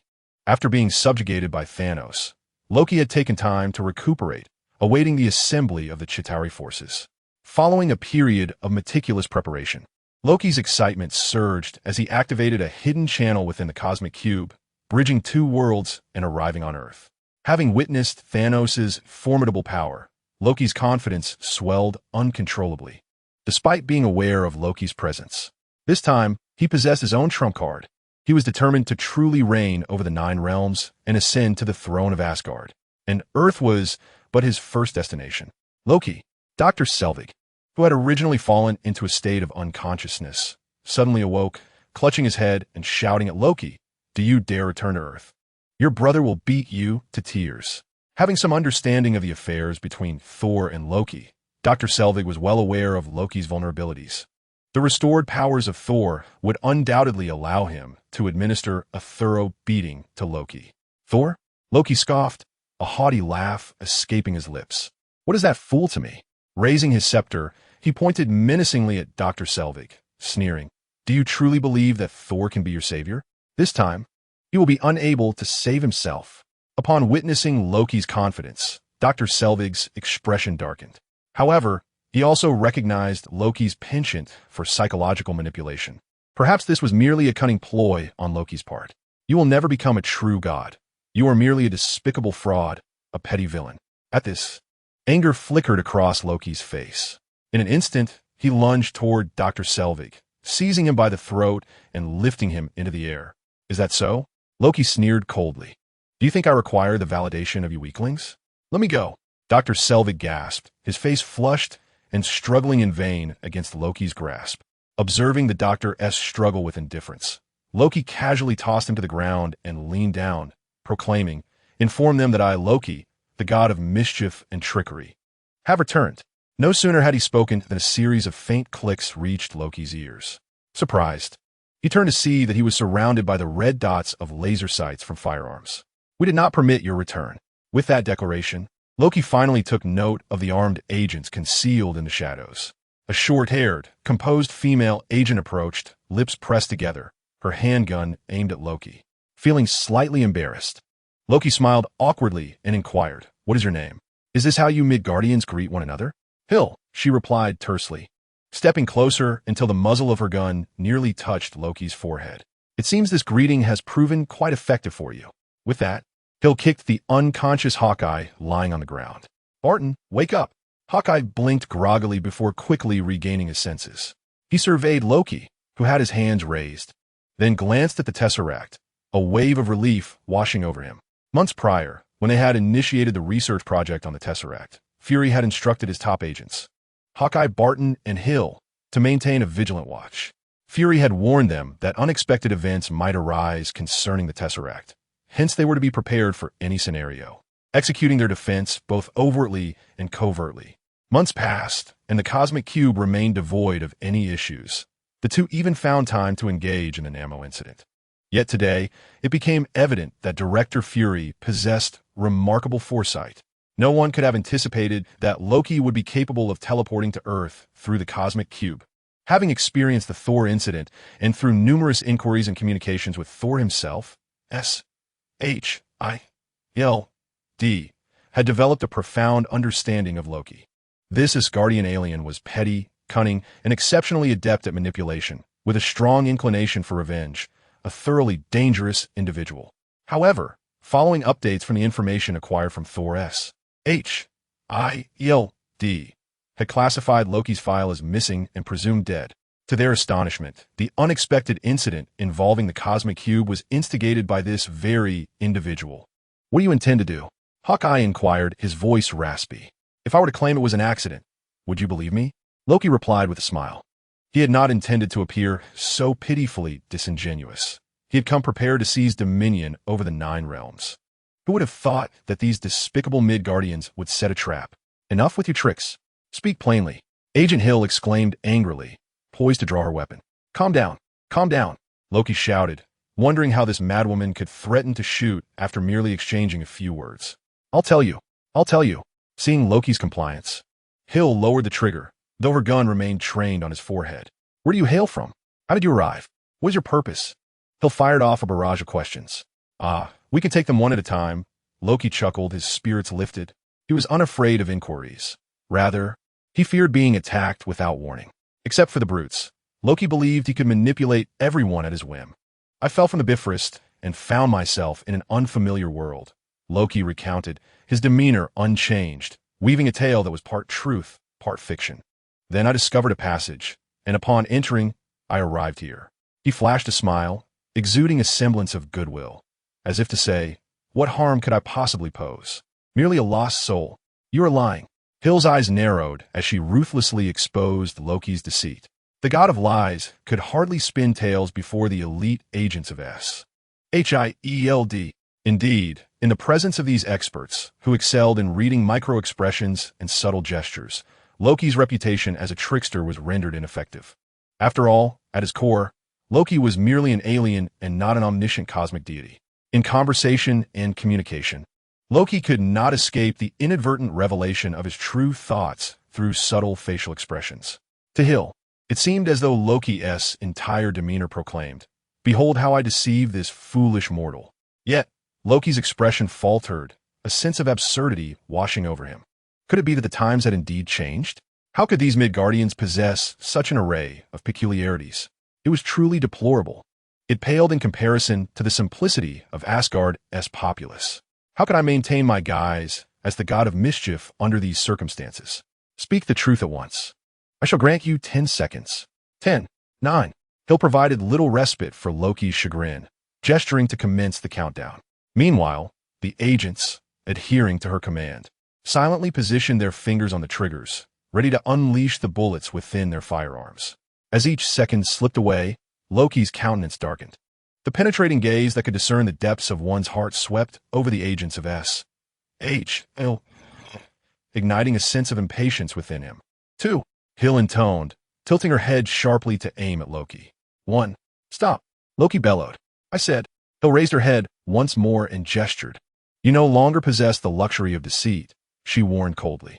At this juncture, even the dimmest of minds could perceive that Loki was stalling for time, let alone a seasoned operative like Hill. Nevertheless, if he wished to delay, they were unperturbed by the passage of time. I found myself in an unfamiliar place. Shrouded in darkness, the ground icy cold. Get to the point. Hill interjected brusquely. Did you truly think we gathered here to listen to your tales? Enough of your ramblings.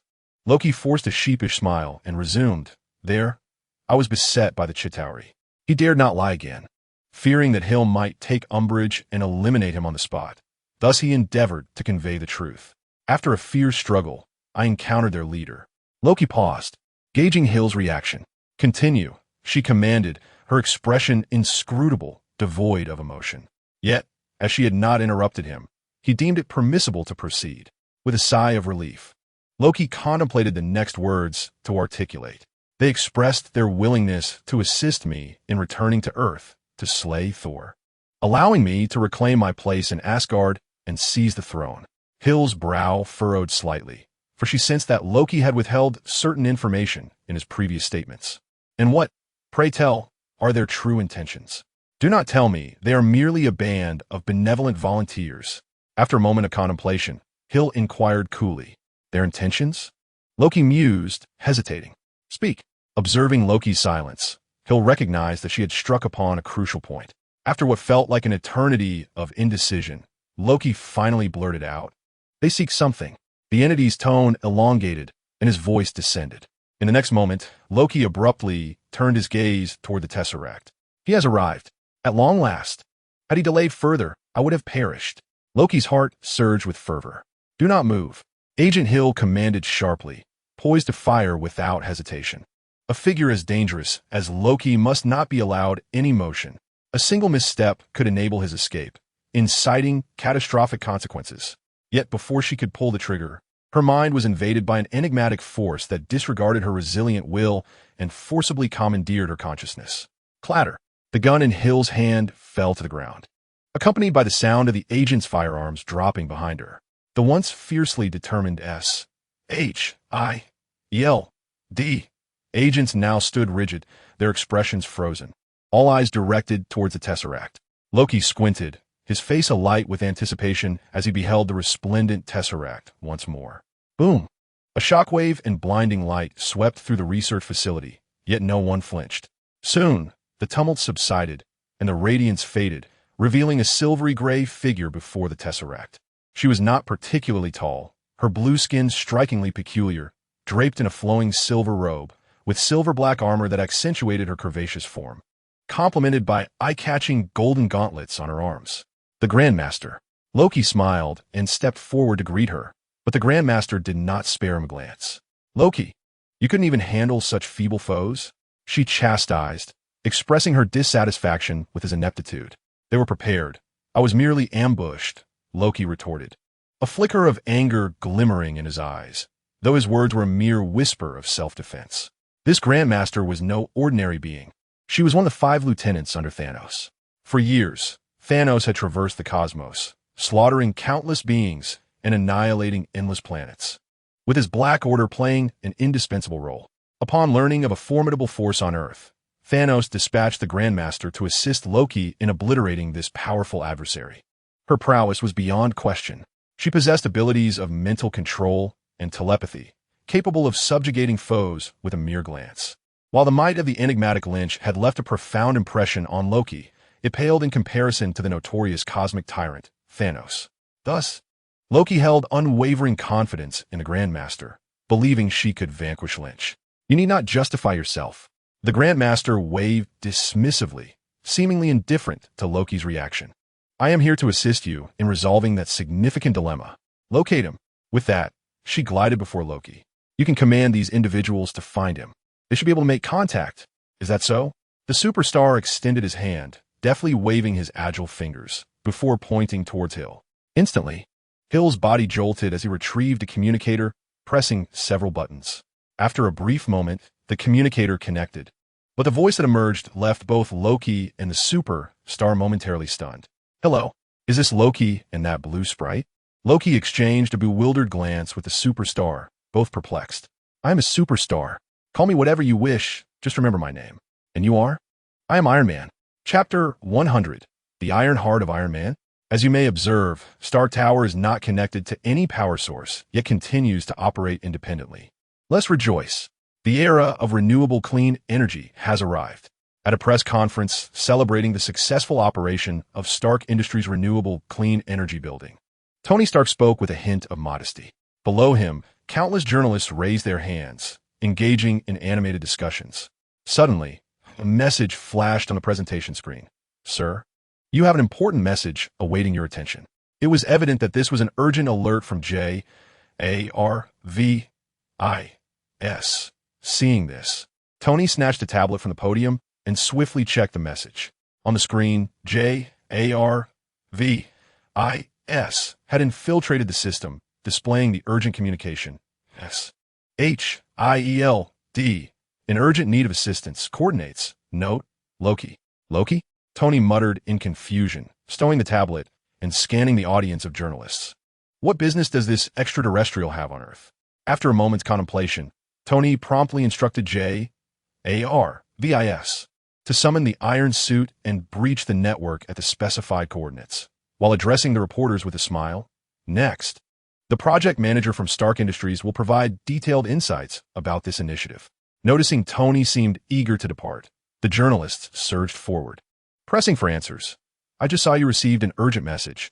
Can you disclose its contents?" "Iron Man, are you off to save the world?" Tony remained silent, allowing his bodyguards to part the throng of journalists as he made his way outside. In the sky, the iron suit descended rapidly, enveloping Tony's form. Moments later, Iron Man soared into the heavens. Within the suit, the surveillance footage of the Cosmic Cube Research Facility materialized before Tony's eyes. The image revealed Loki wreaking havoc amongst a group of agents. "Indeed, it is this fellow." Tony furrowed his brow. What could he possibly want on Earth? At that moment, Nick Fury's visage suddenly illuminated the screen. "Tony, have you received the message?" "Yes, I'm en route." "What's going on?" Fury's expression was grave, and Tony still struggled to comprehend the situation. Hadn't that alien already gone missing? How did they manage to bring him to Earth? Upon hearing this, Fury fell silent for a moment before deftly changing the subject. "He is quite dangerous. Do not let him escape. Leave it to me. I shall ensure he understands that Earth is not a place one can simply visit at will." After a while, Iron Man arrived above the base. Tony scrutinized the surveillance footage, which revealed that Loki and a blue-skinned alien had completely seized control of the situation. "Brought a companion?" he mused, observing the bizarre extraterrestrial. Loki seemed to possess some peculiar abilities. "Sir, they are communicating," Jarvis reported. Tony raised an eyebrow and commanded, "Oh, connect me to the call." "Understood." In the next instant, the call was established. "Hello, is this Loki and that blue fellow?" Tony asserted confidently. "I'm a superstar." The voice on the other end seemed somewhat enraged. Yet Iron Man merely pursed his lips, unfazed. "Call yourself whatever you wish. Just remember my name." "And what is your name?" Upon hearing this, Tony piloted Iron Man to accelerate sharply, hurtling towards the base below. Observing the thermal imaging, Iron Man extended his hands towards Loki and the blue alien. Two beams of white light suddenly igniting from his palms. "I am Iron Man." Bang! Bang! As soon as the words left his mouth, two energy blasts penetrated the structure of the base, striking the unsuspecting duo. They let out startled cries, propelled far away by the force of Tony's hand cannons. Seizing the opportunity, Tony surged through the gaping hole in the base's roof, racing towards Loki without hesitation. As a frost giant and Odin's son, Loki, despite claiming to be a sorcerer, possessed physical attributes far exceeding those of an ordinary human, able to withstand standard small-caliber firearms with ease. Meanwhile, the blue alien, one of Thanos' 5 lieutenants, although leaning towards sorcery, also exhibited a physical resilience that surpassed that of an average human. Thus, despite the formidable power of Iron Man's hand cannons, the injuries sustained by both were relatively minor. "Tony Stark," Loki groaned as he struggled to rise, his face betraying a fury he could not conceal. During his time in the Chitauris domain, Loki had not been idle. Through various means, he had meticulously gathered intelligence about Earth, including classified files from SHIELD, thereby becoming aware of the Avengers' existence. Through careful analysis, Loki had comprehensively grasped the information regarding the Avengers. Naturally, he was no stranger to the armored figure before him. Iron Man, Tony Stark, an arrogant, self-indulgent genius, a playboy and a wealthy man. Loki did not regard Iron Man with any measure of respect, believing that such seemingly superior individuals were, in fact, quite manageable. The more powerful, exceptional, and proud a person was, the greater their vulnerabilities might be. Loki excels at exploiting such vulnerabilities to manipulate and control them.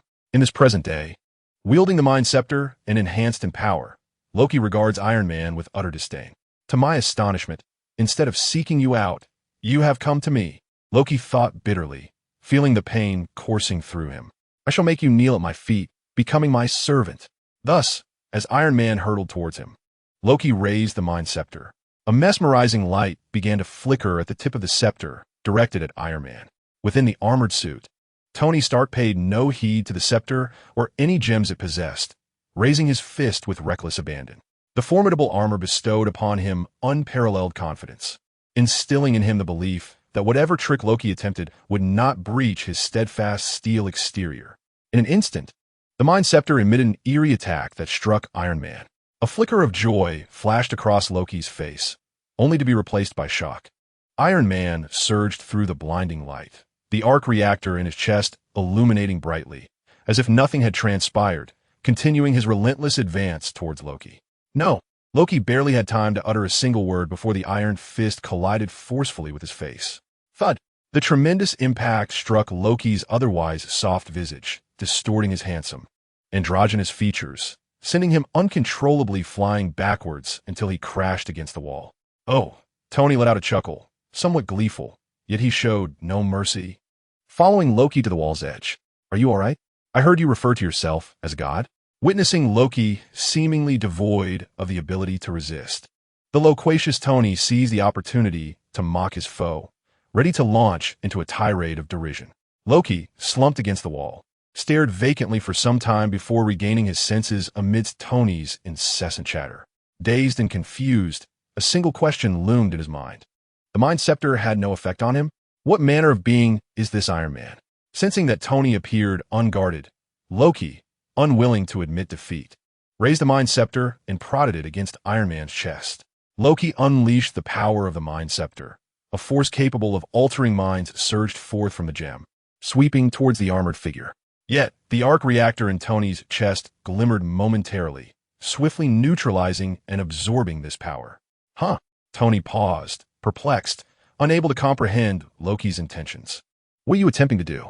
Gently poke yourself with that exquisite artifact? Do you intend to pierce me through your armor? The atmosphere hung in a suspended silence for 2 seconds, yet nothing transpired. How is this possible? Loki's face reflected disbelief. Is this your method of surrender? A mere poke at your opponent? No, I aim to control your mind and make you my servant, you imbecile. Faced with Tony's relentless barrage of insults, Loki finally erupted. Oh, I deeply apologize, Tony scoffed, thinking to himself that such a fragile psyche could still claim to be a god. However, a sense of relief washed over Tony, for he had come to believe Loki's words. Upon arrival, he had sensed that the S.H.I.E.L.D. agents present seemed to be under some form of control. Yet, upon hearing Loki's admission of failure in exerting control, Tony, though puzzled by the underlying reasons, felt an overwhelming sense of gratitude. In truth, Loki's attempt to dominate Tony's mind with a scepter faltered due to the new element within the arc reactor embedded in Tony's chest, which bore a significant relation to the Mind Stone. This new element was originally discovered by Tony's father during his research on the Tesseract, the Space Stone. Thus, the new element and the Tesseract shared an isotopic relationship, and, as such, the new element also maintained a similar connection with the Mind Stone, effectively nullifying its power against Tony's arc reactor. It appears you have failed. Do not be disheartened. I am made of iron and stone, Tony declared, rapping his arc reactor with his knuckles. Loki bellowed, unleashing a spell from his scepter that struck Iron Man squarely on the head. Relax. As the spell detonated, Tony was forced to retreat, a glimmer of triumph in his tone. You're getting desperate now, he mused, watching as Loki teetered on the brink of madness. With a mocking smile, Tony struck back with full force. The Iron Man suit erupted with flames, propelling him toward Loki at breakneck speed. Damn it, Loki seethed, glaring at the Mind Scepter in his grasp, seething with rage. Who could have foreseen that the legendary and formidable Infinity Stones would prove ineffective against this mere Iron Man? Until next time, Tony clenched his fist, eager to end the verbal sparring. In an instant, Iron Man surged towards Loki, his fist poised to descend, when suddenly, a resonant hum filled the air. A powerful mental force surged, instantly infiltrating Tony's consciousness, freezing his body midair. I shall shatter this annoying wretch. The colossal being, Supergiant, declared menacingly from behind Tony. So do I wish to, but I advise against it. Loki retreated a couple of steps, shaking his head in counsel. Why not? Tony inquired. Because he has several companions. We must deal with them too. What do you mean? Chapter 101. Annihilation in the distant realm of Asgard. At the control center of the Bifrost, Heimdall beheld the image of Loki standing side by side, with Supergiant reflected in his eyes. With the ability to perceive any location within the 9 realms, Heimdall had focused his gaze upon Loki the moment he appeared. After observing for a time, Heimdall resolved to seek an audience with Odin to report the matter. But soon, Odin's voice resonated in his mind. Send Thor to bring the traitorous Loki and the Tesseract before me. As you command. Heimdall's eyes subtly shifted, locating the god of thunder on Earth. Within a research laboratory, Thor was languidly observing Jane's work. Suddenly, he heard a familiar voice. Thor, Loki has reappeared on Earth. Odin commands you to bring Loki and the Tesseract before him. Exercise caution. A formidable sorcerer accompanies Loki. Loki? Thor's spirit surged at the mention, and he sprang to his feet. Where is he? He's in. Jane, startled by Thor's sudden movement, looked at him with astonishment. What is happening? It's nothing. I just need to leave for a while. Thor smiled reassuringly at Jane, though his eyes betrayed his exhilaration. Loki, you truly have not perished. Ignoring Jane's protests, Thor leaped through the nearest window, wielding his hammer, a trail of sparks and lightning following him as he soared into the distance. On a transport helicopter, Captain America hesitated before voicing his concern. Is he the kind of god I imagine? Having awoken after Loki's fall into the abyss, he had yet to directly encounter him. Thus, while perusing Loki's dossier, he was taken aback by the titles such as God of Mischief and God of Deception. In his understanding, there existed only one omniscient deity. While he had heard of false gods and malevolent deities, such as the one worshipped by Hydra, encountering these terms in a formal document was entirely novel. Noticing Captain America's inner turmoil, Fury, leaning against the aircraft, explained with a hint of exasperation, no, he is merely a long-lived extraterrestrial. He possesses some tricks. You can handle him. Tricks? Are those spells? Captain America, who had been fervently updating himself on modern knowledge, appeared contemplative and then mused, another peculiar adversary. I believe in you, chimed in his enthusiastic admirer, Coulson, with a mysterious smile. Perhaps, but I fear this old relic might hinder progress. Captain America smiled at Coulson, awkwardly stretching his arms to broaden his chest.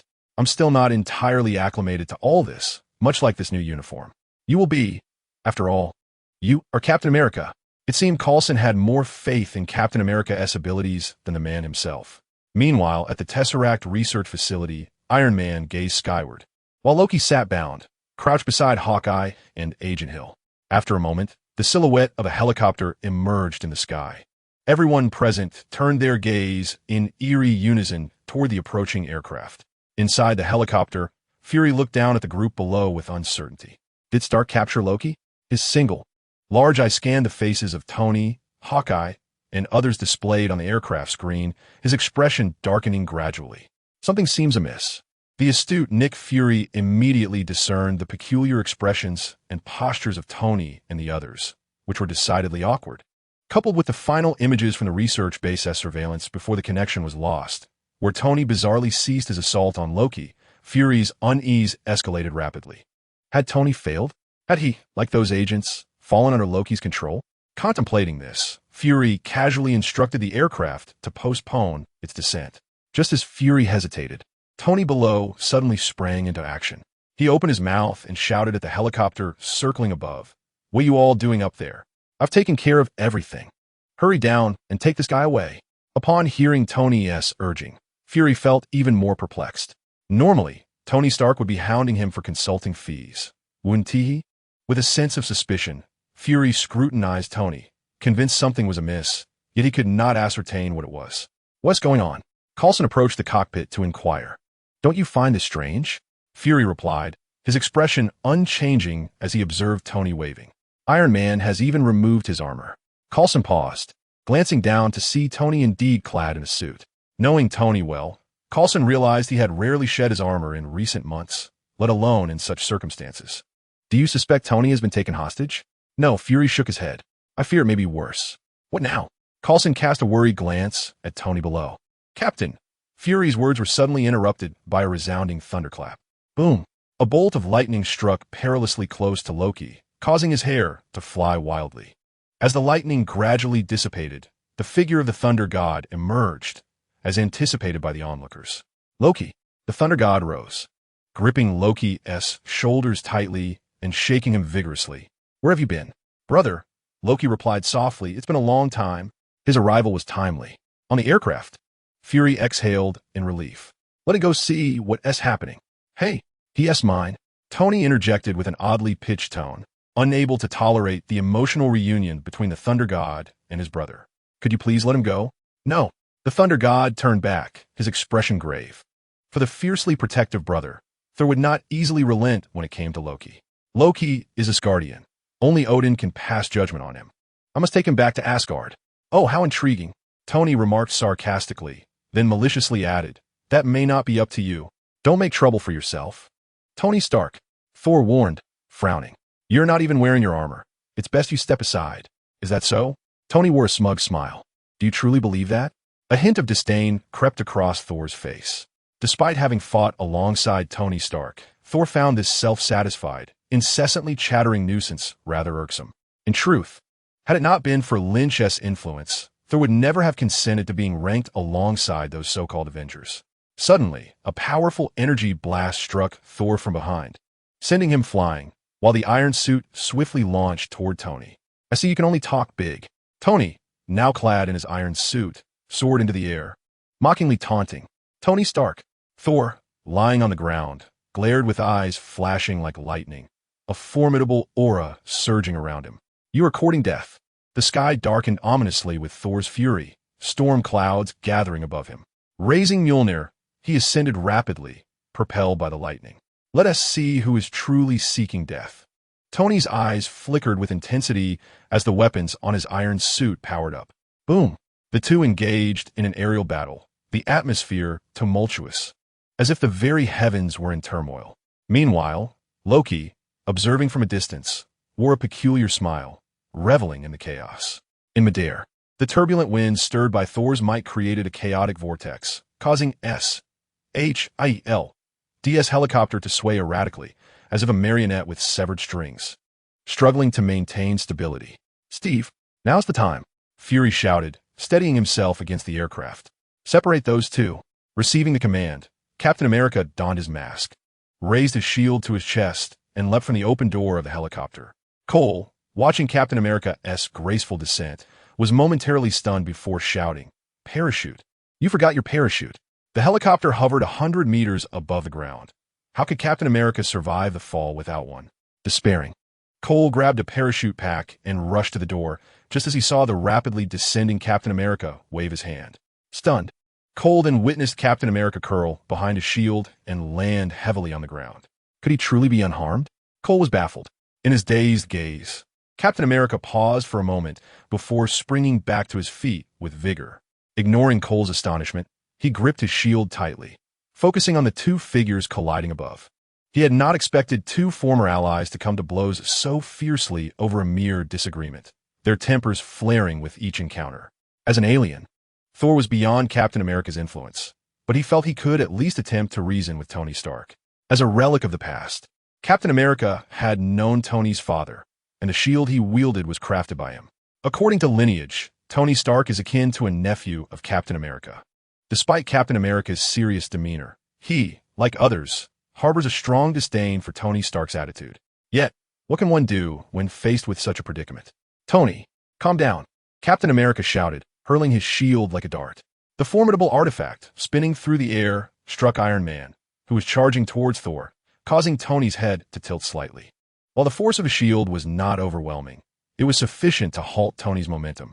Thor, sensing the opportunity as he approached with great fervor, did not hesitate to deliver a powerful blow, sending Iron Man crashing towards the ground.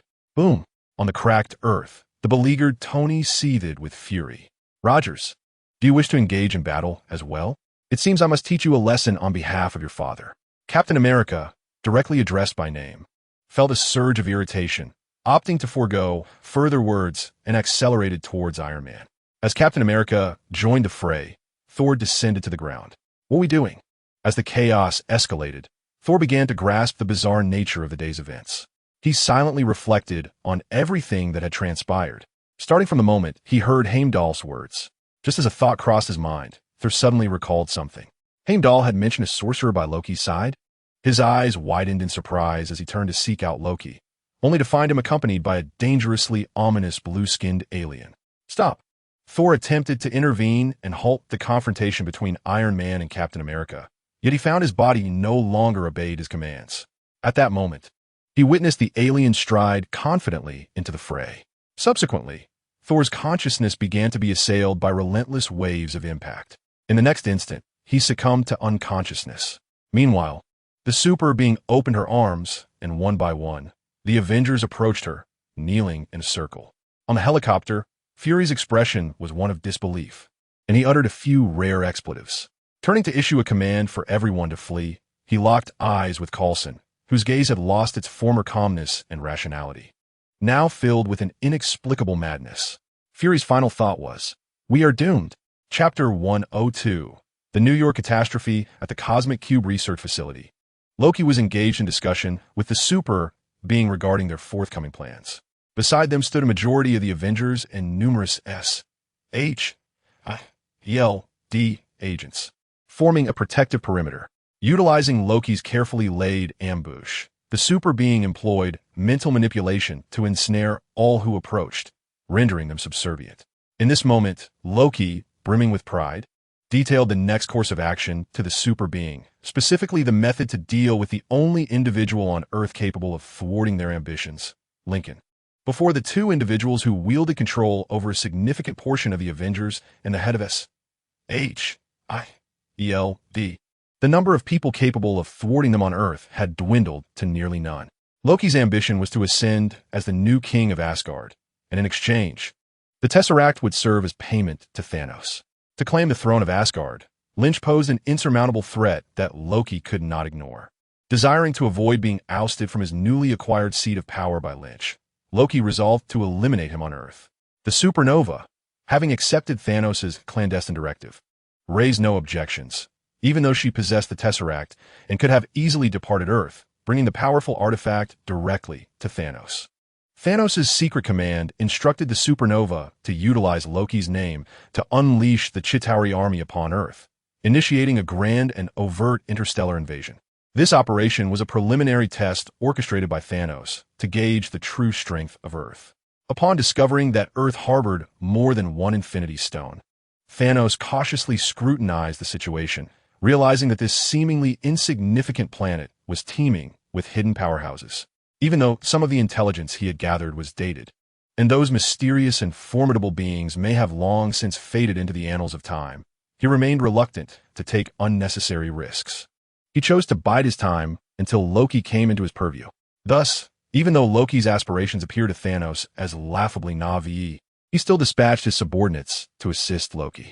Through Loki, Thanos aimed to discern how those concealed entities would respond to the forces invading Earth, a revelation that would determine his subsequent actions.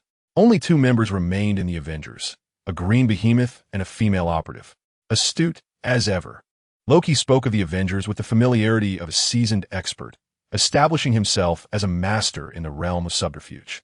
The green giant possessed considerable strength, but the crux lay with the female operative. What capabilities does she possess? The supernova inquired haughtily. No, Loki's expression turned icy. She is the woman who poses a significant problem. The supernova fell momentarily silent.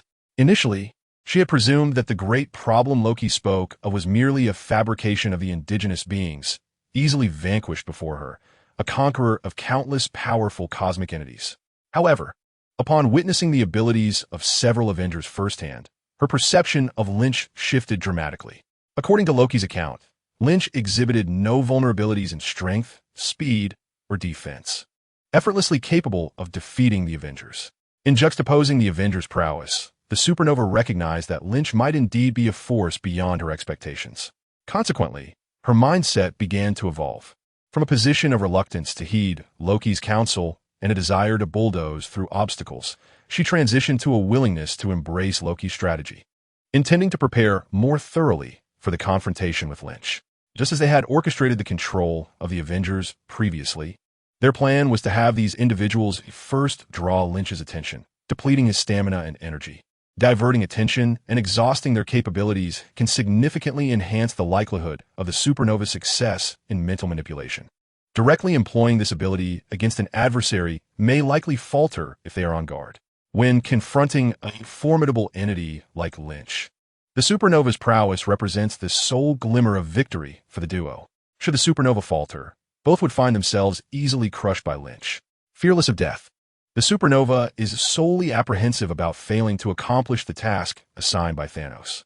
In her relentless pursuit of true demise, she hopes to assist Thanos in fulfilling his ambitions, thereby attaining that genuine death from him. Thus, upon hearing Loki's introduction, the supernova calmly inquired, "What should we do? Shall we seek this individual?" "No," Loki replied with a chuckle. "First, we must head to New York to locate our green ally." In an open area of New York, the ground trembled as Hulk, with a roar fueled by rage, crashed down before Loki and the supernova. "Loki, I can't control him," the supernova shouted in pain, having been flung aside. "Let him go." Loki, unable to conceal his panic, bellowed frantically. "If he goes berserk, we shall all perish." Behind Hulk, Iron Man and Thor swiftly approached, joining forces to confront the towering figure.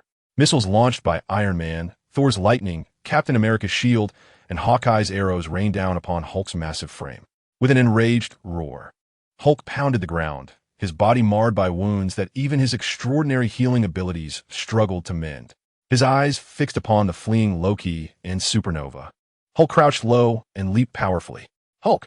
he bellowed, his immense form bridging several meters, directly intercepting the terror-stricken supernova. With the intellect of a toddler, Hulk recognized that the source of his misery stood before him, and he sought vengeance. "Stop!" the supernova grimaced, exerting her full might in an attempt to wield her mental control. Under the supernova's psychic influence, Hulk clutched his head and howled in confusion.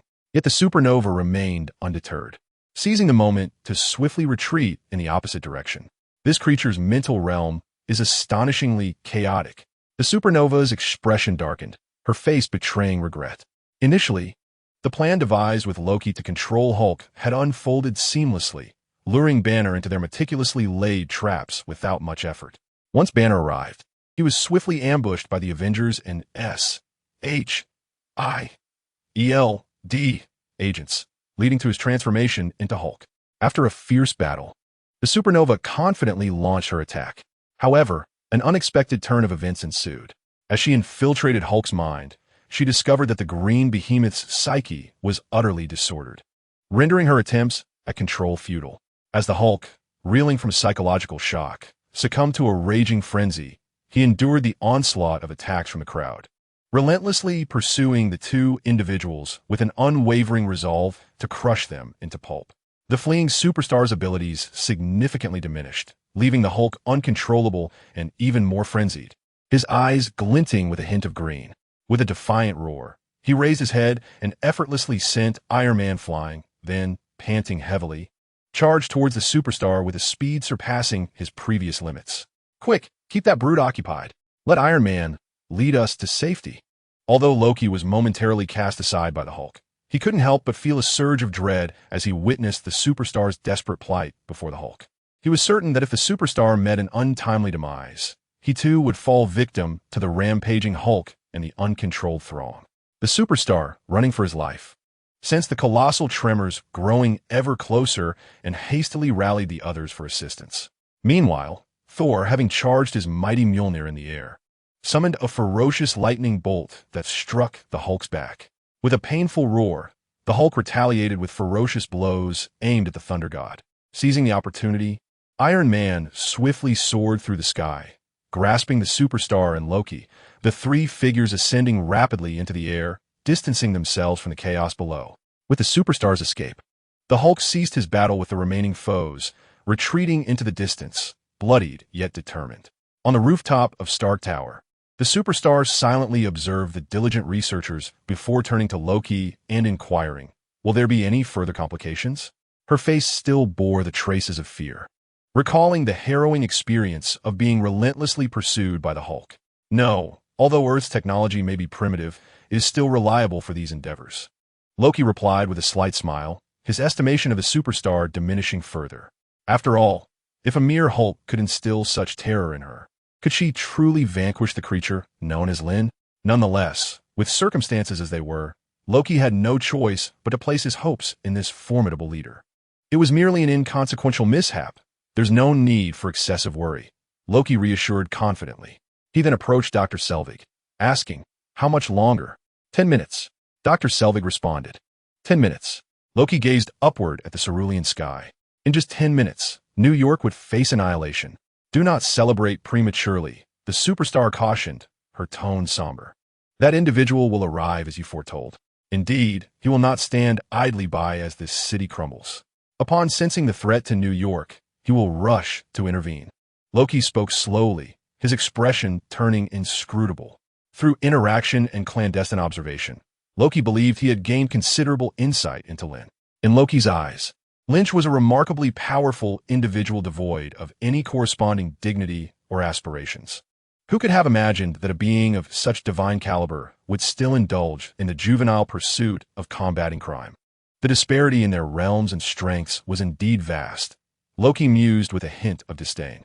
Yet with Lynch still absent, Loki surmised that he might be concealing himself somewhere, having received no word whatsoever. This realization brought Loki a considerable sense of relief. He genuinely feared Lynch might emerge at this moment. Upon arriving on Earth, both Loki and the superstar had initially been resolute in their intention to confront Lynch immediately. However, after dispatching the Avengers, they prudently reassessed their strategy. The superstar's prowess was not as formidable as they had envisioned, and a more thorough preparation was required to contend with Lynch. They planned to open a wormhole in New York, allowing the Chitauri army to invade, and, combined with the controlled might of the Avengers, they would collectively oppose Lynch. As time passed, 10 minutes swiftly elapsed. Atop Star Tower, a brilliant blue beam surged into the sky. The azure expanse above twisted, torn open by the beam, creating a small black aperture. Under the relentless barrage of the beam, this aperture expanded until it culminated in a colossal black hole. As this dark void materialized in the sky, a swarm of Chitauri, mounted on flying vehicles, emerged in rapid succession. Following the diminutive soldiers, a massive Leviathan creature also extended its form into the fray. Within mere seconds, New York was engulfed in an abyss of terror. Chapter 103. Where is the Super Kid? Bang, bang, bang. In the sky, the Chitauri swooped low on their flying vehicles over a bustling street teeming with pedestrians, relentlessly firing their energy weapons. Explosions erupted, reducing the thoroughfare to a scene of carnage, filled with cries of despair. "Help! Someone please! Run!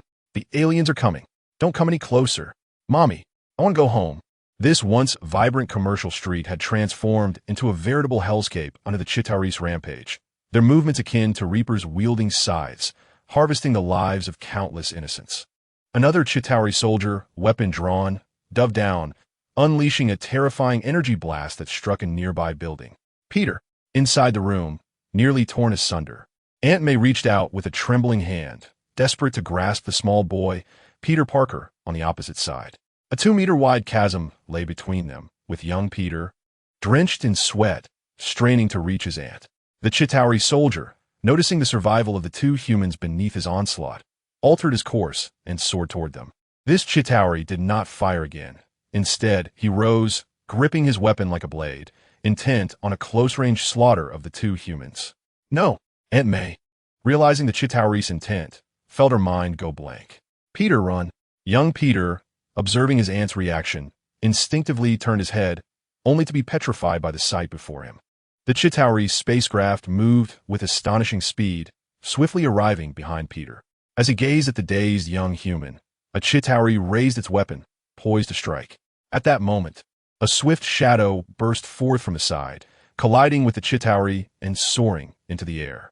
With a flick of its form, the shadow hurled the Chitauri aside, releasing a flurry of miniature projectiles that struck the foe. Boom! Before the Chitauri could react, it was reduced to mere fragments amidst the explosion. The shadow, now hovering in the air, revealed itself to be a crimson and gold-armored figure. Iron Man. Peter Parker exclaimed with exhilaration, jumping with joy and calling out to Iron Man. The armored hero glanced at young Peter, but offered no response. Instead, he surveyed the relentless stream of Chitauri pouring from the wormhole above and accelerated upwards into the sky. Go! Drive these fiends out of New York! Peter shouted, waving his hands at Iron Man's departing silhouette. Soaring at high speed, Iron Man unleashed a barrage of attacks, knocking down Chitauri one after another. After vanquishing a squadron of enemies, he hastened toward another cluster of Chitauri, only to be confronted by a colossal obstruction. A Leviathan and a battalion of Chitauri soldiers surrounded War Machine, casting an ominous shadow that obscured all escape routes with a multitude of artillery fire. The robust Leviathan proved difficult to vanquish with the weapons mounted on Iron Man's suit, while the coordinated assault from the Chitauri forces threatened to breach the armor's defenses. With no apparent options, Iron Man sought a moment to break free. Bang! Bang! Bang! A series of explosions erupted, propelling Iron Man, shrouded in smoke, to escape from the flames. He landed unsteadily on a quieter street. Inside the armor, Tony's eyes flickered with an eerie light, his expression devoid of emotion. The display panel on his suit incessantly blared red alerts, indicating severe damage. The anguished cries nearby echoed in Tony's ears, yet he remained unmoved, slumping to the ground as if in contemplation of existence. In the past, even with his suit in ruins, Tony would have swiftly donned another armor, strategized, and fought to the last. Yet now, he sat in a stupor, as if awaiting something. Such scenes unfolded across various locales in New York. Thor, Captain America, and Hawkeye, members of the Avengers, were controlled by a superpower, feigning resistance against the Chitauri, only to succumb one by one, retreating into hiding. The true defenders against the overwhelming Chitauri forces were another group altogether. Hold your ground. Amidst the continuous rumble of battle, War Machine's figure appeared in multiple locations, rallying the troops to maintain their position. The Chitauri army emerged from the wormhole, wreaking havoc in New York for 10 frantic minutes before the military finally breached the city. Rhodes followed the troops into New York, determined to resist the Chitauri onslaught. However, faced with the well-equipped and numerous Chitauri forces, the hastily assembled soldiers stood little chance. In just a matter of minutes, the army suffered significant casualties, while the Chitauri continued to flood into New York unabated. Rhodes understood that the key to winning this war lay with Tony and his companions. Initially, Tony, Thor, and the others showcased their formidable power, systematically obliterating the advancing Chitauri, instilling confidence in Rhodes. Yet, this optimism was short-lived, as the relentless tide of enemies surged forth. The members of the Avengers found themselves depleting their resources and succumbing one by one, gazing up at the gaping black hole from which the Chitauri poured. Rhodes felt a profound sense of despair and confusion. He could see that the wormhole needed to be closed, so why hadn't Tony and the others realized this? At this moment, he could no longer reach Tony or the others. Was New York destined to fall to these extraterrestrial invaders today? Filthy bastards! In Hell's Kitchen, a heavily tattooed man roared as he fired a shot at a Chitauri before him. The powerful blast from his shotgun struck the creature, instantly knocking it down.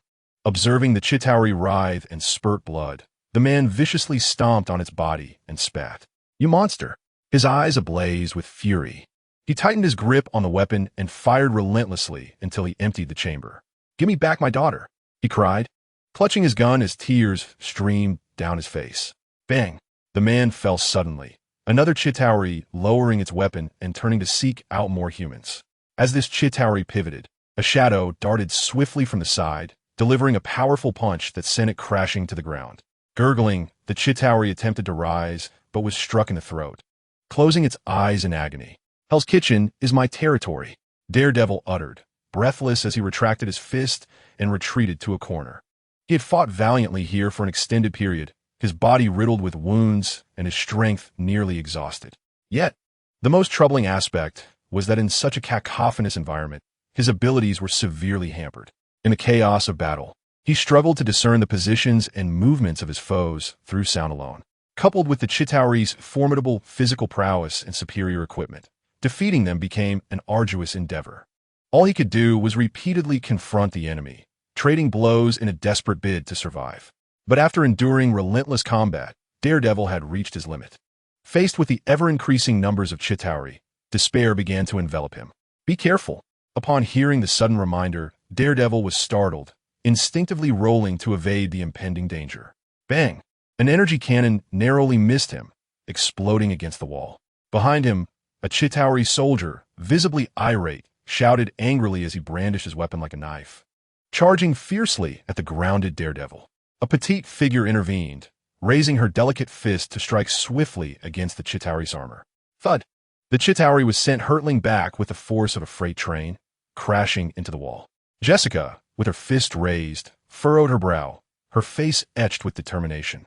Matt, you must find a place to hide, Jessica urged, helping Daredevil to his feet with a sigh. If this continues, you will perish. Daredevil's expression twisted in pain, the wounds on his body throbbing sharply from his recent evasive maneuver. Yet, in response to Jessica's insistence, he resolutely shook his head. Still no contact? He asked anxiously. Jessica fell silent, her lack of response tacitly affirming his fears. At this rate, not just Hell's Kitchen, but all of New York will be doomed, Daredevil said with rising agitation. Indeed, Jessica concurred, adding, even those Avengers are.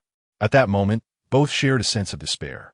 When the Chitauri descended upon them, they had been defending the Defenders' headquarters. Without hesitation, they had stepped forward to confront the extraterrestrial threat, fighting alongside the brave local residents of Hell's Kitchen. Until the Chitauri numbers swelled, they had hoped the Avengers or Lynch would intervene, but disappointment set in as the Avengers fell swiftly, allowing the Chitauri to flood into New York. Their anticipated ally, Lynch, had yet to make an appearance. The most disheartening realization was their inability to reach him. Months prior, Lynch had informed them of his desire to experience life differently, severing their means of communication.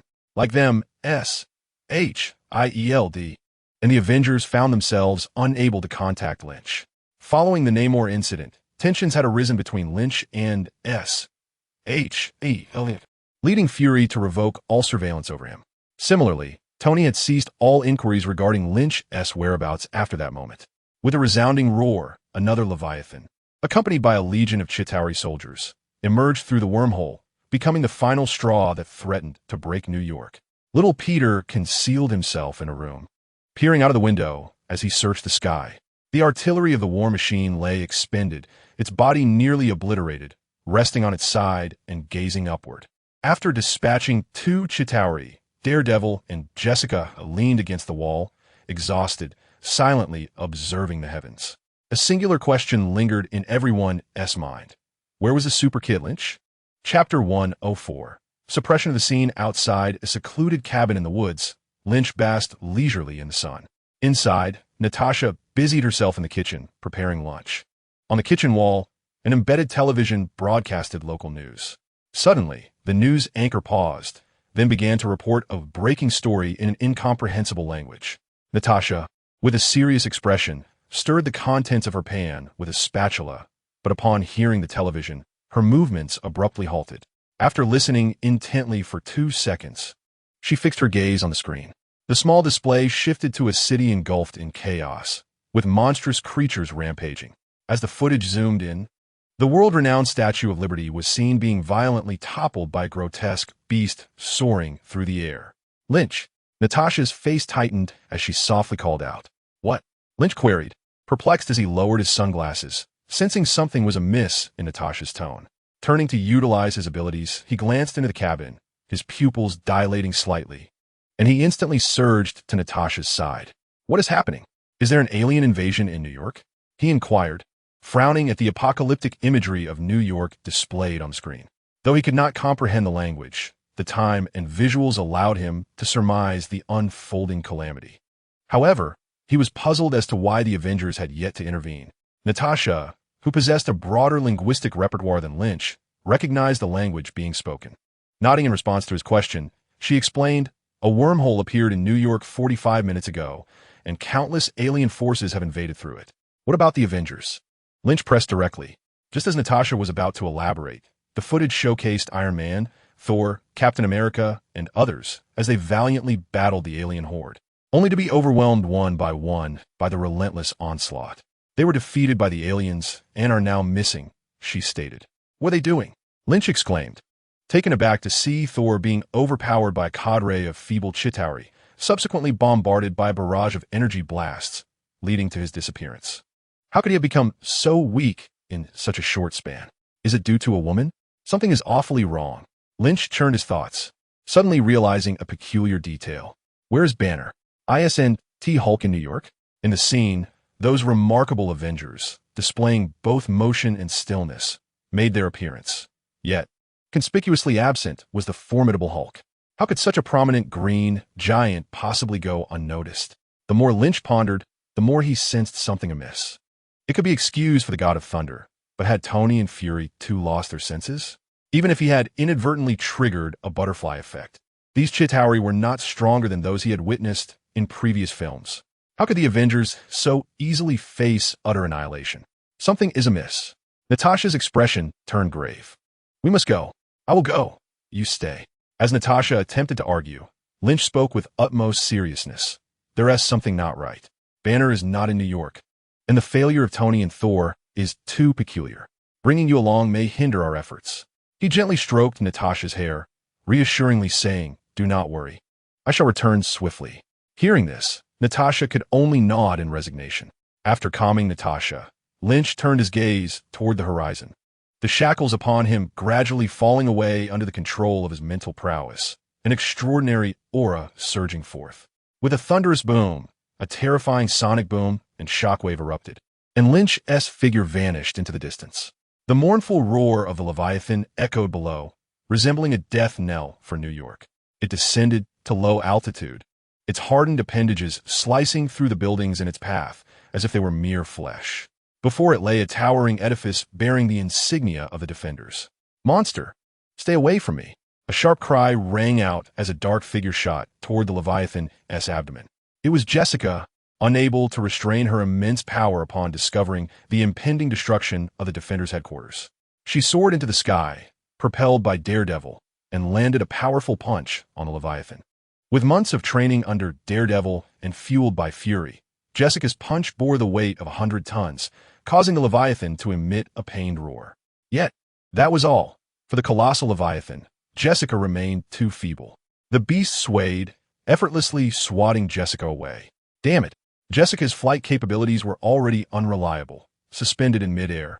She had no leverage and could only watch helplessly as the Leviathan barreled toward the defenders' headquarters. Her face was etched with despair. For after spending so many meaningful days within that base, she had come to regard it as her home. How could she not feel heartbroken in such a moment? The creature swung its limbs, the foremost extending toward the center of the building. No, at the glass Fade. Karen gazed in terror at the enormous claw looming ever closer, her body instinctively retreating. Just then, a flicker of light seemed to shimmer in the distant sky. As the colossal Leviathan was illuminated by this light, it suddenly vanished without a trace, as though someone had meticulously extracted it from an image using an extraordinary technique. When the thunderous sounds erupted, joyous exclamations filled the air. Jessica's reaction was swifter than that of most.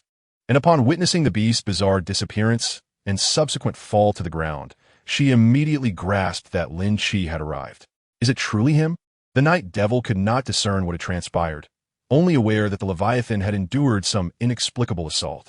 Amidst the fireworks ignited by the Leviathan, Lin Qi's expressionless visage gradually emerged. Attempting to demolish my building, they are unaware that my former aspiration was to be a landlord, he murmured to himself, slowly ascending into the sky. His piercing gaze swept across the entire city, and Lin Qi's countenance darkened. The situation in New York was far worse than he had anticipated. Countless civilians perished at the hands of the Chitauri, and innumerable buildings lay in ruins. Yet, what infuriated and puzzled him most was the sight of the Avengers and several familiar agents from S.H., all seemingly unscathed and hiding nearby. What are they doing? Are they idly waiting at this moment?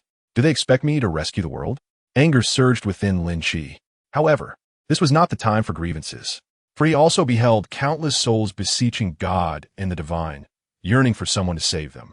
Superboy, our superhero. He has finally arrived. Thank heavens, we are saved. The hopeful citizens were the very reason Lin Qi had come here. He inhaled deeply, his eyes widening slightly, as two beams of heat vision transformed from thin to robust.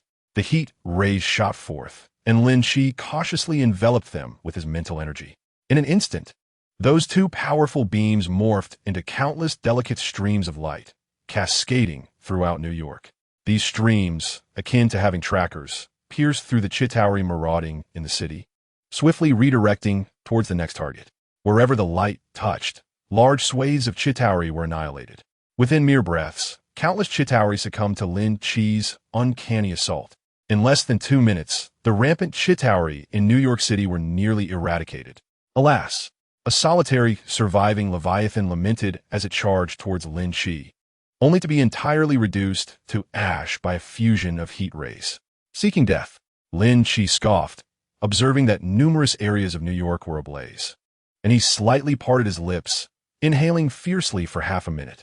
Whoosh! A chilling gale surged forth, precisely directed by Lin Qi's mental control towards the areas in need. Before long, the city's flames were extinguished by the icy wind. Yet, within the wormhole, countless Chitauri forces continued to pour in. Lynch raised his head, two immense beams of scorching heat filling the entire void. The Chitauri army, poised to traverse the wormhole into New York, disintegrated under the searing glare, and the formerly speckled sky suddenly appeared much clearer. With the heat rays retracted, Lynch hovered in the air, slowly closing his eyes, resembling a deity amidst mortals. In a New York devoid of Chitauri, some people wept tears of joy, others danced exuberantly, while some bowed in reverence. After a brief pause, Lynch abruptly opened his eyes, casting his gaze toward Loki, who was lurking nearby. Was this all the machinations of that scoundrel? After contemplating for a moment, Lynch gradually descended before Loki. Is this what you relied upon? Lynch stated with a stoic expression. Loki, wearing a bitter countenance, shook his head. I was coerced. At that moment, Loki's regret was palpable. He could hardly fathom how Lynch had managed to vanquish the numerous Chitauri forces in mere minutes. Yet, the reality lay before him, leaving Loki no choice but to shift the blame onto others, such as the mighty Thanos. Coerced? Lynch snorted derisively, pondering how quickly Loki was to deflect responsibility, clearly alluding to Thanos. By whom were you coerced? As Loki was about to confess, his eyes caught sight of someone nearby, causing him to abruptly halt his words. Meanwhile, Lynch furrowed his brow, turning to behold Iron Man soaring towards him at great speed. To Lynch's astonishment, Tony's armor appeared entirely unscathed, as if he had not engaged in battle at all. Did he change suits? Lynch mused, perplexed. Then why did he not join the fray? Just as he contemplated this, Iron Man approached with remarkable velocity, showing no signs of slowing down. What are you doing? Lynch bellowed. Boom! Iron Man offered no reply, nor did he halt.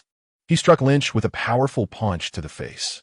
The result, however, was that Iron Man was forcefully rebounded, soaring backward and landing on the ground. Chapter 105. The Betraying Avengers Tony Stark. Lynch remained unscathed, yet his mood was decidedly foul. Stop! Utilizing his X-ray vision, Lynch immediately discerned Tony behind the armor, noting that his complexion was indeed quite troubling. How formidable was his intellect? Even without deliberate recall, after spending considerable time with Tony Stark, he could effortlessly summon vivid memories of Tony's every expression and action within a mere second. Comparing those memories with the current state of Tony, Lynch swiftly recognized that something was amiss today. Is he under Loki's mind control? This hypothesis just formed in his mind when Lynch promptly dismissed it. For he was acutely aware of the plot. Tony, with the new element arc reactor embedded in his chest, could not be directly manipulated by Loki's scepter. However, it was evident that Tony was under direct control, which diverged from the manner in which Loki employed the Mind Stone in the film, subtly influencing one's character and mind. In the first Avengers movie, Loki pretended to be captured and subsequently used the Mind Stone on the ship escorting him, thereby affecting the Avengers. Under the influence of the Mind Stone, the Avengers gradually became irritable and eventually erupted into a fierce argument. Had it not been for Hawkeye's sudden attack on the ship, the Avengers would surely have turned against each other, fracturing their unity. Yet, the way the Mind Stone operates is insidious. It alters a person without leaving a trace, rather than directly manipulating their body and mind. Could it be that he acquired some wondrous artifact from elsewhere? Or perhaps a sorcerer's trick not utilized in the film? Lynch furrowed his brow. If that were the case, he was at a loss. Who knows how many tricks Loki has up his sleeve? Contemplating this, Lynch's cold gaze fell upon Loki. What are you up to? Restore them to normal. Loki feigned innocence and shrugged. I assure you, this is not my doing. Do you wish to perish? Lynch could hardly believe Loki's words. Impatiently cursing, he reached out and grasped Loki's throat. The immense pressure gradually tightened around Loki's neck, causing his face to turn crimson and his eyes to roll back. No, it's not me. I beg you. He flailed his hands, struggling to utter his pleas through his constricted throat. Seeing that Loki appeared sincere, Lynch inquired, Tell me, who is responsible? As Loki felt the pressure ease around his neck, he gasped for air like a drowning man clutching at a lifeline. But before he could finish, Lynch sensed a presence approaching from behind. He turned to see who it was and extended his other hand, firmly grasping the mighty Mjolnir. The thunderous god of thunder, holding the hammer's handle, was visibly enraged. Release him. Thor's bellowing voice seemed to awaken Mjolnir's latent power, unleashing a dazzling bolt of lightning. Boom! A thunderclap resonated across the ground. Head throbbing, Lynch was compelled to release Loki to prevent his brother from being struck by the very lightning meant for rescue. You fool, always protecting your brother. Lynch cursed, shifting his position to stand before the frenzied Thor. Show some respect, will you? Unfazed, the disoriented Thor retaliated with a flurry of punches. Reluctantly, Lynch had to seize Thor's limbs, holding him firmly in place. Bang, bang, bang. Regaining his senses, Iron Man soared up from below, launching a barrage of missiles aimed at Lynch. Is this never-ending? Clutching the mighty Mjolnir, Lynch activated his heat vision, manipulating the rays to disperse and strike Iron Man. The formidable energy of the heat vision shattered Iron Man's robust armor into fragments, revealing Tony within.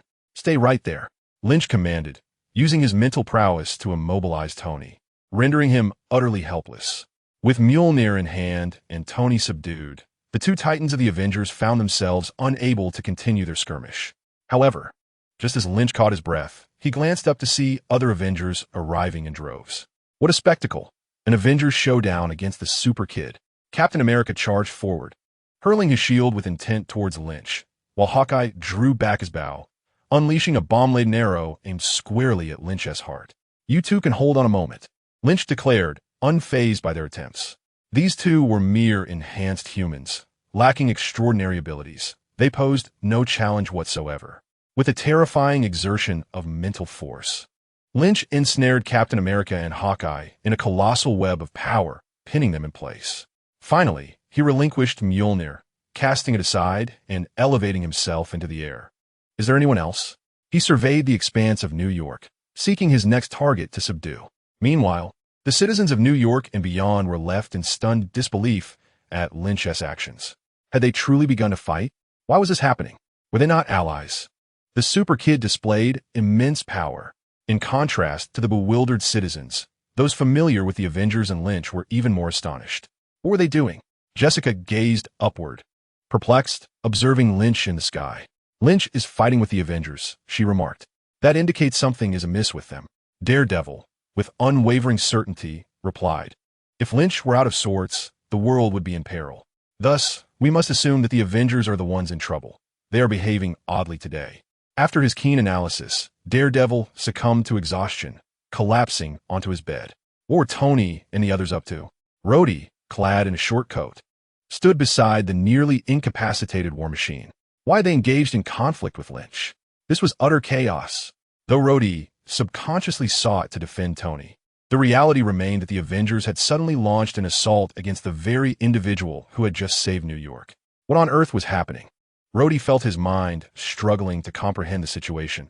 Despite sensing something was off from the outset, his limited abilities rendered him powerless to uncover the truth. Not a single one, Lynch murmured, turning his gaze toward Loki on the ground. Loki, whom Lynch had been vigilantly observing, could not escape with a mere glance. Loki was lifted uncontrollably into the air. I find myself deeply intrigued. What sorcery have you employed to achieve such feats? A mind scepter, perhaps? Or some other artifact? Or is it the means of a sorcerer? Lynch inquired with an impassive expression. Loki, his brow furrowed in distress, protested. I told you it was not me. Then provide me with a reason, Lynch interrupted. Indeed, Loki's head drooped, and his voice trailed off languidly. At a street corner in New York, a robed superstar materialized, solemnly brandishing a mind scepter that radiated with brilliant blue light. The azure glow of the scepter swelled in the wind, swiftly transforming into a colossal spherical entity. With a resounding boom, a voice that resonated profoundly echoed within the minds of all New Yorkers, akin to a long-neglected alarm bell being struck. The blue orb erupted with the sound, scattering azure luminescence across the entirety of the city. The superstar gazed at the dazzling display, a triumphant smile adorning his visage. After admiring his creation for a moment, he uttered an incantation, gesturing with his hands, and then vanished into thin air. Simultaneously, Lynch, who was interrogating Loki, felt a sudden jolt in his heart, an indescribable sense of unease beginning to unfurl from the depths of his being. What is occurring? Lynch glanced around, quickly noticing the omnipresent blue light. The eerie azure glow surged from all directions, relentlessly assaulting him. What is this? Upon contact with the blue light, Lynch sensed his emotions and thoughts beginning to waver. Bold, extreme ideas and a torrent of negative emotions, such as restlessness and despair, surged forth, leaving him utterly astounded. He swiftly connected the dots to the Mind Scepter. The Mind Scepter possesses a terrifying capacity to influence emotions and character. Furthermore, as Lynch reflected on his earlier memories of Loki, he realized that Loki indeed was not in possession of the Mind Scepter, such a vital and powerful artifact. How could Loki possibly be without it? There could only be one explanation. Loki's accomplice is wielding the Mind Scepter. But who? Lynch bellowed in rage, gripping Loki tightly. Yet, to his astonishment, Loki's eyes rolled back, and he fell silent, unconscious. Casting Loki heavily to the ground, Lynch examined the hand that had seized Loki. Had he exerted too much force? Lynch found it hard to believe. With his superhuman intellect and psychic abilities, along with a life force, his control over strength should be precise to an exceedingly delicate degree. However, Loki's reaction was evidently not feigned. Rather, it was a clear indication that Lynch's power had exceeded control, rendering Loki unconscious. Why did this happen? A sense of unease began to stir within Lynch's heart. My emotions feel awry. A sense of foreboding began to creep over him, for the power of this mental scepter seemed to transcend the limits of imagination. Lynch's countenance darkened as he hastily activated his abilities in search of Loki's accomplices. However, after scrutinizing New York repeatedly with both his vision and mental prowess, he came up empty-handed. Damn it! Lynch suddenly found himself unable to contain his fury, cursing vehemently. Those who dared to conspire against me shall be reduced to ashes. His expression morphed wildly, his rage intensifying. How infuriating! At that moment, a gunshot rang out, and he felt a bullet strike his face. Do you wish to perish? Like a dam bursting, Lynch's anger surged as he directed his ire toward the source of the gunfire. A similarly enraged man brandished a firearm, and upon meeting Lynch's gaze, he recklessly fired off the remaining rounds in his weapon. After emptying his gun, he hurled it to the ground and bellowed, "What sort of hero are you? Why didn't you come to our rescue sooner? Do you have any idea how many loved ones I've lost?" 6. As he continued to vent his fury, he picked up a twisted iron pipe from the roadside and hurled it at Lynch with all his might. Though Lynch soared too high for the pipe to strike him, it seemed to serve as a catalyst, igniting a wave of similar sentiments among the crowd. The citizens of New York erupted in a torrent of vitriol, launching both physical and verbal assaults upon Lynch. You let so many people die. You are unworthy of the title hero. You are nothing but refuse. You have betrayed New York, you monster. You are not even human. You are a demon. Wherever you tread, calamity follows. Get out of the human world. Humanity does not welcome you. Leave New York. Leave Earth. You do not belong here. You could have saved them. You butcher. You executioner. Am I the murderer? Lynch's eyes burned crimson, his breaths growing heavier. Because I could not save everyone, I am deemed the villain? With that, Lynch suddenly let out a chilling laugh. How absurd. His gaze turned increasingly frigid, his tone laced with menace. And what those I did save? Am I to be criticized for not rescuing every single person? This is the true face of you foolish beings. You dare to unleash your wrath upon those who help you, while remaining silent before those who oppress you. If that is the case, Lynch sneered coldly, his thoughts becoming more radicalized. Why should I continue to play the role of a superhero? Do you think I wish to protect you? Who would care for a bunch of arrogant, self-serving fools like you? Why not embrace the role of a villain? After all, I can achieve my desires simply by vanquishing the villains. Why should I concern myself with the fate of these wretches? Lynch licked his lips, his eyes shimmering with a perilous glint. It was high time he made a resolution, was it not? He ought to embrace his true self. If he sought to acquire justice, then let it be justice. For what need was there to labor as an unappreciated superhero? How absurd.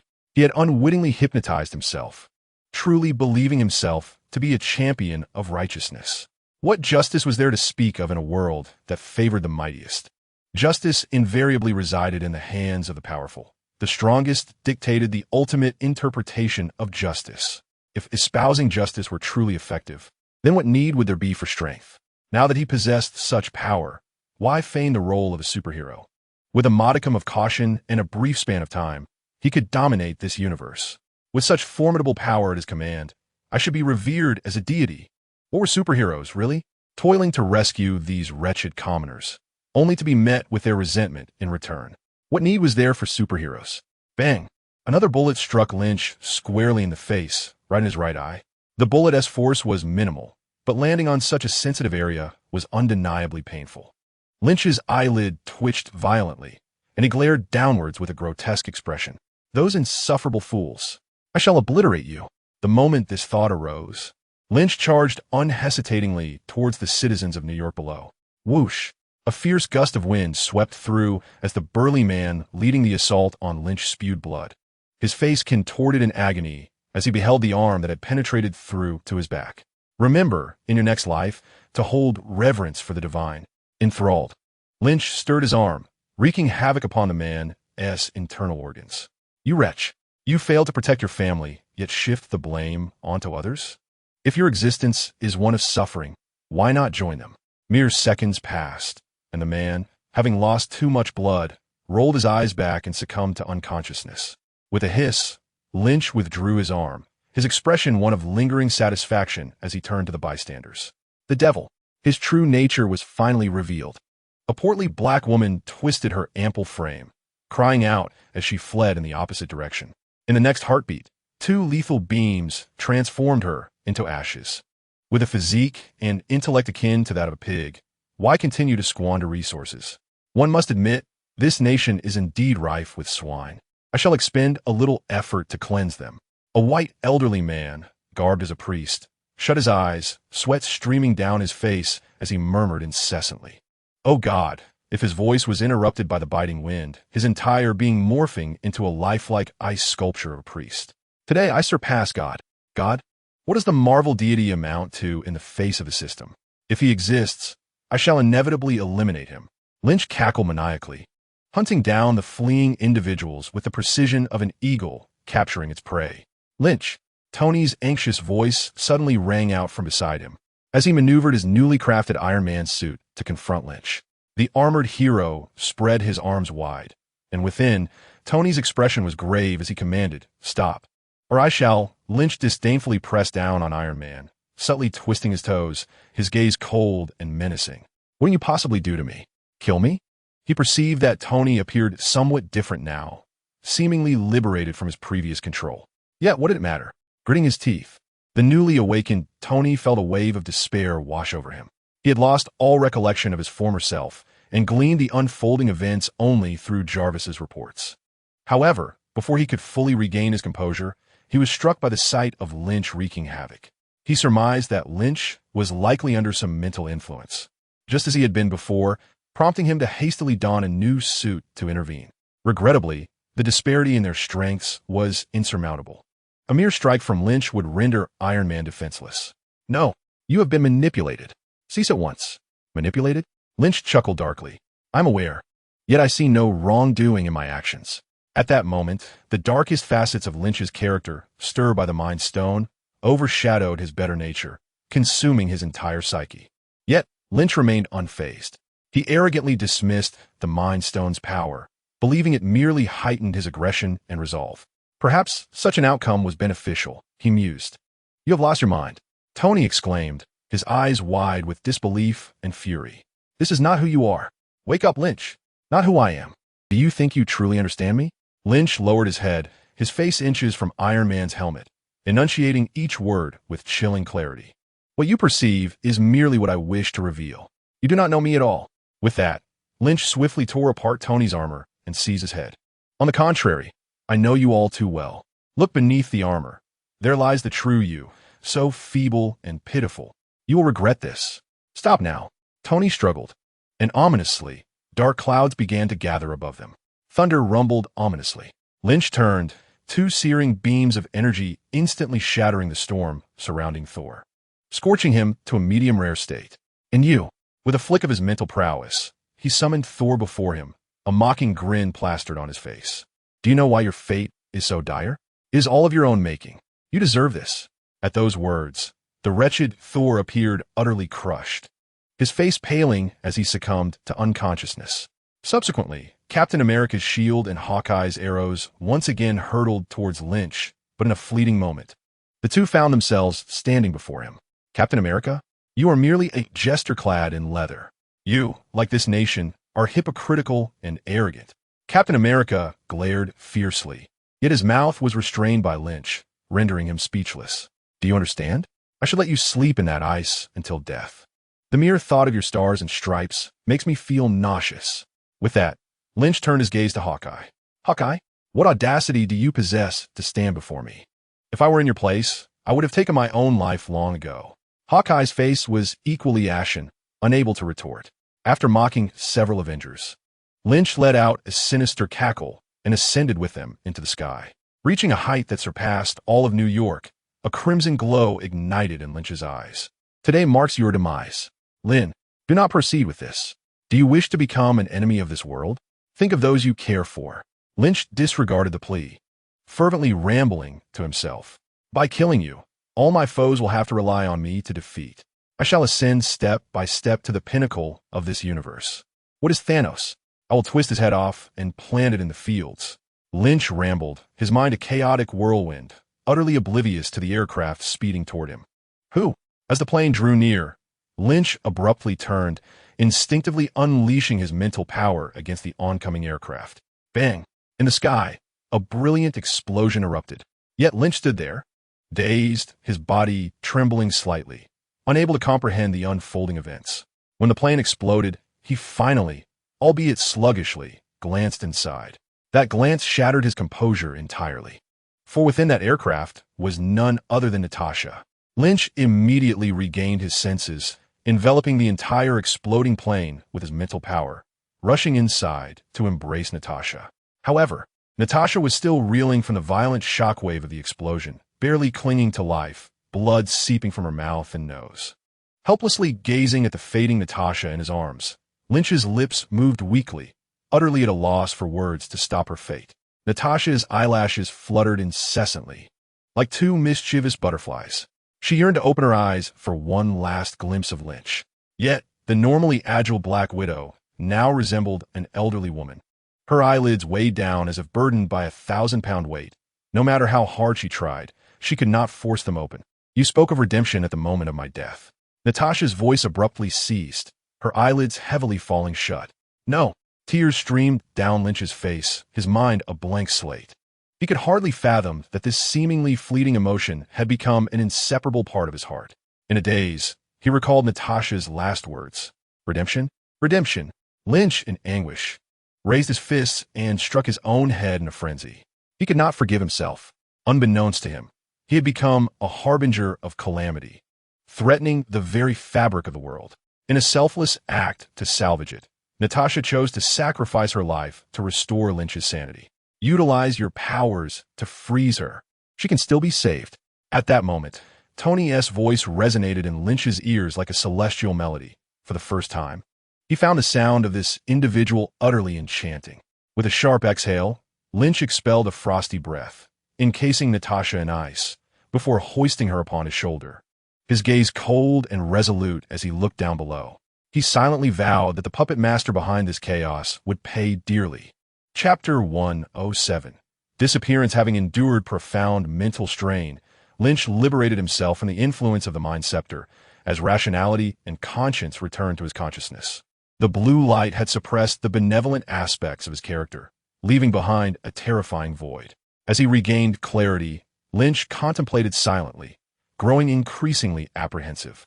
I was far too negligent, allowing myself to be engulfed by the blue light. He chastised himself, recognizing that upon noticing the blue glow, he had the opportunity to sever its grasp using his mental fortitude. Yet, he refrained, driven by curiosity to ascertain the true might of the Mind Scepter. Ultimately, the fault lay within Lynch himself. As his power escalated, he became overly relaxed, shedding the vigilance he once possessed. The Infinity Stones indeed wield tremendous power. The Mind Stone's ability to manipulate consciousness is profoundly daunting. This initial encounter with the Infinity Stones left Lynch thoroughly humbled, imparting a stark understanding of the overwhelming strength that exists within the cosmos. While the Infinity Stones of the Marvel Cinematic Universe may not possess the same grotesque capabilities as those depicted in the comics, they remain unrivaled within their respective universe. Just one Infinity Stone can create a formidable powerhouse, and gathering all 6 can summon a dragon, or rather, uniting all the Infinity Stones grants one the power to accomplish any desire. To bend reality, reverse time, and manipulate the mind with such ease is simply the allure of the stones. In the films, Thanos even devised a plan to obliterate the universe and recreate it anew, underscoring the stone's terrifying potential. However, wielding these stones comes with significant prerequisites. Not just anyone can grasp them. Some formidable beings can harness the stones barehanded, while many require external artifacts.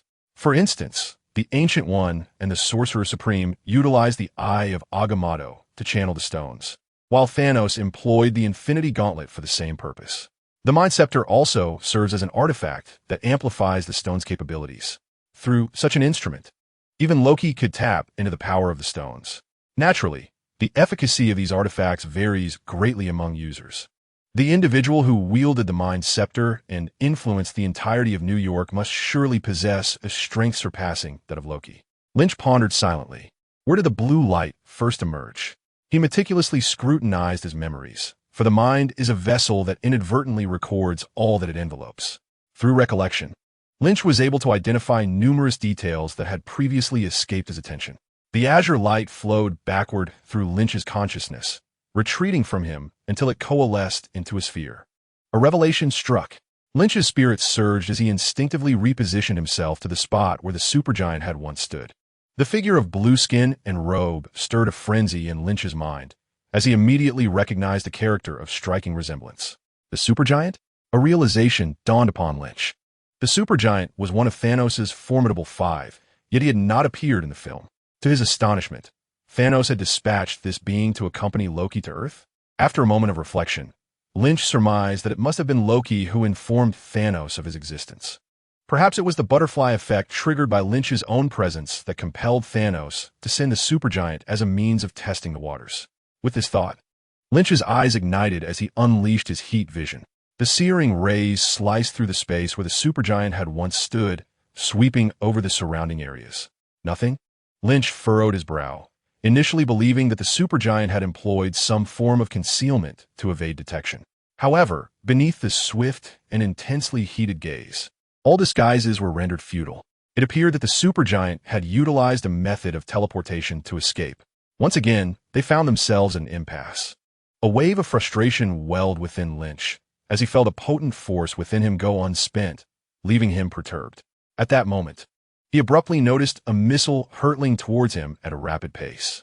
A nuclear missile? Lynch's pupils dilated as he instantly discerned that this was a small nuclear device.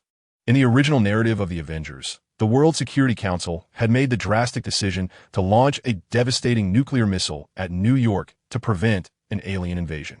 Should this missile successfully detonate in New York, the entire city would be reduced to smoldering ruins alongside the invaders. At that time, Tony Stark emerged as the ultimate savior, carrying the nuclear missile into a wormhole, annihilating the remaining Chitauri and averting the city's destruction. Yet now, with the Chitauri forces obliterated and the crisis in New York resolved, why was this missile still being launched? Was the supergiant orchestrating something sinister behind the scenes? Moments earlier, in a certain division of S.H.I.E.L., The supergiant observed on screen as Lynch effortlessly subdued the citizens of New York, a sinister smile creeping across his face. Realizing that Lynch's power exceeded all expectations, the supergiant dared not confront him directly. He calculated that, given Lynch's demonstrated strength, even Thanos might struggle to contend with him. The supergiant was left with no choice but to resort to alternative means, employing the Mind Scepter to influence the thoughts of Lynch and the people of New York, inciting animosity between them. Thus, Lynch would be set upon a path of opposition against the world. In the eyes of the supergiant, despite Lynch's formidable display of strength, he still lacks the qualifications to truly dominate this world. He had heard numerous rumors about this planet from Thanos. Tales of a multitude of new gods and various powerful figures lurking within this seemingly insignificant sphere, although they did not encounter these beings during the invasion. Lynch's ambition to conquer the world would undoubtedly provoke their interference. Thus, their probing intentions were inadvertently fulfilled. The supergiant smiled, yet the scene abruptly shifted as she was astonished to sense that Lynch had managed to break free from the influence of the Mind Scepter. That wretched woman! The supergiant cursed under her breath, helplessly watching as Lynch regained consciousness and approached her previous position to investigate meticulously. Could this fellow possibly uncover my presence? As Lynch appeared to possess the means to discern the events that had transpired, the supergiant, situated light years away from New York, felt a pang of anxiety.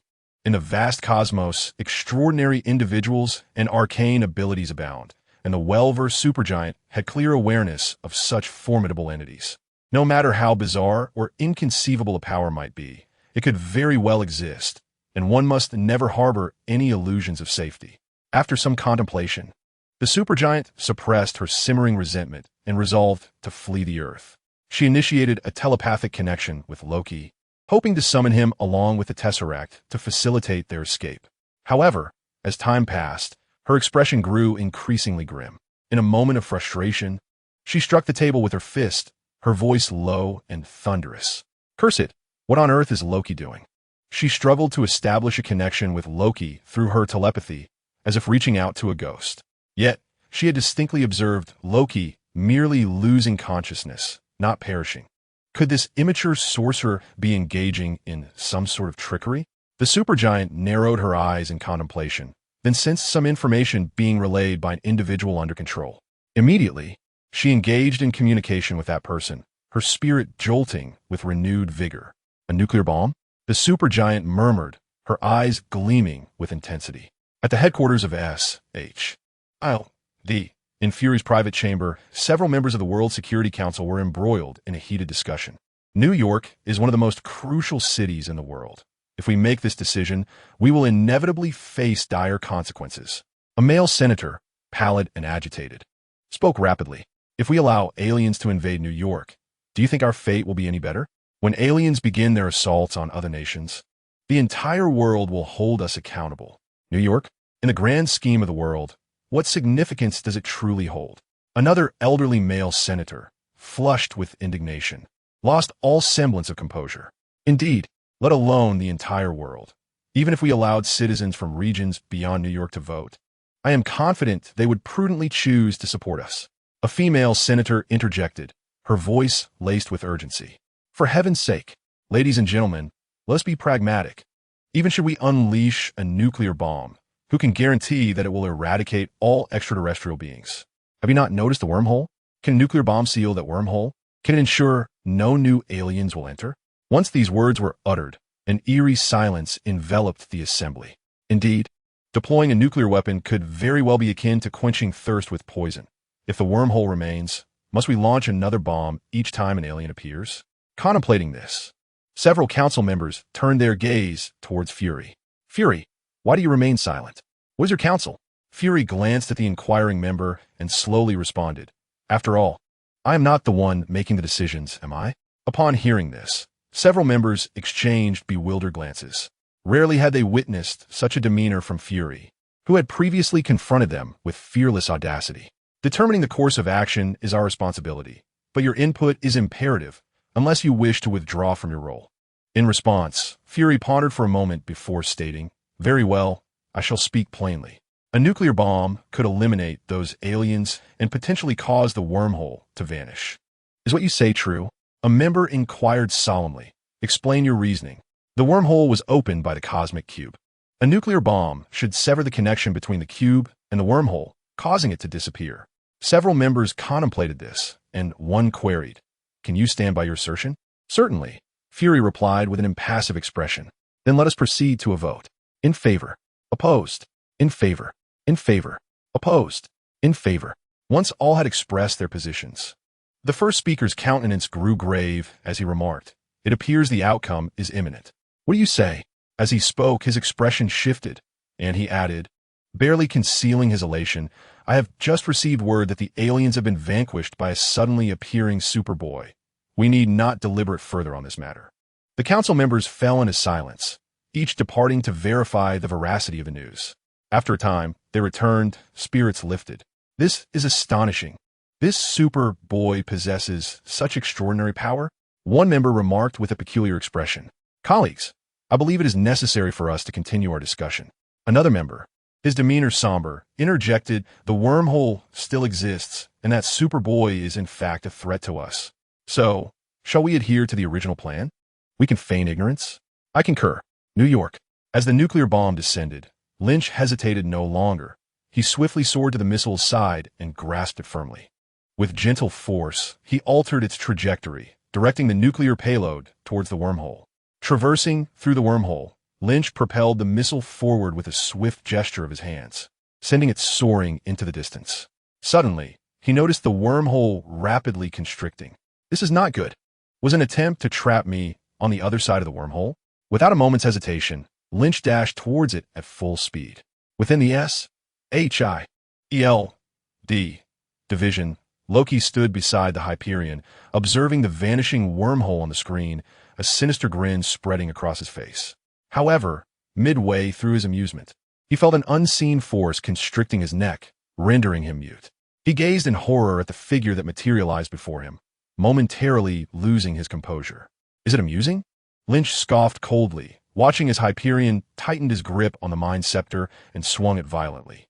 With a resounding thud, the Mind Scepter was sent flying, and Hyperion collapsed beside Loki. Just as Lynch prepared to deal with the two of them, the Tesseract emitted a blinding light.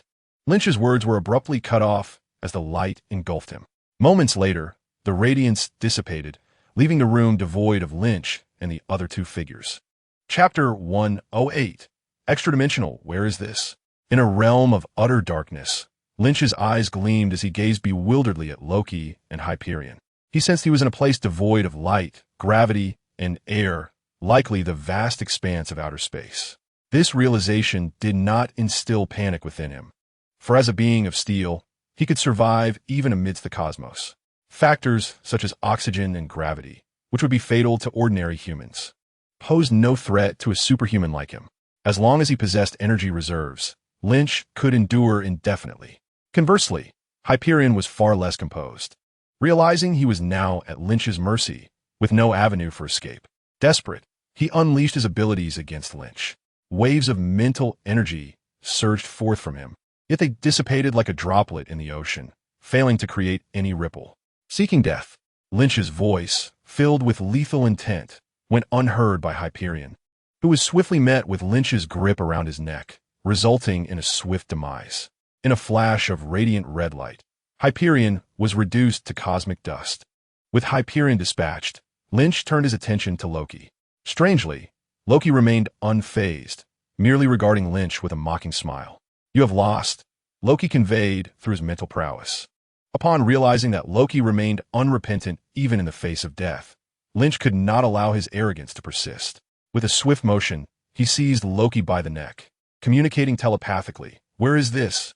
Return me, or this will be a place from which you can never escape." Loki opened his mouth, silently reveling in his triumph.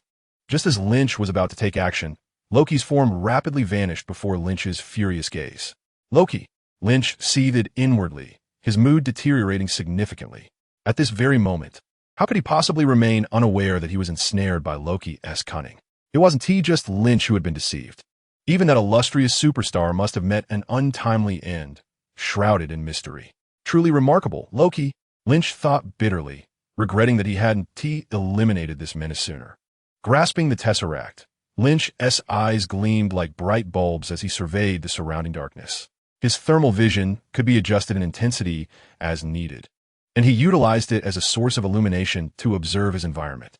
Within his field of vision, Lynch could only discern cosmic dust moving uniformly along a fixed path. There were no large celestial bodies, nor any trace of life. Unwilling to accept this, Lynch expanded his mental reach, attempting to probe further into the abyss. Light could only illuminate nearby distances, while the far reaches remained engulfed in pitch blackness.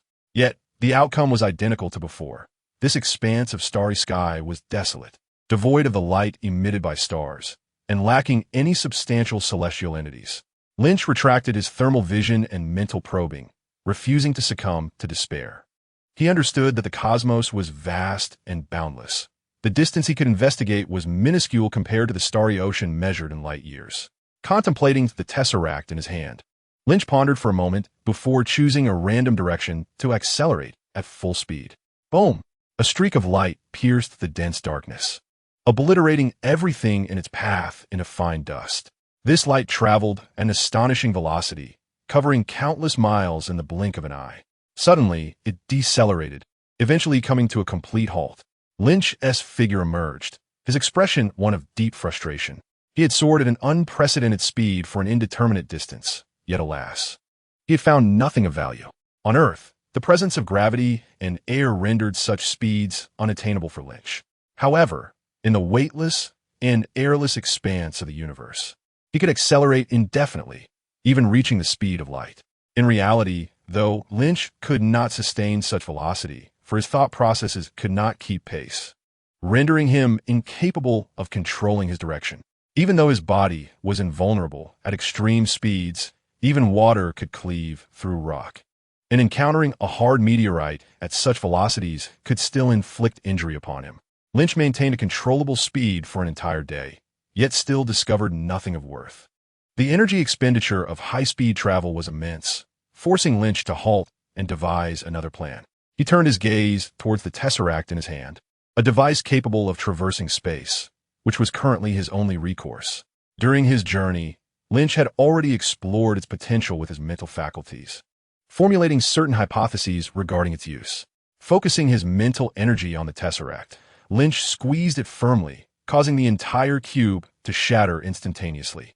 Beneath the dark expanse of the cosmos, a gem, no larger than a pigeon's egg, emerged from the fragments, emitting a faint, ethereal glow. This was none other than the fabled Space Stone, one of the Infinity Stones from the Marvel Cinematic Universe. Upon encountering the space gem, Lynch grasped it firmly in his hand, allowing his mental energy to surge forth. With his eyes closed, he silently attuned himself to the boundless power of this gem. After a considerable duration, he opened his eyes and gazed into the distance. He sensed a tremendous energy flowing from within him into the gem, followed by a fleeting, ethereal light that flickered before him. In the next moment, he was astonished to find himself in an unfamiliar cosmic expanse. After soaring in various directions for what felt like an eternity, Lynch finally discerned the orientation of his previous movements. The distance was neither too far nor too close, but it marked a promising beginning.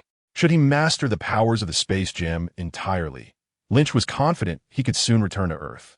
With this thought in mind, he activated the space gem once more to embark on a new journey.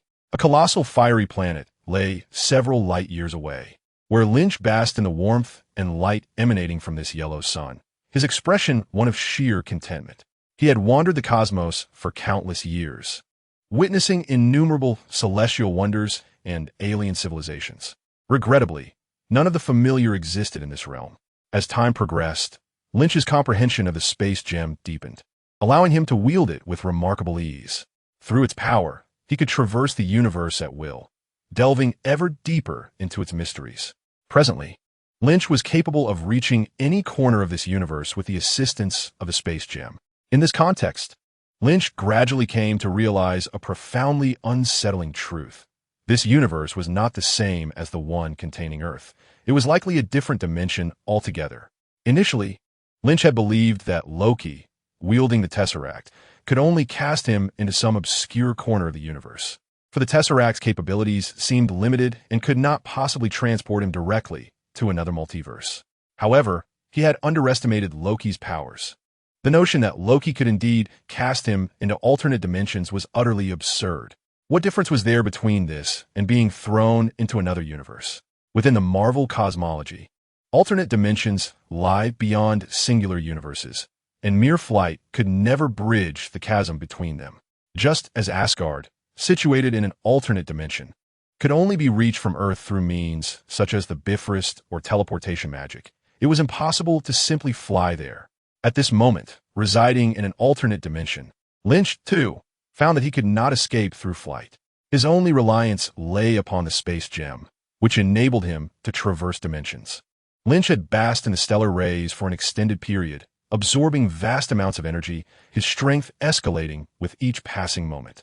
Compared to his time on Earth, where the solar energy he absorbed paled in significance, the difference was evident.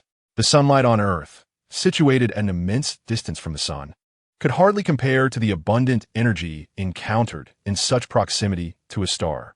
Lin Qi understood that just as the golden superhero became immensely powerful after prolonged exposure to the sun, he was now treading the same path. The evidence lies in the rapid depletion of the justice points required for redeeming the golden Superman template displayed within the system. Even the originally stagnant 0% progress of the Superman template has incrementally advanced to 15%. Although this growth could be attributed to the passage of time and natural bodily development, the progress is nonetheless astonishing. It is noteworthy that Lin Qi, having single-handedly vanquished the Chitauri and saved all of New York, saw only a modest increase of a few million in his justice points. Insufficient even for redeeming 10% of the template. While the scarcity of justice points can be attributed to his final confrontation against the citizens of New York, Lin Qi remains profoundly dissatisfied with such a meager allotment. After all, the Chitauri sought to conquer the entire Earth. Lin Qi had originally anticipated that his justice points would soar into the tens of millions, or even surpass 100 million. However, upon annihilating these foes, he discovered a mere few million, which inevitably led to his disappointment. Consequently, his redemption plans would be significantly delayed. As time flowed, there came a moment when Lin Qi opened his eyes. Within the system, the progress of the Superman template surged to 50%. It was time, Lin Qi silently affirmed. As he grasped the space gem, he channeled all his energy into the gem, causing it to emit a dazzling brilliance. No. Lin Qi's expression grew grave as he continued to pour in energy. Not this, not this. Continue. Break through. Accompanied by Lin Qi's inner roar, the space gem suddenly radiated an even more blinding light. In Lin Qi's perception, the gem finally sensed a more distant realm. It was an entirely new universe, a space beyond the outer dimensions. What is this? As he explored this new universe, Lin Qi's expression began to take on an odd quality. Never mind, this place will suffice. He sighed inwardly. In a flash, the space gem engulfed Lin Qi's figure, completely vanishing from this outer dimension. Chapter 109. I am in the celestial realm, stewing little wild chickens with mushrooms. As the blinding light subsided, Lin Qi's figure emerged. Gripping the space gem, he attuned to his surroundings, an involuntary smile of joy gracing his face. Indeed, it was a new universe. Finally free from that wretched place, Lin Qi exclaimed in his heart. The unfamiliar outer dimension bore no semblance of anything Lin Qi recognized, resembling a colossal prison that ensnared him. Now, having arrived here, Lin Qi felt akin to a bird liberated from captivity, eager to soar for 3 days and nights in celebration. After reveling in his joy for a while, Lin Qi urged the space gem onward, filled with hope as he journeyed towards a place that bore a faint resemblance in his memory. It was a mysterious land he had heard of, and whether he could return to Earth might hinge upon this encounter. Amidst the resplendent celestial light, Lin Qi curiously surveyed the peculiar scenery ahead. Before him stood a colossal mountain range, resembling a celestial pillar, stretching endlessly into the heavens. The mountain was enveloped in ethereal mist, where various mythical creatures soared and frolicked amidst the verdant hills and crystal-clear waters, presenting a scene reminiscent of a paradisiacal realm. Within the Marvel Cinematic Universe, centered around America, such a vista is truly unparalleled. Indeed, this is the great Luo heaven. Yet, he pondered which mountain could this be. Long ago, when he discovered this location using the cosmic cube, he had speculated its identity. This was the dwelling place of the divine beings of the Huaxia pantheon within the Marvel Universe, the outer dimensional Great Luo Heaven. In the Marvel Universe, following the ancient gods, a multitude of second-generation Earth deities emerged. They correspond to the mythological systems of various nations and cultures in reality, augmented by additional reinterpretations and modifications. Consequently, the Marvel Universe encompasses nearly all existing divine pantheons, such as the Norse gods led by Odin and the Olympian deities led by Zeus. Naturally, the influential Huaxia culture also has its corresponding Earth deities within the Marvel Universe, known as the so-called celestial beings. The celestial beings, headed by the Jade Emperor, comprise a diverse assembly, including significant figures from the heavenly court, such as the Queen Mother of the West and Neza, as well as deities from ancient mythology like Zhu Rong and the god of longevity, Yama, among others. Even characters like Guan Yu and the god of literature find their place within this celestial ensemble.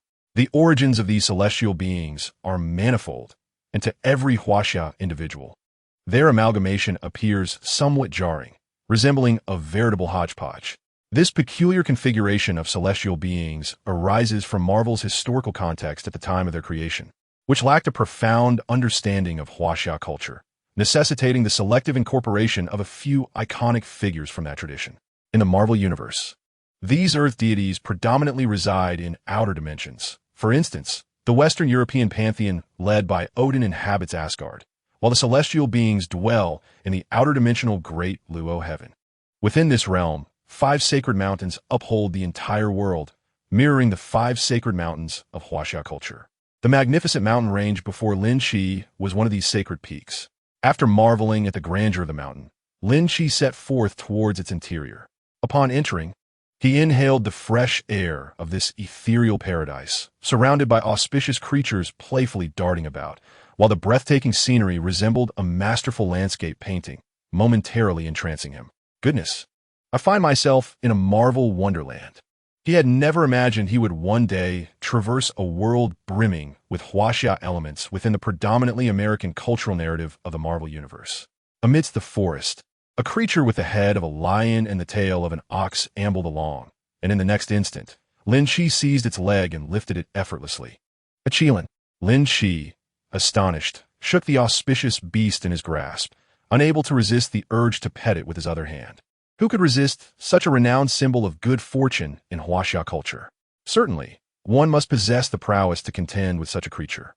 Just as the seemingly benign giant panda of China conceals its fierce capabilities beneath an amiable exterior, the Qilin, with its jubilant appearance, harbors formidable abilities that should not be underestimated. This lion-sized Qilin, once ensnared and suspended by its legs, roared fervently, its colossal claws striking fiercely towards Lin Qi's head. How mischievous! The Qilin's claws remained frozen in front of Lin Qi, restrained by his mental prowess and unable to advance an inch. In frustration, the Qilin shook its head vigorously, and with a puff, unleashed a torrent of blazing flames from its mouth. In response, a gust of cold wind erupted from Lin Qi's lips, extinguishing the Qilin's fiery breath. At that moment, a majestic Qilin, comparable in size to an elephant, suddenly emerged from the mountainside, its lantern-like eyes fixated on Lin Qi for a moment before it leaped into action. The parent has arrived. Sensing the earth-shattering commotion behind him, Lin Qi gingerly touched the little Qilin's horns before lightly casting it aside and swiftly making his escape. The little Qilin tumbled upon landing, quickly righting itself and racing towards its parent, huffing and puffing in indignation as if to accuse Lin Qi of wrongdoing. Meanwhile, Lin Qi had already reached the opposite side of the mountain, his excitement palpable as he extended a hand towards a mystical plant resting on the ground. This magnificent fungus, the size of a bamboo basket and resembling a paper umbrella, exuded an ancient charm. Such a colossal Lin Qi. As Lin Qi caressed the giant mushroom, his mind wandered to peculiar thoughts. Surely, it would make a delightful broth for a chicken dish. While he was lost in contemplation, a resounding call echoed through the forest. With a melodious and commanding cry, a resplendent bird, adorned in vibrant colors, soared swiftly from the distant woods. Is it a phoenix? Lin Qi paused, unsure. Or perhaps a juquet. The mythical birds of lore are often described with varying details. and Lin Qi found himself unable to definitively identify this divine avian creature with his limited knowledge. However, gazing at the radiant and regal bird, Lin Qi's eyes sparkled with a bold idea. Retracting his gaze, he glanced once more at the Lin Qi, licking his lips in anticipation. What a serendipitous turn of events. Just as he was feeling drowsy, a pillow had been delivered to him. During his years of wandering beneath the starry sky, Lin Qi had scarce the luxury of sustenance, relying solely on the energy within to sustain his life. Now, having entered this ethereal realm and confronted with unparalleled delicacies, how could he possibly restrain his eager hands? Merely passing up the opportunity to taste the qilin, whose flavor remained a mystery, was already a monumental feat for him. As for whether consuming a mythical bird from Chinese culture poses a moral dilemma, Lin Qi mused that perhaps a certain outlaw named Zhang San might provide an answer to such questions. Lynch recalled a comment made by an examination instructor, who remarked that in a dire situation where one faces starvation or freezing, the law permits them to witness a panda devour another panda, or a Siberian tiger feast upon its kind. Contemplating this, Lynch pondered, though he would not succumb to hunger or cold. The innate psychological needs of humanity necessitate the act of consuming sustenance. What if he lost his sanity from prolonged fasting? Thus, the act of devouring the divine bird became a means of psychological self-preservation.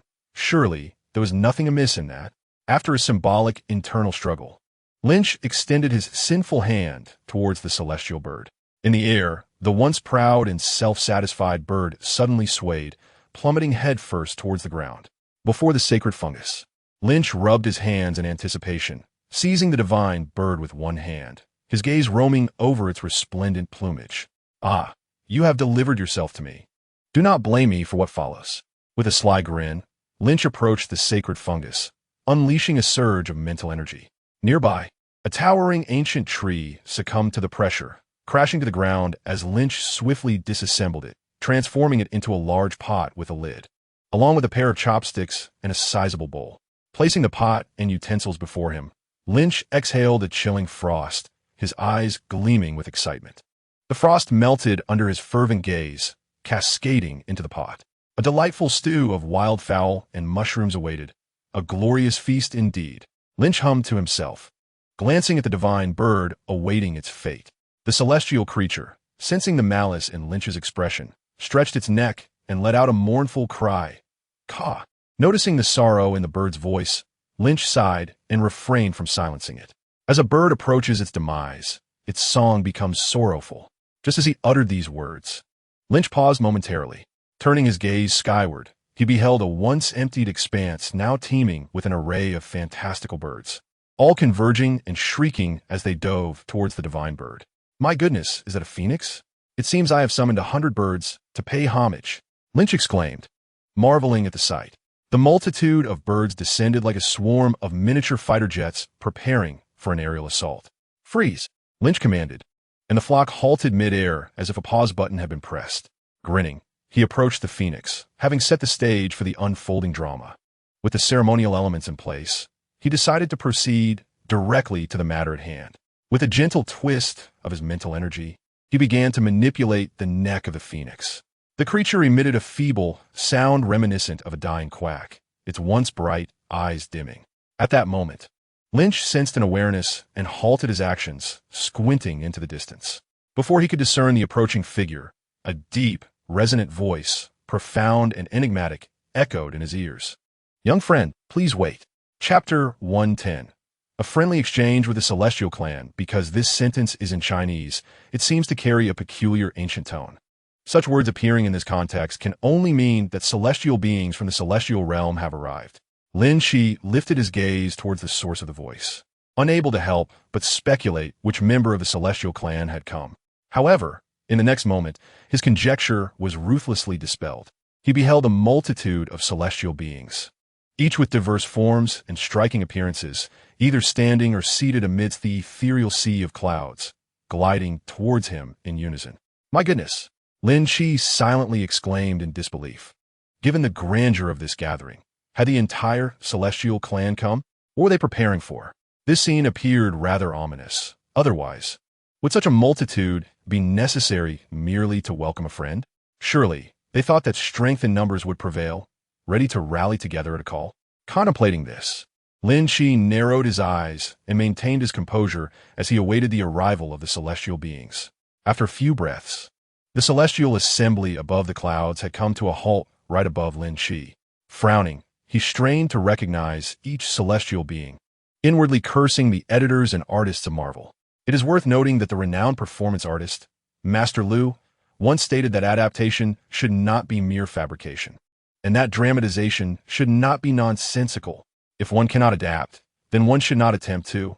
If one cannot draw, then one should refrain. Just look at these bizarre figures. The leading figure, the Jade Emperor, had always been a figure of formidable authority in Lin Qi's memory.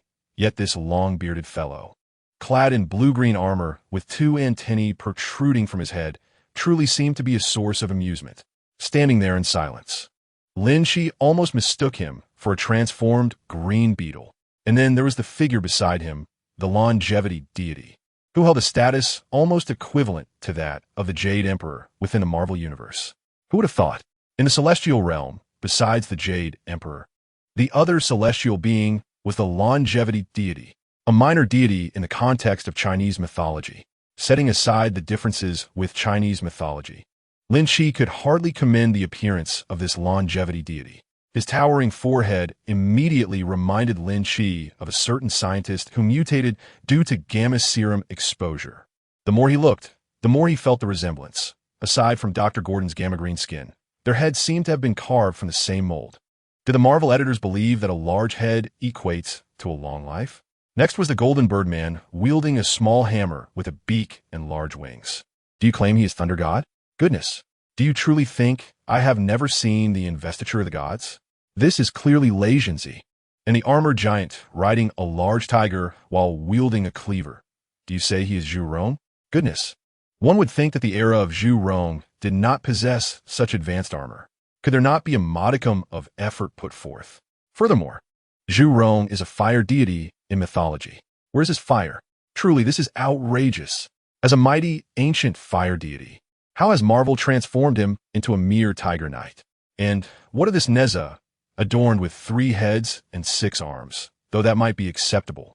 Why does he possess such a ghastly complexion, his visage so grotesque? This is clearly a kappa, is it not? The true Neza is a strikingly handsome youth with rosy lips and pearly teeth. The most absurd, however, are the figures of Kuei-shing and King Yama. As the god of literary fortune, Kuei-shing is depicted with a repulsive shade of green skin, a head resembling that of a little demon, and standing atop a turtle.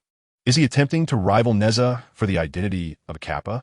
Were it not for the brush he clutched in hand, one might well mistake him for a creature of the fairy realm. As for King Yama, the sovereign of the underworld in myth, a ruler of the 3 realms. Who is this character with hair as dark as ink? Are you perhaps the brother of Mr. Popo from Dragon Ball? While Lin Qi was reeling from the surreal array of these peculiar celestial beings, they too were scrutinizing him, exchanging whispers of inquiry amongst themselves. After a prolonged silence, the foremost among the celestial assembly, the Jade Emperor, broke the stillness. Young friend, may I inquire as to your origins? Why do you seek to harm our divine bird of Daluo heaven?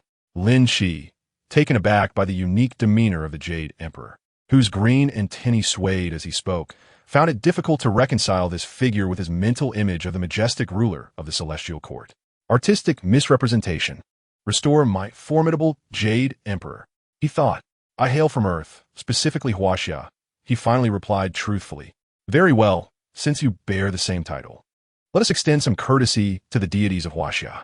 At this, the Jade Emperor stroked his long, black beard, his keen eyes roving over Lin Qi. How did you arrive here? By accident, Lin Qi replied, a smirk playing on his lips as he told a little white lie. So, do you wish to partake of it as well?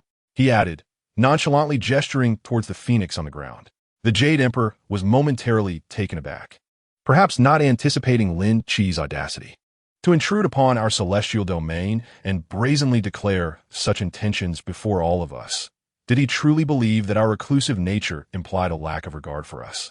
Amidst a whirlwind of thoughts, the Jade Emperor chose not to escalate the situation, instead adopting a grave tone to assert, no, the phoenix is our divine bird of Daluo, symbolizing nobility and purity of this realm.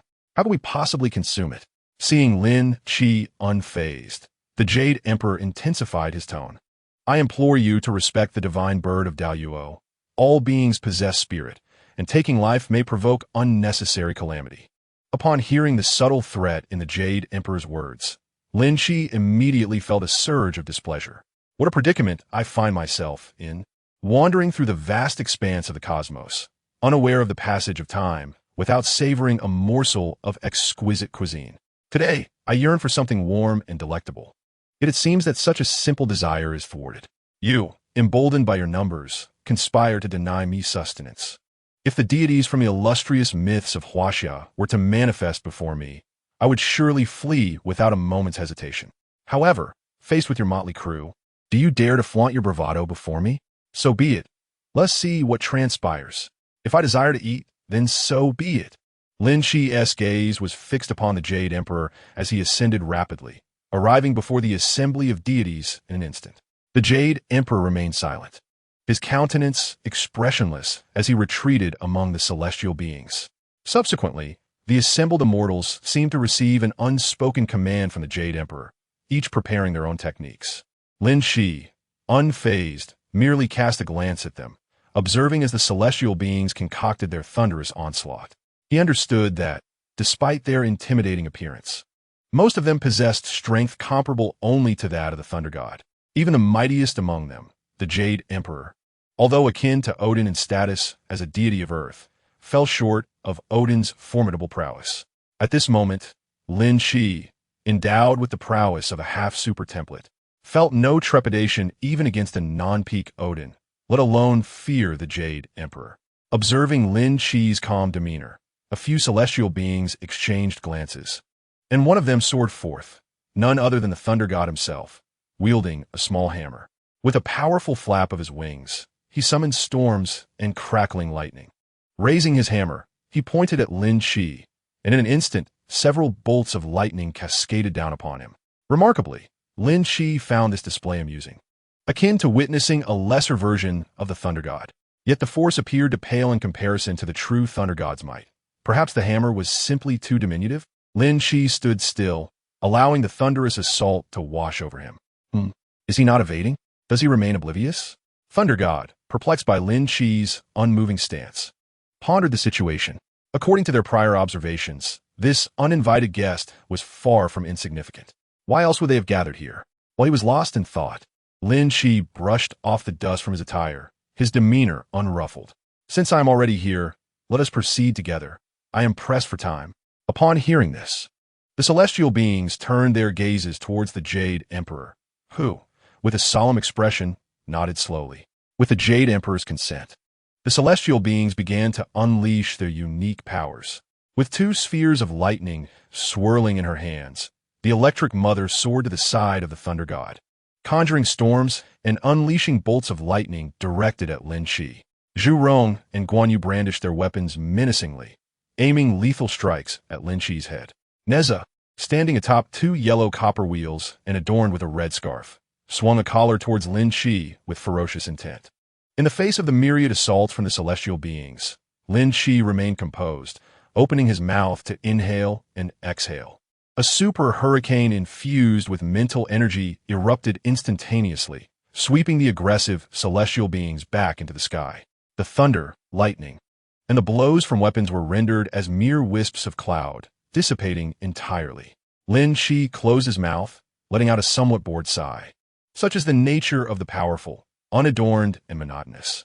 As the storm subsided, Lin Qi leisurely glanced at the remaining two celestial figures in the clouds. Both had refrained from engaging. One was the Jade Emperor, and the other was the Longevity Star. In contrast to other celestial beings, these two were equivalent to Odin, representing a higher echelon of divine authority.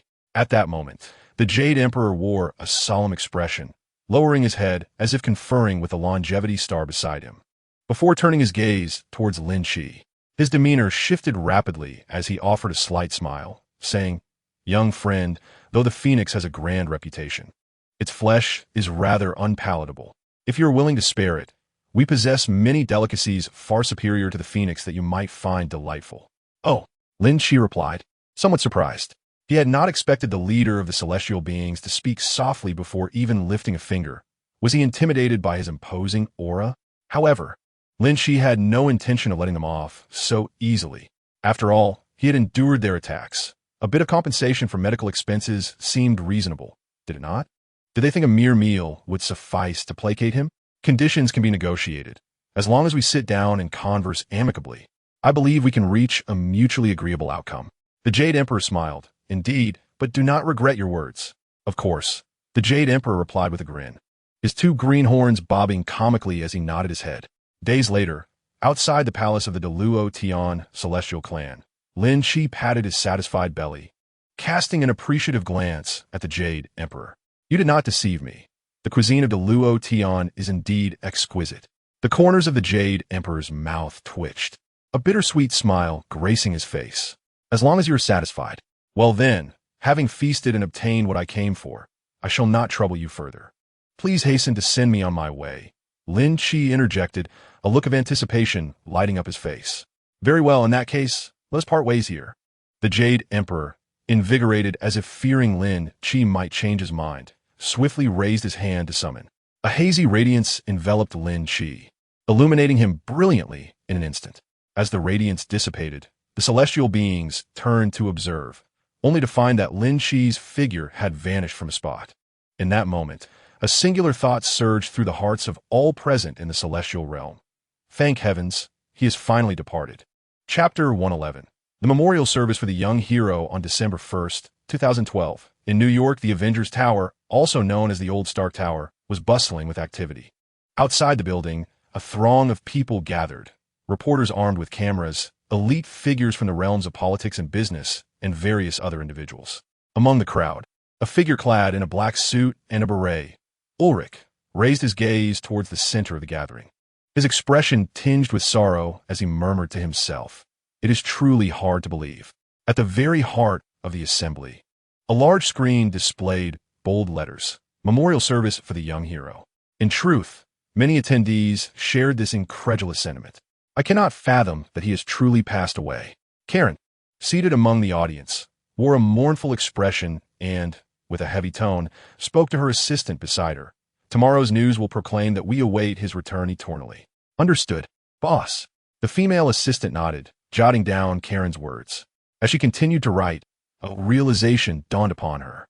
If the young hero had indeed departed from us, what would become of our newspaper's superhero special edition? Meanwhile, two notable guests engaged in conversation. Why go through all this? I cannot believe he is dead, Jessica asked, perplexed. After a moment of silence, Daredevil, with his head bowed, responded, Lin has not perished, yet 200 days have elapsed, and he has not returned. To most, he is as good as gone. He will return. Jessica, however, was not convinced by Daredevil's words and pressed on, what do you think? I believe so too. Daredevil's voice diminished. He will come back, but how long will it take? By then, will we still be living in this world? Ladies and gentlemen, please quiet down. At the podium, Tony Stark appeared unusually solemn, his voice steady and powerful. Upon hearing Tony speak, the assembled guests hushed, some taking their seats while others stood, directing their attention towards Tony and the members of the Avengers behind him. Today marks a significant occasion. Tony Stark spoke slowly, his demeanor grave. We all know that 200 days ago, a formidable group of visitors descended upon New York. They were immensely powerful, wreaking havoc throughout the city, intent on conquering it, and indeed the world through violence and war. He paused momentarily, then elevated his tone, continuing, in that moment, heroes rose to the occasion. At this juncture, he displayed no hint of shame. They united as one, even paying the ultimate price, ultimately vanquishing the extraterrestrial invaders. As Tony spoke, a nostalgic expression graced his face. Today, we gather here to commemorate those who perished in this war. 200 days prior, with the brilliance of Lynch, Loki, and the superstar just beginning to fade, Loki's figure emerged from the shadows. Clutching the Mind Scepter in his hand, a sinister smile of triumph adorned his face. The fool. Loki envisioned Lynch trapped in a dimension beyond, struggling hopelessly, his mood buoyed as if he were humming a tune from his homeland. I, Loki, am the ultimate victor. No sooner had he uttered these words than a sudden rush of air startled him, prompting a bewildered turn of his head. Bam! Out of nowhere, Mjolnir crashed through the wall, striking Loki squarely in the chest and sending him flying. Thor, pressed firmly to the ground by Mjolnir. Loki resembled a turtle unable to flip over, flailing his limbs and emitting a cacophony of anger and despair. Following Mjolnir's arrival, Iron Man swiftly entered the room, his weaponry aimed menacingly at Loki. "You had better behave yourself, you dear." Soon after, Thor, Captain America, and others followed suit into the chamber. Confronted by Loki shouting, Thor stepped forward and snatched the Mind Scepter from his grasp. "If you wish to continue living, then keep shouting." Thor suppressed his thunderous rage, devoid of any of his usual indulgence towards Loki. "Where have you taken Lynch?" "Huh." Noticing the tense gazes of the crowd, Loki let out a low, malevolent chuckle. "Speak." Iron Man thrust his hand forward, the energy cannon's muzzle pressed against Loki's face, his tone heavy with menace. Loki assessed Iron Man, curbing his haughty demeanor and, with a blank expression, replied, "He is dead." Dare to utter another word. Iron Man, seething with fury, initiated the charging of the energy cannon, the rising heat causing Loki to gasp in alarm. "Tin Man, remove your hand." Loki tilted his head, protesting loudly. "I am not lying. Although he is not dead, he cannot return." "Tony," Captain America stepped forward, pulling Iron Man back with a grave expression, urging, "Do not act impulsively." Ignoring Captain America, Iron Man pressed forward, his voice icy as he demanded, "What does this mean? You have 3 seconds, 3, 2. I'll tell you." With the energy cannon pressed against his face, Loki hastily shouted, only continuing when Tony slightly withdrew his hand. "He has gone to a place beyond the universe of Midgard. No matter how fast he flies, he cannot return." "A place beyond the universe? What are you talking about?" Iron Man queried, perplexed. "Do you possess knowledge of astrophysics?" I fear that what he said is indeed true. Just as Iron Man began to question Asgard's cosmology, the voice of Thor resonated through the air. Iron Man and the others turned their puzzled gazes towards Thor, who lowered his head, his expression steeped in despair. "Beyond the realms of the ordinary universe lie certain unique cosmic spaces which cannot be traversed by conventional means. Asgard is one such place.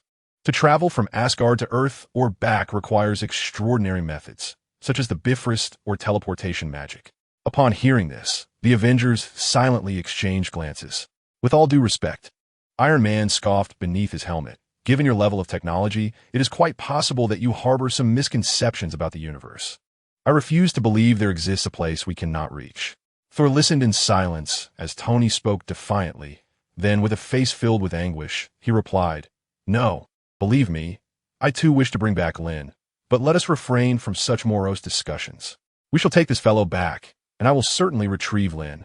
As he spoke, Iron Man soared into the sky, flying off into the distance. The day before the memorial service, outside Stark Tower, Iron Man hovered in midair, directing workers to hang the Avengers emblem in the location of the former Stark Tower. Once the sign was secured, Iron Man descended and approached his assistant, Pepper Potts. The visage of Iron Man shifted, revealing Tony's face. "Have all preparations been completed?" he inquired. "Almost, and by the way, you should see Thor off shortly. They are set to return," Pepper reminded him, prompting Tony to halt. "Wait, does that mean he isn't attending the memorial?" His expression darkened slightly, revealing his discontent. He stated he did not wish to participate. Tony nodded, acknowledging her words. As the Iron Man helmet recloaked Tony's head, he ascended into the sky. The others exchanged resigned glances, ultimately returning to Stark Tower, accompanied by the Mind Stone and Loki. Within the tower, as they walked, they were confronted by a group of men in black. "Hey, good work, gentlemen. This extraterrestrial criminal and this dangerous artifact must be handed over to us," a stern-faced man proclaimed with a smile. "Why, this is our trophy," one of them protested. "You may inquire with your director. This esteemed individual is the newly appointed director of S.H.I.E.L.D. After a lengthy exchange, the traitors of S.H.I.E.L.D., led by Crossbones, seized the Mind Stone on a patch of land adorned with strange patterns. Thor held the bound Loki's hand as they gazed at Iron Man approaching from afar. Moments later, Iron Man landed before them. "Hey, are you leaving today?" Tony feigned nonchalance. "Yes, I wish to return to Asgard to contemplate some solutions," Thor replied, forcing a smile and sounding somewhat distracted. Upon hearing these words, Tony nodded, his gaze dimming. In days gone by, he had apprehended Loki and conducted research on interdimensional phenomena alongside the god of thunder. Alas, given Earth's current technological limitations, overcoming such a challenge proved to be a formidable task. In resignation, Thor resolved to return to Asgard, seeking counsel from his father Odin to explore any possible solutions. I shall continue my research as well. I firmly believe that one day we will uncover a way, Tony interjected, striving to alleviate the tension in the air. We undoubtedly shall, Thor replied with unwavering conviction. What about Natasha? Among the remaining Avengers, Dr. Banner raised his head, hesitantly inquiring. She remains as she is, Tony replied, shaking his head with a calm demeanor. She is preserved in a state of perfect stasis, allowing hope to endure. However, to rescue her, we must simultaneously address her grievous injuries and the issue of thawing. A friend of mine, Dr. Zhao, has been diligently working on a plan to save Natasha. Very well, Banner said, innocently blinking, feeling reluctant to press further. In truth, Banner had fled New York after becoming the Hulk due to the persecution from the celestial being and Loki. By the time he regained consciousness, the battle had concluded. His absence from the conflict weighed heavily upon him, instilling a profound guilt regarding the disappearance of Lin Qi and the near demise of Natasha. At that moment, a radiant light illuminated the sky above Thor's head, signifying a teleportation. Goodbye, my friends. I hope that when we next meet, none shall be missing. Thor waved farewell, his form vanishing instantaneously within the beam of light. Let us observe 3 minutes of silence for these heroes, Tony declared, bowing his head in solemnity. The guests below mirrored Tony's grave expression and began their silent tribute. Among the crowd, a man lowered his head, casting furtive glances around, his skin swiftly turning crimson. Chapter 112. Human explosive within moments. This man's entire being transformed in a bizarre manner, turning a deep shade of red. Sinister crimson veins coursed across his body, and his eyes blazed like twin fireballs. Beneath his thin skin, it appeared as if terrifying magma pulsated with life. After undergoing this series of extraordinary transformations, he suddenly lifted his head. Seemingly affected by the violent changes within him, he appeared disoriented, barely able to maintain his balance. Shaking his head in a frenzy, he widened his fiery eyes, locking his gaze on Tony Stark. Tony Stark, he rasped, his voice hoarse and unpleasant. In the midst of silence, Tony, standing on stage, seemed to hear his words. However, engrossed in his tribute, he merely furrowed his brow in confusion without looking up to discern what was transpiring. The lava-like figure glared at Tony, advancing towards him with heavy steps. His body continued to undergo rapid transformation, swiftly morphing into a vibrant, crimson sun, radiating an unbearable heat. The individuals around him, who had initially closed their eyes in solemn reflection, were suddenly jolted by the intolerable temperature, exclaiming in alarm as they sought refuge.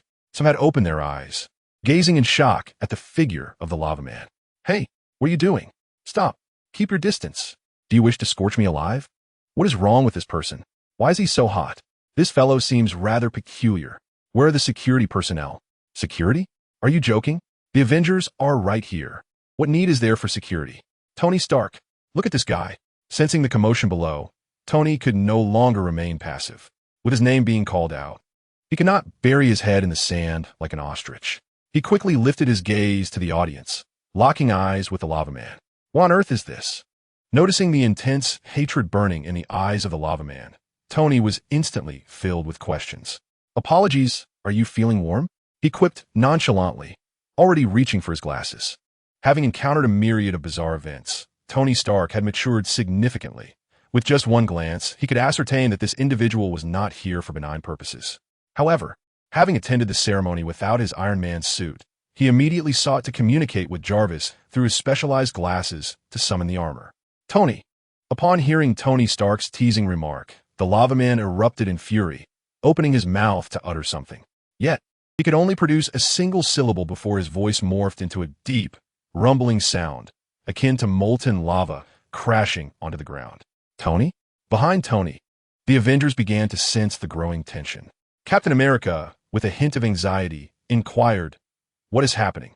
"I don't know," Tony replied, quietly without turning, his eyes fixed intently on the lava man. "I don't recognize this individual, but he certainly does not appear to be here for the memorial." Before he could finish, The lava man's body began to violently convulse, a terrifying red light pulsating from within him, breaking free uncontrollably. "Get back!" Captain America shouted, raising his shield as he charged forward. The lava man resembled a bomb on the brink of detonation, the red light and heat surging through his skin, causing him to expand uncontrollably.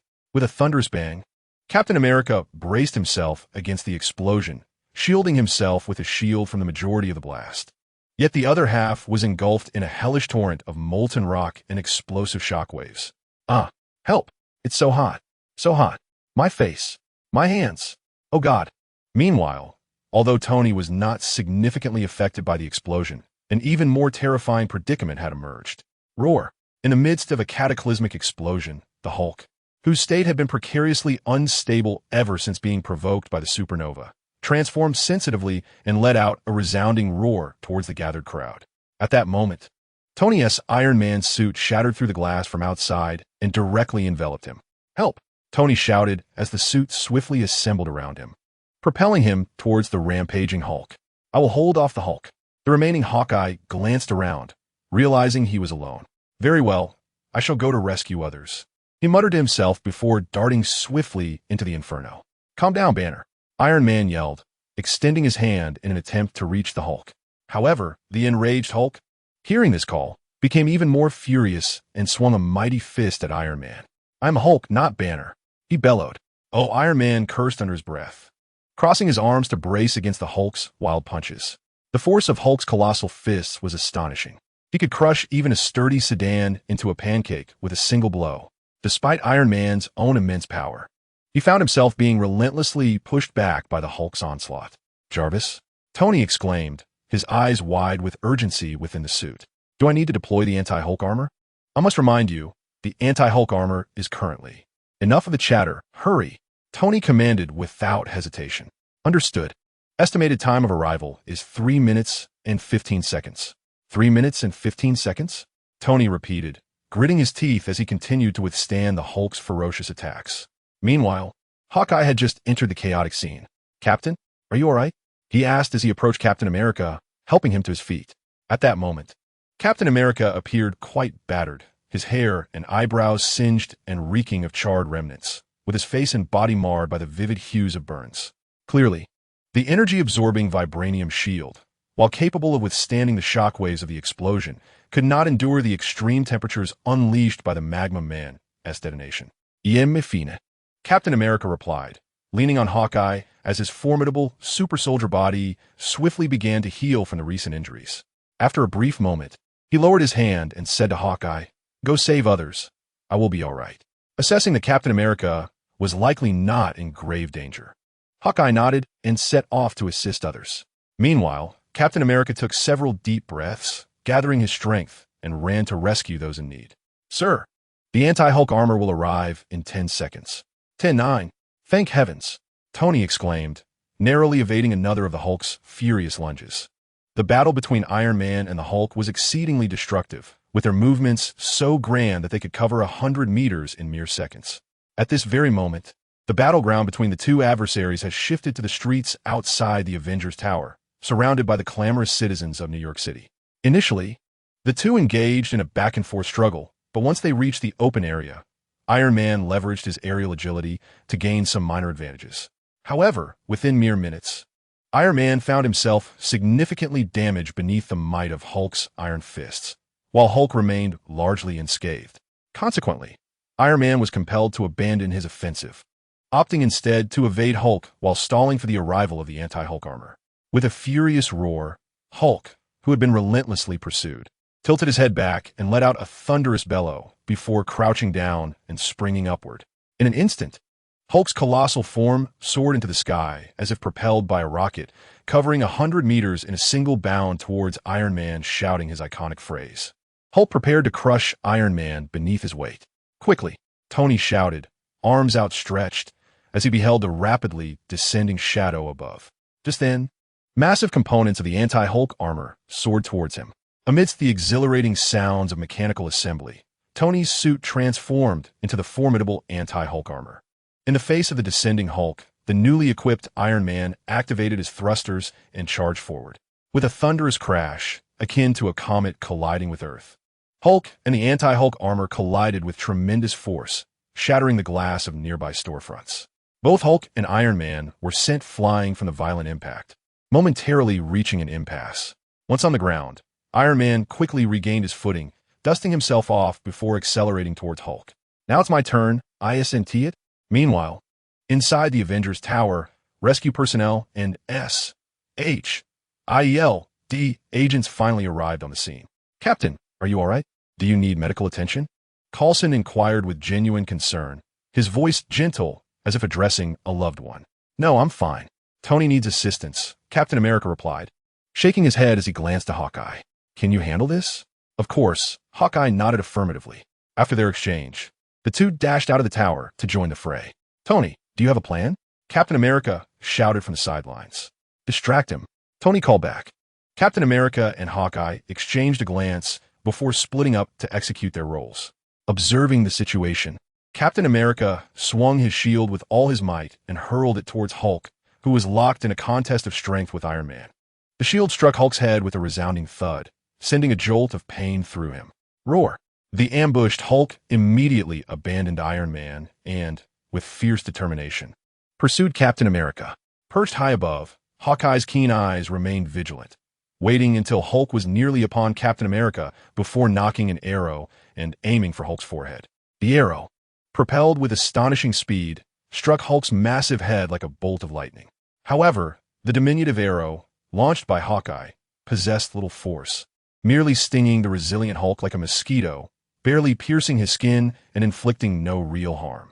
Yet, the tail of the arrow emitted a flash of red light, accompanied by a series of beeping sounds, before a micro-explosive erupted violently. With a roar, even the Hulk found it difficult to endure the pain inflicted by the explosion, and he bellowed in anger, turning to chase Hawkeye. At that moment, a steel cage suddenly descended from the sky, ensnaring the running Hulk within its confines. The Hulk, trapped in the cage, thrashed wildly, causing terrifying bulges to form on the steel exterior. Eventually, the cage could no longer withstand his assaults. Cracks began to appear, and it shattered into fragments. With a furious roar, the Hulk broke free, yet he failed to notice Iron Man lurking nearby. In an instant, with a powerful blow he had been preparing, Iron Man struck Hulk on the head, sending him flying through the air. Upon landing, Hulk groggily lifted his eyelids, ultimately succumbing to slumber. Chapter 113. The terrifying declaration of Mandarin. The following day, at the Avengers Tower, the members of the Avengers gathered in their headquarters, which had barely settled in before facing a horrific attack, the atmosphere laden with tension. This is a provocation against us. Tony's voice brimmed with anger as he paced restlessly among the group. This building has just had its sign changed, and already someone has eagerly delivered such an explosive gift. We must retaliate. That is certainly true, but we first need to ascertain the identity of our enemy. Captain America replied, his expression grave, his trademark furrowed brow deepening. After a moment of contemplation, he seemed to recall something and turned to Tony, asking, Tony, do you know anything? I heard that guy shout your name. In response to Captain America's inquiry, Tony, somewhat irked, shrugged his shoulders and replied, Come on. There are just as many villains in this world who despise me as there are good people who admire me. How could I possibly know his background? Captain America was left speechless, aware that the line of those harboring animosity towards them could likely circle New York several times. As publicly recognized superheroes, they bore the weight of both adoration and admiration from ordinary citizens, while simultaneously being the targets of disdain and hatred from countless nefarious foes. Especially those formidable criminals who have evaded justice for years, beyond the reach of ordinary law enforcement and government, the supervillains. One must question, which of them does not perceive the Avengers as a thorn in their side? For these lawless adversaries, who regard the police and government as inconsequential, superheroes epitomize their nemesis.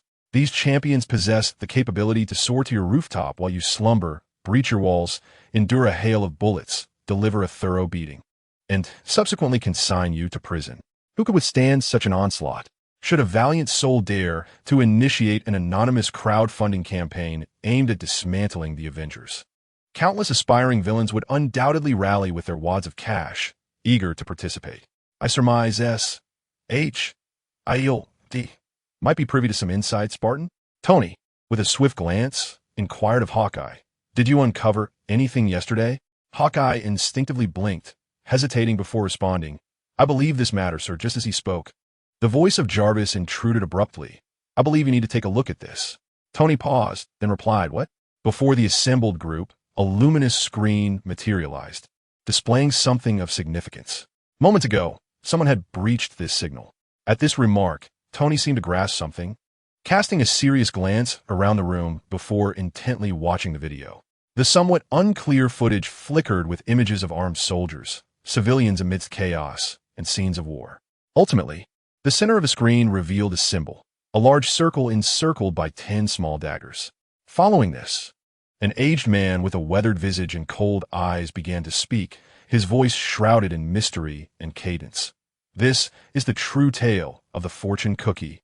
They appear very Chinese and sound quite Chinese as the visuals transitioned. They showcase the harrowing aftermath of recent terror attacks, culminating in footage from the day of the memorial service. Mr. President, I know this may sound disheartening, but this season of terror is drawing to a close. Your troop has little utility.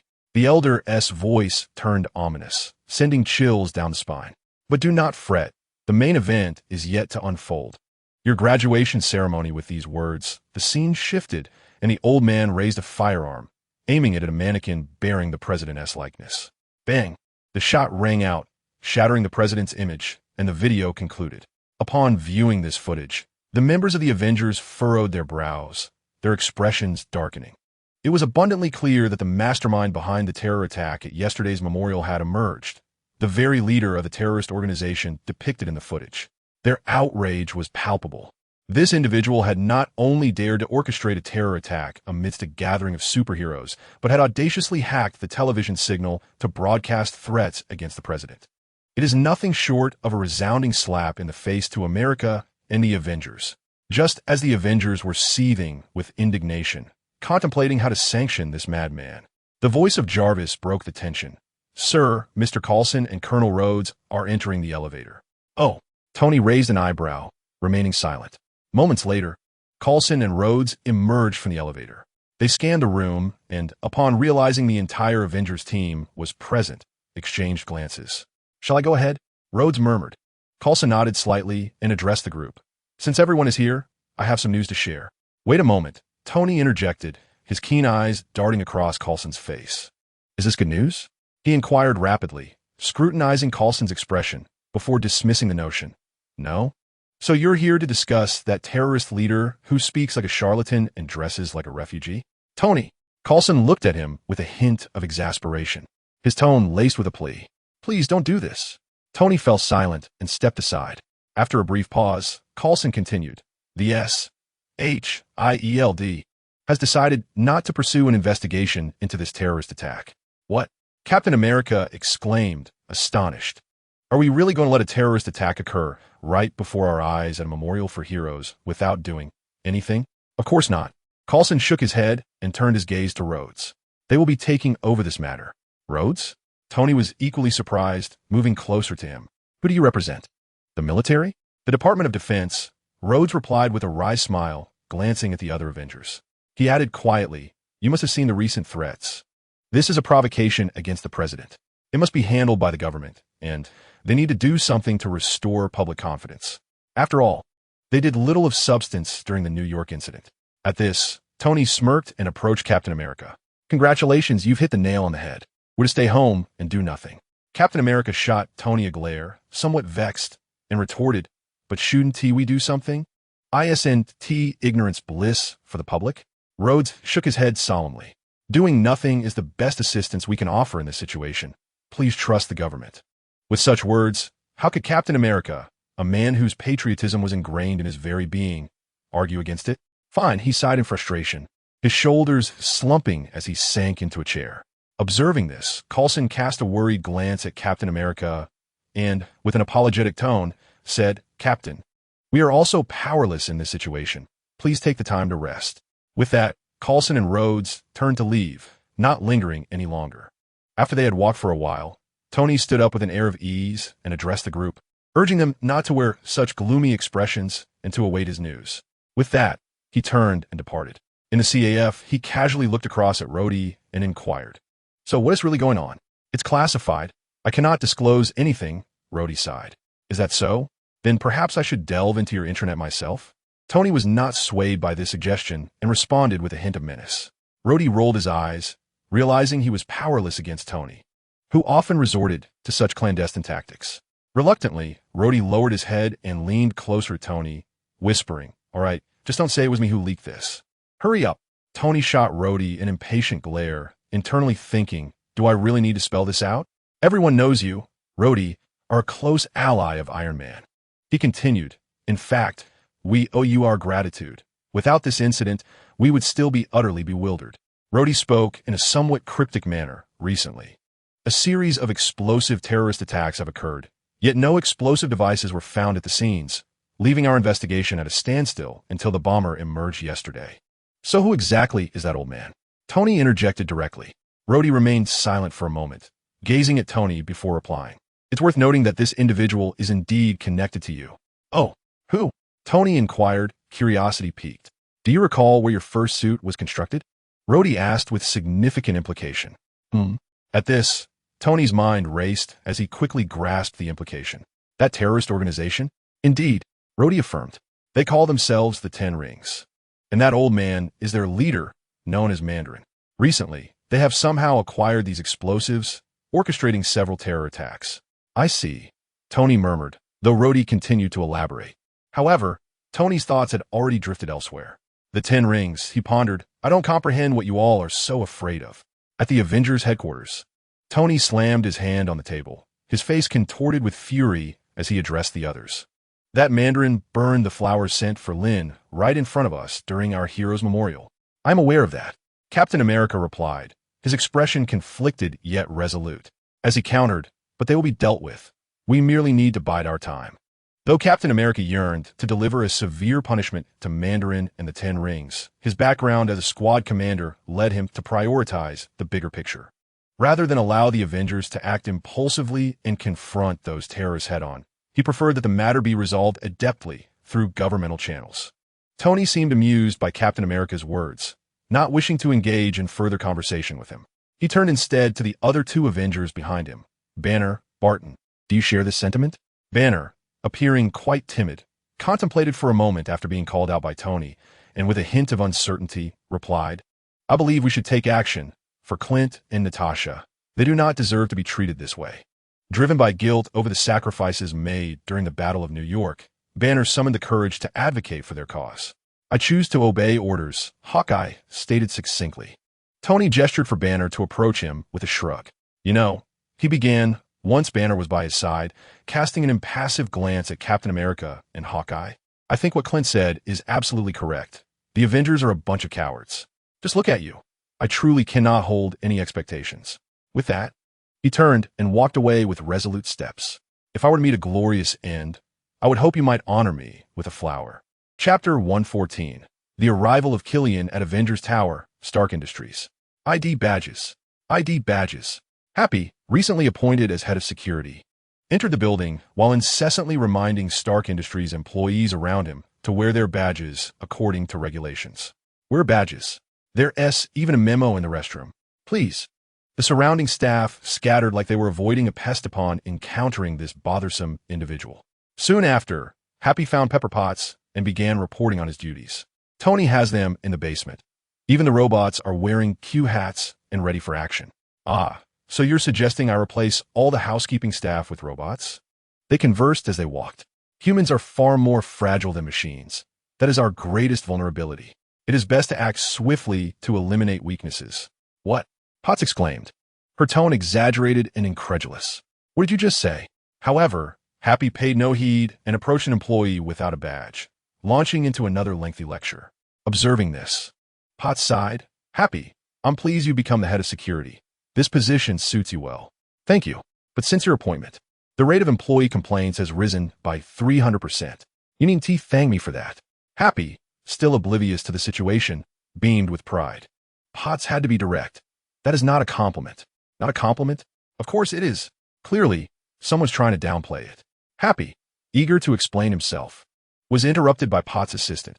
"Excuse me, Miss Potts, your guest for the 4 o'clock appointment has arrived." Hearing this, Happy focused intently on the assistant, pressing the 4 o'clock appointment. Did you confirm that with me? Happy, we'll talk later. I must attend to a rather troublesome matter, Potts remarked. A hint of exasperation evident in her tone as she made her way toward the conference room. Happy, not one to let the matter rest, followed closely behind, inquiring, "What do you mean? I once worked with him. He always wanted to date me, which makes things somewhat complicated," Potts explained, stepping into the conference room, only to be taken aback by the man before her. "That's quite a tricky situation," Happy murmured as she entered the room, her words trailing off upon seeing the man. Potts scrutinized the gentleman before her, impeccably dressed in a suit, exuding a confident and mature demeanor, his appearance far removed from her recollections. "Pepper," the man greeted. "Killian?" Potts replied, a note of uncertainty lacing her voice. "You look, well, quite lovely," Killian complimented with a smile. Finally recognizing the man's identity, Potts expressed her astonishment. "My goodness, you look rather handsome as well," she stammered. "I find it hard to believe. What have you been up to?" Killian shrugged nonchalantly. "Not much. I've been undergoing therapy for the past 5 years. And please, call me Aldrich." At that moment, Happy, standing behind Potts, scrutinized Killian's chest and hesitantly asked, "Don't you have a security badge?" "Happy, it's fine." Potts interjected. "What?" Happy responded, somewhat perplexed. "Nothing will happen," Potts reassured her once more. "Are you certain?" "Of course. Just go ahead." Potts nodded, casually dismissing Happy. As Happy glanced around, retreating slightly, she remarked, "I'll be nearby, not going far." Potts then entered the conference room, stating, "It's a pleasure to see you, Killian." Killian beamed and settled into a chair. Outside the conference room, Happy perched on a sofa, noticing a peculiar bald man. "Hey, badge," she called out, pointing at her own chest badge. The bald man, expressionless, lowered the magazine he held and subtly indicated his badge. Happy said nothing further, but kept her gaze fixed on the bald man, feeling an instinctive wariness. He seemed potentially dangerous. Inside the conference room, the two engaged in an enthusiastic dialogue. "For years, my think tank has been circumventing the prohibition on unethical biological research, and we've developed a little gadget," Killian stated, producing an instrument and affixing a small device to his ear. "It's called the ultimate transformation. Allow me to turn off the lights." He raised a remote, dimming the room. Extending his hands, he revealed several small devices. "Welcome to the exploration of the human brain." As soon as he finished speaking, he tossed the object in his hand onto the table. Several small devices emitted a hazy light, ultimately coalescing into a vast image of the starry sky. "Wait, that's not right. This is the universe. I've made an error. It should be this." Killian adjusted the instruments, and the image transformed, revealing a colossal brain before the two individuals. "This is the human brain. The simulation effect is astonishing, isn't it?" Killian smiled faintly, while Potts stood in awe. "How marvelous!" she exclaimed sincerely. "Thank you, this is my brain." "What?" Potts gazed at Killian, somewhat perplexed. "What you are witnessing is the depths of my brain, akin to a live broadcast." Killian gestured with his hands, then rose to beckon Potts over. "Come here, I'll demonstrate it for you." They both stood at the center of the brain, and Killian instructed Potts, "Now, pinch my arm." Potts hesitated, feeling a bit bashful. "It's fine. I'm not afraid of pain, just pinch me." With no further reluctance, Potts reached out and pinched Killian, causing the entire brain image to shift dramatically. The previously azure brain suddenly sprouted a vivid red hue from the top, swiftly engulfing the blue brain and transforming a significant portion into crimson. "What is this?" Potts marveled at the extraordinary sight before her. "This is the primary somatosensory cortex, the pain center of the brain," Killian explained briefly, then shifted his focus, pointing to another area. "But this is what I truly wish to show you." He turned Potts' body around and pressed the controller. Currently, the Ultimate Transformation Project is developing the bioelectric potential of the human body and channeling it here. While explaining, Killian maneuvered the brain image, enlarging a particular section. This area has ample space, indicating that the human brain and system are destined for an upgrade. Wow. Just as they were engrossed in the wonder of the brain, Happy dialed Tony's video call. "Hello, I'm the head of security." He humorously held the tableau aloft, struggling to align it with the camera as he spoke. "What?" On the other end, Tony in the studio gestured for Banner to pause, casually responding. Happy, with a serious expression, continued, "Don't joke around. I'm at work here." "What are you doing?" Tony asked, intrigued. "I'm busy. I need to talk to you." As he spoke, Happy kept a vigilant eye on the people passing by. What is it? An irritating intern? Let me tell you, if I were to tell others that I used to be Iron Man's bodyguard, do you know what would happen? They would laugh at me loudly, and I must make my escape before I lose face. In the studio, Tony paid little heed to Happy's words, instead finding amusement in teasing him. Since Happy ceased to be Tony's bodyguard, their encounters have become increasingly infrequent, leading Tony to find himself missing the steadfast and loyal portly man. Unlike his usual jovial demeanor, Happy spoke solemnly.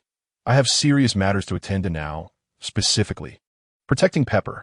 Noticing Happy's grave tone, Tony retracted his smile and inquired, "What has happened? Please tell me. Do you truly wish to know?" Happy asked.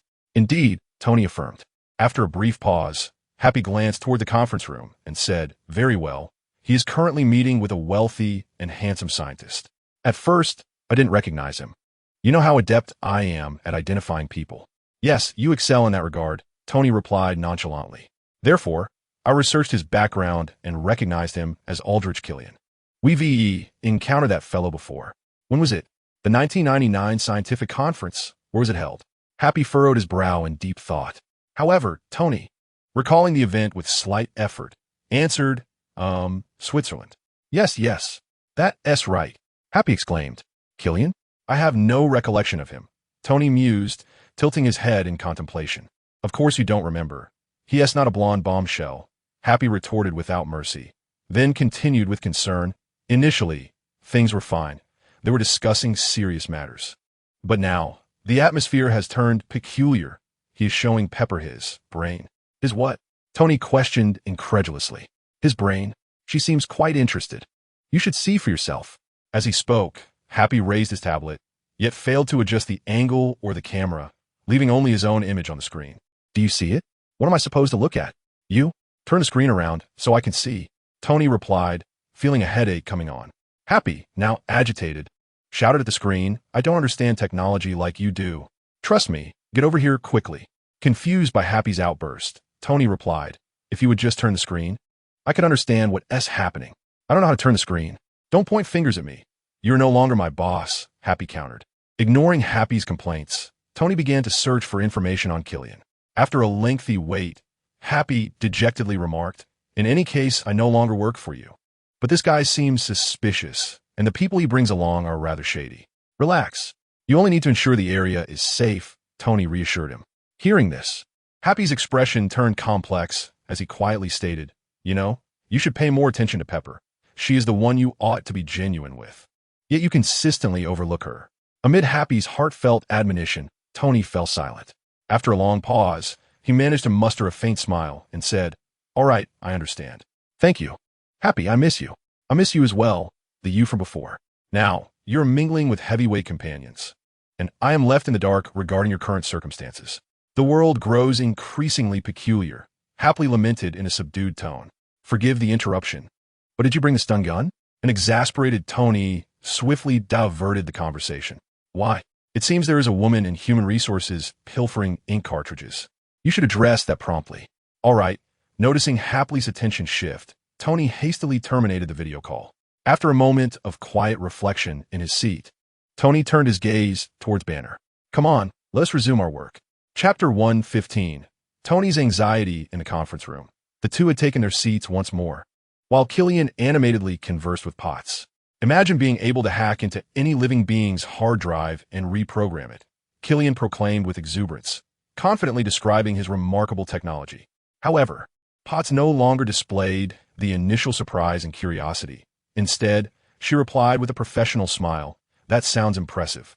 Acknowledging Potts' affirmation, Killian nodded, oblivious to the subtle shift in her demeanor. In the next moment, Potts' tone changed as she remarked, "Unfortunately, it is highly likely that such technology could also be weaponized, akin to super soldiers or private armies."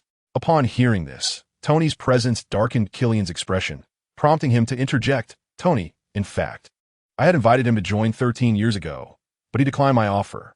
As he spoke, Killian fixed Potts with a meaningful gaze, adding, "But now the situation is different. Another genius holds a prominent position, one who is not under Tony's jurisdiction and lacks his arrogance." Potts regarded Killian quietly for a moment before calmly responding, "As much as I would like to assist you, Aldrich, Pausing, she offered an apologetic smile. I must decline. Hearing this, Killian chose not to press further and took his leave. Thus, Potts escorted Killian downstairs. As they parted, Killian smiled at Potts, saying, "To be honest, I am quite disappointed." After a brief pause, he continued, "But as my father used to say, through the fog of failure, one can glimpse the dawn of success. It is quite profound, though I do not fully grasp its meaning," Potts replied with a smile. "I am unsure either. Perhaps my father was simply a fool." At this, Potts chuckled softly. "I am confident we shall meet again, Pepper," he remarked, leaning in to kiss her cheek before departing. Potts stood in place, contemplating the significance of his final words as she watched him walk away. Driving home, she arrived at the entrance of Tony's opulent mansion. Outside, a colossal rabbit sat on the ground, holding a sign that read, "Pepper, Merry Christmas." Upon seeing this, Potts couldn't help but smile. As she entered the room, she noticed Iron Man seated cross-legged on the sofa, directly facing the door. "I'm sorry for being late. Why are you wearing that at home? Is this the Mark 15? Upon hearing this, Iron Man instinctively glanced at his arm, where the inscription Mark 42 was etched. "Close enough," Tony replied, choosing not to correct Potts' mistake. "Everyone has their own preferences. Is it really necessary to flaunt it in the living room?" As Potts sat on the sofa, removing her shoes, she lamented, "I'm just getting used to wearing it. You know, it feels a bit snug at first." At this, Potts chuckled with a hint of resignation. "Hey, have you seen your Christmas gift?" Seeing Potts in good spirits, Tony took the opportunity to continue. "Of course I have. How could I miss such a large Christmas gift? Was it even possible to get it inside?" Potts replied casually. Tony stood beside her, gesturing towards the wall. "Well, good question. I hired a crew. They'll come tomorrow to blow this wall down. So how was your day? Are you tired?" Tony stepped closer, placing his hands on Potts' shoulders, gently massaging them while inquiring, "Your shoulders seem a bit tense. Not behaving, are we? Don't blame me for being nagging. I just want to know, did you like that big bunny?" Asking if I liked it. "I absolutely adore it," Potts exclaimed. "Wow." She turned, standing close to Iron Man, whispering, "I truly appreciate your thoughtfulness. So, why don't you take off your mask and give me a kiss?" Iron Man paused for a moment, then, appearing somewhat dazed, tapped his head and said, "Oh no, I can't take it off. How about you just kiss this gap instead?" Potts beamed with a knowing smile, tilting her head. "I suppose I should head to the garage and find a crowbar to pry this thing open." Without hesitation, she made her way towards the basement. Iron Man, standing in place, called out anxiously, "A crowbar? No, don't go. There's radiation leakage down there. I'm willing to take that risk," Potts replied, her steps quickening as she descended the basement stairs. "It's very dangerous. At least put on a biohazard suit." Before she could finish her sentence, Potts reached the basement, standing before the Tony who was speaking, while Iron Man loomed comically behind. It turned out that the only thing waiting for Potts was the suit, while Tony's true self was still working in the basement. Busted, Tony chuckled awkwardly. This has truly reached a new level of boredom. Potts, furious, surveyed the room and pointed angrily at a plate of leftover food on the workbench. "You invited me to dinner and then didn't wait for me. Eating without me?" "I'm sorry," Tony replied. Caught in the act, Tony lacked the courage to speak boldly, meekly stating, "I was merely completing some work while entertaining you." A moment of incredulity washed over Potts, who couldn't help but laugh at Tony's words. "I took a bite first because I was unsure if you were heading home or going out with Killian." "What?" Potts exclaimed, disbelief etched across her face. "You were monitoring me?" "Happy is concerned about you," Tony replied, arms crossed, his demeanor serious. "No, you were watching me. I'm abed now." Angered, Potts turned to leave, while Tony pleaded from behind, "Wait, don't be like this." But Potts, consumed by fury, paid no heed and made her way out of the basement. Witnessing her departure, Tony raised his hands in a gesture of remorse, saying, "I admit I was wrong. I'm sorry." Hearing the sincerity in his tone, Potts paused and looked back at him. "I'm a mess right now. I haven't spoken to anyone about it during this time." Tony murmured despondently, and Potts returned, concern etched on her face. "It's been like this since the New York incident, hasn't it?" she said, her gaze filled with worry. "I had no idea. I've gone through some things. It ended, yet I still can't articulate everything." Tony's tone grew somber. "Gods, aliens, alternate dimensions, and here I am, just a human hiding in a metal shell." He paused, swallowing hard. "The only reason I haven't collapsed is because you moved in. It's truly wonderful. I'm so fortunate. I love you." "Yet, dear one," Tony gazed at Potts, his expression pained. "I can't sleep. When you do, I come here to work to mend my armor. The threats are looming once more. He took a couple of deep breaths and continued, I must protect my most precious treasure, which is you. With that, he pointed at Potts, then shifted his tone, saying, but honestly, I don't know if I or we can manage it. The New York incident was never resolved by Iron Man or the Avengers. As for my armor, they are. Tony trailed off, uncertain how to describe it. Machines. They are a part of me. Though his voice was soft, his tone was resolute. After a long moment of contemplation, Potts remarked, you are diverting my attention.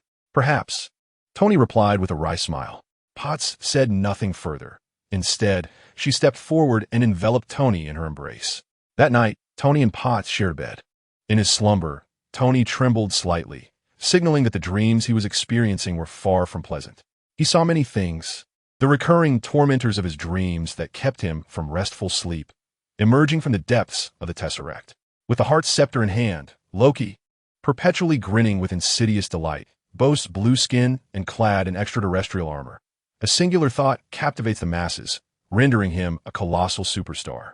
Meanwhile, the Hulk, in a state of frenzied rage, relentlessly pursues the superstar amidst a throng of assailants. An enormous, nightmarish wormhole looms, from which emerges a relentless and inexhaustible army of alien invaders. Armed with a long spear, a grotesque alien soldier sits atop a flying vehicle, soaring through the heavens. A terrifying extraterrestrial behemoth, vast enough to obscure the sun, possesses the power to collapse skyscrapers with a single strike. Finally, there appears a young Asian man, his eyes ablaze with crimson fury, exuding an aura of madness that subjugates all in his presence, akin to a divine being. In Tony's dream, Lynch has succumbed to madness, mercilessly slaughtering the citizens of New York, rendering the Avengers one by one into a state of demise. The last remaining Avenger, Tony, finds himself spiritually subdued, helplessly witnessing Lynch advance toward him. Tony, do you know why I saved you for last? Lynch grins, revealing a horrifyingly sinister smile. I have mentioned before, have I not? I admire you deeply, so I have disregarded your clandestine endeavors, those anti-Superman armors, kryptonite research, and the like. Yet, I have also warned you. Do not mistake me for one of those Superman types. Accompanying this malevolent voice, the red light before Tony intensifies, growing ever more fervent. Tony? Tony? Pepper, with a worried expression, shakes the still slumbering Tony, whose visage has darkened. At that moment, a steel hand seizes Pepper, forcefully pulling her aside. Ah! Tony gasps, abruptly awakening to find Pepper ensnared by the armored suit. He swiftly rises, directing both hands toward the suit, commanding, shut down. Upon receiving the command, the suit stands at attention, its eyes dimming. Witnessing this, Tony clasps his hands together and rushes forward, delivering a decisive strike that shatters the suit into a myriad of components strewn about. The two sit on the bed, breathless and shaken. After a moment, Tony furrows his brow and explains, I must have summoned it in my dream. This should not have occurred. I need to recalibrate the sensors. While attempting to comfort the startled Pepper, he extends his hand. Can we just... Pepper, covering her face, evades Tony's touch and steps aside. Can I breathe? Please don't go. I'll sleep downstairs. You can fix this alone. Pepper offers no reply, merely casting a cold glance at Tony before departing. As she leaves, Tony collapses onto the bed, cradling his head in despair, accompanied only by the scattered remnants of the armored suit beneath him. Chapter 116. The threat looms at the Chinese theater in New York. As evening falls, a man anxiously searches the crowd for something, fidgeting with a small sign in his hands. It is evident that he has been waiting for someone for quite some time. After a prolonged period, an individual emerged from the crowd. Approaching the man, it was the bald subordinate of Killian. Upon sensing someone's presence, the man looked up, and, upon realizing it was the person he had been anticipating, his expression brimmed with expectation as he gazed at the bald man. The bald man glanced around cautiously before softly inquiring, Can you keep it under control? I can, the man replied with a tone tinged with restrained excitement. The bald man paused momentarily, then reiterated, Are you certain? Absolutely, the man responded, his eagerness palpable. The bald man scrutinized the man intently for a moment, then nodded and placed the bag he was holding beside him. This batch is quite exceptional. Don't say I haven't looked out for you, he remarked with a chuckle, patting the man on the back. The man, feeling as though he had struck gold, eagerly seized the bag and gently caressed it, his face lighting up as he expressed, "Thank you. I truly appreciate your understanding." The bald man offered no further words and turned to leave. On the other side of the theater entrance, Happy stood solemnly in front of a small stall, fiddling with a tiny mirror. Through the reflection, he observed the interactions between the man and the bald figure. Noticing the bald man depart and the man rise with the bag in hand, Happy donned his sunglasses and swiftly approached the man. As they crossed paths, Happy feigned an accidental bump, causing the man's bag to fall, spilling its contents, numerous vials resembling potions, across the ground. The man hastily crouched to gather them.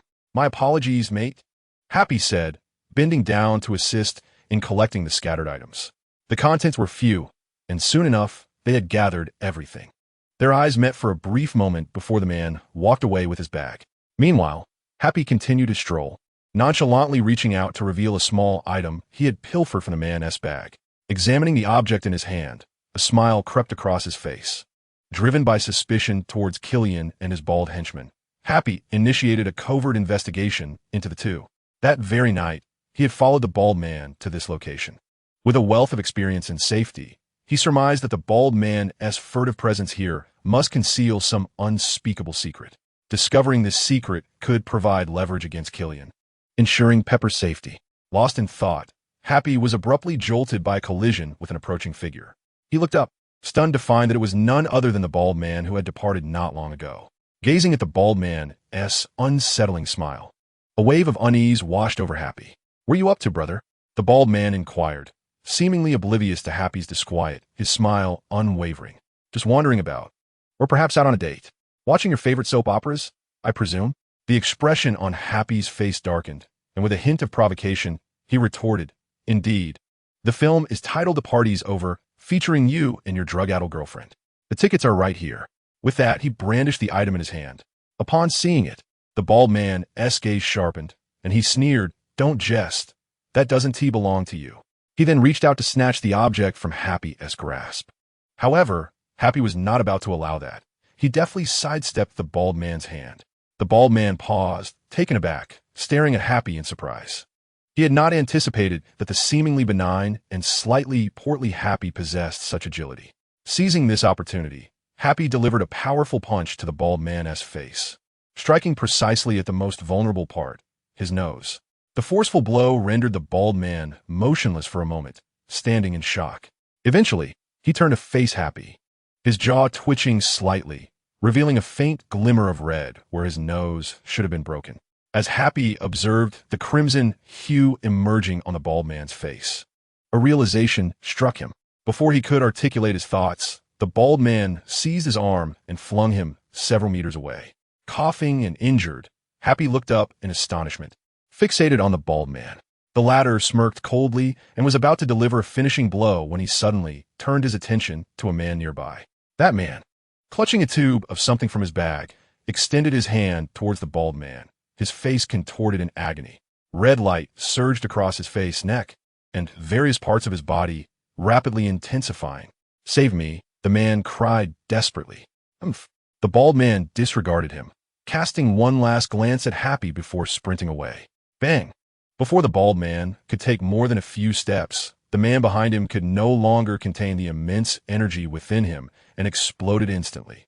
The temperature soared to 3,000 degrees Celsius, and the shock wave overturned the theater, transforming it into a hellish landscape. Amidst the flames, the bald man staggered to his feet, his face charred, his clothes reduced to mere scraps, his body ablaze, and several toes missing. Yet, as he walked through the lingering heat of the scene, he appeared as comfortable as if strolling through his own garden. Thus, the bald man swaggered away from the chaos, leaving behind a scene of devastation. In a hospital room, a female doctor approached Happy's bedside, assessing his condition and intravenous fluids. Satisfied that everything was in order, she turned and noticed the television was on, prompting her to walk over and switch it off. "Hey!" A voice unexpectedly erupted from beside the television, startling the doctor. She responded with a flustered acknowledgement. Turning to the source of the voice, her expression transforming into one of astonished delight. The speaker is none other than Iron Man, Tony Stark, who has been seated here for quite some time. Although Tony feels somewhat helpless in this situation, he remains a silent companion to his dear friend, Happy. for an extended period. Ever since Tony transformed into Iron Man and joined the Avengers, they have not spent time together like this in ages. Tony is plagued with worry, as the specter of terrorism has now encroached upon his life. His closest ally, one of his best friends, Happy, has sustained grave injuries and remains unconscious even now. This time, it is Happy. Who will it be next? His beloved Pepper? What are the government officials doing? Their insistence on non-involvement has yielded no progress whatsoever, prompting Tony to curse inwardly. Simultaneously, Tony grapples with another existential question. Am I still myself? Like Happy's previous lamentations, the current Tony feels increasingly alien. No longer the original Tony Stark. Yet, how could someone with such a high intellect fail to recognize his own transformation? He is helpless, for he must navigate this path. From a moment he raised the hammer to forge the first suit of armor in that dim, damp cave for his own salvation, his fate has been beyond his control. Since then, an endless barrage of troubles has ensnared him like a vortex, and in his quest for survival and the preservation of all he holds dear, he is compelled to spin like a frantic top, accelerating without respite. He dares not relax even for a moment, for his foes and allies are formidable beings of extraordinary prowess, while he remains merely a frail mortal concealed within a suit of iron. In the stillness of the night, amidst the echoes of his dreams, he is often jolted awake by the fears buried deep within his soul. He fears that someone might tear apart his iron armor and dispatch him with the same ease as one would an ordinary person. To bury this fear eternally, he must perpetually forge stronger suits of armor. Only by gazing upon the very armors he has crafted with his own hands can Tony find a modicum of solace. Interrupted from his reverie by a female doctor, Tony offers a faint smile and inquires, "Do you mind if the television is left on?" "Of course not," she replies with a kind smile. Rising from his chair, Tony glances at the television, displaying a drama, before turning to the doctor to introduce. It's the Sunday evening series, Downton Abbey. Pausing for a moment, Tony casts a complex gaze at the unconscious Happy and continues, "It's a wonderful show." He enjoys it immensely. After staring at Happy for a while longer, Tony recalls something important and earnestly requests, "I have one more favor to ask. Ensure everyone wears their badges, as he is meticulous about details, and my people will not allow anyone without a badge to enter." As he speaks, Tony retreats to the door of the hospital room. After casting one last glance at Happy, he bows his head and exits. Outside the hospital, a throng of eager journalists crowded together, their eyes filled with anticipation. Tony had been here for some time, and they had gathered upon hearing news of his potential appearance, hoping to secure an interview. After all, following the terrorist attack on the Avengers Tower, the Avengers had collectively lapsed into silence. Even the typically loquacious Tony had vanished from the public eye in recent days. Soon, Tony's figure emerged, striding towards the entrance, prompting the journalists to surge forward, brandishing various equipment and hurling questions. "Mr. Stark, there are reports suggesting that this attack was orchestrated by the Mandarin. Do you have any additional details?" "Mr. Stark, why hasn't the Avengers responded to the terrorist attack? Should you be combating such criminals?" "Mr. Stark, the Department of Defense claims to have information on the Mandarin and will soon bring him to justice. What are your thoughts on this?" With sunglasses perched on his nose and an inscrutable expression, Tony walked towards his luxury vehicle, flanked by bodyguards, paying no heed to the journalists. "Mr. Stark, when will you eliminate this scoundrel?" A brash man shouted from behind, his tone laced with provocation. At this, Tony halted, turning to face the man. "You're so eager to know?" Tony replied coldly. The surrounding journalists quickly converged, encircling Tony. "I have a small festive message for the Mandarin, and I've just formulated the words. I am Tony Stark, and you are not terrifying. You are merely a coward, and I am prepared. Just wait for it. My friend, I will personally end you." With that, Tony removed his sunglasses, his demeanor turning serious. "This is not about politics, nor the Department of Defense, nor the Avengers. It is simply a personal vendetta, our enmity. Let's face each other in a fair contest. Here is my address, 10880 Malibu Point, zip code 90265. I will keep my doors wide open for you." With a swift motion, Tony snatched the man's phone. "Satisfied?" he declared, forcefully smashing the phone against a nearby pillar, shattering it into fragments. "Go ahead, sue me." He shot a glare at the man before climbing into his luxury car and driving away. Chapter 117. Heartache in America. Inside Tony's seaside mansion. In the studio, he called out, "Come on. as if rallying himself. This is it. We can succeed. Sir, you have not slept for 72 hours, Jarvis reminded him. Record it well, Jarvis, Tony urged, tapping his mechanical hand. He then turned to the camera with gravity, commencing the test of the 42nd generation automated propulsion attachment suit. Initiate the program, and let us have some music. In the serene confines of the studio, lively music suddenly filled the air, prompting Tony to sway rhythmically. Mid-dance. He abruptly extended his right hand toward a scattered array of Iron Man suit components on the workbench. The Iron Man suit's right-hand component, detecting Tony's movement, immediately sprang to life, igniting and soaring into the air before swiftly rushing towards Tony's outstretched hand. With a resounding clang, Tony's right hand was securely encased in this segment of the armor. A splendid start. We are halfway there, Tony exclaimed joyfully, mirroring the process with his left hand to don the suit as well. As he executed each movement, the suit rapidly assembled itself around him. It appears this part is functioning flawlessly. The Iron Man flexed his body and mused aloud. Next up are the flight and weapon systems. Sir, Miss Pepper has just fallen asleep, Jarvis kindly interjected. Tony hesitated for a moment. We'll conduct the test tomorrow then. With that, he stepped out of the armor, which was now fully prepared. Standing at the workbench, Tony's expression turned gravely serious. He had refrained from investigating the enigmatic figure known as Mandarin for several days, partly to afford the government time to resolve the issue, and partly because he was unprepared. The Mark 42 suit had yet to be fine-tuned, and he feared that delving into Mandarin's background might compel him to confront him directly, risking failure should any malfunction occur. Sir, I have compiled a database on Mandarin for you, based on intelligence intercepted by SHIELD, the FBI, and the CIA. I've begun to virtually reconstruct 2 crime scenes. As Jarvis spoke, a 3-dimensional representation of a memorial scene materialized on the floor, while a plethora of information regarding Mandarin began to manifest in the air. Let us take a look, Tony said, rising from his chair and strolling towards the data to examine it. He was referred to as the counselor, indicating that he was an advisor to the leader. He wandered among the information, rapidly scanning large volumes of text. The term South American insurgency strategy caught his eye, prompting him to turn and glance at the information behind him. His tone resembled that of a Baptist preacher. As he continued to peruse the details, frustration crept in, and he scratched his head, saying, "There is far too much information here. I can't possibly absorb it all." After a brief pause, he turned and commanded close. Jarvis promptly shut down all the data and reminded him. The explosion's temperature exceeded 3,000 degrees Celsius. Accompanying his words, Jarvis displayed an enlarged 3-dimensional image and continued. It can vaporize everything within a radius of 125 yards. 3,000 degrees? Tony murmured, an idea sparking in his mind as he leaped up the steps and instructed Jarvis. Bring up the temperature distribution map, factoring in the 3,000 degrees as well.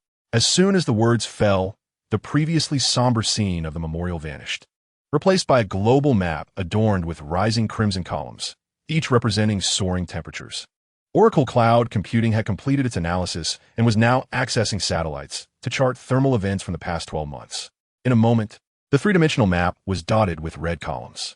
Exclude the locations previously attacked by the Mandarin, Tony instructed. Subsequently, the columns on the map swiftly diminished, leaving only a scant few behind. Tony scrutinized them one by one, assessing whether these thermal events bore any anomalies. No, he muttered, methodically dismissing each column based on his experience and memory until he halted at one particular column. That one, Tony exclaimed, pointing, prompting Jarvis to immediately retrieve the event data. Are you certain he is not responsible for this? Tony queried suspiciously. The timeline coincided with any known terrorist attacks attributed to the Mandarin. This incident involved a suicide bombing. Zoom in, Tony commanded, fixated on the data as it swiftly materialized before him. The thermal signatures were similar, all reaching 3,000 degrees Celsius, Jarvis explained. Tony's gaze flickered rapidly through the information, and an inkling of crucial intelligence began to form in his mind. Have you been to Tennessee, Jarvis? Preparing for tomorrow's flight to Tennessee, Jarvis replied. Tony stood motionless, lost in thought, contemplating something unknown, his body frozen in place. Mandarin, I will eliminate you. The following day, aboard the presidential aircraft, President Ellis appeared grim, surrounded by silent officials, all eyes fixated on a small screen. The image revealed the Mandarin, the orchestrator of recent terror attacks that had caused considerable distress among the officials. Indeed, the Mandarin had infiltrated the television signal again, broadcasting threats. Mr. President, there are 2 lessons remaining. I wish to conclude before Christmas, the Mandarin stated enigmatically on the screen. The image shifted to reveal the Mandarin alongside a trembling elderly man with white hair. Holding a firearm, the Mandarin addressed the man. This is Thomas Richard, a fine name and an exemplary worker. Thomas is an accountant for Rock's Oil Company. I am certain he is a good man. The scene shifted to the elderly man, paralyzed with fear, weeping uncontrollably. I intend to blow his head off. 30 seconds from now, I will execute him. Stay tuned for the live broadcast. The Mandarin paused, allowing the anguished cries of the elderly man to resonate clearly through the television, then pointed to a nearby telephone. You find it exhilarating, don't you? Just imagine. Americans, if your president calls me within 30 seconds, Tom will not have to die. On the aircraft, the officials wore grave expressions, remaining silent. Undoubtedly, Masterman had presented them with a formidable dilemma. Should the president capitulate to the terrorists in order to rescue Tom by making that fateful call? The credibility of the American government would undoubtedly suffer a grievous blow. Once the government yielded, the repercussions would be endless. Would it mean that any terrorist could simply seize an American, prompting the government to bow to their demands? How could they effectively combat terrorism or maintain order under such circumstances?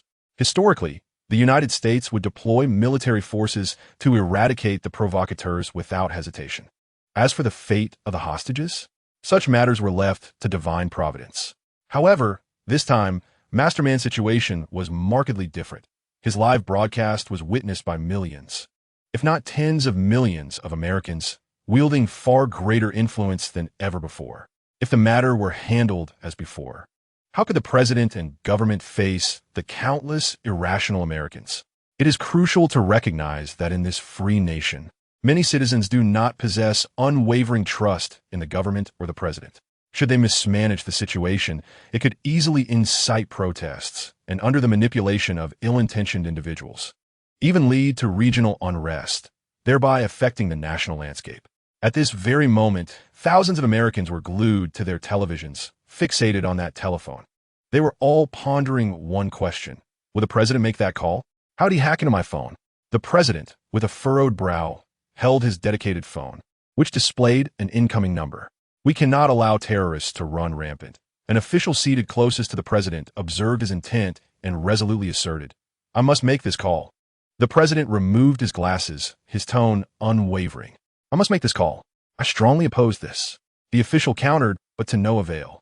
Making the call is the right course. The president stood up, his gaze fixed on the phone in the broadcast, sliding his phone to dial. The ringing sound echoed on the television screen, igniting inexplicable excitement among countless Americans. Their president had chosen to save an American. Long live America! Even the elderly Tom ceased his weeping, lifting his head in delight toward that phone. But at that moment, Masterman, who had maintained a stoic demeanor, suddenly raised his gun, aiming at the elderly Tom. No! At that instant, countless Americans roared in their hearts, unable to bear witness to the impending horror. Bang! The gun fired, and amidst the pool of blood, elderly Tom's eyes remained forever closed. In the broadcast, Masterman chillingly threatened, there is but one lesson left, President Ellis. Hurry and flee. Bid farewell to your children, for nothing, not even your military nor your circus brigade, can save you. On the airplane, the president took a deep breath, his face a mask of disbelief. We will meet again. With those final words, the terrifying visage of the villain vanished behind the emblem of the Ten Commandments gang. The president's gaze lingered vacantly for a moment before he snapped back to reality, his tone chillingly resolute as he commanded, order Rhodes to locate this madman immediately. Sir, we have traced the signal. Its source may be in Pakistan. The Iron Patriot is on standby, an officer in military attire reported from behind him. Since the last television transmission was hacked, the government had been prepared for a potential repeat of the incident, ready to counteract any further incursions. Otherwise, having learned from the previous experience, the broadcasting station could have swiftly severed all signals at the first sign of a breach. Regrettably, it seemed that the signal should have been cut off prematurely, rather than allowing it to broadcast in an attempt to trace its origin. The president was unwilling to permit the villain any more time to revel in his machinations, and he issued a directive without hesitation. Do it now. At once. Understood, sir. The officer replied, departing with the order, while the president remained rooted in place for an extended moment. He understood that countless Americans would forever remember this day, a day when millions would weep in sorrow as they watched the very nation they revered begin to crumble. Chapter 118. Utter Catastrophe. Ding-dong. The sound of the doorbell interrupted Tony's flurry of activity in the studio. Who is it? Tony, clad in Mark 42, turned to glance at the screen, which displayed a poised, long-haired beauty at the door.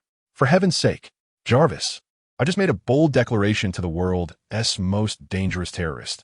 Can you not be a tad more vigilant? Complaining aloud, Tony did not remove his armor. Instead, he proceeded to the door and opened it, allowing the woman to enter. Stay right there, Tony cautioned as he approached her cautiously, raising his voice. Upon reaching her, he scrutinized her for a moment before inquiring, Madam Mask? As he spoke, his helmet retracted, revealing a face marked by confusion. You can't be Madam Mask, can you? Surely not. The woman displayed a knowing expression, chuckling lightly. You don't remember me, but I am not the least bit surprised. It's not just you. I can hardly recall what I had for breakfast. Whole grain waffles, sir, Jarvis interjected with an almost comical precision. Correct, Tony acknowledged, internally cursing under his breath. However, the woman was not interested in his banter. Her demeanor turned serious as she stated, I need to discuss something urgent with you. Let's find another place. Tony's gaze swept over her features, and he turned back towards the interior of the room, remarking, in the past, I would have seized the moment, but things have changed. I now have a formal girlfriend.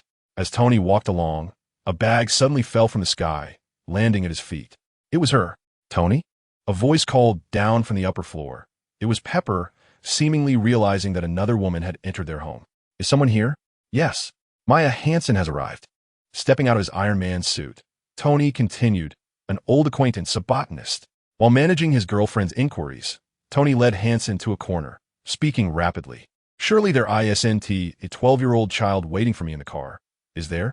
In truth, Tony recognized Hansen at first glance. Just recently, he had discussed that day with Happy. 13 years prior in Switzerland, Tony and Hansen had been drawn to each other, sharing an intellectually stimulating evening.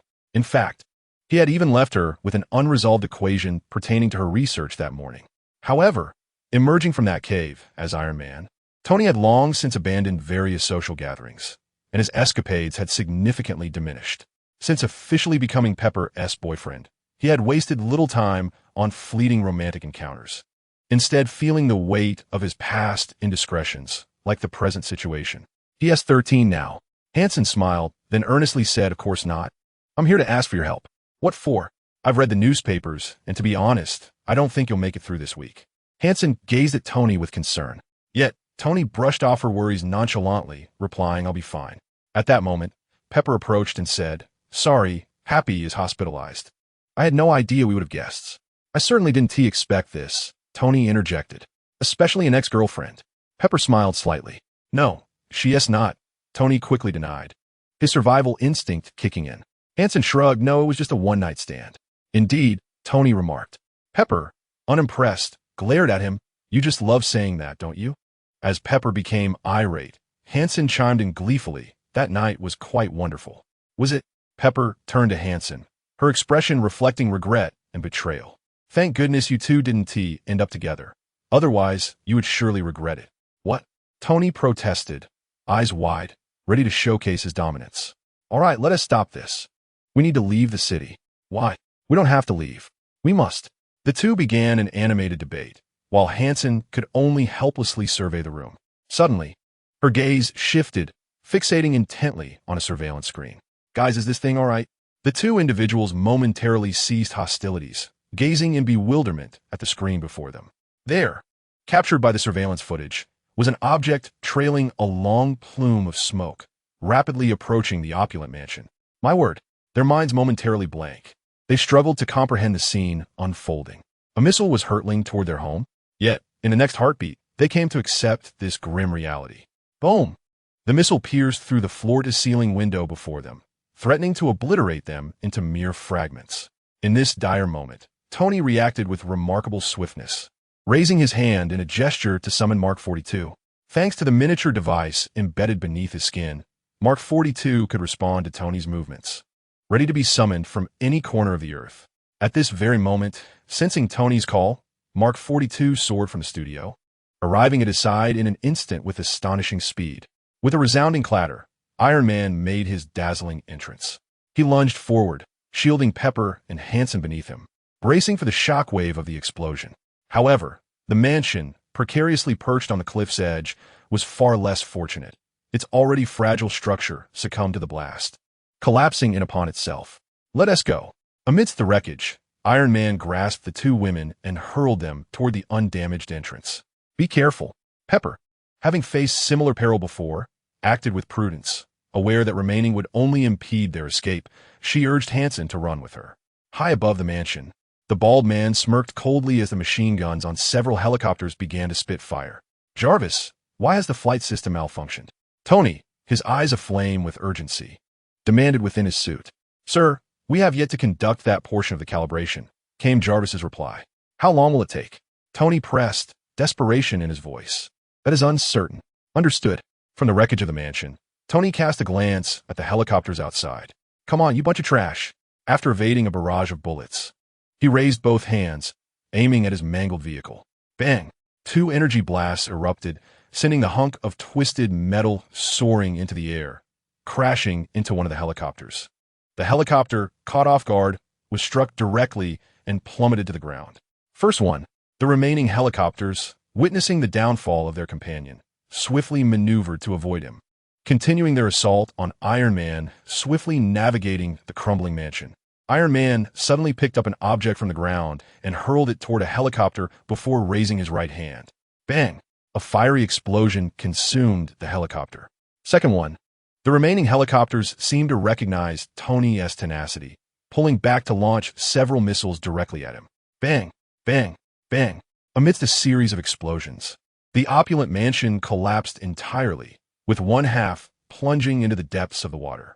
The incapacitated Iron Man found himself powerless within the debris, helplessly watching as he descended into the ocean's embrace. Heavy fragments of the structure pressed down upon him, while frigid seawater surged through the breaches of his armored suit, infiltrating his helmet. "Jarvis, cough cough," Tony gasped, gradually succumbing to suffocation, his consciousness beginning to blur. Above, several helicopters circled the surface of the sea for a brief moment before departing. "The flight system has been restored, sir. Please hold on a little longer," Jarvis stated, deftly maneuvering the right-hand component away from Tony, grasping him firmly and pulling him upwards. With the aid of the mechanized appendage, Tony extricated himself from the massive wreckage. Subsequently, the right-hand component returned to its place on Tony's body, igniting with flames from his hands and feet. Unconscious, Tony was propelled skyward by Jarvis's control, heading directly toward the previously designated flight location in Tennessee. In another part of the sky, a red, white, and blue-clad Iron Man soared at high speed. This creation, known as the Iron Patriot, was a product of War Machine's redesign by a certain company. Government officials deemed the name War Machine too violent and gory. Thus, to better resonate with the public, they introduced this more palatable superhero dressed in a patriotic color scheme. However, the outcome was unexpected, as the populace derisively remarked that it was merely War Machine donning a new coat of paint. "Is this how superheroes play with skins? Don't try to fool us," they scoffed. Despite the ongoing public derision, the Iron Patriot, as the only superhero directly controlled by the government, held significant esteem. Following the incident where the president was publicly humiliated by a certain villain, an immediate order was issued for Rhodey, the Iron Patriot, to apprehend this lunatic. At that moment, Rhodey was executing this mission, utilizing the coordinates obtained from the signal tracking to capture the oblivious antagonist. After a while, the Iron Patriot slowed his pace. Having arrived at his destination, after surveying the scene from above for some time, he dove downward, crashing through the door. "Everyone freeze," Rhodey bellowed, activating all the weapons on the Iron Patriot, aiming them at the gathered crowd. Yet, moments later, he lowered his weapons in disappointment, addressing the communication channel, "Blue Team. Unless the villain intends to attack America next while wearing budget sportswear, I believe you've miscalculated again." Before him stood no terrorists or firearms, but rather rows of sewing machines and a group of Pakistani women clad in black scarves. Clearly, The signal tracker had once again erred in its location. This is quite a common occurrence, as the pursuit and evasion inherently represent a strategic contest. It is rather improbable for them to swiftly uncover the true location of Masterman, or else he would have long been obliterated by a missile strike. Upon witnessing the vividly colored and technologically advanced Iron Man, even these women from underprivileged regions recognized their salvation, and they surged excitedly towards Rhodes and the gate behind him. Rhodes, however, remained indifferent, having previously traversed several incorrect locations, all of which were innocuous venues devoid of peril. You are free now. It appears you were not at liberty before. The Iron Patriot is at your service. He greeted each woman as they departed, until the very last one. This woman clasped Rhodes' large hand with both of hers, reluctant to release her grip. Suddenly, a red glow manifested upon the back of her hand. "Ah!" Rhodes exclaimed, feeling an intense heat radiating from his hand, turning his gaze towards the woman in anguish. Yet, his reaction was too sluggish. The searing temperature swiftly ascended along the conductive steel of his arm and head, causing him to succumb to unconsciousness and collapse to the ground. Witnessing Rhodes' fall, the woman unveiled her headscarf and remarked, "I have acquired the war machine." Chapter 119. Tony Stark is the Iron Man. Tony plummeted into Tennessee, encountering a child, prompting contemplation about what constitutes a true Iron Man. In the face of adversity, he cleverly outmaneuvered a soldier. "Sir? Sir?" The voice of Jarvis roused the slumbering Tony within the armor. With a countenance marred by scars and blood, Tony blinked open his sleepy eyes and instructed Jarvis, "All right, silence the alarm. I'm awake." Yet, the alarm grew more insistent, and Jarvis' voice chimed in, "That is not an alarm. It is a warning that the suit's energy has fallen below 5%. "What?" A wave of panic surged through Tony as he felt the suit begin to tremble due to a lack of power. "Ah!" he cried out as the suit, deprived of propulsion, plummeted from the sky. After rolling for several hundred meters and colliding with numerous trees, Iron Man finally lay supine upon the ground. Removing his helmet, Tony observed snowflakes cascading from the heavens. "It's snowing? Where are we? The north?" he inquired. "We are 5 miles outside of Rose Hill, Tennessee," came Jarvis' response. Stunned, Tony's expression morphed into bewilderment. "Why?" he questioned incredulously. "Jarvis, this was not my directive. What are we doing here? We're 1,000 miles away. I must find Pepper." His voice trailed off, as if a revelation struck him. "This was your flight plan. The destination is indeed here," Jarvis replied coldly. After a moment of silence, Tony commanded, "Open the suit. It appears I have encountered a malfunction, sir." Jarvis hesitated for a moment. "Open." The iron suit swiftly unfolded from the chest area, allowing Tony to sit up. "Ah, much lighter."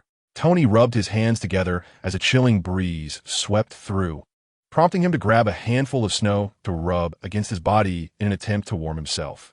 After a while, unable to withstand the cold, he muttered to himself, "I suppose I should return to the iron suit." However, Jarvis interrupted, "I must sleep now, sir." "Jarvis?" Tony called out, somewhat perplexed, but received no response. "Don't leave me behind, buddy." After sitting there for a while in the frigid wind and snow, Tony reluctantly rose, dragging the heavy iron suit towards the distant town. Upon reaching the edge of the small town, he stealthily donned a cloak from a decorative statue and left a message for Pepper in a phone booth, then continued into the town while dragging the iron suit. He did not call Pepper to pick him up, as his purpose for being there was to investigate the true identity of the Mandarin, and being missing would facilitate this task. Once he returned to New York and into the Mandarin's sight, not only could all clues be erased, but those around him would also be in peril.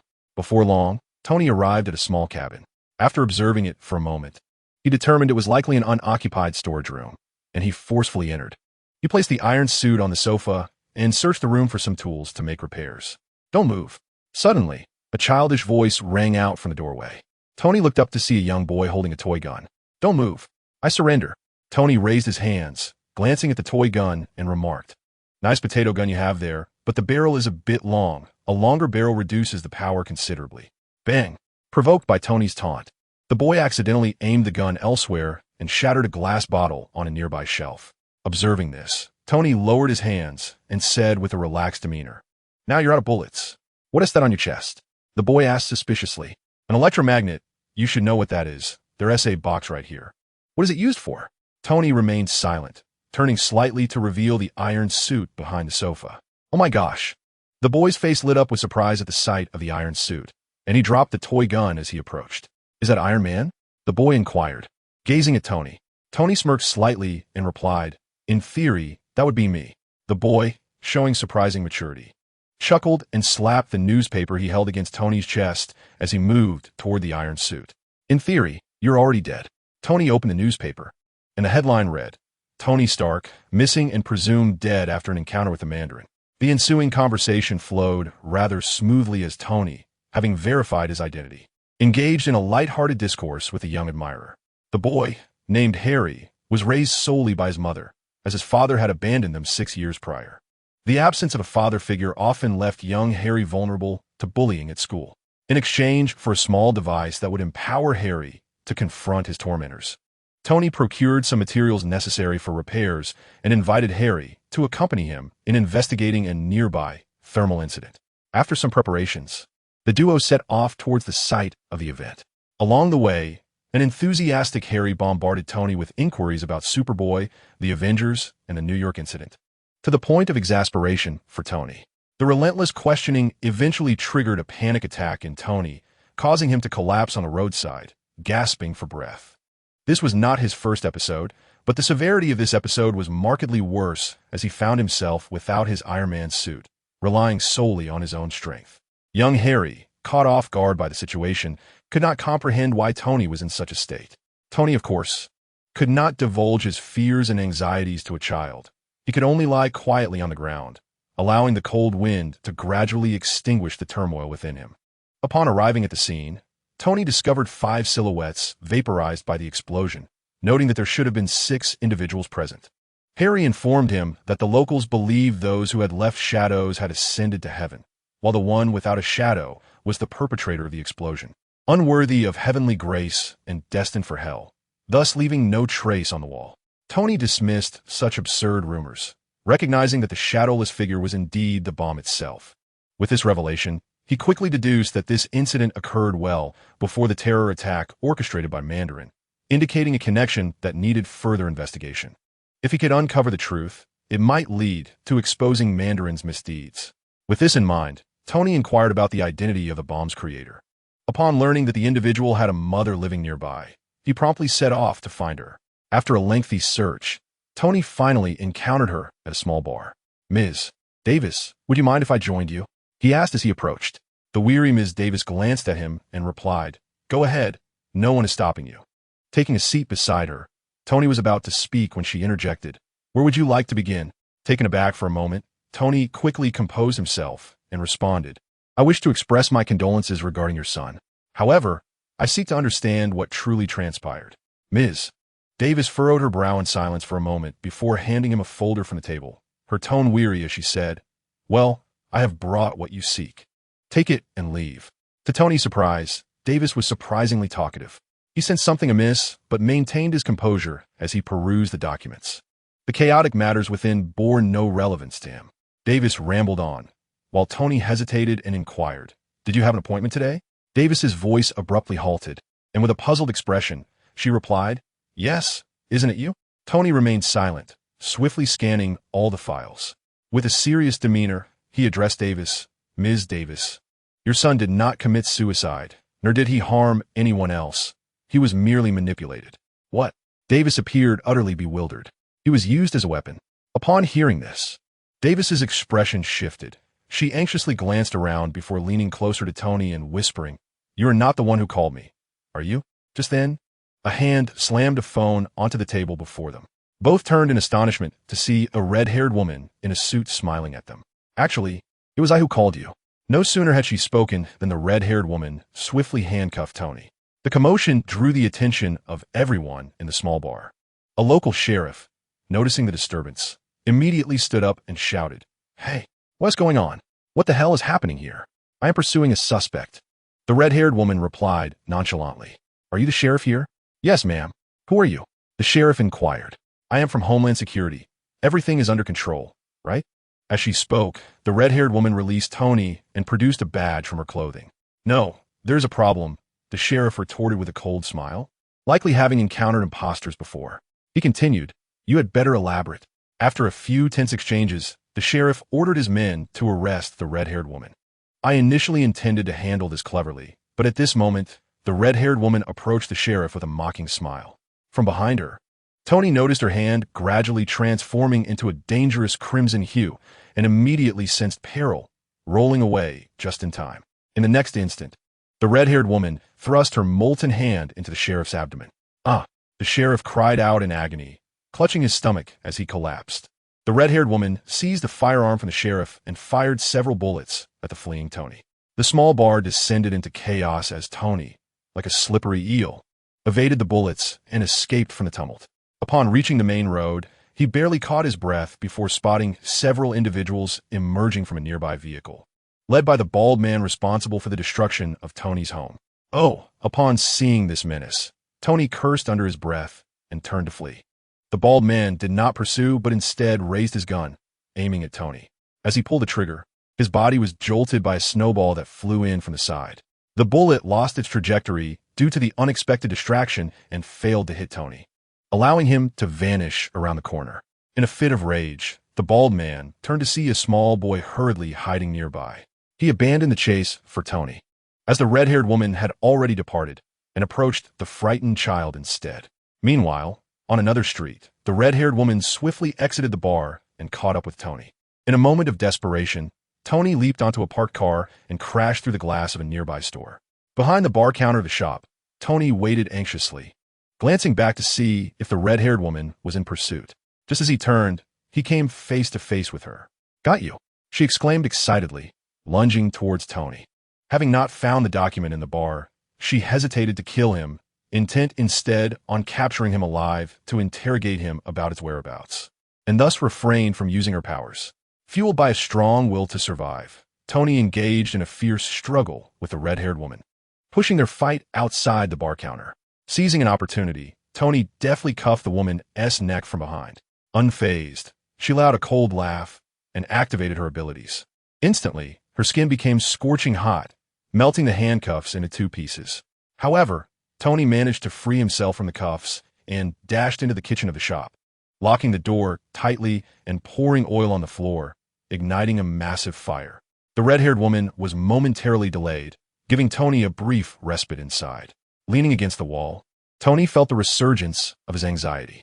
"You can do this, Tony," he*s just a minor character. He breathed heavily, softly encouraging himself. Without Jarvis and the iron suit, Tony had to rely solely on himself. Tony Stark is Iron Man, not the suit, not anything else. With this resolve, his mindset gradually stabilized. Calmly surveying the kitchen, his mind raced as he devised a winning strategy. Soon, the red-haired woman crossed the fiery barrier, a smug expression of mockery on her face as she burst through the kitchen door. "Is this all you've got? Just ridiculous tricks," she laughed arrogantly, advancing toward Tony. "You came looking for trouble. I've dealt with hotter women than you," Tony retorted with a cold smirk before suddenly opening the door behind him and sprinting outside, brandishing a steel plate. The woman sensed something amiss and sluggishly scanned her surroundings. She quickly noticed a buzzing microwave with a metal plate inside, alongside an open gas valve below. Before she could react, the microwave exploded violently, igniting the gas that filled the room and triggering an even more powerful explosion. With the iron plate bearing the brunt of the explosion, Tony strolled out of the kitchen with an air of nonchalance. Outside, suspended from the high-voltage power lines, hung a charred red-haired woman, propelled skyward by the blast.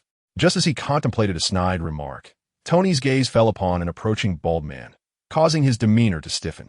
"I want that file," the bald man stated succinctly, gripping young Harry firmly. "I'm sorry, Mr. Stark," Harry mumbled, his head bowed. "It is not your fault, Harry. But do you recall the classmates who bullied you?" Tony's eyes shifted, and the astute Harry immediately grasped his intent. From his clothing, Harry extracted a small device that Tony had gifted him and pressed a button aimed at the bald man. A blinding flash erupted, momentarily disorienting the assailant. Seizing the opportunity, Harry struggled to escape, while Tony too capitalized on the moment to equip himself with an object. Moments later, the bald man regained his composure and raised a firearm towards Tony. Yet, to his astonishment, he noticed Tony also had his hands raised, seemingly pressing against something. "We clever ones always have a way to protect ourselves," Tony declared just as the device in his hand emitted a bright flash, unleashing an energy blast that felled the bald man. Discarding the searing weapon, Tony rummaged through the man's belongings and retrieved a car key, recalling the vehicle's location from memory. Just then, young Harry dashed over from the roadside. "Are you leaving? Your suit isn't ready yet. You need me. We are in sync." "No, you must return home. Keep it from your mother, and guard the suit," Tony firmly replied.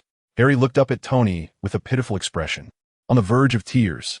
"Are you going to abandon me, just like my father?" Quite the actor, Tony chuckled, climbing into the car. "You know how I figured it out? Because we were in sync." With that, he drove away, having resolved that even without his suit, he would rely on his intellect to unravel this mystery. For it is not the iron suit that defines Iron Man, but Tony Stark himself. Chapter 120. The counterattack in progress. After driving several kilometers, Tony halted on the roadside and meticulously began to sift through the documents. As he perused the materials repeatedly, a familiar name suddenly caught his attention, prominently displayed at the top of the file, representing a particular organization. Just recently, he had encountered this name in a dossier on Killian that Happy had prompted him to examine. Moreover, Tony recalled that the modifications to War Machine had also been handled by this think tank. 13 years ago, on that fateful night, Tony had casually declined Killian's invitation to join, leaving him on the rooftop overnight while he indulged in a night of revelry with Hansen.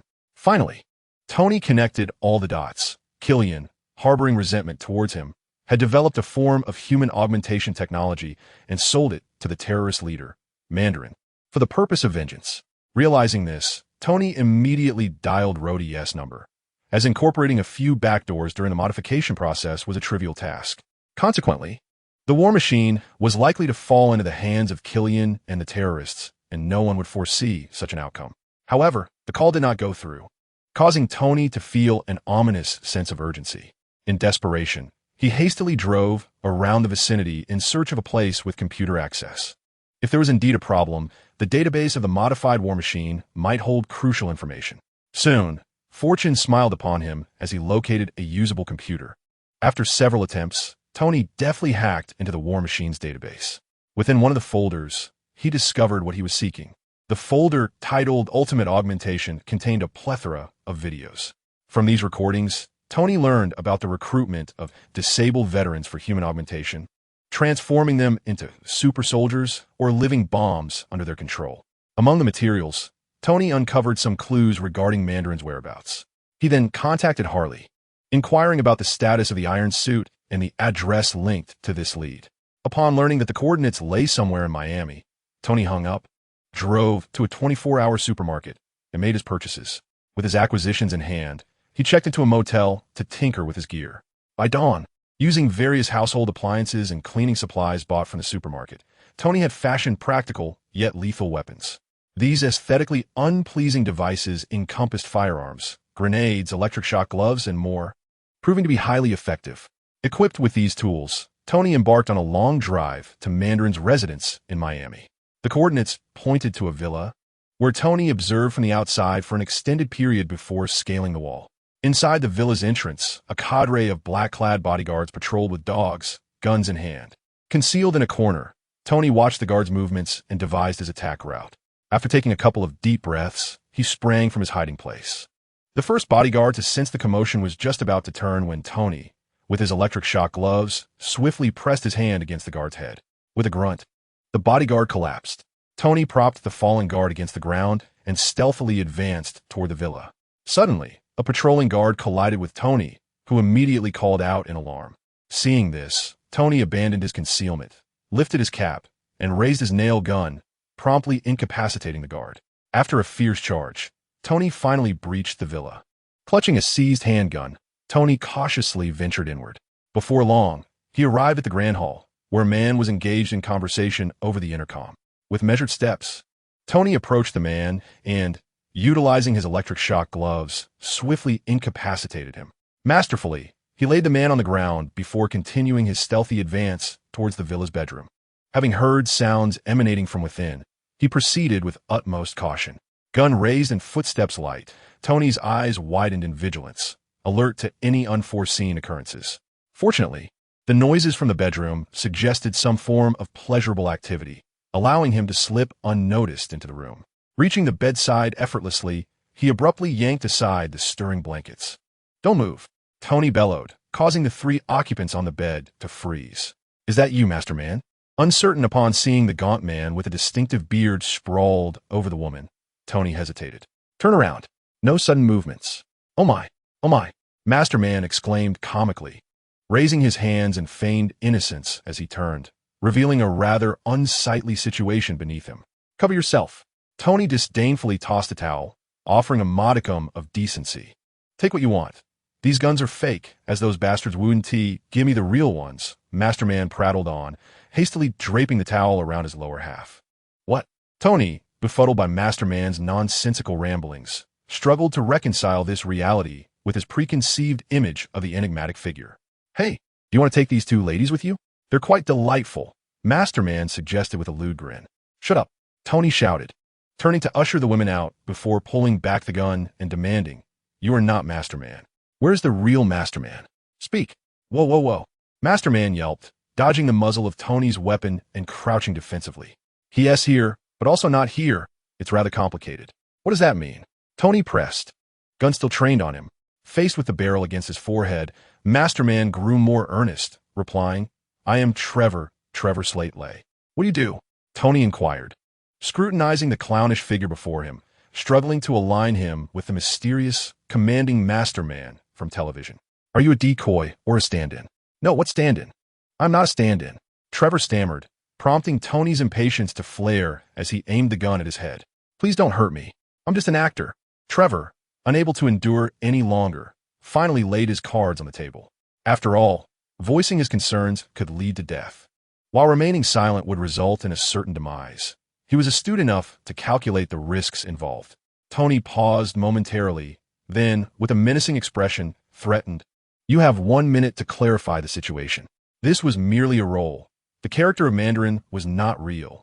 Trevor gestured animatedly, attempting to ensure that Tony grasped the essence of his words. Trevor elongated his tone, his gaze drifting as he began to reminisce. "I enjoyed indulging in certain substances, and then I committed some misdeeds." As he spoke, he nodded affirmatively, as if reassuring himself that his memories remained intact despite his indulgences. "Yes, I engaged in some dubious activities in public." "And then?" Tony interjected. "Then they found me and informed me about this role. They knew I had an addiction." "So, they aim to assist you in overcoming your vice?" Trevor, grinning foolishly, replied, "They said they would provide me with more." Tony was rendered speechless. "They bestowed upon me many gifts, like this palace, and even facilitated my transformation. They simply provided me with things." As he spoke, Trevor's voice dwindled, and with eyes closed, he unexpectedly emitted a soft snore. "Are you asleep?" At this moment, Tony struggled to restrain his fingers, tempted to end the life of this peculiar individual with a gunshot. He could guarantee that the eccentricity of this unusual actor would rank among the most peculiar he had ever encountered. "Hey, wake up!" Frustrated, Tony resorted to kicking Trevor. "No." Trevor jolted awake, feigning nonchalance as he continued.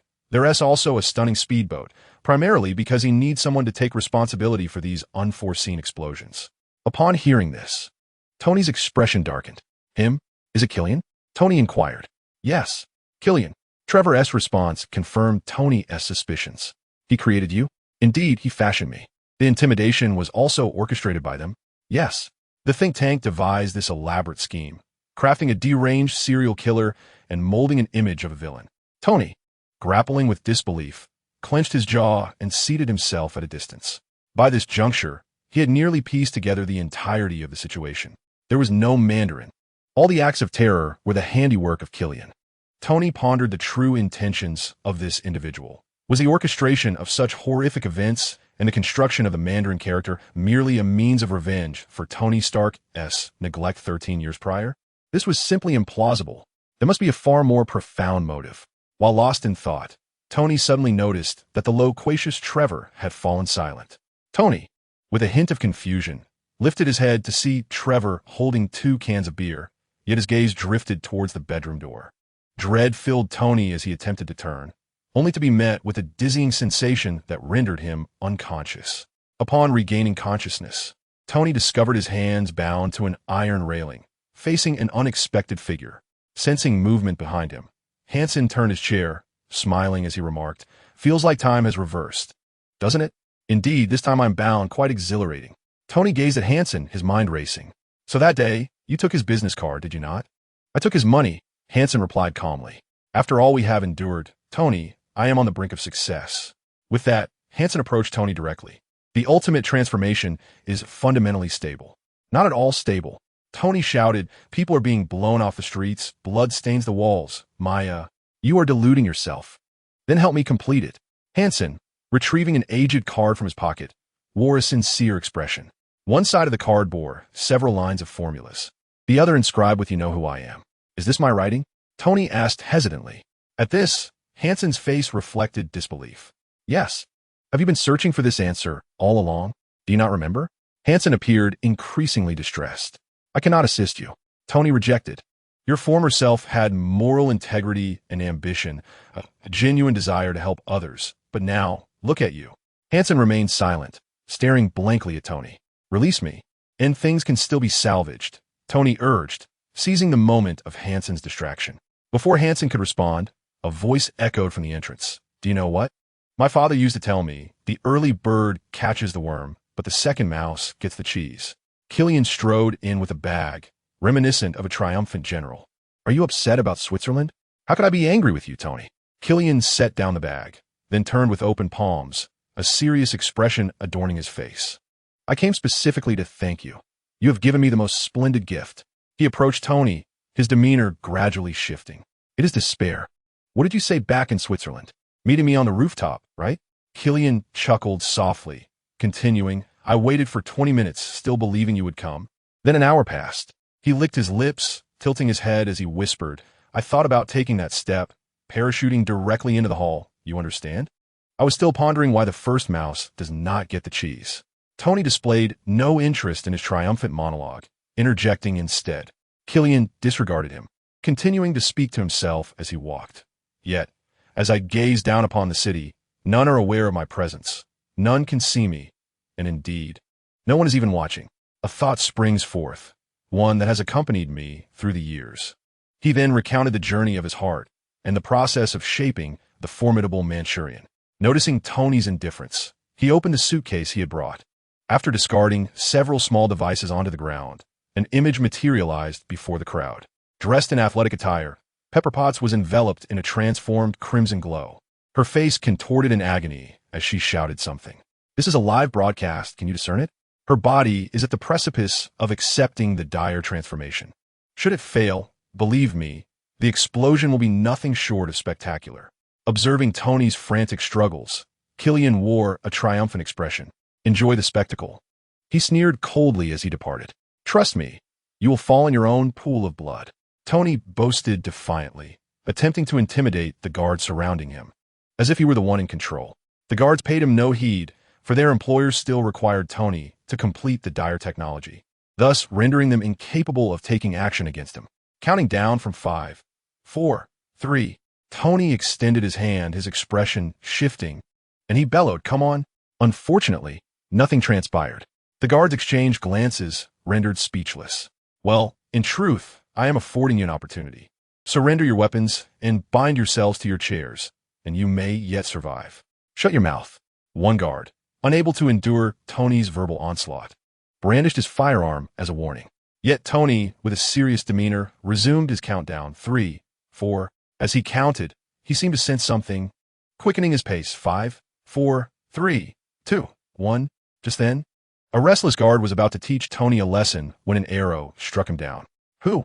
The remaining guards anxiously turned towards the direction of the arrow, only to suddenly spot a burly figure in uniform racing towards them. This individual moved with incredible speed and strength, taking down the guards in mere moments. "Captain?" Tony gazed at the newcomer with a mix of surprise and delight. "Tony," the captain said, picking up the shield he had thrown earlier, his expression grave. "The president has been kidnapped." In a grand, antiquated palace, a man adorned in old noble attire sat upon a dragon-carved throne, gazing down at those below him. "My lord, shall we punish those who have tarnished your illustrious name?" "No." The man's voice echoed ominously, more fearsome than that of the Manchurian. "I shall personally descend and inform the world that their king has returned. As he spoke, he rose abruptly, the 10 rings on his hands gleaming with an enigmatic light. Chapter 121. Counterattack. After Captain America set Tony down, Hawkeye entered the scene. The duo had only mobilized upon learning of Tony's disappearance, and while obtaining Tony's location through Happy, they discovered that the president had been abducted by War Machine. This revelation only solidified their resolve to engage in the mission, as it was evident that the government had failed, even extending an invitation for action to them. Utilizing the miniature transponder on Tony, they pinpointed his whereabouts and promptly boarded a helicopter. Upon rescuing Tony, the trio, along with Rhodey, apprehended the still-present Mandarin for interrogation, thereby unraveling the intricate web of events. Everything traced back to that fateful night in Switzerland 13 years prior. On that night, Tony inadvertently birthed a demon. In his desire to please Hansen, he had compelled Killian to endure a night of cold winds on a rooftop, catalyzing his descent into darkness. Following a night of revelry, he had inscribed a formula pertaining to her research, ultimately falling into Killian's hands, which became the genesis of the modification technology. Now, wielding this formidable technology, Killian commanded an army of desperate soldiers, poised to eliminate the president and install the vice president, whom he had bribed, into power, thereby seizing control of the most potent nation in the world and aligning with the notorious terrorist leader, the Mandarin. The time to act against the president was tonight, aboard a colossal vessel, with speculations that the execution would be live-streamed by the Mandarin.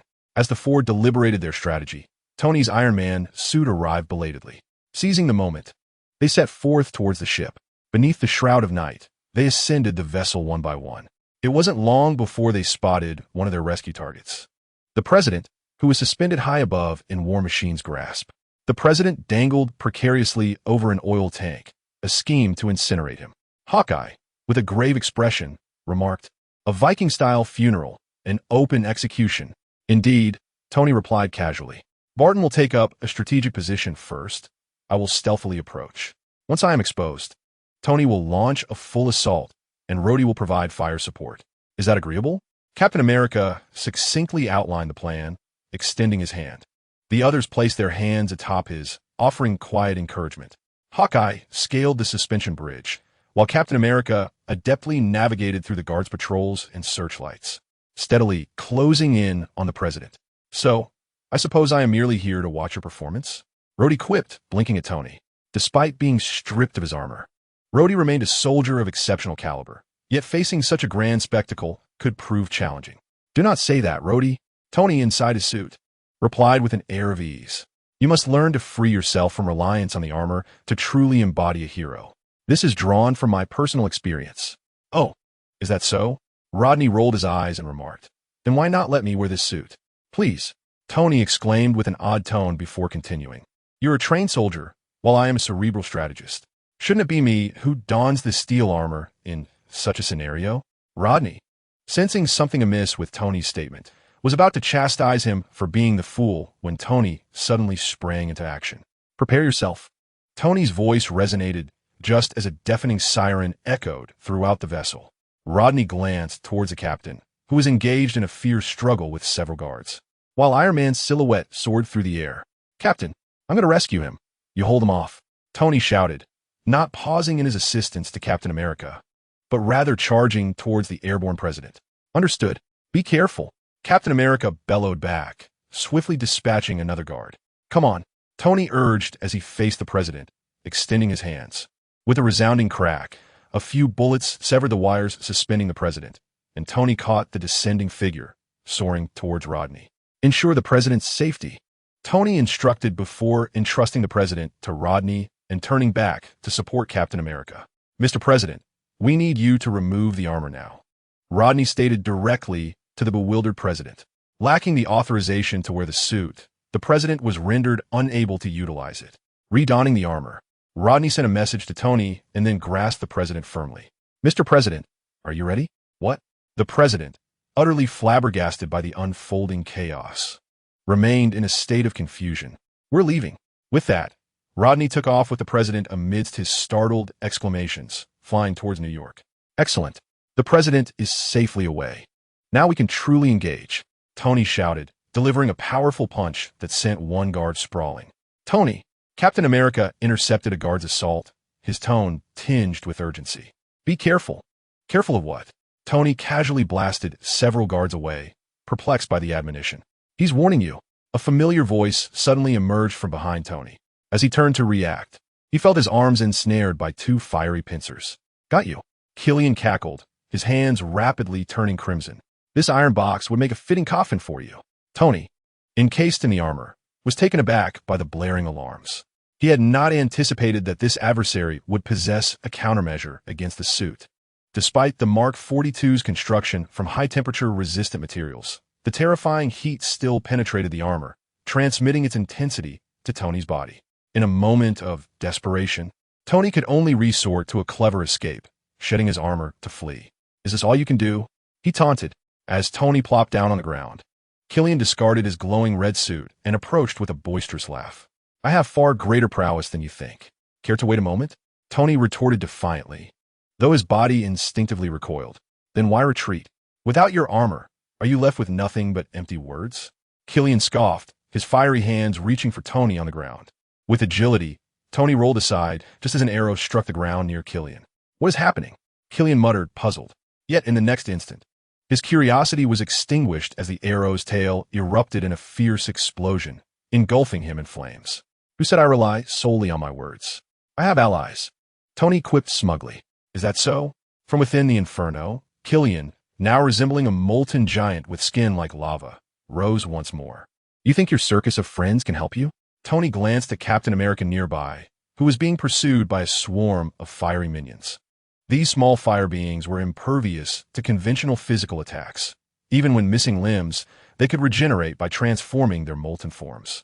Captain America's strikes barely inflicted any significant damage, while the minions exuded an intimidating heat that made even him retreat hastily. As for Hawkeye, he remained expertly concealed, evading detection by both the minions and Tony.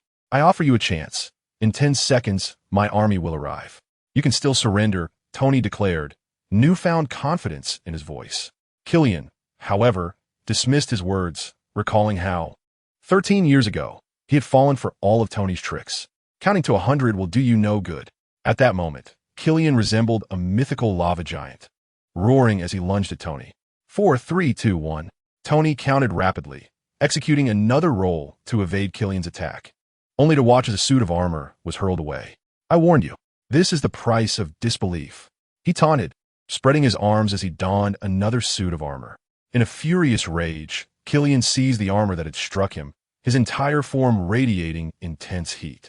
Within mere seconds, he obliterated the suit, but in doing so, the ship's deck beneath him melted, causing him to plummet.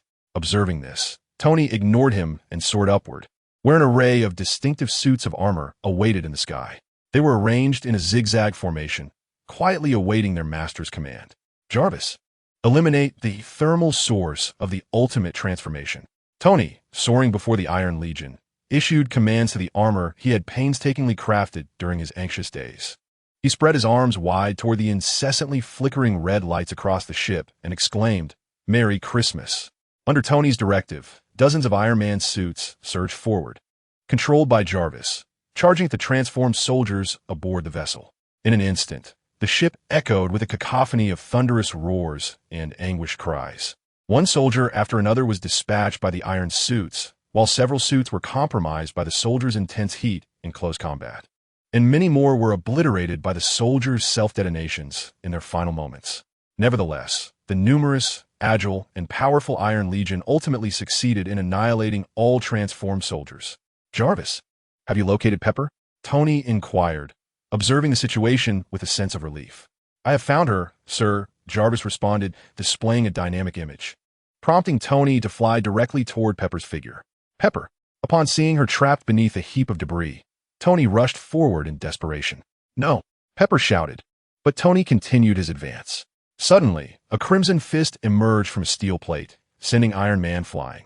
The steel plate was pried apart by two molten hands, revealing Killian stepping forth. Keep running.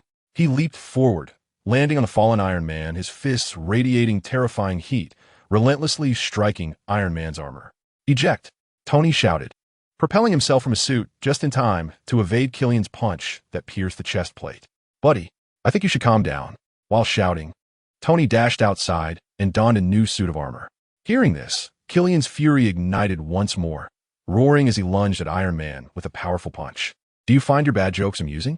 The armor could not withstand the intense heat, swiftly disintegrating under the searing blows. No, my mistake, Tony yelled, escaping from the suit once again. Quick, give me an iron suit, Jarvis.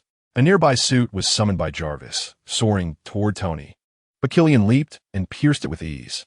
The suit and Killian plummeted to the ground, leaving Tony's expression grim. Let me see what other tricks you have. Killian sneered, charging forward with great fervor. A shield flew in from a distance, knocking Killian down. Can you melt my shield? Captain America emerged from his side, seizing the shield and striking fiercely at Killian. Killian let out a furious roar, his entire being igniting with an intensity that caused the already terrifying temperature around him to rise several degrees. Everything before the onlookers began to twist and distort. Grasping his shield, his palm reached the zenith of the temperature he could generate, yet the adamantium alloy shield remained utterly unchanged. The shield held firm, but its wielder could not endure. With a muffled grunt, Captain America relinquished the shield and retreated. I shall annihilate you all. Suddenly, an arrow shot through the air, but Killian, sensing its approach, swiftly grasped it. The slender shaft was reduced to charred remains in his hands as he sneered. What trick is this? Boom! A low rumble echoed, accompanied by a blinding flash of white light that left Killian dazed. You, he cried, flailing his arms like a blind man grasping at the air before him, his countenance frenzied. I will turn you to ash. Next time, Tony remarked nonchalantly from a distance, as a specially designed suit of armor stealthily approached Killian from behind. The suit spread its arms wide, splitting down the middle, and enveloped Killian within its embrace. What are you doing? Killian exclaimed in panic, realizing that he could not easily melt through the suit. Let me go, he bellowed, only to have the helmet component of the armor silence him. Jarvis, help me blow him up, Tony commanded, his expression impassive after ensuring Pepper was safe. Understood, sir. The group exchanged glances before swiftly making their exit. Boom! A violent explosion obliterated the control room of the ship, leaving even those who had taken cover shaken. Tony, can I revert back? Pepper asked despairingly, having come to terms with her transformation. Absolutely, Tony replied with confidence, knowing that the formula was merely the product of a few hours of contemplation. Given enough time, he could surely unravel the entire equation. Trust me. At that moment, Jarvis' voice interrupted. Sir, I must remind you, there was no need for further words, as everyone had already noticed the staggering figure approaching them through the inferno. No need for disguises any longer. You claim to seek the Mandarin, and here he stands before you, he proclaimed, his voice growing ever more fervent until he bellowed. I am the Mandarin. Suddenly, the flames engulfing Killian extinguished, leaving him ashen and cold, collapsing heavily to the ground like a torch doused with water. The force that quelled this explosive blaze was a handful of pure, crystalline water, seemingly unaffected by gravity, flowing freely through the air. Those who dare to invoke my name shall perish. An ancient, distant voice spoke in a language incomprehensible to the masses. They all turned to gaze at the source of the voice, where, not far above, stood a robust man clad in peculiar ancient attire, his countenance marked by displeasure. Adorning his 10 fingers were an array of rings, each radiating a divine brilliance. Chapter 122. Submit or perish, is this your friend? Amidst the silence, Pepper inquired with curiosity. No, Captain America shook his head, his eyes fixated on the rings worn by this peculiar individual. Tony, do you comprehend what he just uttered? Was it ancient Chinese, Jarvis? Tony asked, uncertainty evident in his tone. Sir, the gentleman's language is indeed an archaic form of Chinese, meaning, those who dare impersonate me shall face death, Jarvis elucidated. Ancient Chinese, Tony mused, suddenly realizing the gravity of the situation. He queried, why do you refer to him as sir? Because, Jarvis elongated his tone unusually, presenting Tony with an image. According to historical records, he is the true Manchu Lord. The true Manchu Lord? What does that mean? ISNT, the Manchu Lord, a fictional character? Upon hearing Jarvis's explanation, Tony's pupils widened in disbelief. Perhaps he was sir, but as it stands, the Manchu Lord indeed exists. This particular individual may be of mixed Mongolian and British descent, having self-taught various mystical arts, and possesses 10 rings imbued with boundless mysterious powers, which have instigated numerous wars, tracing back to before the Middle Ages. Jarvis swiftly recounted the details, leaving Tony momentarily dizzy. The Middle Ages? Does that imply he has lived for 1 or 2,000 years? Despite his emotional reluctance to accept the notion that this man, who appeared to be in his 40s or 50s, could have lived for centuries, reason dictated that this could very well be true. After all, he had a divine ally who had lived for over 1,000 years and still retained a childlike demeanor. What does he intend to do now? Jarvis's voice resonated loudly, ensuring those nearby could hear. After grasping the origins of the Manchu Lord, Captain America was the first to inquire. Before Jarvis could respond, the Manchu Lord interjected. Now that you are aware of my identity, there is no need for further elaboration. With a gentle wave of his hand, the ring on his right thumb shimmered brilliantly. As the ring gleamed, a handful of clear water suddenly transformed into vapor, dissipating into the air. Submit or perish. As his words echoed, the crowd felt their limbs grow as heavy as lead. Both Pepper and Hawkeye collapsed under the burden, while Captain America gritted his teeth to endure, and Tony strained to remain upright. Gravity? Tony's expression soured. And was that transformation of the water a demonstration of those rings' powers? Contemplating this, Tony directed his gaze toward the airborne legion of armored suits. Jarvis, please prepare a Christmas gift for this esteemed gentleman. Certainly, sir. Under Jarvis's guidance, the Iron Legion, which had just completed its cleaning task, began to soar towards the distinguished figure in the air. Meanwhile, the long-haired gentleman, with an air of intrigue, observed Tony summoned the Iron Legion without any intention of intervening. Let me witness the current advancements in technology, he murmured, extending his left hand towards the encroaching army of Iron Men. Instantly, 3 rings upon his hand unleashed flames, lightning, and frost, each manifesting distinct elemental assaults that struck a substantial number of Iron Men. The flames and lightning intertwined, triggering violent explosions that obliterated the seemingly indestructible suits. The frost, in turn, froze the swiftly moving armors into icy sculptures that plummeted to the ground. Even the various projectiles launched by the Iron Men were ensnared in this elemental barrage and failed to reach the gentleman. Amidst this overwhelming display of nature's might, the gentleman remained composed as he annihilated the entire legion. Lowering his left hand, he disdainfully remarked, "Is this the extent of your prowess? There seems to be little progress." With a flick of his fingers, he directed his gaze towards the individuals on the ground and taunted, "I hear you're a team of superheroes? Is this all you can muster?" His expression gradually turned icy, a surge of lethal intent brewing within him. After some engagement, he concluded that the legendary Avengers were merely a ragtag group, far less formidable than his subordinates had suggested. The gentleman had made up his mind. Should they refuse to submit, he would unleash a thunderous wrath upon them to prevent future complications. State your decision. Freedom or death? Freedom or death? Tony scoffed. You can't possibly believe you hold any significant power. Facing the gentleman's oppressive gaze, Tony's bloodied visage, marred by battle, twisted into a fierce defiance. For an American who champions freedom, submission to another is no trivial matter, especially not for someone as proud as Tony Stark. He had refused to assist Killian, even when threatened with the lives of Pepper and himself. What chance did this ancient figure stand? Freedom and life? I, Tony Stark, demand both, he declared passionately. Jarvis, give me something substantial. Understood, sir. Instantly, Mark 42 revved into action, propelled by formidable power, allowing Iron Man to break free from the gravitational constraints and launch a punch towards the gentleman in the air. Oof. The gentleman's expression darkened as he witnessed Tony's defiance. With a mere flick of his right hand, he summoned the golden ring on his 4th finger, which shimmered and emitted an inconspicuous beam of light. This is bad. Upon witnessing the astonishingly swift beam of light, Tony instinctively maneuvered the Iron Man's suit to evade. A sharp slicing sound echoed as the beam struck, severing half of the suit's arm as effortlessly as a knife slicing through tofu. Glancing sideways, he observed the fallen piece of his arm. The cut on the suit polished to a mirror finish, sending a chill down his spine. Had he failed to dodge, he would have been cleaved in two. Fortunately, after narrowly escaping that deadly ray, Iron Man charged towards the villain, who seemed to have run out of time to unleash another shot. Now was the moment. Tony bellowed, and the suit erupted in a blaze of flames, channeling all its might into a devastating punch aimed squarely at that loathsome, grotesque visage.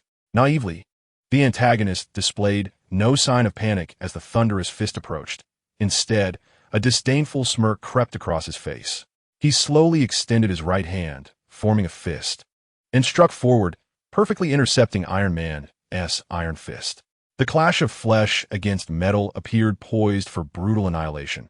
Yet at the point of contact, a ring adorned with crimson stars emanated a formidable force. This overwhelming energy thwarted Iron Man's advance, causing his entire body to regress. What was this? A magician?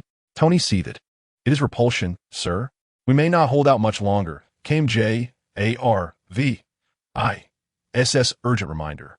After a few moments of resistance, Iron Man could no longer withstand the overwhelming repulsive force and began to retreat. The villain, exuding arrogance, proclaimed, "Your skills are still a millennium or two behind. Is that so?" Tony scoffed as he felt the suit's retreat accelerate. Two miniature missiles swiftly launched from Iron Man's shoulders, evading the repulsive field, and struck near the villain. Boom! Flames engulfed the villain, and Iron Man sensed the oppressive force dissipate. Even the onlookers felt a lightness, free from the bonds of gravity. Had they succeeded? Tony cast a perplexed glance at the villain, doubting that this would be sufficient to vanquish such a formidable foe. Amidst the thick smoke, a sudden whirlwind materialized, dispersing the chaos. In the eye of the storm, the villain's face contorted with fury as he extended both hands, fingers straightened, and the colorful rings gleamed in unison. Sensing the impending doom, Tony instantly shouted, "Pepper, run!" In response, all weapons on Iron Man activated. Miniature missiles whistled through the air, bullets rained down, and energy cannons fired relentlessly at the villain. Yet, none of these assaults managed to strike their target. Before Master Man, a pitch-black space continuously eroded the surrounding light, and Tony's various attacks seemed to vanish into it, akin to a cow sinking into the sea, without a single sound echoing back. Was this a micro-black hole? The mere sight of such a phenomenon nearly drove Tony to the brink of madness. Although he had not delved deeply into astrophysics, he was well aware of the terrifying nature of black holes. They are entities formed from the obliteration of stars, possessing an almost infinitely small volume, yet an almost infinitely large mass and density, with an inexorable gravitational pull so powerful that even light cannot escape its grasp. Considering Master Man's ability to manipulate both gravity and repulsion, Tony pondered if he might, perhaps, be able to create a black hole himself. However, he soon dismissed this notion for a straightforward reason. If he could indeed conjure a black hole, the Avengers would be the least of his concerns. Even Earth itself would be at risk. He surmised that Master Man's intentions likely did not lie in world destruction, but rather in wielding powers akin to those of a black hole. A sense of despair washed over Tony. Yet in the next heartbeat, an even more overwhelming despair enveloped him. As the 10 rings on Master Man's hands began to glow in succession, torrents of fearsome attacks were unleashed. Flames, lightning, storms, frost, and rays. The very fabric of the world underwent violent transformations under these abilities, as storms and lightning raged while the seas surged. At the center of it all stood Master Man, his long hair swirling like a deity of chaos. How could this individual possess even more powers than Lin? Iron Man struggled to evade the onslaught of attacks, when suddenly he felt a heavy weight upon him. Oh no! Master Man's abilities had been imposed upon Iron Man, drastically reducing his speed, and a flurry of terrifying attacks swiftly closed in on him. Faced with this tempest of lightning, fire, and ice, Tony's eyes widened in despair as countless images flickered through his mind like a revolving lantern, finally settling upon one person. Pepper, I'm sorry. I couldn't provide you with the life you desired after all. With a heart full of regret, he shut his eyes. 1 second, 2 seconds, Tony abruptly opened his eyes, his face alight with astonishment. Hey, what do you plan to do to thank me? The figure before Tony turned, playfully teasing him with an air of arrogance. You wish. The most I will do is refrain from pursuing those ridiculous words you once spoke to me. Tony replied with a hearty laugh. The mood of everyone present naturally relaxed upon seeing this figure. This was all because he was the super kid, Lin. Chapter 123. What rings does a man wear? The newcomer was none other than Lin Qi. who had vanished for over 200 days and was transported to Earth through the divine means of the Luo Tian immortal clan. In truth, Lin Qi had been on Earth for some time, having roamed the cosmos, utilizing the space gem to familiarize himself with the surrounding universe prior to the emergence of Masterman. Until Lynch's psychic energy discovered the enigmatic Masterman, he utilized the space gem to return. Concerning this supervillain, who had not made a formal appearance in the film, Lynch found it challenging to ascertain his true nature. In the comics, Masterman is Iron Man's arch-nemesis, born in a small village during the Republic era, with a mother of British nobility and a Mongolian father. Hence he claims descent from Genghis Khan. In his youth, he underwent martial arts training and expanded his family's wealth to a staggering level, only to lose everything due to the ravages of war. By chance, he stumbled upon a crashed alien spacecraft in the Ghost Valley caves of northwest China, where he discovered 10 magical rings within the wreckage and learned a wealth of advanced scientific and magical knowledge aboard the ship, subsequently forging his own army with the rings. The power of the rings granted him immortality and eternal youth. In the cinematic universe, a Marvel short titled Long Live the King features an agent affiliated with Masterman infiltrating a prison to extract Trevor, the actor portraying Masterman, revealing that the true Masterman wishes to meet him. According to the agent, Masterman's name has been renowned for ages, even echoing through the medieval period. Thus, it is evident that the Masterman of the movie universe may trace back to an even earlier era, with his powers remaining unpredictable. However, all of this was inconsequential to Lynch. At that moment, under the sweep of Lynch's psychic energy, an array of peculiar abilities retreated, clearing a substantial space around him. Turning, Lynch smiled at the astonished Masterman and remarked, "So you are Masterman?" Lynch's articulate Beijing dialect elicited a hint of confusion from Masterman. "A Huaxiao person? Who exactly are you?" Masterman, retracting his ring powers, stepped back and queried, "As fellow Huaxiao people, we should assist one another." "Don't be absurd," Lynch scoffed, a look of disdain crossing his face. "If we follow your logic, I might as well say we are all Earthlings. Bazidas y ema bona fide traballe. In that case, one would find no kindred spirits throughout the universe. Do not retreat any further. Stand up straight." With that, Lynch's gaze and psychic energy locked on a Masterman. As Masterman prepared to slip away, he suddenly froze, an inexplicable dread rising within him. Having lived countless days and grown wise with age, Masterman promptly abandoned any reckless notions, bracing himself to respond. "I do not understand what you mean by standing up straight." "You do not understand?"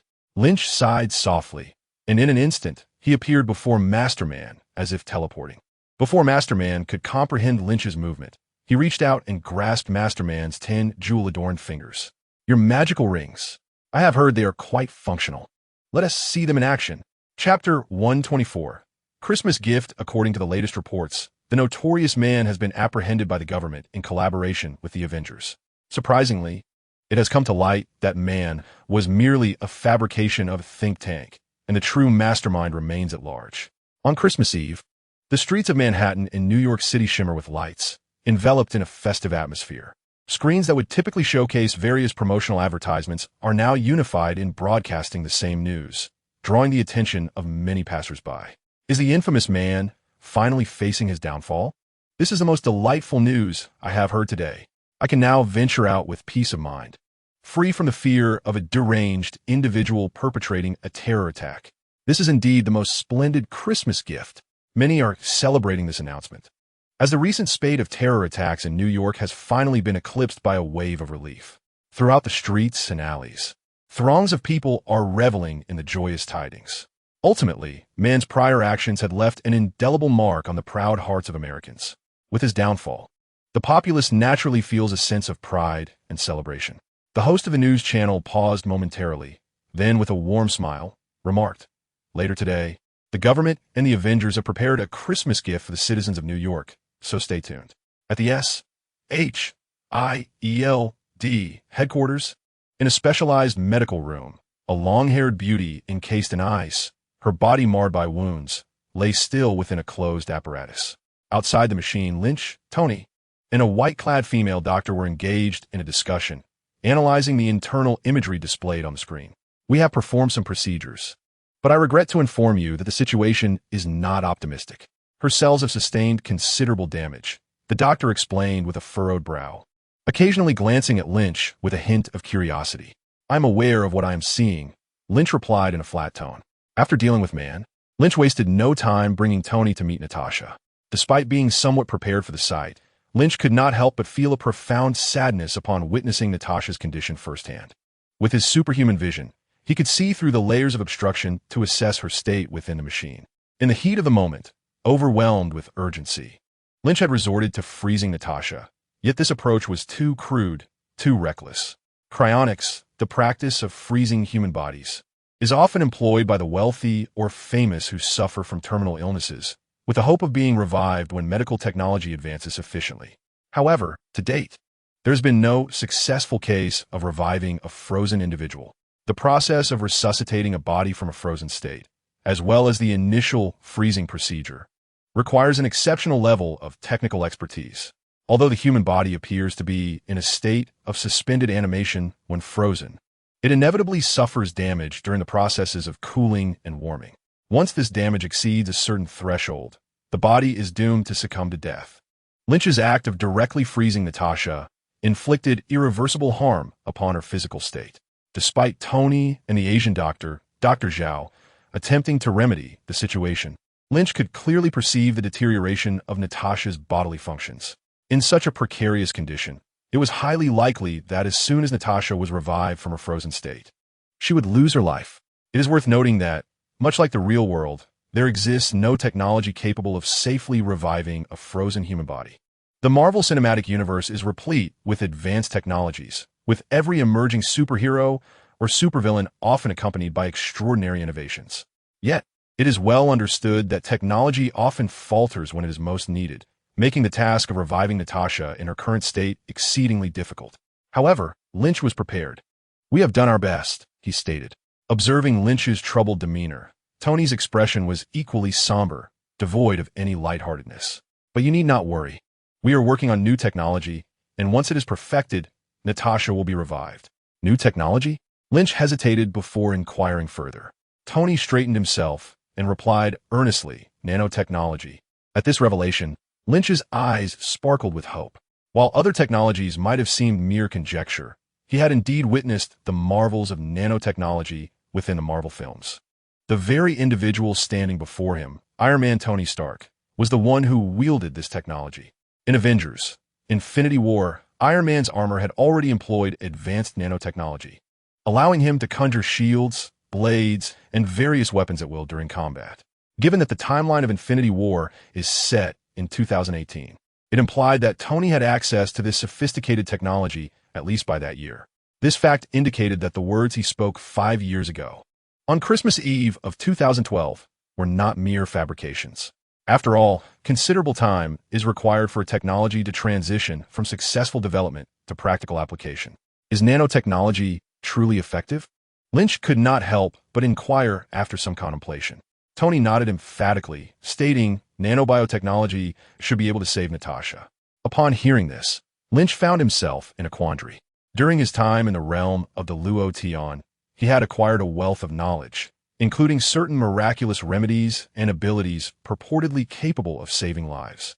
Yet, having discerned the true nature of these entities, Lynch harbored deep doubts regarding their efficacy and whether they could genuinely save Natasha. In his eyes, the celestial beings of the great Luo heaven were merely a group of long-lived, uniquely gifted superhumans, bearing little resemblance to the true deities of Chinese legend. Had they been genuine immortals of the highest order, Lin Qi would have undoubtedly employed any means necessary to save Natasha. Yet, once the decision to act was made, there was no turning back. Failure would mean watching Natasha perish helplessly. Although Natasha had undergone injections of a serum akin to that of super soldiers, she remained within the realm of ordinary humanity, unable to withstand such torment. Should he await a breakthrough in Tony's nanotechnology or gamble on a risky endeavor? After a brief contemplation, Lin Qi reached his conclusion. He turned to Tony with a grave expression, stating, "Tony, to be honest, I have considered various methods, but all are fraught with peril. I trust you." "I understand," Tony replied with a light chuckle, placing a reassuring hand on Lin Qi's shoulder. "Leave it to me. I will bring her back." At that moment, a brief chime echoed through the air. "Mr. Stark, Dr. Zhao Hailuan said, silencing her timer as she approached Tony. The scheduled time has arrived. Do you still stand by your choice? Yes, Tony replied, turning with a smile that radiated relief. Why not?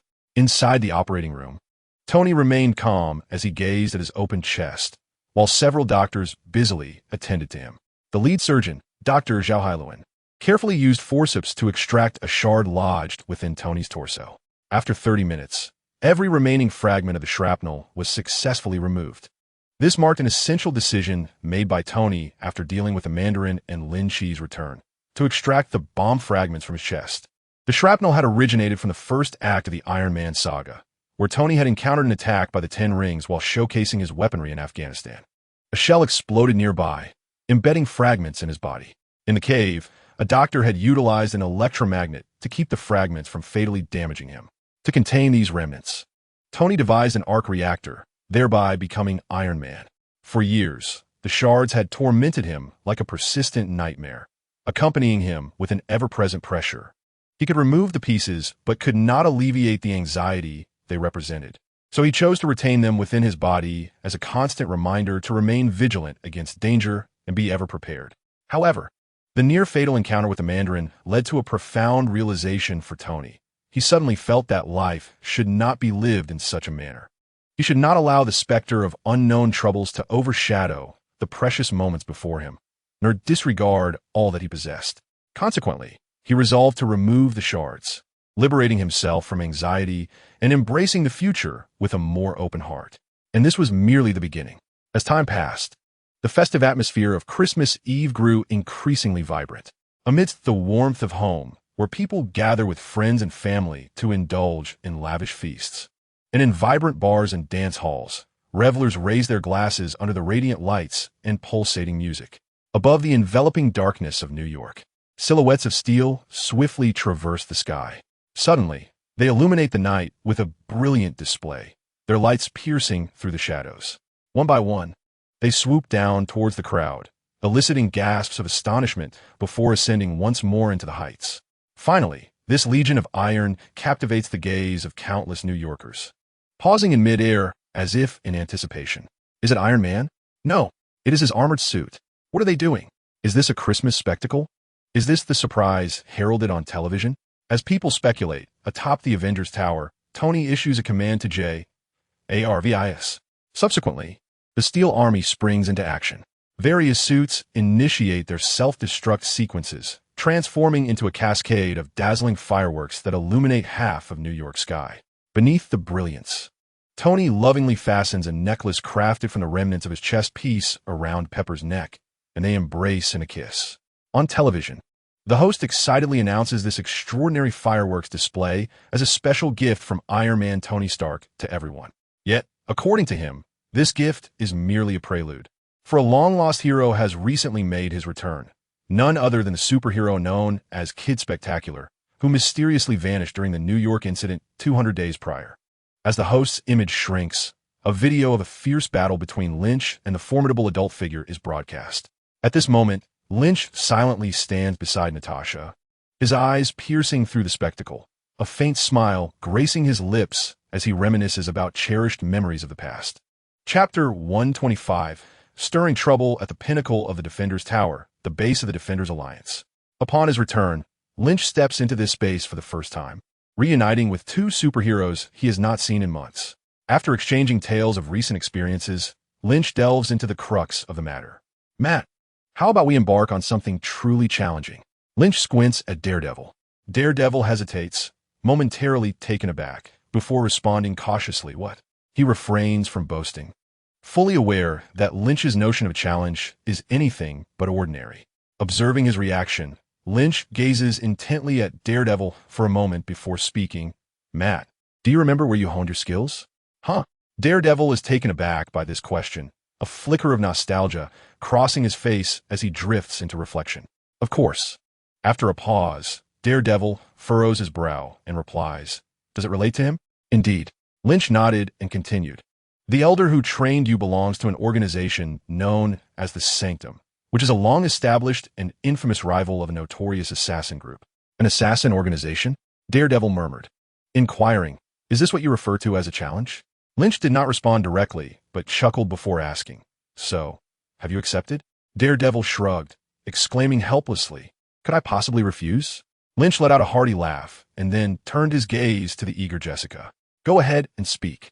Dealing with gangsters and thieves daily has become exceedingly dull," Jessica remarked while cracking her knuckles.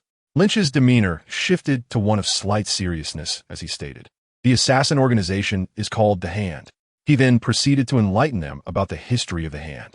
In the Marvel Cinematic Universe, the Hand is an evil assassin organization founded by 5 individuals: Alexandra, Madame Gao, Bakuto, Sowand, and Murakami, who were expelled from Kunlun. In the series The Defenders and Daredevil, they wreak havoc in New York in pursuit of the so-called Dragon Bones to prolong their lives. Their adversaries include the honorable Japanese ninja organization, the Sanctum, along with superheroes like Daredevil and Iron Fist. Choosing to confront the Hand was a new strategy that Lynch arrived at after careful deliberation. This plan was linked to his understanding of justice points, which he solidified after dispatching Wilson Fisk. Following Fisk's demise, Lynch discovered that he had accrued nearly 10 million justice points, nearly rivaling his gains from the Battle of New York.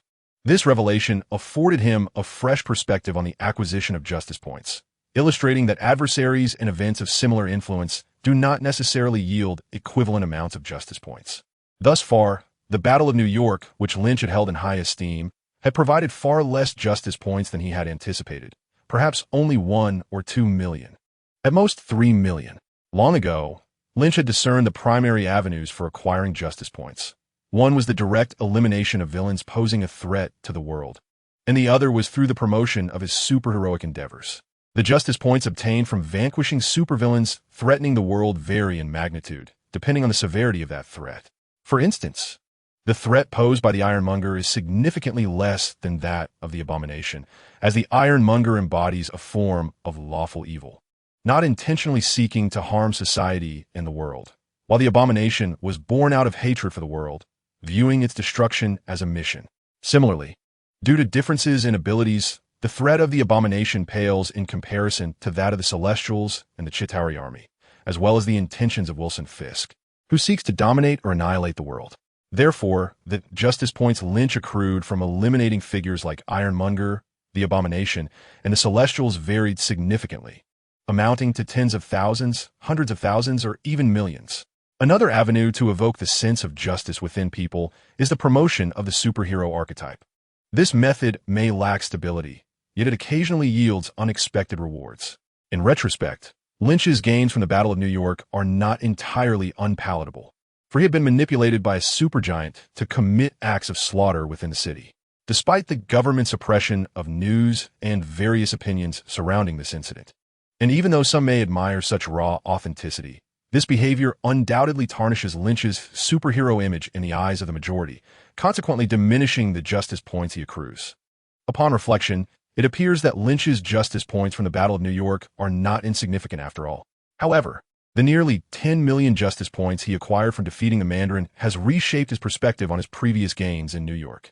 Although the Mandarin possesses formidable power, potentially surpassing that of the supergiant without the Mind Scepter, he is yet to exhibit a significant threat to the world. In contrast to the overwhelming presence of the supergiant, the Mandarin, lurking in the shadows, has only just begun to dream of world domination, rendering his threat level incomparable. After all, no matter how powerful the Mandarin may be, he cannot subjugate the entire world single-handedly. Consequently, Lynch feels that the justice points awarded for defeating the Mandarin are disproportionately abundant, verging on the absurd. In this context, Lynch formulates a hypothesis. Perhaps the accumulation of justice points is intrinsically linked to the original narrative trajectory. Events that transpired within the storyline may yield lesser rewards for Lynch than those occurrences that were not originally scripted. He had previously exercised caution in avoiding alterations to the trajectory of events, and most plot lines unfolded as he wished. At most, he merely catalyzed the emergence of a more terrifying antagonist. Yet ultimately, good triumphed over evil. From a consequentialist standpoint, Lynch's existence was inconsequential. Conversely, events that diverge from the original narrative are distinct, as Lynch has tangibly eliminated these latent threats.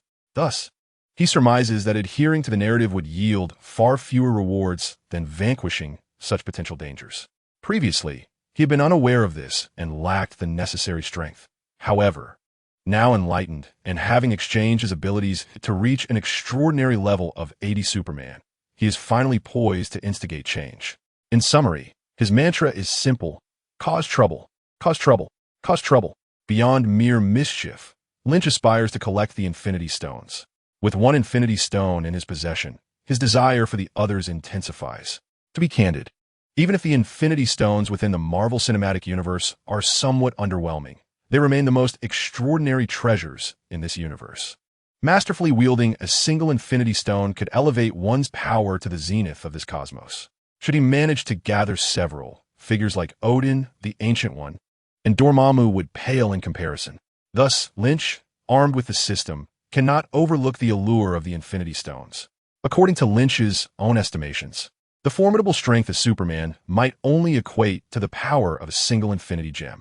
The Infinity Gems embody the essence of cosmic rules. For instance, the Space Gem allows its wielder to transport you to an alternate dimension, rendering Superman's flight futile. Similarly, the Reality Gem enables one to reshape existence itself, akin to crafting a new reality in a video game. How can one possibly counter such power? Even if Lynch cannot wield these gems with perfection, possessing them is imperative to prevent Thanos from collecting them to confront him. Lynch, who can only exchange for a Superman template, remains somewhat apprehensive about these gems. Yet he finds himself with limited options. If he could exchange for a silver Superman, what would he have to fear? At that point, he might even manipulate the entirety of the universe at will. Regrettably, given the current progress, the notion of acquiring a silver Superman seems utterly implausible. The sole opportunity lies in thwarting Thanos from assuming the role of the cosmic population controller, which would lead to the annihilation of half of all beings in the universe. Even if this event exists within the narrative, Lynch firmly believes he would undoubtedly accrue an immeasurable amount of justice points. For he would be eradicating a monumental threat to the universe and saving countless lives.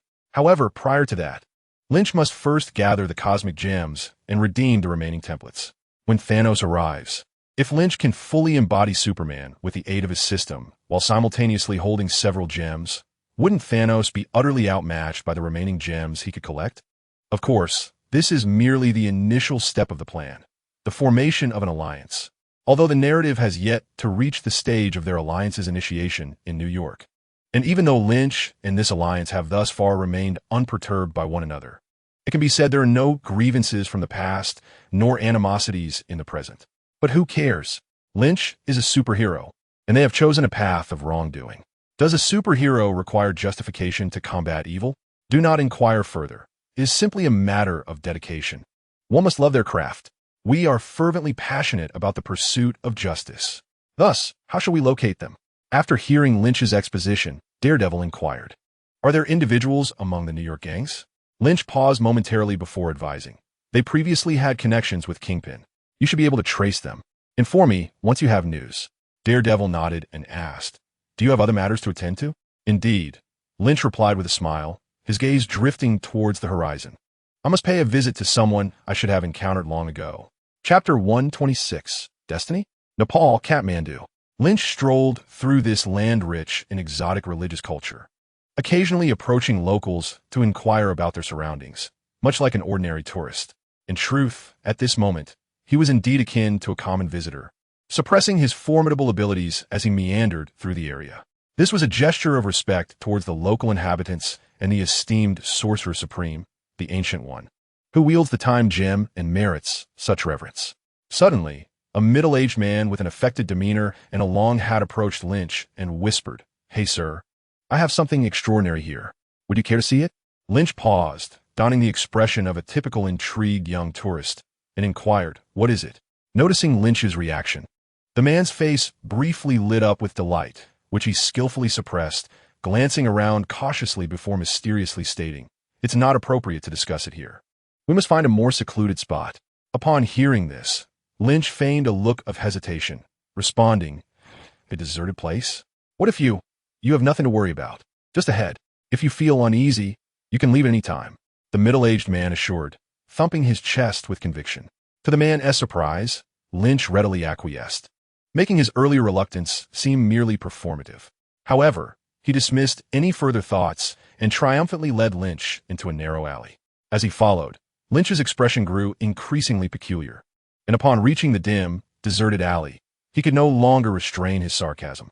Do people here enjoy luring others into narrow passages? Lynch's remarks stem from the original narrative, where Doctor Strange was similarly ambushed by thugs in an alley before being rescued by Mordo and subsequently meeting the Ancient One. While musing on this oddity, Lynch noticed several furtive figures emerging in the shadows of the alley. He wondered if, after dealing with these ruffians, he would encounter the Ancient One. Contemplating this bizarre scenario, Lynch delivered a swift kick to the middle-aged man, who had paused to turn and speak. Please, spare me the trivialities. They make me want to retch.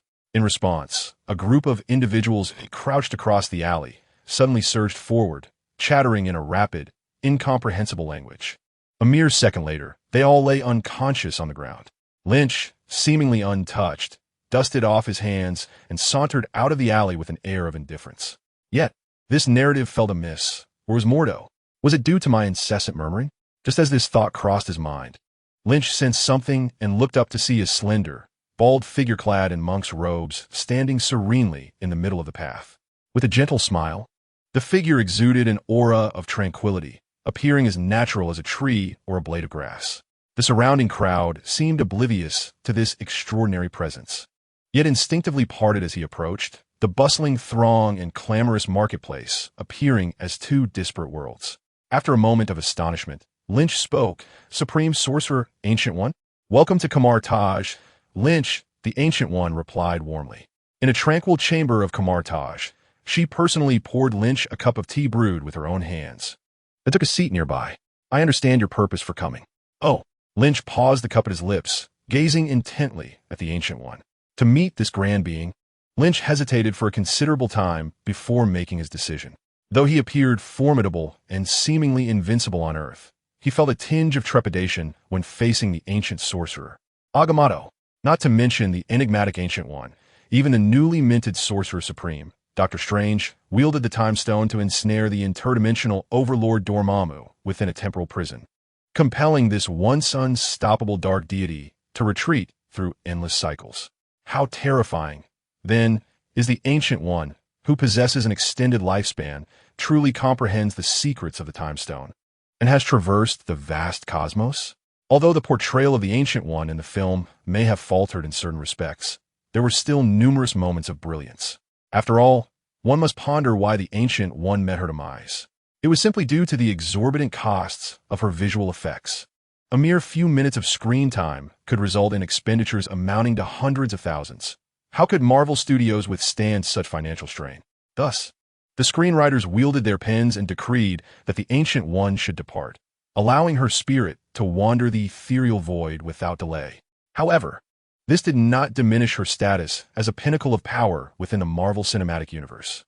Compared to the more lackluster performances of other Titans, the Ancient One managed to maintain her prestige, showcasing the grandeur befitting a supreme being. Consequently, when confronted by such an entity, Lynch felt the weight of pressure upon him. For in the presence of the Ancient One, no matter how robust the strength, how swift the speed, or how resilient the form, these attributes are rendered futile.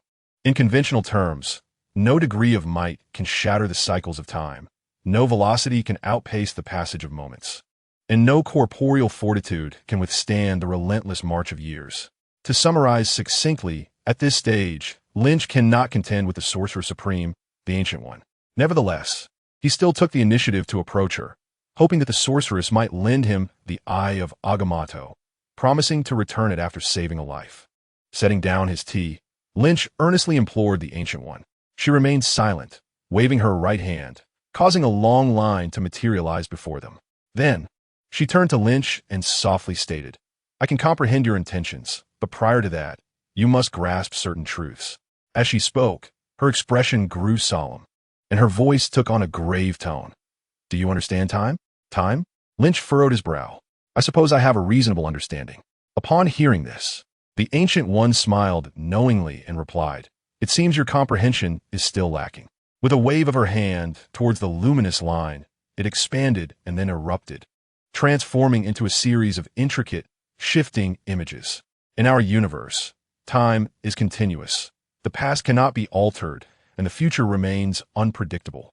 even for those who possess the Eye of Agamotto. Nodding at her words, Lynch acknowledged that this concept had already been elucidated in Avengers Endgame, encapsulating the theory of parallel timelines. In essence, what has transpired cannot be altered.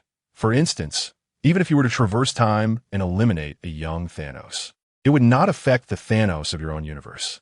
The moment you journey to that alternate universe, you enter a parallel reality, where extinguishing the youthful Thanos would merely reshape the future of that universe, leaving the history of your own intact. Similarly, the future remains unpredictable, for it is boundless.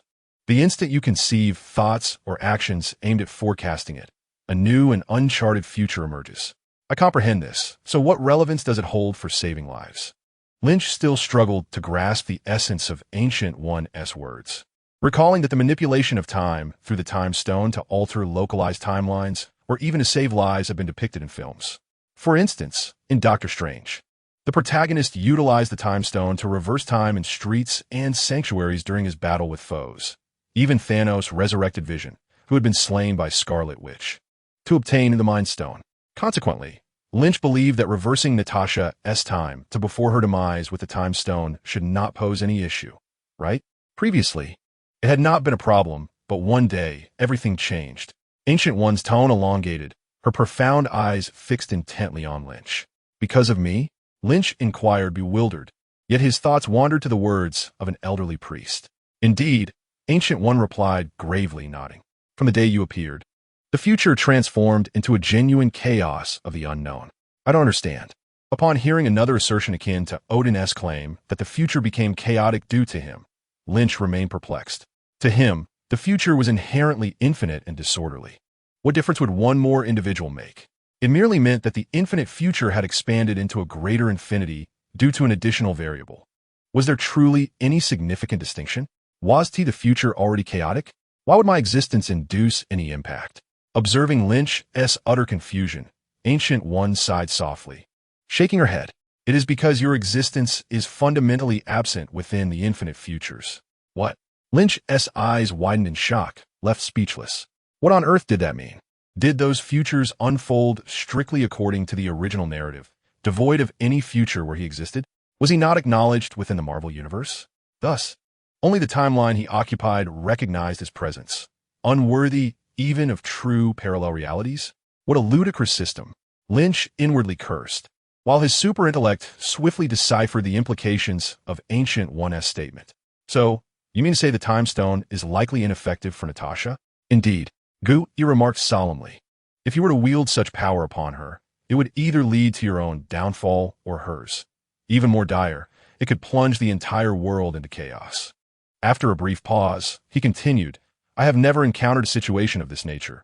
Thus, I cannot ascertain the outcome. Very well, I comprehend. Lin Qi replied with a stoic expression, his mind swirling with countless thoughts. The current predicament revealed that his timeline was utterly unique. The past was indisputable. Yet the future, why did such circumstances arise? Wasn't an infinite future promised? Why had all possibilities of the future seemingly vanished in his case? Was his past and future predetermined? Did everything unfold like a meticulously orchestrated film? Amidst his contemplations, Lin Qi sensed an overwhelming dread, a force known as fate.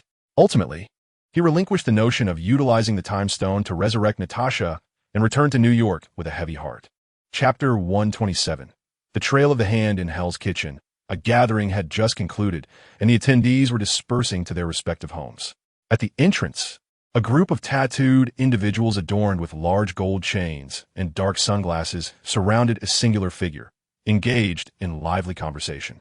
Boss Frank, you must come by next week. I have a rare bottle of fine wine waiting just for you, boomed a burly, fierce-looking African-American man, laughter resonating in his voice. Another tall, slender white man with a sly grin interjected, Don't even mention that bottle of yours. After hoarding it for years, who knows if it still exists?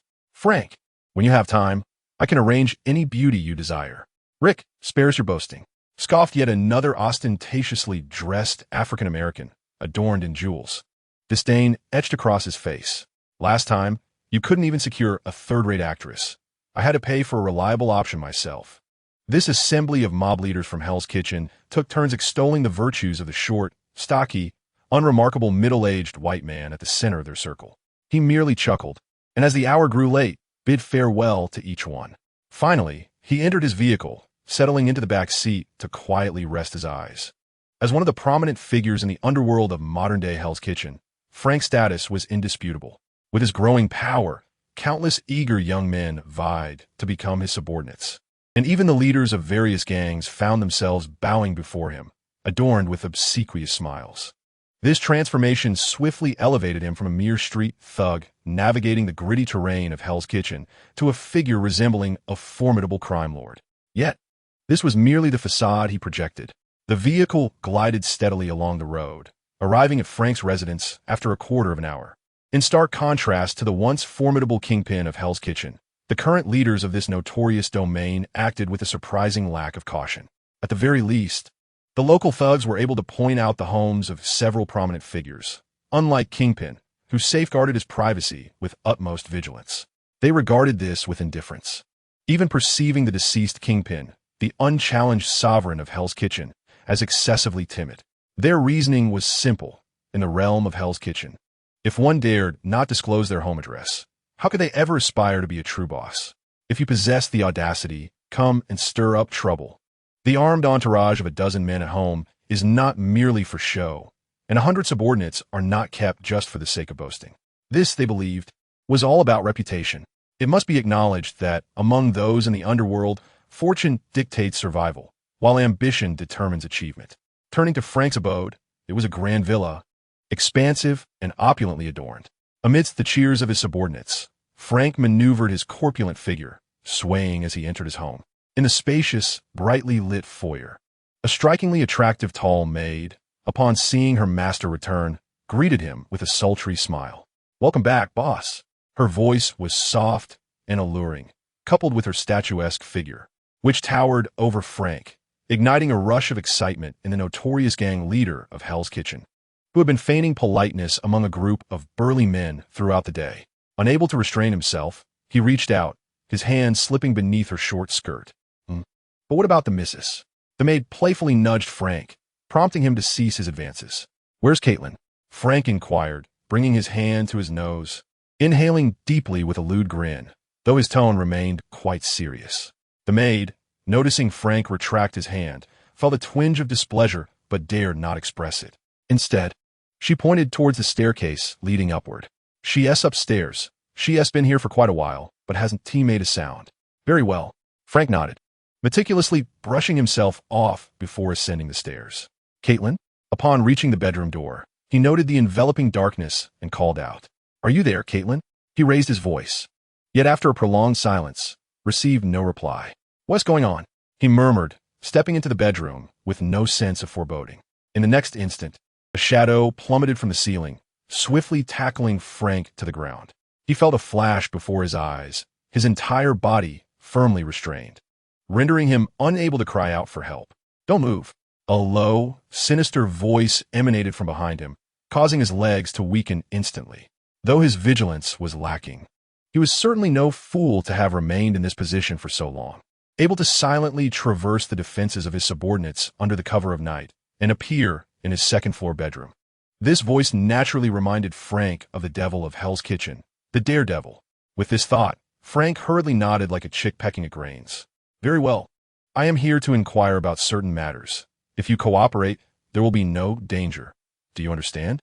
The Daredevil continued. Without hesitation, Frank nodded again. A wise choice. Noticing Frank's willingness to cooperate, the Daredevil slightly loosened his grip, allowing Frank to catch his breath. Then, the Daredevil asked, "Whose man are you?" At this, Frank hesitated for a moment before nervously whispering, "I don't understand what you mean." "Do not play coy with me, Frank." The Daredevil abruptly interrupted, his tone menacing. "Do you think I would believe that you transformed from an obscure street thug into a significant figure inheriting the gold and the syndicate solely through merit? You know that line comes with a price." As he spoke, a glint of cold steel flashed in the Daredevil's hand, pressing a chilling weapon firmly against Frank's back. "Stay calm," Frank shouted in panic, twisting and struggling to evade the ever-advancing blade. Once the Daredevil ceased his movements, Frank swallowed hard, his face a mask of fear as he spoke. "I do not know who she is, I only know they." Soon, The daredevil acquired all the intelligence he sought. Frank, now confessing freely, found himself in the most excruciating moment, praying in his heart that the daredevil would spare him. If possible, he vowed to do more good for Hell's Kitchen in the future. Sweet dreams. Just as he anxiously awaited the daredevil's judgment, that terrifying, deep voice reached his ears. Then he lost consciousness and collapsed softly onto the bed. A smile graced Frank's face, for he realized that the daredevil had no intention of ending his life. Beside him lay his wife, Caitlin, come dawn. He might even question whether this was all merely a nightmare. Meanwhile, the daredevil had already departed with the intelligence, vanishing into the night. The following day, at the Defender Alliance headquarters, Lynch listened to the daredevil's account and nodded as he approached the familiar floor-to-ceiling window. So, Hell's Kitchen has indeed fallen under the control of the Syndicate? One could say that, the daredevil replied calmly. Lynch gazed down at the numerous cocky young thugs below and mused. The local gangs in Hell's Kitchen seem to be faltering. With Gold's downfall, no one is left to bear the flag. According to the daredevil's investigation, the largest gangs in Hell's Kitchen were, to varying degrees, connected to the Syndicate. Although they were unaware that they were being manipulated by the same puppeteer, it is undeniable that Hell's Kitchen had fallen entirely under the dominion of the Syndicate. Even though Lynch held a certain disdain for these ineffectual local gangs, he had to concede that the Syndicate effortlessly infiltrated the underbelly of any region. Not to mention those 5 old renegades who had betrayed Kunlun. The multitude of defected ninjas under the Syndicate's command was sufficient to dominate any shadowy realm. After all, superheroes and supervillains are but a minority. The vast majority of individuals in the underworld are merely ordinary people, ill-equipped to contend with the specialized assassins known as ninjas. The Syndicate's operatives controlled the lifeblood of all enterprises, from human trafficking to drug manufacturing. Daredevil paid no heed to Lynch's derision, his expression grave as he enumerated the Syndicate's transgressions. I had no idea these individuals existed. Matt, do not blame yourself. Perceiving Daredevil's remorse and guilt, Lynch turned and remarked with a smile, such things will always exist. It's merely that this time, the source happens to be in Hell's Kitchen. And us? Daredevil inquired with a hint of anticipation. No, Matt. If they merely wish to conduct some minor business quietly in Hell's Kitchen, I would not concern myself with them. Lynch scoffed, squinting into the distance. They have ulterior motives, and their plans will jeopardize all of New York. Daredevil furrowed his brow, struggling to accept this notion. However, upon reflection, if they were simply engaged in trivial criminal activities, it seemed unnecessary for Lynch to invest much effort. With just a word from him, S-H-I-E-L-D, or Daredevil could resolve the matter. What plans? What do they intend to achieve? Daredevil asked, puzzled. New York is no longer what it once was. After the Battle of New York, who could forget that this city is now home to a cadre of airborne, omnipotent superheroes, including a seemingly divine young hero? What audacity it would take to stir trouble in New York at this juncture. Or rather, how vital their objectives must be to them. Quite simply, Lynch replied nonchalantly. To survive, a few timid old fools are willing to risk everything to cause chaos in New York. With that, Lynch turned his head, his gaze piercing through numerous obstacles to glimpse a clandestine construction site underground. Unfortunately, they were merely ringing the death knell for their own annihilation. Chapter 128. Lady Gao in a certain part of Hell's Kitchen, an elderly Asian woman, holding a short staff, listened calmly to her subordinate's report. After a lengthy pause, the subordinate concluded his account and stood silently with his head bowed. The old woman squinted her small eyes in contemplation, then casually mused aloud. Which rat is probing into our affairs? According to her subordinate, it seemed that someone in Hell's Kitchen had recently been gathering intelligence about them, despite the gang leaders, who were intimidated by the Night Devil, daring not to reveal any details about their intricate connections with the Syndicate for fear of punishment. The Syndicate, as a formidable organization of assassins, possessed an intelligence-gathering capability far beyond the imagination of these petty criminals. Through subtle clues, the Syndicate subordinates detected a slight disturbance in Hell's Kitchen. Should we inquire about those individuals? One subordinate slightly raised his head, his face reflecting fervent admiration. Observing such enthusiasm, the old woman chuckled softly. There is no need for such eagerness. In this place, who would dare to investigate such matters aside from that masked figure? The Night Devil? At these words, the madness on the subordinate's face slightly receded. Indeed, A grotesque smile twisted the old woman's wrinkled visage, rendering it particularly sinister. You shall handle things normally. Eliminate him if you can, or simply appease him if you cannot.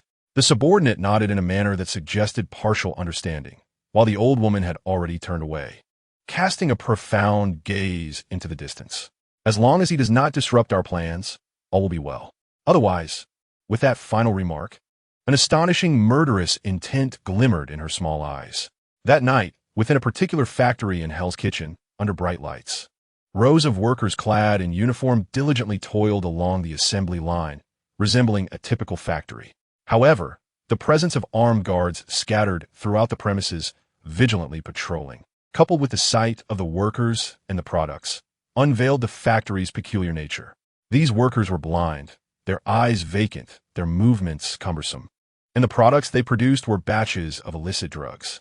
This was a specialized processing plant operated by the syndicate in Hell's Kitchen, a veritable source of malevolence.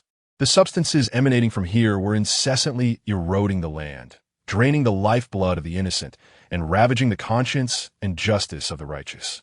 Fortunately, all of this was destined to meet its end that very night.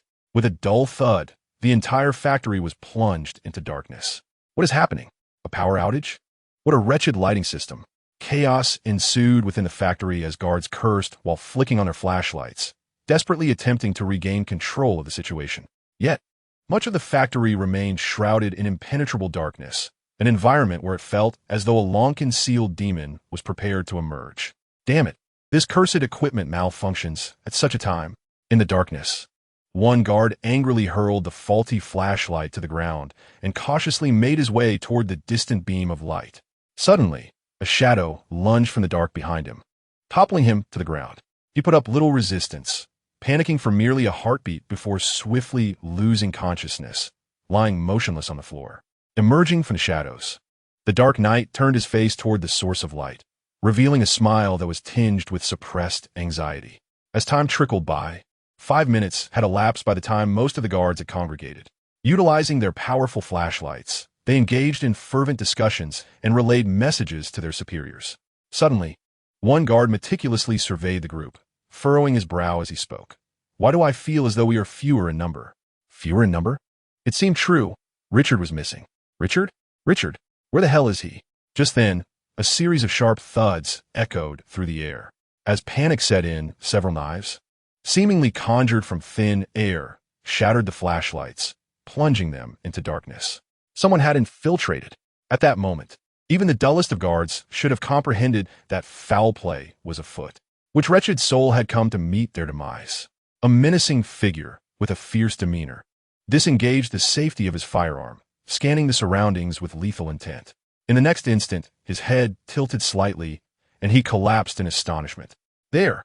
Someone shouted. Open fire! The sounds of gunfire erupted. 10 minutes later, the clamor within the factory gradually subsided. The Dark Knight, grinning, navigated through the unconscious guards strewn across the floor, occasionally delivering a swift blow to those feigning unconsciousness. After a considerable pause, he halted, took a deep breath, and proclaimed loudly, "Stay put. Help will arrive shortly to escort you out." After a lengthy moment, the Dark Knight prepared to depart, continuing on to his next destination. Just as he turned, a sharp whistling sound sliced through the air behind him, prompting him to roll to the ground and quickly rise into a combat stance. Behind him, a man clad in a black stealth suit, reminiscent of the Dark Knight's own attire, materialized. The Dark Knight tilted his head, as if struck by a realization. A ninja? The dark-clad ninja remained silent, moving like a specter toward the Dark Knight. As their paths crossed, both figures simultaneously drew their daggers, thrusting them toward one another with ferocity. With a resounding clang, the Dark Knight deflected the ninja's weapon and pressed the attack. In the dimly lit factory, the two engaged in a rapid exchange of blows. Despite his injuries, the Dark Knight managed to overpower the ninja, bringing him crashing to the ground. Breathing heavily, the Dark Knight inhaled deeply, intent on eliminating the ninja once and for all. Though he was wounded and fatigued, the condition of the injured ninja was even more dire. The fight must not wane until the dust had settled. However, as the Dark Knight approached, his expression abruptly shifted, and without hesitation, he turned to flee. From the shadowy figure of the fallen ninja, a flurry of cold, glinting shurikens suddenly shot forth. Daredevil, with his extraordinary auditory senses, narrowly evaded the lethal web of shurikens. Yet the peril remained unabated. Sinister ninjas flitted through the shadows, brandishing their sharpened blades towards him. The typically fearless Daredevil felt a shiver run down his spine. For these foes appeared to have deciphered his fighting style. From a moment he engaged the ninja who had been used as bait. He discerned that their techniques bore a striking resemblance to his own. In truth, Daredevil's instincts were not misguided, as he, in a sense, could be categorized as a ninja himself. Like Batman, he had once undergone rigorous training under a master ninjutsu. Daredevil's mentor, Stick, belonged to the righteous ninja faction known as the Chaste, while Batman was trained by the League of Assassins. In a sense, both men were renegades, having learned the ways of ninjas only to turn against the very forces they once belonged to. However, at that moment, Daredevil had little time to ponder these reflections, as a lethal threat loomed ever closer. From the darkness, the ninjas revealed their fangs, unleashing a barrage of nefarious tactics. Amidst the overwhelming aura of malice, Daredevil held his breath and bellowed, "Lin." His words resonated like an incantation, instantly freezing the ninjas in their tracks. In the next moment, the languid voice of Lincoln emerged. "Matt, you're falling short. I thought Jessica might falter first, but it seems you're the one struggling." Wiping the sweat from his brow, Daredevil cautiously extricated himself from the immobilized ninjas and mused, "These adversaries are indeed formidable. It's quite challenging to handle them alone." Lincoln, emerging from the shadows, waved dismissively and replied, "But you have me, don't you? Prepare yourself. We must act swiftly." Nodding in agreement, Daredevil and Lincoln ascended rapidly, vanishing into the night. Meanwhile, an elderly woman furrowed her brow as she perused a series of troubling reports. As she read on, her anger surged. Striking the floor with her cane, she coldly demanded, "How could this happen? Can that masked boy dismantle so many of my operations?" Nearby, her trembling subordinate responded with difficulty, "He has assistants. That formidable woman often accompanies him. They even refer to themselves as the Defenders." Preposterous. The wrinkles on the woman's face contorted with fury, her voice laced with disdain. Do they truly believe that adopting a name akin to the Avengers makes them superheroes? They are merely two clowns. The subordinate dared not interject, enduring a lengthy tirade as the woman vented her ire towards Daredevil and Jessica. Although these underground enterprises paled in comparison to the grand designs of the Hand, the profits were entirely under her control. With their complete destruction, her fury was entirely justified. Once the elder's breath steadied, he cautiously inquired, "Are we to send someone?" The elder, regaining her composure, let out a cold laugh and continued, "Let them revel for a moment. Once the plan is complete, we shall send them to their demise." "Hey, did you hear that? She said she would send you to die." The sudden proclamation left the elder momentarily stunned, her expression swiftly transforming into one of astonished rage. "Who?" "I," came the response as Lin Qi entered the room, accompanied by Night, Demon, and Jessica. The elder, initially shocked and furious, remained frozen in her stance, an overwhelming fear beginning to swell within her. "Do spare me your plastic Mandarin. It nauseates me," Lin Qi remarked disdainfully, casting an irritated glance at the elder's grotesque appearance. "I offer you a chance at survival. Summon the other four decrepit souls. If you are willing, merely blink." He slightly loosened his mental grip, fixing his gaze upon the elder's eyes. Yet, she remained unresponsive, her eyelids not even twitching. "Still unwilling, are we?" Lin Qi scoffed, his finger gesturing as a ring, shimmering with an unusual light, soared forth. "Let's see how this ring fares with you." In a chilling and eerie chamber, a cadre of black-clad ninjas, under the direction of their leader, poured barrels of an oddly aromatic substance into a massive container. This vessel, square in shape and reminiscent of a coffin, was filled with materials of peculiar scents, eliciting an instinctive shiver from all who beheld it. More unsettling still, at the bottom of this container lay a naked woman.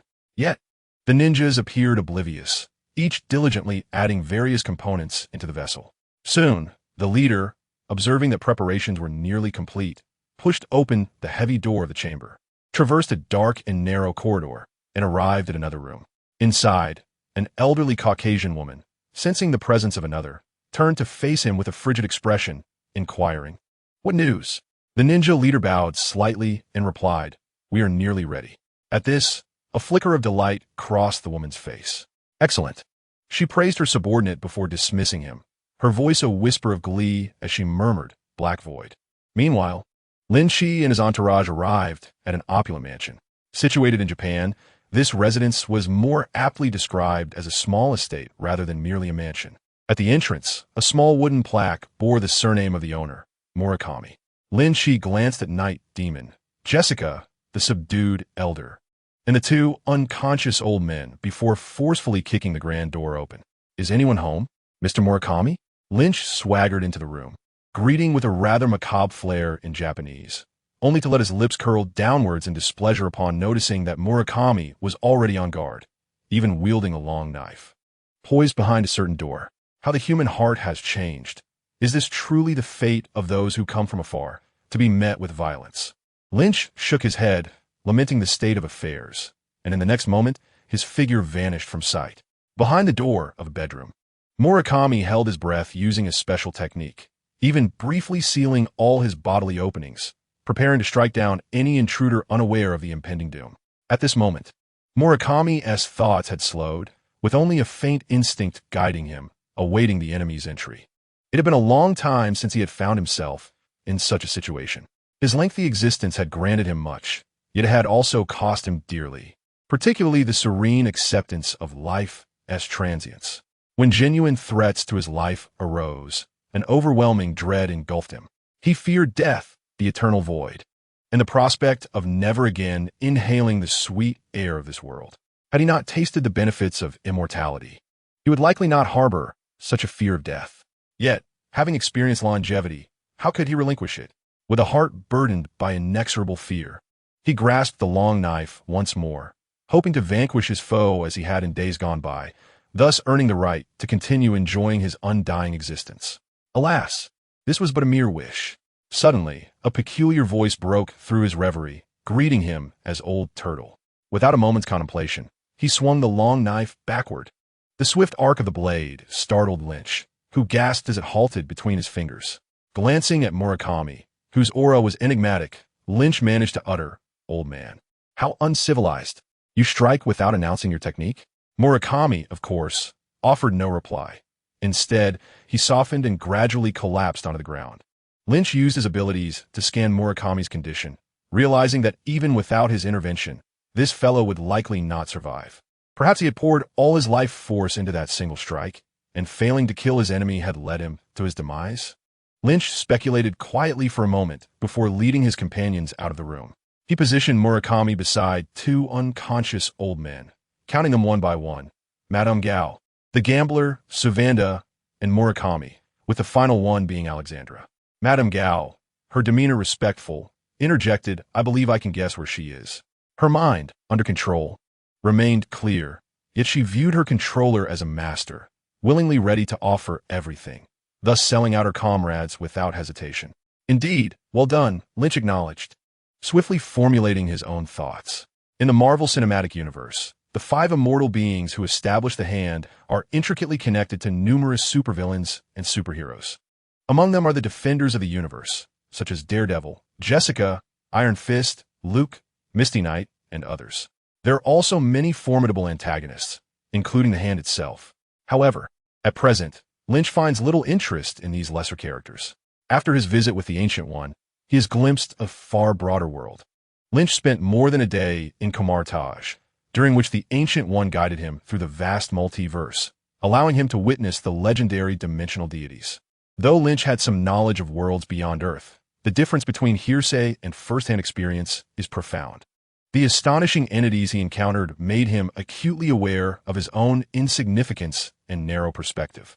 Consequently, Lynch resolved to disregard those trivial individuals and matters, opting instead to invest his time and energy into pursuits of greater significance. Although eradicating the hand may not yield a substantial amount of justice points, it is certainly not an inconsequential task. Moreover, Lynch had other plans in mind. With these thoughts swirling in his mind, Lynch instructed the elderly woman, "Take me to her." In the basement, under the eager gaze of Alexandra, the last remaining founder of the hand, a naked woman, slowly rose. "Who am I?" she inquired, her expression one of confusion as she addressed the sole elder before her. "You are my child," Alexandra exclaimed, her face alight with unrestrained desire. "You were once taken from me by a formidable foe, and I have sacrificed everything to bring you back to life." "What is my name?" the woman pressed, furrowing her brow. "You were once known as Erica?" A voice, filled with shock and disbelief, interrupted their exchange. Both women turned in astonishment toward the source of the sound, which belonged to none other than Daredevil. "You?" Alexandra's excitement quickly dimmed as she recognized Lynch and the familiar figures at his feet. Without a moment's hesitation, she turned to flee, urgently commanding Erica, "They are the enemies. Eliminate them." Yet, halfway through her escape, she trembled and came to a halt. "What are you still doing? Can't you see your other friends are quietly with me? Just lie down and be at peace," Lynch stated, his expression devoid of emotion. Meanwhile, Daredevil found himself involuntarily moving toward his former lover, prompting a slight smirk from Lynch. "Be cautious, Matt. Erica is no longer the woman you once loved. She is now the hand's ultimate weapon, Black Sky." At these words, Daredevil slowed his advance. "What is happening? Lynch, can you explain this to me?" Lynch did not hold back. He recounted the entire story in detail. Daredevil and his beloved, Erica, were initially both disciples of the Stick. However, their inability to comprehend Stick's decision to kill a young boy who was a vessel for darkness led to a rift between them. Subsequently, Stick realized that Erica was being targeted by the Hand, destined to become the next bearer of darkness. Reluctant to harm her, Stick sent Erica to a remote countryside. But alas, the Hand discovered her location and took her life, seizing her lifeless body. Recently, the Hand has faced severe repercussions at the hands of Lynch. In her terror, Alexandra placed all her hopes of resisting this indomitable hero upon their ultimate weapon, reviving Erica. Unfortunately, even darkness could not save the Hand. Like the 5 fingers that founded the Hand, the evil forces they worshipped remained inconsequential in the presence of Lynch. "All right, Matt. I will assist you in resolving this matter. First, deal with the Hand," Lynch assured Daredevil, who nodded in response, his expression brightening. Lynch summoned Alexandra before him with his telekinetic powers, awakening the 3 unconscious old men one by one, and then spoke in a calm tone. "Now, all 5 of you are here." He extended 2 fingers. "You have 2 choices. 1. I eliminate all of you. 2. You obey my commands and hope that I may spare your lives. Now, make your choice." With that, Lynch released his mental grip. "No one can command me. I shall never." The gambler among them was the first to rush at Lynch, only to fall swiftly, lifeless. Who was next? The elderly Gao had already succumbed to mental control, and Lynch's gaze swept over the remaining 3. Under that gaze, Murakami sighed deeply, coming to an understanding of his fate. Soanda and Alexandra, however, wished neither to die nor to become puppets of Lynch. But how could Lynch allow them their desires? 3. He extended 3 fingers, and Soanda and Alexandra began to feel an overwhelming sense of suffocation. 2. Their expressions turned frantic, like drowning souls struggling for survival. 1. "I submit," Alexandra cried, her face lighting up with relief as she escaped the threat of death. Yet, Soanda was less fortunate. After hesitating for half a second, he inhaled his last breath, filled with boundless regret. "Excellent." Lynch smiled and clapped his hands before launching a ring. Just like before, this ring exuded a mind-controlling aura that swiftly enveloped Alexandra. After a moment, she bowed respectfully to Lynch, saying, "Master." Lynch nodded and tossed the ring to Daredevil. "From this day forth, the Hand is yours. Dispose of them as you see fit." Before Daredevil could respond, Lynch departed with the elderly Gao. "Master, where are we headed now?" inquired the elderly Madame Gao, her accent rendering her Mandarin amusingly distinct. With a faint smile, Lin Qi gazed into the distance and replied, "To the place of your origins." Chapter 130. The Dragon of Kunlun. In a certain part of the Himalayas, Lin Qi and Madame Gao strolled leisurely through the icy expanse. Here stood the world's tallest peak, perpetually cloaked in a thick mantle of snow and ice, steeped in countless enchanting myths and legends. Lin Qi's purpose for coming here was to seek one of those legends, Kunlun. In the Marvel Cinematic Universe, Kunlun represents, alongside the celestial realm of Deluo Tion, another embodiment of Chinese elements. However, It is worth noting that this concept, much like the Luo Tian, is somewhat of an imposition, as its core remains rooted in Marvel's original framework. The Kunlun of the Marvel Cinematic Universe originated from a group of humanoid extraterrestrials whose arrival tore through the fabric of space, creating an additional dimension.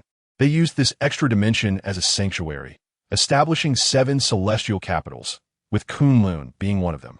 The inhabitants of Kunlun revere martial arts, selecting their warriors through unique rituals, culminating in the acquisition of their immortal weapons, known as the Iron Fist. These 7 celestial capitals are clandestine city-states scattered across the globe. Every 88 years, these cities converge to form the heart of heaven, hosting the Celestial City Championship, where each city dispatches its finest warriors, all members of the Immortal Weapons Fraternity. As the foremost among the 7 capitals, the Dragon City of Kunlun stands unrivaled. Kunlun is overseen by the Jade Emperor, a title reminiscent of that in the Luo Tian.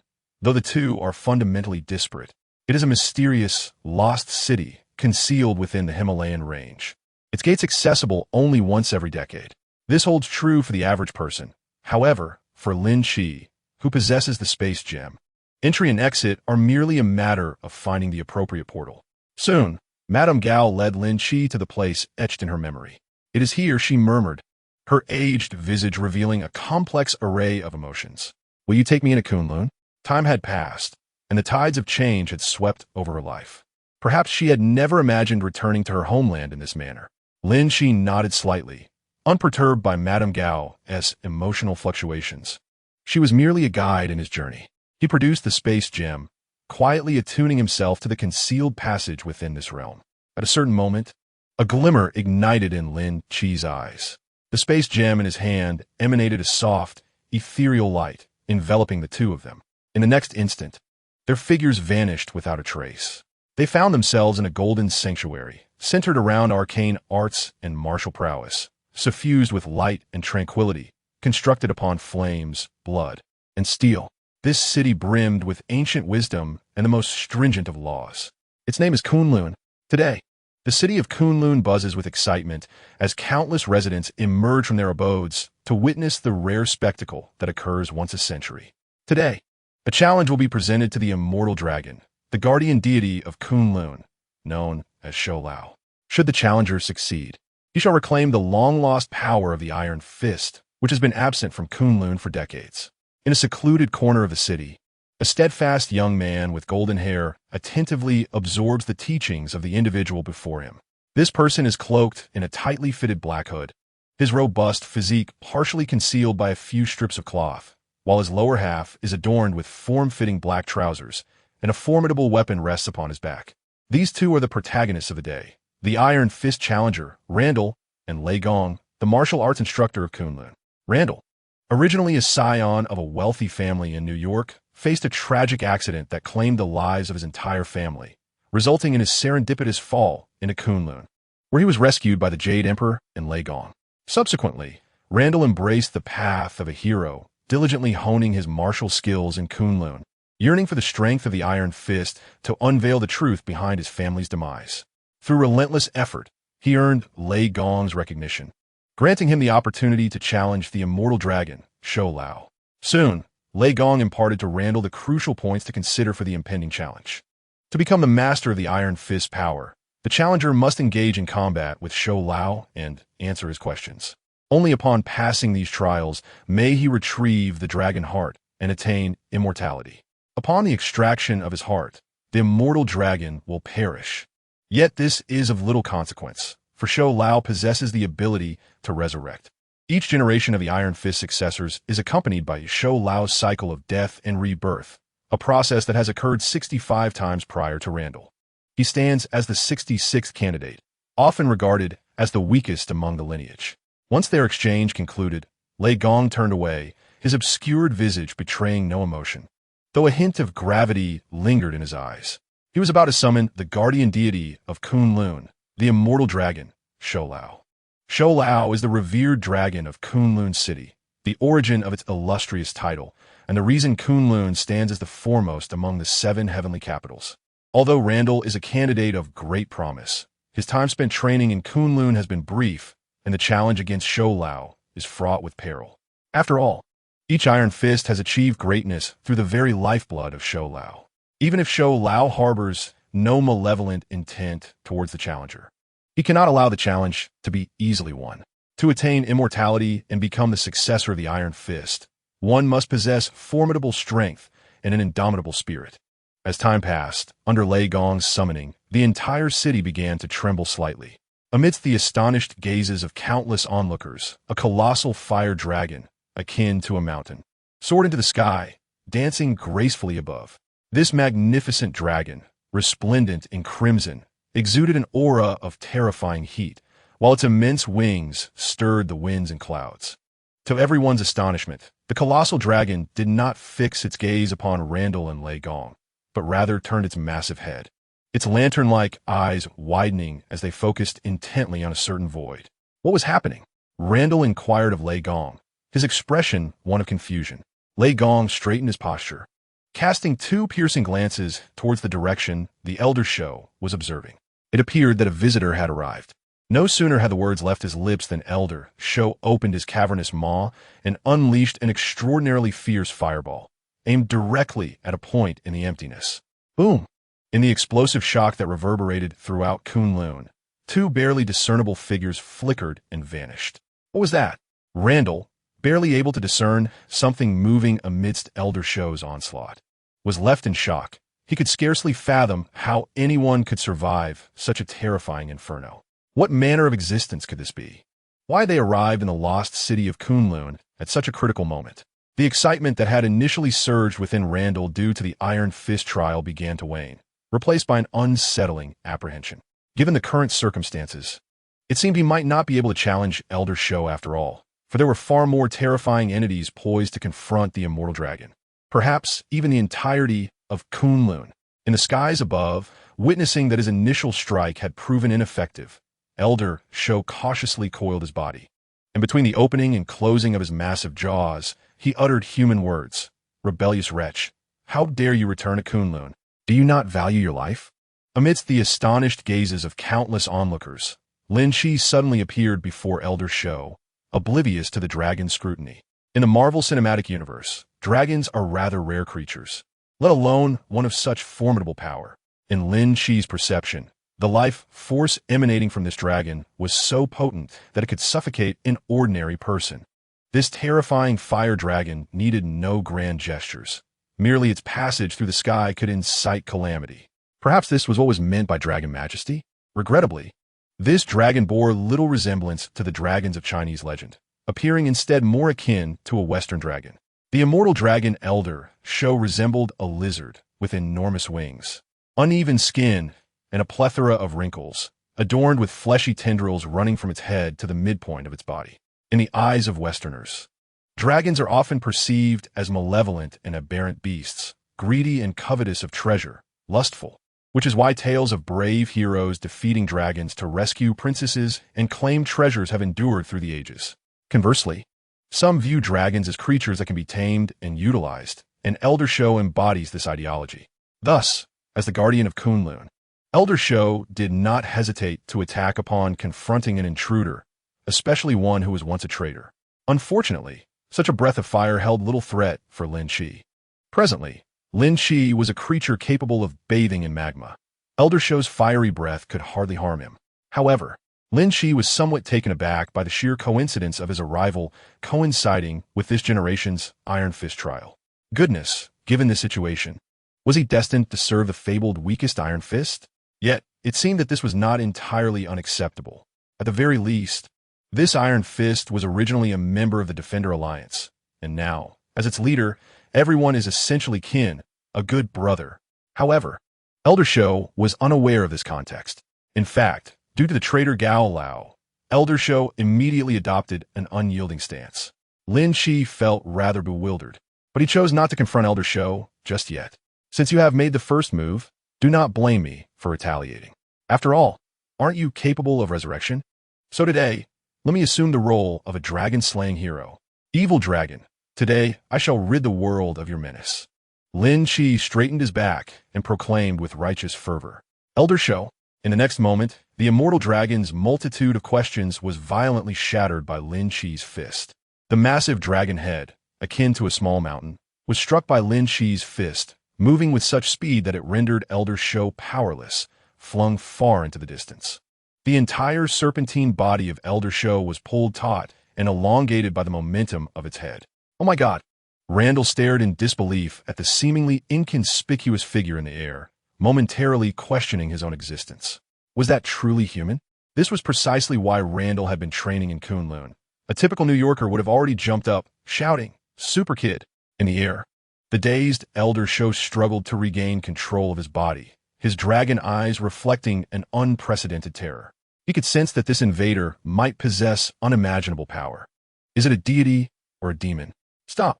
Elder Shou's voice boomed like thunder, yet his tone was unexpectedly humble. Who are you? Me? Lin Qi raised his fist before Elder Shou's forehead and replied solemnly, "A nameless hero, that's all." Without allowing Elder Shou a moment to respond, he brought his fist crashing down. Elder Shou, you son of a. Chapter 131. The scenery of the seven cities half a day later. Lin Qi and the people of Kunlun had reached a friendly consensus. Although Elder Shou was defeated by Lin Qi's barrage of punches, he still permitted Randall to acquire the power of the Iron Fist.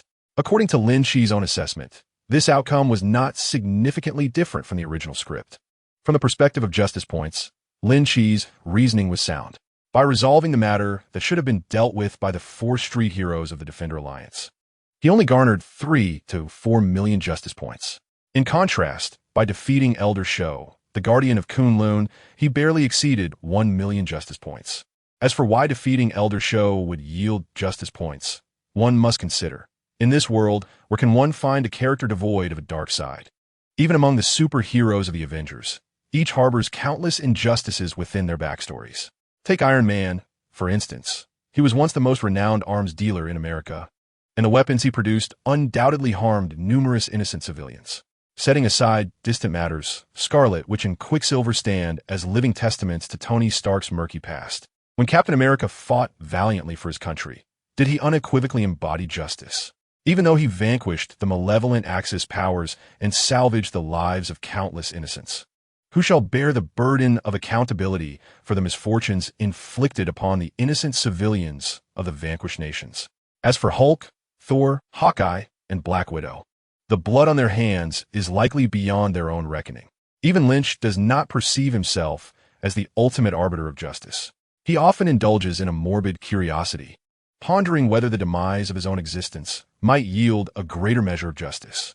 Thus, before the embodiment of justice that is Lynch, every individual poses a potential threat to justice. Eliminating anyone could accrue corresponding justice points.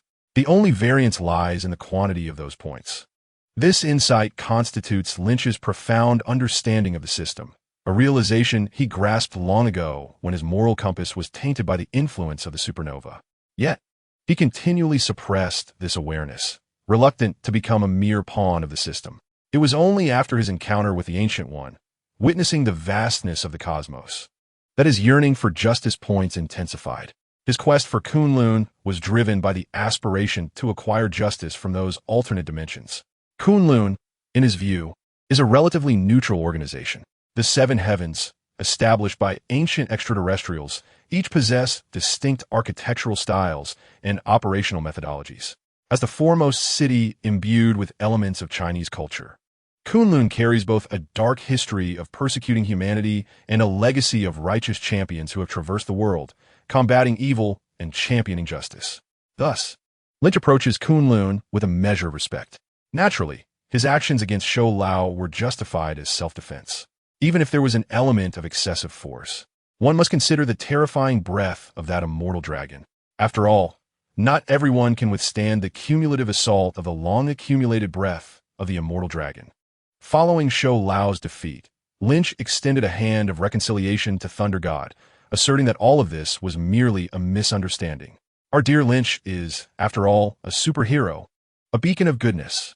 He inadvertently stumbled into this place, only to be attacked by a dragon that appeared exceedingly malevolent. How could he not rise in defense of justice and rid the world of such a menace? You claim this dragon is your guardian? Ah, well, it is dead now, so you may as well make the most of the situation. Thus, Randall inexplicably became the most easily appointed successor of Iron Fist in history. Thunder God, left with no choice, chose to believe Lynch's tall tale, for who could deny the might of his fists? After a bout of casual banter, Randall agreed to join the defenders, while Lynch vowed to assist him in uncovering the truth behind the events of that fateful day. Furthermore, through subtle inquiries, Lynch successfully gleaned information from Thunder God regarding his next destination. In that place known as the City of Cranes, Kunz. The City of Cranes is a realm steeped in dark sorcery, ruled by a being referred to as the Crane Mother, with the city's protector known as the Crane Champion. This city harbors a deep-seated animosity towards Kunlun, as the previous Crane Champion met his demise at the hands of the former Iron Fist. The current Crane Champion, however, is none other than Davos, the son of the Thunder Lord, who fled from Kunlun, seeking refuge here. Lynch's initial impression of this city was far from favorable. Upon his arrival, he was immediately enveloped by a chilling and oppressive atmosphere. As he expanded his perception, the pervasive darkness and corruption of the city became even more apparent. Yet, paradoxically, this realization brought him a sense of delight, for such a place desperately required the illumination of justice. The Crane Mother? The Crane Champion? Observing the city's guardian from a distance, Lynch was not particularly surprised by the outcome. The Guardian was significantly stronger than Kunlun's weakest Iron Fist, but paled in comparison to the venerable dragon of immortality. Thus, it seemed only fitting to accept the judgment of justice. Soon, the air was filled with the chilling echoes of horrific dark magic and a chorus of anguished cries, accompanied by piercing gazes that could penetrate all and frigid breaths that froze everything in their path. Within a quarter of an hour, the city fell silent once more. Lynch stood quietly in place, untouched and unscathed, before a group of lifeless, grotesquely adorned warriors and mages lay at his feet. Superman System Current Template. Childhood Superman 100. Youth Superman 100. Superman 80 Template Exchange List. Bronze Superman, Supreme Little Superman, Silver Superman, Golden Superman, Thought Superman Justice Points. 15, 951, 123. Still lacking 4 million. Gazing at the data displayed by the system, Lynch murmured to himself, after this journey, it should suffice, shouldn't it? Stowing away the system, Lynch cast his gaze toward the horizon. Where shall his next destination be? In a tranquil pig farm in Japan, concealed within lies the city of turtles, Punglai, guarded by warriors known as cobras. The latest cobra, dubbed the Fat Cobra due to his corpulence, ultimately met his end before Lynch, transforming into a lifeless, bloated pig. The Tiger City is nestled in a stunning tropical paradise, evoking memories of Wonder Woman's homeland, Paradise Island. Here, women cater to every whim of men, grateful for their protection of both them and their beautiful city. Its guardian is the Tiger Beauty, who successfully repelled Lynch with her indescribable skills, safeguarding the Tiger City. Spider's City, a kingdom ensconced in the dark realm of Nepal, its entirety shrouded in webs. It is protected by 9 spider matrons, whom Lynch prefers to refer to as spider spirits. This time, however, Lynch showed no mercy, reducing the repugnant city to ruins. Dog City, the fabled abode of all truly lost souls, lying beneath the underworld, in the realm of the canine elder's homeland. A place often traversed by the noble hound in search of those in need, Lynch found himself profoundly moved by the city he explored before departing. The City of Monkeys, nestled within the darkest jungles of Africa, serves as the sanctuary for the orphan prince. It is a city that evokes deep sympathy, yet Lynch, after a moment of contemplation, took no further action. The 8th city is akin to hell, or rather, a prison. Intriguingly, it houses a most peculiar individual, Sun Wukong. Indeed, this unruly monkey exists even in the Marvel Universe. While the disparity in their powers is significant, his appearance is strikingly faithful to the original. Lynch, with a casual gesture, released him, and together they left the confines of that place. This marked Lynch's final destination, having traversed these realms. His justice meter was now sufficient to exchange for the remaining Superman template. Thus, endowed with the true powers of Superman, Lynch returned to Earth. Chapter 132. The Spear Bureau on Earth. Lynch stood side by side with a scratching, fidgeting monkey in midair. After a brief moment of contemplation, Lynch inquired, "Where do you intend to go?" The monkey tilted its head thoughtfully and replied, "I once encountered a lad who sought my strength. I granted him some of my power, which allows me to find him." Oh, Lynch felt no surprise. for he was aware that the Marvel Universe featured a hero inspired by Sun Wukong, known as the Monkey King. This individual had once been a member of the underworld, embarking on a quest for the Rui Jingu Bang after being enchanted by the legend of the great sage, equal to heaven. Ultimately, his determination bore fruit as he uncovered the traces of Sun Wukong in a cave. Upon grasping the meaning of a cryptic phrase left by the monkey, he successfully acquired powers from him, including super strength, speed, and endurance. Coupled with his foundation as a martial arts master and a diluted version of the 72 transformations, he emerged as a superhero of the East. Upon reflection, it is evident that the Marvel Universe boasts numerous heroes from the East. In fact, there exists a superhero organization in the East, aptly named the Spear Bureau, which stands in contrast to the Shield. One wonders, however, whether such an organization exists in this world. Pondering this, Lynch activated his supervision to scan the vast expanse of the eastern continent, a smile gracing his lips. Beside him, the monkey, with a rather sinister visage, felt a twinge of unease at this inexplicable smile. After all, he was not the great sage who boldly proclaimed, "This year, it is my turn to storm the heavenly palace." His powers paled in comparison to Sun Wukong's. Otherwise, he would not have been confined to the depths of hell. Years of suppression had dulled his spirit. At the very least, when confronted by the mysterious and formidable Lynch, who could potentially liberate him from his entrapment, the monkey understood how to comport himself. "What about you? What are your plans?" he jestingly asked. "Together with you," Lynch replied, retracting his gaze with a smile. "Together?" the monkey exclaimed in astonishment. "Indeed, let us venture to the land of Huaxia." With that, Lin Qi turned and soared into the distance. A quarter of an hour later, Lin Qi and the monkey arrived in a bustling metropolis. The monkey gazed in astonishment at the myriad unfamiliar sights of this modern city, his ears perked up, absorbing the new phenomena from the conversations of passers-by. "Isn't it fascinating?" Lin Qi laughed heartily. The monkey's background seemed to draw inspiration from the legendary Sun Wukong, as he had been sealed and suppressed in the depths of hell since ancient times. Thus, the present-day monkey possessed little understanding of contemporary society, finding everything novel and intriguing. Hearing Lin Qi's teasing remark, the monkey chuckled and replied, "It's just the same old tricks." "Not necessarily," Lin Qi said, settling down in a tea shop and speaking with a hint of significance. The monkey scratched his chin, following Lin Qi's gaze to a nearby surveillance camera, but could not decipher Lin Qi's meaning. Amidst the throngs of people and the bustling traffic, it seemed as if no one noticed the presence of the two. This was the effect of Lin Qi's force field. Otherwise, given the nature of the people of Huaxia, they would certainly seize the opportunity to gawk at a monkey resembling Sun Wukong alongside a globally renowned superhero. However, at this moment, Lin Qi's force field merely affected the sensory perceptions of those around them, leaving certain mechanical devices unshielded. Hidden within the shadows of Huaxia, the enigmatic organization known as the Divine Spear Bureau swiftly became aware of these two conspicuous figures on the streets just moments later. "They're coming," Lin Qi murmured suddenly, loosening some restrictions of his force field. "Who is coming?" The monkey, indulging in an array of exquisite beverages from the 21st century, was momentarily startled.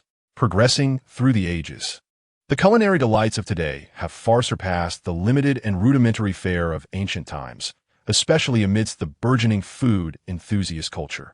Upon hearing Lin Qi's words, the monkey assumed an enemy was approaching, peering around anxiously. "Who? Do not worry. It's a friend," Lin Qi reassured him calmly, reclining in his chair as he awaited the arrival of their visitor. Before long, a man clad in armor and wielding a shield stood before them.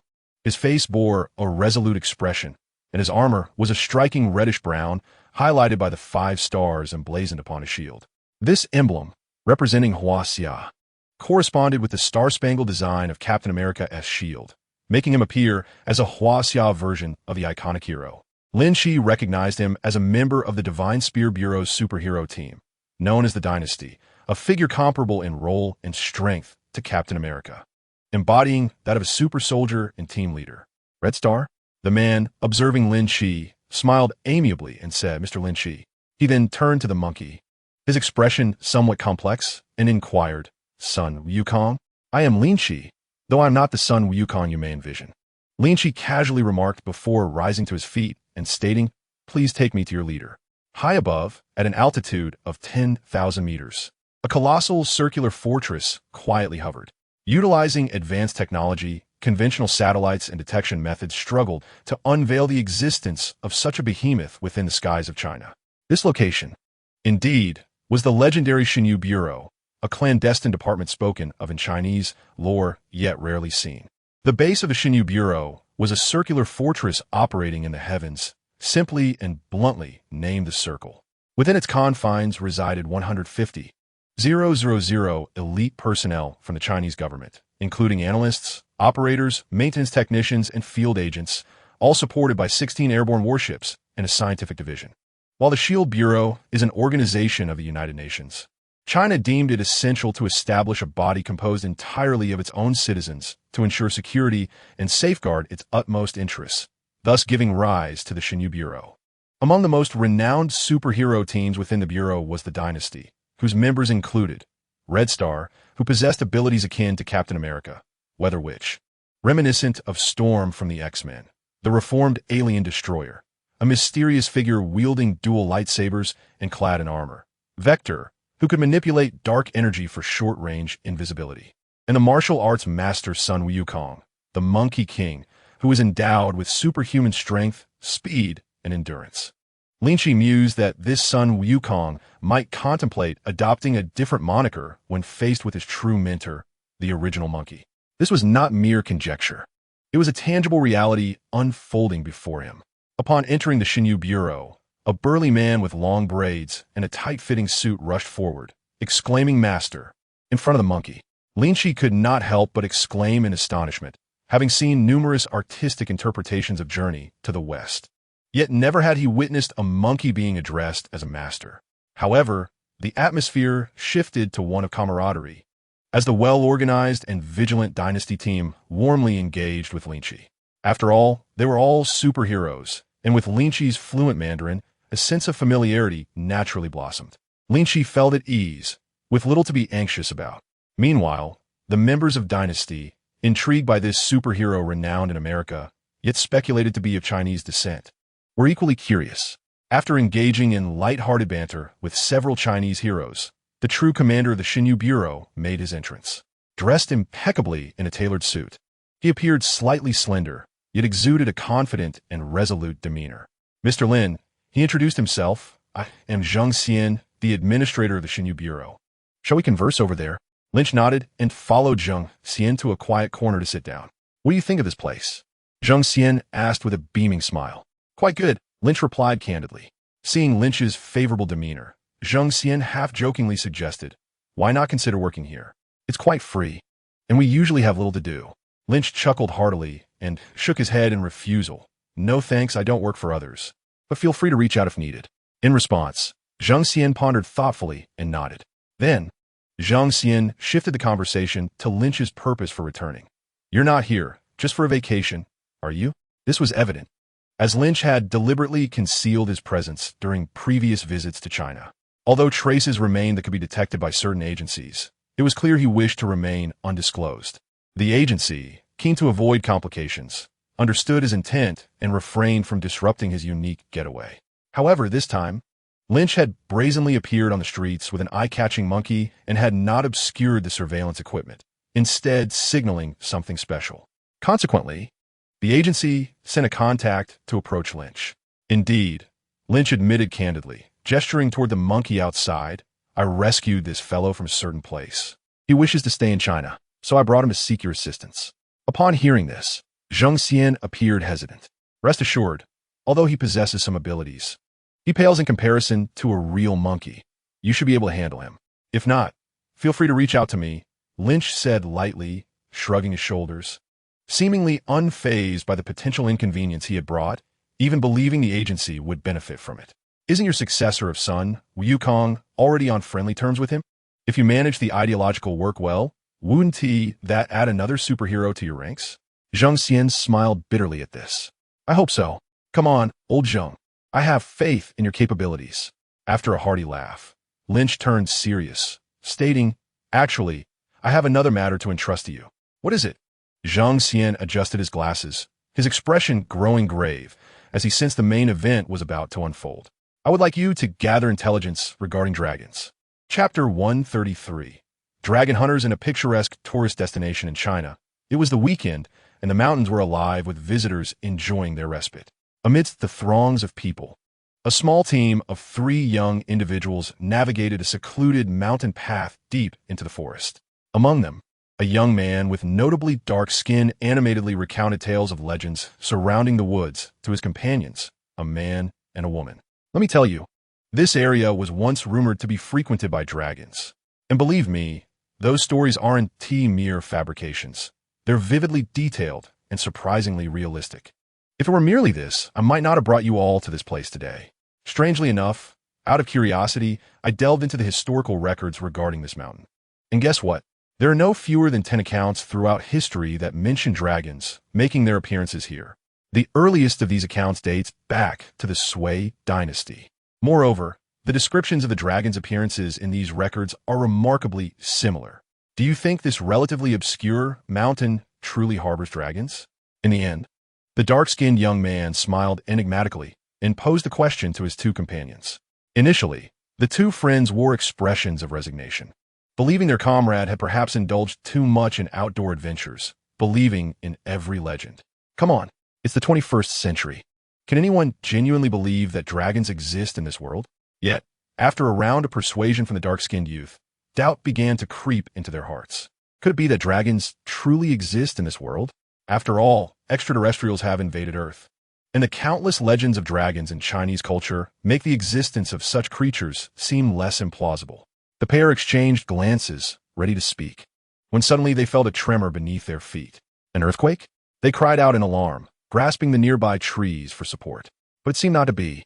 Before them, the dark-skinned young man gazed in shock at the shadow that began to materialize in the distance. He was so captivated by the sight that he plopped down onto the ground, his eyes fixated on the indistinct figure. Could it be a dragon? What the hell? A dragon. The other young man clung to a large tree, cursing vehemently. I think you've lost your mind, and we have too. Otherwise, how could we encounter an earthquake in such a place? If we die here, no one would even notice. Yet the girl among them did not join in the cursing like the young man. Instead, she pointed dramatically in the direction the dark-skinned youth was staring and exclaimed, "No, really, there is a dragon." "What dragon?" The young man, who had intended to curse alongside the girl, turned to look and was instantly struck dumb. For in the brief span of their conversation, a colossal creature, obscuring the sky, was hurtling towards them with alarming speed. Its head bore resemblance to that of a crocodile, adorned with long whiskers, its body akin to that of an elongated serpent with clearly visible scales, and 2 wings reminiscent of a bat. "What the hell are you looking for a dragon for?" After a moment of stunned silence, the young man managed to curse, his tone and demeanor filled with utter despair. For this terrifying dragon was barreling towards the trio at an astonishing velocity, and it was estimated that in less than 10 seconds, they would be reduced to mere puddles of flesh. "Run!" The dark-skinned youth, filled with courage, felt the tremor beneath his feet diminish and took off at a sprint. The other 2, not willing to be outdone, followed suit, racing for their lives. However, their speed was clearly no match for that of the dragon's impending collision. In less than 10 seconds, they would barely escape the dragon's shadow. Under the fearful and despairing gaze of the 3, the colossal dragon spiraled downwards. The ill-fated youth, with his unpleasant demeanor, ceased to struggle, remaining seated as he murmured to himself, "I shall not let you rest in peace even in death." Before he could finish his words, a sudden gust of wind swept him away, violently hurling him several meters away. When he finally lifted his head, the immense dragon had crashed thunderously in the distance, and where the dragon once loomed, a young man now stood in its place. "Who are you?" the ill-fated youth inquired. Bewildered, the bizarre events of the day had nearly shattered his tender spirit. "Me?" laughed the figure in the sky, who then casually remarked, "Just an ordinary dragon hunter," before soaring away. A dragon hunter? The youth was left speechless, his mind swirling with doubts about the very fabric of reality. Was this so-called dragon hunter a commonplace entity? How could he speak of it with such nonchalance? "Superboy," a voice exclaimed beside him, belonging to a dark-skinned companion. "He is a superhero from America." Subsequently, the well-informed companion produced his phone, showcasing various images and text to enlighten the 2 friends. Meanwhile, Lynch had long since dragged the dragon's corpse out of their sight.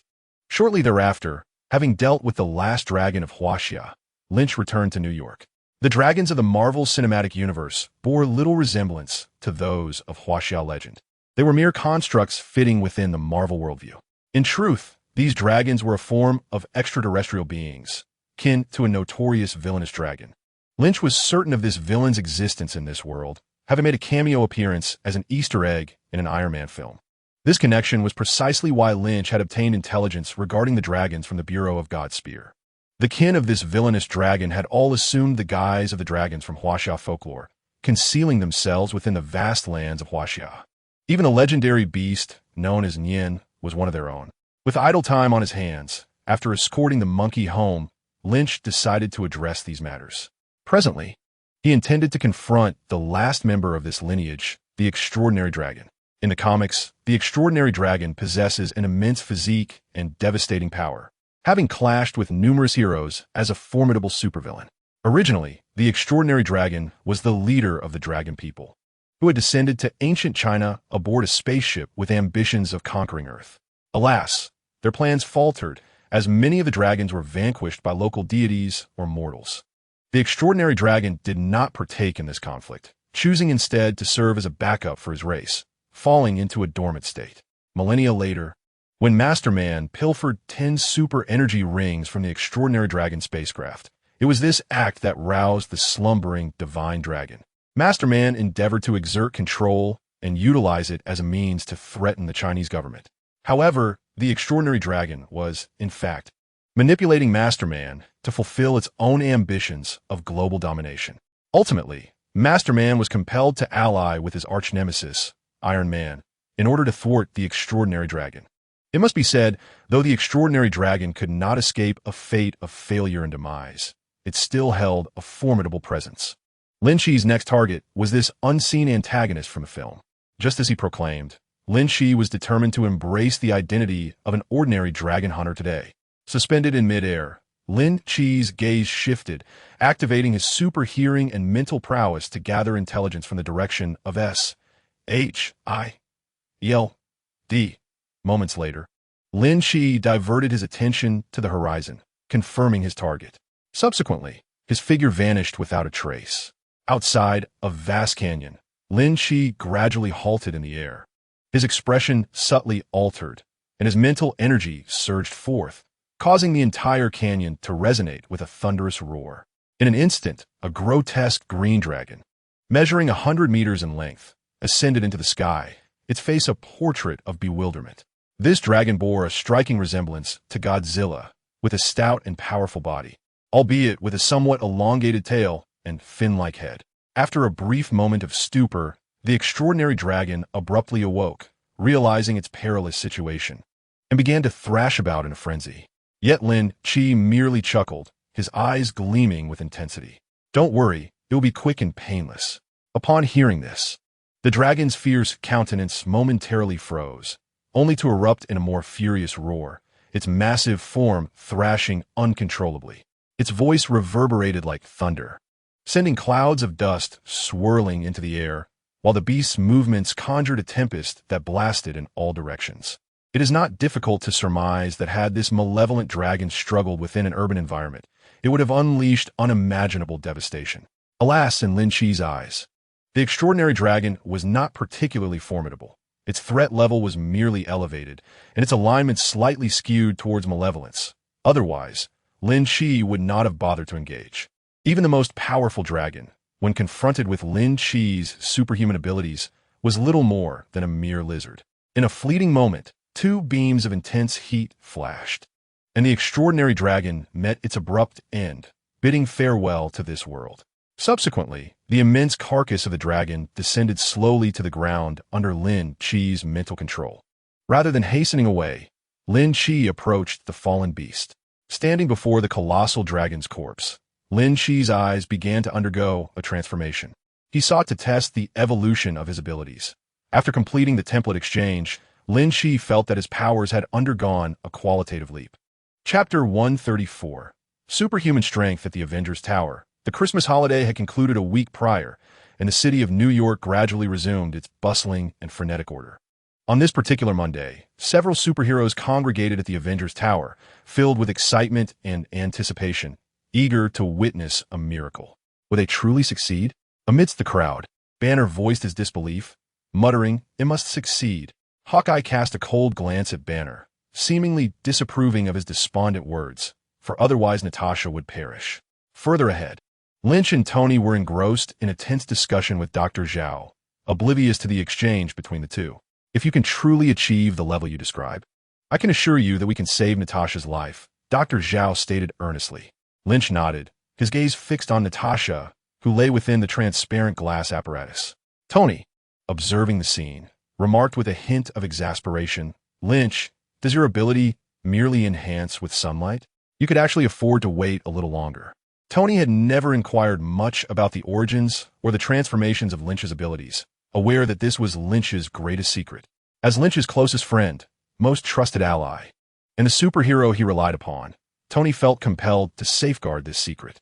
Yet, the daunting task Lynch was about to undertake was so astonishing that he couldn't resist a quip.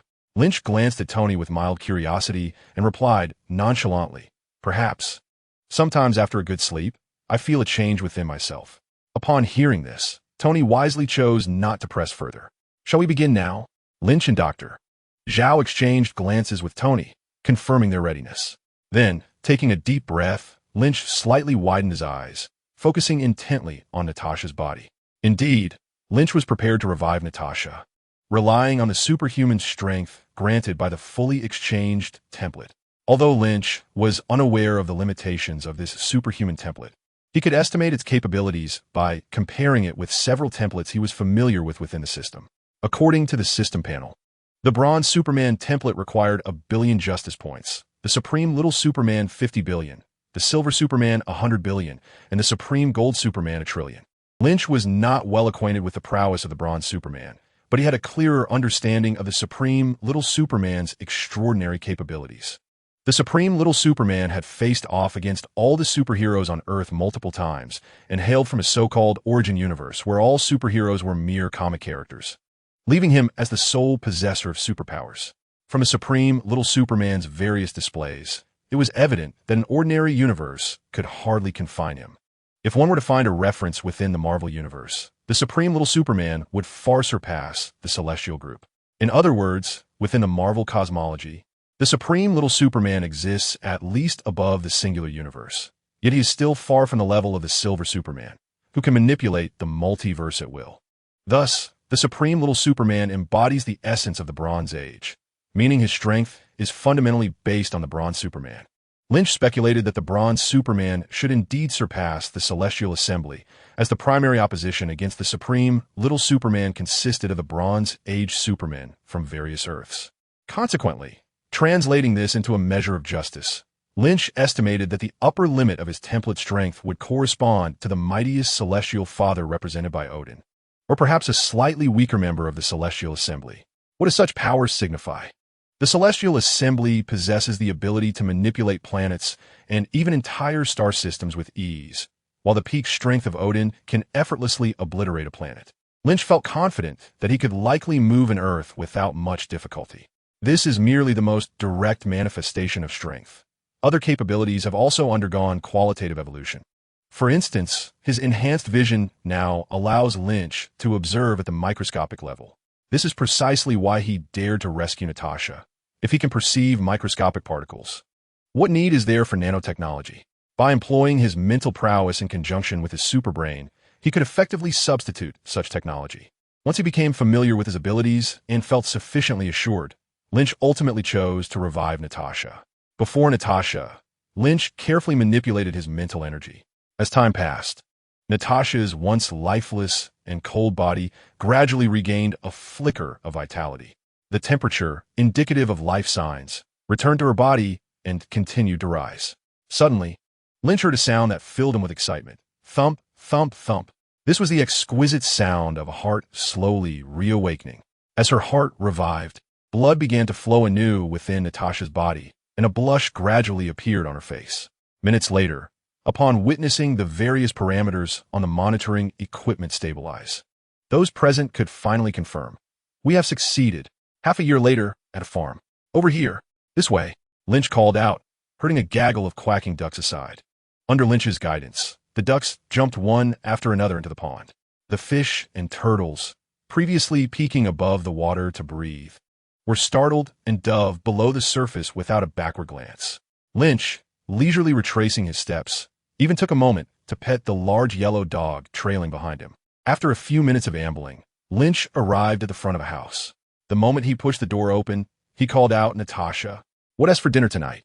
Inside, Natasha, dressed in a blue apron and embodying the image of a homemaker, was stirring the contents of a pot while replying fluently in Mandarin. Mapo tofu, braised pork. Dompa. Upon mentioning dompa, Natasha paused momentarily, as these words, often difficult for many Chinese speakers, posed a challenge for her. Pork knuckle. Lynch interjected, chuckling heartily as he settled down with the dog in his arms. As Lynch reclined in his chair, gently stroking his dog, he gradually succumbed to slumber. Suddenly, a distant rumble of thunder reverberated through the air, failing to rouse him. However, the subsequent sound of a heavy object crashing to the ground nearby exploded in his ears like a bomb, causing him to tumble from his chair. "Who is it?" Lynch bellowed groggily, glancing towards the door. In the next moment, a formidable figure pushed the door open. "Thor?" Lynch shot a glare at the god of thunder, plopping back down into his chair, attempting to soothe his startled dog. "Could you not come in so noisily? If you disturb me like this again, I might just send you to the moon." At his words, an awkward expression crossed Thor's hearty face. "Apologies, I'm just used to it. No need for that. Remember it next time. Now what brings you here?" Lynch sighed, then realized something and continued. "Is it about the Tesseract?" Thor nodded affirmatively. "Indeed, Asgard requires the Tesseract to repair the Bifrost. The 9 realms are already in turmoil. Is that so?" Lynch squinted thoughtfully, then retrieved the space stone and tossed it to Thor. "Here, take this. The Tesseract is no more, but this should suffice, right?" "This." Thor caught the space stone, examined it, and, after a moment's hesitation, solemnly accepted it. "Is there anything else? You can handle quelling the rebellion yourself. There's no need to call on me." Lynch replied languidly. He presumed Thor sought his assistance in suppressing the unrest in the 9 realms, so he paid little mind to it. Had been in the past, Lynch might have agreed, but now, aside from the Dark Elves, there were few formidable figures among the 9 realms, and the contribution of justice points seemed negligible. Lynch was disinclined to intervene. His current aim was to collect the Infinity Stones to confront Thanos, thereby amassing vast amounts of justice points in the face of a cosmic catastrophe. Yet Thor shook his head, his expression grave as he stated, "It's not that. There is something crucial I must inform you. Recently, Heimdall discovered that Nidavellir had been ravaged. From the survivors, we learned that the perpetrator is..." Hearing this, Lynch abruptly opened his eyes wide and enunciated each syllable. "Thanos?" Chapter 135. The threat intensifies days prior in the dwarven homeland of Nidavellir. Dark crimson blood had long since congealed, forming a thick layer upon the ground. Scattered throughout were the enormous, stocky bodies of dwarves. A foul wind swept in from the dying core of Nidavellir, revealing the calamity that had befallen this place. Meanwhile, the architect of this devastation calmly surveyed the last survivors of the dwarf clan, his massive hand adorned with a peculiar glove featuring 6 indents. "Excellent." With a mere flick of his fingers, Thanos reveled in the infinite possibilities contained within the gauntlet, his tone unwavering. "You may yet live, Father." The green-skinned Gamora slightly bowed her head as she stood before Thanos. "Keeping him will expose us." Thanos averted his gaze, scrutinizing Gamora intently. "I want them to discover it." He then approached the Dwarf King, his golden armor clinking, stained with the blood of countless dwarves. "Go tell that boy on Earth that I shall return." With that, Thanos turned and departed, his entourage swiftly following. "Father, where are we headed?"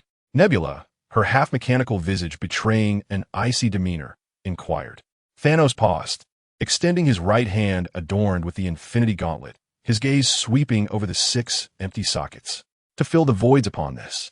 That wretch. Thor's countenance was a mask of fury as he surveyed the desolate Nidavellir. In accordance with their pact, Nidavellir was to supply Asgard with weaponry, while Asgard was to safeguard Nidavellir.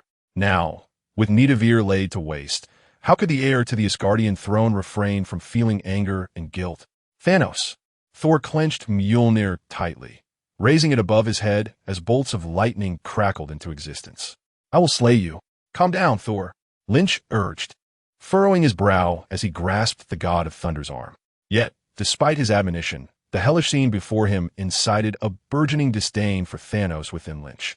In his previous life, Lynch held a measure of admiration for Thanos, recognizing the formidable strength and strategic acumen of the cosmic overlord. His rationale for eradicating half of all life, though unconventional, possessed a certain logic. However, in this moment, Lynch found himself utterly repulsed by Thanos' willingness to employ any means to achieve his ends, feeling only aversion. This sentiment was undoubtedly influenced by Lynch's allegiance to the Avengers and the people of Earth. Consider how many lives were irrevocably altered by Thanos' fateful snap. Even Thanos himself lost his beloved adoptive daughter, Gamora, ultimately facing his demise at the hands of Thor. All of this stemmed from Thanos' experience witnessing the destruction of his homeland due to overpopulation. He believed that having the population was the sole remedy to prevent the universe from meeting the same fate. Does that rationale not sound absurd? Even if it were not as ludicrous as it appears, why should the lives across the cosmos be extinguished based on his subjective understanding? Sprouting, evolving, flourishing, declining, and ultimately perishing. These are the inherent rhythms of existence. If a civilization, a planet, or a universe is destined for annihilation, it is simply a matter of time. Why must one forcibly intervene? Lynch's original intention was to gather the 4 Infinity Stones, leaving the Power and Soul Stones for Thanos. The Power Stone was extracted by Star-Lord from a temple on a distant planet, while the elusive Lynch remains unable to locate it. The Soul Stone, on the other hand, poses a rather excruciating trial, requiring the sacrifice of one's dearest. Is this a feat Lynch could undertake? Certainly. Such a monumental act of familial betrayal is better left for Thanos to perform. Of course, Lynch is not entirely averse to attempting to seize it by force. However, should he suffer a backlash, the consequences could be dire. Although his power has increased, Lynch is acutely aware of his vulnerabilities. Magic. The Soul Stone clearly belongs to the realm of sorcery. Did one not notice that its guardian is a specter? Thus, Lynch possesses 4 stones on Earth, while Thanos can only acquire 2 to claim dominion over the planet. At that juncture, even without the system's might, Lynch could easily overpower Thanos with the 4 stones, thus averting the impending crisis. The sole variable remains the Infinity Gauntlet. With it, Thanos can fully harness the powers of each stone. Yet Lynch's proficiency in their direct application is inferior to that of Thanos. However, Lynch too possesses an Infinity Gauntlet. Although he has yet to utilize it, he has clandestinely experimented with the gauntlet acquired from the Asgardian vault, and unsurprisingly, it can indeed channel the unparalleled power of the stones. Nevertheless, Lynch is reluctant to employ the gauntlet, as he prefers to wield the stones unaided. After all, he vividly recalls Thanos' downfall. In Avengers Endgame, when Thanos had vanquished numerous superheroes and sought to execute the cataclysmic snap, he suddenly realized, where are my stones?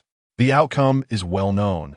In a last-ditch effort, Tony Stark managed to seize the gauntlet and ultimately snapped back half of the universe's life that Thanos had obliterated. Thanos could never have anticipated that his triumph across 2 cinematic installments would culminate in such a dramatic denouement. Were Thanos to storm the editorial office akin to the supreme superhero, he would undoubtedly unleash a veritable massacre. That said, Lynch now harbors a growing sense of urgency. While the exact timing of Thanos acquiring the Infinity Gauntlet remains uncertain, there is no doubt that, according to the original storyline, Thanos had not yet obtained it at this juncture. In other words, Thanos' actions have hastened. The reason is clear. Earth has gained a new superhero, one whose power rivals that of Odin and the Ancient One. This formidable force presents a significant challenge for Thanos, compelling him to expedite his plans. First, to acquire the Infinity Gauntlet, and subsequently to gather the scattered Infinity Stones across the cosmos. Only by wielding the gauntlet can Thanos truly unlock the stone's potential and eliminate the troublesome Lynch, collecting the numerous stones present on Earth. With these thoughts in mind, Lynch quietly reflects on the 4 stones residing on Earth. The Space Stone has long been in his possession. It must soon be lent to Asgard for the restoration of the Bifrost. The Mind Stone, under its own tacit approval, was taken by Hydra, just as the original storyline dictated. It is likely that it has successfully activated Scarlet, Witch, and Quicksilver by now. The Time Stone, held firmly in the grasp of the Ancient One, will be passed to the next Supreme Sorcerer, Dr. Strange, in 2 years. As per the agreement between myself and the Ancient One, if the need arises, it rightfully belongs to me. The Reality Stone is possessed by the malevolent Dark Elf leader, Malekith. Suddenly, Lin Qi realized that the time had come to retrieve the Reality Stone. The Reality Stone made its debut in Thor, the Dark World, when Malekith, wielding the Reality Stone, saw the destruction of the Bifrost and Odin's decline, prompting him to seize the opportunity to wreak havoc. The timeline of Thor, the Dark World, seems to align with the year 1314, doesn't it? As these thoughts crossed his mind, Lin Qi's eyes sparkled with realization. Since the Space Stone is about to be utilized, why not also acquire the Reality Stone for some amusement? Thor. Lin Qi approached and patted Thor on the shoulder, saying, "Do not be angry. Instead, let us vanquish those rebels." Upon hearing this, the god of thunder appeared somewhat perplexed. "Did you not say that I could handle those fellows?" "Indeed," Lin Qi chuckled softly. "However, against certain adversaries, my assistance will be necessary." Sensing a hint of deeper meaning in Lin Qi's gaze, Thor felt an unaccountable unease. He was not foolish. He possessed intellect, though often he found little motivation to engage in deep thought. Yet, when the occasion warranted it, he could be remarkably astute. At that moment, Thor recalled Lin Qi's earlier words. Was he to face misfortune? The destruction of his homeland, the flight of his people, the rift with his brother, the loss of his parents, and his beloved, no. Thor forcefully struck his forehead, dispelling these ominous thoughts from his mind. With determination etched on his face, he turned to Lin Qi and said, "Thank you, Lin." "No need," Lin Qi replied, somewhat taken aback by Thor's sensitivity. "This is what I promised you." With that, Lin Qi produced the shimmering blue space stone, channeling energy into it. Casting one last glance at the ravaged Nidavellir, Lin Qi murmured, "Let this image be etched in your memory, lest you wish for such calamities to befall our homeland." In the next instant, a flash of blue light enveloped the area, restoring the fallen star to its tranquil state. Chapter 136. The unwitting Malekith upon the earth. Several armored warriors were engaged in fierce combat against a tide of alien soldiers. The valiant warriors of Asgard fought with unmatched courage on the battlefield, fiercely contesting against the overwhelming numbers. Suddenly, a bolt of lightning descended from the heavens, striking the ground. With Mjolnir in hand, the spirited Thor rose from the impact, then leaped into action. The Mjolnir fell to the ground with a resounding thud, unleashing a surge of lightning that engulfed the surrounding enemies, sending them sprawling. Thor, Sif, with her striking grace, effortlessly cleaved through an adversary and turned to the god of thunder with a triumphant smile. "We have seized control of the situation. You are too slow." Thor chuckled heartily, charging into the fray like a deity of war. Above, Loki observed the fierce battle below with a calm demeanor, refraining from intervention. Suppressing the rebellion across the 9 realms was an essential step for Thor to ascend as the king of Asgard and the sovereign of the realms. In this endeavor, Thor had the opportunity to demonstrate his strength and reliability as the rightful heir, earning the trust and support of all. If Loki were to intervene recklessly, Thor would forfeit this invaluable chance, and who knew when another would arise. After some time, the tides of battle began to shift in favor of Asgard with Thor's participation. Following Thor's decisive elimination of the mightiest foe, all rebels relinquished their weapons, kneeling in submission to the god of thunder.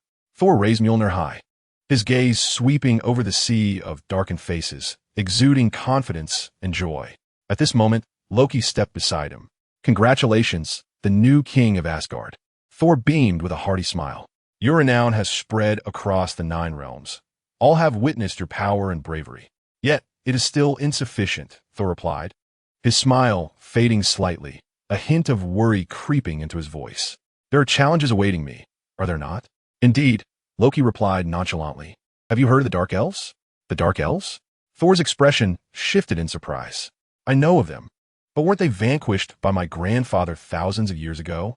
Loki shrugged, unable to provide an answer to Thor's inquiry. "I do not know. I only know they will return, bringing calamity."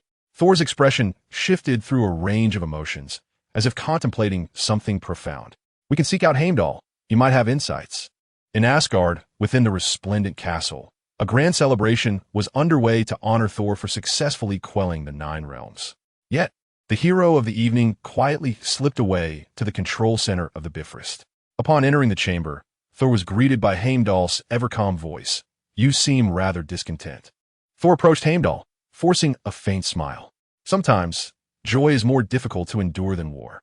"It is your approach to joy that is flawed," Heimdall remarked, his gaze fixed on the void ahead, unyielding. Thor chuckled softly. "Perhaps." Before them lay a breathtaking expanse of twinkling stars, resplendent in beauty. "What is the status of the planets?" "Still shimmering," Heimdall replied. Heimdall paused for a moment, casting a gaze towards the thunder god. "From this vantage point, I can perceive the 9 realms and the myriad of beings within them. Do you recall our discussions about celestial bodies?" The thunder god nodded, acknowledging, "Yes, I remember. The realms are aligned, and their arrival is imminent, is it not?" Heimdall descended from the control console of the Rainbow Bridge, his expression grave.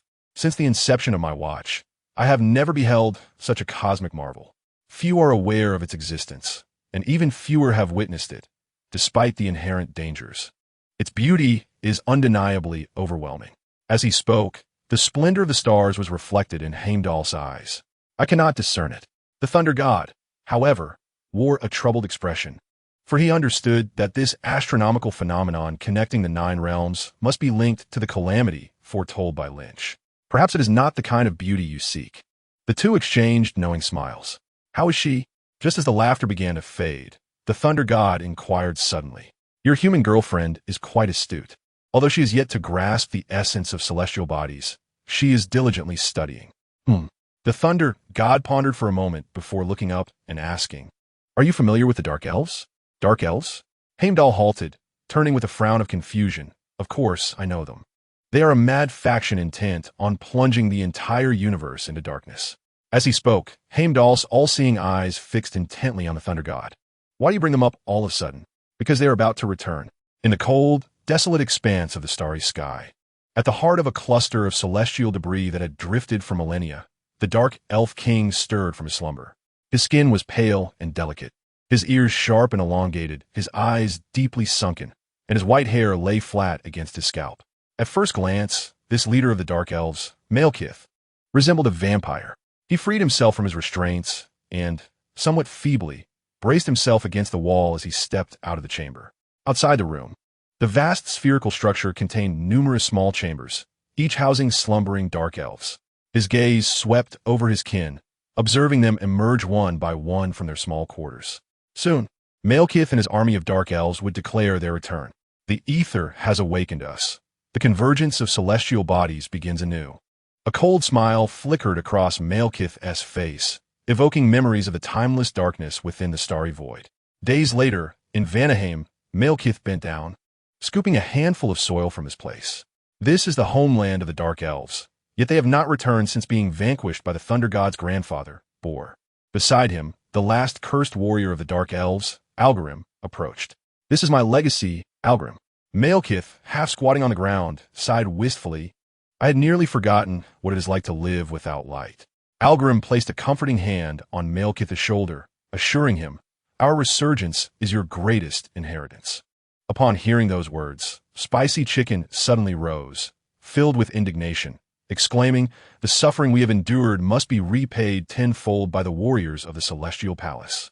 I shall restore our world. I will bring an absolute end to this corrupt universe."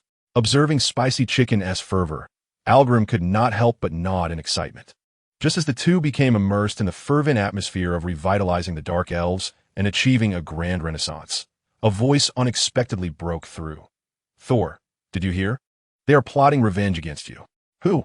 The two Dark Elves snapped to attention, instantly adopting combat stances. The god of thunder tightened his grip on his hammer, an aura of menace emanating from him. "Asgardians?" Spicy Chicken scrutinized Thor, a mix of astonishment and fury crossing his face. Algrim, with little to say but fierce resolve, immediately launched an assault on Thor. "Calm down." Lin Qi swiftly intervened, grasping the two Dark Elves and stating matter-of-factly, "Do not act impulsively." Spicy Chicken and Algrim struggled desperately, yet they felt their restraints intensifying. In mere seconds, the two Dark Elves found themselves ensnared, unable to move a muscle. "I warned you," Lin Qi shrugged, tossing them to the ground and stepping on them. leaning closer to Spicy Chicken. Surrender the ether particles. To Lin Qi's astonishment, a perplexed expression flickered across Spicy Chicken's face. Lin Qi frowned and delivered a sharp slap to Spicy Chicken's cheek. Do not feign ignorance. Produce them now. Though Spicy Chicken was rendered speechless, Lin Qi could still discern his defiance from his stubborn demeanor. Until the yellow river runs dry, I will not yield. Lin Qi scoffed, delivering a powerful punch. Thud! Spicy Chicken soared like a cannonball, hurtling into the distance. In the next moment, Lin Qi appeared beside the swiftly flying Spicy Chicken, delivering another punch from the opposite direction. Thud! Spicy Chicken crashed heavily to the ground, penetrating the surface and landing at the bottom of a deep crater. 3 minutes later, Lin Qi dusted off his hands, surveying the disfigured form of Spicy Chicken. How is it? Have you changed your mind? The battered Spicy Chicken struggled to move his vividly colored face, his lips continuously murmuring something. Lin Qi listened intently, but found Spicy Chicken babbling in an incomprehensible manner, prompting him to glance toward Thor. What is he saying? Thor listened for a moment, his expression gradually morphing into one of intrigue. He claims the ether is not in his possession. What? Lin Qi was taken aback. Then suddenly a thought struck him. Could it be that the ether had never been in Spicy Chicken's possession to begin with? Was it not initially absorbed by Thor's girlfriend? Ah, he did not lie. The ether is actually buried beneath the city of Asgard. Thor continued as Lin Qi fell silent. Indeed, Lynch cast a discreet glance at the Spicy Chicken shreds, pondering that this fellow had indeed met with misfortune. However, could the confrontation between a superhero and a villain truly be deemed a blunder? Nonchalantly, he delivered a swift kick, sending the Spicy Chicken shreds flying, while his eyes emitted 2 scorching beams that reduced the foe to ash. As he redirected his gaze, obliterating another Dark Elf, Lynch coughed lightly and remarked, "Excellent. The leaders of the Dark Elves have been vanquished. The rest is up to you to handle." Just as Thor was about to respond, Lynch, with lightning speed, extracted the space gem. In a flash of blue light, Valhalla returned to its serene state. Chapter 137. Ether in London. Within an abandoned building, Thor's fiery girlfriend, Jane, wielded a rudimentary device as she cautiously navigated through the structure enveloped by an eerie force. Suddenly, a gust of wind surged through the corridor, swirling the leaves scattered on the floor. Jane furrowed her brow, sensing something amiss. Before she could fully grasp the situation, a powerful suction erupted at the corridor's end, instantly pulling her toward the wall. Just as she was about to collide with it, an ethereal wave flickered, engulfing her entirely. In the next moment, Jane found herself in an unfamiliar realm. Before her loomed a precipice, descending into an abyss so dark that its depths remained concealed along with whatever lay within. "Daisy!" She called out for her friend, but only eerie echoes responded. With widened eyes, she retreated from the cliff's edge and began to wander in this peculiar space. The floor, thick yet coated in dust, and the sturdy, damaged columns gave the impression of a forsaken grand hall, Jane mused. In a daze, Jane perceived a flickering red light. Gradually, she approached the glowing column, peering into the crevices of the stone to investigate. Between the gaps, an unusual, translucent substance flowed like water. Just as Jane stood transfixed, these mysterious entities seemed to notice her and surged towards her in a frenzied distortion. Upon contact with her body, they merged seamlessly as if absorbed into the depths of the sea, infiltrating her being in the blink of an eye. Dazed, Jane gazed at her hands, feeling an intensifying discomfort within her. In the next instant, her eyes rolled back, and she collapsed onto the ground. "Jane! Jane! Jane!" A familiar yet distant voice gradually roused her from her slumber, and she slowly opened her eyes. The first sight that greeted her was a face she had longed for. Yet the bizarre events of the day left her questioning the veracity of her surroundings. With a resounding slap, Jane struck Thor's affectionate visage, the sound crisp and clear. "Jane!" Thor exclaimed, momentarily taken aback but still expressing concern. "I'm sorry. I just needed to confirm your reality." "I am real, Jane." Thor expressed his helplessness. A sharp slap echoed, heavier and more forceful than the previous one. "Where have you been?" Jane shouted in a mixture of anger and grievance. "You promised you would return. But do you have any idea how long I've waited for you? I thought you were dead." "I'm truly sorry, Jane," Thor replied, his face etched with remorse. "But Asgard needs me, and the 9 realms are engulfed in chaos." "And what about me?" Am I not important enough for you? Jane retorted, her agitation rising once more as her hand lifted. Without hesitation, Thor enveloped her in an embrace, their faces inches apart. The tense atmosphere dissipated, and their lips gravitated closer. Hey, interrupted Loki, his voice cutting through the moment. Having previously found amusement in their display, he was not one to let them indulge in their affection without interruption. It's been a while, Jane. Thor and Jane awkwardly separated, exchanging greetings. Where am I? Why am I here? Jane, finally taking notice of her surroundings, inquired with a hint of confusion. This is Asgard. We brought you here, Thor explained. Upon hearing this, Jane's eyes sparkled. Is this truly the Asgard you mentioned? She wandered around the room with curiosity, exploring her surroundings. But weren't you busy? Why take the time to bring me here? Thor exchanged a glance with Loki, then elaborated. Do you recall the strange entity that invaded your body? Jane paused momentarily before nodding. Yes, I have no idea what it was. The ether, Loki remarked, narrowing his eyes as he perceived the mysterious power within Jane. This force seemed both real and ethereal, a fascinating enigma. Loki subtly acknowledged Thor and continued, Please, take a seat. Let's explain everything gradually. Days later, Loki and Thor eradicated all the awakened Dark Elves. This ensured that Asgard would not suffer the invasion of Dark Elves as depicted in the original narrative. Without Malekith leading the Dark Elves, Thor's mother, Queen Frigga, would remain unharmed. Frigga's survival meant that Odin, the All-Father of Asgard, would not endure the devastating blow that led to Loki's banishment to Earth and eventual demise. Thor would be spared the anguish of his mother's death and Loki's feigned demise, allowing him to retain his claim to the throne rather than retreating to Earth in despair. Loki found himself curious about whether Thor could truly become a worthy king of Asgard, the ruler of the gods. Despite the considerable assistance Thor had received from Loki, he remained skeptical of Thor's potential. The rationale was straightforward. A true king must relinquish certain illusions, exhibit decisiveness in battle, and pursue pragmatic interests. Thor, however, appeared to be at the very beginning of this journey. He was easily swayed by his emotions and burdened by a sense of justice that often overshadowed the pursuit of self-interest. A being like Thor is far more suited to the role of a superhero than to reigning from a throne. The dichotomy between reality and fantasy is stark. In the realm of the tangible, there exists no perfect resolution. In the original narrative, Thor challenges Odin, questioning the distinction between themselves and the Dark Elves. Odin merely responds with a fleeting, sinister chuckle, asserting that the only difference lies in Asgard's victory. The victors reap the rewards, garnering glory and all that follows, while the vanquished are left to swallow their sorrow and misfortune. This is the unvarnished truth of the world, a reality Thor is reluctant to accept. Nevertheless, even if Lynch harbors doubts about Thor, the decisions do not rest in his hands. Odin remains lucid, maintaining control over all of Asgard, including the selection of the heir to the throne. Yet, according to Lynch's estimation, Odin's final choice will inevitably fall upon Thor. There is no alternative. Odin can only choose between Thor and Loki.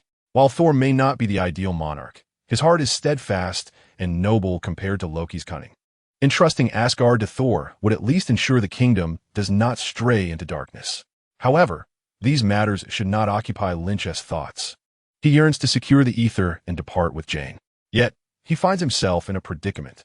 Having overlooked a crucial detail, the Asgardians lack the means to extract the ether from Jane's body. In the original tale, Thor was compelled to release Loki and venture into the realm of the Dark Elves precisely because no one in Asgard could extract the ether from Jane. Under Loki's machinations, the one who had previously wielded the ether was indeed deceived, resulting in the extraction of the ether from Jane. The dilemma, however, is that Lynch, with his quick reflexes, found that the one who had once been an asset had already disintegrated into cosmic dust. With no other recourse, Lynch remained in Asgard, watching Thor and Jane express their affection while experimenting with various methods to extract the ether. During this time, Lynch could only wander through Asgard, occasionally engaging in conversation with Heimdall, Odin, Frigga, and even Loki, who was imprisoned. As time passed, one day, Lynch suddenly sensed a ripple of unease. Troubled, he approached the Bifrost, which was under repair, bustling with activity. Without pausing, he proceeded to the grand gates of Asgard, the control hall of the Bifrost. Heimdall, Lynch said, furrowing his brow as he stepped before him. Could you investigate if something has transpired in Midgard regarding Natasha, Tony, and S.H.I.E.L.D.? Heimdall nodded, his eyes reflecting a scene that began to shift and evolve. I see. Chapter 138. The Insight Plan in the Darkness Upon the Sea. A great vessel navigated the waters. A shadow surged from the depths, leaping onto the deck in an instant. He brandished his iconic shield, clad in a snug blue leather suit. In New York, everyone is familiar with the name Captain America. Upon the deck, numerous soldiers armed with rifles are on patrol. With deft agility, Captain America swiftly ambushes a soldier from behind, swiftly dispatching him. He does not attempt to conceal his presence as he traverses the deck. He moves with the grace of a celestial being, neutralizing one soldier after another. Within mere minutes, he stands alone upon the deck. Shortly thereafter, several parachutists descend onto the deck, joining Captain America in the assault on the ship's interior. Inside the ship's hold, a group of pirates who have commandeered the vessel are becoming aware of an intruder. However, recognizing the situation and being able to handle it are two entirely different matters. After a fierce confrontation, the pirates are completely eliminated by Captain America and the S.H.I.E.L.D. agents. To Captain America, this is merely a routine rescue mission. The only anomaly is that he discovers the almost invisible Hawkeye has secretly acquired data from the ship. Captain America questions Hawkeye about this action, but receives only the curt response that he cannot disclose anything beyond the director's orders. He realizes that seeking answers from Hawkeye is futile. To uncover the truth, he must confront the one who issued the command. With lingering doubts, Captain America returns to headquarters and strides directly to the office of S.H.I.E.L.D. Director Nick Fury. You are accustomed to deception. Is it so difficult to refrain from it? Captain America interrogates bluntly. Fury, turning his chair with a calm demeanor, replies, I did not deceive you. Agent Barton's mission differs from yours. Do you believe you have no obligation to inform me? Captain America presses on. I have no obligation to do anything, Fury responds. Unperturbed, those hostages may die, Captain America exclaims. Fury, with an air of nonchalance, retorts, to prevent such an outcome, I dispatched the greatest warrior in history to undertake the rescue mission. Warriors must trust one another. That is the essence of a true army. Captain America's expression remains grave. He is not swayed by Fury's flattery. Otherwise, they are merely a disorganized mob, firing their weapons indiscriminately. Fury, irritated by Captain America's persistence, rises and intensifies his tone. The last time I placed my trust in someone, I lost an eye. Captain America is momentarily at a loss for words, and Fury continues. Listen, I never intended for you to engage in actions you consider beyond your limits. That is why I entrusted this task to Agent Barton, who is willing to undertake it. If everyone carries their own assignments, I cannot lead. Seemingly incensed by Fury's words, Captain America retorts fiercely. This is called compartmentalization. No one will leak information because no one knows all the secrets. Fury's single eye pierces through Captain America, as if trying to see into his very soul. Yet, Captain America stands undaunted, responding with a cold scoff. Except for you, perhaps. Silence envelopes the room as both men remain in their respective stances. After a lengthy silence, Fury averted his gaze, bowing his head as he softly murmured, You have misjudged me. He then lifted his head, his eyes brimming with sincerity. I can share with you, should you wish to know. Moments later, Fury escorted Captain America into an elevator that was rather extraordinary, equipped with unparalleled security measures. The instant Captain America stepped inside, a large screen within the elevator alerted him to his lack of security clearance. It was only after Fury granted authorization that the elevator began its ascent, evidently leading to a location of immense significance. As they traversed the vertical expanse, Fury recounted that his grandfather had once operated an elevator in a high-rise building, earning considerable tips. Consequently, his lunch bag often contained a rolled-up stack of $1 bills. He would greet passers-by, who would respond with warmth. However, as societal manners deteriorated, his salutations were met with indifference, with strangers retorting, mind your own path. Every week, local ruffians would inquire about the contents of his bag, prompting him to reveal its contents, a roll of $1 bills accompanied by a loaded handgun. My grandfather was affable, yet he did not extend his trust entirely, Fury summarized. At that moment, they arrived at their destination. Captain America gazed in astonishment at the sights beyond the elevator doors. They stood before an underground armory, teeming with cutting-edge warships and weaponry, as personnel bustled about. I know they are somewhat larger than handguns, Fury remarked, patting Captain America's shoulder before stepping out. This is the InSight program. 3 next-generation aerospace carriers synchronized with a network of target-locating satellites, Fury elucidated. Launched by the Lemurian star, Captain America interjected. Fury nodded, continuing. Once they ascend, they will not require a return to Earth, thanks to our new anti-gravity engines, enabling them to maintain sustained suborbital flight. Stark was involved. Captain America conjectured, having observed our old turbine engines up close and provided some suggestions for enhancements. Fury did not refute this, leading Captain America further into the facility. These new long-range precision rifles can eliminate 1,000 enemies in a single minute, he expounded, gesturing towards the weaponry aboard the aerospace carriers. The satellites can detect a terrorist before they emerge from their hiding place. We can neutralize the threat before it materializes. Captain America's expression turned grave as he pondered this for a moment, finally stating, "Isn't it true that one must be guilty before punishment is meted out?" "Oh, we cannot afford to wait," Fury chuckled softly. "Whom do we target?"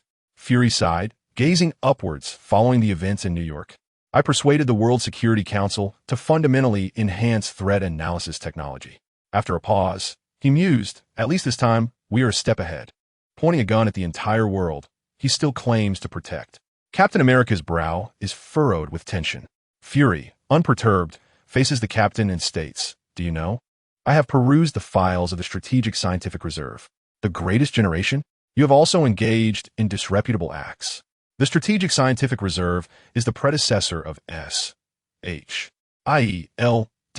and Captain America once served this organization. Indeed, we made compromises. In the face of accusations, Captain America does not falter. There are matters that disturb our conscience to the point of sleeplessness, yet we act for the sake of the people's freedom." He gestures towards the aerial carrier behind him. "This is not freedom. This is fear. S.H.I.E.L.D. perceives the world through a lens of realism rather than idealism. You ought to recognize the situation, Captain, and refrain from always taking the opposing stance." Fury's tone is cold. Captain America's expression remains resolute, his convictions unyielding. "Do not hold your breath." With that, Captain America turns and departs, leaving Fury in a contemplative state. Chapter 139. Undercurrents in the office. Fury, having returned, stand by the window for an extended period. "Seal the office," he suddenly commands. Under the control of the system's intelligence, the doors and windows of the office are locked down. Fury turns and retrieves a disk from his pocket, inserting it into the computer. This disk contains the secret mission he had assigned to Hawkeye, holding data on S.H.I.E.L.D. agents aboard that ship. Open the launch files for the Lemurian star. The large screen in the office flickers, and an electronic voice promptly announces, "Access denied."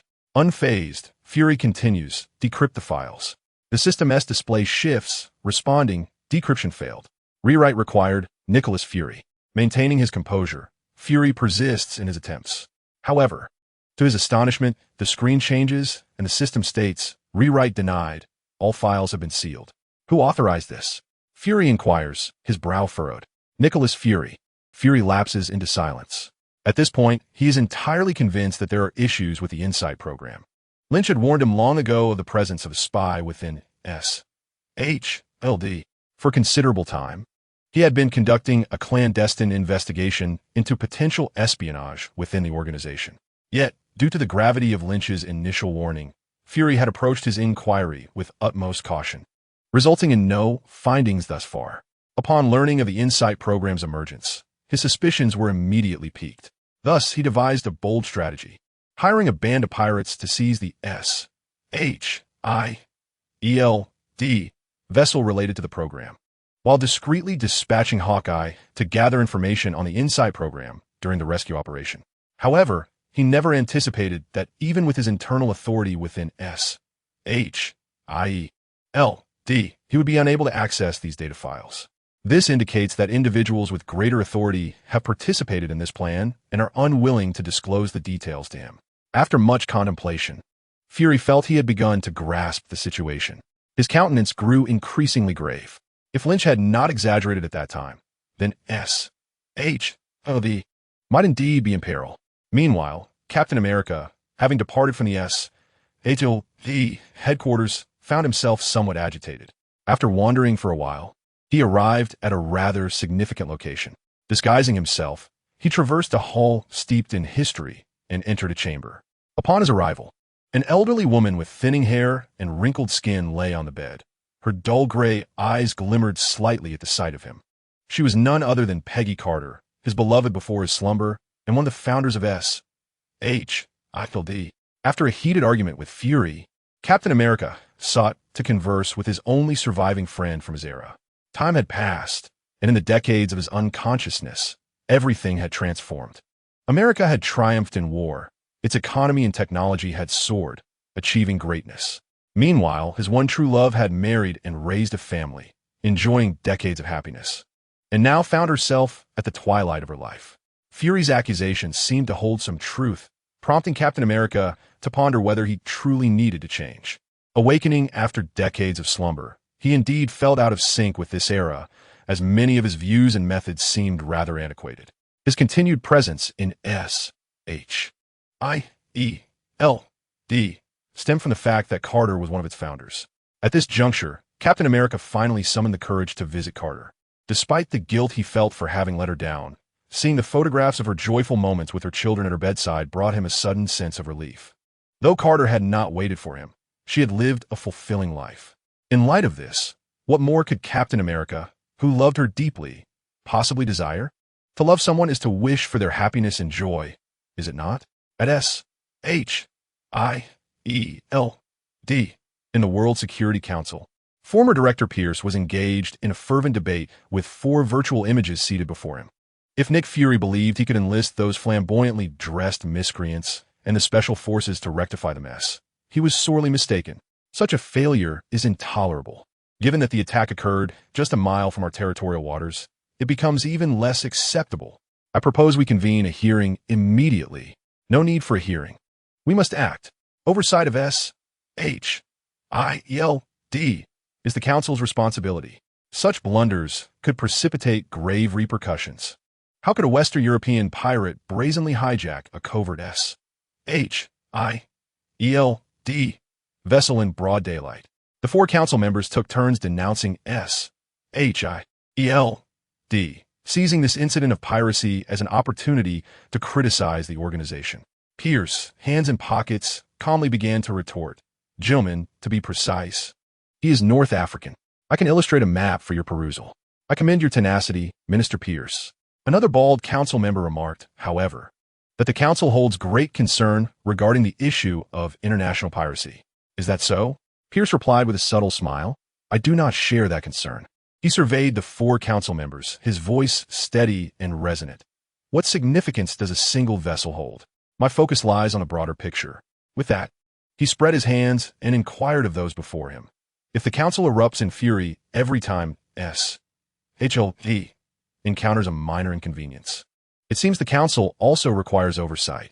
One council member retorted, Minister, no one has suggested. Mid-sentence, an aide of Pierce entered and whispered something to him. Pierce ceased his debate with the 4 members and turned to leave. Is there yet another complication? One of the council members queried from behind him. That depends on your interpretation, Pierce replied before exiting the room, the figures of the 4 council members gradually fading from view. Outside the conference room, Fury, who had been observing the altercation for some time, approached Pierce. We are in the same building, yet it seems you only come for instances of abduction, Pierce complained. Shaking Fury's hand. I would come even for a nuclear war, Fury chuckled lightly, then tilted his head towards the direction where the council members had vanished and asked, Are you busy? Specialized funding can be arranged. Pierce replied nonchalantly. Fury nodded, hesitating for a moment before saying, Well, I am here to ask a favor of you. I would like to request a vote. The Insight project must be postponed. Pierce replied with a calm demeanor. That will require a hearing, and it may take considerable time. There may be no issues. I believe this should not pose any problems. I merely need some time to ascertain the details, Fury stated earnestly. And if there are issues, then we shall all be grateful that the helicarrier has yet to ascend. Upon hearing this, Pierce gazed at Fury for a moment in silence. Very well, Pierce averted his gaze and expressed his agreement. However, you must invite Iron Man to my nephew's birthday party. Thank you, Director. Fury extended his hand, and their hands clasped firmly. It is not enough to merely make an appearance. You must engage and partake in the festivities. Pierce laughed lightly and turned to leave. In the instant he turned his head, his expression darkened abruptly, revealing a chilling glint of malice in his eyes. Nick Fury, you truly are the individual I have selected. If you desire to escape life, then let me send you to your demise. Chapter 140. Assassination and Rescue. At the intersection, Fury sat expressionless in the car, observing the two white police officers in the adjacent patrol vehicle. Do you require my driver's license? He retorted coldly, meeting their unabashed scrutiny. The white officer in the driver's seat appeared somewhat disgruntled, pressed the siren, and proceeded to drive away. Upon witnessing the scene, Fury emitted a dismissive snort, showing little concern. In this so-called land of freedom and equality, the biases and discrimination stemming from skin color have never truly diminished. The streetlights ahead flickered to life as Fury continued to drive. In the next moment, a police car barreled toward him from the side. Bang! In an instant, Fury's vehicle spun violently, the airbag deploying in his seat. Yet this was not the end. 3 additional cars swiftly surrounded Fury's vehicle, effectively trapping him from all sides. The onboard intelligence system detected a fracture and began to alarm. Images indicated that Fury's left arm was indeed broken, with blood trickling from his nose. Fury glanced around in a daze before quickly regaining his composure. Amidst the excruciating pain, he gritted his teeth and followed the guidance of the vehicular intelligence. Bending down to retrieve a syringe of anesthetic from the storage compartment to administer it to his injury. Outside, along with the police car, an array of black armored vehicles carrying special forces had also arrived. Officers and fully armed soldiers had cordoned off the area, cautiously advancing in a net-like formation. The onboard system reminded him that there was no police presence from the Washington Police Department in the vicinity, prompting Fury to internally curse. What an inept system. Can't it see that these individuals are all law enforcement? Do they still think I need their help? Spare me. These individuals must certainly be linked to Pierce. Fury mused silently. The anesthetic he had just injected into his arm swiftly took effect, the agonizing pain waning rapidly. Observing the movements of those around him with a calm demeanor, Fury commanded, "Give me Agent Romanoff." As the call was being dialed, a melodious ringtone resonated twice. Outside, the police and special forces had already taken their positions, and, at a command, unleashed a barrage of gunfire. Rat-tat-tat, a relentless stream of bullets rained upon the vehicle. Fortunately, this car was specially designed with superior bulletproof capabilities. Despite the multitude of bullet holes peppering the exterior, Fury remained relatively unharmed within. "Get me out of here," Fury shouted. "Re-establish the propulsion system." The onboard intelligence began to reboot the vehicle's propulsion mechanisms, and after several seconds of gunfire, it abruptly ceased. A few special forces clad in black approached Fury's vehicle, brandishing a specialized battering ram, which widened Fury's eyes in astonishment. At that moment, the onboard system's voice elevated in volume. "Warning, integrity of the windows compromised." "Is that so?" Fury quickly shifted to the opposite seat. "How long until the propulsion system is reconnected?" Calculating in Fury's piercing gaze, the specially designed battering ram was activated. Bang! The battered vehicle jolted violently. Yet the doors remained intact. The integrity of the windows was at 31%. "Take evasive action," Fury shouted. "Window integrity is low. Aggressive measures are advised." Wait! Another blow struck, causing Fury to fixate on the figures outside, silently calculating his moment. Bang! Another hit reverberated, and the door was perilously close to total destruction. Window integrity at 1%. "Now," Fury bellowed, seizing an assault rifle that had risen within the vehicle, unleashing a relentless barrage at the assailants outside. Hot-tot-tot-tot. Caught off guard, a multitude of enemies fell, incapacitated by Fury's fire. At that moment, the vehicle's propulsion system, which Fury had awaited so long, rebooted successfully. Accelerate at full speed. The long-stalled vehicle roared to life, first lurching backward to gain momentum, then surging forward, crashing through several cars ahead, racing away with its body riddled with wounds. Gasping for breath, Fury commanded, "Initiate vertical takeoff. Flight systems are damaged. Then activate the navigation cameras." Fury roared, returning to the driver's seat. "Allow me to drive." He pressed the accelerator, and the vehicle's speed surged, weaving through traffic with agility. "Get me in touch with Romanoff. The communications array is damaged." Fury's expression darkened, irritatedly retorting, "What remains unscathed? The air conditioning system is operational," the unfeeling AI replied. Fury nearly spat blood in frustration, yet he knew it was no time for relief. He noticed, not far behind, several cars blaring their horns in pursuit. That wasn't the worst of it. If they could summon the police and SWAT teams, there's a traffic blockade ahead. Indeed, anticipating this, Fury commanded with a stoic face, "Seek alternative routes. 17th Avenue, 3 blocks down, is clear." Glancing at the rapidly approaching vehicles in the rearview mirror, Fury hesitated no more, crashing through the cars, traveling normally on the road, speeding away into the distance. The specially designed vehicle, powerful and high-performing, shot forward like a wild stallion, covering several hundred meters in an instant. However, ahead lay a densely packed cluster of vehicles, nearly obstructing the road completely. Fury was forced to decelerate, navigating through the traffic with difficulty. Behind him, pursuing vehicles arrived, and waves of police officers poured out. Fury cast a cold glance at the advancing figures and slammed down on the accelerator. Tot, tot, tot, tot. Ignoring the surrounding ordinary soldiers, they opened fire on Fury. "Get out of my way."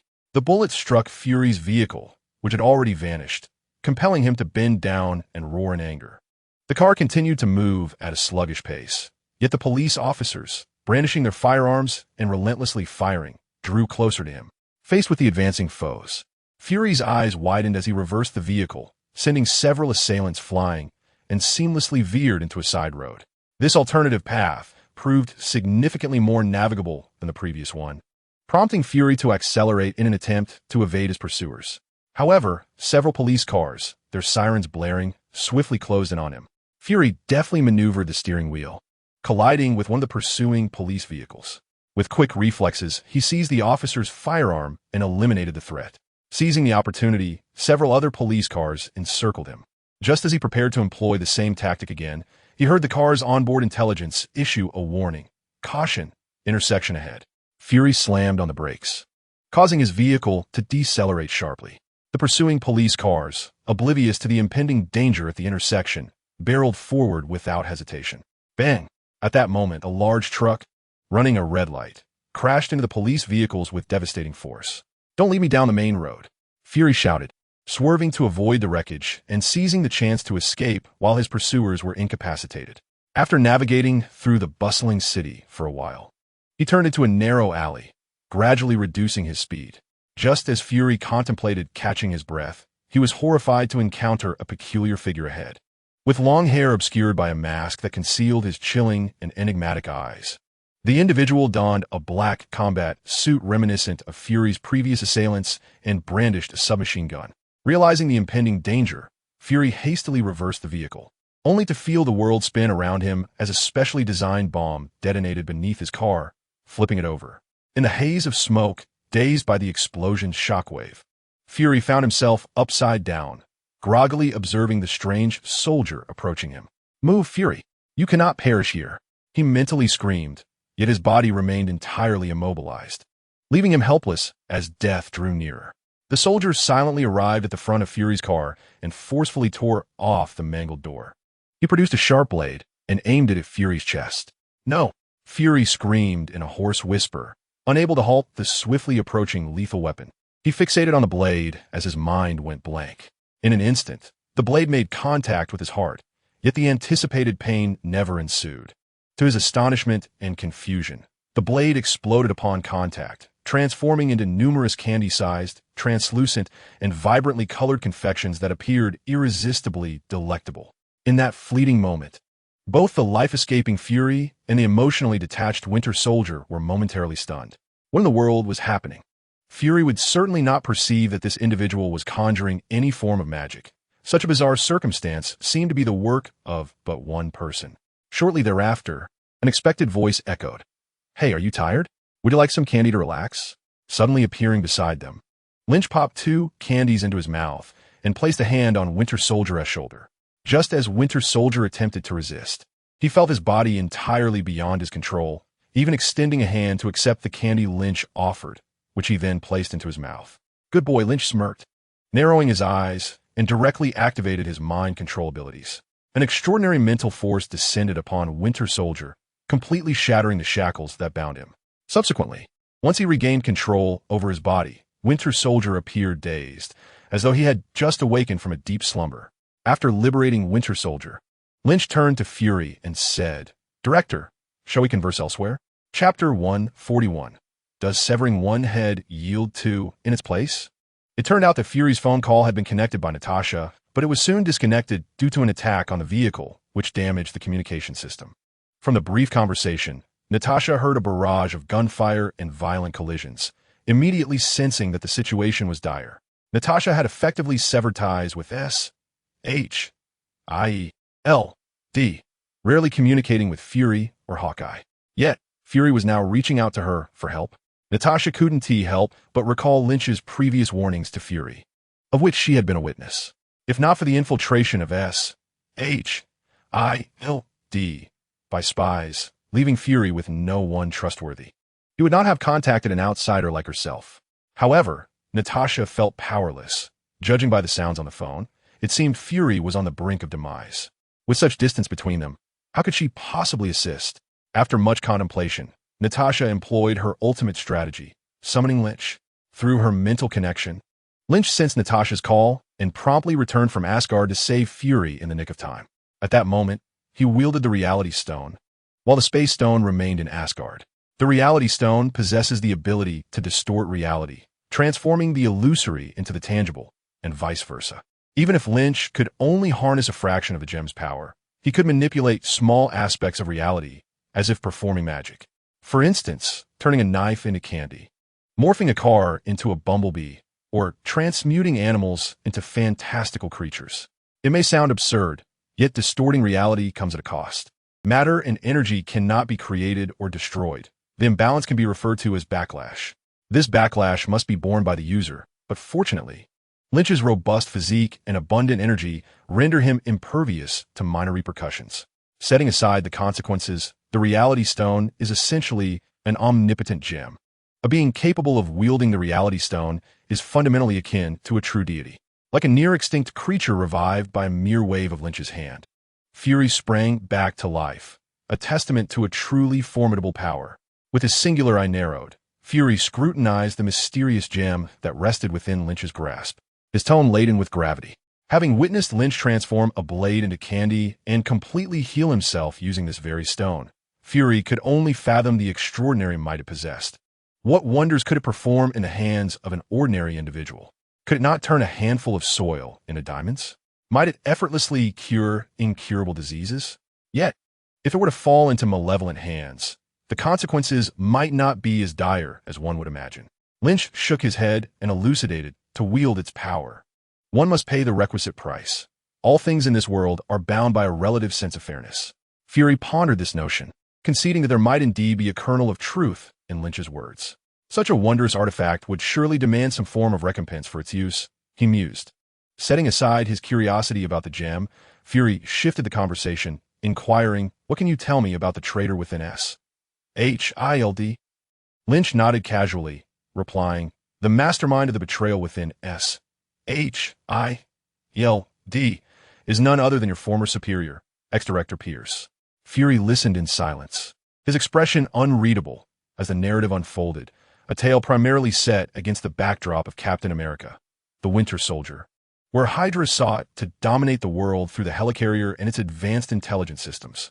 The key Hydra figures in this nefarious scheme included the bald Hydra agent Sitwell, who had infiltrated S.H.I.L.D., and Pierce, a traitor who had ascended to the role of director, along with the nefarious Dr. Zola, who had transcended his physical form to achieve digital immortality, a villain of Captain America's era.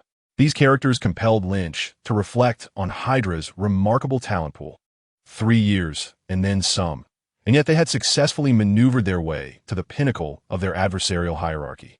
The audacity of the individual who had forsaken his corporeal form decades prior, achieving a digital ascension, was nothing short of absurd. The critical question remained: how to confront such a being?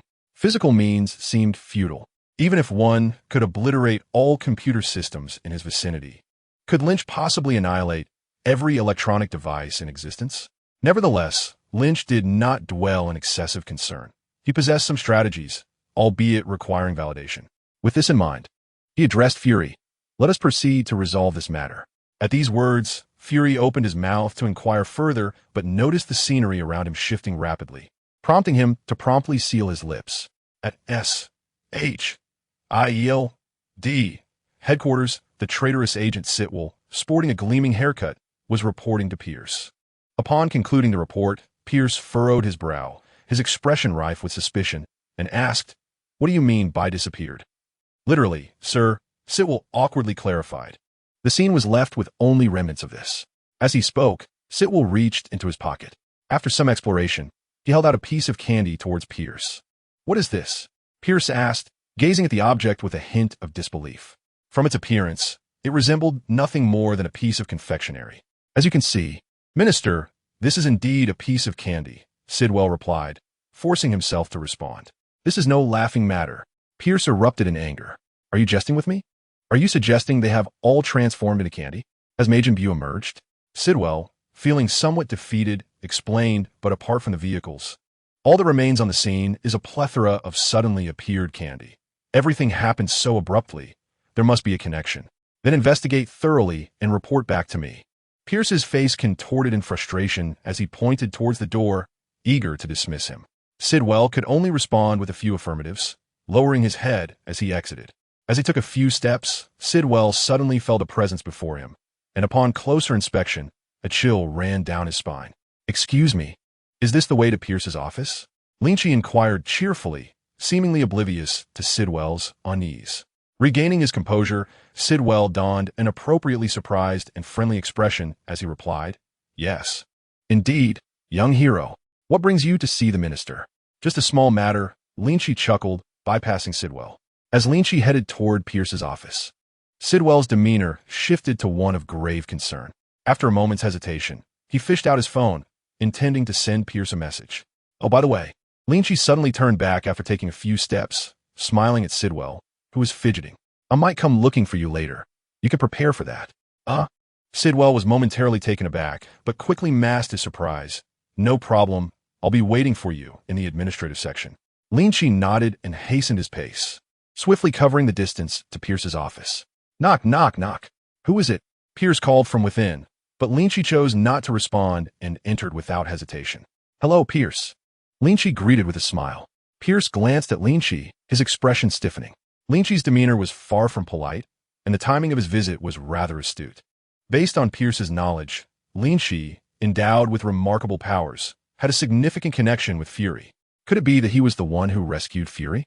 As a covert operative capable of becoming the director of S.H.I.E.L.D.,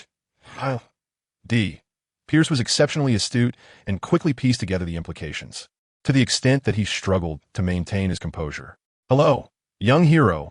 Pierce managed a strained smile as he approached Lin Qi. "This is your first visit to my office, isn't it? Let's speak plainly." As Pierce seemed to sense something, Lynch stated directly, "You have failed. Voluntarily reveal the Hydra agents lurking within S.H.I.E.L.D. and await your fate." Pierce's expression shifted slightly, leaving him momentarily speechless. "Be realistic, Pierce. I am right here, signifying your inevitable defeat. Do not engage in futile struggles." Lynch offered a slight smile. With a dark expression, Pierce let out a cold laugh, then remarked quietly, "I am aware that your power is insurmountable. Yet you're not a deity."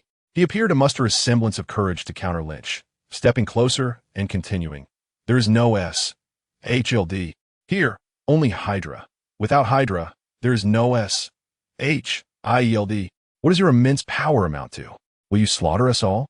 In that case, at least we would have obliterated S.H.I.E.L.D., wouldn't we?" Lynch cast a glance at Pierce's weathered face, his tone nonchalant. "If you believe I can only annihilate my enemies through brute force, you may find yourself sorely disappointed. Do not be so defiant." Pierce sneered, declaring, "Even if we fail, you shall gain nothing. Come and kill me." His eyes gleamed with disdain and fervor, his voice rising. "Sever one of our heads, and two shall emerge in its place." In response to Pierce's bravado, Lynch merely stepped back, his expression one of disdain. "Your spittle is nearly splattering my face, since you have delivered your final words. I shall spare you further discourse. With that, Lynch extended his right hand, waving it before Pierce's eyes. I'm curious to see how many heads you possess that I can sever. Chapter 142. Crimson at S.H.I.E.L.D. Headquarters in the administrative sector. Several hundred personnel were gathered, some engaged in raucous chatter. Following Pierce's command, just moments earlier, most S.H.I.E.L.D. staff had suspended their duties to assemble here. Soon, all eyes turned to a group entering from outside, and an immediate hush fell over the crowd. Leading the procession was former Director Pierce, followed by Westville. Behind them walked Lynch, Fury, and Natasha. The group came to a halt before the assembly, inciting a stir. Within S.H.I.L.D., the news of Fury's ambush and disappearance had circulated widely, leaving everyone astonished at the sight of a seemingly unscathed Fury. Many of the Hydra infiltrators, who possessed greater insight, were further perplexed. Unable to comprehend how the supposedly gravely injured Fury could appear so vibrant and present alongside Pierce and Westville. As these infiltrators grappled with their anxiety, Pierce spoke. I wish to announce something. Before I proceed, those whose names I mention shall step forward to my side. He then began to recite a list of names. With a sense of confusion and disbelief, the Hydra agents gradually gathered behind Pierce. Within mere minutes, a substantial crowd stood at Pierce's back, while the number of S.H.I.E.L.D. personnel dwindled. As Pierce pronounced the last name, an eerie atmosphere enveloped the scene. The Hydra agents glanced at one another, pondering Pierce's intentions. Could he be revealing their cards? Meanwhile, the scan S.H.I.L.D. agents, though unaware of the unfolding events, sensed something amiss. As the tension mounted, Pierce completed the final name. He paused, surveying the assembly, and declared, I wish to announce that all those whose names I just read, including myself and Agent Sitwell, upon hearing his words, the Hydra agents behind him collectively held their breath. They were all Hydra operatives infiltrating S.H.I.L.D. for decades, having nearly seized complete control of the organization, and the attack on Fury was orchestrated by them. Shock rippled through the crowd. Hydra, a once dormant terrorist organization, had last been in the public eye during the Captain America era. The S.H.I.E.L.D. agents were astonished to learn that Pierce was claiming the agency was riddled with Hydra traitors. The designated Hydra agents appeared equally bewildered, utterly perplexed by Pierce's peculiar maneuver. Among them, the prominent Hydra agent Crossbones stepped forward, indignantly exclaiming, Director Pierce, what are you saying? Have you been coerced by others to utter such words? His quick retort, however, bore no fruit. Pierce merely cast a cold glance in his direction and continued, You need not doubt. Everything I've stated is the truth. The reason I am revealing all this is because. He turned to face Lynch and fell silent. Indeed, under my persuasion, Pierce has seen the light and chosen to abandon the darkness. Surrender. You have failed. Lynch smiled. He forced Pierce eliminate him. Crossbones glared, bellowing as he drew his pistol, inspiring many Hydra agents to aim their weapons at Lynch. Stubbornly obstinate, Lynch smirked, extending his right hand and waving it, a mysterious force instantly enveloping the Hydra agents, profoundly affecting their minds and perceptions. Moments later, all Hydra agents dropped their weapons, crouching with their heads clutched in their hands. I confess, I'm a Hydra agent. Crossbones murmured, dazed. Excellent, Lynch applauded. Let us apprehend them for interrogation.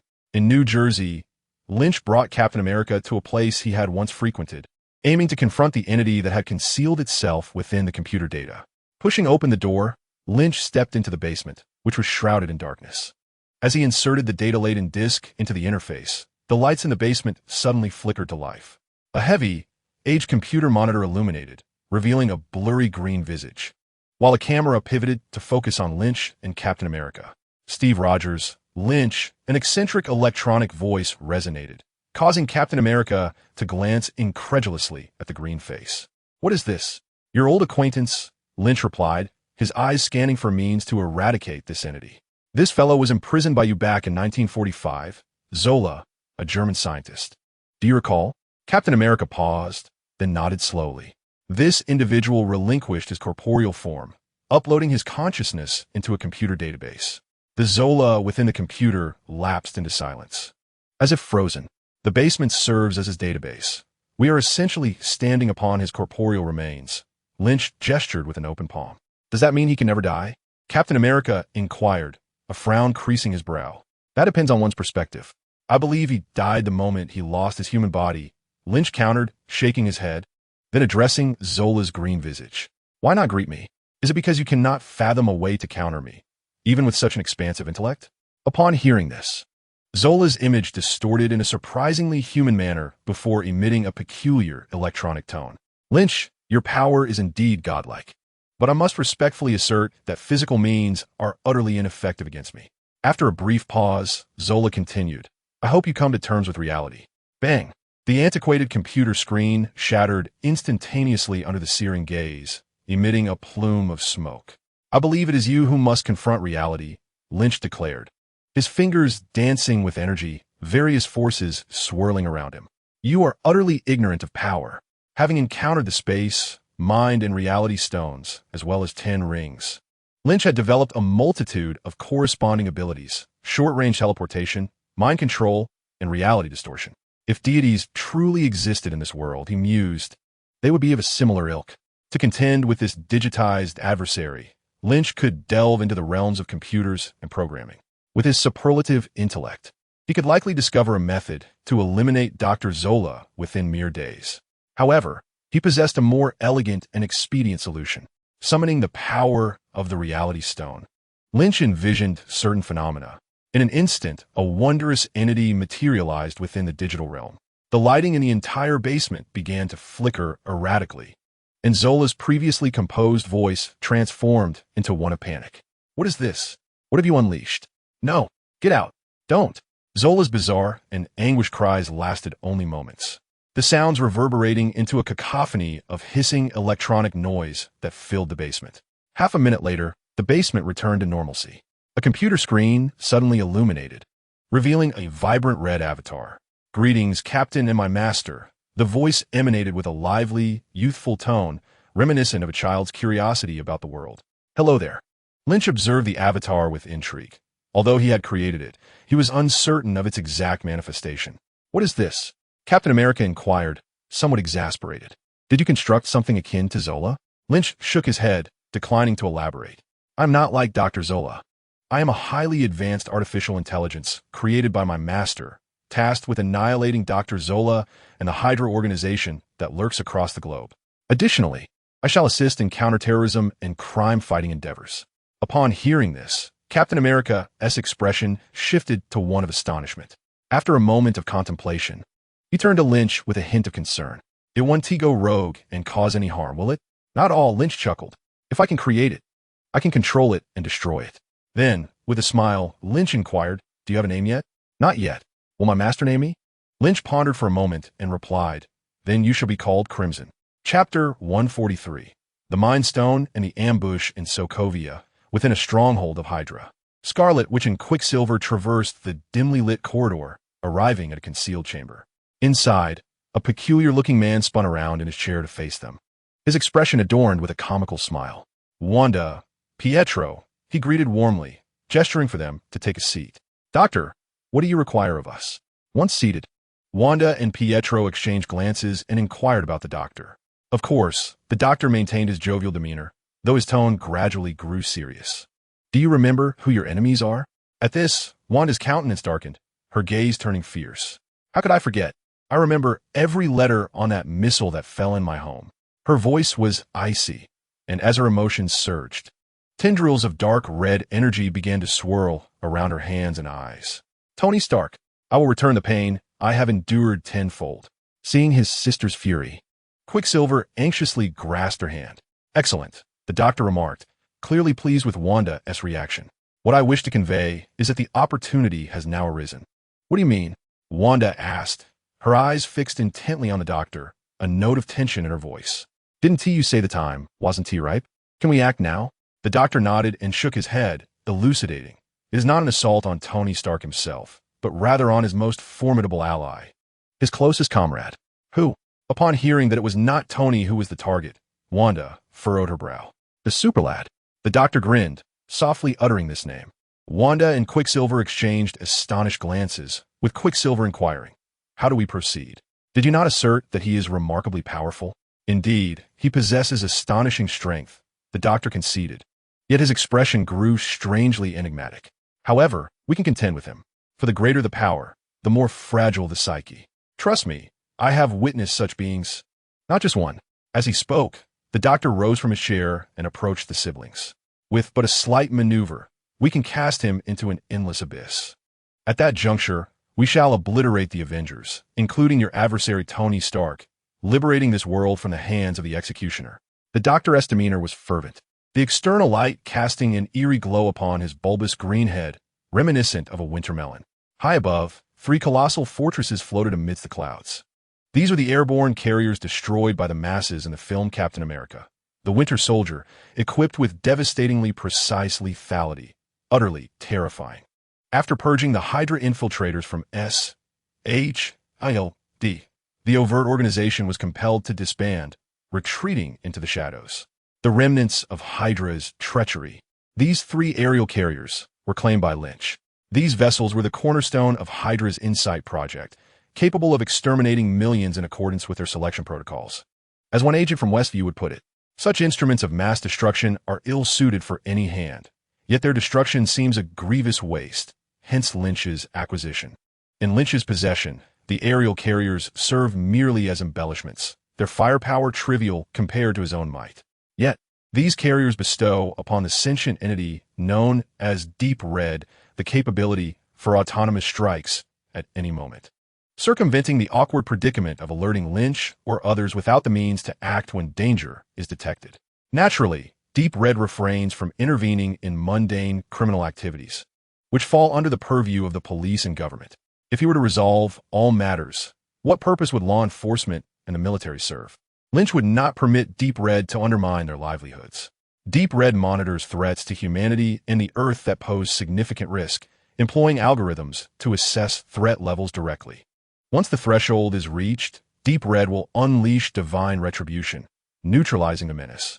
Henceforth, the populace bears its own Damocles sword overhead. All villains and interwells must tread carefully in their misdeeds, lest they face the swift justice of impending doom, leading to their untimely demise. Within the vast aerial fortress, only a handful of individuals existed, rendering the atmosphere somewhat desolate. Due to the presence of Deep Crimson, the 3 aerospace carriers operate autonomously, devoid of any crew.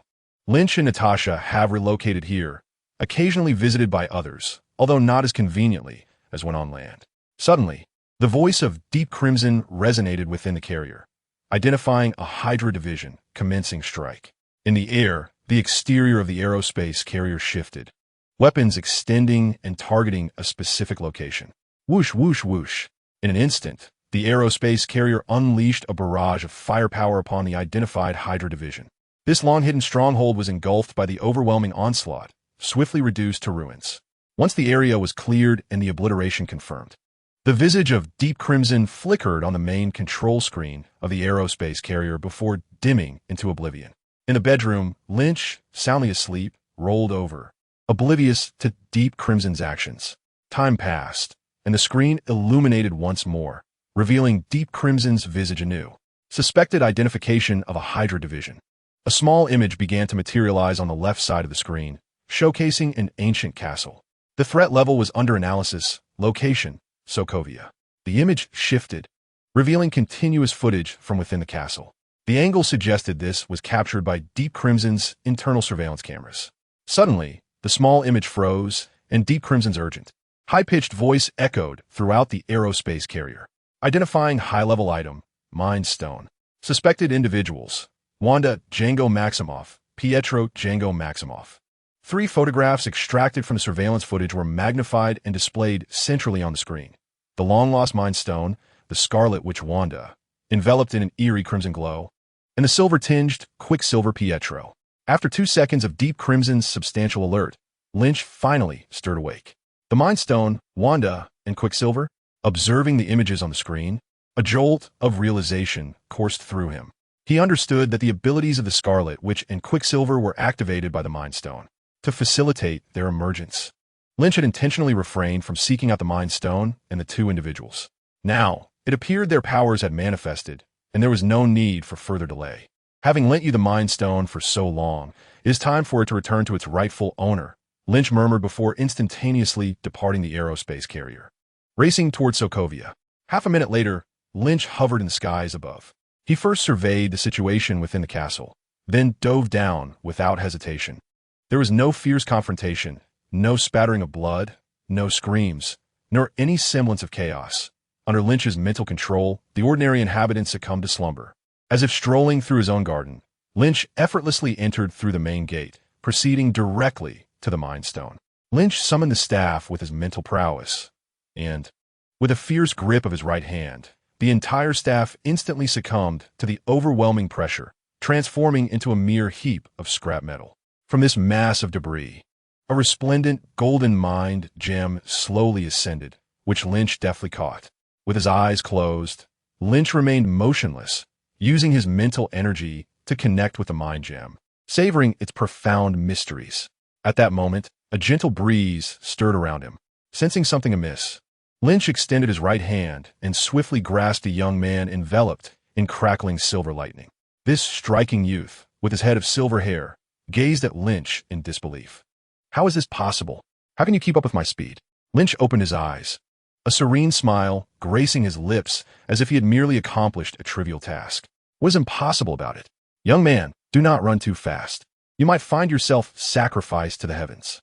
With that, Lynch chuckled to himself, though Quicksilver failed to grasp the humor in his words. From Lynch's understanding, those who relied on speed for their livelihood often faced tragic fates. The family of the Flash was a prime example, frequently offering the contemporary Flash as a sacrifice to restart the universe. Even the Quicksilver from the cinematic universe could not escape the grim fate of meeting his end at light speed. Indeed, the faster one ran, the more tragic their demise. The most absurd part was that Quicksilver met his end by a bullet. In truth, to be shot was perhaps the most disgraceful manner of death for a speedster. Was it not the scriptwriters deciding your fate in that moment, ensuring no chance of survival for the next? However, Lynch realized that Quicksilver's speed was not particularly impressive. At the very least, Lynch believed he could have outpaced him a year prior, let alone now, and he certainly could not compare to the Flash, who possessed the Speed Force. In the official speed rankings, the Flash's velocity surpassed that of Superman as he wielded the Speed Force, rendering him capable of defying the laws of physics and sending Newton's coffin flying with his speed. Yet Quicksilver remained unaware of these truths. Faced with the reality that his most cherished ability had been bested by Lynch, he found himself spiraling into existential contemplation. At that moment, his sister became alarmed. The Scarlet Witch, Wanda, suddenly materialized beside Lynch, her hands glowing with crimson energy aimed directly at his forehead. This was a direct strike of magical force, truly formidable. As an emotional powerhouse, Wanda had nearly single-handedly vanquished Thanos in a fit of extreme rage and hatred. Witnessing her brother's predicament filled her with concern and wrath, and her magical assault carried significant weight. Lynch's expression froze for 2 seconds, as if genuinely struck. Yet, just as both relaxed their guard, Lynch abruptly turned to the Scarlet Witch and remarked, "Wanda, such a greeting lacks courtesy. Be careful." Quicksilver, quick in both speed and reflex, urgently cautioned. "Relax," Lynch replied. Lynch grasped Quicksilver with one hand while the other encircled Scarlet Witch's shoulders, his tone reminiscent of a conversation between old friends. "Let me go," Scarlet Witch cried out, struggling against him. "Not a chance. If we can sit down and have a proper discussion," Lynch replied with a cheerful smile. The two attempted to resist, but unsurprisingly, Lynch's physical persuasion proved effective. With no other option, they decided to heed Lynch's suggestion and engage in a cordial dialogue. At that moment, the Mind Stone hovering before Lynch suddenly radiated an intense light, enveloping him instantaneously. This time, Lynch's demeanor shifted dramatically. "Who is it?" he thought, as his consciousness began to fade. The last image he beheld was that of an unknown villain. Chapter 144, Nightmare S.H.I.L.D. Hydra. The Mind Stone, Gamma Rays, the Big Boss. As these terms flashed through Lynch's disoriented mind, a connection was forged. The Big Boss, once coerced into serving S.H.I.E.L.D., had discovered and dismantled Hydra's internal infiltration, subsequently aligning with or exploiting them, ultimately leading him to the Mind Stone. Given that the Infinity Stones emit gamma radiation, the Big Boss, a product of gamma rays, could wield the power of the Mind Stone. This was akin to the Hulk, another gamma creature, stepping forward in Avengers Endgame to don the Infinity Gauntlet and execute the snap that restored half of all life in the universe. They were both masterpieces of gamma experimentation, capable of resisting the stone's backlash. Lynch's consciousness lingered in a state of confusion for what felt like an eternity, though it might have been merely a moment before he regained clarity. Yet, the scene before him made it evident that the Mind Stone's influence had not waned. A towering, grotesque creature, its limbs thick and spiked, was fixated on Lynch, its chaotic eyes glowing a menacing red. Doomsday? Lynch's expression darkened as his heart raced with an unfamiliar urgency. From this being, he sensed a terrifying threat of death, akin to encountering a predator from the upper echelons of the food chain in nature. Regardless of aversion, Doomsday has always been Superman's arch-nemesis, having repeatedly confronted and even slain him. This realization sent chills through Lynch's core. No, Lynch's body tensed as he surveyed his surroundings. Was this a phantasm that revealed his deepest fears? Utilizing his enhanced vision, he discerned that he was on a foreign Earth. It was foreign indeed, for this world bore the scars of relentless devastation, as if a mighty monster had ravaged it time and again. Cities lay in ruin, nations had fallen, and the remnants of humanity struggled to survive amidst the debris. The architect of this calamity was unmistakably the very Doomsday that loomed before him. Yet, Lynch recalled the illusions encountered by the Avengers in the films.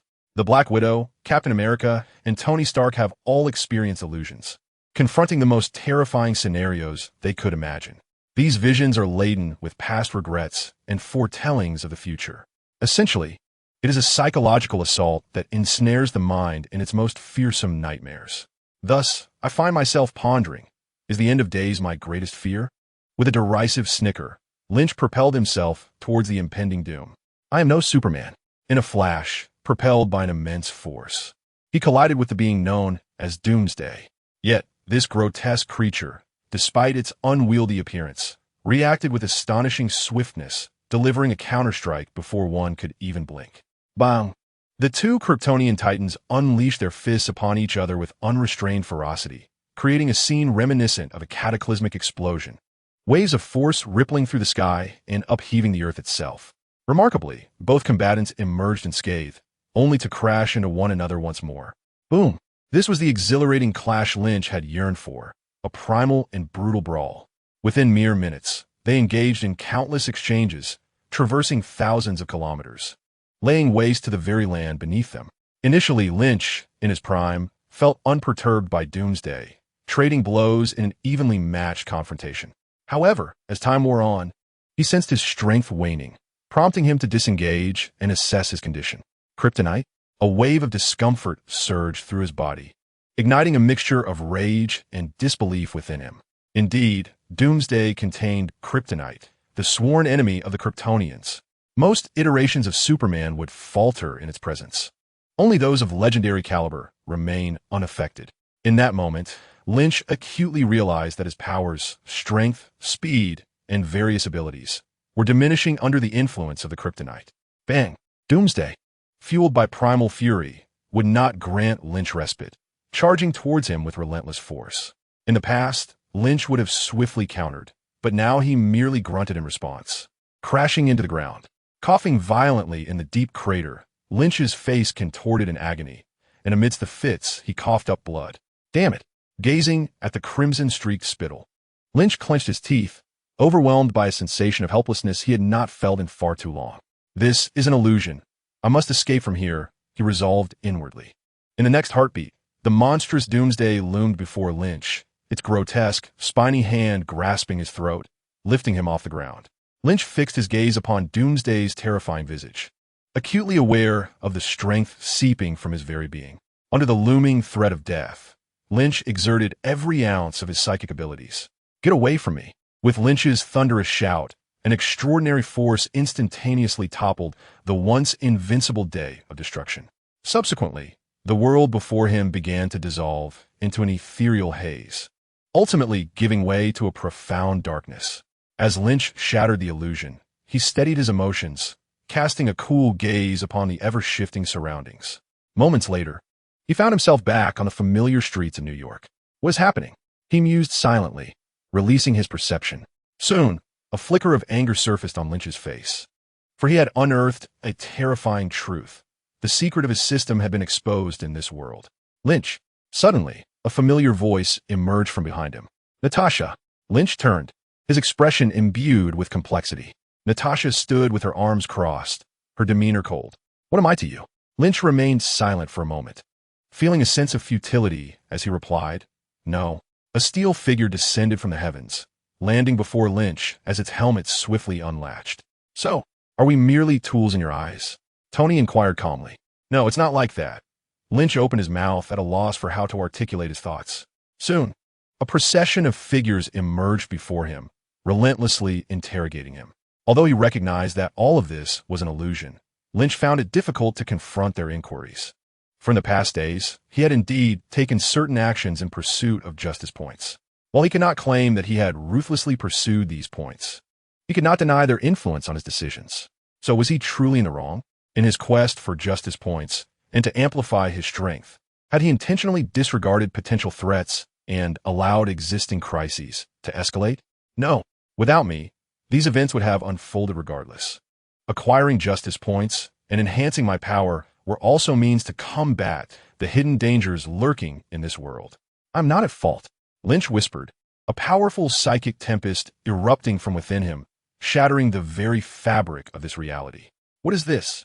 Lynch could no longer recall how many worlds he had traversed in the illusion, yet this one felt distinctly different.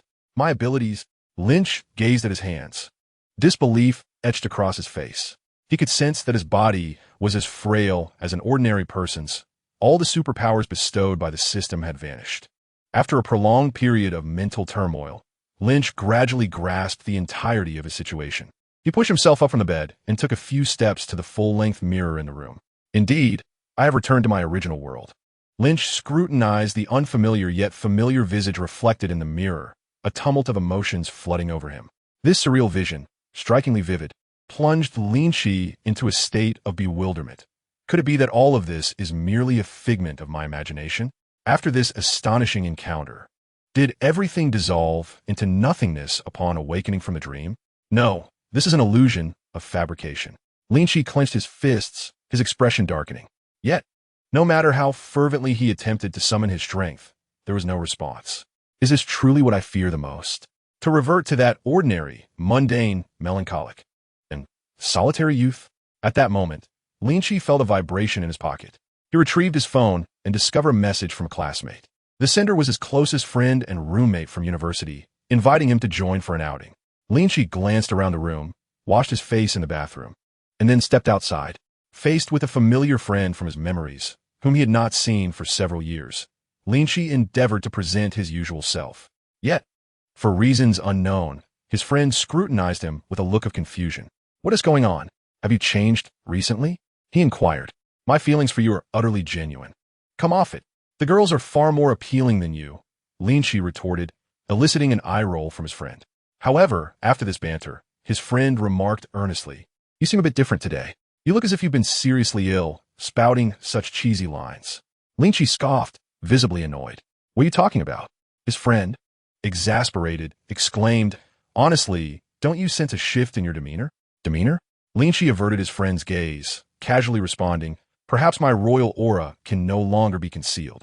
I see you're just full of nonsense, his friend bluntly exposed. You have more of a silly charm. What do you mean by that? Lin Qi chuckled. His friend paused thoughtfully before replying. You remind me of how you were when I first met you. When you first met me.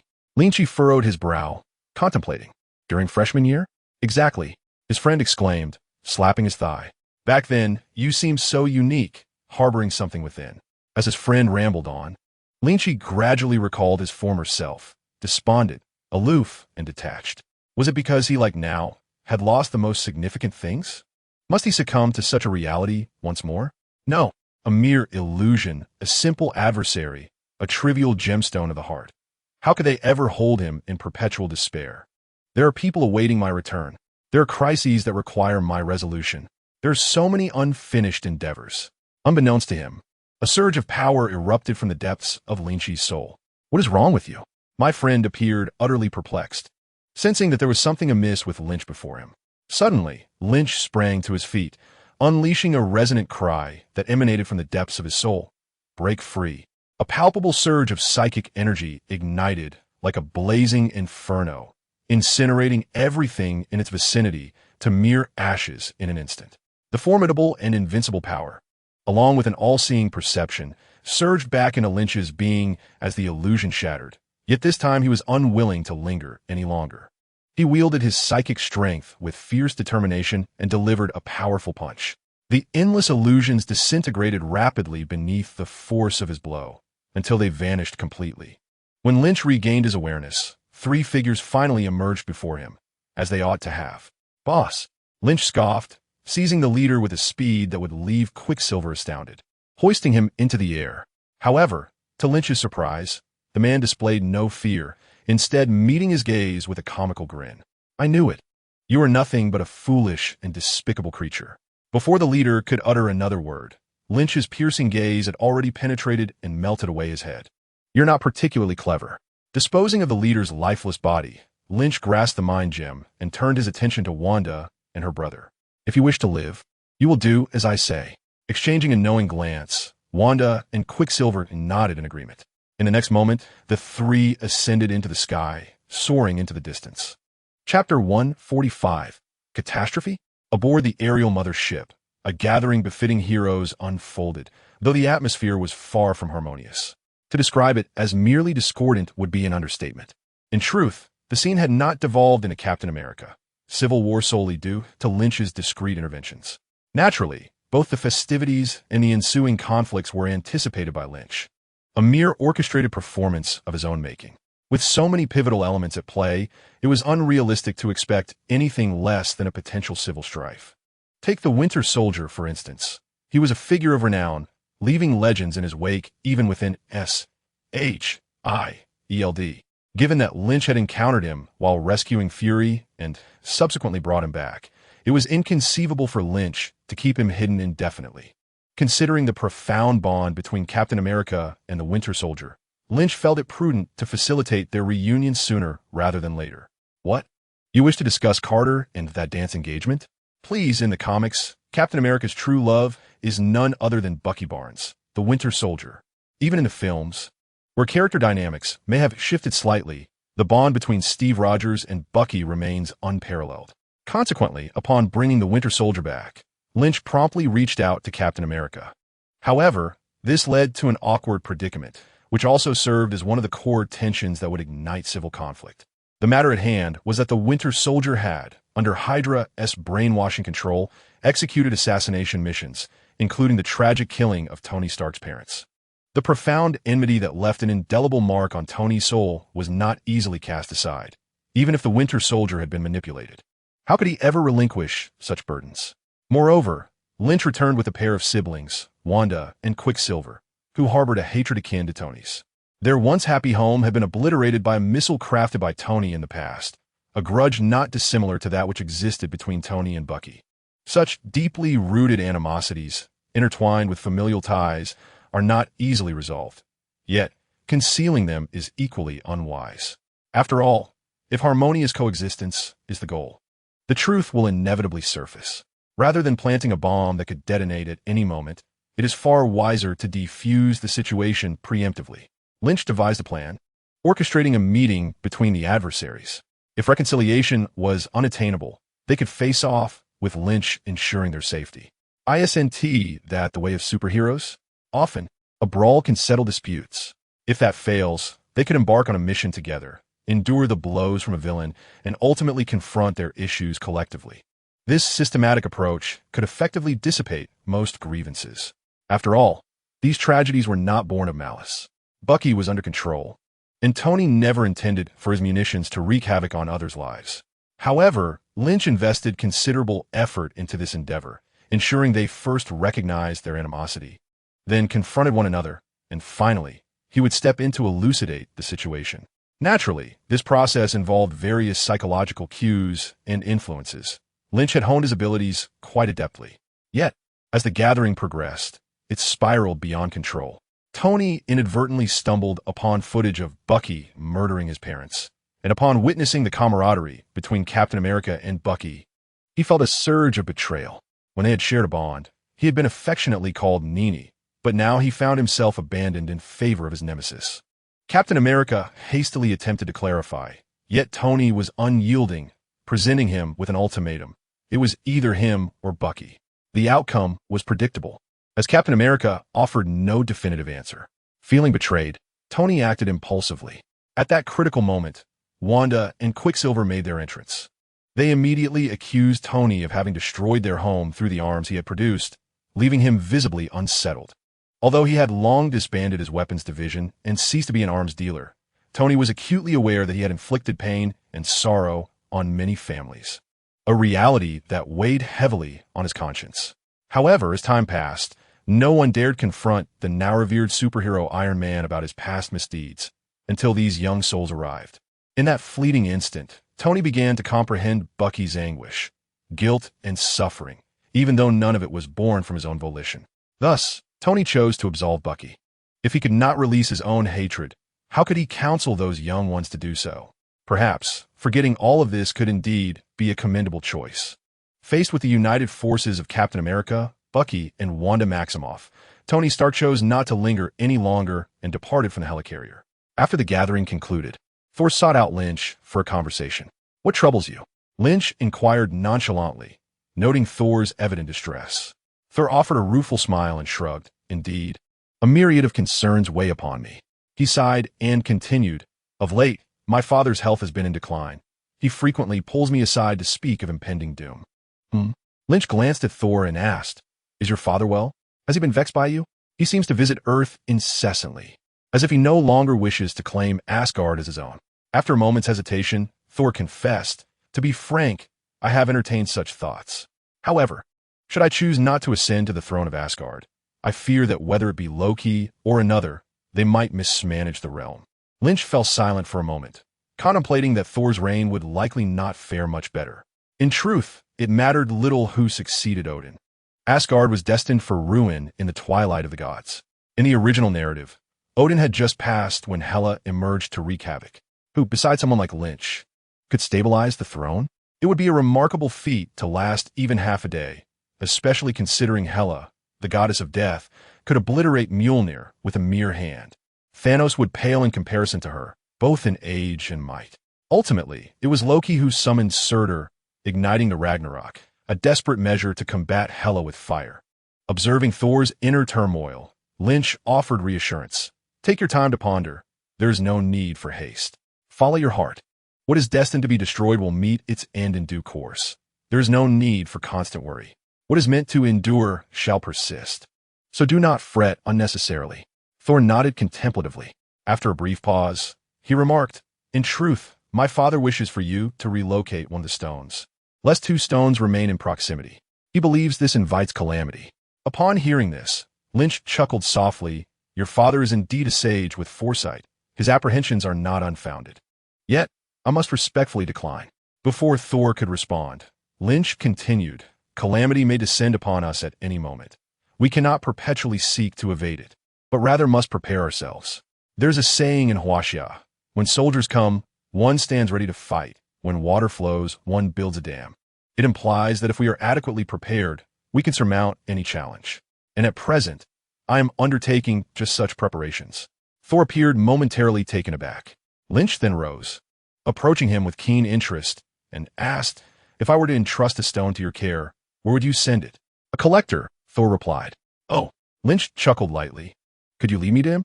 Chapter 146. The Collector of the Cosmic Elders. A few days later, a spacecraft glided into a circular, cyberpunk-inspired interstellar city. This metropolis, constructed from an array of intricately designed high-tech edifices, was teeming with an assortment of bizarre life forms. This was none other than the infamous void of the Marvel Universe, a place said to be the severed head of a divine artifact from a distant epoch. The term ancient artifact refers to the pantheon of gods within Marvel. Numerous organizations dispatched emissaries to extract the precious minerals formed from the heads of these deities, gradually giving rise to the city. These minerals, possessing immense value, led to the emergence of a black market, attracting a host of outlaws and lawless individuals.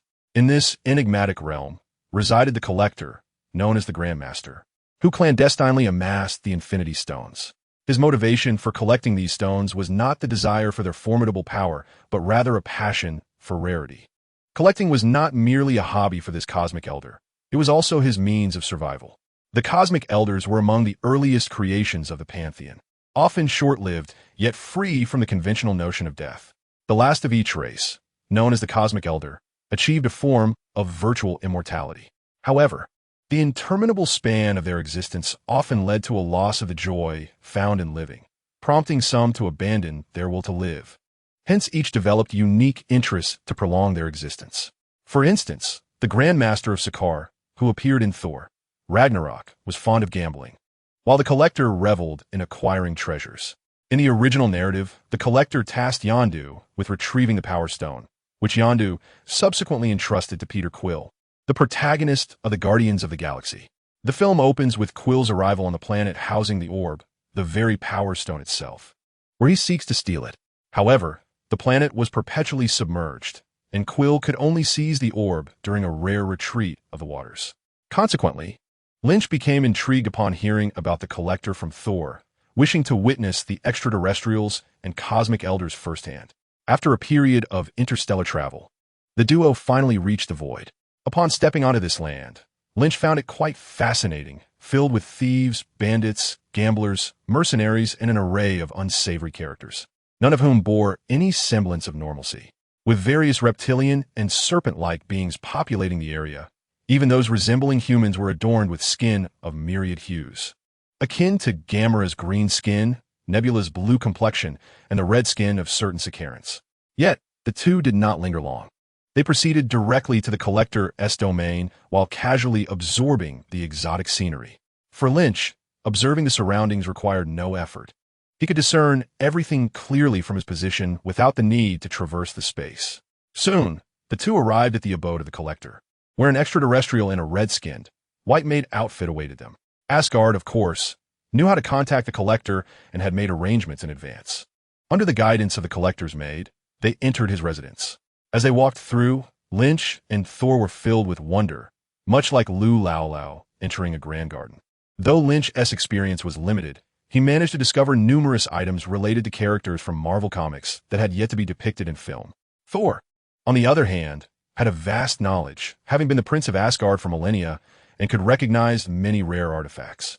However, both found it curious that many seemingly commonplace items, which could hardly be deemed valuable, were meticulously displayed alongside treasures. It was at this moment that Lynch began to believe the Collector might genuinely wish to collect the Infinity Stones as rare artifacts rather than wield them for nefarious schemes. After all, what else could a cosmic elder with eternal life find interest in apart from personal hobbies? Over the eons, he must have experienced countless things beyond mere interests, leading to a sense of ennui. But one could only wonder if this infinite lifespan was indeed limitless or merely a fade. For instance, if Superman were to strike him, would the Collector still survive? With these questions lingering, the two followed the maid to stand before the Collector. "Allow me to formally introduce you." The maid respectfully bowed and announced, "Tanalir Tyven, the Collector." The Collector, adorned with dark sunglasses and a somber expression, had white hair atop his head, with a dark line drawn from his chin to his mouth, rendering him exceedingly peculiar. He scrutinized the pair for a moment before suddenly breaking into a smile. "You are the son of Odin from Asgard, Thor?" Thor chuckled and nodded, replying, "Indeed. My father has spoken of you, praising you as a wise elder. Is that so?" Upon hearing this, the Collector seemed quite pleased. However, when his gaze fell upon Lynch, the smile faded. "Thor, might you introduce your companion?" Thor exchanged a glance with Lynch, who, upon receiving a nod, spoke up. "You may call me Lin, Mr. Tyven." "Oh." The Collector pondered briefly before inquiring, "Do you have a specific reason for visiting me?" "Certainly." Lynch's expression shifted as he feigned profundity. "Surely, the esteemed Collector has heard of the legend of the Infinity Stones?" The Collector gazed intently at Lynch, remaining silent for an extended period. Lynch did not press him, for he understood what the Collector was contemplating. Under his scrutiny, the enigmatic cosmic elder bore no secrets. Unsurprisingly, this individual is indeed a unique form of life, and the notion of infinite lifespan appears to possess a degree of validity. The sole question that lingers is whether this being, created by the celestial assembly, can be vanquished directly. In terms of power, this entity exhibits certain abilities, yet before Lynch, they amount to mere trifles. However, with a formidable background and the celestial reputation of the Celestial Assembly renowned throughout the cosmos, even Lynch harbors uncertainty about his capacity to confront these cosmic deities. Thus, he remains unsure whether beings of such elder status can truly be eliminated. Logically speaking, if they could be effortlessly destroyed, would the concept of infinite lifespan not be a fallacy? If one cannot sustain existence, how can one speak of infinite longevity? Contemplating this, Lynch extended his right hand, beckoning gently, and a crimson gemstone soared from his being into the palm of his hand. The sight of this reality stone left the collector in a state of shock and disbelief. "Devin, I presume you can recognize this gemstone?" The reality stone orbited Lynch, gliding slowly like a satellite revolving around a planet. With an air of tranquility, Lynch spoke with deliberate slowness. "This is the reality stone, also known as the ether particle. It possesses the power to distort reality, transforming the illusory into the tangible. What I wish to ascertain is the current whereabouts of the Power Stone, which was once utilized by the ancient deities. In the early cosmos, the Power Stone was employed by the Celestial Assembly to annihilate those life-bearing planets they deemed unworthy. Subsequently, they deemed it too perilous and thus encased it within the cosmic sphere, dispatching it to the temple of a distant planet. This temple is the very site from which Quill acquired the Cosmic Traveler Sphere, and it is highly probable that the Collector provided this information to Quill. The Collector himself is a creation of the early Celestial Assembly, having persisted until now, making his knowledge of the Cosmic Sphere's location entirely plausible. Otherwise, how could someone like Quill, who survives by petty thievery, ever gain access to such a treasure? At this moment, the Collector found himself at a loss for words in response to Lynch's probing inquiry. He harbored an intense desire for the gemstone. Yet his expertise lay not in combat, but in employing the capital amassed over centuries to hire others for his endeavors. Moreover, he sensed a perilous aura emanating from Lynch, an essence he had nearly forgotten, capable of threatening his very existence. "I do not know. I too am in pursuit of the Infinity Stones. Had I known, I would have already gathered them," the Collector replied in a subdued tone. "Deceit," Lynch remarked with a faint smile. "You simply have not acquired it yet, for the timing is not ripe." His expression turned cold, and the previously spinning reality stone abruptly halted, emanating a faint glow. As a consequence, allow you to experience the power of the stone. Lynch's gaze scoured the Collector's chamber, ultimately resting upon a space duck. Morag. Many eons ago, the Celestial Assembly placed the cosmic sphere within a temple on this very planet. At this moment, the temple lay submerged beneath the water surface. Above, a colossal spacecraft hovered silently over the water. Within the control room of the vessel, clad in golden armor, Thanos gazed out at the boundless expanse of water and suddenly spoke. "Go retrieve the cosmic sphere, my children." Behind him, Gamora, with her emerald skin, and Nebula, with her azure complexion, lowered their heads in respectful acknowledgement before springing into action. Thanos continued to stare into the distance, muttering to himself, Soon, I shall possess this most formidable power." Chapter 147. The Power Gem and the Message. Before long, Gamora and Nebula exited the spacecraft aboard a small flying apparatus. Nebula, equipped with diving gear, cast a cold glance at Gamora and declared, "You need not descend. I can manage this alone." With that, she leaped directly into the water, sending up a spray of waves. On the surface, Gamora's expression darkened slightly, her green hue deepening. This was not due to Nebula's lack of respect. She had long since grown accustomed to her half-sister's abrasive demeanor, but rather because Thanos was on the verge of acquiring the first Infinity Gem. Initially, she had believed that Thanos, being cautious, would employ other factions or dispatch his subordinates to secure the gem, as each Infinity Gem was entwined with countless formidable entities. The cunning and knowledgeable Thanos would not gamble his life on such a venture. This would have afforded her, as Thanos' most trusted and valued daughter, an opportunity to maneuver. Gamora had clandestinely reached out to the Collector of the Cosmos, intending to barter one Infinity Gem for his protection and escape from Thanos' clutches. The Collector was a legend in his own right. His extended lifespan had granted him power and wealth beyond the reach of ordinary beings. Gamora believed he possessed the capability to stand against the current Thanos. Her desire to flee from Thanos stemmed from a simple truth. as she matured. She was no longer the little girl who could be easily swayed by a few words and a toy knife. She could not endorse Thanos' grand ideals and harbored a profound loathing for the destruction of her homeland, the massacre of her kin, and the transformation into a killing machine that Thanos had imposed upon her. This was entirely reasonable. Anyone in her position would find it impossible to forgive the architect of such horrors. Meanwhile, Nebula, who endured Thanos' relentless scorn and underwent physical alterations in a desperate quest for his approval, seemed to be the one truly afflicted.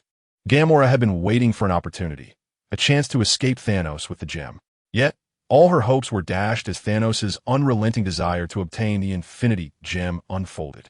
At this very moment, he was right behind her, with the first Infinity Gem within his grasp.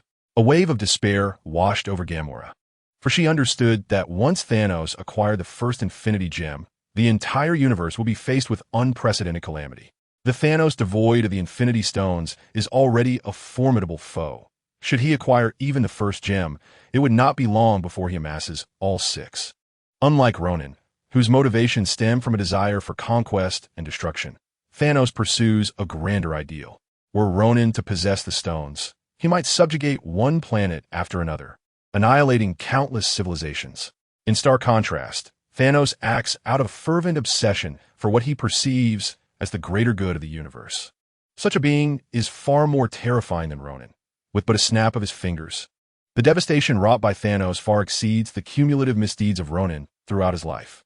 As Thanos personally approaches, Gamora finds herself with no alternative but to discreetly send a message to the Collector, making one last desperate attempt. Inside the Collector's abode, chaos reigns as both Loki and Thor have departed, leaving behind a scene of utter disarray. The once regal Collector, disheveled and slumped amidst his possessions, wears a countenance so dark it could almost drip with despair. The maid nearby, witnessing this, struggles to suppress her laughter, enduring immense difficulty. Suddenly, the Collector whips around, glaring fiercely at her and exclaiming, "Is it amusing to you? Go and join the previous maid." Startled by his words, the maid hastily approaches, kneeling in abject supplication. The Collector, dismissive of her pleas, roughly kicks her aside. He cannot abide the thought of a maid who has witnessed his humiliation continuing to serve him. The very idea is enough to haunt his dreams. Rising, he surveys the countless artifacts he has amassed over the years, unable to contain the fury bubbling within. His disdain is not for the items themselves, as they can be replaced, but rather for the indignity inflicted upon him by two lowly, ignorant beings. I, the esteemed Collector, have been toyed with by these wretched barbarians. They shall pay dearly for this. I will reduce them to mere fodder. With malevolence in his thoughts, he moves aside to prepare a bounty, intending to arrange for the demise of these two interlopers. However, just as he is about to make contact, he notices a new message. Upon opening it, he discovers it is from Gamora, a traitor in Thanos' employ, informing him that Thanos has secured the first Infinity Stone. After absorbing the news, the Collector falls into contemplation. Once again, the Infinity Stones are surfacing, one after another. It seems chaos is imminent within the cosmos. After much deliberation, he resolves not to involve himself in these matters any further. "Let you all contend for the Infinity Stones," he murmurs to himself. "I shall remain hidden." Thanos had better be as formidable as the rumors suggest. That way, I need not lift a finger. Meanwhile, aboard Thanos' spacecraft, Nebula and Gamora have returned before him, with Nebula reverently presenting the orb of cosmic energy. "Father, this is the orb of cosmic energy." Thanos, seated in his elevated position, glances at Nebula with a sidelong gaze. "Well done," he praised, grasping the cosmic sphere with a firm hand. Nebula revealed a hint of a cold smile and retreated. She tilted her head, as if to flaunt, and directed a taunt at her sister Gamora, saying, "Why do you look so sullen? Is it because you failed to procure a gem for our father?" Gamora ignored Nebula, tempering her expression. Thanos observed the small orb in his hand for a moment, then squeezed it tightly, revealing a purple gem. He tossed aside the remnants of the sphere and held the Power Stone, silently absorbing its essence. After a considerable time, Thanos finally opened his eyes. His expression filled with awe as he remarked, "What an immense power!" With the Infinity Stone representing pure strength in his grasp, he could scarcely conceive of anything that could thwart his plans. At that moment, he felt an overwhelming urgency to mobilize his army and descend upon Earth, seizing all the gems located there. However, reason cautioned him that many formidable entities resided there. Moreover, the power of the Infinity Stones could not be ranked in superiority. The Power Stone could not surpass the others. Merely wielding it would not suffice for him to directly assault Earth. At the very least, that Loki might be able to use the gems on Earth to defeat him. Patience was essential. Just then, Ebony Maw, the most trusted among Thanos' Black Order, entered, leaning close to whisper something in his ear. After a brief silence, Thanos commanded, "Very well, connect the call." Ebony Maw nodded and gestured towards the wall behind the others. Soon, the Collector's face appeared on the wall. "Collector? What brings you to me?" Thanos inquired. "I hear you are in pursuit of the Infinity Stones." The Collector replied expressionlessly. Thanos maintained a silent gaze with the Collector for a moment before speaking. "What do you wish to convey?" "Two arrogant individuals visited me recently, bearing a reality stone," the Collector said, his face betraying animosity. "I wish to eliminate them. If you desire the stone, it is as simple as that. They have not strayed far. I can send you the coordinates immediately." "The reality stone?" Thanos' expression grew serious. "What manner of individuals are they?" "The bearer of the stone is a young man, dressed quite ordinarily, accompanied by the Asgardian prince, Thor," the Collector explained grimly. "Do you not desire this stone?" Thanos did not respond immediately. After a pause of several seconds, he softly said, "Send me the coordinates." As he spoke, Thanos raised his hand, revealing the softly glowing Power Stone. "You would do well to avoid any treachery, otherwise you shall regret it." Chapter 148. The Clash of Ultimate Power inside the Asgardian vessel. Thor shook his head and remarked, "You're treating them rather unkindly, are you not? What is there to be concerned about?" Lynch scoffed disdainfully, remarking that those ancient beings were hardly admirable. After all, had he not seen a living maid among the Collector's possessions? It would indeed be quite fortunate for him to spare the Collector's life. In Lynch's estimation, the mere act of allowing the Collector to survive would be a stroke of luck, considering the length of time such a character had persisted in the Marvel Universe. He could already surmise that eliminating this individual would yield a considerable amount of points. However, the points might not be substantial, as the Collector was merely a hobbyist without any ambitions for villainy. Conversely, should he actually proceed to eliminate this individual, complications would undoubtedly arise.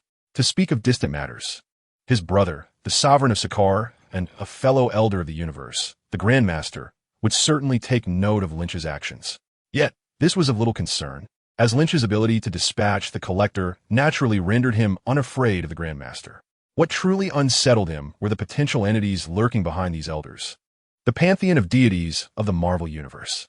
Although the pantheon had yet to make a tangible appearance within the Marvel Cinematic Universe, various Easter eggs and scattered clues suggested their existence was indeed real. The void in which Lynch found himself had been forged from the remnants of the pantheon, and the sheer vitality that arose from their remains indicated their formidable strength. While it was true that the elders were early failures of the pantheon, one cannot discount the possibility that they were still observing these beings. Should the pantheon descend upon them, Lynch had no intention of engaging in a direct confrontation at this juncture. Why contend with the pantheon when he could simply await Thanos' arrival, thereby acquiring countless points of justice and embarking on an invincible path? Thor chuckled helplessly, choosing not to comment further. The spaceship drifted through the cosmos in solitude, and after an indeterminate period, Lynch suddenly furrowed his brow. "Thor, how much longer until we reach Earth?" Thor paused before responding. "At least a day. Why?" "You might have to fly back." Lynch stood up from his seat, stretching his limbs casually. "What do you mean?" Thor inquired, puzzled. "Because this ship is about to be lost." Lynch narrowed his eyes, gesturing for Thor to look outside. Thor lifted his gaze, and his expression instantly froze. In the previously dark and empty expanse of space, a blazing fireball was hurtling towards them at an astonishing speed. "Is that a meteor?" Thor asked, astonished. "That would be somewhat accurate, though it has been propelled by someone," Lynch clarified, waving his hand lightly before his figure vanished from the ship. Outside the vessel, the meteor rapidly approached, its size swelling from a distant speck to a colossal sphere that obscured the sky. "How ruthless! Did they truly send a small satellite our way?" Lynch exclaimed, his body surging forwards to confront the impending meteor. He raised both fists before him, maintaining a terrifying velocity. disregarding the flames produced by the high-speed movement against the meteorite, and collided directly. Following this was an even more intense blaze, yet, curiously, in the void of space. Not a whisper of sound emerged. Moments later, unscathed, Lynch burst forth from the meteorite, with explosions continuing to erupt behind him. This colossal, celestial body, comparable in size to a small moon, was pierced through the center by Lynch, disintegrating into countless fragments under the immense force. Without employing any external aid, Lynch single-handedly obliterated a star. The god of thunder, who had been a distant observer of this visual spectacle, was so astonished that he momentarily forgot to maneuver his ship away from the area. Emerging from the star, Lynch did not glance back. Instead, after a brief pause, he accelerated toward a specific direction. Two beams of thermal energy shot from Lynch's eyes, striking a void in the cosmos. The emptiness warped momentarily before collapsing, revealing an enormous black spaceship. A small section at the front of the ship had already been obliterated by Lynch's thermal gaze, and a golden-armored purple entity stood at the edge of the damaged area, coldly regarding Lynch. Thanos. Lynch halted before the ship. His demeanor relaxed as he projected his thoughts. Why do you attack me? Thanos, grasping a massive sword that stood beside him, replied with an air of calm. Do not feign ignorance. You are fully aware of everything. I will kill you and seize the gems upon you to fulfill my plan. Oh, Lynch chuckled softly, his gaze falling upon Thanos' hand. Is it merely that power stone you possess? I'm quite curious as to why you are so eager to experience the sensation of failure. Thanos raised his right hand, fixated on his power stone, murmuring to himself, I do not know, but I have a nagging intuition that if I do not seize this opportunity, my plan will lose its last glimmer of hope. He then lifted his gaze to Lynch, his expression grave, and stated, You are exceedingly strange and terrifying. You seem to know everything, while I remain oblivious to your origins, only aware that you continue to grow more powerful. You pose a greater threat than those ancient ones. Without eliminating you, I can never gather the stones. I see. Lynch shook his head with a look of regret, saying, You are impatient. They say hesitation leads to defeat, yet no one mentions that rashness can lead to demise. For the deceased cannot speak. Thanos scoffed, and the purple power stone on his infinity gauntlet began to shine brightly. Enough of this chatter. Let me show you the most formidable power in this world. A wave of indescribable terror emanated from the infinity stone in Thanos' hand, sweeping towards Lynch. The strongest power? I, a Marvel Superman, have yet to utter a word, yet you dare to claim such supremacy? Lynch's expression turned serious, and his fists clenched instinctively. If reason could resolve matters, then what need would there be for power? Allow me to utilize the iron fist of justice to enlighten you. This purple sweet potato spirit. In the very next moment, Lin Qi's body surged forth. The attack speed of the Power Stone was not particularly swift, far inferior to Lin Qi's charge. In an instant, Lin Qi made contact with a wave of energy emanating from the Power Stone. Initially, he perceived the might of the Power Stone as rather unimposing, incapable of contending with his own strength. Yet, it soon became evident that he had underestimated it. The assault from the Power Stone rapidly intensified, growing overwhelmingly powerful even before he could fully comprehend its strength. Lin Qi's energy was incessantly absorbed and diminished, ultimately causing him to lose his momentum and be propelled backwards by the impact of the Power Stone. He was thrown back for a full 30 seconds before he managed to stabilize his form. Furrowing his brow, he refrained from immediately retaliating, opting instead for a brief respite. Subsequently, Lin Qi glanced towards Thor, who was observing the spectacle from a distance, and with a wave of his hand, he teleported him away. Only then did he straighten his posture and summon the entirety of his strength. The Power Stone possesses potential, yet it remains woefully inadequate. Chapter 149. Curse and Fulfillment Within the Spaceship. The grim expression of Thanos softened slightly upon witnessing Lin Qi being repelled by the Power Stone. Even Thanos, who often held himself in high regard, felt an immense pressure after discerning Lin Qi's formidable nature. Whether the Power Stone could vanquish Lin Qi, or if he could defeat this monstrous entity using it, remained an enigma. The effectiveness of even the most powerful weapon depends on its wielder, and Thanos had yet to grasp the full extent of the Power Stone's capabilities. If circumstances allowed, he would prefer not to confront Lin Qi so prematurely. He should first become acquainted with the Power Stone. However, Lin Qi's appearance beyond Earth was an irresistible temptation, signifying that he would receive no assistance, forcing Thanos into a king versus king confrontation. Should he miss this opportunity, Lin Qi would only grow stronger, amassing an increasing number of gems, thereby jeopardizing Thanos' grand design. Thus, Thanos resolved to take a bold gamble. At present, it seemed that Lin Qi's strength was not insurmountable. A flicker of hope ignited within Thanos as he took a single step forward, only to be abruptly transformed into a streak of light, hurtling backwards. This luminous arc traversed the smaller celestial bodies in its path, ultimately revealing Thanos, enveloped in the radiance of the Power Stone. His expression was one of profound discontent. As soon as he regained his composure, he pointed towards Lin Qi without a moment's hesitation. Lin Qi responded with a cold smile, entirely unfazed. In comparison to the formidable might he possessed, Thanos' speed appeared almost sluggish, akin to that of a snail. With such disparate velocities, Lin Qi retained complete dominion over the unfolding battle. Options lay before him: a direct confrontation, a flanking maneuver, or retreat. He chose to engage in a dignified and forthright clash. Slightly bending forward, Lin Qi charged with all his might. Two forces collided in the vacuum of space.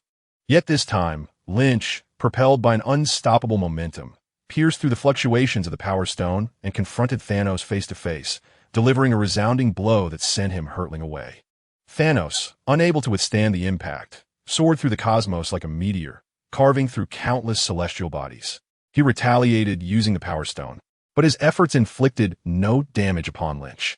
Instead, Lynch's relentless strikes left Thanos battered and bloodied. Within mere minutes, the brilliance emanating from Thanos was shattered under Lynch's heavy fists, plunging him into unconsciousness. Is that all? Lynch delivered a swift kick to Thanos, dislodging the Power Stone from his gauntlet. As he grasped the Power Stone, a look of astonishment crossed Lynch's face. In comparison to the 4 stones he had previously encountered, this Infinity Stone surprisingly resonated with his own attributes. If the compatibility of the other stones rated a 5, this Power Stone's affinity with him soared to an impressive 7 or 8. Casting a glance at a massive planet in the distance, Lynch unleashed a punch, and an intoxicating purple light surged forth, piercing through the celestial body and triggering an intense explosion. This Power Stone truly proved formidable in battle. A sense of reflection stirred within Lynch. After a fleeting moment of hesitation, he summoned his mental energy to awaken Thanos. You have lost. Awakening to the realization that the Power Stone had changed hands, Thanos responded after a brief silence.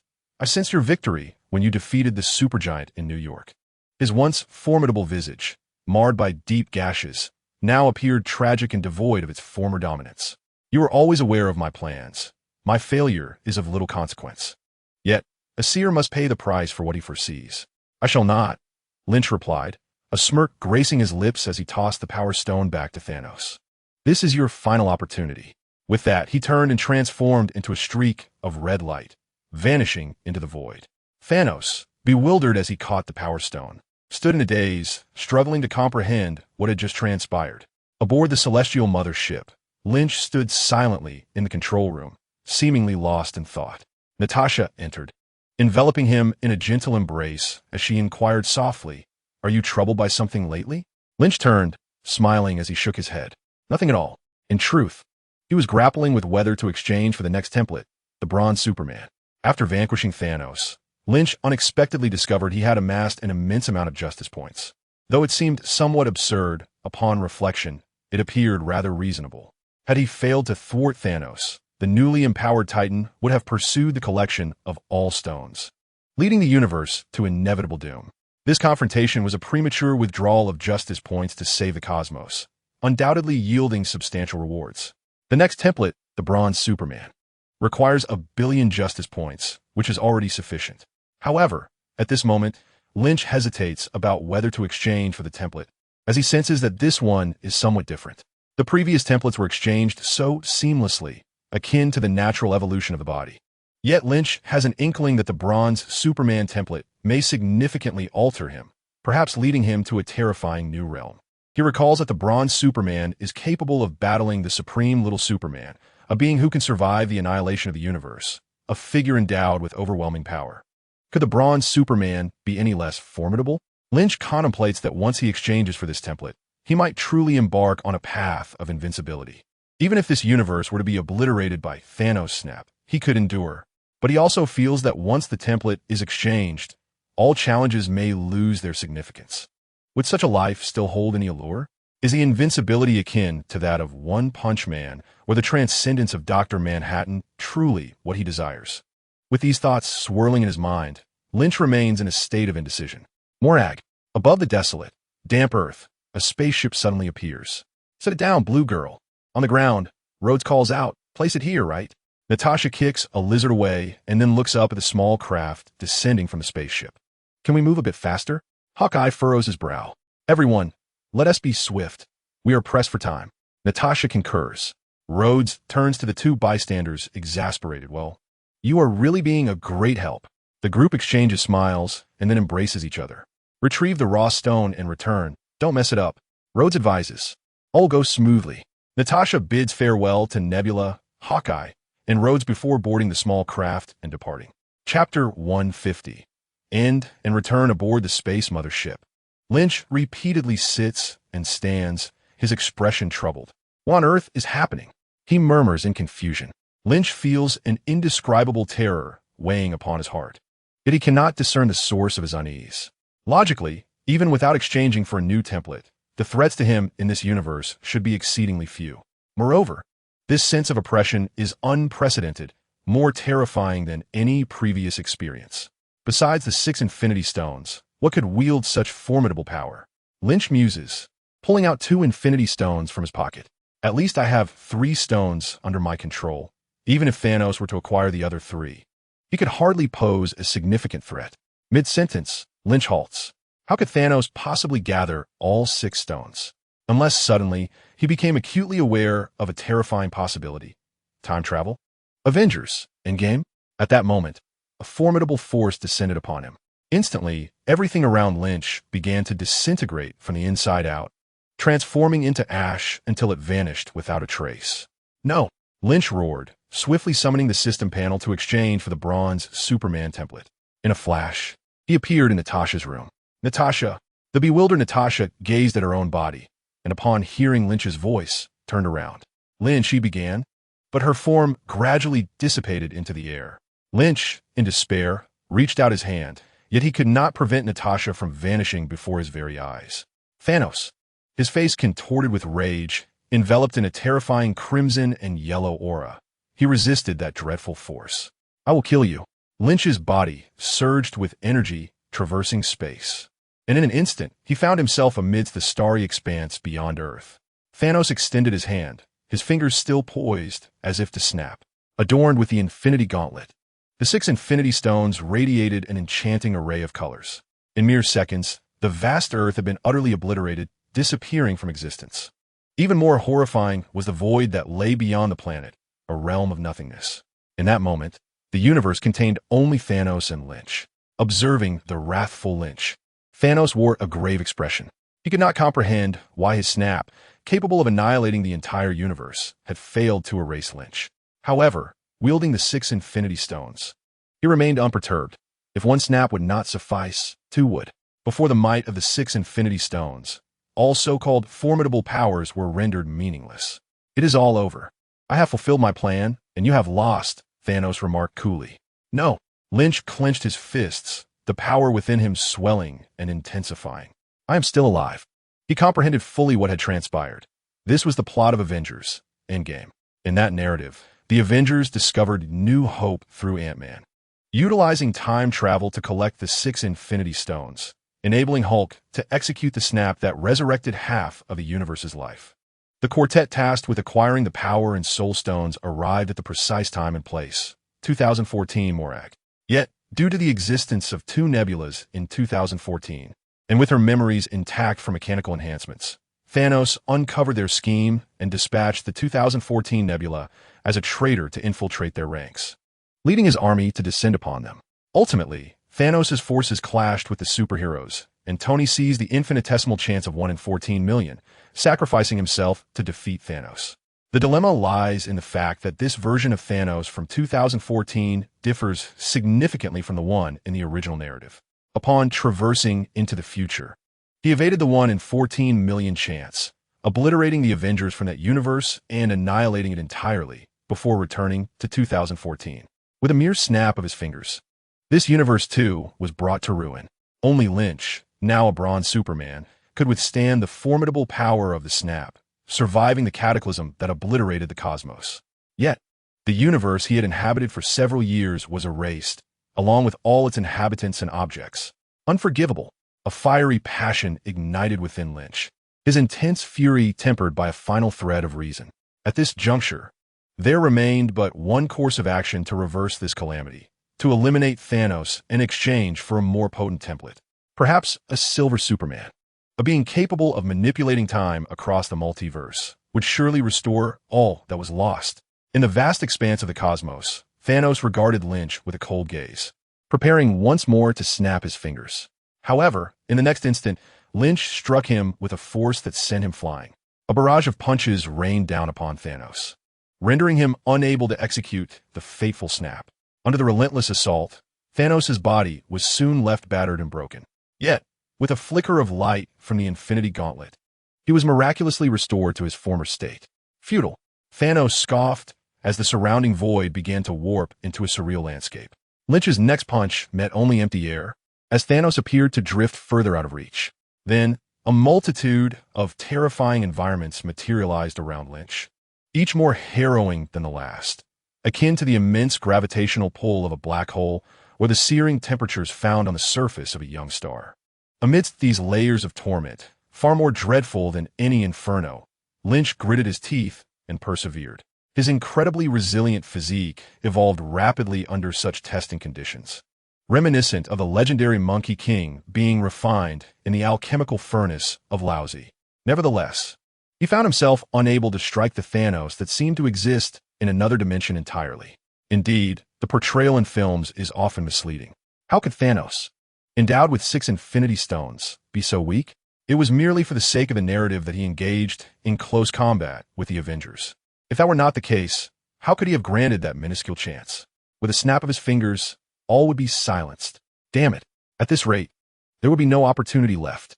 I shall perish here. Panic surged within Lynch. Even a Superman would succumb when unable to reach his foe.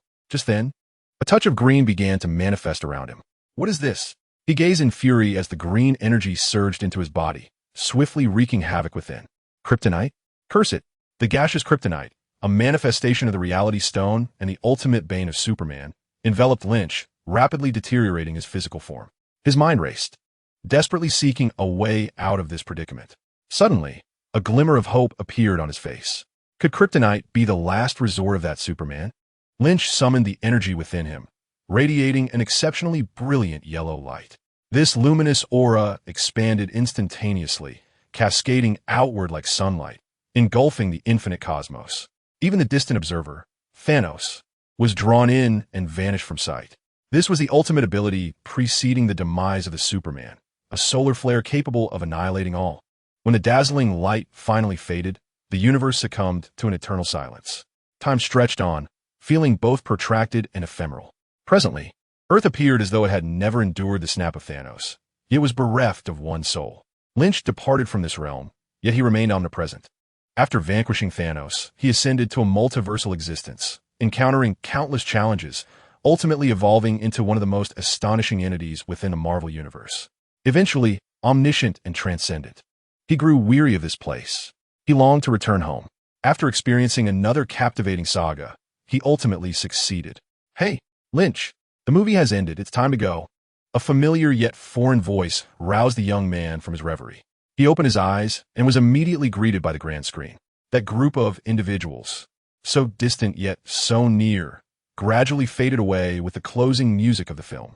What a delightful dream it was.